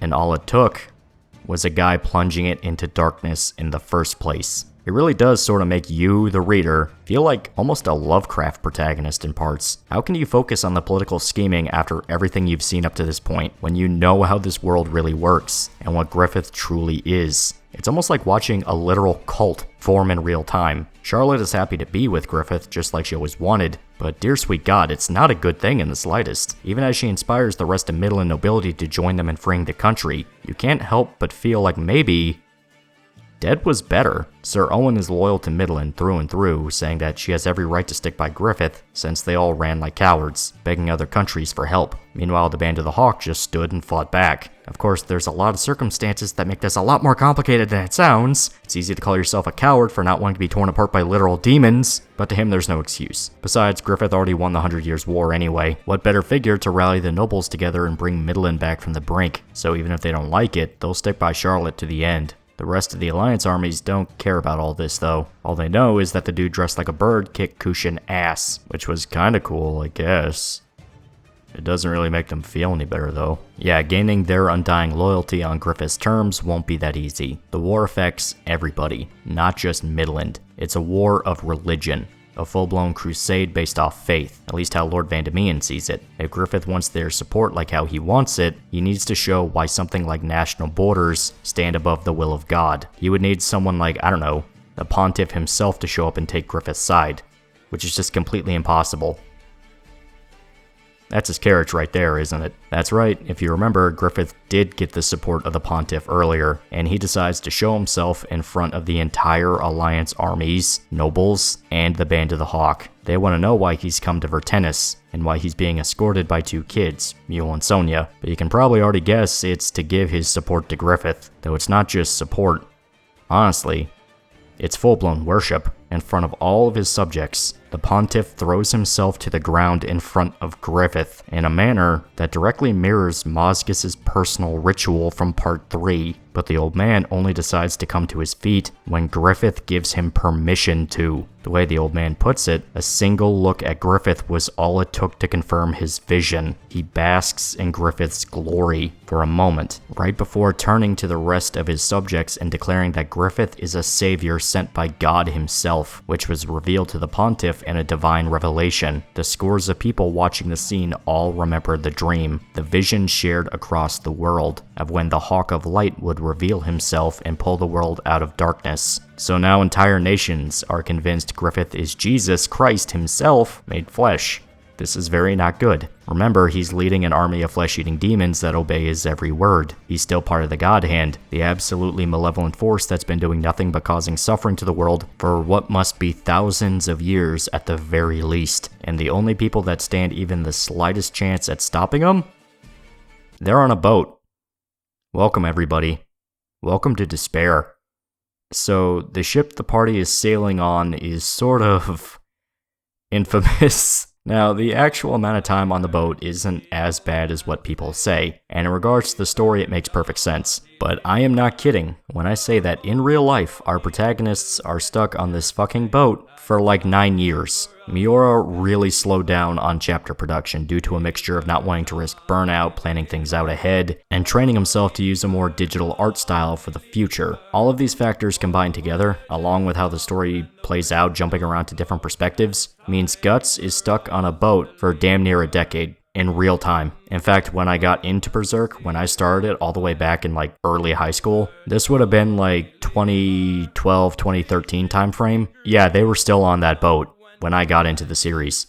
And it was only after I left high school did they finally get off the fucking boat. Now once again, when you actually read the chapters, it flows a lot faster than you would think. Still, it's kinda tedious. It most certainly is considered probably the weakest part of Berserk, but not as bad as the legends would have you believe, especially since I think the boat has some pretty great character moments. For instance, we see that Azan has actually joined the party, and is actually training Isidro on how to fight. Yeah, when you first saw the dude in part 3, you had no idea he would actually befriend Guts and be a part of his crew. Of course, you probably didn't think the same of Isidro, Farnese, Shrike, and Serpico when you first saw them. Though in all fairness, with Shrike, you could probably guess she was going to stick around for a little bit by that point. Still, it's kind of cool how Azan is now kind of the new mentor trying to teach Isidro on how to be a better warrior. It's definitely hard for him to keep up with the boy, considering that he's just fully embraced using cheap tricks even in a sparring duel. Well, if you remember, Azan is that formal knight. He is that old school warrior that believes in chivalry and honor. The kid goes so far as spilling cannonballs on deck to trip Azan over, and going for a dropkick once the old man falls down. But even if Isidro thinks he's clever, all it takes is a guy that knows what he's doing to get the tempo back, and Azan does, by removing the small boy's ability to reproduce.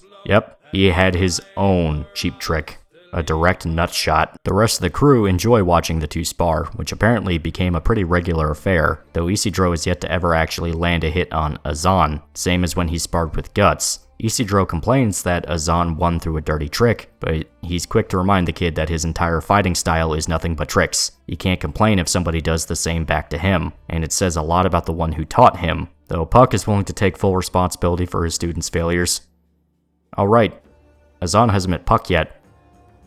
It seems that Azan isn't actually there by choice though, considered a stowaway by the rest of the crew and forced to work off his passage. Though I wouldn't really call him a stowaway, more like a kidnap victim considering they used the rowboat he was sleeping in. He didn't know what was going on. He's also desperate to hide his true identity, never taking off his helmet and referring to himself as the Black Mustached Knight, though Serpico recognizes him immediately, even addressing him by name. But it seems that Azan was actually fired from the Holy See after the events of St. Albion, and was content to wander as a knight until he just happened to run into his old companions by sheer coincidence. So it's not like he's traumatized by what happened, he is plain just embarrassed to admit he got fired. The rest of the crew is pretty much left in the dark about the journey. The most they know is that Vertennis suddenly caught fire, a giant appeared in the fog, and a horrible storm blew through. Then their captain showed up with a bunch of weirdos, one of which was nearly dead. That's not even mentioning the elves. The elves are weird. Sailors are already very superstitious, so throwing in things like witches and elves just mean trouble. But Roderick doesn't seem to care about any risks. He owes the group his life and orders his crew to treat them all as honored guests. The women especially, though the navigator guesses right away that Roderick means Farnese in particular. He doesn't try to deny it, they're technically gonna get married once this business was all done. And speaking of Farnese, we get a scene where Serpico is standing watch outside her room. Turns out, he's standing guard as Farnese and Shrike prepare a magic ritual, the woman covering herself in the special mixtures that will help her move into the astral world. It's time for her first journey outside of her body, for Farnese to remove her spirit from her physical form like how Shrike can. She's nervous, but her teacher insists she's ready. All she needs to do is lay down and listen to Shrike. Farnese enters the trance, forming her body in the astral world and fully removing her consciousness from her physical self. Farnese finds herself floating above her sleeping body. The ritual complete. She actually did it. She is met by Shrike, who also moved into the astral world to help guide Farnese. The woman starting off setting people on fire has taken her first major step towards becoming a full-fledged witch. After all the pain, fear, insecurity, and feeling utterly useless, Farnese has actually accomplished something for herself. She fully admits that when she returned to her family, she felt like giving up on magic, and it was just a phase in her life that was at an end. At least that was her excuse. The truth was she tried to run away. She was afraid of being useless, of failing her loved ones. But then they came back for her. It gave her hope that even if she isn't a strong fighter or a charismatic leader, that she has a place among these people. She found a home. Shrike admits that she was sort of the opposite. She wanted nothing to do with the human world, to just hide out in the forest with Flora until the end of time. She had everything she could have ever needed right in the forest. Shrike felt like she was above the world of man, but going on the journey with everyone showed that even if the normal world was cold and terrible, there's small specks of good buried deep down. It was savage and corrupt, but it was warm. Shrike leads Farnese outside, flying out of the room and floating above the ship, the two magic users looking down at the ship and the ocean below. But Farnese finds herself looking at Guts, who's standing watch as Casca stares out at the water. But there's a problem. His vision goes cloudy for a moment, almost going dark, even with his eye wide open. The Berserker armor is taking his vision, just like Skull Knight warned. Roderick comes to talk with Guts, referring to him as boss, though they both decide to just drop any titles and keep things casual. Roderick asks Guts why he isn't sticking closer to Casca if he's watching over her, but he doesn't answer. Instead, the captain changes subject by asking just what exactly is the deal between Guts and Casca. Who is she to him? Even flat out asking if she's his woman. The two are unknowingly watched by Shrike and Farnese, still in the astral world. All the while, Guts simply thinks about his answer, saying that she's his something. We don't know what he actually says, since it turns out Farnese jumped back into her own body, almost by reflex. Shrike comes back as well to check what happened, and Serpico bursts into the room thinking something went wrong, but it seems that everything is okay. Farnese simply didn't want to know what Guts was going to say. It seems that her feelings for the man are starting to get complicated. Not just that, but it seems Casca got a little too excited chasing after a seagull, now climbing onto the mast of the ship, dangling herself over the water. Guts leaps in by reflex to pull her back to safety, but his presence only makes things worse. Casca starts climbing further up the mast, trying to get away from Guts. The ship hits a wave, and Casca accidentally falls off the ship. Guts reaches out to save her, and he does grab her hand, but he used his left arm, the artificial one. His fingers can't actually grip themselves onto her hand, so she slips past and falls into the water. Guts jumps in without a second thought, Roderick calling for the ship to drop anchor as they have people overboard. He manages to find Casca under the water, grabbing onto her as he thinks about how something like this has happened before. Guts brings Casca back to the surface, just in time for Roderick and some of the crewmen to come by in the rowboat to rescue her. But after she's saved, Guts is hit by a strong wave, pulled under the surface and unable to swim back up, thanks to his artificial arm weighing him down. As he slips into unconsciousness, Guts finally remembers why the whole scene felt familiar. Anytime Casca stands by water, she ends up falling into it, and he would have to save her. The memories are some of his happiest, but they're painful to think about. There are days that are long since gone, and in the end, they all lead back to the eclipse, to when it was all taken away. Guts wakes up back on board the ship, having been saved by Roderick himself. Turns out his wounds from the Vertennis battle are still very severe, so his sudden straining knocked him unconscious and made him too weak to swim.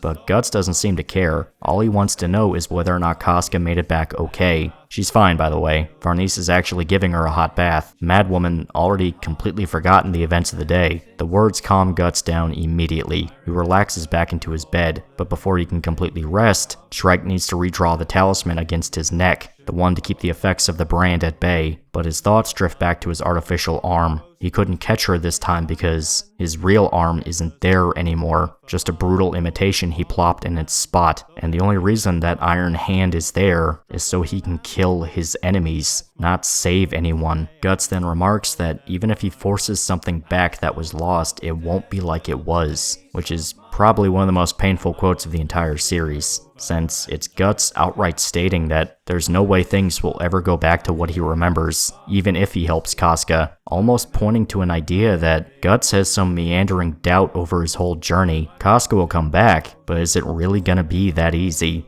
Everything is already so different. It's impossible that she'll just come back like how she was in the old days. But nevertheless, Guts is gonna see this through to the end. He'll just bury any doubt and push on ahead. Besides, it's not like they have any other options. As Shrike redraws the talisman, she notes that she can actually feel some of Guts' pain transfer through, possibly a side effect of when she was pulled into his mind when the Berserker armor took over. She can feel his burns, thinking back to all the times she had to cling on to him, even if it technically was in the astral world. Noticeably nervous when Guts asks if they're finished, Shrike completes the talisman and leaves the room, saying that she'll prepare more medicine and bandages for him, though in truth, Shrike is also thinking about the scene on the front deck. It seems she does have at the very least a passing crush on Guts, but she's content with how things are. In their own way, the two already have a bond that nobody else does. She's the only one that can save Guts from the Berserker armor, so in a way, she knows Guts better than anyone else in the party, and knowing that is enough for her. Farnese is busy giving Casca her bath, but she's having trouble keeping the madwoman focused. The soapy water is stinging her eyes, and she splashes Farnese with a bucket as sort of a childish prank. But instead of showing her usual patience, Farnese actually snaps at Casca, screaming at her for acting that way. But before you start thinking that it's just general frustration around her charge's mental state, the conversation pretty quickly shifts to Guts. He has nearly been killed countless times, all to protect Casca, yet she doesn't appreciate a single thing he does for her, just lashing out and spitting on him any chance she can get. But Guts still goes out of his way to protect her. Farnese crumples to the ground, simply saying that it's no fair. Casca seems to pick up on how she upset Farnese, trying to make up for her tantrum by putting the bucket on her head, though it has no water to wash out her hair. Still, Farnese starts crying, clutching Casca close to her and just repeating about how it isn't fair. So those feelings she has for Guts are fully starting to affect her decision-making. This is the first time we've actually seen Farnese go out of her way to argue for Guts, and especially losing her patience with Casca. She's always supported the man and of course has clear enthusiasm towards everything he does, but this is the first time she's actually gotten tired of Casca's shit. The conflict inside of her can't possibly be fun. She's starting to fall in love with a man who is 100% focused on a different woman, a woman she is charged with taking care of and acting as the main caretaker for. And to make matters worse, he's constantly getting into near-death situations, all to protect Casca, not Farnese. All those times Guts rode in like the badass warrior he was to save the women, he wasn't thinking about Farnese. He was fully focused on keeping Casca safe, even though Farnese was the only woman who actually comprehended the importance of what he was doing for them, the only one that knows about and cares about the risks he's putting on himself to make sure they are okay. So really, she's feeling a tad bit of sympathy to the situation. She herself is feeling kind of unappreciated and ignored when all she wants to do is show how much she cares about Guts. She doesn't want to be the other woman, she wants to be the one that Guts is rushing in to save. Now of course, Farnese isn't abusing Casca or anything like that. In fact, the idea that she's been bottling it up for so long and it's just now coming out to the surface after Guts once again nearly died to save his actual true love is kind of tragic. But enough of this character introspection stuff. Let's fight pirates. Roderick and his crew spot a trio of ships out in the distant ocean, flying the Ith flags, but they only raised them once they spotted the ship, and they changed course to intercept. Roderick immediately spots the ambush, calling his men to their battle stations. The rest of the crew prepare for a fight, while our party's left in the dark about what's to come. But it's for the best, because we've actually met these pirates before. That's right. It's those guys again. Welcome to probably one of the worst parts of the manga. The fucking pirates. The jobber-slaver pirates we saw Isidro and Mule fight in Vertenis are the ones trying to ambush Roderick. All you have to know is that they're complete stereotypes that essentially act like jokes to make Roderick look cool. Now, he is cool. He's got a ship and he gets to marry a cute witch lady. But this part is just sort of,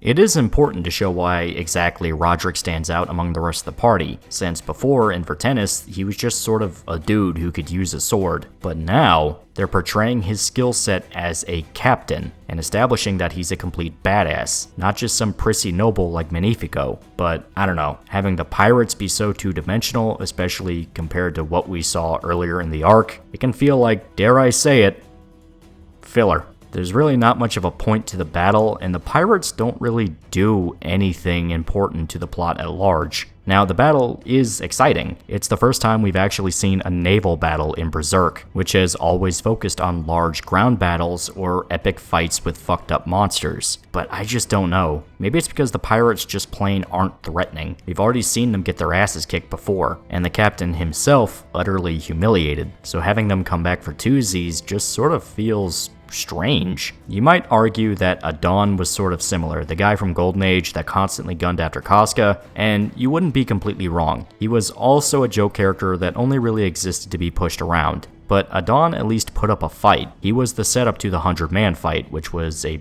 pretty major moment for Guts and Casca. And really, he was pretty dangerous compared to the rest of the army. It was just that Guts and Casca were better, and he went on to affect the plot by setting up the trap at Doldry and trying to poison Casca. It didn't work, but the point is, it happened. The pirates try to invoke the same energy, but there's never a point where they actually challenge Roderick. In fact, the major reveal of the fight is that they're completely outclassed by a single ship, because Roderick is actually a legendary war hero in his homeland who destroyed 5 Tudor warships in a single fight. Plus, you find out the ship is called the Seahorse. It's a cool name for a boat. It might sound like I'm really critical of this part, and you're kind of right, but please don't understand that this doesn't ruin the manga. The story hasn't jumped the shark or anything like that, it's just a segment I personally do not care for. There's still a lot to appreciate. For one, the art looks cool. I mean, this arc really peaked with the art. It and Conviction are probably some of the best you'll see in manga, period. Plus, story-wise, you get to pick up on how dazzled Isidro is with the idea of being a powerful ship captain, sort of pointing to the fact that maybe his larger destiny might involve training under Roderick. He couldn't keep up under Guts or Azan, so maybe his path is meant to be something else. There were constant hints towards this idea throughout the arc, from Isidro having trouble fighting in a conventional style, to outright getting a sailor sword as his main weapon, and having the pirate captain say he would do well as part of his crew. And now he's getting visibly excited watching this ship fight. It helps that the pirates are getting their asses kicked 8 ways to Sunday. It seems like no matter what they do, Roderick and his men are just a step ahead. There's a point where Roderick moves his ship down downwind, which the pirate captain views as a chance to turn the momentum back in his favor, since any ship in control of the wind has the full advantage. But they quickly learn that they're trapped in place by the other ships, which are too damaged to move. Plus, the smoke from the battle hid the seahorse from sight, so they're free to move as they please. Roderick explains that having the wind isn't always an advantage, since it means the smoke hangs in front of you. Plus, your ship gradually rises on the downwind angle, meaning your weapon's aim is off and you can't hit any critical spots on the enemy vessel. The seahorse is free of all these negatives, meaning they don't even have to adjust their aim or even ram in the cannonballs into their weapons, so they can fire very accurately, very fast. The pirates are torn to pieces in the barrage, but it's not over yet. They're still trying to win the fight, but the seahorse vanished once again, suddenly appearing in front of the pirates and reclaiming the upwind position, unleashing more cannon fire and critically wounding the main pirate ship. The final attack is enough to shatter their morale, the captain ordering a full retreat, leaving the other two ships behind to ensure they escape. The Seahorse's navigator wants to know if they should pursue after the pirates, but he orders them to leave them be. With how damaged they are, other pirates will target them without a doubt. Plus, he doesn't want to have to deal with capturing anyone and holding them prisoner while they have guests. For now, they will celebrate. He orders Isidro to inform Farnese of what happened, no doubt trying to impress his fiancée with his new victory, and the boy admits that he thought Roderick was just a wussy lady killer. Puck also says this, but he was just being an asshole. Puck is always being an asshole. Our party was stashed below deck in the supply room, tending to Guts as he deals with a bad fever. He's completely unconscious, and Eva Lyra points out that it seems like he's having a nightmare. Farnese wants to know if they can help him dispel the nightmare with magic, but Shrike thinks that might just make the situation worse. He's delirious from pretty severe illness. Messing with his mind could just make the situation worse. They just need to leave him be with whatever he's thinking about. Oh Christ, it's back.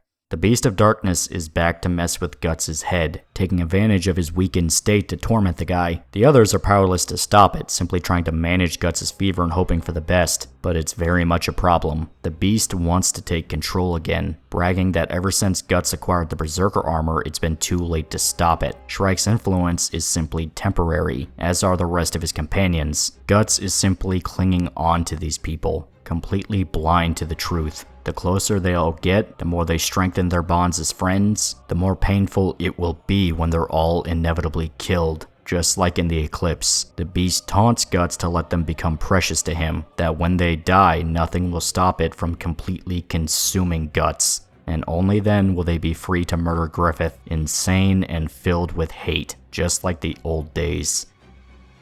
But for now, the Beast will obey. It will leave him alone, simply waiting in the back of Guts' mind for the perfect opportunity to seize control, and never let go. Guts wakes up from his nightmare, much to the relief of the others, but he's not listening to anything they're saying. While he can't remember the dream he just had, all he knows is that it was a really, really bad one. Isidro pops in to announce that they won the battle, oblivious to the situation below deck as he's screaming his head off at the others. Though in all fairness, the cannons made him deaf for a period, so he just doesn't realize how loud he's being. Regardless of any cryptic warnings by any schizophrenic delusions, Guts and the others decide to join the celebrations, drinking and partying with the crew as it seems like they're free to sail to Elfhelm in peace. Puck, drunk from the party, decides to sneak into a barrel of apples to eat a snack. While inside, Magnifico and Roderick step away from the crowd and sit down to discuss a business plan together. Magnifico is aware of some of the superstitions regarding Skellig Island, and the presence of Puck and Eva Lyra are living proof that maybe some of the stories are true. Since elves are tiny and they have cannons, Roderick and Magnifico can conquer the island. The homeland of the elves could be the next big gold mine they can exploit. The masses would spend a fortune to buy their own personal elf, especially women and children. If they come with jars, I'm gonna fucking kill you, Magnifico. It's the exact resource they need to upset the balance of power in the world. Roderick doesn't really take the plan seriously, simply telling his friend to ask Puck for permission, since he knew the elf was eating apples in the barrel, and used him as the scapegoat to get out of the scheme. Don't actually take this part seriously either. It's 100% a comedy scene. In fact, I'm pretty sure it's a reference to Treasure Island. Magnifico is relegated to being a joke character really quickly. The exact prissy noble that everyone hates now decides to join up with the party, and does scheming noble shit while everyone just sort of treats him like a dumbass. Hell, the only way he's able to win Puck over to his side is by promising him that he'll give Puck the throne once he overthrows the Flowerstorm King. And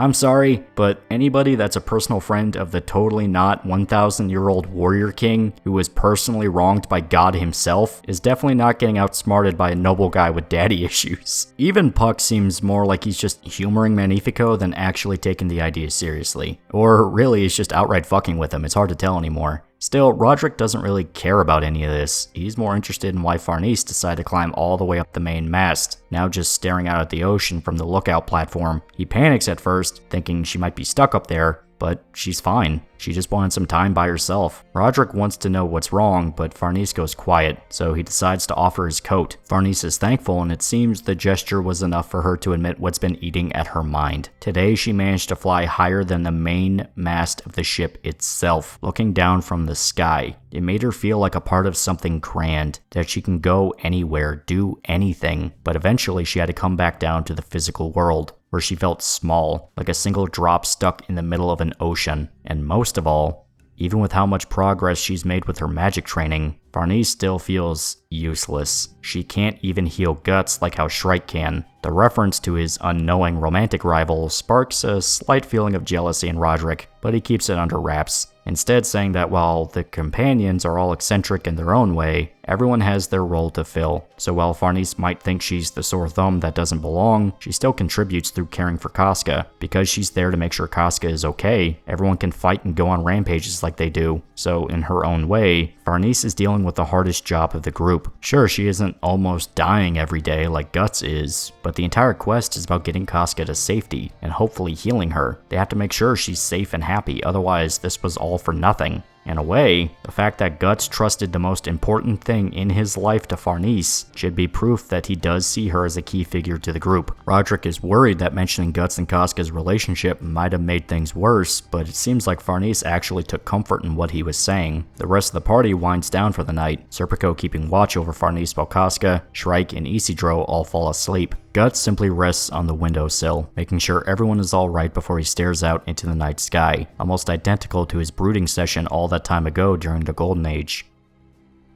Just gonna leave this image up for a bit, let it soak in, let those emotions burn inside.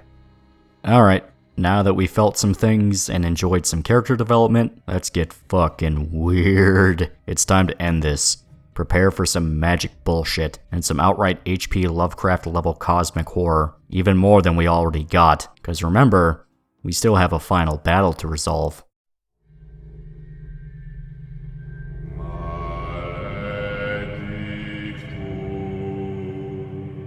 Wyndham is still infested by Ganishka's influence, but word of the defeat at Vertenis managed to reach the resistance, especially of the army responsible for the victory, the Band of the Hawk. Over 200,000 Kushan soldiers were defeated, only allowed to retreat on the condition that they withdraw all their forces. Minister Foss is convinced that this is a sign that Griffith has returned, and even Sir Laban can't help but think about the message Sir Locust gave them all, about the tempest that the Hawk will bring. No. Deep down, he can't help but feel like all that's happened was somehow inevitable, almost like it was a part of destiny. But not only did they hear about the victory of Vertenis, but they also heard the good news of Charlotte's rescue. She's with the Band of the Hawk and is safe. The resistance is rallied by the good news, along with every city in Midland, who are starting to form rebel militias and ready a full-scale revolt against the Kushan occupiers. But the Wyndham situation is more complicated. Women from all over the country have been kidnapped and sent to the royal city to perform in the Kushan rituals that birthed the demon army in the first place. Not only that, but their children have been stuck in the city as well, unable to escape on account of the demons and the Kushan army. But it seems like the kids have their own message to give the resistance. Once again, another prophetic dream was shared, but only among the children. And this one was more of a specific warning instead of a general prophecy. On a night when they can't see the moon, all the fog will leave the city, and the monsters and Kushans, even the castle itself, will disappear along with it. They have to stay inside their homes until the fog leaves. Once it does, it will be safe until morning, so that should be the time to evacuate the city. The Resistance isn't sure how to organize a rescue operation under such short notice, but in a way their job was already done. If the children just had the dream, then all the people sleeping in Wyndham should be seeing the vision as they speak. Even if they don't fully remember the details once they wake up, there should be some subconscious reminder that something will happen on the night of the new moon. But why is the morning after going to be so dangerous? Well, according to the children, the morning comes, but it doesn't. A shadow hides the sun, large enough to completely cover the city, and only then does the hawk come to blow the shadows away, bringing the real morning with it, the true dawn. What does that mean? Well, you'll see. Griffith is riding alongside the Pontiff, who is fully consumed in the Demon King's influence, saying that being around Griffith has given him a new lease on life, and he's never felt happier before. Charlotte is worried for the old man's health, but he says he's not fated to die just yet, not until he performs their wedding ceremony. In fact, it was his destiny to crown Griffith as king. The nobles actually seem pretty envious of Griffith, bitter at how fast he managed to win over the Pontiff, though Sir Owen is just happy to step back onto his homeland. He can't deny that the dramatics of a decisive victory and the sudden reveal that Charlotte is alive may have swept everybody up in Griffith's hype, but the mental image of the princess and Griffith marrying just seems natural. That Griffith is unlike anyone that's come before, though Sonia is less impressed, just wrapping herself in Griffith's cloak as she rides next to him. Mule is confused at what she's doing, but she simply brushes it off by saying that she's playing Kushin. Nevertheless, his mind drifts to the armies behind them. After the fight at Vertennis, he expected each nation to try and one-up each other in regards to sending soldiers, but each country only sent a few thousand men for the war. He assumes that each nation all became nervous once they saw the Kushan army was over 200,000 men. The Locust explains that they simply have no motivation in helping a country they have no prospects in. Griffith banned them from slicing Midland apart, so really the soldiers that were sent are little more than agents that will judge the state of the country. Mule is disgusted at the idea that a holy war is falling victim to politics like this, but Locust simply says that's the name of the game. But soon none of this will matter. Day will dawn, and the true sun will shine upon the world. Man, things are getting really cryptic. I really hope it's nothing terrible. It's gonna be fucking terrible, isn't it? You see, being wounded for the first time was bad enough, but almost being mind-raped by Griffith into becoming one of his loyal subjects threw Ganishka over the edge. He refuses to lose this coming battle, so he's resorting to drastic measures. Much to Daiba's horror, it seems like he's going to try an unprecedented experiment, driven to near madness by the realization that no matter how powerful Ganishka might be, Griffith is simply something else entirely, almost forced to worship the man out of sheer instinct as an apostle. So Ganishka is going to try to cut out those instincts. He's going to use the artificial Bailet to become something more, to transcend being an apostle and become something far more powerful. Without a moment's hesitation, Ganishka lowers himself into the chamber, turning to fog inside and mixing with the amniotic fluid, bragging that he is about to become a real demon god. Ganishka's fog is rapidly sucked out of Wyndham, just like the dream predicted, the elderly and children watching from the safety of their homes as the fog seems to disintegrate anything it touches, turning the mutant monsters into dust. Even the human soldiers aren't safe from the effects, broken apart in a moment's notice and helpless against the overwhelming power. Daiba simply watches in horror in the safety of his magic barrier as something happens inside of the fake Bailet. It's devouring all the life the fog was touching, every single drop of flesh and blood. The chamber acts exactly like a Bailet, using the sacrifice of a life to bestow power. So what happens is someone who is already a demon tries to reincarnate with its power. Daiba has no clue. All he does know is that what would come out would be an entity from the bowels of the astral world, the deepest pits, where something sinister lurks inside. But for the rest of the city, they finally get a moment of peace, free of monsters, invading soldiers, and most of all, fog. Once again, the shared dream they all had came true. Sir Laban and the Resistance waste no time organizing an escape, ordering the peasantry to gather in front of the cathedral. They need to check each district for anyone hiding, and to spread the word that they need to leave the city before morning.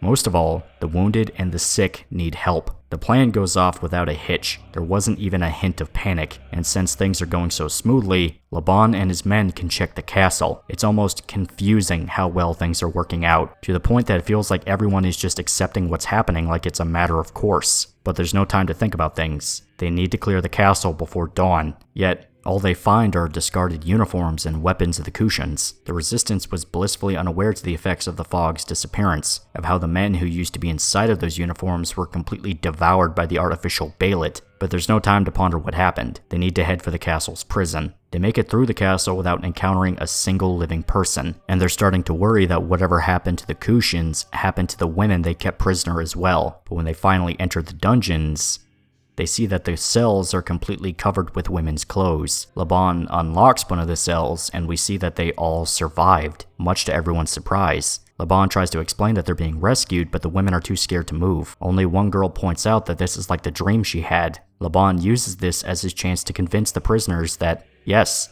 they are being saved, it's not a trick, saying that they wouldn't have covered the cell bars if they didn't believe in the vision. The crowd finally accepts that they're being rescued, and Laban orders his men to split up and rescue the other women. Not a single person is to be left behind. It turns out that the prison was held to near full capacity. All of the captives were women the Kushans kidnapped across the entirety of Midland. While it's good that they managed to save so many people, it's going to be hard to smuggle them all out by morning. Using the underground waterways like they planned simply won't work. But that's when Laban gets an idea. There's a lot of leftover uniforms all over the ground, isn't there? The peasants outside notice a formation coming their way, and panic once they recognize the uniforms as Kushan, fully believing the main army is back to occupy the city and kill them all. But Laban is quick to explain things. They didn't have time to message ahead, but this is their plan to get everyone out of Wyndham. They'll disguise the civilians as Kushan soldiers and sneak out among the ranks. There's no guarantee that this will work, but there's certain things will go fine. Everything that showed up in the children's vision has come true so far. They have to believe this is part of the revelation. If they just get past this little slump, they'll be free of the garrison and can get away from the city as far as possible.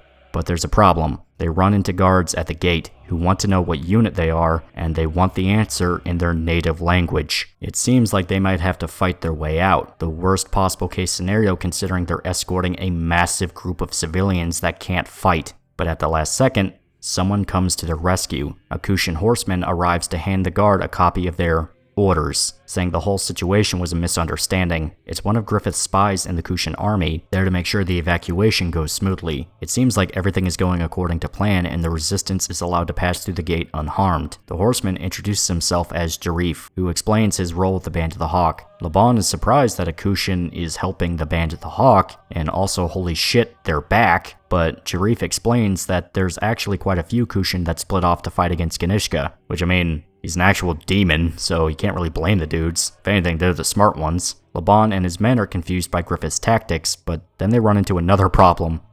It's Salat and the Baki Raka, and they are not fucking stupid like the guards. They instantly see through the disguise, and they're pissed. Salat directly calls Jarif a traitor for fighting with Griffith, and it seems like things are about to get violent. But Jarif thinks he can keep things civil. He notes that they are the Baki Raka clan, the infamous assassins that Foss recognizes from the old days, though some of the resistance nobles take offense at the suggestion that the royal family would use Kushan assassins for their dirty work. Yeah, they did it. Foss is desperate to calm them down, noting that their reputations revolve around being astounding killers, and they're escorting women and children, so that's a bad mixture no matter how they slice it. Jarif explains that he is aware of the tragedy of the Baki Raka clan, a clan of war slaves loyal to the overthrown royal family and forced to become assassins to survive. He also guesses that Salat is fighting in the war to try and re-establish them as a fully recognized clan, and Salat himself confirms his suspicions. Jarif takes a gamble by asking Salat to actually switch sides and serve Griffith instead of Ganishka. The Emperor is a tyrant, and he's ruling his kingdom through terror. So is Salat truly willing to assist in tyranny just to be reinstated to the Kushans? What about their pride as warriors? But Salat is not won over by the speech. The way he sees it, they've thrown away their pride years ago. All he cares about is giving his people a home where they can be left alone. Besides, not a single kingdom exists that isn't a tyrant, so why care about moralizing? They just need to side with the strong. Jarif suggests that maybe the land of peace that Salat wants is waiting for them if they serve Griffith. Maybe that new kingdom will completely change his preconceptions on how the world works. Salat has no clue what the hell the guy is talking about, and even Jarif isn't really sure himself. It's just a feeling he has, that this war wasn't just a jihad or a conquest for territory. It's something bigger than anyone realizes, and all has something to do with Griffith. If they follow him, they'll find a new world that has never been seen before. Salat is impressed by the speech, but all he hears are the words of a bunch of fanatics. He's not joining them, but he won't stop them either, though he claims that it's simply because there's too many people to capture, and it wasn't their mess to fix anyway. He lets the group pass, but he has some parting words for Jarif. He might have some guess on the world Griffith wants to build, and he doesn't like it. The Bakiraka have been forced to survive a painful fate, one that caused them to rely on nothing but their skills and their own bodies. The brutal lifestyle mixed with the recent shenanigans with Ganishka has Salat pondering something himself. Is it really such a good idea to dedicate yourself to something you don't understand? Just because the new world sounds bright and hopeful doesn't mean it actually will be. Of course, working for the Dread Emperor also sucks. So Salat and the Bakiraka will sit things out and see whether or not Griffith's new world is anything they want to be a part of or not. The survivors get far away from Wyndham, running into the Band of the Hawk, Sir Owen and Sir Laban reuniting after several years of war. The two men are thankful to see the other alive, but they can talk about things later. For now, they need to report the situation to Griffith, who is just watching everything from the hill, as if he knew everything that happened already. Back at Wyndham, we see Daiba run out of the hall containing the man-made Baylet in absolute horror. Whatever was created in the chamber terrified the experienced magic user, enough that he simply started running for his life. And we soon see that Ganishka has mutated into something unspeakable, a writhing mass of eyes and mouths, bragging that he finally obtained the godlike power he wanted for so long. The building collapses around him, revealing that Ganishka has become an uncontrollable form. But it's worse than Daiba could have imagined. That was only a part of Ganishka. There's still so much more, which is now tearing Wyndham apart as he reveals himself to the open air. A single limb, exploding an entire section of the city into rubble. The rest of his form rises out into the city. Daiba left wondering just what the hell Ganishka turned himself into. It's like hell itself is overflowing into the real world. The Kushans waiting outside the city watch helplessly as they're caught in a massive earthquake. Rubble from the walls, towers, everything just collapsing on top of them. First, the city went dead quiet. Now an earthquake kills their friends. All the Kushans want to do is see the sun come up already, which is weird. The sky is light, but it's still dark outside. Wait. That's right, everyone. For miles around, everyone watches in horror as the sun itself is covered. Sonia simply saying that the reason of the world ends now. At the sight of the monstrosity before them, Griffith simply looking at his creation with a small smile.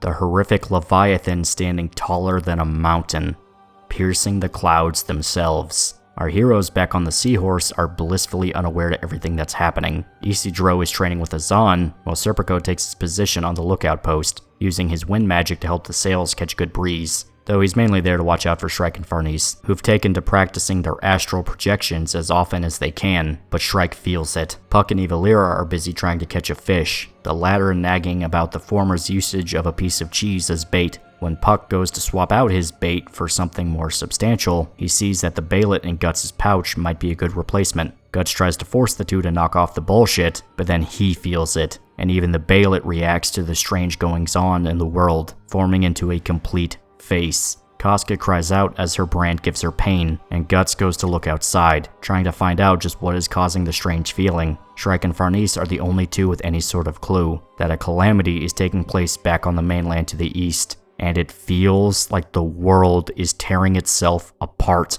The world. Ganishka towers over Wyndham, an absolute colossus compared to the entire city around him. He really did become a god in almost every sense of the word, to the point his own soldiers break down and start praying at his feet. But there's a problem. Ganishka doesn't recognize the men under his feet. All he sees are tiny insects. In fact, it seems like Ganishka's mind is starting to fall apart. He's barely able to recognize his own foot even as he stomps on the ground in front of him. He walks forward, crushing what's left of Wyndham to dust, and his army is unfortunately right in his path. Though to Ganishka, the bloody stains left on the ground where the men were turned into paste were instead blooming red flowers. He's enraptured by the beauty of his flower garden, completely unaware that he is murdering his own army. The Band of the Hawk have no clue what the hell that thing is, but Sonia simply calls it the Beast of the End, the one who ends the reason of this world. Even Salat and his Bakiraka are horrified, the lead assassin remembering the message about that which lies outside of reason.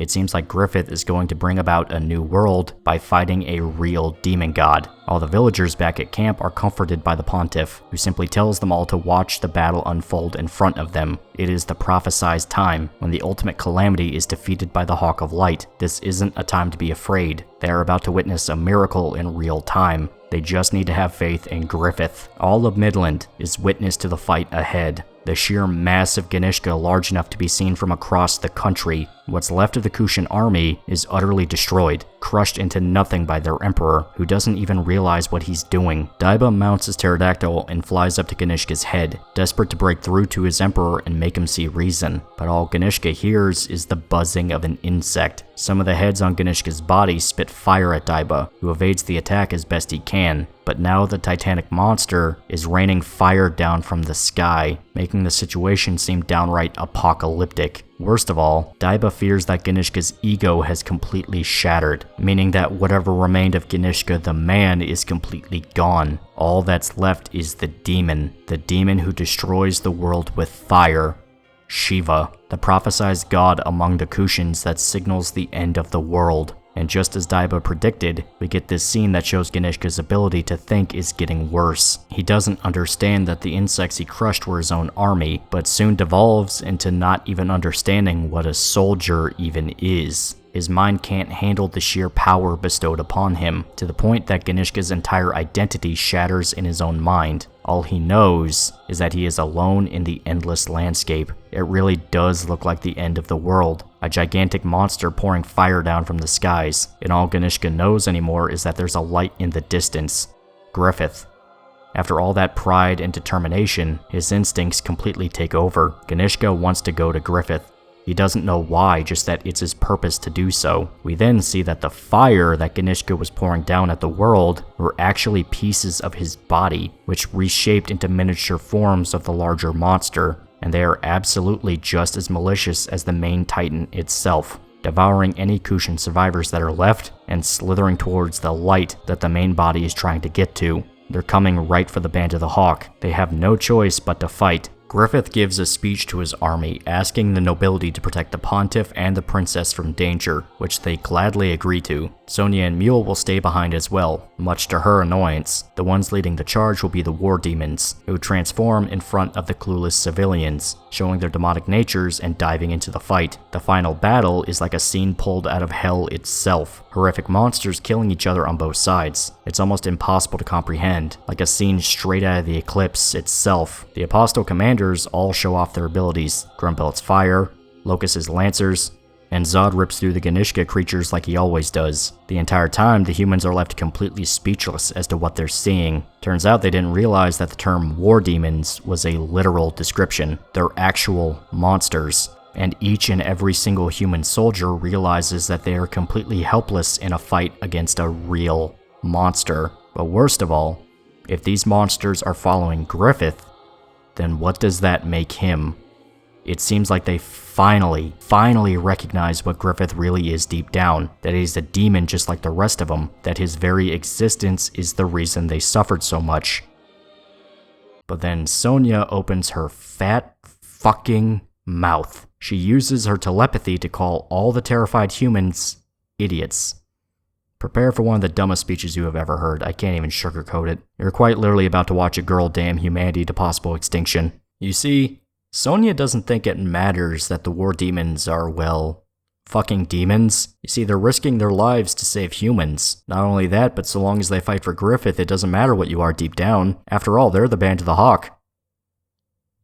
Hey kid, you want to know what happened to the old Band of the Hawk? Pretty sure you won't like that story. It doesn't have a happy fucking ending. Yeah, this scene is what completely turned me against Sonia as a character. There's manipulation, then there's siding with actual demons from hell level stupidity. And the worst part is that, yeah, this is a really stupid fucking decision. Remember, apostles in Berserk simply aren't capable of being good people anymore. Hell, in a way, they never were. It's why they became demons. They make the ultimate sacrifice to betray someone close to them, and their hearts are flooded with evil itself. Every single apostle we've seen has done horrifying things to people simply because they could. Even the most honorable apostles still do pretty fucking evil things. Zod is a violent sociopath that just wants to kill. Grunbeld still went after Flora and just basically told himself he was still an honorable warrior, even though, no, he's just a piece of shit. Locus is very obviously a fucking lunatic. Even Mule outright said it felt like the dude wanted to kill him. This isn't Devilman. Apostles aren't a persecuted minority that are simply misunderstood. They are absurdly evil, and clearly view themselves as being above mankind. So humanity trusting demons is quite literally inviting the wolf into the henhouse. It's just gonna end in a lot of dead bodies. Hell, who the fuck do you think caused the entire war in the first place? Ganishka was an apostle like them. Now, humanity at large don't know about the God Hand in the exact way a demon is created, so it's hard to really be angry at them for being manipulated. I'm angry because I have information that the characters don't have, dramatic irony and all that. All they know is that these things were fighting the Kushans, so maybe they weren't so bad. Sonya then goes a step further by trying to join the demons in battle, but Irving has to save her from being eaten alive by one of the Ganishka monsters. So now the Band of the Hawks see a war demon save a little girl. It was a risky move. Irving himself says that it was a fucking stupid idea to try and fight one of these things, but her point was made. The Band of the Hawk are now inspired to fight alongside the flesh-eating demons. Griffith comes in just in time to give them their orders. The war demons are powerful, but even they're overwhelmed by the sheer amount of enemies before them. Their job is to lure any of these creatures that get past into cannon fire. They have to work together in order to win this battle. It seems to go off without a hitch. The humans support a surprising help that doesn't immediately melt in the face of the horrible enemy. Irving tells Sonya to get off, but she isn't moving. She likes her spot and intends to go the full battle like this. So Irving simply tells her to keep her head down and hang on tight. He returns to fighting the monstrosities, his demonic powers allowing him to kill multiple Ganishka mutants at a time, and before he realizes it, the rest of the Hawks rally behind Irving. Pretty soon the demons are receiving help from the humans, both sides just naturally coming together to fight the larger enemy. It seemed impossible. Humans and demons actually working together as one to win, but it was happening, right then and right there. Daiba is watching in sheer disbelief. Humans and apostles are natural enemies, they simply can't work together, but here they are standing with humans and risking their lives. Despite the efforts of the Band of the Hawk, the monsters are getting too close for comfort, though the Pontiff isn't afraid, instead giving his own speech about how people fear the unknown, and through their fear they become obsessed with doctrines that cause them to reject other possibilities, other gods. And in a way, the human experience is staring them in the face at this very scene. Different races, languages, religions, classes, human fear, all in the face of the ultimate unknown staring them right there. But he's not afraid. Instead, he's filled with pure joy. It's a radiant chaos, almost watching a biblical battle play out in front of him, led by the prophesied one. Griffith is the conductor to this absolutely demonic symphony, and everyone is playing their part exactly how he wants them to. But it seems like Ganishka might be a bit too much for them. A single step from his massive foot enough to send his army flying backwards. Everyone except Zod. Griffith rides the back of Nosferatu Zod as he flies up to Ganishka's head, dodging his tendrils and forcing a path directly to the Dread Emperor's brain. Griffith steps into the head of Ganishka, joined only by Zod and Roxas, who snuck a ride on his wing, and Griffith approaches the center of the Demon Emperor, a single face stuck in the wriggling mass. We then get a flashback showing Ganishka's past. We see that his mother tried to poison him as a child, to have him killed, and ensure his younger brother would get the throne instead. So in retaliation, Ganishka murdered his baby brother, driving his mother to suicide, but it solved nothing. He was surrounded by conspiring snakes, every single one trying to kill him. His only choice was to kill everyone before they killed him. He became so good at disposing of his enemies that his own father, the king, grew to fear him, and seeing that his father viewed him as a threat, he murdered him as well. Ganishka became king simply because he killed everyone that got in his way. It was out of sheer survival, but nothing changed. To escape the snakes of the court, Ganishka devoted himself to war and conquest. He became a conqueror simply because he was terrified of going home, of being assassinated by his own people. He married and had a son, as custom demanded, but Ganishka refused to sit down and enjoy his family, the trauma of his childhood preventing him from enjoying any peace in his life. Even as he became a renowned emperor who led the Kushans to glory, deep down he was still terrified. The entire motivation behind the war was simply a fear that he would be killed if he went back home. And to make matters worse, he was right. Ganishka returned to his homeland to attend a royal banquet, a rare pleasure for him.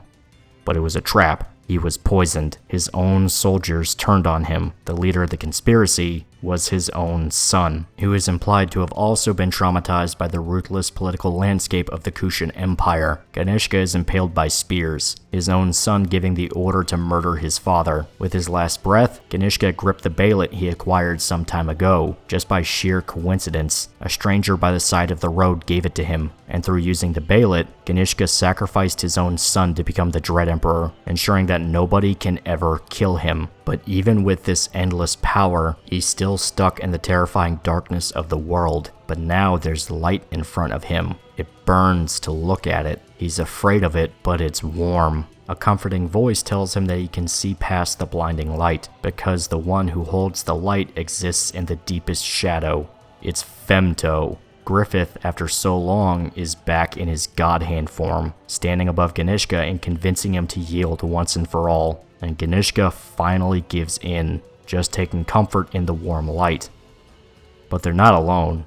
Someone decided to give his own opinion on the matter, and he is very pissed. It's Skull Knight. He used the Sword of Actuation to interrupt the battle, taking a swing right at Griffith's head. Zod panics, trying to jump in and protect his master, but it's too late. Skull Knight finishes his attack. It seems like Griffith is finally damned to hell. Zod attacks Skull Knight, infuriated at the sudden ambush, but Griffith is fine. In fact, he claims he was waiting for Skull Knight. The sword strike didn't go through. It's now floating in the air and twisting at Griffith's command. He's distorting space itself to control the attack from the Sword of Actuation. The attack that can literally cut a hole open in reality.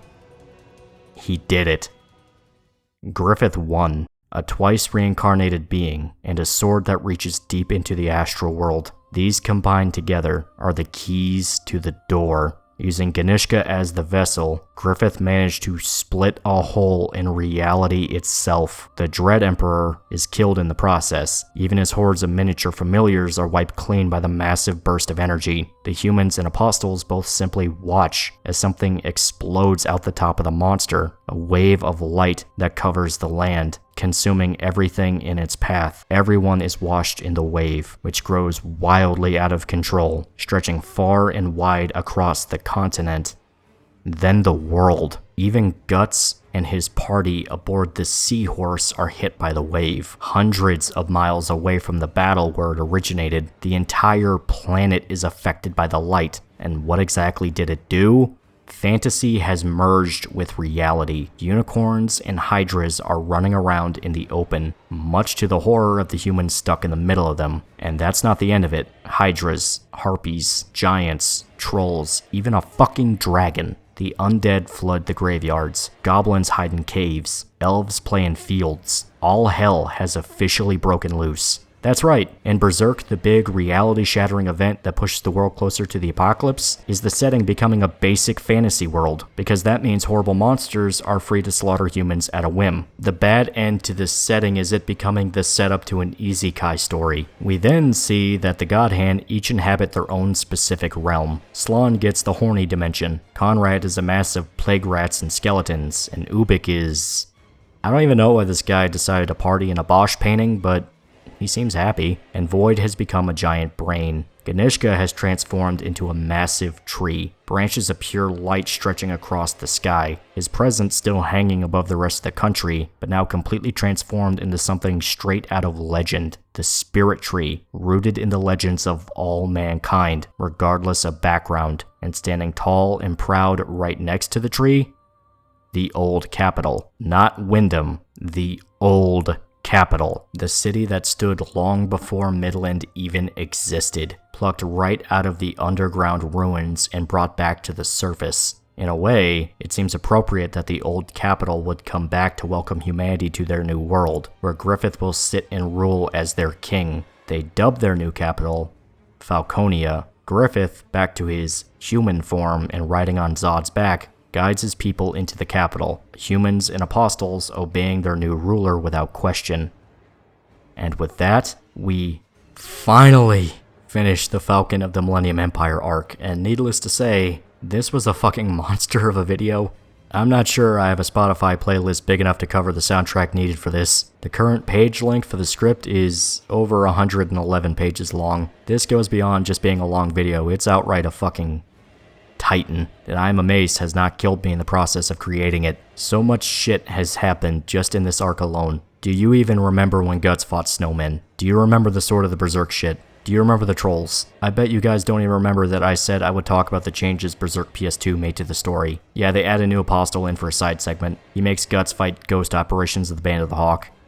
It's pretty cool. The game ends when you get the Berserker armor and fight Grumbeld though. That's it. It took you like fucking 9 hours for you to learn this. Still, I really like this arc. Character development alone, this is easily one of the best I've read in manga, like period.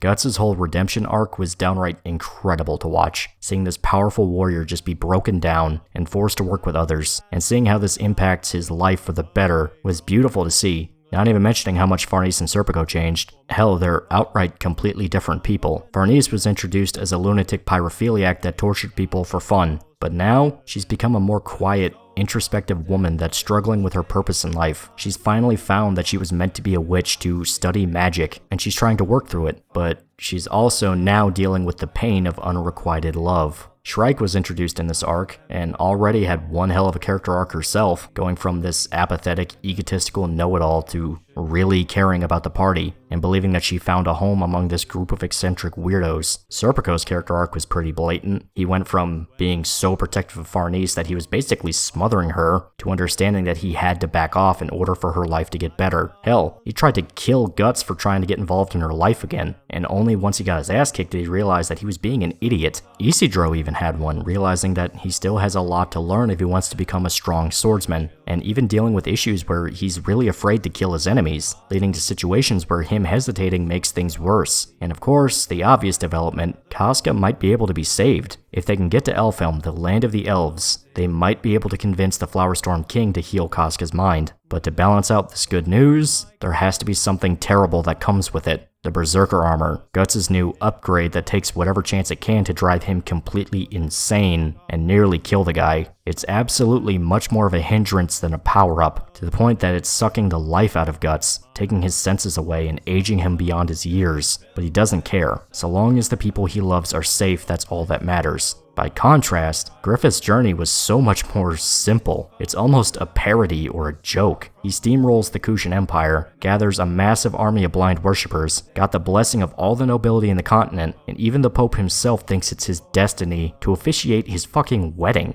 Compared to what came before, you'd think the sudden tonal shift was outright childish. Only if you forget that Griffith was a demon planning on doing something very, very bad to the world. All of this, the entire war and near collapse of Midland, was all to merge the realms of fantasy and reality together, flooding the world with monsters and resurrecting the old capital. Why did he do any of this? No clue, but it can't possibly be good. Griffith and the God Hand murdered hundreds of thousands of people for this plan, painting himself as this grand hero come to end the threat and save the world, but we simply don't know what the endgame was going to be, for obvious reasons. Still, this is the end of part 4. It legit took months to type the script out for this alone. The Falcon of the Millennium Empire arc is well known as the longest of the entire series, and I cannot imagine how much agony my PC is going to be in processing this whole thing together as a video. It's gone on so long I can't even do the super edit that I kept talking about how I wanted to do, where I'd put all the videos together in one massive thing for people to watch. You wanna know why? Because the max video length you can get on YouTube is like 12 hours, and yeah, we've gone a bit further than that. We're almost at 20 hours now. It's fucking nuts. But yeah, it's been a long journey for this. This part alone was longer than the first 3 combined. Now after this, we have the final arc, Fantasia. But this is going to be covered in part 5, where we will discuss everything. The build up to Elfhelm, the final chapter, and talk about what the possible ending to Berserk was going to be before Miora's death. But for now, I need to rest. This was a lot. I sincerely apologize for how long the wait was. I forgot what life was like before I started working on this. But through a mixture of my old PC exploding and some real life stuff, this ended up taking longer than I expected. Still, please remember to like, comment, and subscribe. See you guys. Plot a course to the night, to a place I once knew, to a place where my hope died along with my crew. So I swallow my grief and face life's final test, to find promise of peace and the solace of rest. As the souls of the dead fill the space of my ears, their laughter like children, their beckoning cheers, my heart longs to join them, sing songs of the sea. I remember the fallen, do they think of me, when their bones in the ocean forever will be? When at last before my ghostly shipmates I stand, I shed a small tear for my home upon land. Though their eyes speak of deaths filled with struggle and strife, their smiles below say I don't owe them my life. As the souls of the dead fill the space of my eyes, and my boat listed over and tried to capsize, I'm this far from drowning, this far from the sea. I remember the living, do they think of me, when my bones in the ocean forever will be? Now that I'm staring down at the darkest abyss, I'm not sure what I want, but I don't think it's this. As my comrades call to stand fast and for John, I make sail for the dawn till the darkness has gone. As the souls of the dead live forever in my mind, as I live all the years that they left me behind, I'll stay on the shore but still gaze at the sea. I remember the fallen and they think of me, for our souls in the ocean together will be. I remember the fallen and they think of me, for our souls in the ocean together will be. Yes! Rip them to pieces! Take your revenge! Destroy them! Mutilate! Vengeance! Finish him! Yes! Kill them!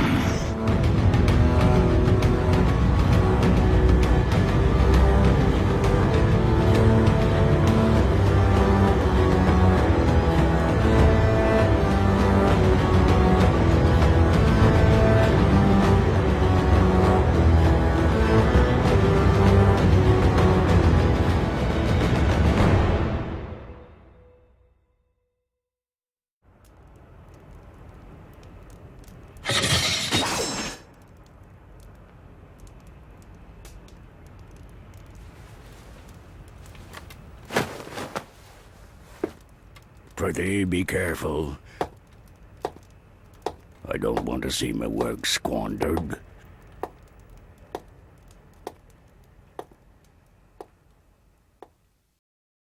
That's right, friends. It's time to finish what we started. At the time of this video, it has been a year since this series began, and more importantly, since Kentaro Miura passed away, leaving behind what is possibly the greatest manga of all time unfinished, the grand fantasy epic Berserk. It has been a long journey to dissect what makes this story so special, over 17 hours to be exact. And we aren't finished just yet. Part 1 introduced us to the anti-hero protagonist Guts, a brutal warrior accompanied by the optimistic and childlike elf Puck, who tried to act as the humanity to the story, while Guts himself was a vicious demon hunter who killed anyone who got in his way. Part 2 showed that Guts was far more than just some two-dimensional cutout or an archetype. He was a man wronged by the world at every stage in his life, and the one time he found a potential home with people who love him, he took it for granted. He threw away his friendship with Griffith, the leader of the Band of the Hawk, not understanding the significance of what he was given until it was ripped away. With the mercenary band betrayed by the Kingdom of Midland, Griffith being tortured into being a cripple, and finally the demonic demigods known as the God Hand, convincing Griffith into sacrificing who is left so he can become one of them, embracing a new evil nature and even going so far as to rape Casca, Guts' lover who helped lead the mercenaries, and corrupting the child she was pregnant with. And the trauma and guilt eats away at Guts, turning him into a beast. Part 3 shows Guts at his darkest, a full-blown monster that doesn't care who gets hurt, so long as he's able to slaughter any demon in sight, even going so far as torturing a child demon to death and acting like a feral creature hunting her more than a formal warrior. The only thing that pulls Guts back from the brink of becoming a total monster was his last conversation with the blacksmith Godo, reminding him that he still has people in his life that he needs to protect, specifically Casca, the woman he fell in love with in Golden Age, who was unfortunately driven to insanity after the hellish eclipse. Also, she's the only other survivor of the massacre that destroyed the Band of the Hawk. Guts decides to redeem himself by rescuing Casca from the Tower of Rebirth, deciding to never leave her behind again, and running into various characters during his quest, such as the young thief Isidro and the Holy Iron Chain Knight's commander, Farnese Van Demian, along with her servant Serpico. These encounters later blossomed into major events, with the people mentioned above helping Guts save Casca from the psychotic priests led by Father Mazgus, though during all of this, Griffith was miraculously resurrected back into the human world, part of some ancient prophecy that we keep getting hints at. Part 4 showed Guts and Casca be forced out of their old sanctuary at Godo's cabin by Griffith and Nosferatu Zod. Their only chance at escaping the demon hordes hunting them is to reach Elfhelm, the land of the elves. Guided by Puck, the three go on a new quest, but the strain of trying to protect Casca, along with Guts contending with his dark and violent nature, led him to hurting her.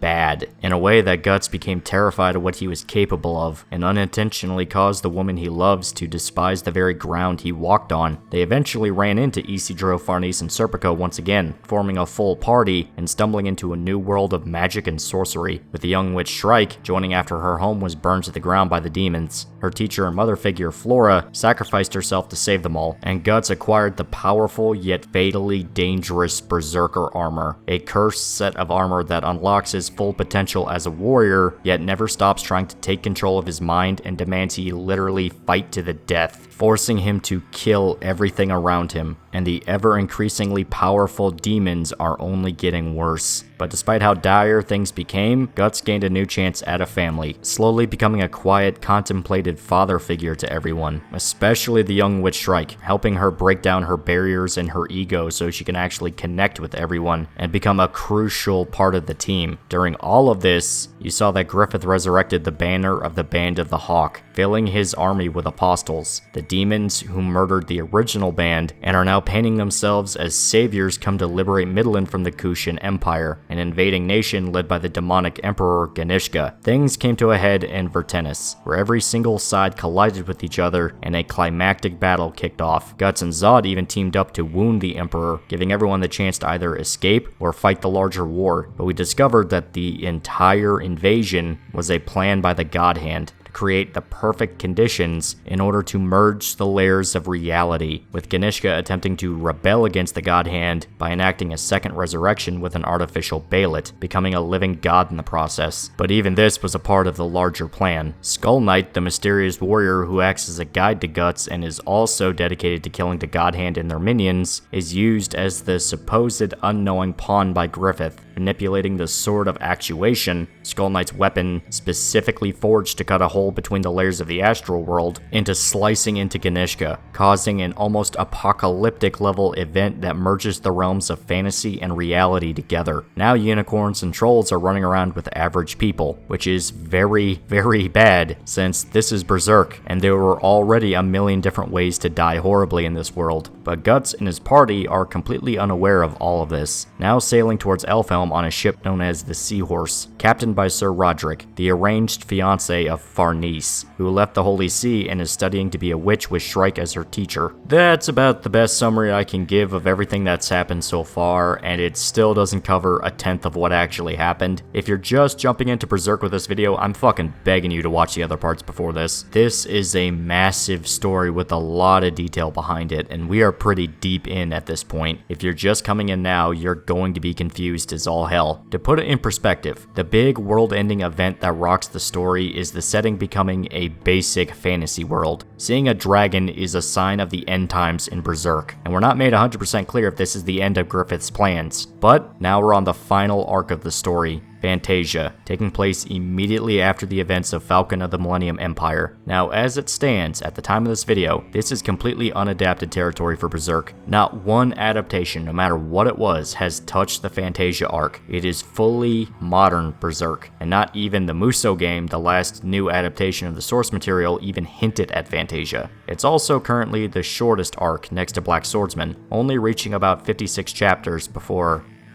well, you know what happened. That's not to say it's a slouch on the story content. In fact, a lot happens in Fantasia. So much so that it's very obvious this arc was meant to be the build-up to the end game of Berserk. Not even joking, but I'll get into all that towards the end here. For now, let's get into the story and finish up the last stretch of our journey here.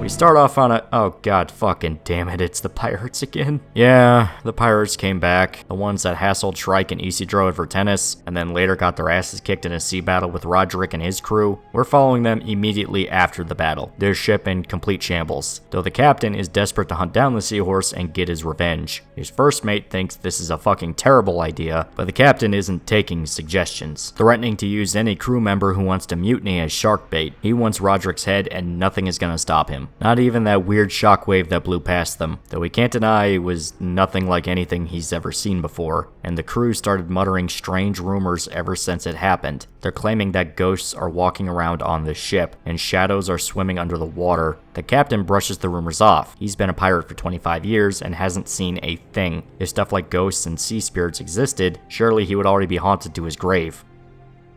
Oh shit. We then cut to a seagull flying in the air above the ocean. It notices a shape in the water, a massive sea serpent that tries to leap out and devour the gull in mid-air. But before it could be eaten, an even larger sea creature attacks the serpent and drags it under the water. The gull, now free to fly towards its destination, the Seahorse. It lands an open windowsill of the ship, and seemingly gets offended at the sight of Isidro and Puck painting a silly pirate face on Shrike. The bird attacks the two, and we discover that she actually imprinted her personality onto the bird so she could scout ahead and see what happened to the world. And while her intention was to see the effects of the shockwave, right now she's busy beating Isidro and Puck's asses for messing with her. Evalira, who was supposed to watch out for Shrike during her out-of-body experience, couldn't help herself. She thought the prank was funny as well. Farnese, Serpico, and Casca come in to check on the girl now that she's conscious again, but before she can relay the news, they notice that the movement above deck has gotten busy. Shrike worries that she's too late to warn Roderick of what actually happened. The aforementioned captain spots the pirate ship a distance away from where they are, yet the absolutely battered ship is actually gaining on the Seahorse. Roderick has no clue how they're able to accomplish this, but he orders his men to ready for a fight regardless. Shrike and the others rush up top, trying to explain what they're about to fight may not be what they think. Casca's brand begins bleeding, almost to confirm that their opponents are not human, at least not anymore. Ever since that wind blew through, this has become a normal part of the world, fighting off violent monsters. And not just for them, but for everyone across the globe. Roderick and his men open fire on the pirate ship, trying to finish it off with a volley before it can get any closer. But the entire ship is able to sink under the water to evade the attack. Everyone is in shock at the sight of the inhuman evasive maneuver. Also, Magnifico is there too. By the way, he's Farnese's brother. I forgot to talk about him.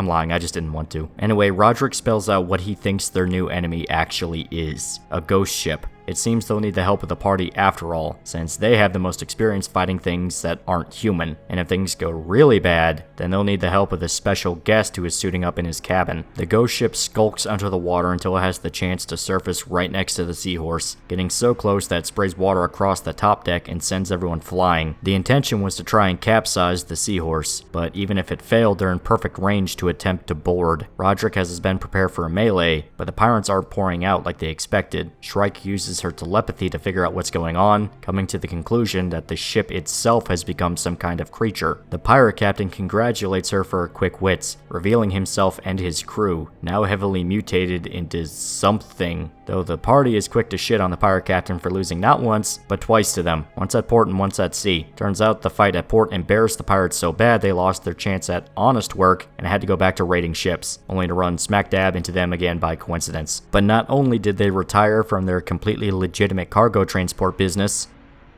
of child slaves, but they retired from being human as well. The captain seemingly summons a horde of tentacles from under the water. The crew is horrified as they come into attack, devouring anyone they see whole. The normal humans are powerless to stop the endless monsters, who gleefully gobble up any sailor in sight. Roderick attempts to keep his men under control, but they've devolved into total panic. The party is forced to fight for their lives as the tentacles assault the ship, but they don't have to wait long for help to arrive. Turns out the tentacles flooded the lower decks as well, catching the attention of a certain swordsman, who just cracks his neck at the sight of the monsters. The pirate captain takes the time to brag about his victory, only for 3 entire tentacles to be beheaded in a single sword swing. Guts simply quipping that he's starving and wants to know if they're edible. The dragon slayer heaved over his shoulder. He's back and ready to kick wholesale ass. The others are elated at the sight of Guts, watching in excitement as he tears through the tentacles entire groups at a time. He apologizes to a terrified sailor for almost taking his head off, saying that the ship is too cramped, and he's still half asleep, but he's in complete control of the fight, demanding any sailor who doesn't want to die should hit the deck while he gets the killing done. Guts goes from monster to monster, slashing and cleaving through each one in sight. The entire crew, including Roderick, in complete shock that the guy who was burned to a crisp not too long ago could fight like this. The pirate captain is infuriated at the loss of his tentacles, now summoning a massive serpent from under the waves. He claims the tentacles were just the whiskers of this monster, so now they're hopeless and doomed to die as food for whatever this monstrosity actually is. Only for Guts to shoot it in the mouth with his arm cannon, and cleave the thing open with the Dragon Slayer, using the classic tactic of using his cannon recoil to speed up the sword swing. Guts doesn't even seem worried about the battle, simply remarking that nothing's gotten rusty from the sea breeze.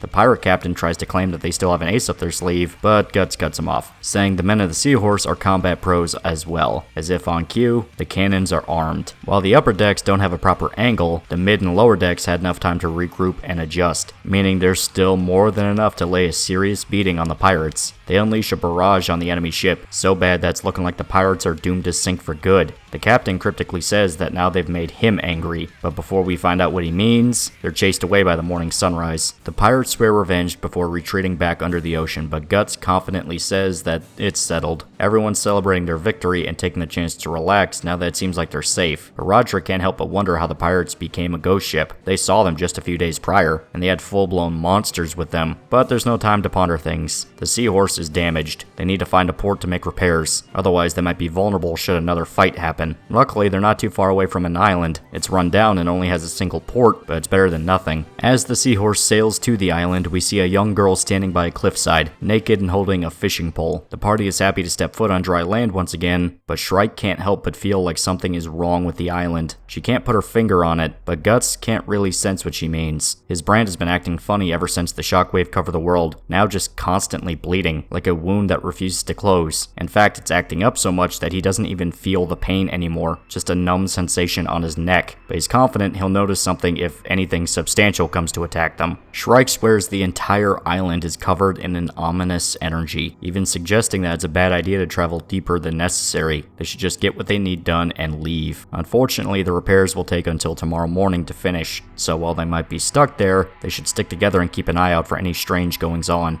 Turns out Isidro and Puck weren't listening and rushed ahead, completely disregarding the advice and just thinking that they can warn Shrike with telepathy if worse comes to worse. The two arrive at the cliffs, disappointed that the island is seemingly so small and dinky, but they spot a massive cave entrance dug into the side of the island. The dynamic duo are excited to go exploring the cave, but that girl we saw earlier warns them that it's a bad idea to go near it. Isidro is skeptical of the new arrival, but she excitedly hops over, noticing Puck sitting on his head. Happy at the idea of actually seeing an elf in real life, she correctly guesses that Isidro and Puck came on the new ship that just arrived at port, now understanding why the two don't know why the cave is seemingly so dangerous. The girl says the cave has an old legend attached to it. It's the lair of a creature known as the Sea God. The rest of the party check out the town, noticing how run down everything is. The fish markets are full of rotten product, if not completely empty. Roderick assumes the place is simply in a dire situation, realizing that getting any kind of supplies from a village like this is impossible. Serpico is skeptical as to why the captain of the ship would leave with them to check out the village, but he shamelessly admits it's because he wanted to escort the women, still trying to impress Farnese and win her over. He tries to ask a villager if there's an inn or a tavern they could all rest in, but the figure in the doorway simply slams the door shut with no answer. Guts and Shrike immediately become suspicious, but she can't figure out what's going on. It's like the entire village is covered in a bad energy. It's impossible to point out exactly what could be causing the issue. Casca notices something as they walk, revealing a small shrine where a collection of fish is stacked in front, like a tribute to whatever the figure depicted is. And if you guys are feeling a sense of familiarity or deja vu, it's cause this little subplot here has some blatant H.P. Lovecraft inspirations, even more blatant than usual. A mysterious rundown small town that is hostile to outsiders, Shadow over Innsmouth, a massive cave on a remote island where an ancient god is rumored to reside in, Call of Cthulhu, and trust me when I say it gets even more blatant as time goes on, but you'll see soon enough. The girl describes the sea god as a terrible monster, one that attacks ships and eats people. Isidro is excited at the prospect of fighting a creature like that, but he's soaked to the bone by a sudden splash of water. Also, he trips and bangs his head on the rocks, plus the fire dagger falls out of his holster. The mysterious girl is astonished at the boy's stupidity, and decides to take him back to her home so he can dry off and get warm, both unaware that Isidro's special weapon is still sitting outside the cave. Back with the rest of the party, they inspect the strange shrine Casca found. Shrike recognizes that it's a statue to an ancient god. While the Holy See forced out old pagan ideologies across the world, the island must still hold on to their traditions. Evilira decides to name it the Octo God, because it looks like an octopus.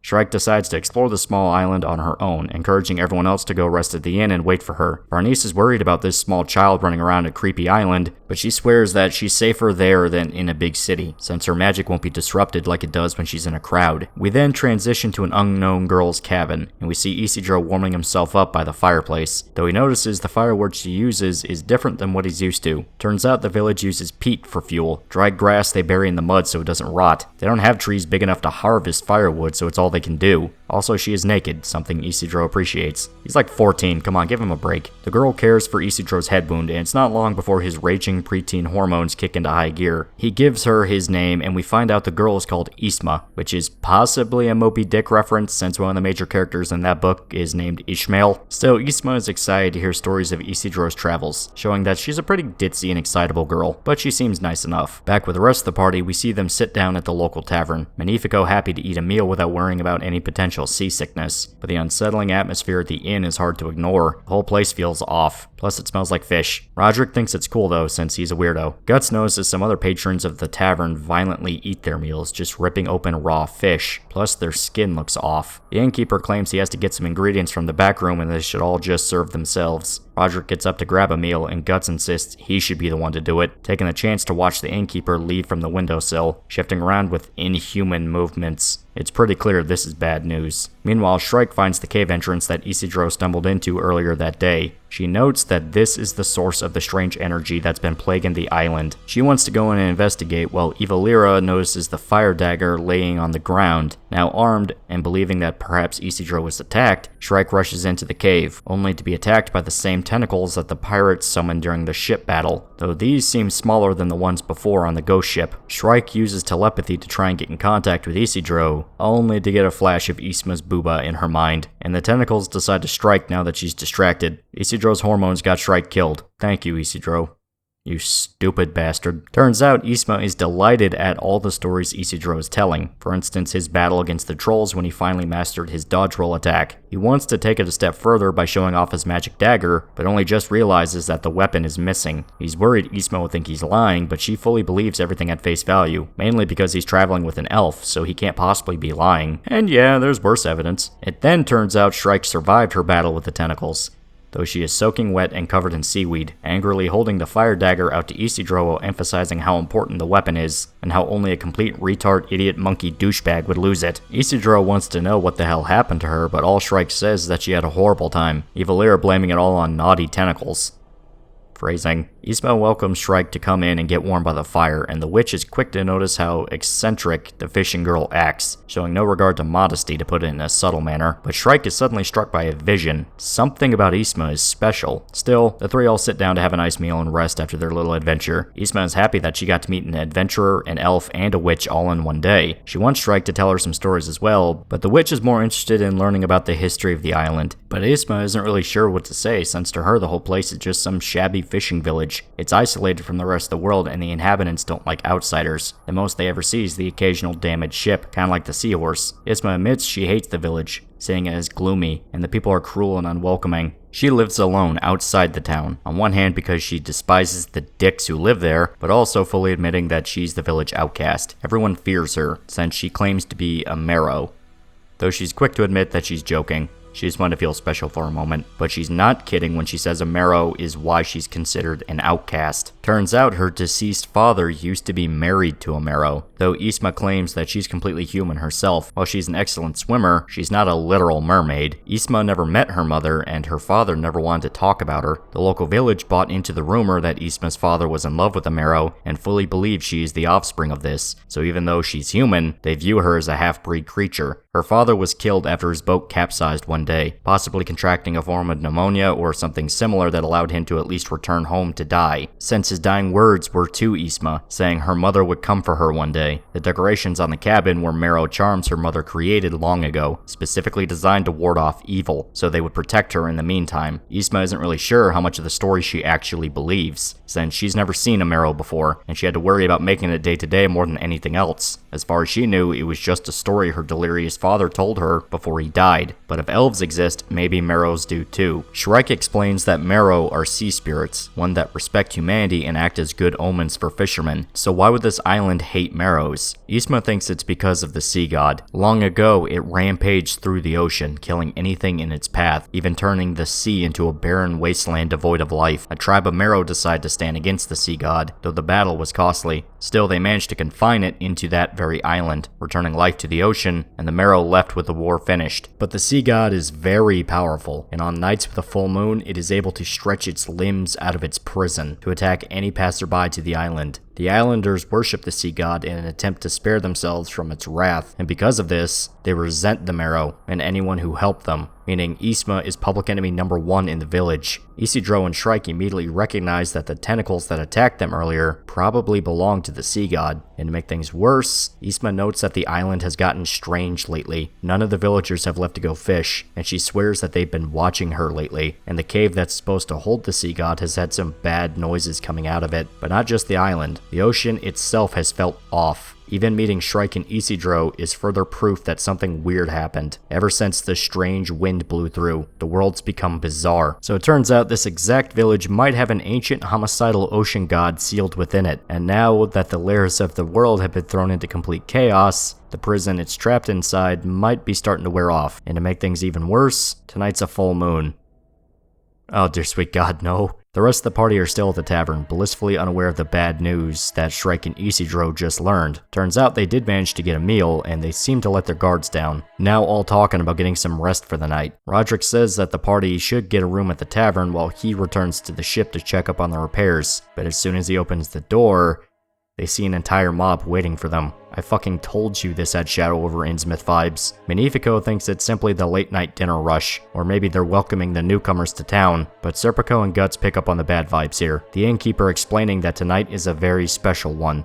the night of a full moon, the sea god will finally be unleashed. Yeah, the village has been corrupted into horrible fish people. Actually not that bad compared to some of the other ways people bid it in this series. And Guts is quick to try and kill the innkeeper with a throwing knife. He guesses that they're intended to be offerings to the sea god, and we see that the innkeeper has fully transformed into a horrible tentacle, though a quick slice with the dragon slayer bisects the monster man. Roderick notes that the mob outside must be just like the pirates from before, and Guts goes outside to fend off the creatures, the entire town transforming into a mass of tentacles. Shrike receives a sudden vision, seeing the horde of tentacles in her mind, and telling Isma that they have to leave and return to their friends. Isma offers to guide Isidro and Shrike through town, since it's dangerous at night and she knows a shortcut. How nice. Back to the graphic violence, Guts and Serpico combo up to fight off the horde. Thankfully, the full moon means Serpico's wind magic is far more powerful. Unfortunately, the tentacles are swarming in through the back of the tavern, but Farnese is quick to use her thorn snakes to give Roderick a chance to kill the creatures. As Guts and Serpico fight, the manservant notes that the entire village must be transformed by this point. Not only that, but you have to remember, the tentacles themselves are just the whiskers to an even larger tentacle. Those larger tentacles. Oh shit, that's not good. Guts does what he can to fight off the creatures. I mean, he really tries, but things are getting dire, even as he slices more of the creatures apart. It seems like he finally opened a window for the party, but there are more monsters coming for them. Far too many for them to realistically fight off, not without using the power of the Berserker armor. Shrike, Isidro, and Isma are walking along the cliffside, the witch girl receiving more visions that can only accentuate how bad the situation is getting for the others. As they walk, Isma notices something in the distance. Down by the cave entrance, something is climbing on the cliff. The pirates from earlier.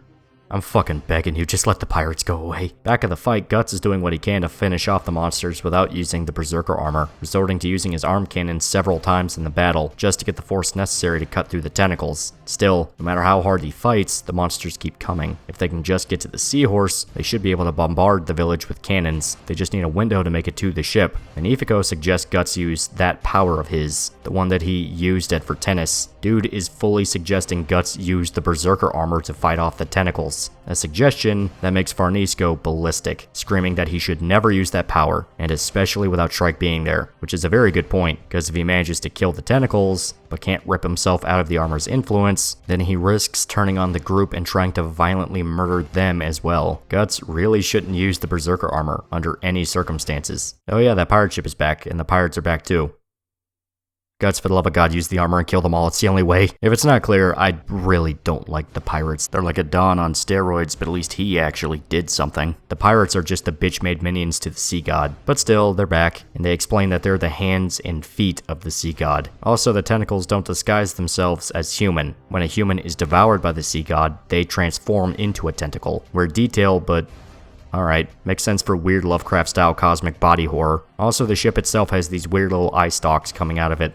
I think it's kind of cute, not gonna lie. Still, the way all this works is that the sea god is a nocturnal creature, so the reason the pirates ran off earlier is the dawn chased them away. But now, the sun only just set, meaning they have plenty of time to settle things. Plus, the full moon means that the sea god is allowed to fully unleash its power. The sudden legion of sea creatures, plus the annoying pirate's bad guy speech, fully pushes Guts into thinking it's time to use the Berserker armor. Shrike begs him to at least wait until she arrives, but the sight of Casca in danger is too much for Guts to resist. The armor consumes him, meaning Guts is ready to slaughter anything and anyone in sight. For the love of God, Shrike, start running. Guts immediately leaps up to the pirate ship, looking like a feral animal ready to tear the pirates apart. And please do. Guts stabs the ship itself and it begins to bleed. Whatever fleshy mass inside is wounded by the sudden attack. One of the bigger tentacles goes to consume Guts, but he's quick to kill a decent handful of monsters in retaliation, killing tentacles, whiskers, and sea slugs in mere moments. Magnifico and Roderick are excited at being saved, but the others are terrified. They know the consequences to this are going to be dire, to say the least. Isma, Isidro, and Shrike finally made it to the village, spotting the complete chaos down below. But Shrike sees that Guts is consumed in the Berserker armor, meaning that things have went from bad to worst case scenario. Isma is still overwhelmed by the fact monsters are real and are attacking her village, but she's also hoping some people are still alive. Sure, she never liked them, and the townsfolk treated her like trash her whole life, but she doesn't want them to die. She notices some of the local village kids are walking up the cliffs to them, calling out to Isma. She runs up to talk with them to find out what's going on, but they're quick to reveal that the kids are also transformed into horrible tentacle monsters. Isidro kills the tentacles and saves Isma, Shrike burning what's left to cinders. She notes that there's no human being left in the village except for their companions. Anyone else has been transformed into tentacles. Isma was protected from the sea god by the marrow charms, meaning the old legends were true. Isma is still upset that there are no survivors left, now completely alone in the world, and Isidro demands Isma stay behind while he goes to fight the tentacles with his friends. She tries to argue with him, but he says that she shouldn't watch people she knew be hacked to pieces, whether or not they're monsters. It seems like he gets to have a cool guy moment.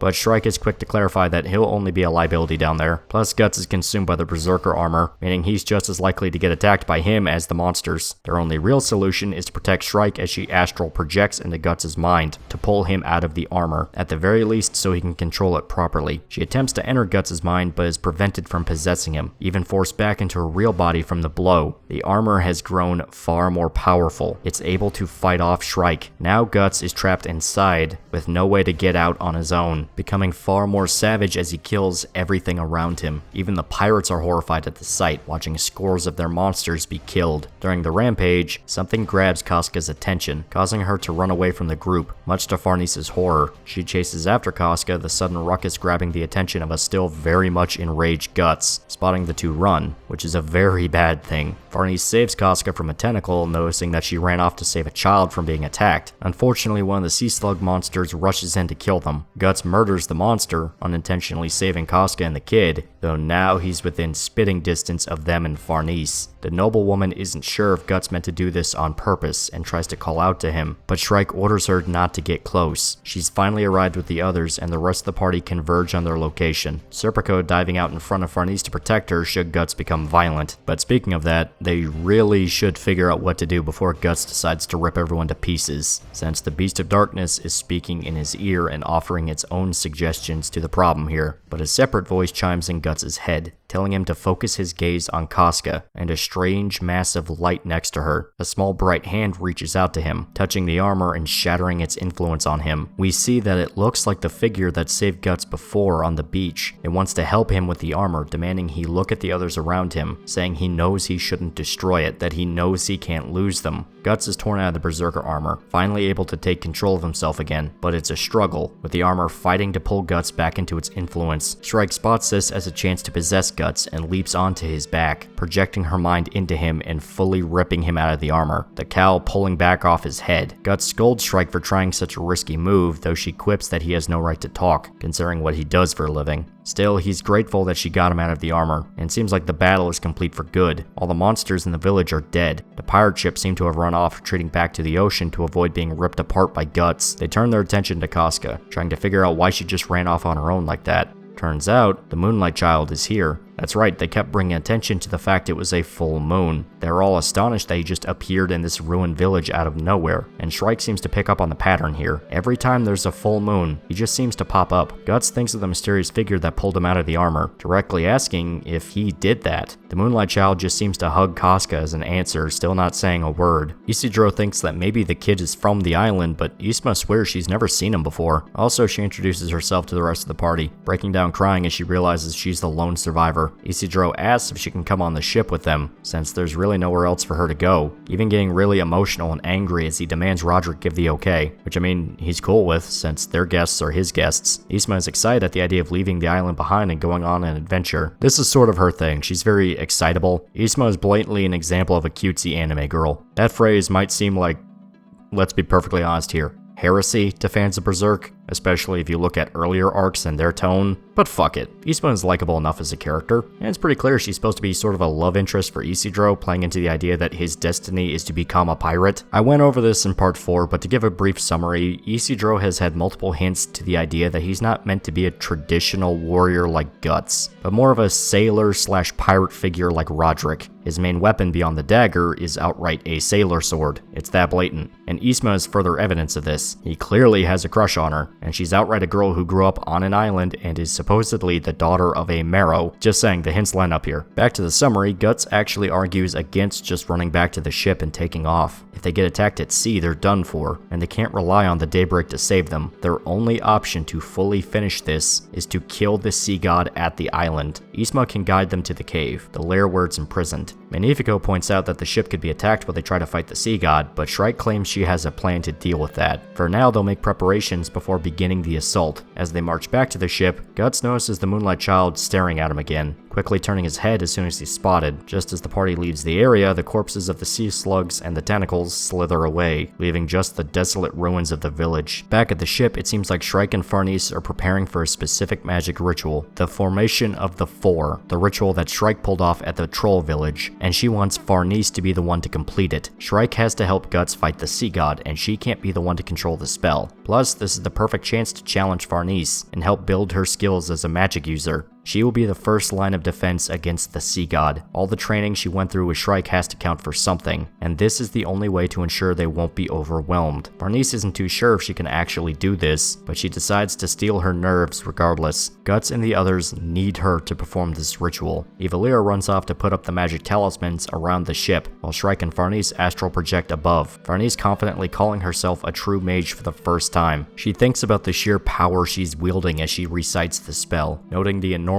existence of the four spirits makes her realize how small she truly is as a human. Magic is something that she could never fully comprehend before, stuck in a closed-minded life as a servant to the Holy See and her family. But now, it's as if this new world she's a part of is full of endless opportunity. The spell finishes, covering the ship in the bright light that was used to protect the church back in part 4. Farnese and Shrike return to their physical forms, content that the first real test they had as mages was successful. Farnese simply watches the barrier above in wonder and disbelief that she could actually manifest something like this. It's a touching moment as the entire party congratulate her on a job well done, and Shrike says that Farnese can officially call herself a witch now, but it's time for the real work to begin. Guts simply butting in to say that it's Farnese's watch. She is the shield for everyone on the ship, a statement that pushes her to tears. Watch part 4 if you're confused, though you're supposed to have done that already. Still, even with the magic barrier, they aren't completely protected. It'll ward off any creature of the astral world, but physical beings will still be able to push through, so they have to be careful. Still, Guts announces that it's time for him and Shrike to go, ordering Isidro to protect the women and kids while they're gone, since Casca and the Moonlight Child are going to end up hurting themselves. They're not right in the head, but they've got lots of heart. Before they leave, Shrike apologizes to Guts for seemingly making him do the brunt of the fighting. She wanted to defeat the sea god with magic, but it's simply too powerful for her to handle, so Guts has to put himself at risk for everyone else again, like usual, but he doesn't think it's a big deal. He's still relying on her magic anyway. She's basically his good luck charm. So long as she's tagging along, he won't go completely berserk.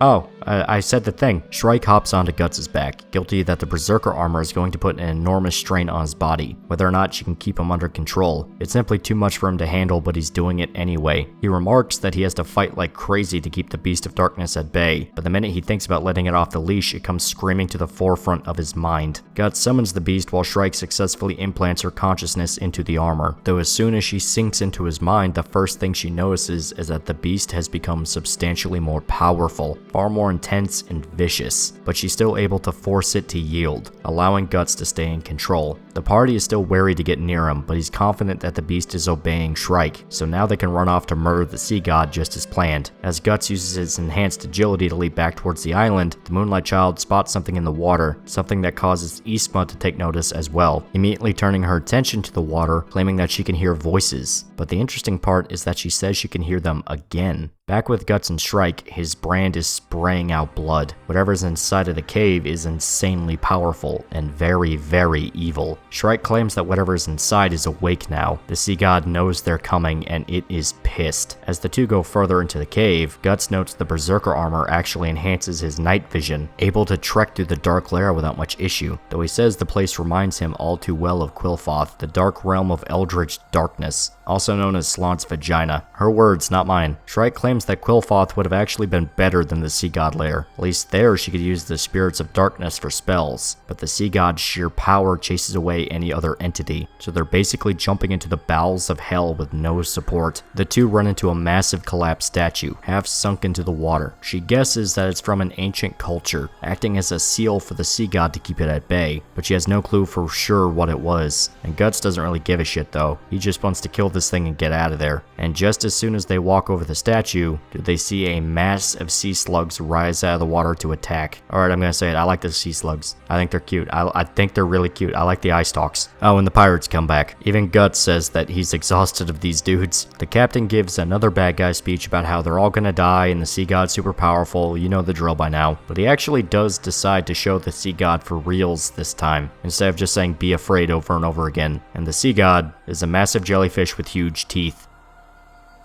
It looks pretty cool, not gonna lie. The thing is an actual leviathan, its entire body filling the cave up to the roof. Turns out this isn't just a big dumb monster. The pirate captain claims that it's actually very angry Guts chopped off some of its tentacles, and it has a vendetta against the man. Its roar is so strong that even Shrike feels the sheer pressure of it. So Guts pissed off Cthulhu personally and it wants to murder him. The stakes have gone from 0 to 1,000 real fast and I'm all for it. Shrike says that Guts can't fight off all these dudes at once, suggesting Guts lure them into narrower tunnels and kill them one at a time. But he hates that idea, saying bottlenecks make it hard for him to move too, and he doesn't want to waste all his strength at the front door. So the better idea is to jump straight to the Sea God's mouth and kill it from within.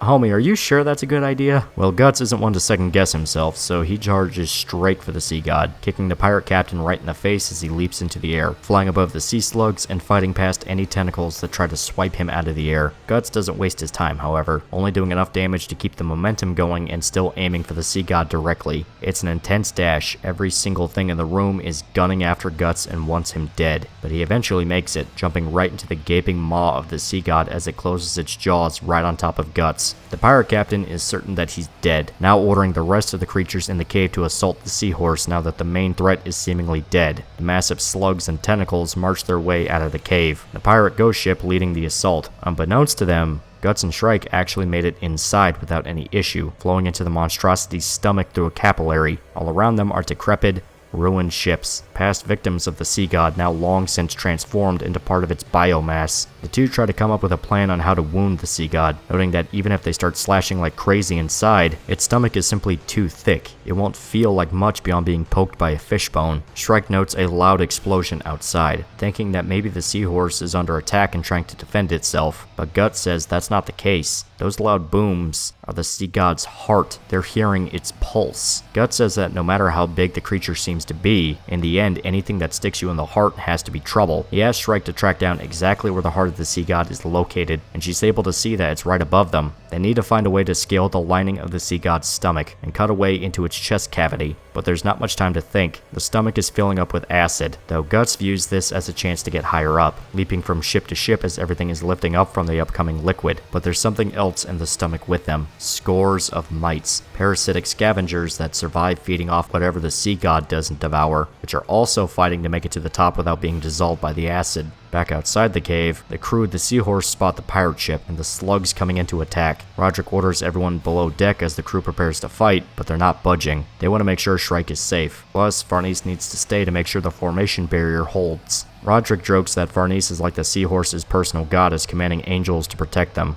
Simp. Still, they ready the cannons and open fire on the monsters, doing what they can to hold off the Sea God's minions as they wait for Guts and Shrike to kill the beast. It seems like they have the upper hand. The slugs can't get past the barrier, and now with the creatures cornered, they can spend their time blasting them to bits with the cannons. The Seahorse is able to kill loads of the creatures, seemingly unstoppable with Farnese's magic. However, the ghost ship comes roaring in, even crushing some of the slugs in its path as it charges right for the Seahorse. The pirates are able to pierce right through the barrier, since their ship is technically a physical entity instead of one manifested in the astral world. The sudden impact rocks the Seahorse, sending everyone on board flying. Now the pirates have the perfect window to storm the ship. They're ready to board, seemingly unaffected by the barrier now that they've actually crossed the threshold, and bragging that they'll slaughter every human they see. But Isidro isn't impressed, simply tossing a bomb at them and readying for battle with his companions, both sides ready and willing to cut each other to pieces and kicking off a violent melee. Back inside of the sea god, Guts is busy fighting off the parasites swarming inside of the monster's stomach. He's forced to climb the mast of one of the ruined ships to get up higher, but they're still too far away from the ceiling for it to work. The parasites are weighing the ship down so it stays out of reach, soon even beginning to collapse underneath them. The only chance they have is to leap upwards and cut open a wide enough hole to let them force through. As Guts swings the Dragon Slayer, it gets stuck in the flesh of the sea god, cutting his momentum short, though it seems this was intentional, keeping the two from falling right back into the acid.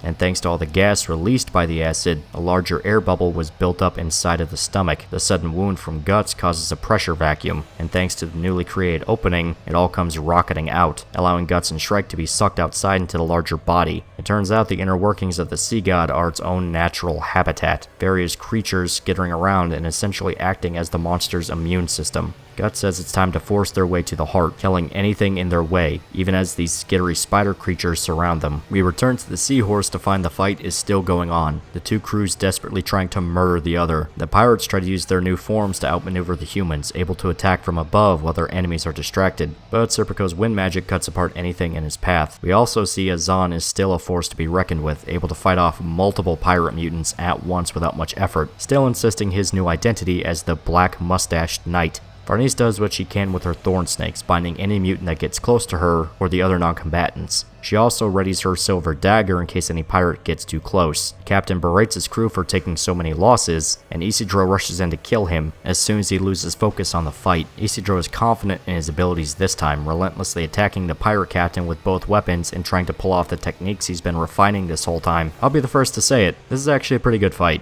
Isidro did a good job becoming not useless. He's even able to use his environment to his advantage, distracting the captain by tossing a basket on his head and burning his face with a dagger. The captain desperately tries to reenact his bluff from back in Vertenis, offering Isidro a job with them, which, no, of course he's not going to listen to this. But once again, it was a tactic so the captain could get a window to use his crutch as a weapon, revealing a crossbow built inside of it and taking a shot at the boy. But before he could be shot, a sharp protractor is driven into the captain's head, throwing off his aim and allowing the kid to dodge. Turns out it was Isma who saved him, excited at having saved her friend from certain death. Unfortunately, the captain is still alive, simply ripping the object out of his head, but it's enough for the pirates to recognize the tide is not in their favor. They can't defeat the Seahorse alone. In sheer desperation, the tentacle head the pirates are attached to forces itself through the barrier, despite the burning pain. Isma stays above deck, despite Isidro's protests, as she chucks various bottles at the tentacle head. She actually has pretty good aim, claiming the talent comes from her skills with a harpoon. Isidro notes that there's something special about the objects Isma is just chucking at random. She doesn't know what they are, just that they fell all over the deck. But the boy recognizes that they're gunpowder containers, so Isidro lights one of his spike bombs and tosses it into the mouth of the tentacle head, causing a massive explosion that kills the monster. The pirates survive the explosion, but this causes them to call for a full retreat, sailing away with all that's left of the sea slugs and leaving the Seahorse victorious. The whole crew take the time to breathe, congratulating Isma for her quick thinking, but most importantly Farnese for her magic barrier, even declaring Farnese a goddess of victory. While the situation isn't quite over yet, at the very least the crew of the Seahorse were safe now. Back inside the sea god's body, Guts went on a full-blown rampage, killing everything in sight as he works his way to the heart, the pulse growing louder with every step, so much that makes his entire body numb from the sheer pressure. Every blast of the heartbeat makes the Seahorse's cannon sound like bubble wrap by comparison.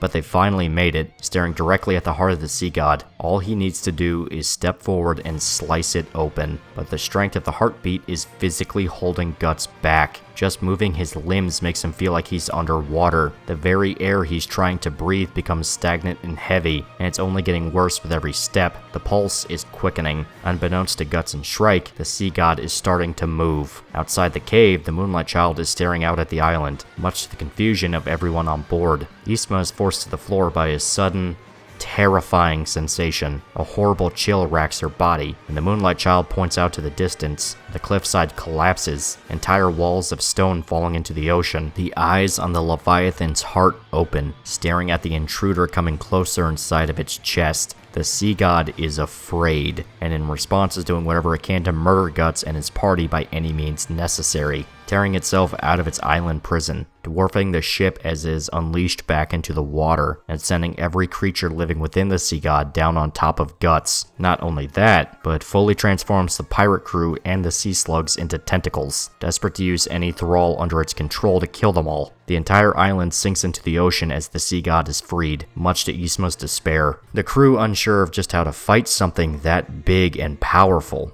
Just moving around in the water is enough to send massive tidal waves to slam into the seahorse. There's nothing they can do beyond pray that Guts and Shrike can kill the sea god, if they're even still alive. Back inside of the Titan, Guts is busy fending off the minions thrown at him. He's able to kill most everything in his path, but he's still focused on getting to the heart. Guts goes in for a lunge attack, but a heavy heartbeat slams into him, freezing him in mid-place in the middle of the air, and allowing the sea monsters around to swarm on top of him. The seahorse is still rocked by heavy waves. A particularly big one catches Isidro, pulling him into the water as Ysma calls out to him. Before anyone can react, she strips naked and dives into the water. She manages to find Isidro under the waves and grabs him, but there's scores of sea god tentacles waiting for them in the water. Ysma uses her swimming skills to try and make a break for the surface, but they're too slow to get away. The tentacles are bound to catch them, but Ysma notices the voice from under the water again. This time it's directly speaking to her, simply ordering her to say her true name. Ysma isn't really sure what's going on, but she seemingly follows the orders of the voice. Isidro regains consciousness in time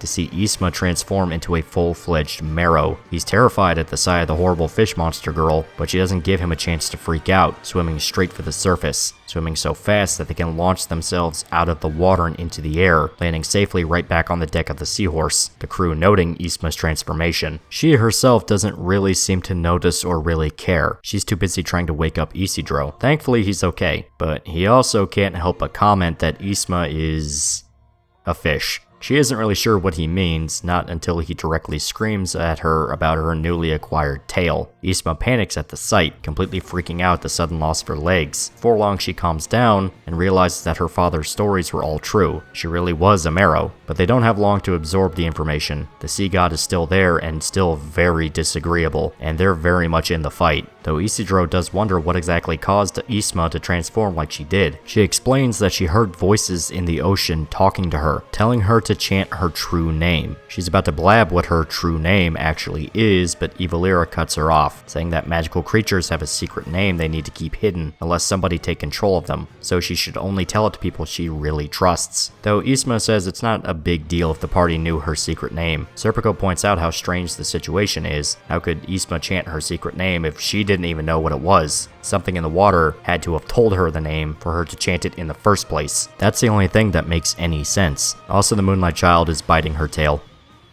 It's really cute. Still, it's not long before everyone gets the answer on exactly what happened. An entire school of Marrow are swimming underneath the ship. They've arrived to help defeat the sea god, just like the ancient legends. Speaking of murdering animals of the ocean, we come back to find Guts covered head to toe in the minions of the sea god, straining himself even with the Berserker armor's power to fight off the ambush and the pressure. Thankfully, the armor is strong enough to withstand any attacks. He doesn't feel a bit of the pain, meaning he can push through without too much trouble, but the pressure is getting worse. So bad that Guts is starting to suffer from the effects of barrow trauma. His eardrums and his eyes are hemorrhaging due to the sheer weight of the sea god's heartbeat. Guts is straining to keep moving, but each blast only gets worse. So powerful, in fact, that his orifices are spraying blood. Back outside, the crew of the Seahorse watch the school of Marrow swim for the sea god. The rest of the crew don't know what they're planning to do, but Ysma insists that she has to join them. The legends say that the Marrow fight the sea god, so it's her purpose to join her people and defeat the Leviathan.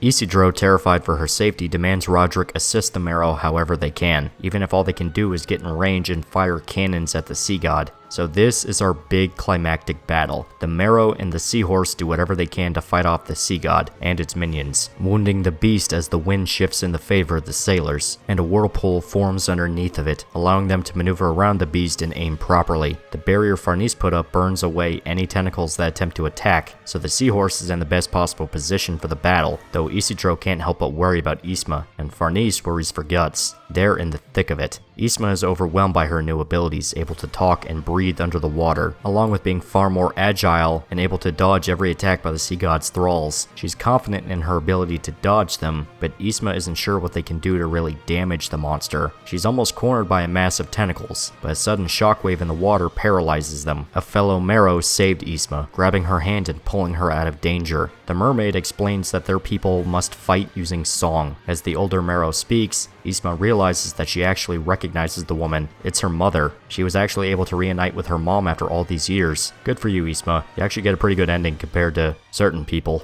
in this story. Speaking of cruel and unusual punishment, Guts has finally finished killing what's left of the monsters inside of the sea god. Shrike notes the cannon fire outside, taking it as proof that the others are still alive and fighting. Guts takes the news as meaning they need to wrap things up quickly, and asks Shrike if there's any more enemies left, then asking where the heart is, the massive wall of flesh sitting right in front of him. Turns out, Guts can't see or hear anymore. His eye and ears are too hemorrhaged to function properly, and he's sent to the ground by another pulse from the heart. Shrike is in tears as she explains the situation. He killed all of the fish monsters, and all he needs to do is cut the heart open, but all she can think about is that he's at his physical limit, even with the Berserker armor. Guts is forced to hobble his way to the heart, every single eye on the mast staring down at him. Shrike guides him forward, but the pulses from the heart threaten to send him down for good. She screams that he can't take any more damage, but Guts isn't scared. The way he sees it, it's the sea god that's terrified. That's why its pulse keeps getting faster, but a final blast from the heart is enough to pin him to the floor. None of his senses are working,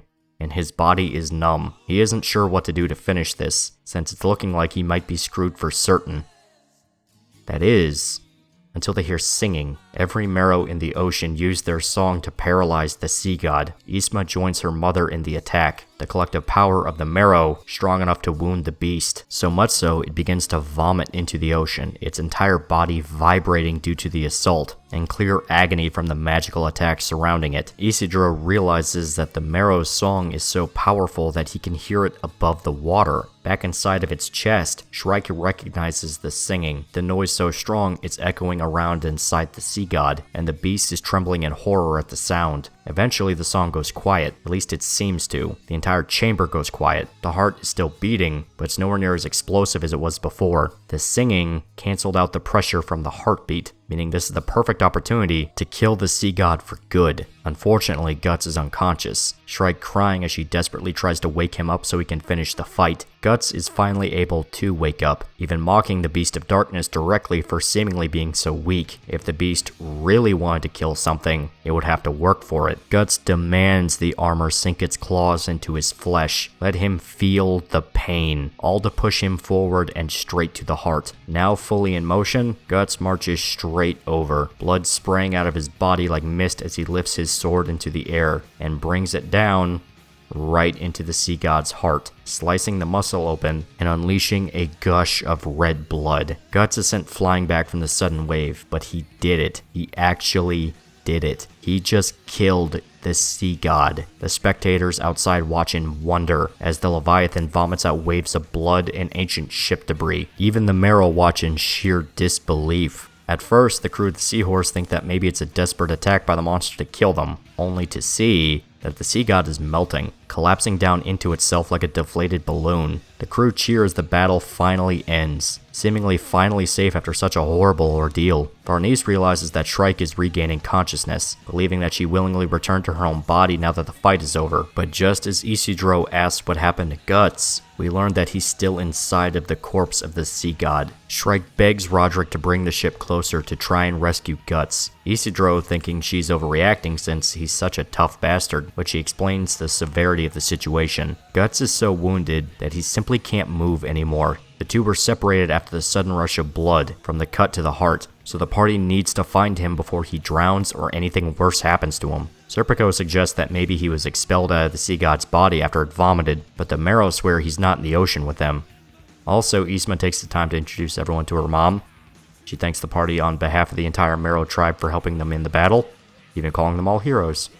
Which is very polite, she seems nice. Still, it seems like Guts is stuck inside the sea god's body and starting to sink under the water, so it might be a really good idea to get him out of there before he drowns. Plus, there will be a bunch of sea dragons that will come to feast on the body, meaning he might get eaten by something nasty too. Well, shit, that's not good. Thankfully, the Marrow want to help with the search, feeling indebted to everyone since the Sea God has been their enemy for centuries. Farnese offers to astral project into the Sea God to search for Guts, but Shrike orders her to stay put. She had to keep the barrier up in case any of the sea dragons come swimming by. She wants to go out there and search for Guts by herself, but the strain of the battle was too much for her as well. It seems like there's nothing they can do, and they have to rely on the Marrow and the crew of the Seahorse, though the Moonlight Child just seems to be watching everything play out, almost like he's thinking about something. Back inside the Sea God, we see Guts is still conscious. He can't see anything, but he's not sure if that's due to the damage to his eye, or if that's just how dark it is inside. He can barely feel his limbs, and he has to force himself upwards. He smacks his face against the flesh walls, realizing he's still inside of the beast he just killed, but Shrike isn't in his head anymore. He can't communicate with her through telepathy anymore either. It's simply too deep inside of the monster. The air is growing thin inside of the corpse, so Guts simply says screw it and tries to cut open a hole and out of the Sea God, only to flood the chamber he's in with blood. Even if it bled to death, there's still torrents inside of the body, and Guts is completely submerged by the muck and blood of the Sea God. For a brief moment,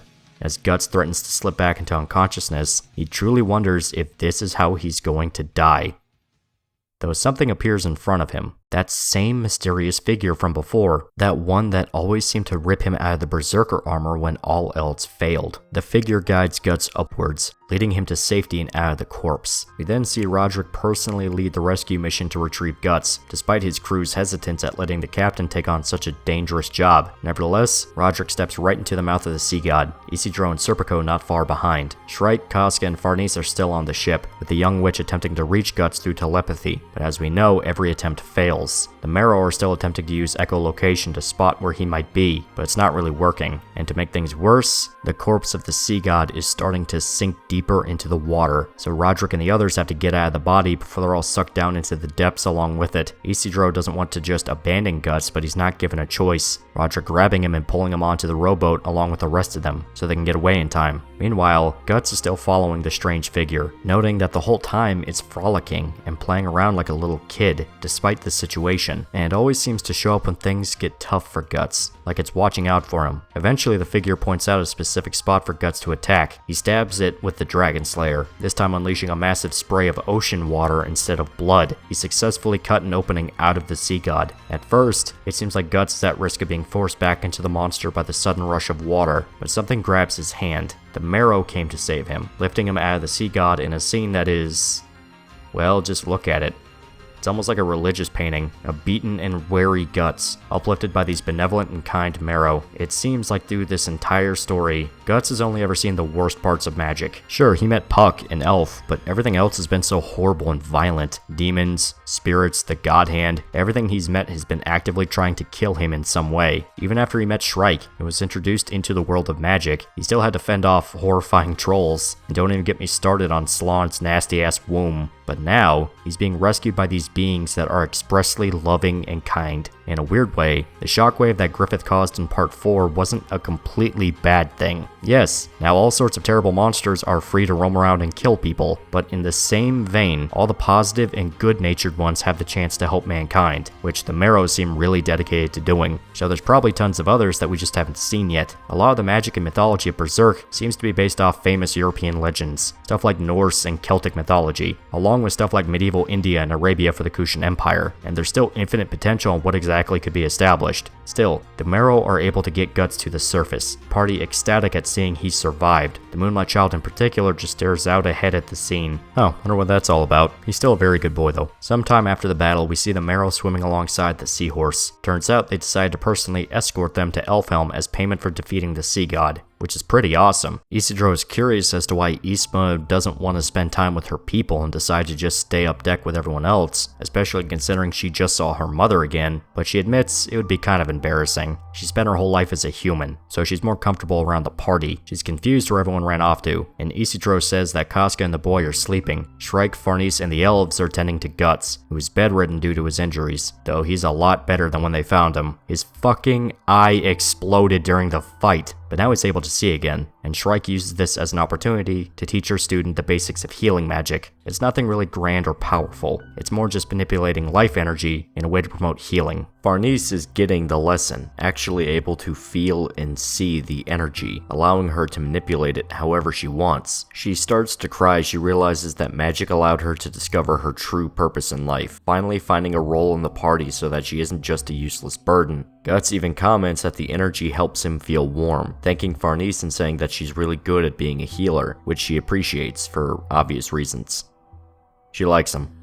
Watch part 4. Also, Serpico is there. Hi, Serpico. We enter Casca's cabin to see that she's waking up from her nap. The boy from before is missing, her just alone in the bed. She walks outside, calling out for the child and making a scene. Everyone is confused as to what the problem is. Guts himself getting out of bed despite his injuries to see what the issue is. Farnese puts her hand on his shoulder, saying he needs to rest, while Guts is barely paying attention, simply trying to make sure Casca is okay before prioritizing himself. By the way, that sploosh you heard was not the ocean. Farnese takes command of Casca, mindlessly commenting that the sight of Guts would just agitate her some more. She catches what she said too late, but Guts just coldly agrees, simply letting Farnese take control of the madwoman. Puck, in what feels like fucking years, looks like his old self, coming back to say that he couldn't find a single trace of the mysterious boy anywhere on the ship, guessing it must be why Casca started freaking out how she did. Shrike and Roderick are above board, trying to figure out how a small boy could just vanish off the face of the earth like he did. At first, they're worried he might have fallen overboard, but Isma points out that there's zero chance the Merrill wouldn't have saved him if he did. Shrike finally points out the pattern they've run into time and time again with this kid. Whenever a full moon arrives, when magical entities are at their strongest, he always just seems to run into them. It just couldn't be a coincidence at this point, and his energy feels completely different from regular humans. Nevertheless, it's clearly a positive being that means no harm, not even mentioning that he seems to really like Casca. So Shrike's theory is that the boy is actually an emissary sent by Elfhelm to ensure they won't be a threat to the island. In fact, she takes it a step further and proposes that the boy is actually King Hanafubuku himself, or at least a manifestation he sent out.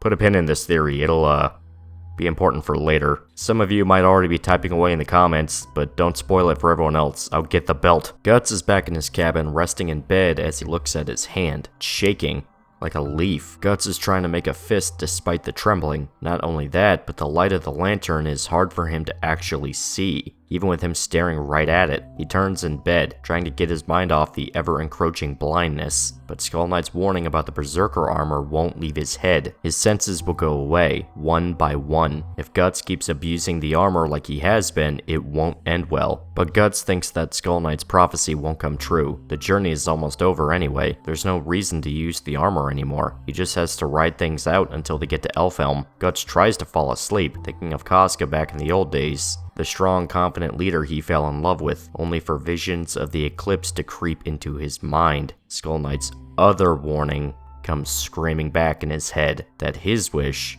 might not be her wish. The sudden flash forces Guts awake, leaping up in his bed and clutching his face in terror. The beast of darkness laying behind Guts, feeding into his fears. Casca went insane because she couldn't cope with the eclipse. Not like him. What would she do if her mind was forced back to her? He doesn't have an answer, instead just looking out the ship window and towards the full moon. Guts has a thought pop into his head, that after his journey, after everything is finally said and done with, he plans to do something. We're not told what, and his mind is interrupted by a flash of Griffith. That silhouette he saw just as they were sailing out of her tennis. The implications aren't made perfectly clear, but I think I know what this is implying. Though all of this is going to be covered at the end, just know that things are going to get bananas. Still, Guts seems to notice something outside. The moon has weird shadows over it. Shadows that look like branches across the moon. Turns out, there are branches outside. Massive invisible silhouettes that bend the light around them. And standing on top of one of the branches is the Moonlight Child, staring down at the ship before sinking down and flying across the sky like a shooting star. So that's the end of the Sea God segment, the first actual plot element to the Fantasia arc. I still like this part a lot, but I am willing to admit it has some serious flaws to it. For one, the pirates still suck. I covered them more in part 4 since that's when they're the most relevant, but they're just an absolute joke. If you find them funny, that's one thing. It's not like Berserk is immune to having joke villains. It's more that they just never seem to fucking die. They get into a fight at the port, then happen to run into them again in the ocean, and then run into them a third time during Fantasia, and then they kept popping back up, still taking until the end of the fight to finally die. I'm not even really sure of their purpose. The creepy, corrupted fishing village did more than enough to show the danger of the sea god. Maybe it was to give a face to the sea god side of the conflict, you know, kinda give them a villain to banter off of. That kinda goes against the idea of Lovecraftian horror, which this whole segment was blatantly inspired by. I don't know. The fight itself is still metal as shit. I mean, Guts has fucking eyes and ears explode because of the heartbeat to a massive ocean leviathan he was trying to kill. That's just dope. And seeing Farnese fully master her skills at magic, plus some more teasing with the Moonlight Child, I'd say it all makes it pretty much worth it. Also, it was cool seeing Isidro become an extremely capable fighter, able to fend off the corrupted pirate captain and actually put him on the back foot. Plus, we got the lore around the Marrow and Isma, which, fuck you, I like her. She's cute. Granted, that's her entire character, just being a ditzy version of the Little Mermaid, but just enjoy something, you miserable bastards. Plus, she was useful. She helped kill that tentacle thing. You did good, Isma. Plus, now the mermaids are leading everyone straight to the island. So that's a pretty Kino ending. It's all smooth sailing from here.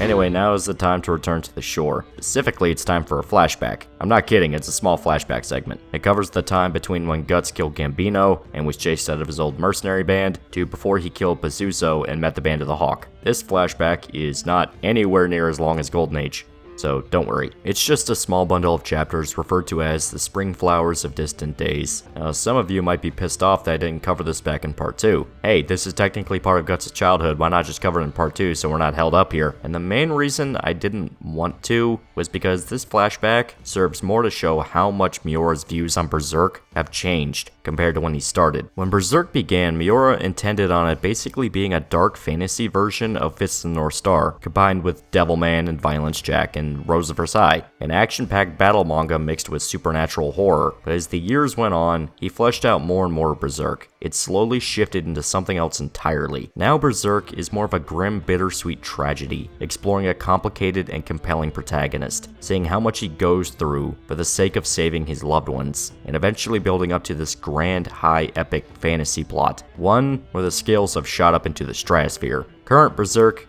and old Berserk look completely different, literally and metaphorically, and they feel completely different. And I think Miura intended on this flashback to sort of bridge the two worlds together, tackle old material with a new mindset. He's definitely not insulting the stuff that came before, not by any means, simply acknowledging how far he came as an artist. So let's go ahead and get started on the flashback. This is some years after the death of Gambino. Guts is now an established mercenary, but is still pretty young. He's also pretty much convinced nothing matters, saying he doesn't give a shit where he drops dead. All he knows is his life is a terrible one, full of fighting. But even if he's certain his life is meaningless, he can't help but get back up no matter what happened to him. Even as he's marching in a line with other captured mercenaries and beaten by an enemy soldier for falling down, one of the mercenaries asks if Guts is alright, but he simply tells him to shut up. Still, the old man says they have a long way to go, and their captors know there's no ransom for any of them. If they fall behind, they'll be left for dead. The fact they were captured in the first place is kind of a miracle. Even joking, it must be God's will they were still alive. Guts snarks back that they'll be forced to work in a mine, so they'll just suffer longer. He's clearly exhausted, swaying back and forth while he says that mercenaries hack people up for a living, so why would God care about any of them? The old man catches Guts before he falls, inciting the kid's wrath since he doesn't like to be touched, for reasons already covered in part 2. If you didn't watch part 2, go back and do your homework. All you have to know is that the reason isn't very pleasant. Still, the freakout causes the old man to back off, though he notices that Guts looks pale, then spotting an arrow wound that's still bleeding. Guts screams at him for noticing the wound, but he finally loses his strength and falls to the ground, this time for good. The slave driver goes to attack him again, but the old man dives in to take the blow, saying Guts is just a kid. He's confused as to why the old man is doing all of this, but the guy just tries to convince the captor to help him, saying Guts is still manpower, so if he dies, that's one less hand to do the work, though the guy on the horse doesn't care. The way he sees it, if he dies, he dies. The old man takes it upon himself to help Guts to his feet, much to his annoyance, though Guts makes it clear he's not for sale, in the sexual sense. And that's not a joke if you know what happened. See, I can say stuff like this since it's been so long you guys probably don't even remember Donovan. The old man is curious if Guts has been a mercenary for long, and he admits he's been one for his whole life, though the old man realizes that he's breaking the unspoken rule not to snoop into each other's pasts. He does give Guts some advice that maybe all he thinks about is killing and death at the moment, but one day he could run into some war buddies that make life worth living for, people he truly cares about and would risk himself for. Of course, he would have to live long enough for it to happen. Oh, and while all this is happening, a hawk flies overhead. Symbolism. They eventually spot a castle in the distance, still in the process of being built, so they were captured to help with the construction, and once they're inside the walls, they won't have much chance to escape. The old man reveals that he has a lockpick, so he helps Guts get out of his shackles and tells him to run like hell down the cliff. The guards be held back by the terrain, so Guts has a chance to get away scot-free. He wants the old man to join him in the escape attempt, but he says it's impossible to unlock his own shackles with his hands bound. Guts is in no condition to do hard labor. His injuries mean he would just work himself to death, so it seems the old man is willing to take the punishment to ensure Guts could get away. He asks the old man his name, and it's revealed his name is Martino. Guts promises to pay him back one day as he runs, sliding down the cliff just like Martino told him to, though the old man says that Guts already paid him back, dislocating some of his fingers to allow him to slide his hand out of the shackle no problem.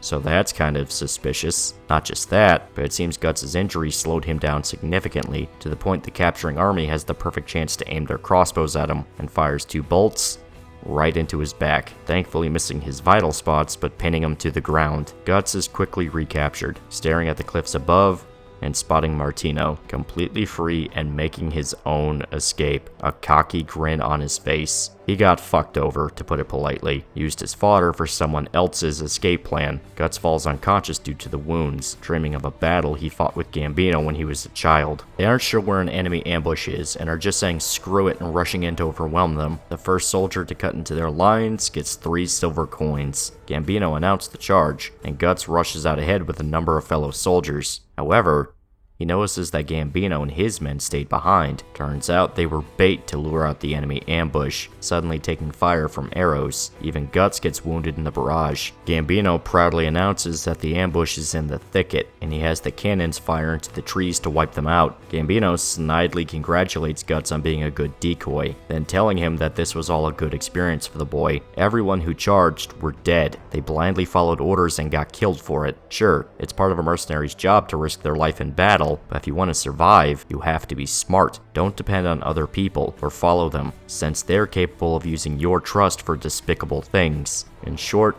don't trust anyone on a battlefield, not even your own father. Good role model material there. Get those trust issues ingrained early and often. Early and often. Guts awakes in a prison cell, realizing that Gambino was right. Martino's fancy speech made him let his guard down, and he was quickly used and tossed away like an idiot. Now he's freezing to death in a cell, suffering from extreme blood loss. He reaffirms his nihilistic outlook from before, that he can't think about the future since he could drop dead anytime and anywhere, and he just doesn't care anymore, almost about to pass out and succumb to his wounds.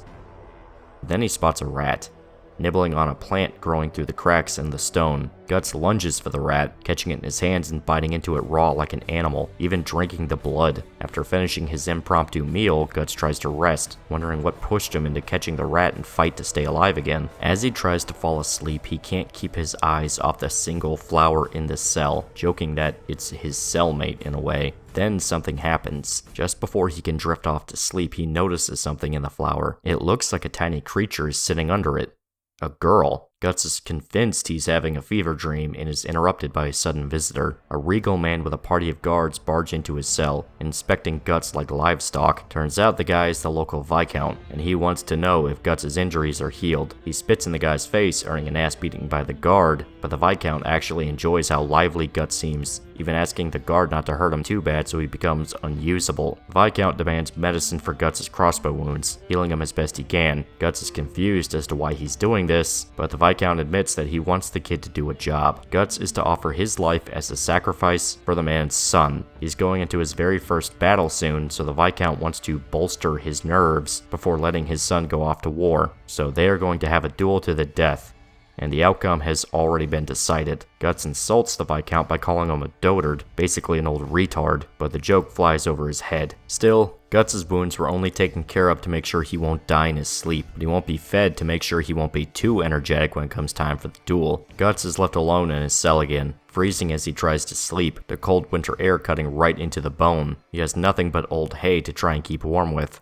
though the girl in the flower seems to reappear, shimmering into existence and just staring at Guts. Eventually, she leaves the flower and actually approaches him, poking his face with one of the hay straws. She tickles his nose enough to cause Guts to sneeze, scaring her, making her run back to the flower. Guts calls out to the girl, trying to calm her down. She's about the only company he has in this cell, so may as well try and hold a conversation. Flower girl is curious about Guts, walking back up to his face while muttering back some of the words he said to her, specifically about promising not to pluck her flower and that they should get along. The girl introduces herself to Guts, saying her name is Cheech, a flower spirit. She's not an elf, like you might assume. She's directly tied to the flower and is basically its guardian, though she's more just a little girl than anything. She doesn't even know her own name, just calling herself Cheech because that's the sound the rat made when it tried to eat her flower. Guts thinks he's just hallucinating the whole exchange, but Cheech insists she's real. She's happy that Guts killed the rat, since it kept eating the leaves off her flower. If it ate all the flowers, then Cheech would disappear, so for payment, she's willing to give Guts anything he wants as a gift. He jokingly asks if Cheech can go steal the keys and let him out of his cell, but she refuses. She can't go too far away from her flower, so instead, Guts asks for a drink of water instead. Cheech uses one of her leaves to catch snowflakes in the air, letting them melt on the leaf and letting Guts drink the tiny water drops. It wasn't much, but it was better than nothing. Cheech notices that Guts is shivering and offers to warm him up with some of her energy. To his surprise, it actually works. Cheech using her magic, what she calls popo she gathered from the sun, to warm him up. She's excited at how much she's able to nurse Guts, remarking that using her energy to help someone is more fun than just holding it in alone. She eventually notices the wounds Guts has, himself noting that the nobleman didn't patch him up properly. Cheech runs back to her flower and starts plucking leaves off it, placing them on his wounds, full of her energy. They magically heal, closing quickly and removing all pain. Turns out Cheech got the idea from when a bird fell into her cell by the flower, and she used her power to heal it. Cheech becomes excited once again, taking off leaves and caring for Guts' other wounds, though she stops herself to ask Guts if he's going to leave once he's healed up. She's seen all kinds of people come and go, most just screaming and yelling the entire time they've been inside, so Cheech became scared of humans. She's lonely inside of the cell, trapped in this tiny space with only a little bit of sunlight peering in from the window. She's happy when the sun comes in, but then she's just sad when it goes away and she's trapped in the dark. Guts comes to the conclusion that Cheech is just a hallucination, him projecting his childishness and weakness onto an imaginary figure. Still, he can't help but like Cheech, taking her into his hands and promising to take her to a hillside full of flowers blooming not far from where they are. When he leaves, he'll take Cheech there so she can play outside with the other flowers. She's excited at the idea, promising to heal every single wound on Guts' body, taking off her leaves like random, with Guts growing worried that she's taking too much off the flower, though she swears it's okay and he should just go to sleep, let her take care of everything. She's happy that Guts is the one that found her, and can't wait to meet her new friends when she gets to the hill. Guts falls asleep, swearing that they'll find Cheech when they get there, still feeling the sunny warmth on his back. Guts wakes up a full day later, his fever broken and wounds healed. Now clear-headed, he notices that the leaves on his back from the hallucination are still there. It was all real. Guts calls out for Cheech, but then he sees it, the flower, limp against the floor, completely stripped of its leaves. Guts is in disbelief. He really was visited by a flower spirit. It wasn't all in his head. And now Cheech is gone, disappeared just like she said would happen if the rat killed her flower. Guts is distraught, remarking that she was a dumb kid who didn't think ahead, still processing the loss of his new friend, but he's not even given time to grieve properly. The Viscount says it's time. Guts uproots the flower and hides it in his pocket as he is led out by the soldiers. He's given a set of armor by the Viscount's men, which looks suspiciously like the equipment he wore when he killed Bazoozo for the first time. Guts is led outside to the courtyard, surrounded by the Viscount's men, and his son, decked out in heavy armor and a mace. The entire event is viewed like a festival, the Viscount fully convinced this is nothing more than a boar hunt. Despite the father being convinced his son would be nervous going to war, it turns out, yeah, the dude is a lunatic, murdering livestock all through his childhood and even kidnapping a peasant child and trying to behead him. So this isn't ideal. They even give Guts a blunt sword, The blade's so worn down he wouldn't even be able to slice a watermelon. Still, this is what he has to use to fight off this big brute. Might seem like a bad situation, but Guts is a lot more healed up thanks to Cheech's magic. He's in a good condition to fight even if he's not 100% yet, but the big guy isn't easy to handle. A single swing staggers Guts, and the guy is relentless, swinging again and again, not giving him a single window to counterattack. It seems like the duel is said and done, Viscount pondering his son's future as a general if he can fight like this. Still, Guts isn't dead yet, though he is at risk of running out of energy, or his wounds reopening if things keep up, and he doesn't have much time to get the flower to the hillside before Cheech is gone for good, operating on the belief that she might be okay if he can plant the flower in the ground. Still, the opponent isn't stopping. Even when Guts finally gets a chance to swing back, all that happens is the blade bounces right off the helmet. It's simply too dull to even sting the guy. Guts goes for a counterattack once again, this time aiming for the leg, but his sword chips at the impact. It's not all just the sword's fault. Turns out the armor is a special order from Tudor, full mail, that doesn't even have a single gap for a blade to cut through. So Guts is still weakened from the ordeal the days before, his sword is blunt, and the guy has special armor that prevents him from splitting his skull open. What the hell is he going to do? He thinks back to another memory of Gambino, this time of him in a standoff with another enemy in full mail armor. The lesson that time is that if he ever spots an enemy dressed in a suit like this, it's guaranteed they're a rich nobleman, and if that ever happens,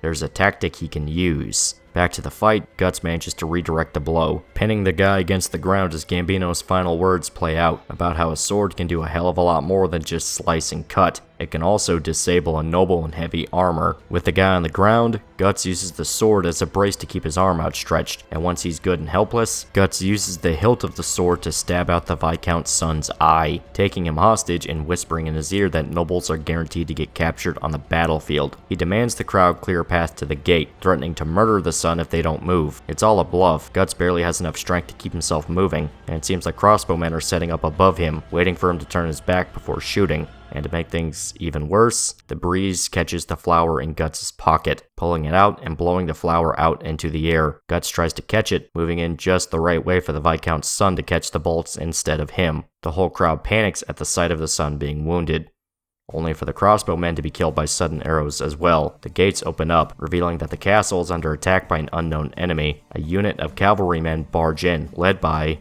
Martino. Turns out he ran back to his own men to tell him where the castle's location was. Guts is still pissed off at being used, but Martino doesn't see anything wrong with what happened. He led them to the castle, and the spectacle in the courtyard was a good distraction for setting up an ambush. Plus, they technically did save Guts, so they paid him back for the betrayal, and Martino gave him a nice bag of money as a bonus for the trouble, but he isn't interested in all this. He's worried about Cheech. He finds the flower on the ground, crushed by a horse hoof. Nevertheless, Guts takes it to the hillside like he promised, letting it fly out of his hand and into the breeze, remembering how Cheech was excited to play with the other flowers once they got out of the cell. In the end, Guts doesn't really know if what happened in that cell was actually real, or if it was just something he dreamed up as a kid. And now it's been so long since he was a kid that it's hard to remember. The flashback ends with Guts simply going back to his wandering, searching for another battlefield to fight in. So that was the Spring Flower of Distant Days, and it was sad. Not just because we got to see more child abuse bonanza, but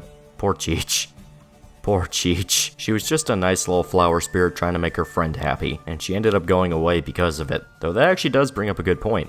Is Cheech actually dead? Yeah, her flower was messed up, but all she said would happen would be that she disappeared. We don't know if that means she would actually die or simply sink further into the astral world, since her tether to the physical world was broken. Back at Flora's hut, Shrike said the tree in the real world was decayed and dead, and the form it had in the astral world is still flourishing due to the power bestowed upon it. So Cheech might actually be okay, guys. She might be playing in that field, soaking up sunshine like a happy camper. This is pure cope, but for the love of God, let me have this. But yeah, that was the flashback chapter. Just a short 3-chapter story that explained more of Guts' past, and showed that he was running into the supernatural long before he fought Zod or Wylad. It is a little strange seeing Miura draw a young Guts with his new style. Not gonna lie, can kinda look a little uncanny in parts. Like he's clearly got the head of adult Guts, but on a tiny body, though he's still ripped like a fucking unit. It's weird cause Guts as a kid looked like a kid. He was scrawnier. His muscle mass wasn't really fully developed yet. It's not terrible, in all fairness. The idea is that Guts is a preteen here, sort of like how Isidro is now, but I don't know, it's one of those where I feel like the design kinda got lost in translation here. All in all, it's a good bittersweet story. Cheech represented the one good person who was completely selfless in Guts' life. It was nice, and her sacrifice still hits pretty hard. It never has to hold on to it or make it a super dramatic death scene. Just that sight of the flower crushed by the horse hoof is enough to stick home. You don't even know for sure if it means she's dead, but just that image and the fact you never see her again is all you need to feel emotional. Good stuff, very good stuff. Still, it's time to come back to present day. Specifically, let's see exactly what the merging of the realms did to the world, since we already saw the effects it had on the sea, manifesting a straight-up Lovecraftian god and an army of mermaid mommies, along with the sea dragons. But what does the mainland have to offer? Well, we see a line of carriages trying to get away from a massive horde of trolls. So not off to a good start here. It seems like all hope is lost. These horny bastards catching up to the rolling carriages with little effort. Their only hope, readying a weapon in the back. A massive automatic crossbow firing into the horde of trolls. It turns out the man on the gun is Rickert, Erica assisting him by handing him ammo when his weapon is about to run dry. While Rickert's weapon is powerful, there's simply too many trolls for him to kill. They need to get away. Not only that, but the bowstring is under constant strain. Too much firing will cause it to snap, though the ahead carriages are too weighed down for them to make an escape. Erica decides to dump a chest full of caltraps behind them, trying to trip up the trolls and discourage the chase, but they just force their way past them. Even though the idea didn't completely work, they gained a small lead, something made irrelevant as the convoy ahead is stopped by a fallen tree. It looks like the carriage is about to be swarmed by trolls, only for a sudden spree of arrow fire from Irving to hit the trolls. Him and Erica spot a unit of knights riding in to save them all, Rickert immediately spotting that they're flying the banner of the Band of the Hawk. Oh boy. Still, the knights ride in to kill the monsters, saving the civilians from the horrible rape monkeys. The rest of the crowd are ecstatic at the sight of the Midland Knights, spouting out how they must work for the Band of the Hawk. The guys who work for Griffith.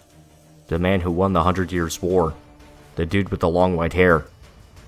He also has very shiny armor that looks like a bird.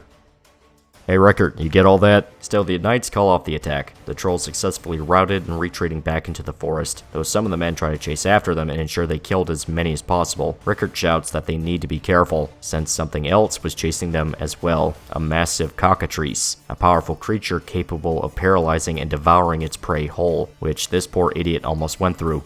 Though a sudden arrow by Irving pierces the cockatrice's eye and frees this jabroni from a violent death via cockfor, the demonic archer leaps down, bouncing off Rickert and Erica's wagon and landing safely in front of the monster. Irving attempts to kill the cockatrice with a clear shot to the head, but uses its powerful poison breath to stop the arrow in mid-air. Irving dodges the breath and the knights order them all to get back, the poison a very serious threat to all the human combatants in the area. However, Irving remains calm, simply telling a nearby knight to hold his archer cap while he takes aim. Rickert and Erica watch as he reveals his demonic form, fully exposing himself as an apostle, which Rickert is fast to notice. Irving battles the cockatrice once again, this time successfully using his demonic abilities to one-shot the monster, fully killing it and saving the carriages. You know, just saying, Guts could have killed that even without the Berserker armor. Duke killed Cthulhu with just a magic lolly giving him inspirational speeches. Irving had to turn into a demon to fight off a chicken that pukes poison. What a bitch. Still, Rickert can barely comprehend what's happening. A demon just saved their lives. Even Erica is kind of confused, having to ask Rickert if this guy is actually on their side. These two know demons mean bad news, and Rickert especially understands that demons in the Band of the Hawk don't mix well together. Turns out the rumors about Griffith's demon army are far and wide, though most people assume they're just stories. Irving trots by the carriage, much to Rickert and Erica's discomfort. In fact, the boy in particular needs to know what's going on here. Irving assists the villagers with moving the tree, allowing the convoy to move forward. Rickert can't help but think about the day on the Hill of Swords, when Griffith flew off with Nosferatu Zod. He knew something was wrong back then, that Griffith wasn't the same man that once led the Band of the Hawk. Rickert knew about the rumors that they were fighting the Kushans, and he himself was tempted to run off and see if it was real, but he couldn't leave Erica behind, staying with her after Godot passed away. But now the world is different. A flock of violent harpies swoop down to attack. Rickert's able to kill them all with his machine gun crossbow before it actually becomes a threat. Simply thinking about how the world has become more dangerous as time goes on, Rickert is certain that there aren't many places left for humanity to run to, under constant attack by bloodthirsty monsters. The new invention impresses Sir Laban, revealed to have been leading the knights. Rickert Rickert reveals to him that he actually was a veteran of the 100 Years' War as well, even showing off the badge of the Old Band of the Hawk to prove his identity. Laban is happy to meet one of the war heroes of old, remarking that the 100 Years' War feels like a lifetime ago now, but with how much the world has changed, the old days of nations killing each other seems almost nostalgic. At least that was men killing each other, not monsters. As they ride ahead, Rickert spots massive crystals jutting out of the ground. Laban calls them wingstones, acting as some form of a barrier that keeps the monsters out of the capital. Then they spot the World Spire Tree, the monument of Ganishka, transformed into the symbol of the New World. The branches stretching far and wide across the sky, even over the mountains. When they get closer to Wyndham, they notice how different the landscape has become. The fields are fertile, with plenty of crops and fruit being harvested by cheerful peasants. Turns out, the area right around the spirit tree never leaves the harvest season. Trees, flowers, and most importantly grain are constantly growing, ready to be harvested, and this allows the new city of Falconia to take in so many more refugees. Though Laban slips up and still calls it Wyndham, old habits and all that, according to him, Falconia is the one spot left for humanity to really live in peace. Anywhere else belongs to the monsters. The carriage rides into the capital, in total awe of the sheer majesty of Falconia, massive walls with ornate statues carved in. They enter the capital, finding a sprawling cityscape full of life and activity. Laban fully admits that the story behind how the city appeared is simply impossible to describe, having been forced out of the ruins underneath the old capital and resurrected by the World Tree. It's such an alien sight going from a Dark Ages style setting to this borderline late Renaissance era vibe, with full dedicated streets and tons of people living in relative comfort. They even formally included the Kushan turncoats into the full military. Their job now is to listen to visions from the Oracle and go save any people they can, this time heading out to stop another troll attack to the east. While some of the refugees are uncomfortable with the idea of living together with Kushans, Laban says that this isn't the time for fighting each other. The enemy are the monsters. They finally arrive at a large building, the Refugee Bureau. They have to formally be processed before being given a residence and employment with a guild. Laban is particularly excited about the idea of Rickert joining them, considering his skills as a smith and his past as a member of the Band of the Hawk. He even goes so far as to give Rickert a pass into the castle and a recommendation to meet the Hawk,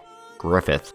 And he plans to send word ahead so that Rickert can show up tomorrow afternoon if he wants. And Rickert's mind goes into a tailspin. He has no clue what the hell he's going to do when he sees Griffith again, simply thinking back to that scene at the Hill of Swords. The carriage arrives at a lodging house, and everyone is excited to sit down and get some rest, but there's still work to be done, and the one giving the new marching orders is Luca and her girls. Except Nina. She's super dead from syphilis. Hopefully Yakum isn't dead too. Don't stick your dick in scarlet rot, pussy, man. Not even once. Still, Luca is back, and so are the other prostitutes, but they've moved on from their old profession, now in command of the lodging house and working an honest job. They coordinate the incoming refugees, saying the sick and injured can see a doctor, while the carriages themselves have to go around the back. Each room belongs to one family, and single people share rooms. The elderly get first floor. This is simply a transitional period while their true residency is sorted out. So while it might not be comfortable, they'll just have to stick with it. The carriages are led to the back towards the stables, where another familiar face is spotted. Master Daiba, the former sorcerer, is now just a stable hand. Poor fucking dude. Yeah, he tried to kill Guts and all that, but he didn't seem like a bad guy. It was just that he was working for an actual demon.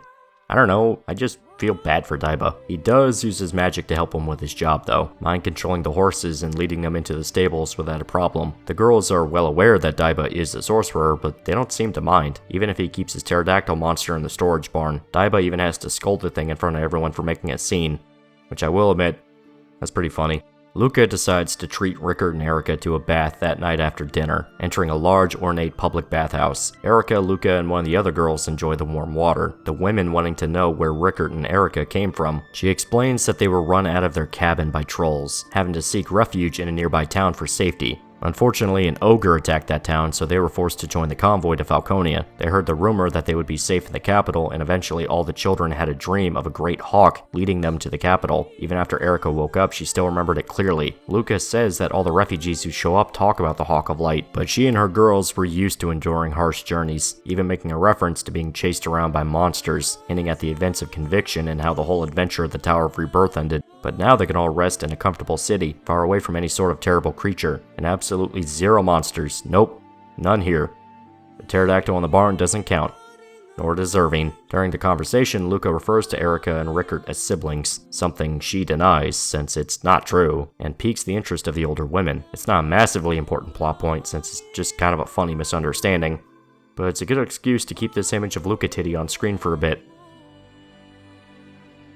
Alrighty. That night, Erica is sleeping in her bed, Rickert watching over her and keeping her comfortable under the covers. He stares out the window, up at the massive castle where Griffith is waiting for him. It's time for one hell of a reunion. The next day, Rickert runs up the path to the castle gates, learning just a little too late how long and winding the road up to the top would actually be, also realizing that it would have been a really good idea to get a carriage for the trip. Still, the entrance to the castle is massive, a single drawbridge connecting the tower to the larger fortress. Rickert and the reader can barely take in how majestic Griffith's new kingdom really is. Say what you want about the modern era Berserk, the art in Fantasia is downright insane with the detail. I mean, holy shit. As Rickert goes spelunking, he notes that pretty much zero trace of the old capital exists, where he and his friends spent so much time in the old days. Now it's almost like the architecture was made specifically for Griffith. Rickert runs into Sir Owen, the new head of the castle guard. Turns out he was also excited to meet a former member of the Band of the Hawk, so he's going to personally guide Rickert through the castle. The old Band of the Hawk are seen as heroic saviors, now remembered fondly like an old fairy tale, though Rickert doesn't think they were actually that big of a deal, still remembering the days of when they were just a bandit clan. They enter a chamber as they talk, full of grieving families performing a funeral ceremony. The Holy See Pontiff is leading the ceremony, along with Princess Charlotte herself. This is mostly for refugees who lost loved ones trying to make it to Falconia, or the soldiers who died trying to protect them. While it is technically a mass funeral, the Pontiff and the Princess are there to make sure the grieving commoners feel respected and give the dead their dignity. Griffith himself arrives to oversee the funeral, since if you remember, he can quite literally raise the dead, at least in the sense of giving the refugees a chance to say goodbye one last time. Right in front of Rickert, not even acknowledging he was there, Griffith summons the spirits of the deceased. The former Band of the Hawk member is horrified at what he's seeing, but Sir Locus arrives and explains that it's the other side of death, that this is what lies beyond the edge of life. Rickert spots right away that Locus is a demon. Locus claims that this ritual is important to establish that life does exist after death. Having the whole world's first experience with magic being chased out of their homes by horrible monsters is not good for morale, so the ceremony helps the people cope with the possibility of death, making them ponder the idea that heaven and hell exist. We also see that Sonia is a major part of the funeral procession. She is there to decipher the final words of the deceased, giving each family a goodbye message. Locus then talks to Rickert about the concept of the divine right of kings, the idea that God himself picks someone to lead a nation, and thus leading to an age of prosperity. It's a common trope in fairy tales, and tons of royal families claim to have the divine right, but only when they look upon Griffith, someone actually chosen by fate, a real,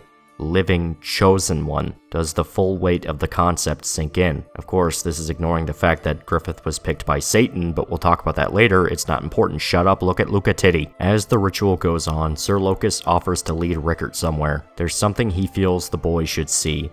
Only the boy, since he was an old member of the Band of the Hawk. Owen is open to the idea and is pulled away after reports of a thief reach the guards. Two men are already unconscious, but the suspect is nowhere to be found. Owen leaves to handle the situation, Locus and Rickert leaving on their own. The Demon Knight explains that he has to know what happened. Rickert deserves to know the truth about Griffith. Locus leads him outside, riding down a separate path out of the castle. A bridge so far they have to ride horses to make any progress. As they travel, a massive dome is spotted in the horizon. None of the human soldiers are brave enough to go near it, and Locus explains that it's called Pandemonium, the place of demons, the den where the war demons stay, the personal bodyguards to Griffith. Locus notes that Rickert seems to already be aware of the existence of apostles, and he wants to know why Rickert wants an audience with Griffith. Was it to rekindle their friendship? To grease him for a favor so he can gain status? Or does he want to know what happened that day during the eclipse? Rickert is surprised that Locus knows this, but he claims it was simple to figure out. He's the only member of the Hawks that's not branded. He was spared from the invocation of doom, so he wants to know what happened to his comrades. But Rickert admits he already knows. Guts told him everything, so maybe deep down he just wants to hear Griffith say it himself, to hear the truth from the man who murdered his friends. though Rickard isn't filled with hatred and wrath like Guts. Locust even outright says so, making him remember the time that Guts said he could never truly despise Griffith. As they approach the door to the chamber, Locust says that there's a difference between knowing and experiencing. If Rickard is going to question Griffith, he should know what exactly a demon is capable of.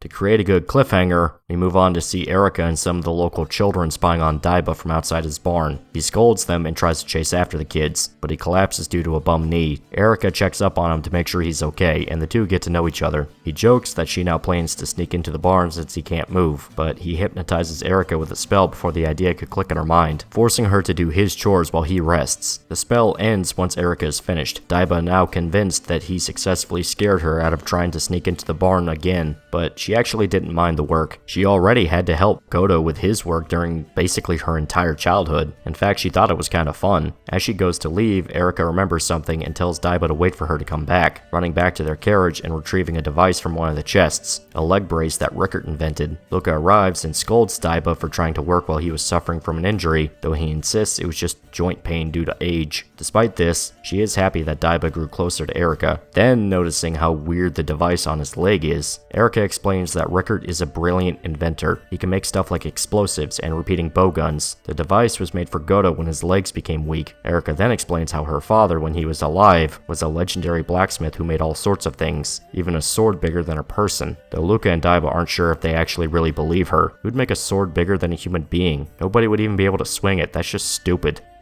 But now that they think about it, could be possible, though Erica insists not only is it possible, but someone actually did use it. Daiba and Luca still don't seem to realize that she's talking about Guts. So let's just move on. Back in Pandemonium, we see that the entire dome is a massive combat arena, where apostles can take out their bloodlust and homicidal urges on the various creatures they kidnapped. Borkov is busy fighting an ogre. Oh, by the way, completely forgot to mention in part 4, this demon right here, he's actually the one who bit off Guts' arm. Dude became a completely small-time demon compared to Locust or Irving, but the fact he's shown up more than a few times now is kinda funny.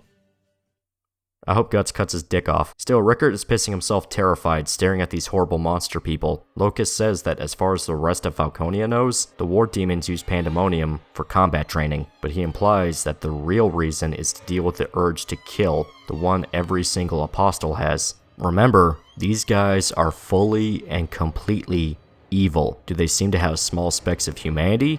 Yes, but apostles at the end of the day cut a hole open into their own hearts and let evil flood in. The God Hand themselves laid it out clear. Either you become evil from performing the sacrifice, betraying the closest thing in your life to gain power, or because you were capable of it, that you were given a chance to meet the God Hand in the first place. Regardless of the context, you now understand why I hate Forehead Girl so much. Sonya pretty much tricked mankind, either knowing or unknowing, to put their trust in creatures physically incapable of not killing. What do you think will happen when they decide fairy tale creatures aren't good enough anymore? Or if Griffith decides to go full Caligula? Borkov finishes off the ogre. Rickard thinking that the scene is like something out of hell itself. These guys are the main strength of Griffith's army. The war demons outscale every single human warrior to such a hilarious degree that Rickard doesn't even understand that the apostles were human once. Locust says that were it not for Griffith, they would just wander the world, indulging in their cravings and tormenting innocent people till God knows when. But because of the Hawk of Light, demons were able to stand side by side with mankind. Griffith managed to give demons a place to belong, and God, I can't wait till Guts kills you all. Fuck demons, they're smelly and they look weird. Still, Locust goes on to say that Griffith's effect on the world only made things better. War is no longer between rivaling ideologies or nations. You're either human or a monster. People no longer fear death. They see the afterlife. Their loved ones telling them how they'll live on even after dying. Griffith didn't just make a good kingdom. He's fundamentally changed the way humans perceive the universe.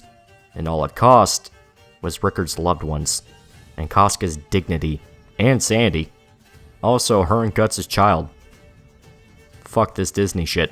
Griffith is a dick. We then move on to the royal garden. Griffith sitting and enjoying a tea party with Princess Charlotte and the Pontiff. Charlotte is ordering flowers from all over the world to plant in the garden, noting that no matter the species, flowers always seem to be in bloom. We then see that Sonia is there too, tired from her long day of working the funeral ritual. Griffith correctly guesses the mixture Charlotte used for the tea, her remarking that he seems to know everything. Sonia sulks at the sight of Charlotte and Griffith spending time together, annoying Mule as she gives a backhanded compliment to the princess. They worry for the Pontiff's health, but he insists that no matter how old he is certain that he's destined to crown Griffith as king and to oversee their wedding, annoying Sonia further and causing her to make another backhanded compliment. Mule is frustrated at her antics, but she simply tries to feed him some cake to make him feel better. But the scene is interrupted. One of Griffith's soldiers announces that Sir Locus arrived with Rickert. After all this time, Rickert and Griffith are finally going to meet. He goes to talk to the boy, the others watching Griffith as he sees to the new arrival. Rickert spots Princess Charlotte, noting that it seems like the two are back together, but he doesn't have time to think about this. He still has no idea what the hell to say to Griffith after everything he's seen. Falconia being a literal utopia filled with happy people, Griffith in command of flesh-eating monsters. The fact this man seems like a literal god. Rickert feels downright microscopic in front of the Hawk of Light. Griffith asks if the reunion means that Rickert finally found the answer to what he asked him that day on the Hill of Swords.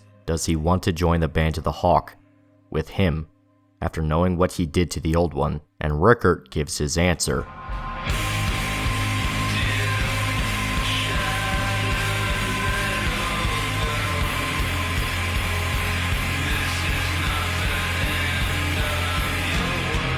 He slaps Griffith across the face.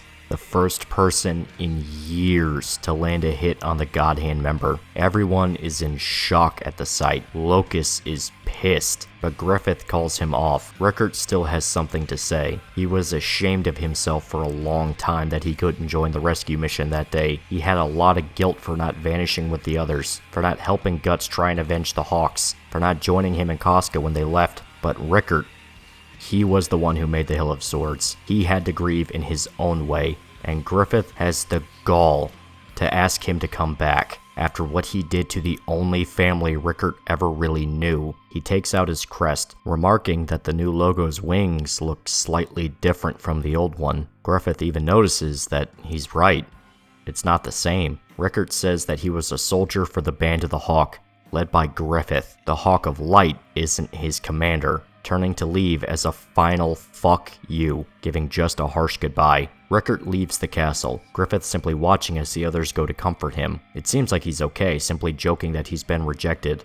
But Locus isn't having it. He is enraged at the idea that someone struck Griffith, gripping the wall so tight that he's shattering the stone underneath. The whole time being unknowingly watched by Salat, who we can assume was the thief that infiltrated the castle earlier. Good to see he's still going. And now, he's interested in what pissed off Locus so bad. Rickert returns to the lodge house, replacing the axle for the carriage they rode to Falconia on as payment. Another man runs up, asking about a certain project that Rickert was apparently working on. Turns out, he's been putting his invention skills to work, making a primitive prototype to a fire truck of all things. A wagon that carries a barrel of water, with a pressurized system that shoots out a stream when a hand pump is used. Rickert is certain he can tighten the system to increase the water pressure, and they plan on putting one in each section of the city, giving them a basic fire response system. Rickert can scarcely believe some of the luxuries Falconia has to offer: running water, sewers, roadways, even functioning toilets. If this place is really the old capital brought back to life, then a nation from 1,000 years earlier had more culture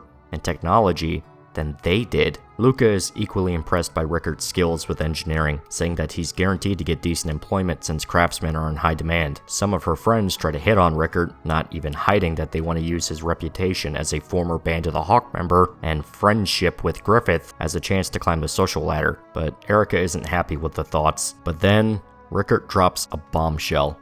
He can't stay in Falconia. He admits to the former prostitutes that he slapped Griffith, but he just can't admit why. The girls then decide to friendzone Rickert, noting that this incident would seriously hurt their plans for gold digging, and Luca is confused as to why Rickert thinks this means anything. Brothers in arms fight all the time, but he says that's why he slapped Griffith, because they were buddies. If Falconia had to be built at the cost of his friends' lives, then Rickert wants nothing to do with it, no matter how nice it is. Luca respects the decision, saying it's something between men and they don't have a right to pry, but she's mostly worried about Erica. What's Rickert's plan for her? Leaving Falconia means dealing with monsters. Is it really okay to drag Erica back into that hell? She insists that she's coming along. Her and Rickert are family, and she's not taking no for an answer. Luca then gives them some advice before they leave. No matter what they choose, they will always be followed by regret of things they lost, people who left them behind, and people they might leave. It's simply life. So if Rickert really wants to do this, he has to go all the way. Don't make any excuses for what happens down the road. The other girls make fun of her for the speech, asking if she regrets what happened with Jerome. Turns out she left him, saying she felt bad for lying to his wife since she seems so innocent and nice. Another of Luca's girls comes barging out, saying they need to get back to work since they're short-handed enough as it is. Daiba seems to have been listening in as well, feeling nostalgic for his younger days. Sometime later, we see Rickert enter a large, borderline factory-sized smithing facility. He can't help but watch how efficiently everyone works, full of energy. They all have a purpose, a sense of duty. In fact, this is probably how everyone in the city works, all to please Griffith. Rickert thinks back to the Band of the Hawk, still feeling unsure of what he's supposed to do. Luca was right, no matter what he picked, he was going to regret it, but could he really live in a city that took the murder of his loved ones to get? It seems like a simple enough question, yet he also has to think about Erica. Does he leave her behind in the city where she's safe, or does she come along and risk being eaten by monsters? No matter what, Rickert was stuck between a rock and a hard place. All he does know is that Erica was right. They were family. See, that's nice. That's a good little touching moment. You see that no matter what, these two are not going to split up. See, even that statue guy agrees. Oh fuck, that's Roxas, that's not good. And he's saying some really creepy shit about how parting with family can be sad, but they can live on without you. They'll be comfortable living in Griffith City.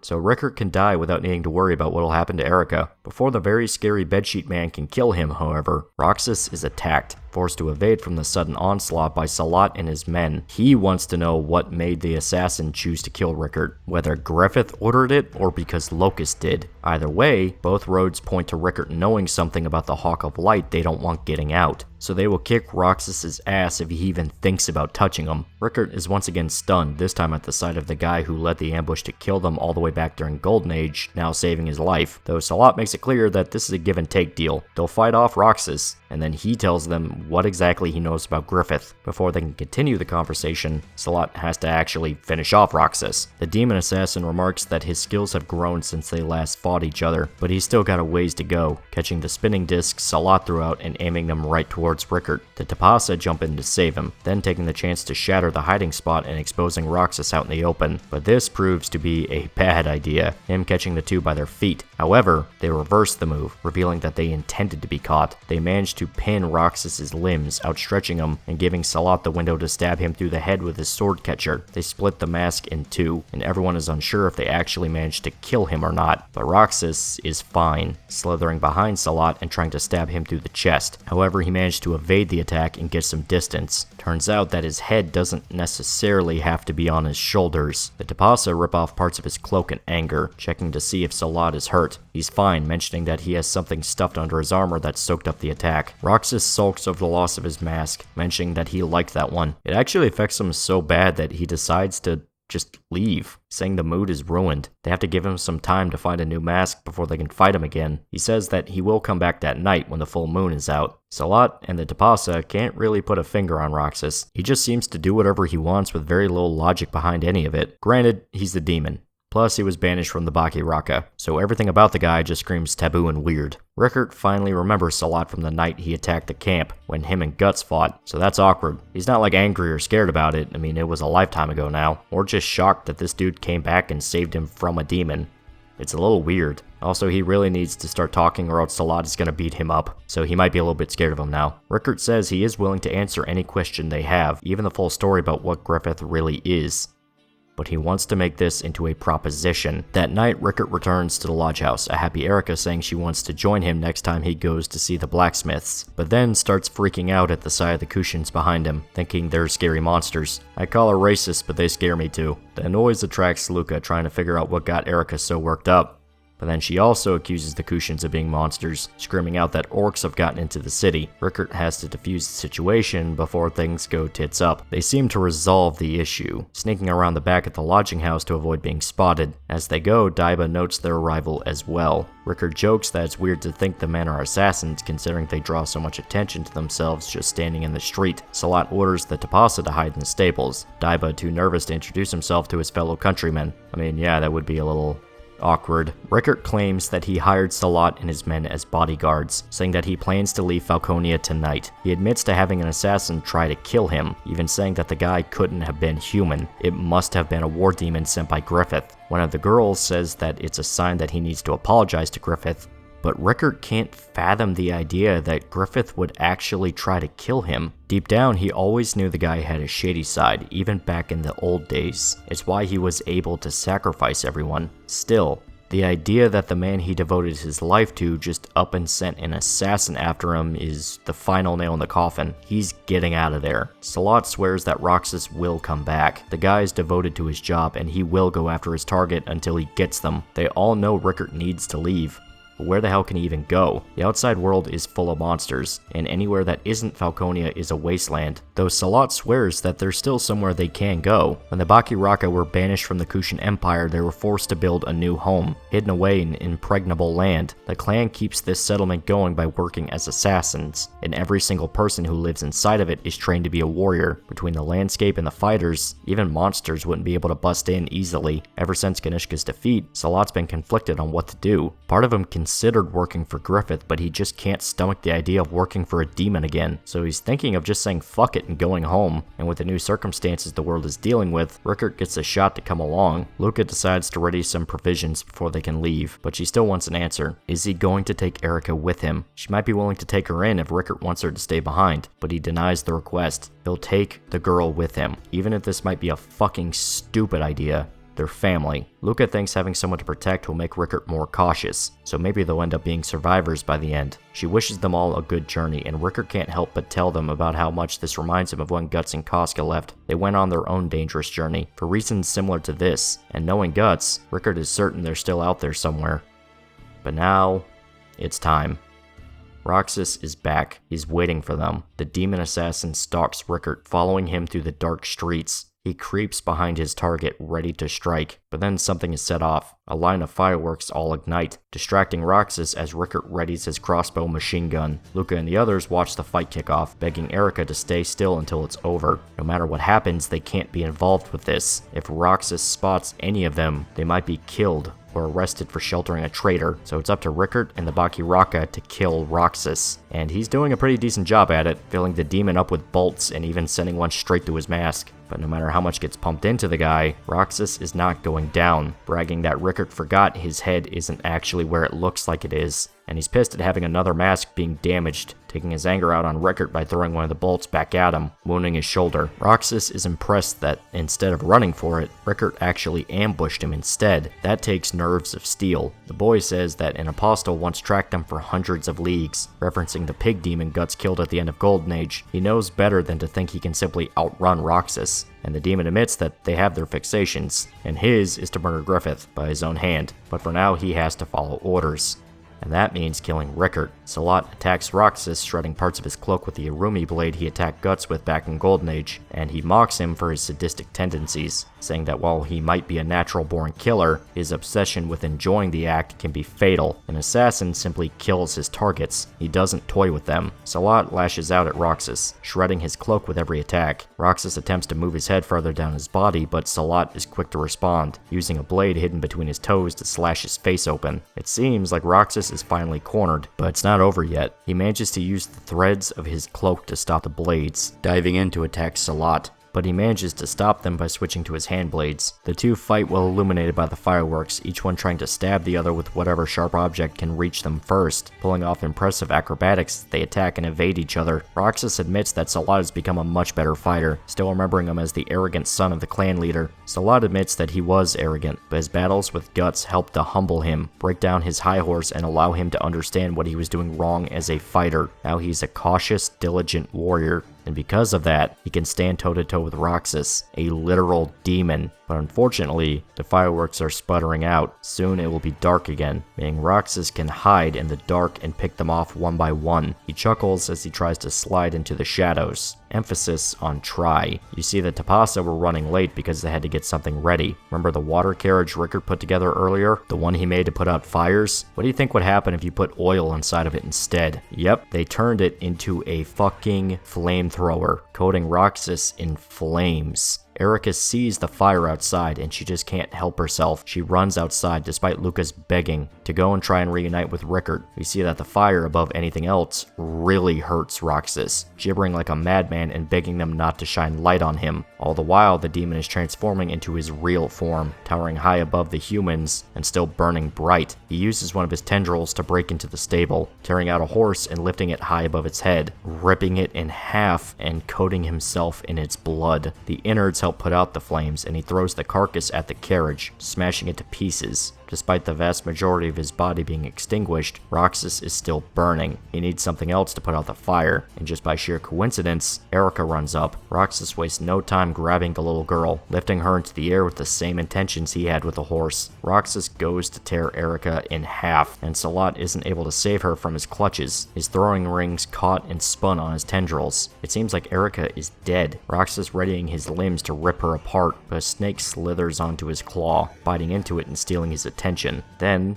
more snakes show up, crawling all over his body and forcing Roxas to drop Erica. She falls to the ground, but she's safely caught by Master Daiba, revealing himself to everyone and openly using his magic. He says this is payment for Rickard's help earlier. Luca is shocked to see the old man using his magic, but he tells her to stay hidden before Roxas spots her. He wants to strike a deal with the Bakiraka. He helps them kill the assassin, and they allow him on the journey with Rickard. They're confused as to who he is, but Daiba shows his face to the Bakiraka, admitting that he is one of the defeated, an oddball now feeling out of place in the new world. The assassins recognize him as General Daiba, the right-hand man to Ganishka himself, the sorcerer commander of the Pishaka, the demon army to the Kushan Empire. Though the old man clarifies that he was the high sorcerer, respect your elders, bitch, and he wants to know if the deal is struck. Rickard says there's no reason not to take it, plus they need to kill Roxas before they can do anything else. Daiba takes this as a cue to launch another spell, summoning a horde of snakes and rats to infest Roxas, commanding them all to bite into the demon. It actually manages to hurt him, since to the rats and snakes it's just old cloth they get to eat. Erica and Rickard hug, finally safe from the horrible demon assassin. Daiba then calls for his pterodactyl monsters, he has more than one now, to escape the barn, declaring them as their rides for the journey. They felt cooped up inside the barn, but now they get to fly free, so they're happy. And I'm happy the dinosaurs are happy. With these, they can fly right over the city walls and anywhere they need to go. Before they take off, Erica rushes back to the carriage to fetch something, eventually joining Daiba, Salat, and Rickard on the pterodactyl. Luca's girls rush outside to see what's happening, and she orders them all inside for anyone can see them, though they say that with all the noise, the entire neighborhood is already alerted to something happening. The pterodactyls fly overhead, Daiba tossing a bag of diamonds at the girls for payment for their kindness. They give their goodbyes, ready to leave Falconia behind for good.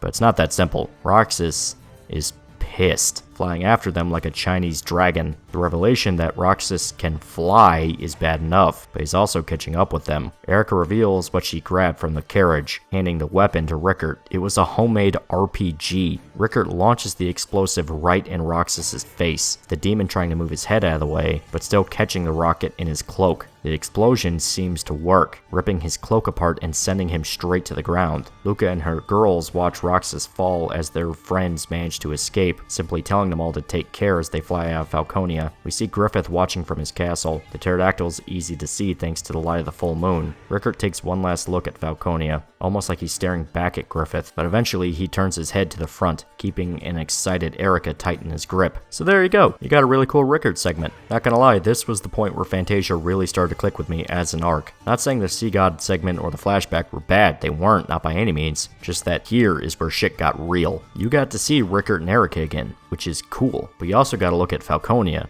as a city. You see that it's basically a full-blown utopia. It seems like everyone's happy and everything's perfect, but to see all of that and still get hit with shit like pandemonium, seeing demons having to resort to killing fantasy monsters to deal with their violent urges, or just the fact that all of this was built off the backs of Griffith's victims, not just the Band of the Hawk, even though that is the main focus, but all of the people killed during the resurrection ceremony at the Tower of Rebirth, the war with the Kushans. What must have been hundreds of thousands of people died for this. It's pretty big, and Rickard is just supposed to suck all that up and live in this son of a bitch's kingdom. Now granted, he doesn't know about anything beyond the death of the old Band of the Hawk, but he still understands that the state of the world had something to do with Griffith. He just doesn't know for sure what, and even if he doesn't stumble into the larger conspiracy at hand, Rickard managed to do the one thing Guts couldn't do.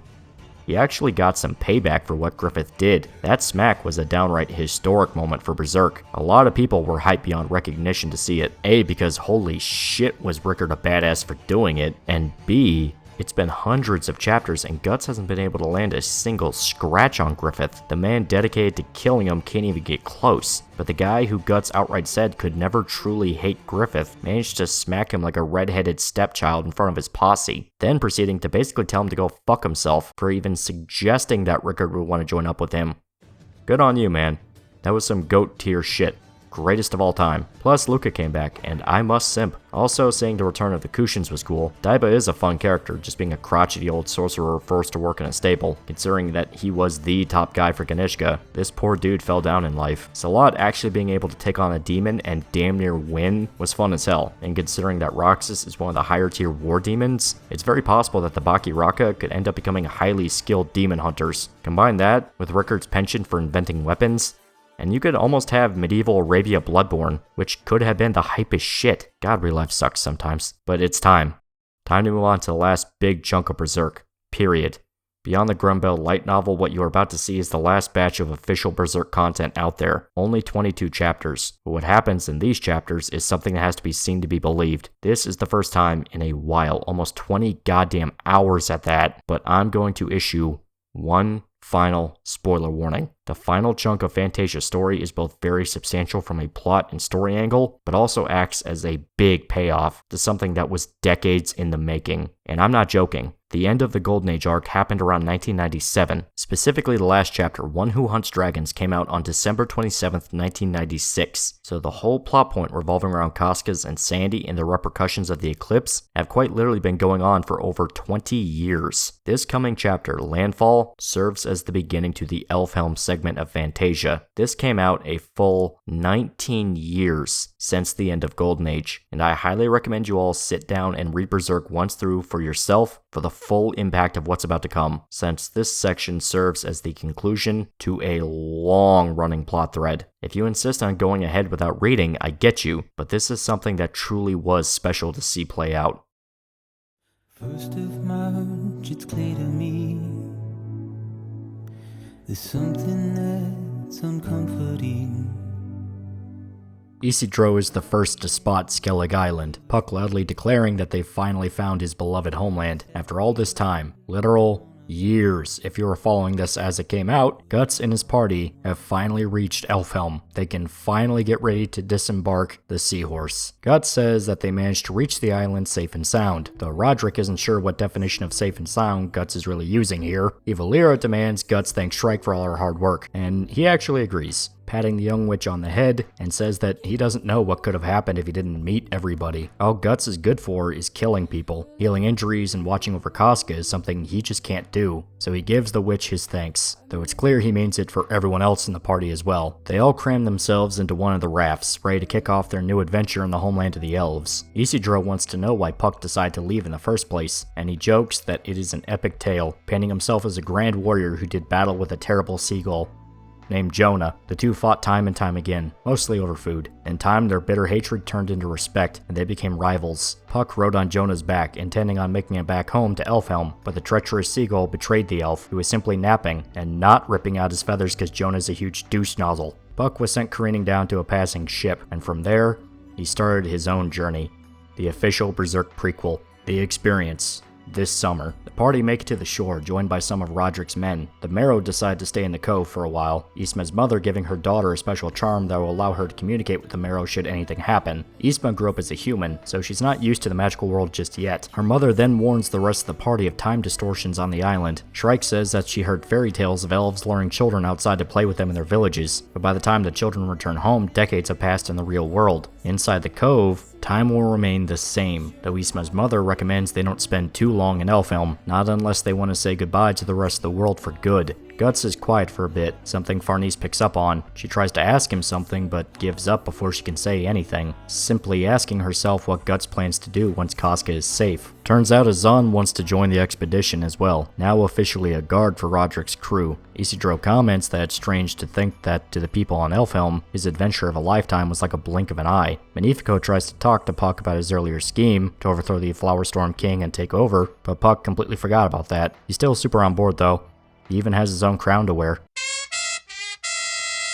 The party approach a field filled with stones, each one with magic runes carved into them. Shrike notices something about the stones, recognizing the system, but Isidro just barges ahead, getting spun around by the magic rocks and running a complete circle right back to the party. Puck isn't sure what happened, since these rocks weren't there when he was on the island. Shrike suggests that they were made after the world changed, to act as a barrier for any intruder. Originally, they never had to worry about it, since Elfhelm was firmly comfortable in the astral world, but with the realms overlapping, anyone can just walk straight into the elven homeland, so they put up a security fence to keep out trespassers. The solution to get past the rocks is to have Puck guide them through. Since he's originally an inhabitant of the island, he'll naturally know how to return home. The barrier won't work on him, so they tie him to a string, the rest of the party grabbing hold so the magic can't affect them either. It seems like Puck just sort of wanders around with no real direction, which pisses off Evil Lyra, but everyone else thinks it's kind of fun, even Guts. And he has crippling depression. The rest of the magic users watch the intruders attempt to bypass the barrier, unsure if they're raiders or pirates. The party seems to successfully get past the rocks, fully entered into Elfhelm, much to the magic users' shock, though it's revealed that the rocks aren't the only security measure they have. They also have the scarecrows. That'll scare them away.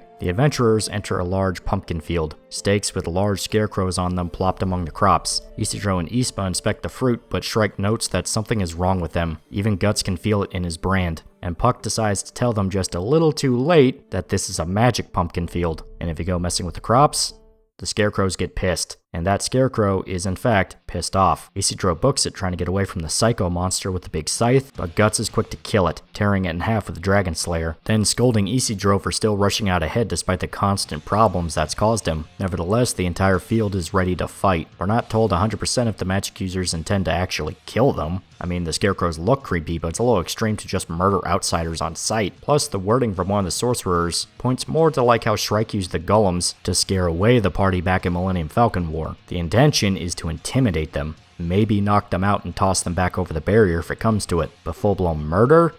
Yeah, I doubt it. Still, the party readies for a fight, Isidro having to dodge one scarecrow's scythe, then getting in close and setting it on fire with the dagger. Serpico has no problem with his wind magic to cut them apart, and Azan has a huge club. Roderick and his soldiers prioritize protecting the women, Yspa and Shrike included along with Farnese and Casca. Guts is able to rip apart the scarecrows without any trouble. It might not even be enough to wake up the Beast of Darkness compared to what this dude's already killed. It's almost like a tutorial fight. The magic users panic at the loss of their scarecrows, some even noting the big dude with the sword is a fucking animal. They even sense that they have magic with them. This is a surprise, since the way they saw it, everyone on the outside were just savages. But it turns out they have some more tricks up their sleeves. Isidro's leg is grabbed by a vine, wrapping itself around him and restricting his movement. The scarecrows aren't the only thing in the field with magic. The pumpkins themselves are also a part of the trap. Nevertheless, it doesn't seem like much to Guts in the party, wiping out huge swaths with the only casualty being Isidro's dignity. Even Yspa manages to kill one of the pumpkins. Good girl. Shrike finishes the spell she was working on, manipulating both the pumpkins and the scarecrows all at once. The fruit all explode while the scarecrows transform into bushels of wheat. She used the power of the gnomes to ripen the creatures. The last line of defense for the Elfhelm sorcerers just blew up in their face. Or did it? They all receive a message through telepathy, saying they went too easy on the intruders. In the distance, the party spots a new enemy coming for them.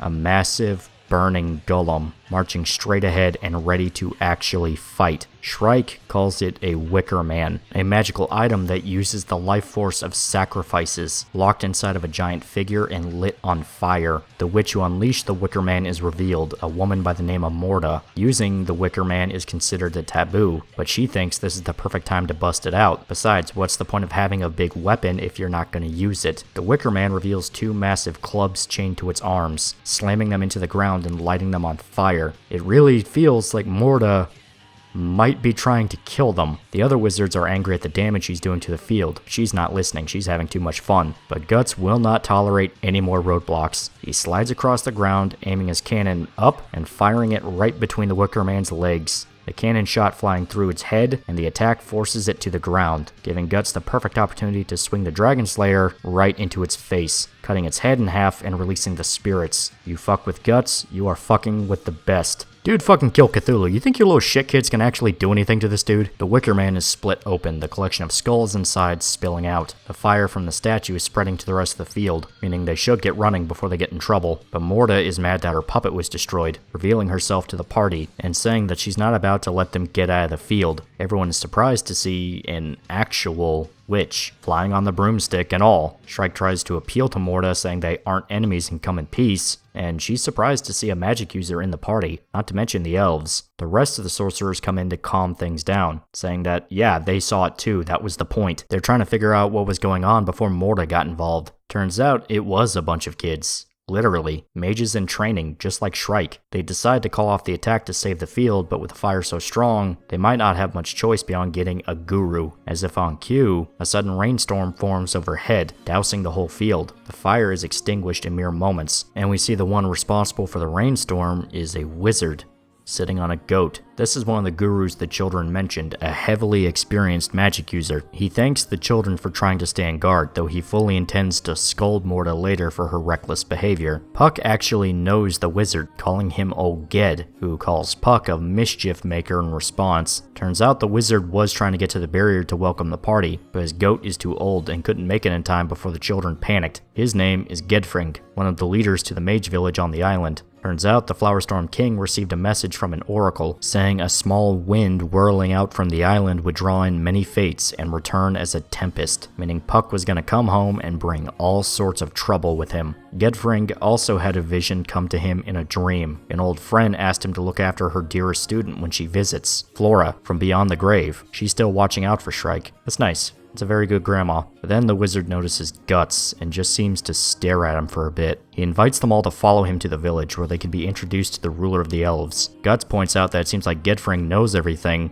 and Shrike says that great mages kind of do. They travel with Gedfring, entering a deep forest. The trees all seem to have faces on them, and yep, they're alive. Guess they're like Ents from Lord of the Rings. They're not dangerous or anything, mainly just funny looking. The mage children all introduce themselves to the party. You have Kuka, Joni, Thune, and Morta isn't really interested in talking, just hovering above on her broomstick. The children want to know why they're on Elfhelm, and Shrike admits that it's to heal Casca's sanity, and to give her a shelter from demons and spirits. Kuka says that the Flowerstorm Monarch should have the power to actually do that. There's a specific ritual they can perform that would allow Casca to regain her mind. The news elates Guts, who just gives a smile for a moment, letting that sink in, though he's quick to let it go back to a neutral expression. They discuss the shift in the world, how the realms have merged together. Gedfring refers to it as the Great Roar of the astral world. Griffith managed to merge the realms by attacking the seals of the world's forest of the spirit tree. He can't explain exactly what this all means, at least not yet. They should talk about it in the village when they get there. Gedfring leads them all to a cliffside, giving a clear view of the Flowerstorm Monarch's domain, a vast village built into the trees, all circling around a massive cherry tree. They enter the village, the scenery inspiring some nostalgia in Shrike, with the mage huts built into the forestry like Flora's home was. As they walk, they spot some of the mage children practicing their spells, using pure ode energy to make tree buds flourish. There's all sorts of exercises the mages have to perform to study their magic. The entire village basically acting like a very rustic Hogwarts. Some of the gurus are more interested in their own individual studies, but they also train up-and-coming sorcerers by taking them on as apprentices. The party is fascinated by this new and foreign culture, but Morta is quick to shit-talk the island. She hates being cooped up, thinking that it's pointless to study magic if they can never use it. To her, it's just a waste of talent. I mean, you can leave. Flora did. The suggestion offends Kuka, who says it's a mage's job to observe the universe, but Morta doesn't care. She wants to hear stories about the outside world. Turns out the party is a pretty big spectacle. The mage is uncomfortable with the presence of the barbarians from the outside, and doesn't help that Isidro decides to sexually harass some of the mage girls. Kid, I'm fucking begging you, we are that close to fixing Casca. Don't fuck this up, monkey boy. Well, the mage girls decide to punish Isidro with a thorough ass beating, even synchronizing their strikes for maximum effect. Puck decides to step in to make sure his friend isn't murdered, and the mages all recognize Puck, causing them to turn on him for his various pranks and shenanigans. So then he flies off, leaving Isidro for dead. He tried, okay? He tried. Gedfring doesn't think much of the situation, viewing it as just childish antics, and leads everyone to his hall, a massive hut designed as sort of a recreation area for the gurus. Two elder wizards are busy playing chess, bickering like old men as a third one asks a girl named Danan when food will be ready. The attendant says that they just ate, despite the old man not remembering, so you have a wizard with Alzheimer's. That sounds like that could be really bad. Still, the party is unimpressed at the sight. Them, it looks more like an old folks' home than a collection of powerful sorcerers. But Kuka insists these guys are the real deal. These are the other gurus who help govern the village. Master Skirble, Master Thrawn, and Master Ginnar. She tries to introduce Danan as well, but she cuts her off, only referring to herself as Danan the Domestic, sort of a self-deprecating joke, seeing as she's basically the attendant to these old men. She welcomes Puck back home, joking that he seems smaller than she remembers. It's sort of a joke referencing how much time Puck has spent as a chestnut compared to his old design. Just because you joke about it doesn't make it okay. I miss old Puck. Danan suggests they all get comfortable, and she will bring them tea. But Guts is done with the rigmarole. He wants to meet the Flowerstorm King. He needs to finish this quest. Granted, he's not violent or angry, he's just desperate, even begging them all to hurry up. Gedfring says that he understands why he's so frustrated, but there's nothing to be afraid of. He should just sit down and wait. Causing a scene could cause the Flowerstorm King to not want to help them. Besides, everyone is probably exhausted from the journey. Casca, Isidro, and Isma have already started gorging on Danan's sweets, so it's not like they would even listen at this point anyway. Guts decides to just suck it up and wait. Everyone seems happy at the moment. Danan even baked a cake for everyone. Serpico jokes that it's almost disorienting considering how violent their quest has been until now. Elfhelm is such a drastic tonal shift that it's hard to stomach. Not just story-wise either, even the art looks a lot softer. Of course, this was around the time Mior switched to a fully digital style compared to the old style, so yeah, it's not going to look as sharp or rough as the old stuff. And I do miss it. Sometimes this does get a little too cutesy, I guess you could say, but it is what it is. They all sit down to discuss the state of the world and to hear the party's quest. Danan is there too, passing out snacks and pouring tea for everyone. She's a nice lady. The rest of the mages are surprised at how much the party went through to get to the island. Morta thinking it all sounds exciting while Kuka thinks it's terrifying. Gedfring brings the subject back to the great roar he mentioned before. Those branches they can see in the sky are now signs of the Great World Tree, a massive tree that connects the heavens, the earth, and the underworld. At least that's the legend. Magic users view it as a visible fissure that is piercing through every layer. It's a massive crack, and the branches are essentially a path someone can walk. Usually, on events like a full moon, they can form and accidentally pull children into shallow layers of the astral world. That's where stories sorta like the PCAF one comes from. Yeah, it was true. Children run into forests to find elves, spend too much time in the astral world due to distortions, and come back home to find centuries have passed. That shit actually happened. That poor fucking kid. And those are just small incidents. Something that can reach deep into the astral world is referred to as the Dragon Path. The Bailet is a tool used to open the Dragon Path deep into the abyss. Guts decides to show off the Bailet to everyone. Gedfring is unsure if it's actually meant to belong to him or if he's simply carrying it to the true owner. But Guts remarks that Flora said the same thing back at the hut. Puck snatches the Bailet away, then using it to torment the mage children since they were taught to fear Bailets. And for good reason too, they're not really fun. Shrike wants to know how Griffith's attack on Flora's hut had anything to do with the state of the world, and the gurus explain that the Forest of the Spirit Trees, which is how Flora described her domain, is just the catch-all term for lands across the interstice. Certain trees exist there that act as parasites to the world tree, preventing it from manifesting in the real world. Mages like Flora lived in the interstice not just because it allowed them to study magic in peace, but because they were to maintain the balance between the physical and astral worlds. Now, thanks to Griffith's war, the Forest of the Spirit Tree has been burned to ashes. The world tree has grown extremely powerful, and the realms are in total chaos. So the mages want to know, who exactly is Griffith? Why does he want to mess up the world like this? What does he want? This is why they didn't want to just heal Casca right away. They wanted to basically interrogate Guts and find out what the hell is going on. Guts thinks it's ironic. He got this far by simply not thinking about Griffith anymore, letting it all go and just focusing on his new companions and Casca, and now that he's inches away from his goal, he has to face that old obsession all over again. He hasn't even been questioned about Griffith in a while. Guts is upfront and honest. He wants his own kingdom. The goal never changed. Gedfring reveals the existence of Falconia to them, the only kingdom truly safe from the monsters rampaging across the globe. The only safe spot for all of humanity is right in the eye of the storm. The party absorbs the information that Guts' rival is the entity that managed to change the world, something strong enough to rewrite the rules of reality because it wanted to. Yzma doesn't really understand what they're all talking about, and Isidro confidently admits that he is also stupid. Yeah, I think we noticed. Though he does pick up on the fact that the Hawk of Light has to be that old war hero guy, the one who led the band of the Hawk, and if him and Guts go way back like he says, then Guts must be friends with that 100-man Slayer guy. Yeah, sure, let's go with that. Yeah, Gedfring points out that going so far just to get a kingdom is kind of absurd. Griffith didn't just get a kingdom, he has the only empire left standing. Though Guts points out that it's not that simple. Griffith won't just be happy sitting as a king. As soon as he reaches his goal, he'll be looking ahead at the next step. He can't stop no matter what. Griffith will simply keep flying higher. That's who he is. Sometime later, the party is walking deep into the forest. The tree is substantially larger than before. Shrike says it's because of the sheer power coming from deeper into the woods. It's strong, yet gentle, a sign that they've entered the domain of the Flower Storm King. Not just the trees are affected, the gravity itself is warped by the energy. Isidro able to jump up to a tree, now that his body is lighter. Gedfring says that it's because no weight elementals are there, entities that weigh down objects, people, even the psyche. They can cause the weather to become gloomy, and even depression and obsession in people. They're negative energy beings, so they clash with the creatures that live in the forest. Yzma joins Isidro on the tree, just in time for some elves to show up. They're Puck's brothers.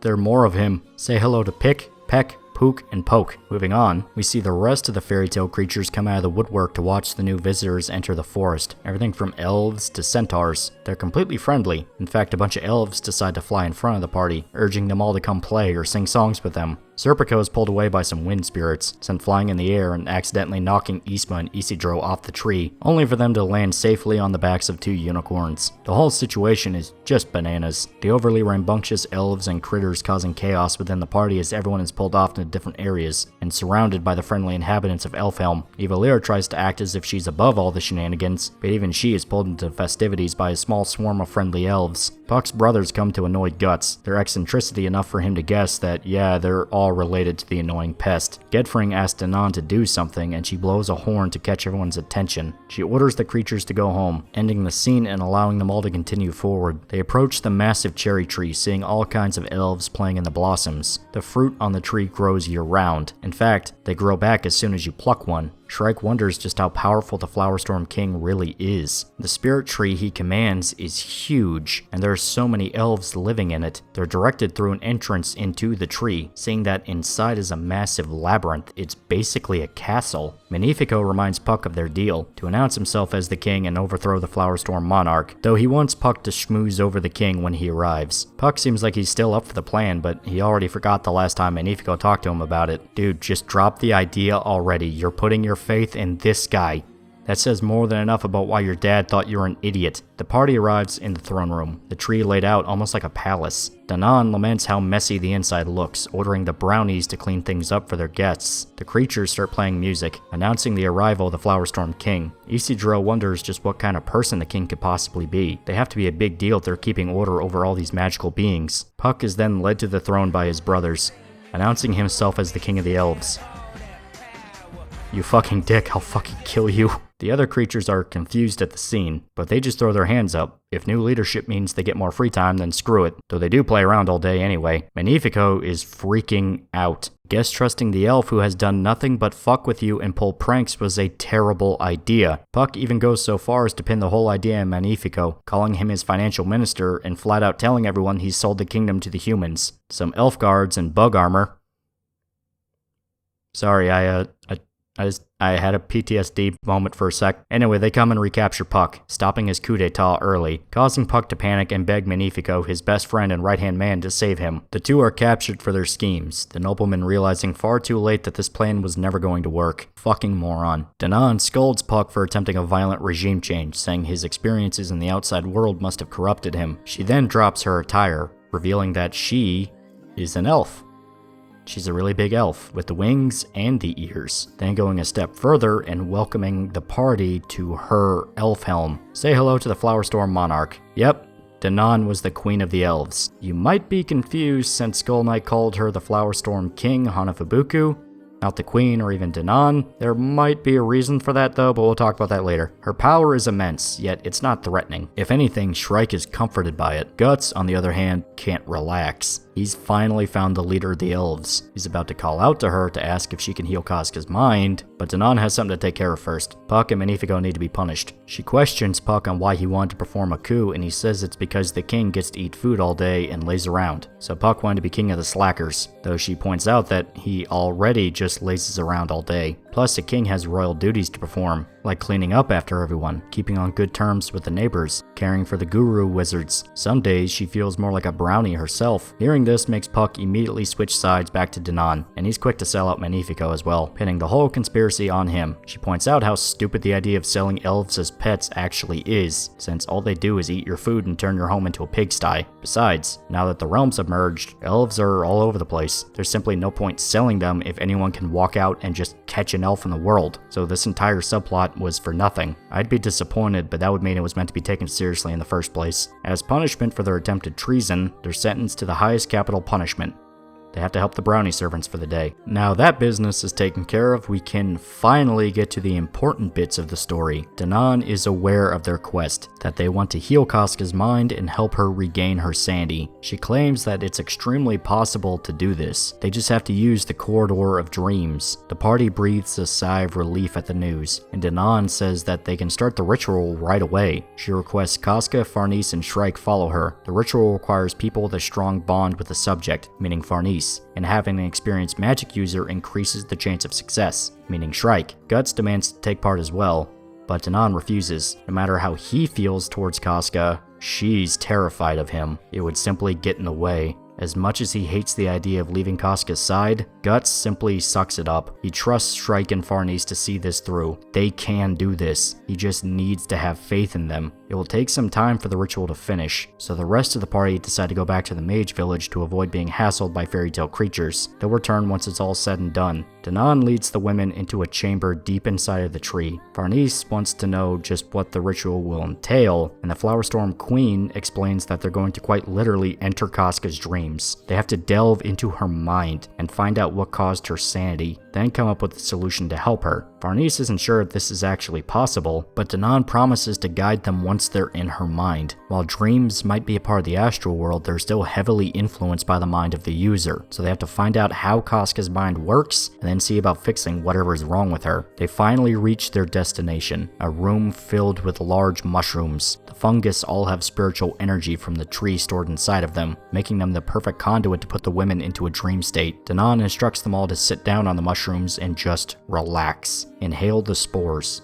Allow themselves to drift off into their dreams. Shrike's dream is pretty goofy. She's back at Flora's hut, sneaking into a cupboard and stealing a jar of honey. When she tries to snack on it, Isidro shows up as a monkey. He threatens to expose her secret to Flora, along with Farnese and Guts. Shrike summons a golem and a wheel of flame to help her, but they're tiny and powerless. Isidro breaks them, making Shrike cry. Continues to bully her, keeping her trapped with his tail as he eats all the honey. She then seems to snap out of it, realizing that she's dreaming, and spotting a door opening in the distance. She runs to it, though not before beating Dream Isidro with her staff. Good girl. We then see Farnese's dream. She's cleaning an endless line of laundry, but she's not miserable or upset at this. In fact, she's happy. The laundry, representing the outfits of the various party members, all praise her dedication and hard work. We even see the uniforms of the Holy Iron Chain Knights, and the stone she's using to scrub the clothes, that's Mozgus's face. It's been a while since we've seen that guy. Of course, he is dead. Still, the last thing to clean in her basket is the Berserker armor, and the Dragon Slayer, blatantly representing Guts. She tries to make sure the armor is comfortable, but it lashes out and bites into Mozgus. Shrike appears to her while Farnese is hanging the Berserker armor to dry, still thinking that her mentor is just a piece of laundry, but she takes her hand and pulls her out of the dream. They have work to do, and they have to enter Casca's mind. Casca's dream is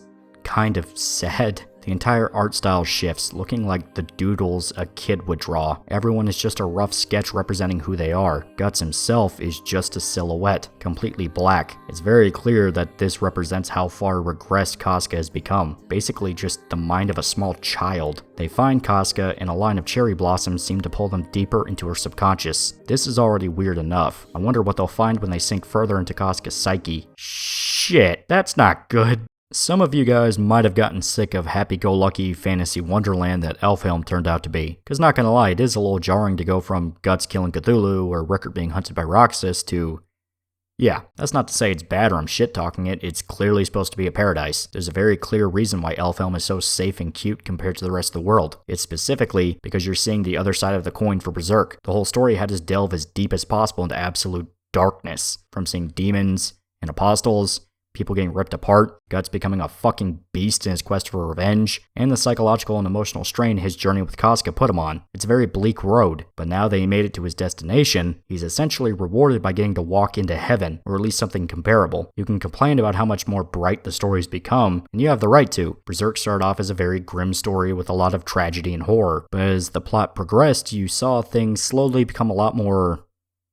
safe? I'm not sure if that's the best word for it, but you certainly don't see half the shit you had in the earlier arcs. The pagan rituals, scenes of innocent people dying, monster birth, Guts' whole mental issues and how they make him do bad things. Modern Berserk sort of stopped taking risks for a bit, which is probably an accurate description for it. Granted, you can't just constantly try to catch lightning in a bottle. The Eclipse and Lost Children worked because you weren't constantly showered in shock value bits. Granted, it's not like Berserk is above shock value. There are plenty of moments that happen purely because of the holy shit factor, but they were done well, and woven into the plot at large so it served the larger story. Finding out about the Kings and Sandys served the plot since it led to the Band of the Hawk being betrayed, and Griffith being tortured. But with the more modern arcs, you can see a clear push to make Berserk more of a high fantasy style epic. While at first it was more so in the vein of something like Devilman and Fist of the North Star, modern Berserk decides to reel back on the horror and the violence. Not completely so, but you can see that the story and world building is taking priority above the spectacle. However, if you think Berserk completely dropped its identity, yeah, not exactly. This entire segment here is a drastic reminder that no matter how many elf queens or Harry Potter kids this story might throw at you, this is still Berserk.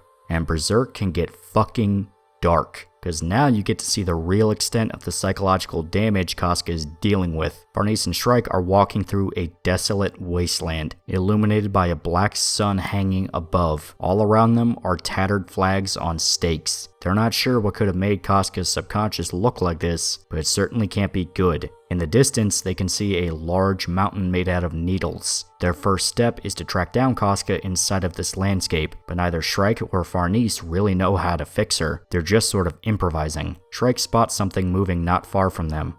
A beaten down, wounded dog, chained to a coffin. It's just dragging around behind it, and there's spears sticking out from the dog's back. Shrike and Farnese watch the dog, noticing that it's missing an eye and a paw. Plus, there's a crest dug into the coffin. The hound starts barking at something, the flags on stakes turning into bat-like creatures as they swoop in to attack. They impale the hound with their stakes, but it becomes extremely angry when one of the bat monsters hits the coffin. The dog jumps into the air, biting into the creature and trying to pull it to the ground, but it's still outnumbered by the other monsters. Shrike and Farnese decide to help the dog, using their magical items that followed them into their dreams to fight off the monsters. If the creature's routed, they go to heal the dog, removing the spears and healing the wounds on its back. Luckily, it doesn't see either of the women as enemies. In fact, it seems to latch onto them pretty quickly. Shrike sees something hidden under its collar, simply saying, "I knew it," when she finds out what it is. It's the brand of sacrifice. The dog is how Casca views Guts in her subconscious, sort of calling back to that line all the way back in Golden Age, when she called him just a mad dog. Farnese is confused as to why Guts is a dog in this world, but since it's a dream, it doesn't have to make complete sense. This is simply how Casca views things in the back of her mind. They decide to open the coffin, upsetting the hound, though it doesn't try to attack, simply giving a sad bark. They slide the lid off and reveal the body inside of it is actually a shattered porcelain doll. The brand right on its chest signifies that this is supposed to be Casca, just a broken husk of what she once was. The sight of the doll hurts the hound, which just belts out a long howl. They notice something else inside of it, hidden under the chest of the doll, a tiny person, even smaller than the elves, the only fragment of Casca that's left inside of the doll. Farnese tries to coax the fragment out of its hiding spot, accidentally scaring it in the process. It runs back to its spot, though cautiously approaches Farnese's hand, then working up the courage to jump into her palm. With how energetic and childish the fragment acts, it sort of reminds her of the Casca they know in the waking world. A large gust of wind almost rips the fragment out of Farnese's hand, and Shrike warns that if it gets separated from the doll, it could possibly harm Casca in the real world. They decide to put it back in the coffin, causing the fragment to throw a tantrum now they can't play with its new friends. They manage to track down Guts and Casca, but now they have to figure out just what the hell even to do to fix her mind.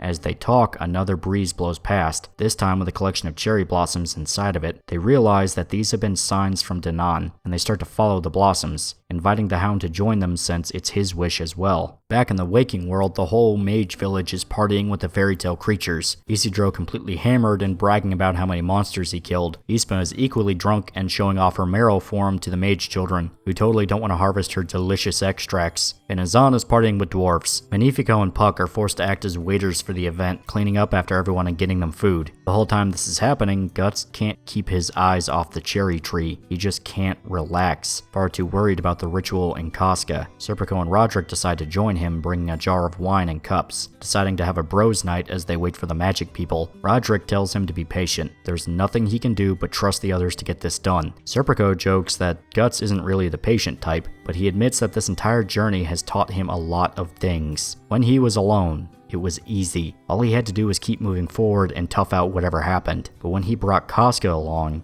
things got difficult. He had to fight to save someone, not just be a mindless killer, and the sheer weight of the quest made him change his ways, accept other people into his life and trust them. Also, just a quick side note, it is cool that we got a callback to the Snake Lord from the first chapter. Respect your roots, people. Nevertheless, Guts thanks Serpico and Roderick for everything they've done. Serpico accuses Guts of already getting drunk, but he can't deny that he had something of a similar revelation. Back when him and Farnese were with the Holy See, life was easy. They could just hold their heads down and obey orders. They weren't necessarily happy, but it was something the two could handle. And when they ran into Guts, it all came crashing down. Everything they thought they knew exploded in their face, and Farnese became obsessed with Guts, the reason everything stopped making sense. Serpico notes that Guts managed to do something that he couldn't do in all the years that him and Farnese spent together. Guts gave her a reason to really live. At first, he wanted to kill him, terrified of the changes in his sister and the danger they kept running into. But even then, he couldn't help but be proud of her for trying to find her place in the world, and seeing how Casca became such an important part of her life certainly helped as well. In fact, because of how close the two became, basically being sisters and everything but blood, this ritual could even kick off in the first place, so they need to have faith that the girls can figure it out. It's entirely possible this speech is because Serpico is drunk, but it's still a cool bro moment regardless. Roderick isn't really sure what to say. He hasn't stuck around as long as the rest of the party, but still it's cool that Guts went so far to save his girl, and if Roderick had to choose a way to die, it would be drowning in the ocean, in wine, or in women. Respectable. Guts goes quiet again, staring at the cherry tree, the warning from Skull Knight repeating in his mind that his wish might not be her wish. We return to the dream, the women and the hound fighting against a powerful gust of wind. They have no clue how long they've been walking, just following the cherry blossoms wherever they lead. It doesn't help that time and distance are warped due to dream logic. They could be walking for seconds or entire years. They spot a light in front of them. Realizing they've stumbled across a lit campfire, they decide to rest. Farnese happy for a chance to warm up while Shrike is trying to figure out what this has to do with the dream. And then they see it. A vision of Guts manifests in the fire. The young Guts. from Golden Age. They found a scrap of Casca's memory playing out in front of them like a movie. This one is of the Bonfire of Dreams speech, this time from the perspective of Casca. They realize that this is a Guts from long before they met him, still having his eye and his arm. They also feel the passing emotions of the memory, how Casca felt as she spoke to Guts during this moment, bittersweet and tender feelings. The memory ends as it turns into a piece of the doll, the Hound picking up the shard in his mouth and desperately trying to open the coffin. They open the lid for the Hound, the tiny fragment panicking at the sight of it, but still he drops the piece into the coffin, the doll taking in the piece and repairing a part of the eye. They realize that their goal is to track down the other memories and return them to the doll, hopefully completely repairing it. Unfortunately, those bat monsters are back, and far more than before. As Shrike searches her bag for more weapons, she pulls out the Golem doll and the Wheel of Flame that manifested in her own dream. Now that she's fully conscious inside of a dream, she can summon far more power than in the waking world, activating both items and commanding them to attack the bats. They continue the journey, finding another memory in the distance. This one is Casca's sword and helmet, from when she fought Guts for the first time back when the Band of the Hawk tried to kill him. They're not sure of the context to the memory, confused as to why Guts is so young and why the two are trying to murder each other. The memory ends right as Casca is thrown to the ground, before Griffith interrupted the fight. Once again, they return the shard to the coffin, piece by piece putting it back together. It seems like this is the only way to fix the damage done to her mind, to return her memories scrap by scrap. As they wander, they find a flag, the flag of the Band of the Hawk. Memories of her time at war come flooding in, and we get a callback to Adon.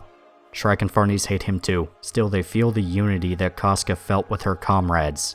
Yeah. The next memory they find is a pretty major one. Griffith's saber. It's the time he saved her from the noble that tried to rape her. Farnese says the feelings Casca had for Griffith are similar to what she feels about Guts, recognizing this as a life-changing moment for her. You might be noticing a theme with these memories. This is basically a greatest hits love letter to Golden Age. It's not so much a member berries thing, even though it kinda is, but it's more so reminding you of how far this story has come since that arc. And yeah, it is cool seeing all this stuff come up again, not gonna lie. Especially with seeing how Casca felt about a lot of it. Getting her perspective, it's kind of nice. The landscape is growing more abstract as they journey deeper into Casca's mind. The bat monsters, now replaced by these spider-like entities skittering around on the ground. They're still hostile, so Shrike summons a pack of golems to protect them, sneaking away from the fighting while they have the chance. The next memory they find is of a chandelier, the celebration they attended after the fall of Doldry, when the Band of the Hawk was uplifted to nobility. The memory ends when Griffith collapses, quote-unquote poisoned by the Queen. After that, they spot a cave, the one Guts and Casca hid away in after they fell off the cliff. That memory ends with Guts telling her to leave during the 100-man fight, the last image being of Guts slumped against the tree surrounded by dead enemies. After that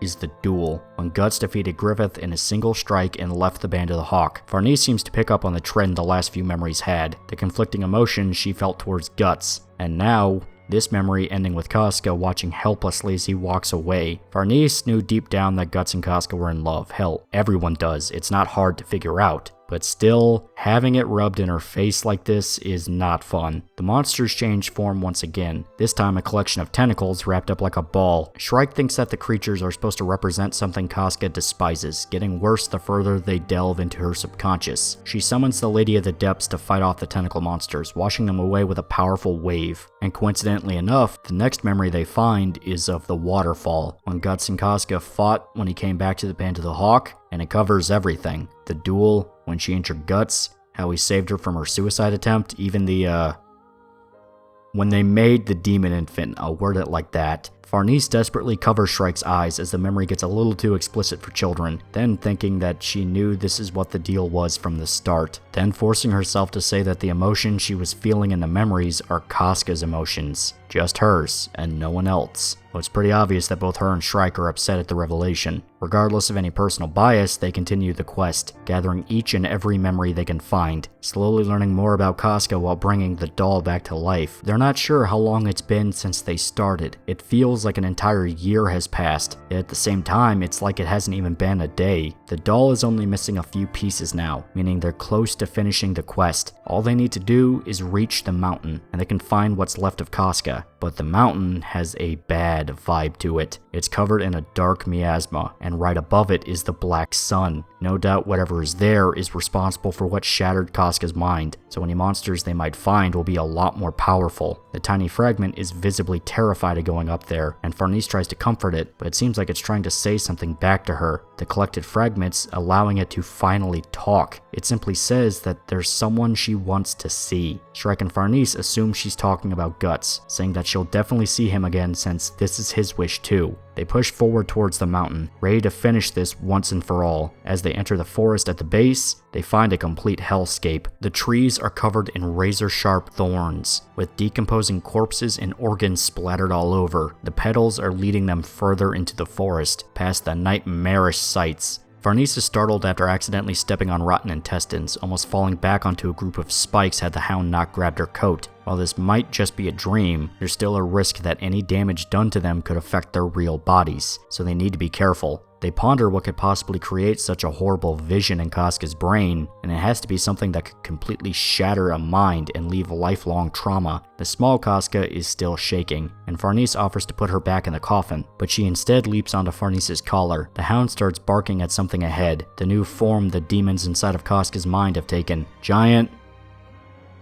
worms. Let's call them worms. And they spit a white fluid from their mouths.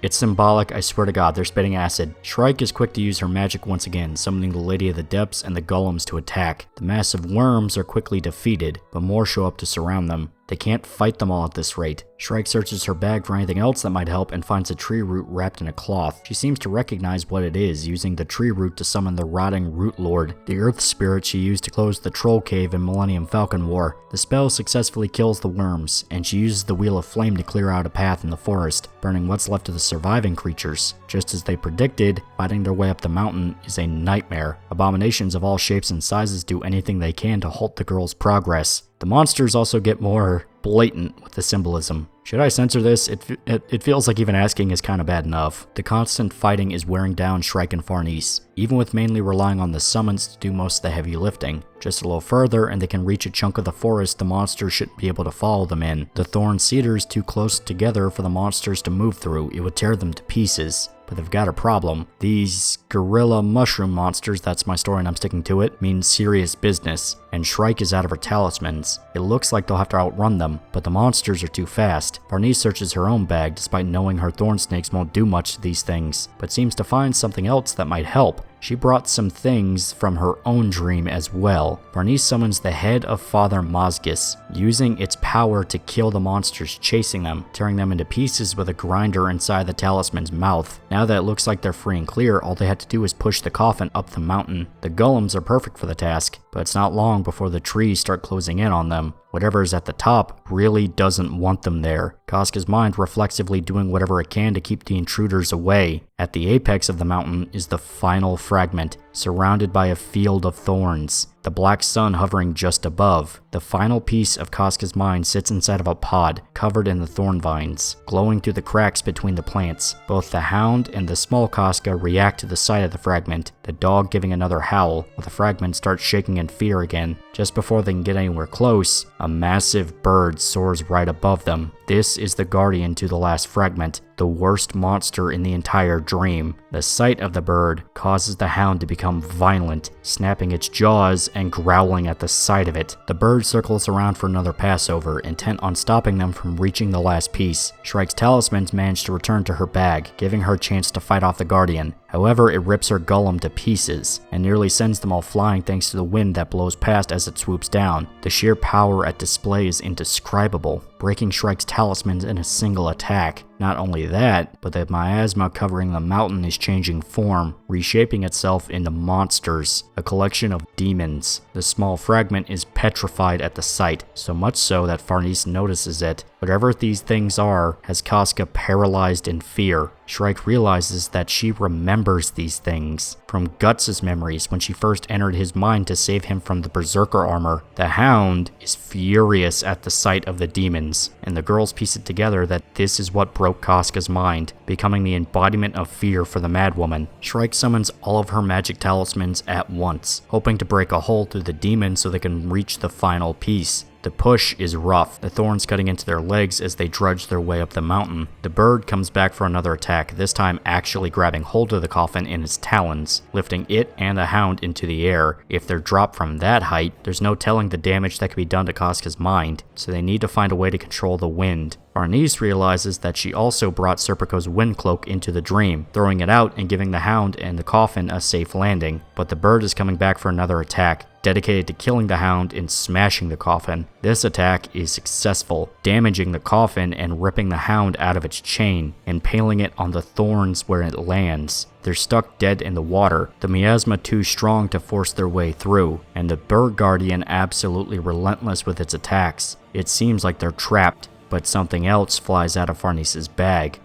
A certain set of armor. That's right, if you remember, Farnese was also washing the Berserker armor in her dream, so it's been sitting in her bag waiting to get out. The armor goes straight for the hound, covering its body. It's now completely covered in the Berserker armor, meaning it's fully capable of killing everything in sight now, and it's excited to get started, diving straight for the demons ahead. It's then revealed that inside of the cloak to the armor is the Dragon Slayer, the hound swinging its tail to kill the demons. Just as you might have guessed, this gives them a chance to push past, now all distracted by the homicidal dog trying to rip them apart. They just need to find the casket before it's smashed, or before the dog breaks it during the rampage. They see the bird careening down to attack, but the hound is ready for him, opening his mouth to reveal a cannon, firing it straight at the bird. The shot hits the guardian right in the face, cracking open part of its shell, exposing a glaring eye from underneath. The hound and the bird are so busy fighting each other, they don't even realize Farnese and Shrike are making their way to the last piece of the doll. But even with the guardian's focus taken away from them, the miasma demons are still a serious problem. There's just no end to them, and the talismans are starting to become overwhelmed. They have no more magic to throw at them, simply resorting to pushing the coffin uphill and trying to outrun them. But as it just seems like the demons are about to catch up,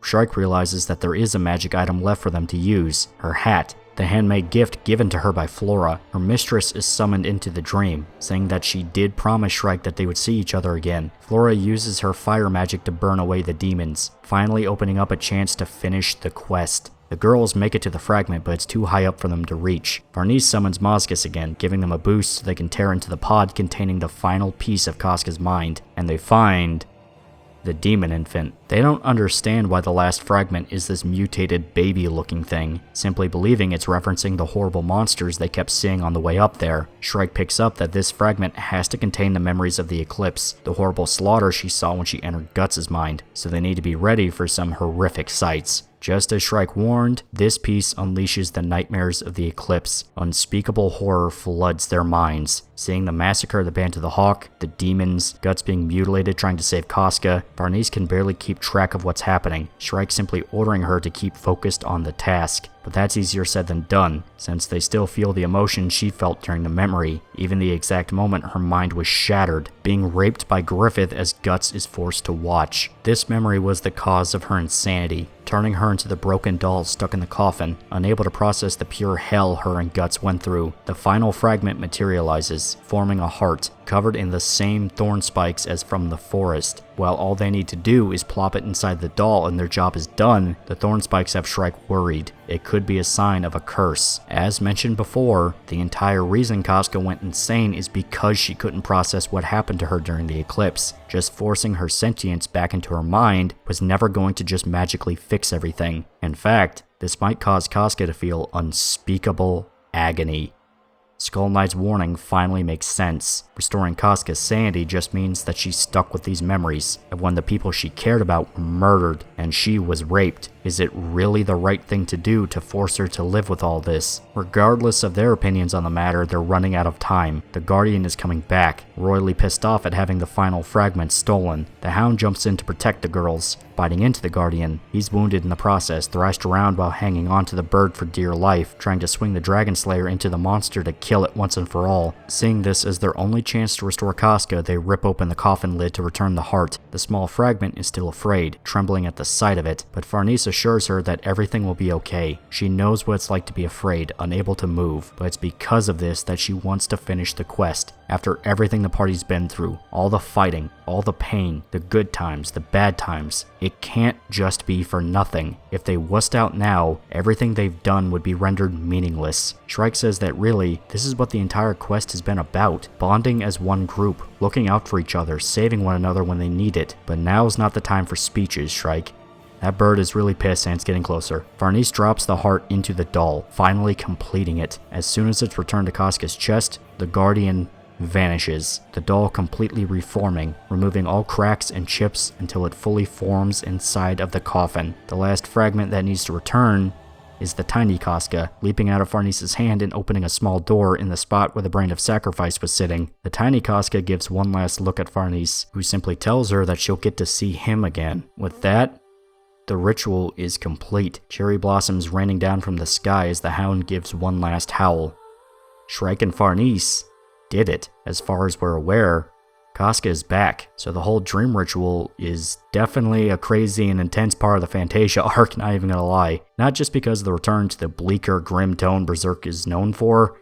I mean, Christ, the Organ Forest was pretty hardcore, but it was also really cool seeing how much of an impact Golden Age had on Casca. I mean, granted, these were the last memories she had as a sentient human being, and in a way it was sort of a weird nostalgic trip, seeing the greatest moments of that arc played out from Casca's point of view. It's definitely pretty powerful, and hell, if you're going to restore her mind, why would you not run through all the best moments that made us like her in the first place? I know when this segment of the story came out, people were fucking hyped, seeing a reference to Bonfire of Dreams again, a great way to sort of pay tribute to such a beloved piece of the arc, and seeing the dreamscape, along with the symbolism of each thing that showed up, it was powerful, realizing that deep down Casca quite literally viewed Guts as a mad dog, but deep down her happiest memories were with him. I mean, that's just good. And seeing the demon infant as the symbol to what happened during the eclipse, I mean, it's tragic stuff, especially when you consider the fact that Shrike and Farnese don't know what it actually represents to Casca. It's not just a spooky looking demon, it's the greatest tragedy of her life. It's her unborn son that was corrupted into being a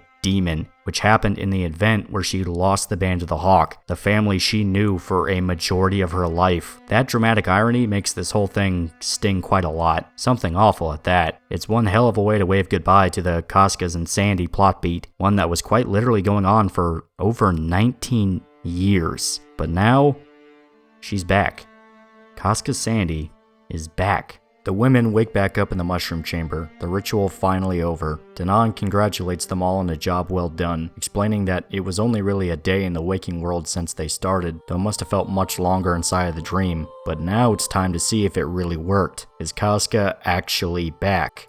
To everyone's surprise, she actually begins to speak, saying that she does remember everyone, though it was like watching it all as a different person, as Elaine, the name Luca gave her when she hid out with the prostitutes back in Conviction. But now, it's time to meet everyone as Casca, finally introducing herself after so long. It seems like it went off without a hitch. Farnese and Evalira are stunned at Casca's ability to speak, and Shrike notices that her entire demeanor has changed, even down to the strength of her energy. This is Casca as she once was, the warrior, not the helpless Elaine they knew before. In fact, the difference is so strong that it's like she's a completely different person now. Shrike asks exactly what Casca remembers, and she explains that it's like she just woke up from a deep sleep. Everything that happened as Elaine was like watching it all through a hazy, distant darkness. So really, waking up and seeing everyone is like characters from her dream coming into reality. The only thing she can clearly remember is when they went to save Griffith at the Tower of Rebirth. Anything else is like she's still half asleep. Shrike and Farnese think it might be because of the curse wrapped around her heart from back in the dream, though they don't mention it to Casca. Instead, Farnese simply asks if she remembers Guts. The mere mention of his name causes Casca to cry, but not out of anger or sadness. She's happy. She's smiling. The women are speechless at the sight of Casca showing an actual positive emotion about Guts, and a very strong one at that, and Evalira jokes that she woke up the final boss. But Danan arrives to get everything back in order. Now that the journey is over, it's time for the reward, but she can't reunite with Guts dressed in a potato sack, so the Queen of the Elves decides to give Casca a gift, manifesting a flowery dress around her, despite her hesitance to wear something so Feminine, Danan insists that she looks good enough for the occasion. In fact, she's already notified Guts about what happened with telepathy. He's on his way. Casca just needs to meet him outside the cherry tree. It all seems like a, well, fairy tale ending. After so much pain and suffering, Guts and Casca are finally about to reunite. With every step, Casca remembers more and more. Memories of the Golden Age coming back to her, of the good times she spent with her comrades, and Guts. Even the memories of Elaine come back, mixing together in her head. It was like watching the world from underwater, yet the whole time something was pulling her. Deep down, she knew she wanted to see someone. Just as Danan requested, Casca waits for Guts outside the cherry tree, the two mere moments away from being able to see each other again. Casca sees Guts approaching, and tries to call out to him first. But something happens. As soon as she sees Guts, it all hits her at once. Those memories come back. She remembers what happened after they found Griffith, seeing him tortured. Then, the eclipse. It all rockets back to the surface of her mind.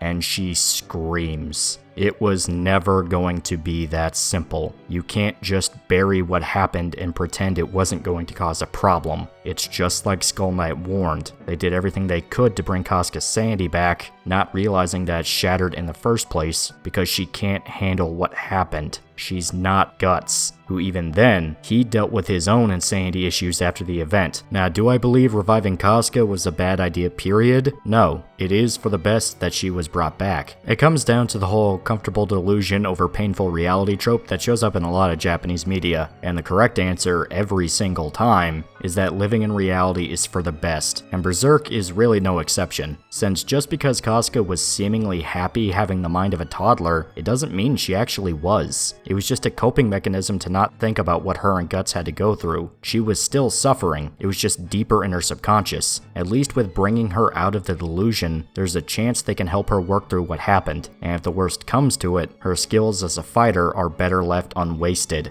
But for now, you guys get to sit on this cliffhanger for a bit, since it's time to move back over to a different perspective. This time it's Griffith and his army.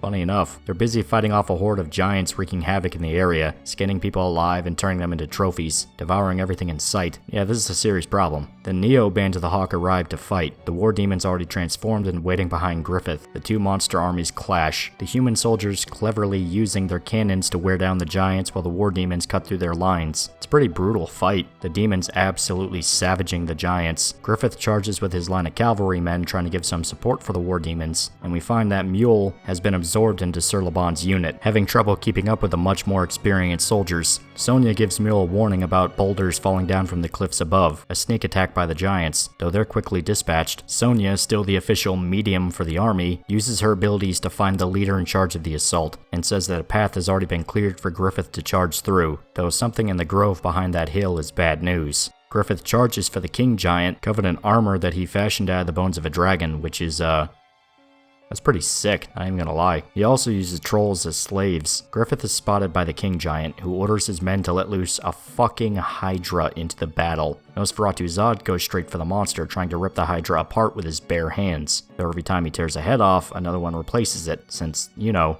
it's a Hydra. Zod is still able to hurt the monster, and a number of Hydra heads are killed by Irving, who's perched on a hill above the battlefield. Grunbild then arrives to help Zod as well, burning the Hydra to cinders with his dragon fire. The leader giant is out of options, with his soldiers defeated and his trump card burned to a crisp. And to cap it all off, Griffith is running up the back of Grunbild, leaping off the crystal dragon, and stabbing his saber directly through the King Giant's eye, killing him in one blow. With that, the battle is decided, the Band of the Hawk victorious once again. He tells Sonya through telepathy about the death of the Giant King, ordering her to make sure the entire battlefield sees the image of the corpse. In one fell swoop, he shatters the enemy's morale, Griffith declaring this a victory, and for his army to kill what's left of the giants. Before long, they're all dead, only the Band of the Hawk left standing. Griffith says that it's time for them all to return to Falconia, promising the spirits of the dead time to say goodbye to their loved ones. Laban and Mule admit that they never get tired of the sight, but the spirits spirits floating around Griffith. Knowing that they'll get the chance to say goodbye to their families if they die in battle is a major relief for the soldiers, even if it doesn't mean they get to be reckless. Mule recognizes this as a backhanded lecture, and he changes the subject, saying that with the battle won, they managed to wipe out all the monsters posing a threat to the Eastern Highway, so even if it wasn't much, they managed to take back some territory, though Laban is more cynical about it, saying even if they managed to take the region back, there's really no real way to defend it if the monsters decide to return. Even with the war demons, while they're powerful, there's not too many of them to go around. Sonia calls out to Griffith, saying she found something up on the hill above. Turns out there was another reason why they were fighting for this region, a solution to a problem, at least how Griffith puts it, ancient ruins. Toppled over from years of the elements. Despite the damage, Grumbeld is still able to restore everything just fine. Mule and Laban comment that while Grumbeld is a scary looking dude, especially as a dragon, he's a reliable comrade, someone they gladly risk their lives for.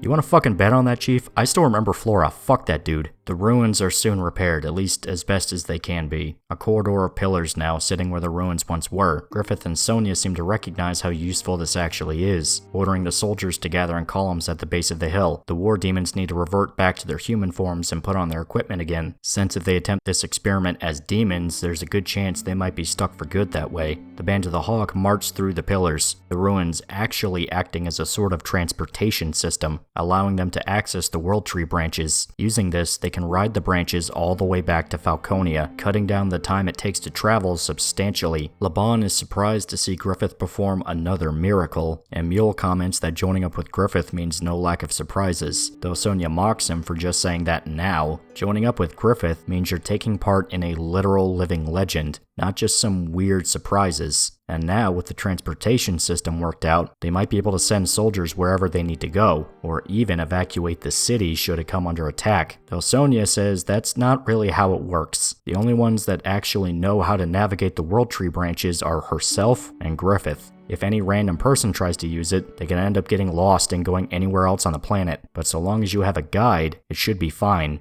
And getting these ruins set up will help them for military matters. Sonia is happy at the idea of helping Griffith out with this project, and the returning army are just glad to be back home in Falconia. The commanders of the armies sit down to discuss the recent victory, saying that the giants have been purged from both the east and the west, though some of the surrounding forests are still no-go zones, and the mines to the north need to be recaptured as soon as possible. But now, with the giants in the east destroyed, the rest of the work just got far easier. Charlotte, now considered the queen, leads a round of applause for Griffith, the rest of nobility following in kind. Griffith says that even with the stunning victory, there's still a lot of work to be done. They have to work to reclaim all the land stolen from them, since this will only help mankind prosper. They move on to the next issue on the agenda, Sir Owen discussing the current state of policing and crime in Falconia. For the most part, it seems like Wyndham's citizens are settling in nicely, but the refugees are being underpaid and resorting to crime. Turns out the areas where they promised loans to incoming refugees were especially impacted. And not just that, but heretical and pagan religions are slipping into the city. If left unchecked for too long, it could cause a civil war. One noble even going so far as to blame the issue on the Kushans that have been integrated into the city. Laban laments the state of human nature, but assures Owen that as soon as someone sets their eyes on Griffith, surrounded by spirits of the dead, things such as rivaling ideology just seem so small and pointless. In fact, that spectacle alone seems to be what's keeping the melting pot from boiling over in the first place, but this is still an issue that can't be ignored. Something has to be done. Their solution at the moment is to simply increase the military presence in the city, hoping the firm hand approach can at least keep things stable for now. The next issue are the various orphans that were created thanks to the monsters, the war, and just the fact that life sucks in Midland. Someone suggested building an orphanage, that someone actually being Queen Charlotte. While the rest of the nobles respect the philanthropy, there's not much surplus money to go around. The war with the Kushans ruined the economy, not to mention how much the world changed and the consequences of that. Charlotte takes the rejection well, disappointed that her idea was shot down, but Griffith insists it's a good idea. Sure, the economy is ruined, but they also got a bunch of treasure after killing the giants. Surely some of it can go to an orphanage. One of the nobles say they need to focus on high priority issues first to whittle away at the pressing matters, but Griffith hates this idea, thinking it'll lead to a slow death. They have to care for their nation's youth. It's the only way for humanity to prosper.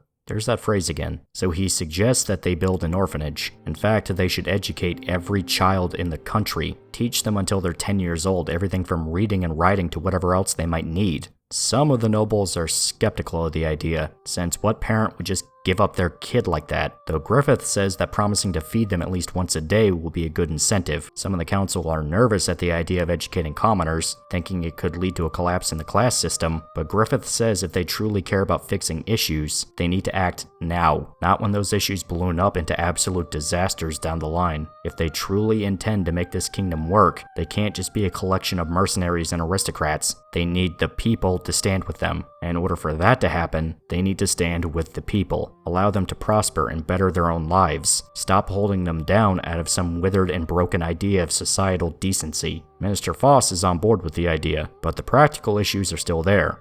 How the hell do they afford all this? They might have to raise taxes, though that would just piss off the very people they're trying to help. It wouldn't be so bad if they can get access to the mines again, because then they'll be able to start minting more currency, so that could be a possible answer to the conundrum. Griffith also suggests that leaving the refugees in a single district will only exacerbate the crime issue. They'll be targets of discrimination, thus leading to further violence. On top of things such as organized crime and gangs, they still need to find a way to filter out any bad apples. They can't just let everyone in, even with the circumstances. So Griffith suggests absorbing them into his army. Having them fight side by side with natives to Falconia will strengthen their loyalty to the city. It'll be like how they integrated the Kushans into the Band of the Hawk. Plus, more soldiers mean they can capture more territory, meaning more access to resources, meaning a bolstering economy. They plan on establishing an outpost near where the highway is to be built. That can lead to towns and potentially other cities forming up along this network. They then plan to build a wall along the border, with various towns and outposts close by. That way, in case of attack, they can move soldiers quickly and efficiently, and during peacetime they can simply stay put and keep guard. After 10 years of military service, a refugee is given full citizenship and a chance at residency in whatever county they want to live in. Griffith claims that it is possible. Midland is the last nation left standing on the continent, maybe even the world. While this means a heavy risk in case of a mistake, this also means that the entire world is up for the taking. They can expand territory how they want, with no risk of retaliation. King Geiseric was once able to subjugate the entire continent, all of it, under his empire. So Griffith wants to take this opportunity to create a second empire, on scale to what the old king had in mind, and it would all belong to mankind. Put an asterisk there, buddy. Also, leave the old king's name out of your fucking mouth. The idea of building a second great empire has the nobles excited, each one ready to get back to work to further Griffith's idea. The other nobles note how much Minister Foss has returned to life since his retirement some time ago. He admits that he was inspired by Griffith's fantasy, saying that to lead a nation's people you need to fully believe in what you're doing, to have a grand vision in mind for the future and work towards that goal with every step. And Griffith matches that to a T. He got his kingdom, now he wants to be the only kingdom. Sonia is feeding a hawk some leftovers from the kitchen, revealing it as her pet. She realizes that the meeting is over and tries to call out to Griffith, who's more interested in talking with Charlotte, much to her dismay. Charlotte thanks Griffith for taking her side in the meeting, thinking it was just a stupid idea, but he insists it's a good plan to make sure the next generation comes up well. Charlotte explains that she wants to plant her flower collection in a garden for the orphanage, to make it a nice home for the children. Griffith says that she's like the kingdom's mother. In fact, she's already talking a lot more like a housewife. And Charlotte retorts by saying that Griffith is like the kingdom's father, maybe even the king. The sight of the two flirting drives Sonia insane, mindlessly plucking out the feathers of her pet hawk as she waits for it all to end. Charlotte wants to know if Griffith is busy anytime soon, offering to share a cup of tea with him in her room, if he's interested. Locust says that the army has no plans, so Griffith can take as much time as he wants.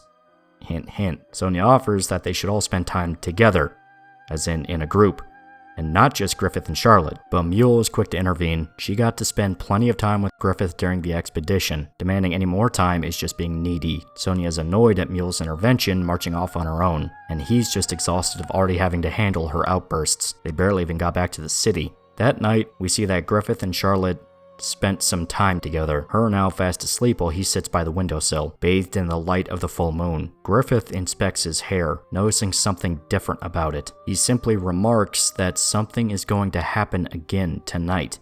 And we see he completely vanished, Charlotte sleeping alone in her chambers. Alright, you guys kept patient during the Griffith stuff, I'm proud of you. That's not to say it's bad, though I will admit the council meeting kinda got a little dry. A lot of it was just Medieval Politics, the Medieval Politics show. Now, the reveal of the gate allowing them to traverse the world branches was cool. Also, the war with the giants was fun to watch, not gonna lie. The dude made his armor out of the bones of dragons, plural. He had multiple skulls. Main issue is more so that holy fucking shit, we left the Elf Helm segment on a pretty massive cliffhanger. Let's get to that already. And yeah, we're coming back to the Elf Island. In about 10 minutes, I'm kinda tired. I think I'm gonna take a nap.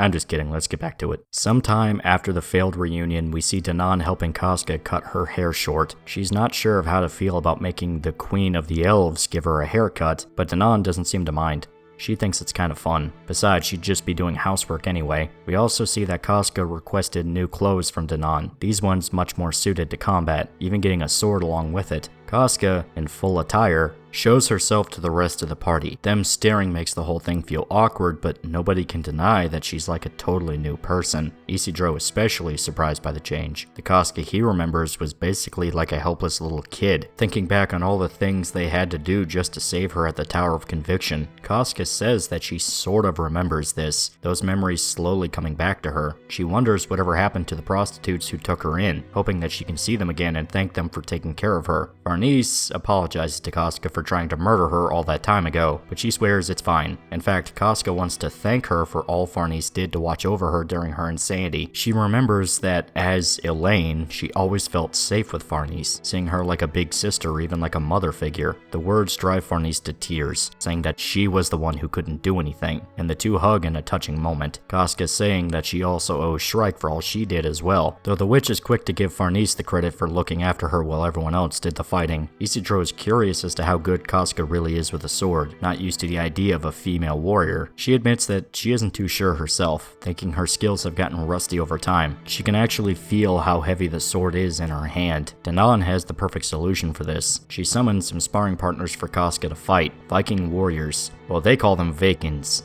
Still, they're not actually alive. When the mages chased off the Vakins, they stole the armor and weapons the raiders left behind, now using them as practice dummies for combat training. Casca is grateful for the favor, and Danan says the dummies are enchanted so they can't actually wound or kill her, meaning she's free to hack them apart to her heart's content. Casca shows off her skills to the party, even after all this time still having an incredible talent for sword fighting, able to dismember one of the dummies in just a few seconds. The second dummy attempts to attack, but she's able to evade its strike and send its face planting to the ground with a kick. The third dummy uses a spear for its weapon, going in for a stab, but Casca is able to cut its arm off in a single strike. That mindless madwoman they knew for God knows how long was able to tear apart 3 opponents in a single fight. Granted, it was just a sparring match, but still, it was a shock to the system. Casca thinks it's all just muscle memory acting for her, but the results speak for themselves either way. In fact, Isidro begs Casca to train him, saying that the main issue with Guts was that he was too big and had a different style than what Isidro could handle. Casca seems more like an appropriate match for what he needs, and she's actually up for teaching him, but only with wooden swords so neither of them are hurt. She's still not as certain of her skills as she would like. As the two spar, Shrike and Farnese leave, claiming they need to go study. Serpico wants to come along as well, but Farnese tells him to stay and help Casca with training Isidro. Turns out, they weren't entirely honest. They were actually leaving to go speak with Guts, who's listening in on everything from a distant tree, refusing to get anywhere close to Casca again. Farnese isn't really sure of this strategy. He should at the very least try to talk to her, but Guts says so long as Casca's having fun with the rest of the party, that's all that matters. The scene at the cherry tree shook him bad. He drifted away from Casca during Millennium Falcon War, after he hurt her when the Beast of Darkness drove him psychotic. Both times. It was a major blow that caused Guts to completely rethink how he was going about the journey, even accepting that maybe he wasn't good for Casca, and he needed to let other people try and take care of her instead of him. He sort of became a silent protector, always willing to rush in and save Casca, but knowing to keep his distance. But now, he's full-blown hiding from her. Danan says that what's happening in her head is up to Casca to resolve. Whether she face her demons or let time try and heal all wounds, it's her decision. And thanks to their help, she can make the choice. Farnese isn't really sure, seeing how much Guts is shouldering during all of this. so she decides to just say screw it, running off to tell Casca where Guts is, because the way she sees it, she made a promise to her, at least to the small fragment inside of the dream. She promised that they would see each other again, and that's exactly what she's trying to set up. Casca approaches the tree, calling out to Guts while he's still hiding on the other side. She tells him that it's okay to just stay where he is. She just wants him to listen. At first, she congratulates him on finding the party. They are good people. Isidro especially worships the guy, and the idea of Guts taking on a student is funny to her. Though his stubbornness is just like Guts, so it's kind of fitting. His dual-wielding style kind of reminds her of judo. And at the mere mention of his name, the memories come back of when Judo died to save her, and then the eclipse. Casca has a full-blown panic attack, collapsing to the ground as Guts rushes out of his hiding spot to help her, but it only makes things worse. The sight of Guts causes Casca to hallucinate a horde of demons behind him, the hellish abominations that hurt her. She screams once again, Guts trying his best to keep it together while the rest of the party rush over to see what happened. By the time they get there, he's already walking far away. Farnese realizing she can't fulfill that promise to Casca, since she can't even see Guts anymore, just demons and monsters. And deep in the forest,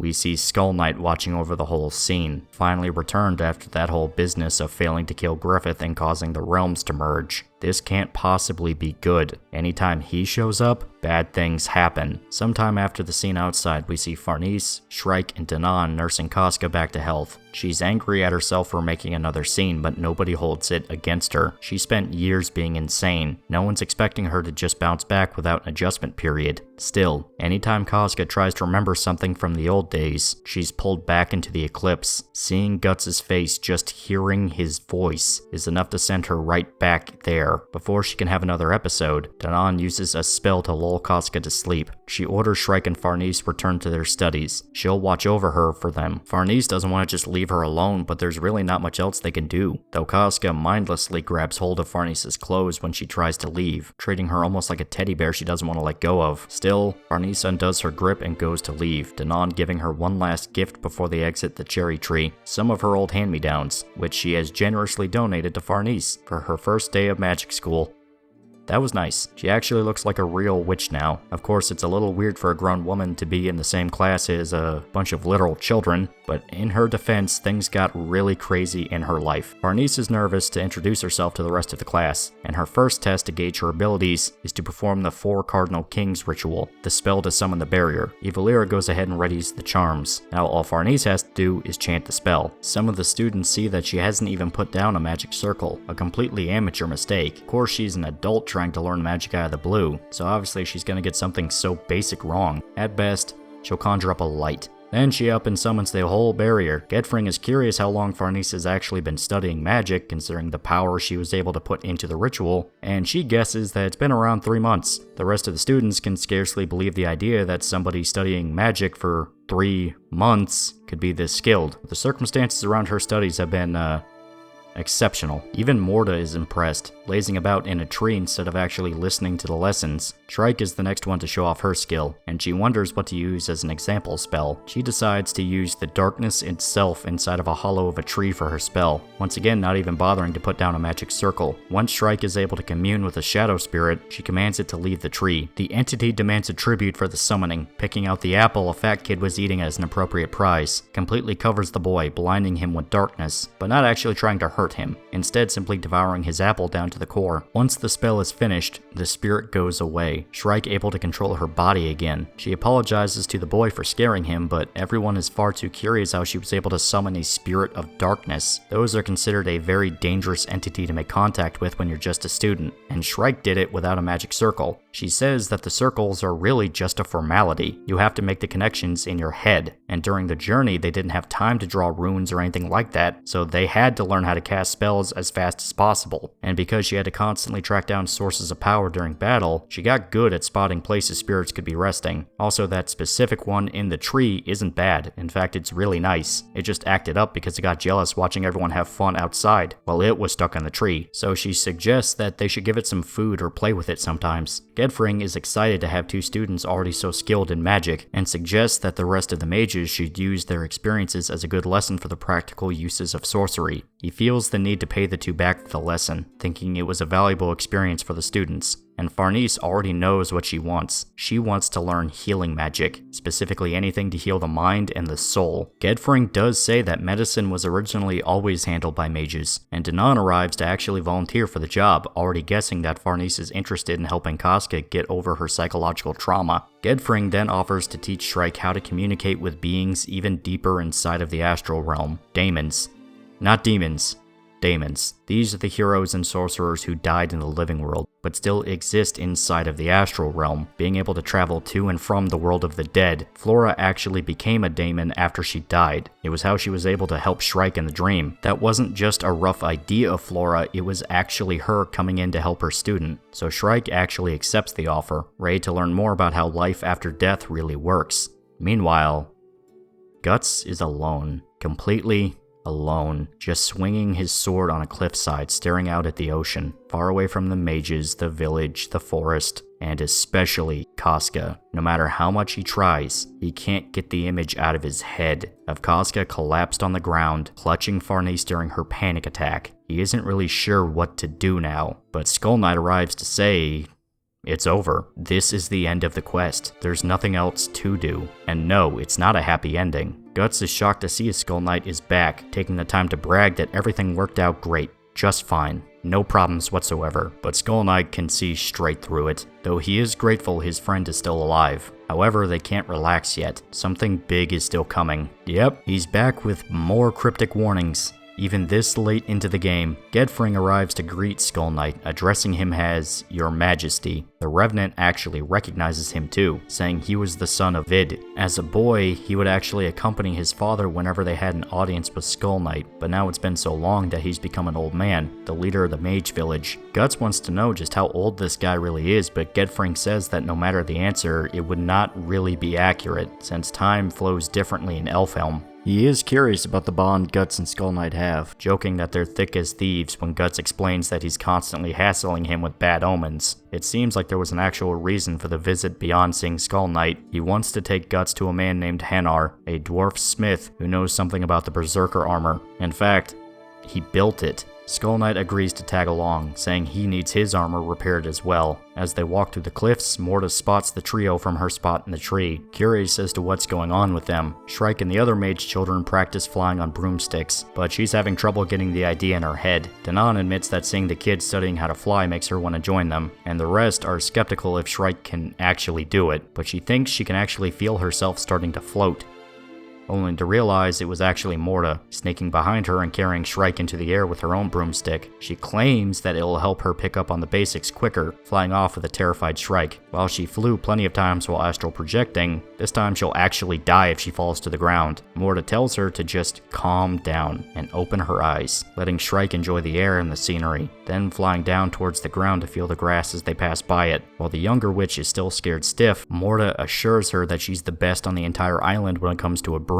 She always sneaks off to fly whenever a lecture bores her to tears. Shrike says that Morta seems different from the rest of the mages, more of a delinquent than anything. Her words, not mine, and she does admit that the whole vibe of Elfhelm doesn't really fit her. She catches up to Guts, Skull Knight, and Gedfring, noticing that they're walking down into a ravine. Morta explains that this is where the island's outcasts all go, the ones who clash with Flora's bright and happy nature. They're not necessarily evil, just they prefer gloomier places. The two are curious as to why the men are marching down into a place like that, and Morta wants to know who the skeleton dude is, so they decide to follow them, entering the ravine not far behind. The place is a complete shift from the upper levels to the island, Shrike outright saying it reminds her more of Quillfoth than anywhere else. They find a storage area full of Wickermen, and Morta says that a long time ago the island was attacked by a powerful kingdom. Captured enemy soldiers were sacrificed to create the Wickermen, so the reason why they're considered taboo to play with is because to make one it requires killing people. Morta thinks the stories are cool, saying that in the old days sorcerers and witches got their reputation from how many scary rumors they had about them. Now it's like a massive playground. Shrike jokes that Morta sorta reminds her of Isidro, loving the romanticized stories of powerful warriors and aspiring to be like them. Morta is embarrassed at this suggestion, but before they can continue the conversation, they spot an old witch living in the cave. Turns out this is her master, Granny Vol, and despite looking like an evil witch, even having a specialty in curses and necromancy, Vol is actually pretty chill. chill, though she is pissed at Morta for taking off with a wicker man without permission. Also, her full name is Volvapa. Shrike introduces herself as a student of Flora's, and Vol seems to know who her master was, though she doesn't say much beyond that. Morta wants to know where the men went, and Vol says that they headed for the Stone Forest not too long ago. Morta is annoyed at the revelation, realizing they're gonna have to talk to dwarves now, guessing that she's not a fan of manlets. Well, just as they leave after Vol nags her ear off to help out with the spell sometime, the old witchmaster can't help but realize this is the first time Morta ever brought a friend with her, but that friend being a student of Flora, that undead horseman coming through one after the other like this, it seems like this is playing out to some kind of prophecy the elder gurus have been looking into for some time. We don't get any context as to what that might be, however. Instead, we move on and see Morta and Shrike manage to track down where the trio went. Turns out dwarves prefer dark, cramped caves, full of heavy weight elementals. Flying around in the cave would make them exhausted, so they're forced to dismount the broom and walk inside. They spot the men talking with one of the blacksmiths, Hanar. His blunt attitude sort of reminds Guts of Godo, a sudden flash of the old man appearing in his head.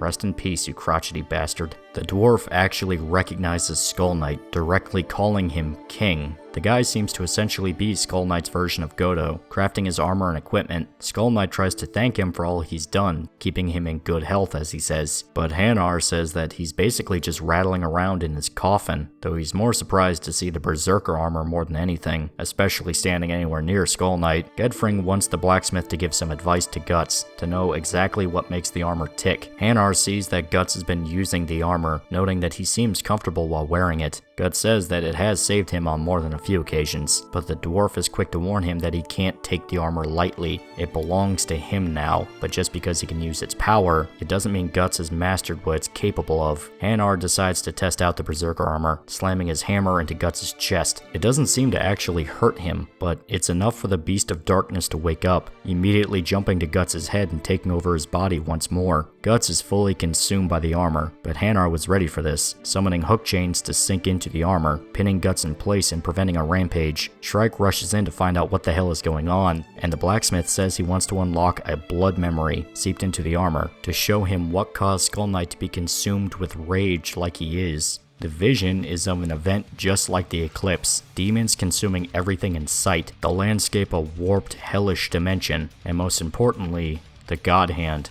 Only these look different from, well, the God Hand. Void is still there, but these other ones look completely different. Granted, this happened over 1,000 years ago, but then that raises an important point. What happened to these dudes? Did Skull Knight kill 4 members of the God Hand by himself? Because that's probably one of the most badass things I think I've ever heard. An ancient undead warrior king murdered 4 of the ultra-powerful eldritch demons that ruined his life and destroyed his kingdom. Holy shit, man, I fucking kneel. But that's not the end of it. Guts is still deep under the influence of the armor, and it manages to break the chains holding him, lunging forward to kill Hanar. But something causes Guts to stop dead in his tracks. Another memory from the armor. This time, it's of Skull Knight holding a woman with a brand on her shoulder, one that looks suspiciously similar to Danan, but in the memory, the woman dies in Skull Knight's arms, the image of his kingdom burning with a massive brand burned into the ground. It's the last we see before we come back to reality. To everyone else, Guts just crumpled to the ground, held up by what's left of the chains. Gedfring urges Shrike to get Guts out of the armor, and she wastes no time jumping onto his shoulders, ripping him out of the Berserker state once again. Guts is finally back to normal, thanking Shrike for saving his hide once again, but the last memory is still in his head. Skull Knight knows he saw it too, simply saying it was the end of a foolish king, and the beginning of a dead man stalking the endless night. Guts can't help but put the puzzle pieces together. Skull Knight was just like him, a survivor of an eclipse. With their business done, they leave the cave, returning to the cherry tree in Danan's forest, but Skull Knight enters into a hollow, dismounting his horse and going alone. Gedfring explains that this is the grave of Skull Knight's wife, her headstone a tall rock with runes carved into it. Danan welcomes Skull Knight into the mausoleum, saying this is the grave of the Lady Priestess of the Cherry Blossoms. Shrike admits that she saw a flash of the same memory when she went to save Guts from the Berserker armor. Now that they have the 2 images to compare, Danan looks exactly like the woman who died in Skull Knight's arms over 1,000 years ago. The Flowerstorm Monarch reveals her true form to Skull Knight, who claims that he is 100% dedicated to hunting the God Hand. He can't waste time thinking back to when he was immortal, even referring to himself as just the remnant of a grudge. But even so, the guy took the time to go visit his wife's grave. Gedfring leads Guts and Shrike away from the hollow, pointing out that this is a private conversation they aren't really supposed to hear. Shrike is curious how her teacher knew Skull Knight, and Gedfring explains that Flora served under the priestess of the cherry blossoms. She was very close to both her and Skull Knight, and her emotions blinded her. After that era's version of the eclipse, Flora broke some kind of taboo, causing her to be exiled from the island and into the forest, where she lived for the rest of her days. Before we get any hint as to what happened, Eva Lyra shows up, at first screaming at Morta for trying to turn Shrike into a delinquent like her, but then begging for help to deal with Isidro. Shrike is pulled away to go deal with what happened, saying the boy has gone on a total rampage, bullying the mage kids in all sorts of imaginative ways. He sees this as payback for all the trouble magic users have given him, and also, he's teamed up with Puck and his brothers. The mage students try to fight back, but his impromptu technique of throwing his elven allies into people's faces works like a charm. Plus, the lower gravity thanks to the lack of weight elementals means the boy is more agile than ever, able to pants entire lines of magic students at a time. Puck clearly pulled Isidro to the dark side of the Force.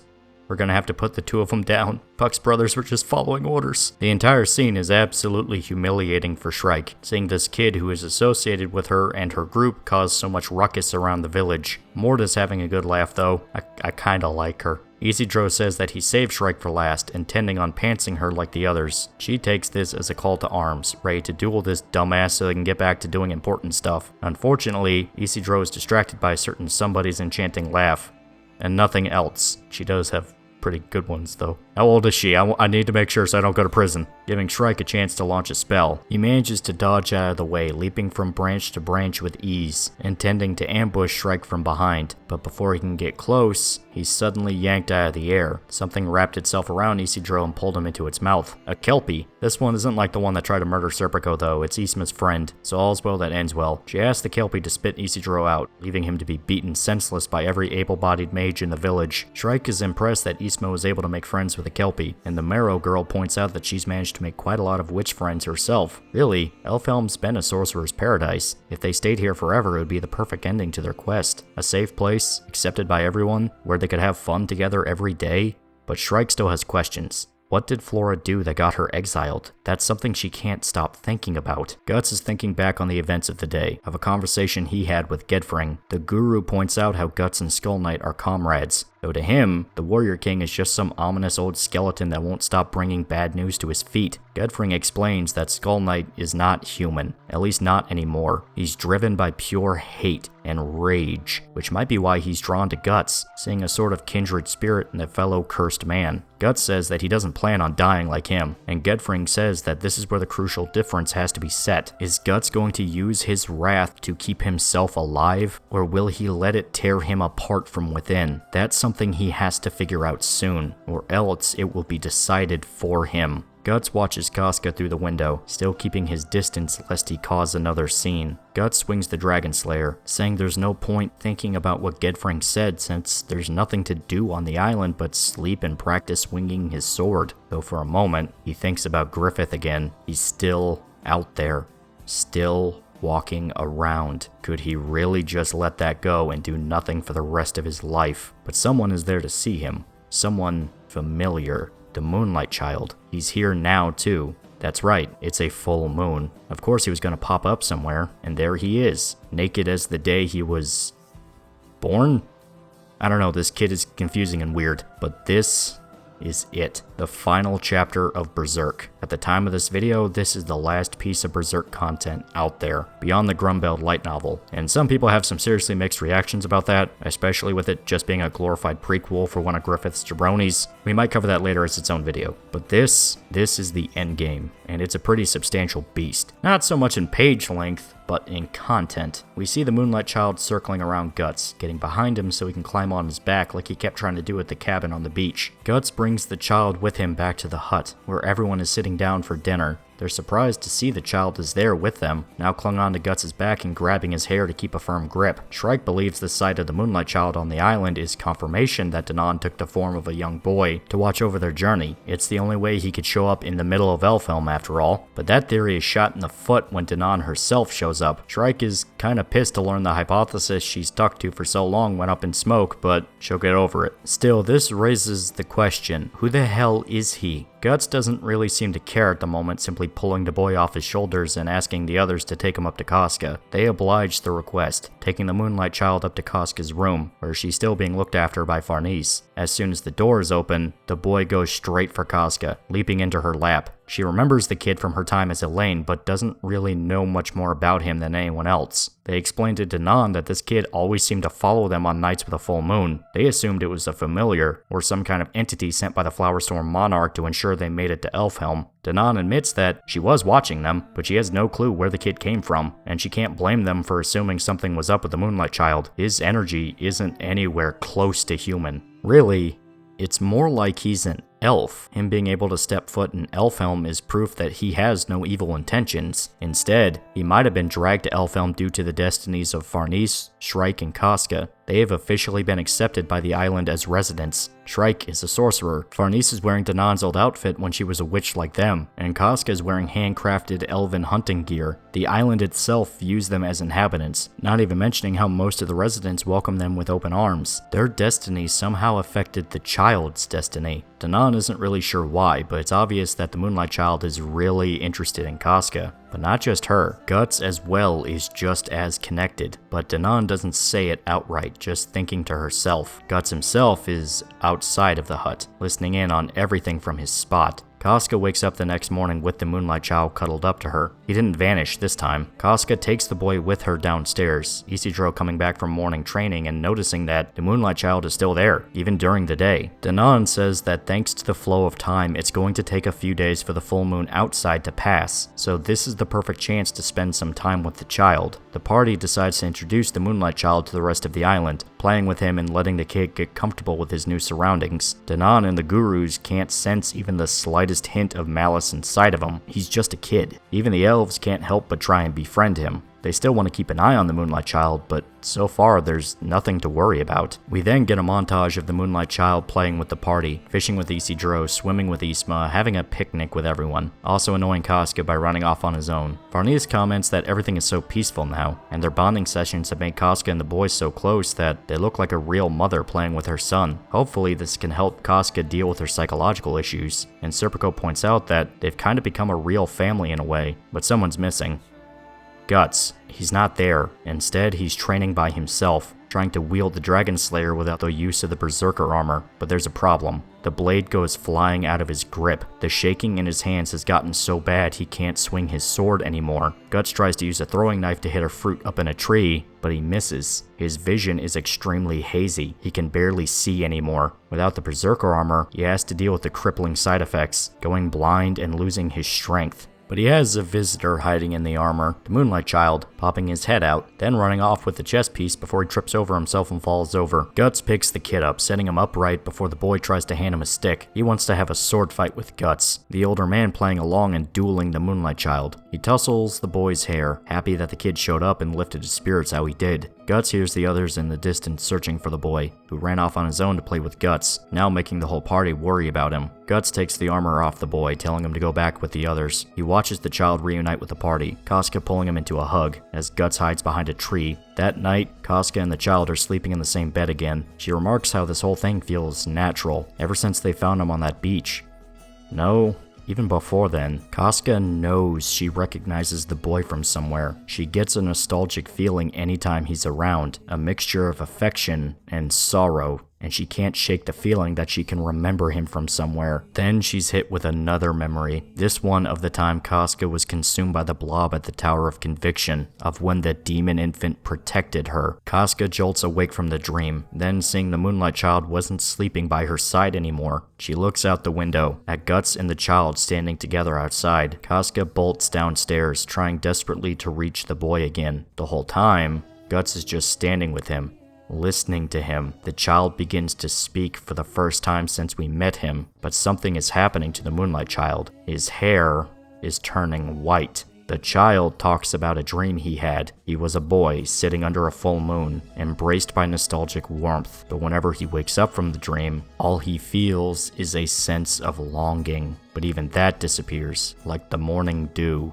That's right, the Moonlight Child and Griffith are sharing the same body. The Moonlight Child is the demon infant, somehow given a new body thanks to the Egg Apostle taking him into himself during the finale of the Conviction arc. It's honestly really blatant when you look back on it, which is really Berserk's foreshadowing in a nutshell. They give you the answer over and over again, but it's not until the big reveal does it finally click. I mean, you have the obvious stuff. The demon infant just seemed to vanish, meanwhile the Moonlight Child showed up. Guts even outright thought about the demon infant the first time they met the Moonlight Child. They also had that little bit of foreshadowing. You could outright see Nosferatu Zod hiding on the cliffs the first time they met the Moonlight Child at the beach. It was right there.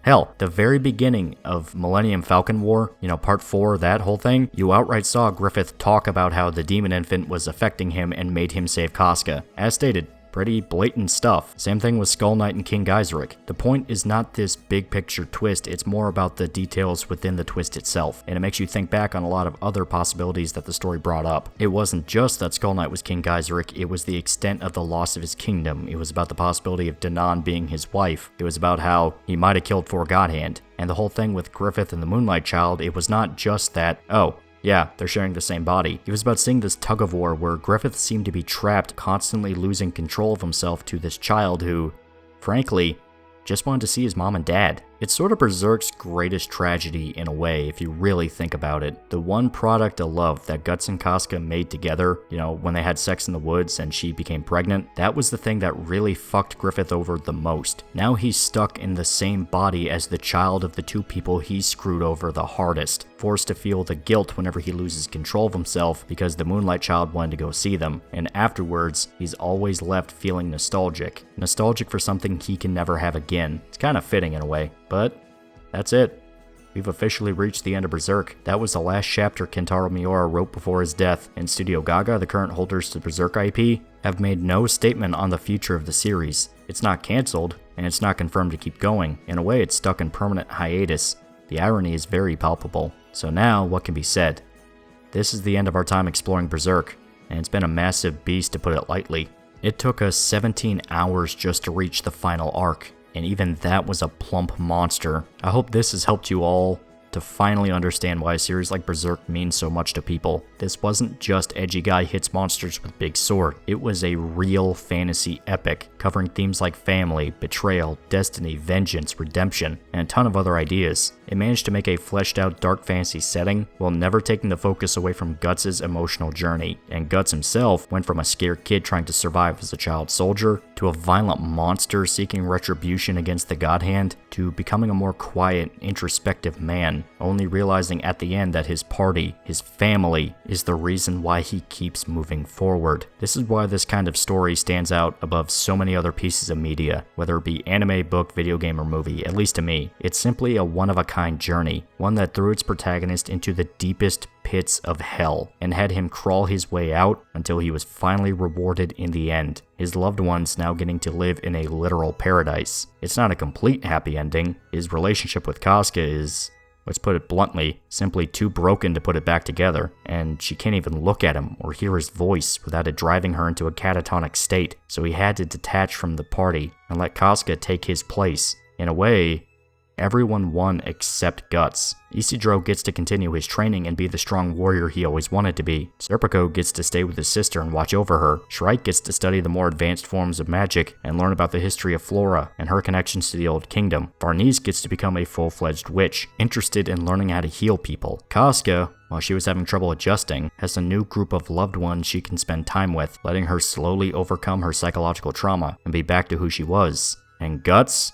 Yeah, it's not as fun for him. Of course, this is not the ending of Berserk. There was so much they were hinting towards. The idea of the daemons and living in the astral world after death, the vague hint at a larger prophecy that Vol brought up, Griffith's obsession with making mankind flourish, and his goal of conquering the entire continent, the history of Skull Knight and Danan, now confirmed to be the old King Geyserich and his wife. There were a lot of stones that Berserk had left to turn, and sad to know they'll probably never find a way to finish the manga. On one hand, I understand the hesitance. How the hell do you continue the story without the original original creator around to help you out. That's such a massive blow to production that it's simply impossible to ignore. Even if they make something new on their own, they'll always be compared to Miora's chapters. Some fans will be fair to it, other fans will eat them alive. But at the same time, if Miura did leave a plan behind in case something happened, then I feel like they should at the very least try, unless Miura specifically wanted Berserk to die with him, as some authors stipulate in their wills. It would be a shame to let such an influential story fade away, yet something like this absolutely has the potential to be a monkey's paw. You can say you want Berserk to come back, but if the new stuff they publish is complete garbage, it's something you have to consider. I don't know, it's something I keep wavering on back and forth. Some days I'm happy that it's over and we can draw our own conclusions. Other days I'm begging God above for any kind of news or even hint that Berserk is coming back. A painful relationship to say the least. So this raises a question. What exactly was Miura planning for the story after this? Did he have a game plan? Well, the rumors that he had the entire final arc of Berserk sketched out were never exactly completely proven. He did have an idea of what the next immediate events of the manga were going to be. Miura said in an interview some time back that the start of the Fantasia arc was around the 60 to 80% mark for how close Berserk was to the ending. We'll be generous and put it at maybe the 70 mark just for posterity. Well, with how massive some of the events of Fantasia end up being, this means that Berserk was gearing up for one hell of a finale, and I fully believe that we were not too far away from the ending of Fantasia and the start of the final arc, assuming Miura didn't intend to finish it all with the fifth one. But there's another interview he gave, only published after his death. It was actually a conversation he had with the One Piece creator Ichiro Oda, where he reiterated the 60 to 80% number, and even stated that Guts and Griffith were going to fight multiple times. Not only that, but we would learn more about the Skull Knight's past and what made him become what he did. But that's not the only detail that was revealed. It seems that at some point after the Elfhelm segment of the story, Guts was going to leave the party. He would travel alone, or at the very least without them, and this would somehow sync up with the reveals of Skull Knight's past. Some people speculate that he actually was wrapping up the story in his head, and the claims that there were no written notes or sketches for the finale, or at least the big moments of it, or horseshit. It's hard to tell one way or the other. Miura's estate has the right to their privacy, and Studio Gaga ain't saying a word.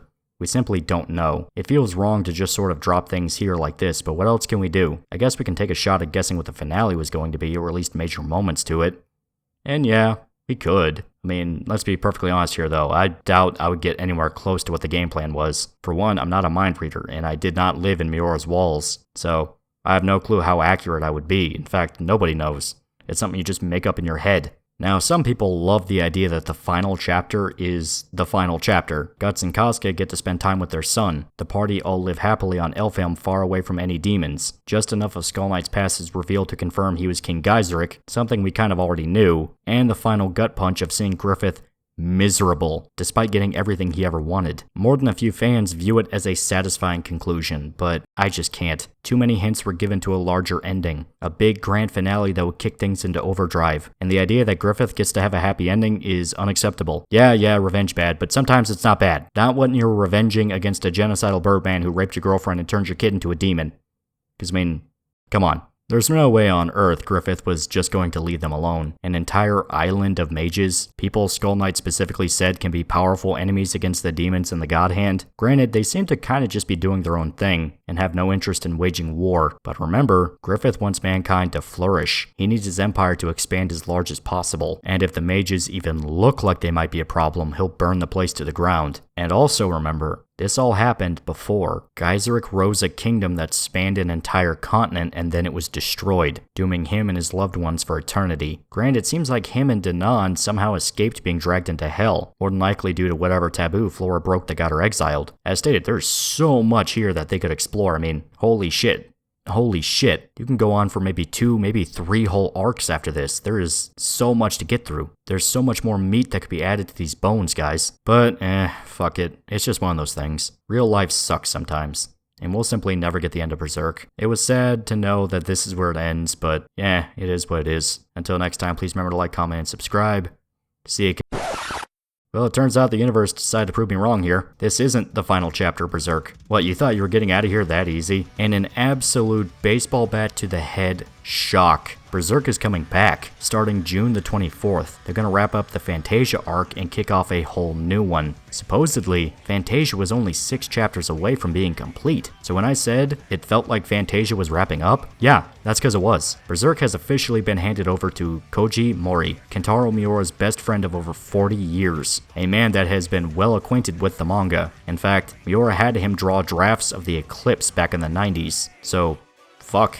Who else would you get with a job? I mean, let's be honest here. And he's dedicated to finishing the story alongside Studio Gaga. The whole reason it took so long to get an answer was because everyone involved was pissed terrified if they could actually handle such a big job. But Mori is determined to get this right, even saying that he knows the ending of Berserk, or at least the big details to it, since Miura's been pitching ideas to him for years. This recent revelation has completely thrown the ending of this video into chaos. Originally, I was going to pitch a possible ending to Berserk. I was even in contact with some artists so we could draw some storyboard ideas, but that was under the assumption that it was, over, as in we wouldn't see Berserk. I was trying to give people something to chew on with the manga quote-unquote finished. Now, there's a serious possibility that we can actually see a Berserk ending properly. So, I deeply apologize to all the people I was talking to. I quite literally was not anticipating a miracle when I made that announcement.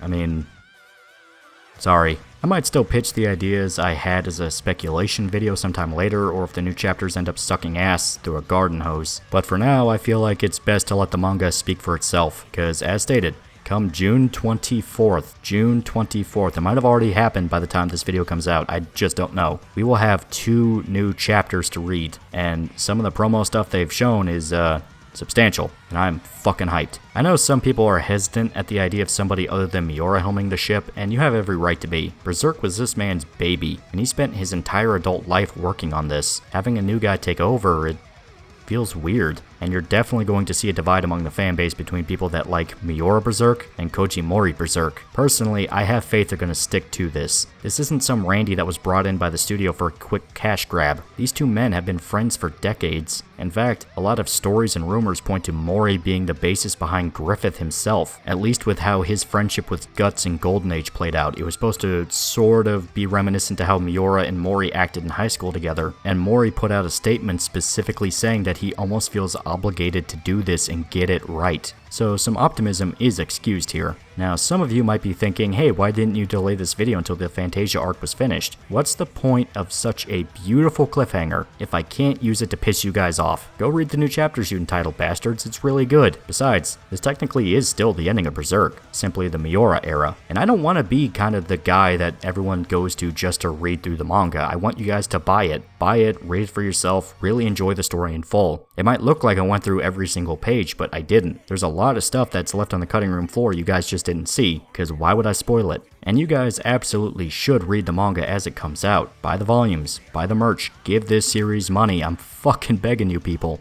But it looks like there might be a part 6 after all in the future, maybe even a part 7 if we're lucky. And personally, I couldn't be happier. I mean, holy shit. But now, it's time to call it. We have to go now. I have to work on other videos and keep my eyes glued onto the upcoming chapters. There's absolutely going to be more Berserk videos. It's inevitable. So, get hyped. Until next time, please remember to like, comment, and subscribe. See you guys.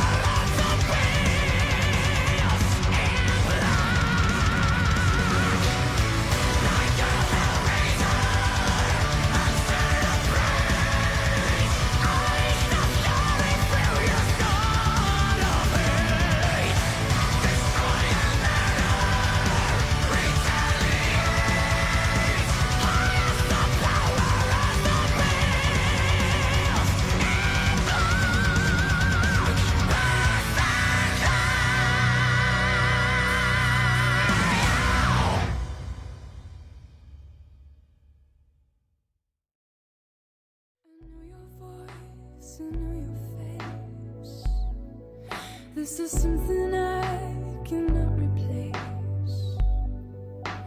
Gave me hope and gave me doubt. Well, I loved you then, but I don't love you now. I'm a long way from home. 'Cause we're a long way from home.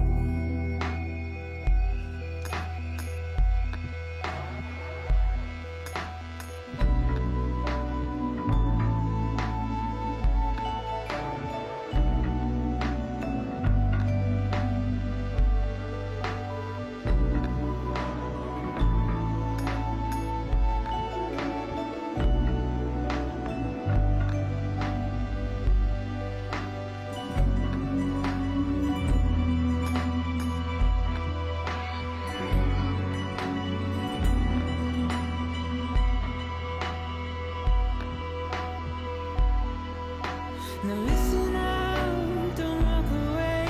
I've got nothing more to say. Can you see it in my dying face? You're acting like I care. Now is there anything that I can do? If there was, would we be singing? That you're a part of me and I'm a part of you. Yes, you're a part of me and I'm a part of you. Yes, you're a part of me and I'm a part of you. Yes, you're a part of me and I'm a part of you.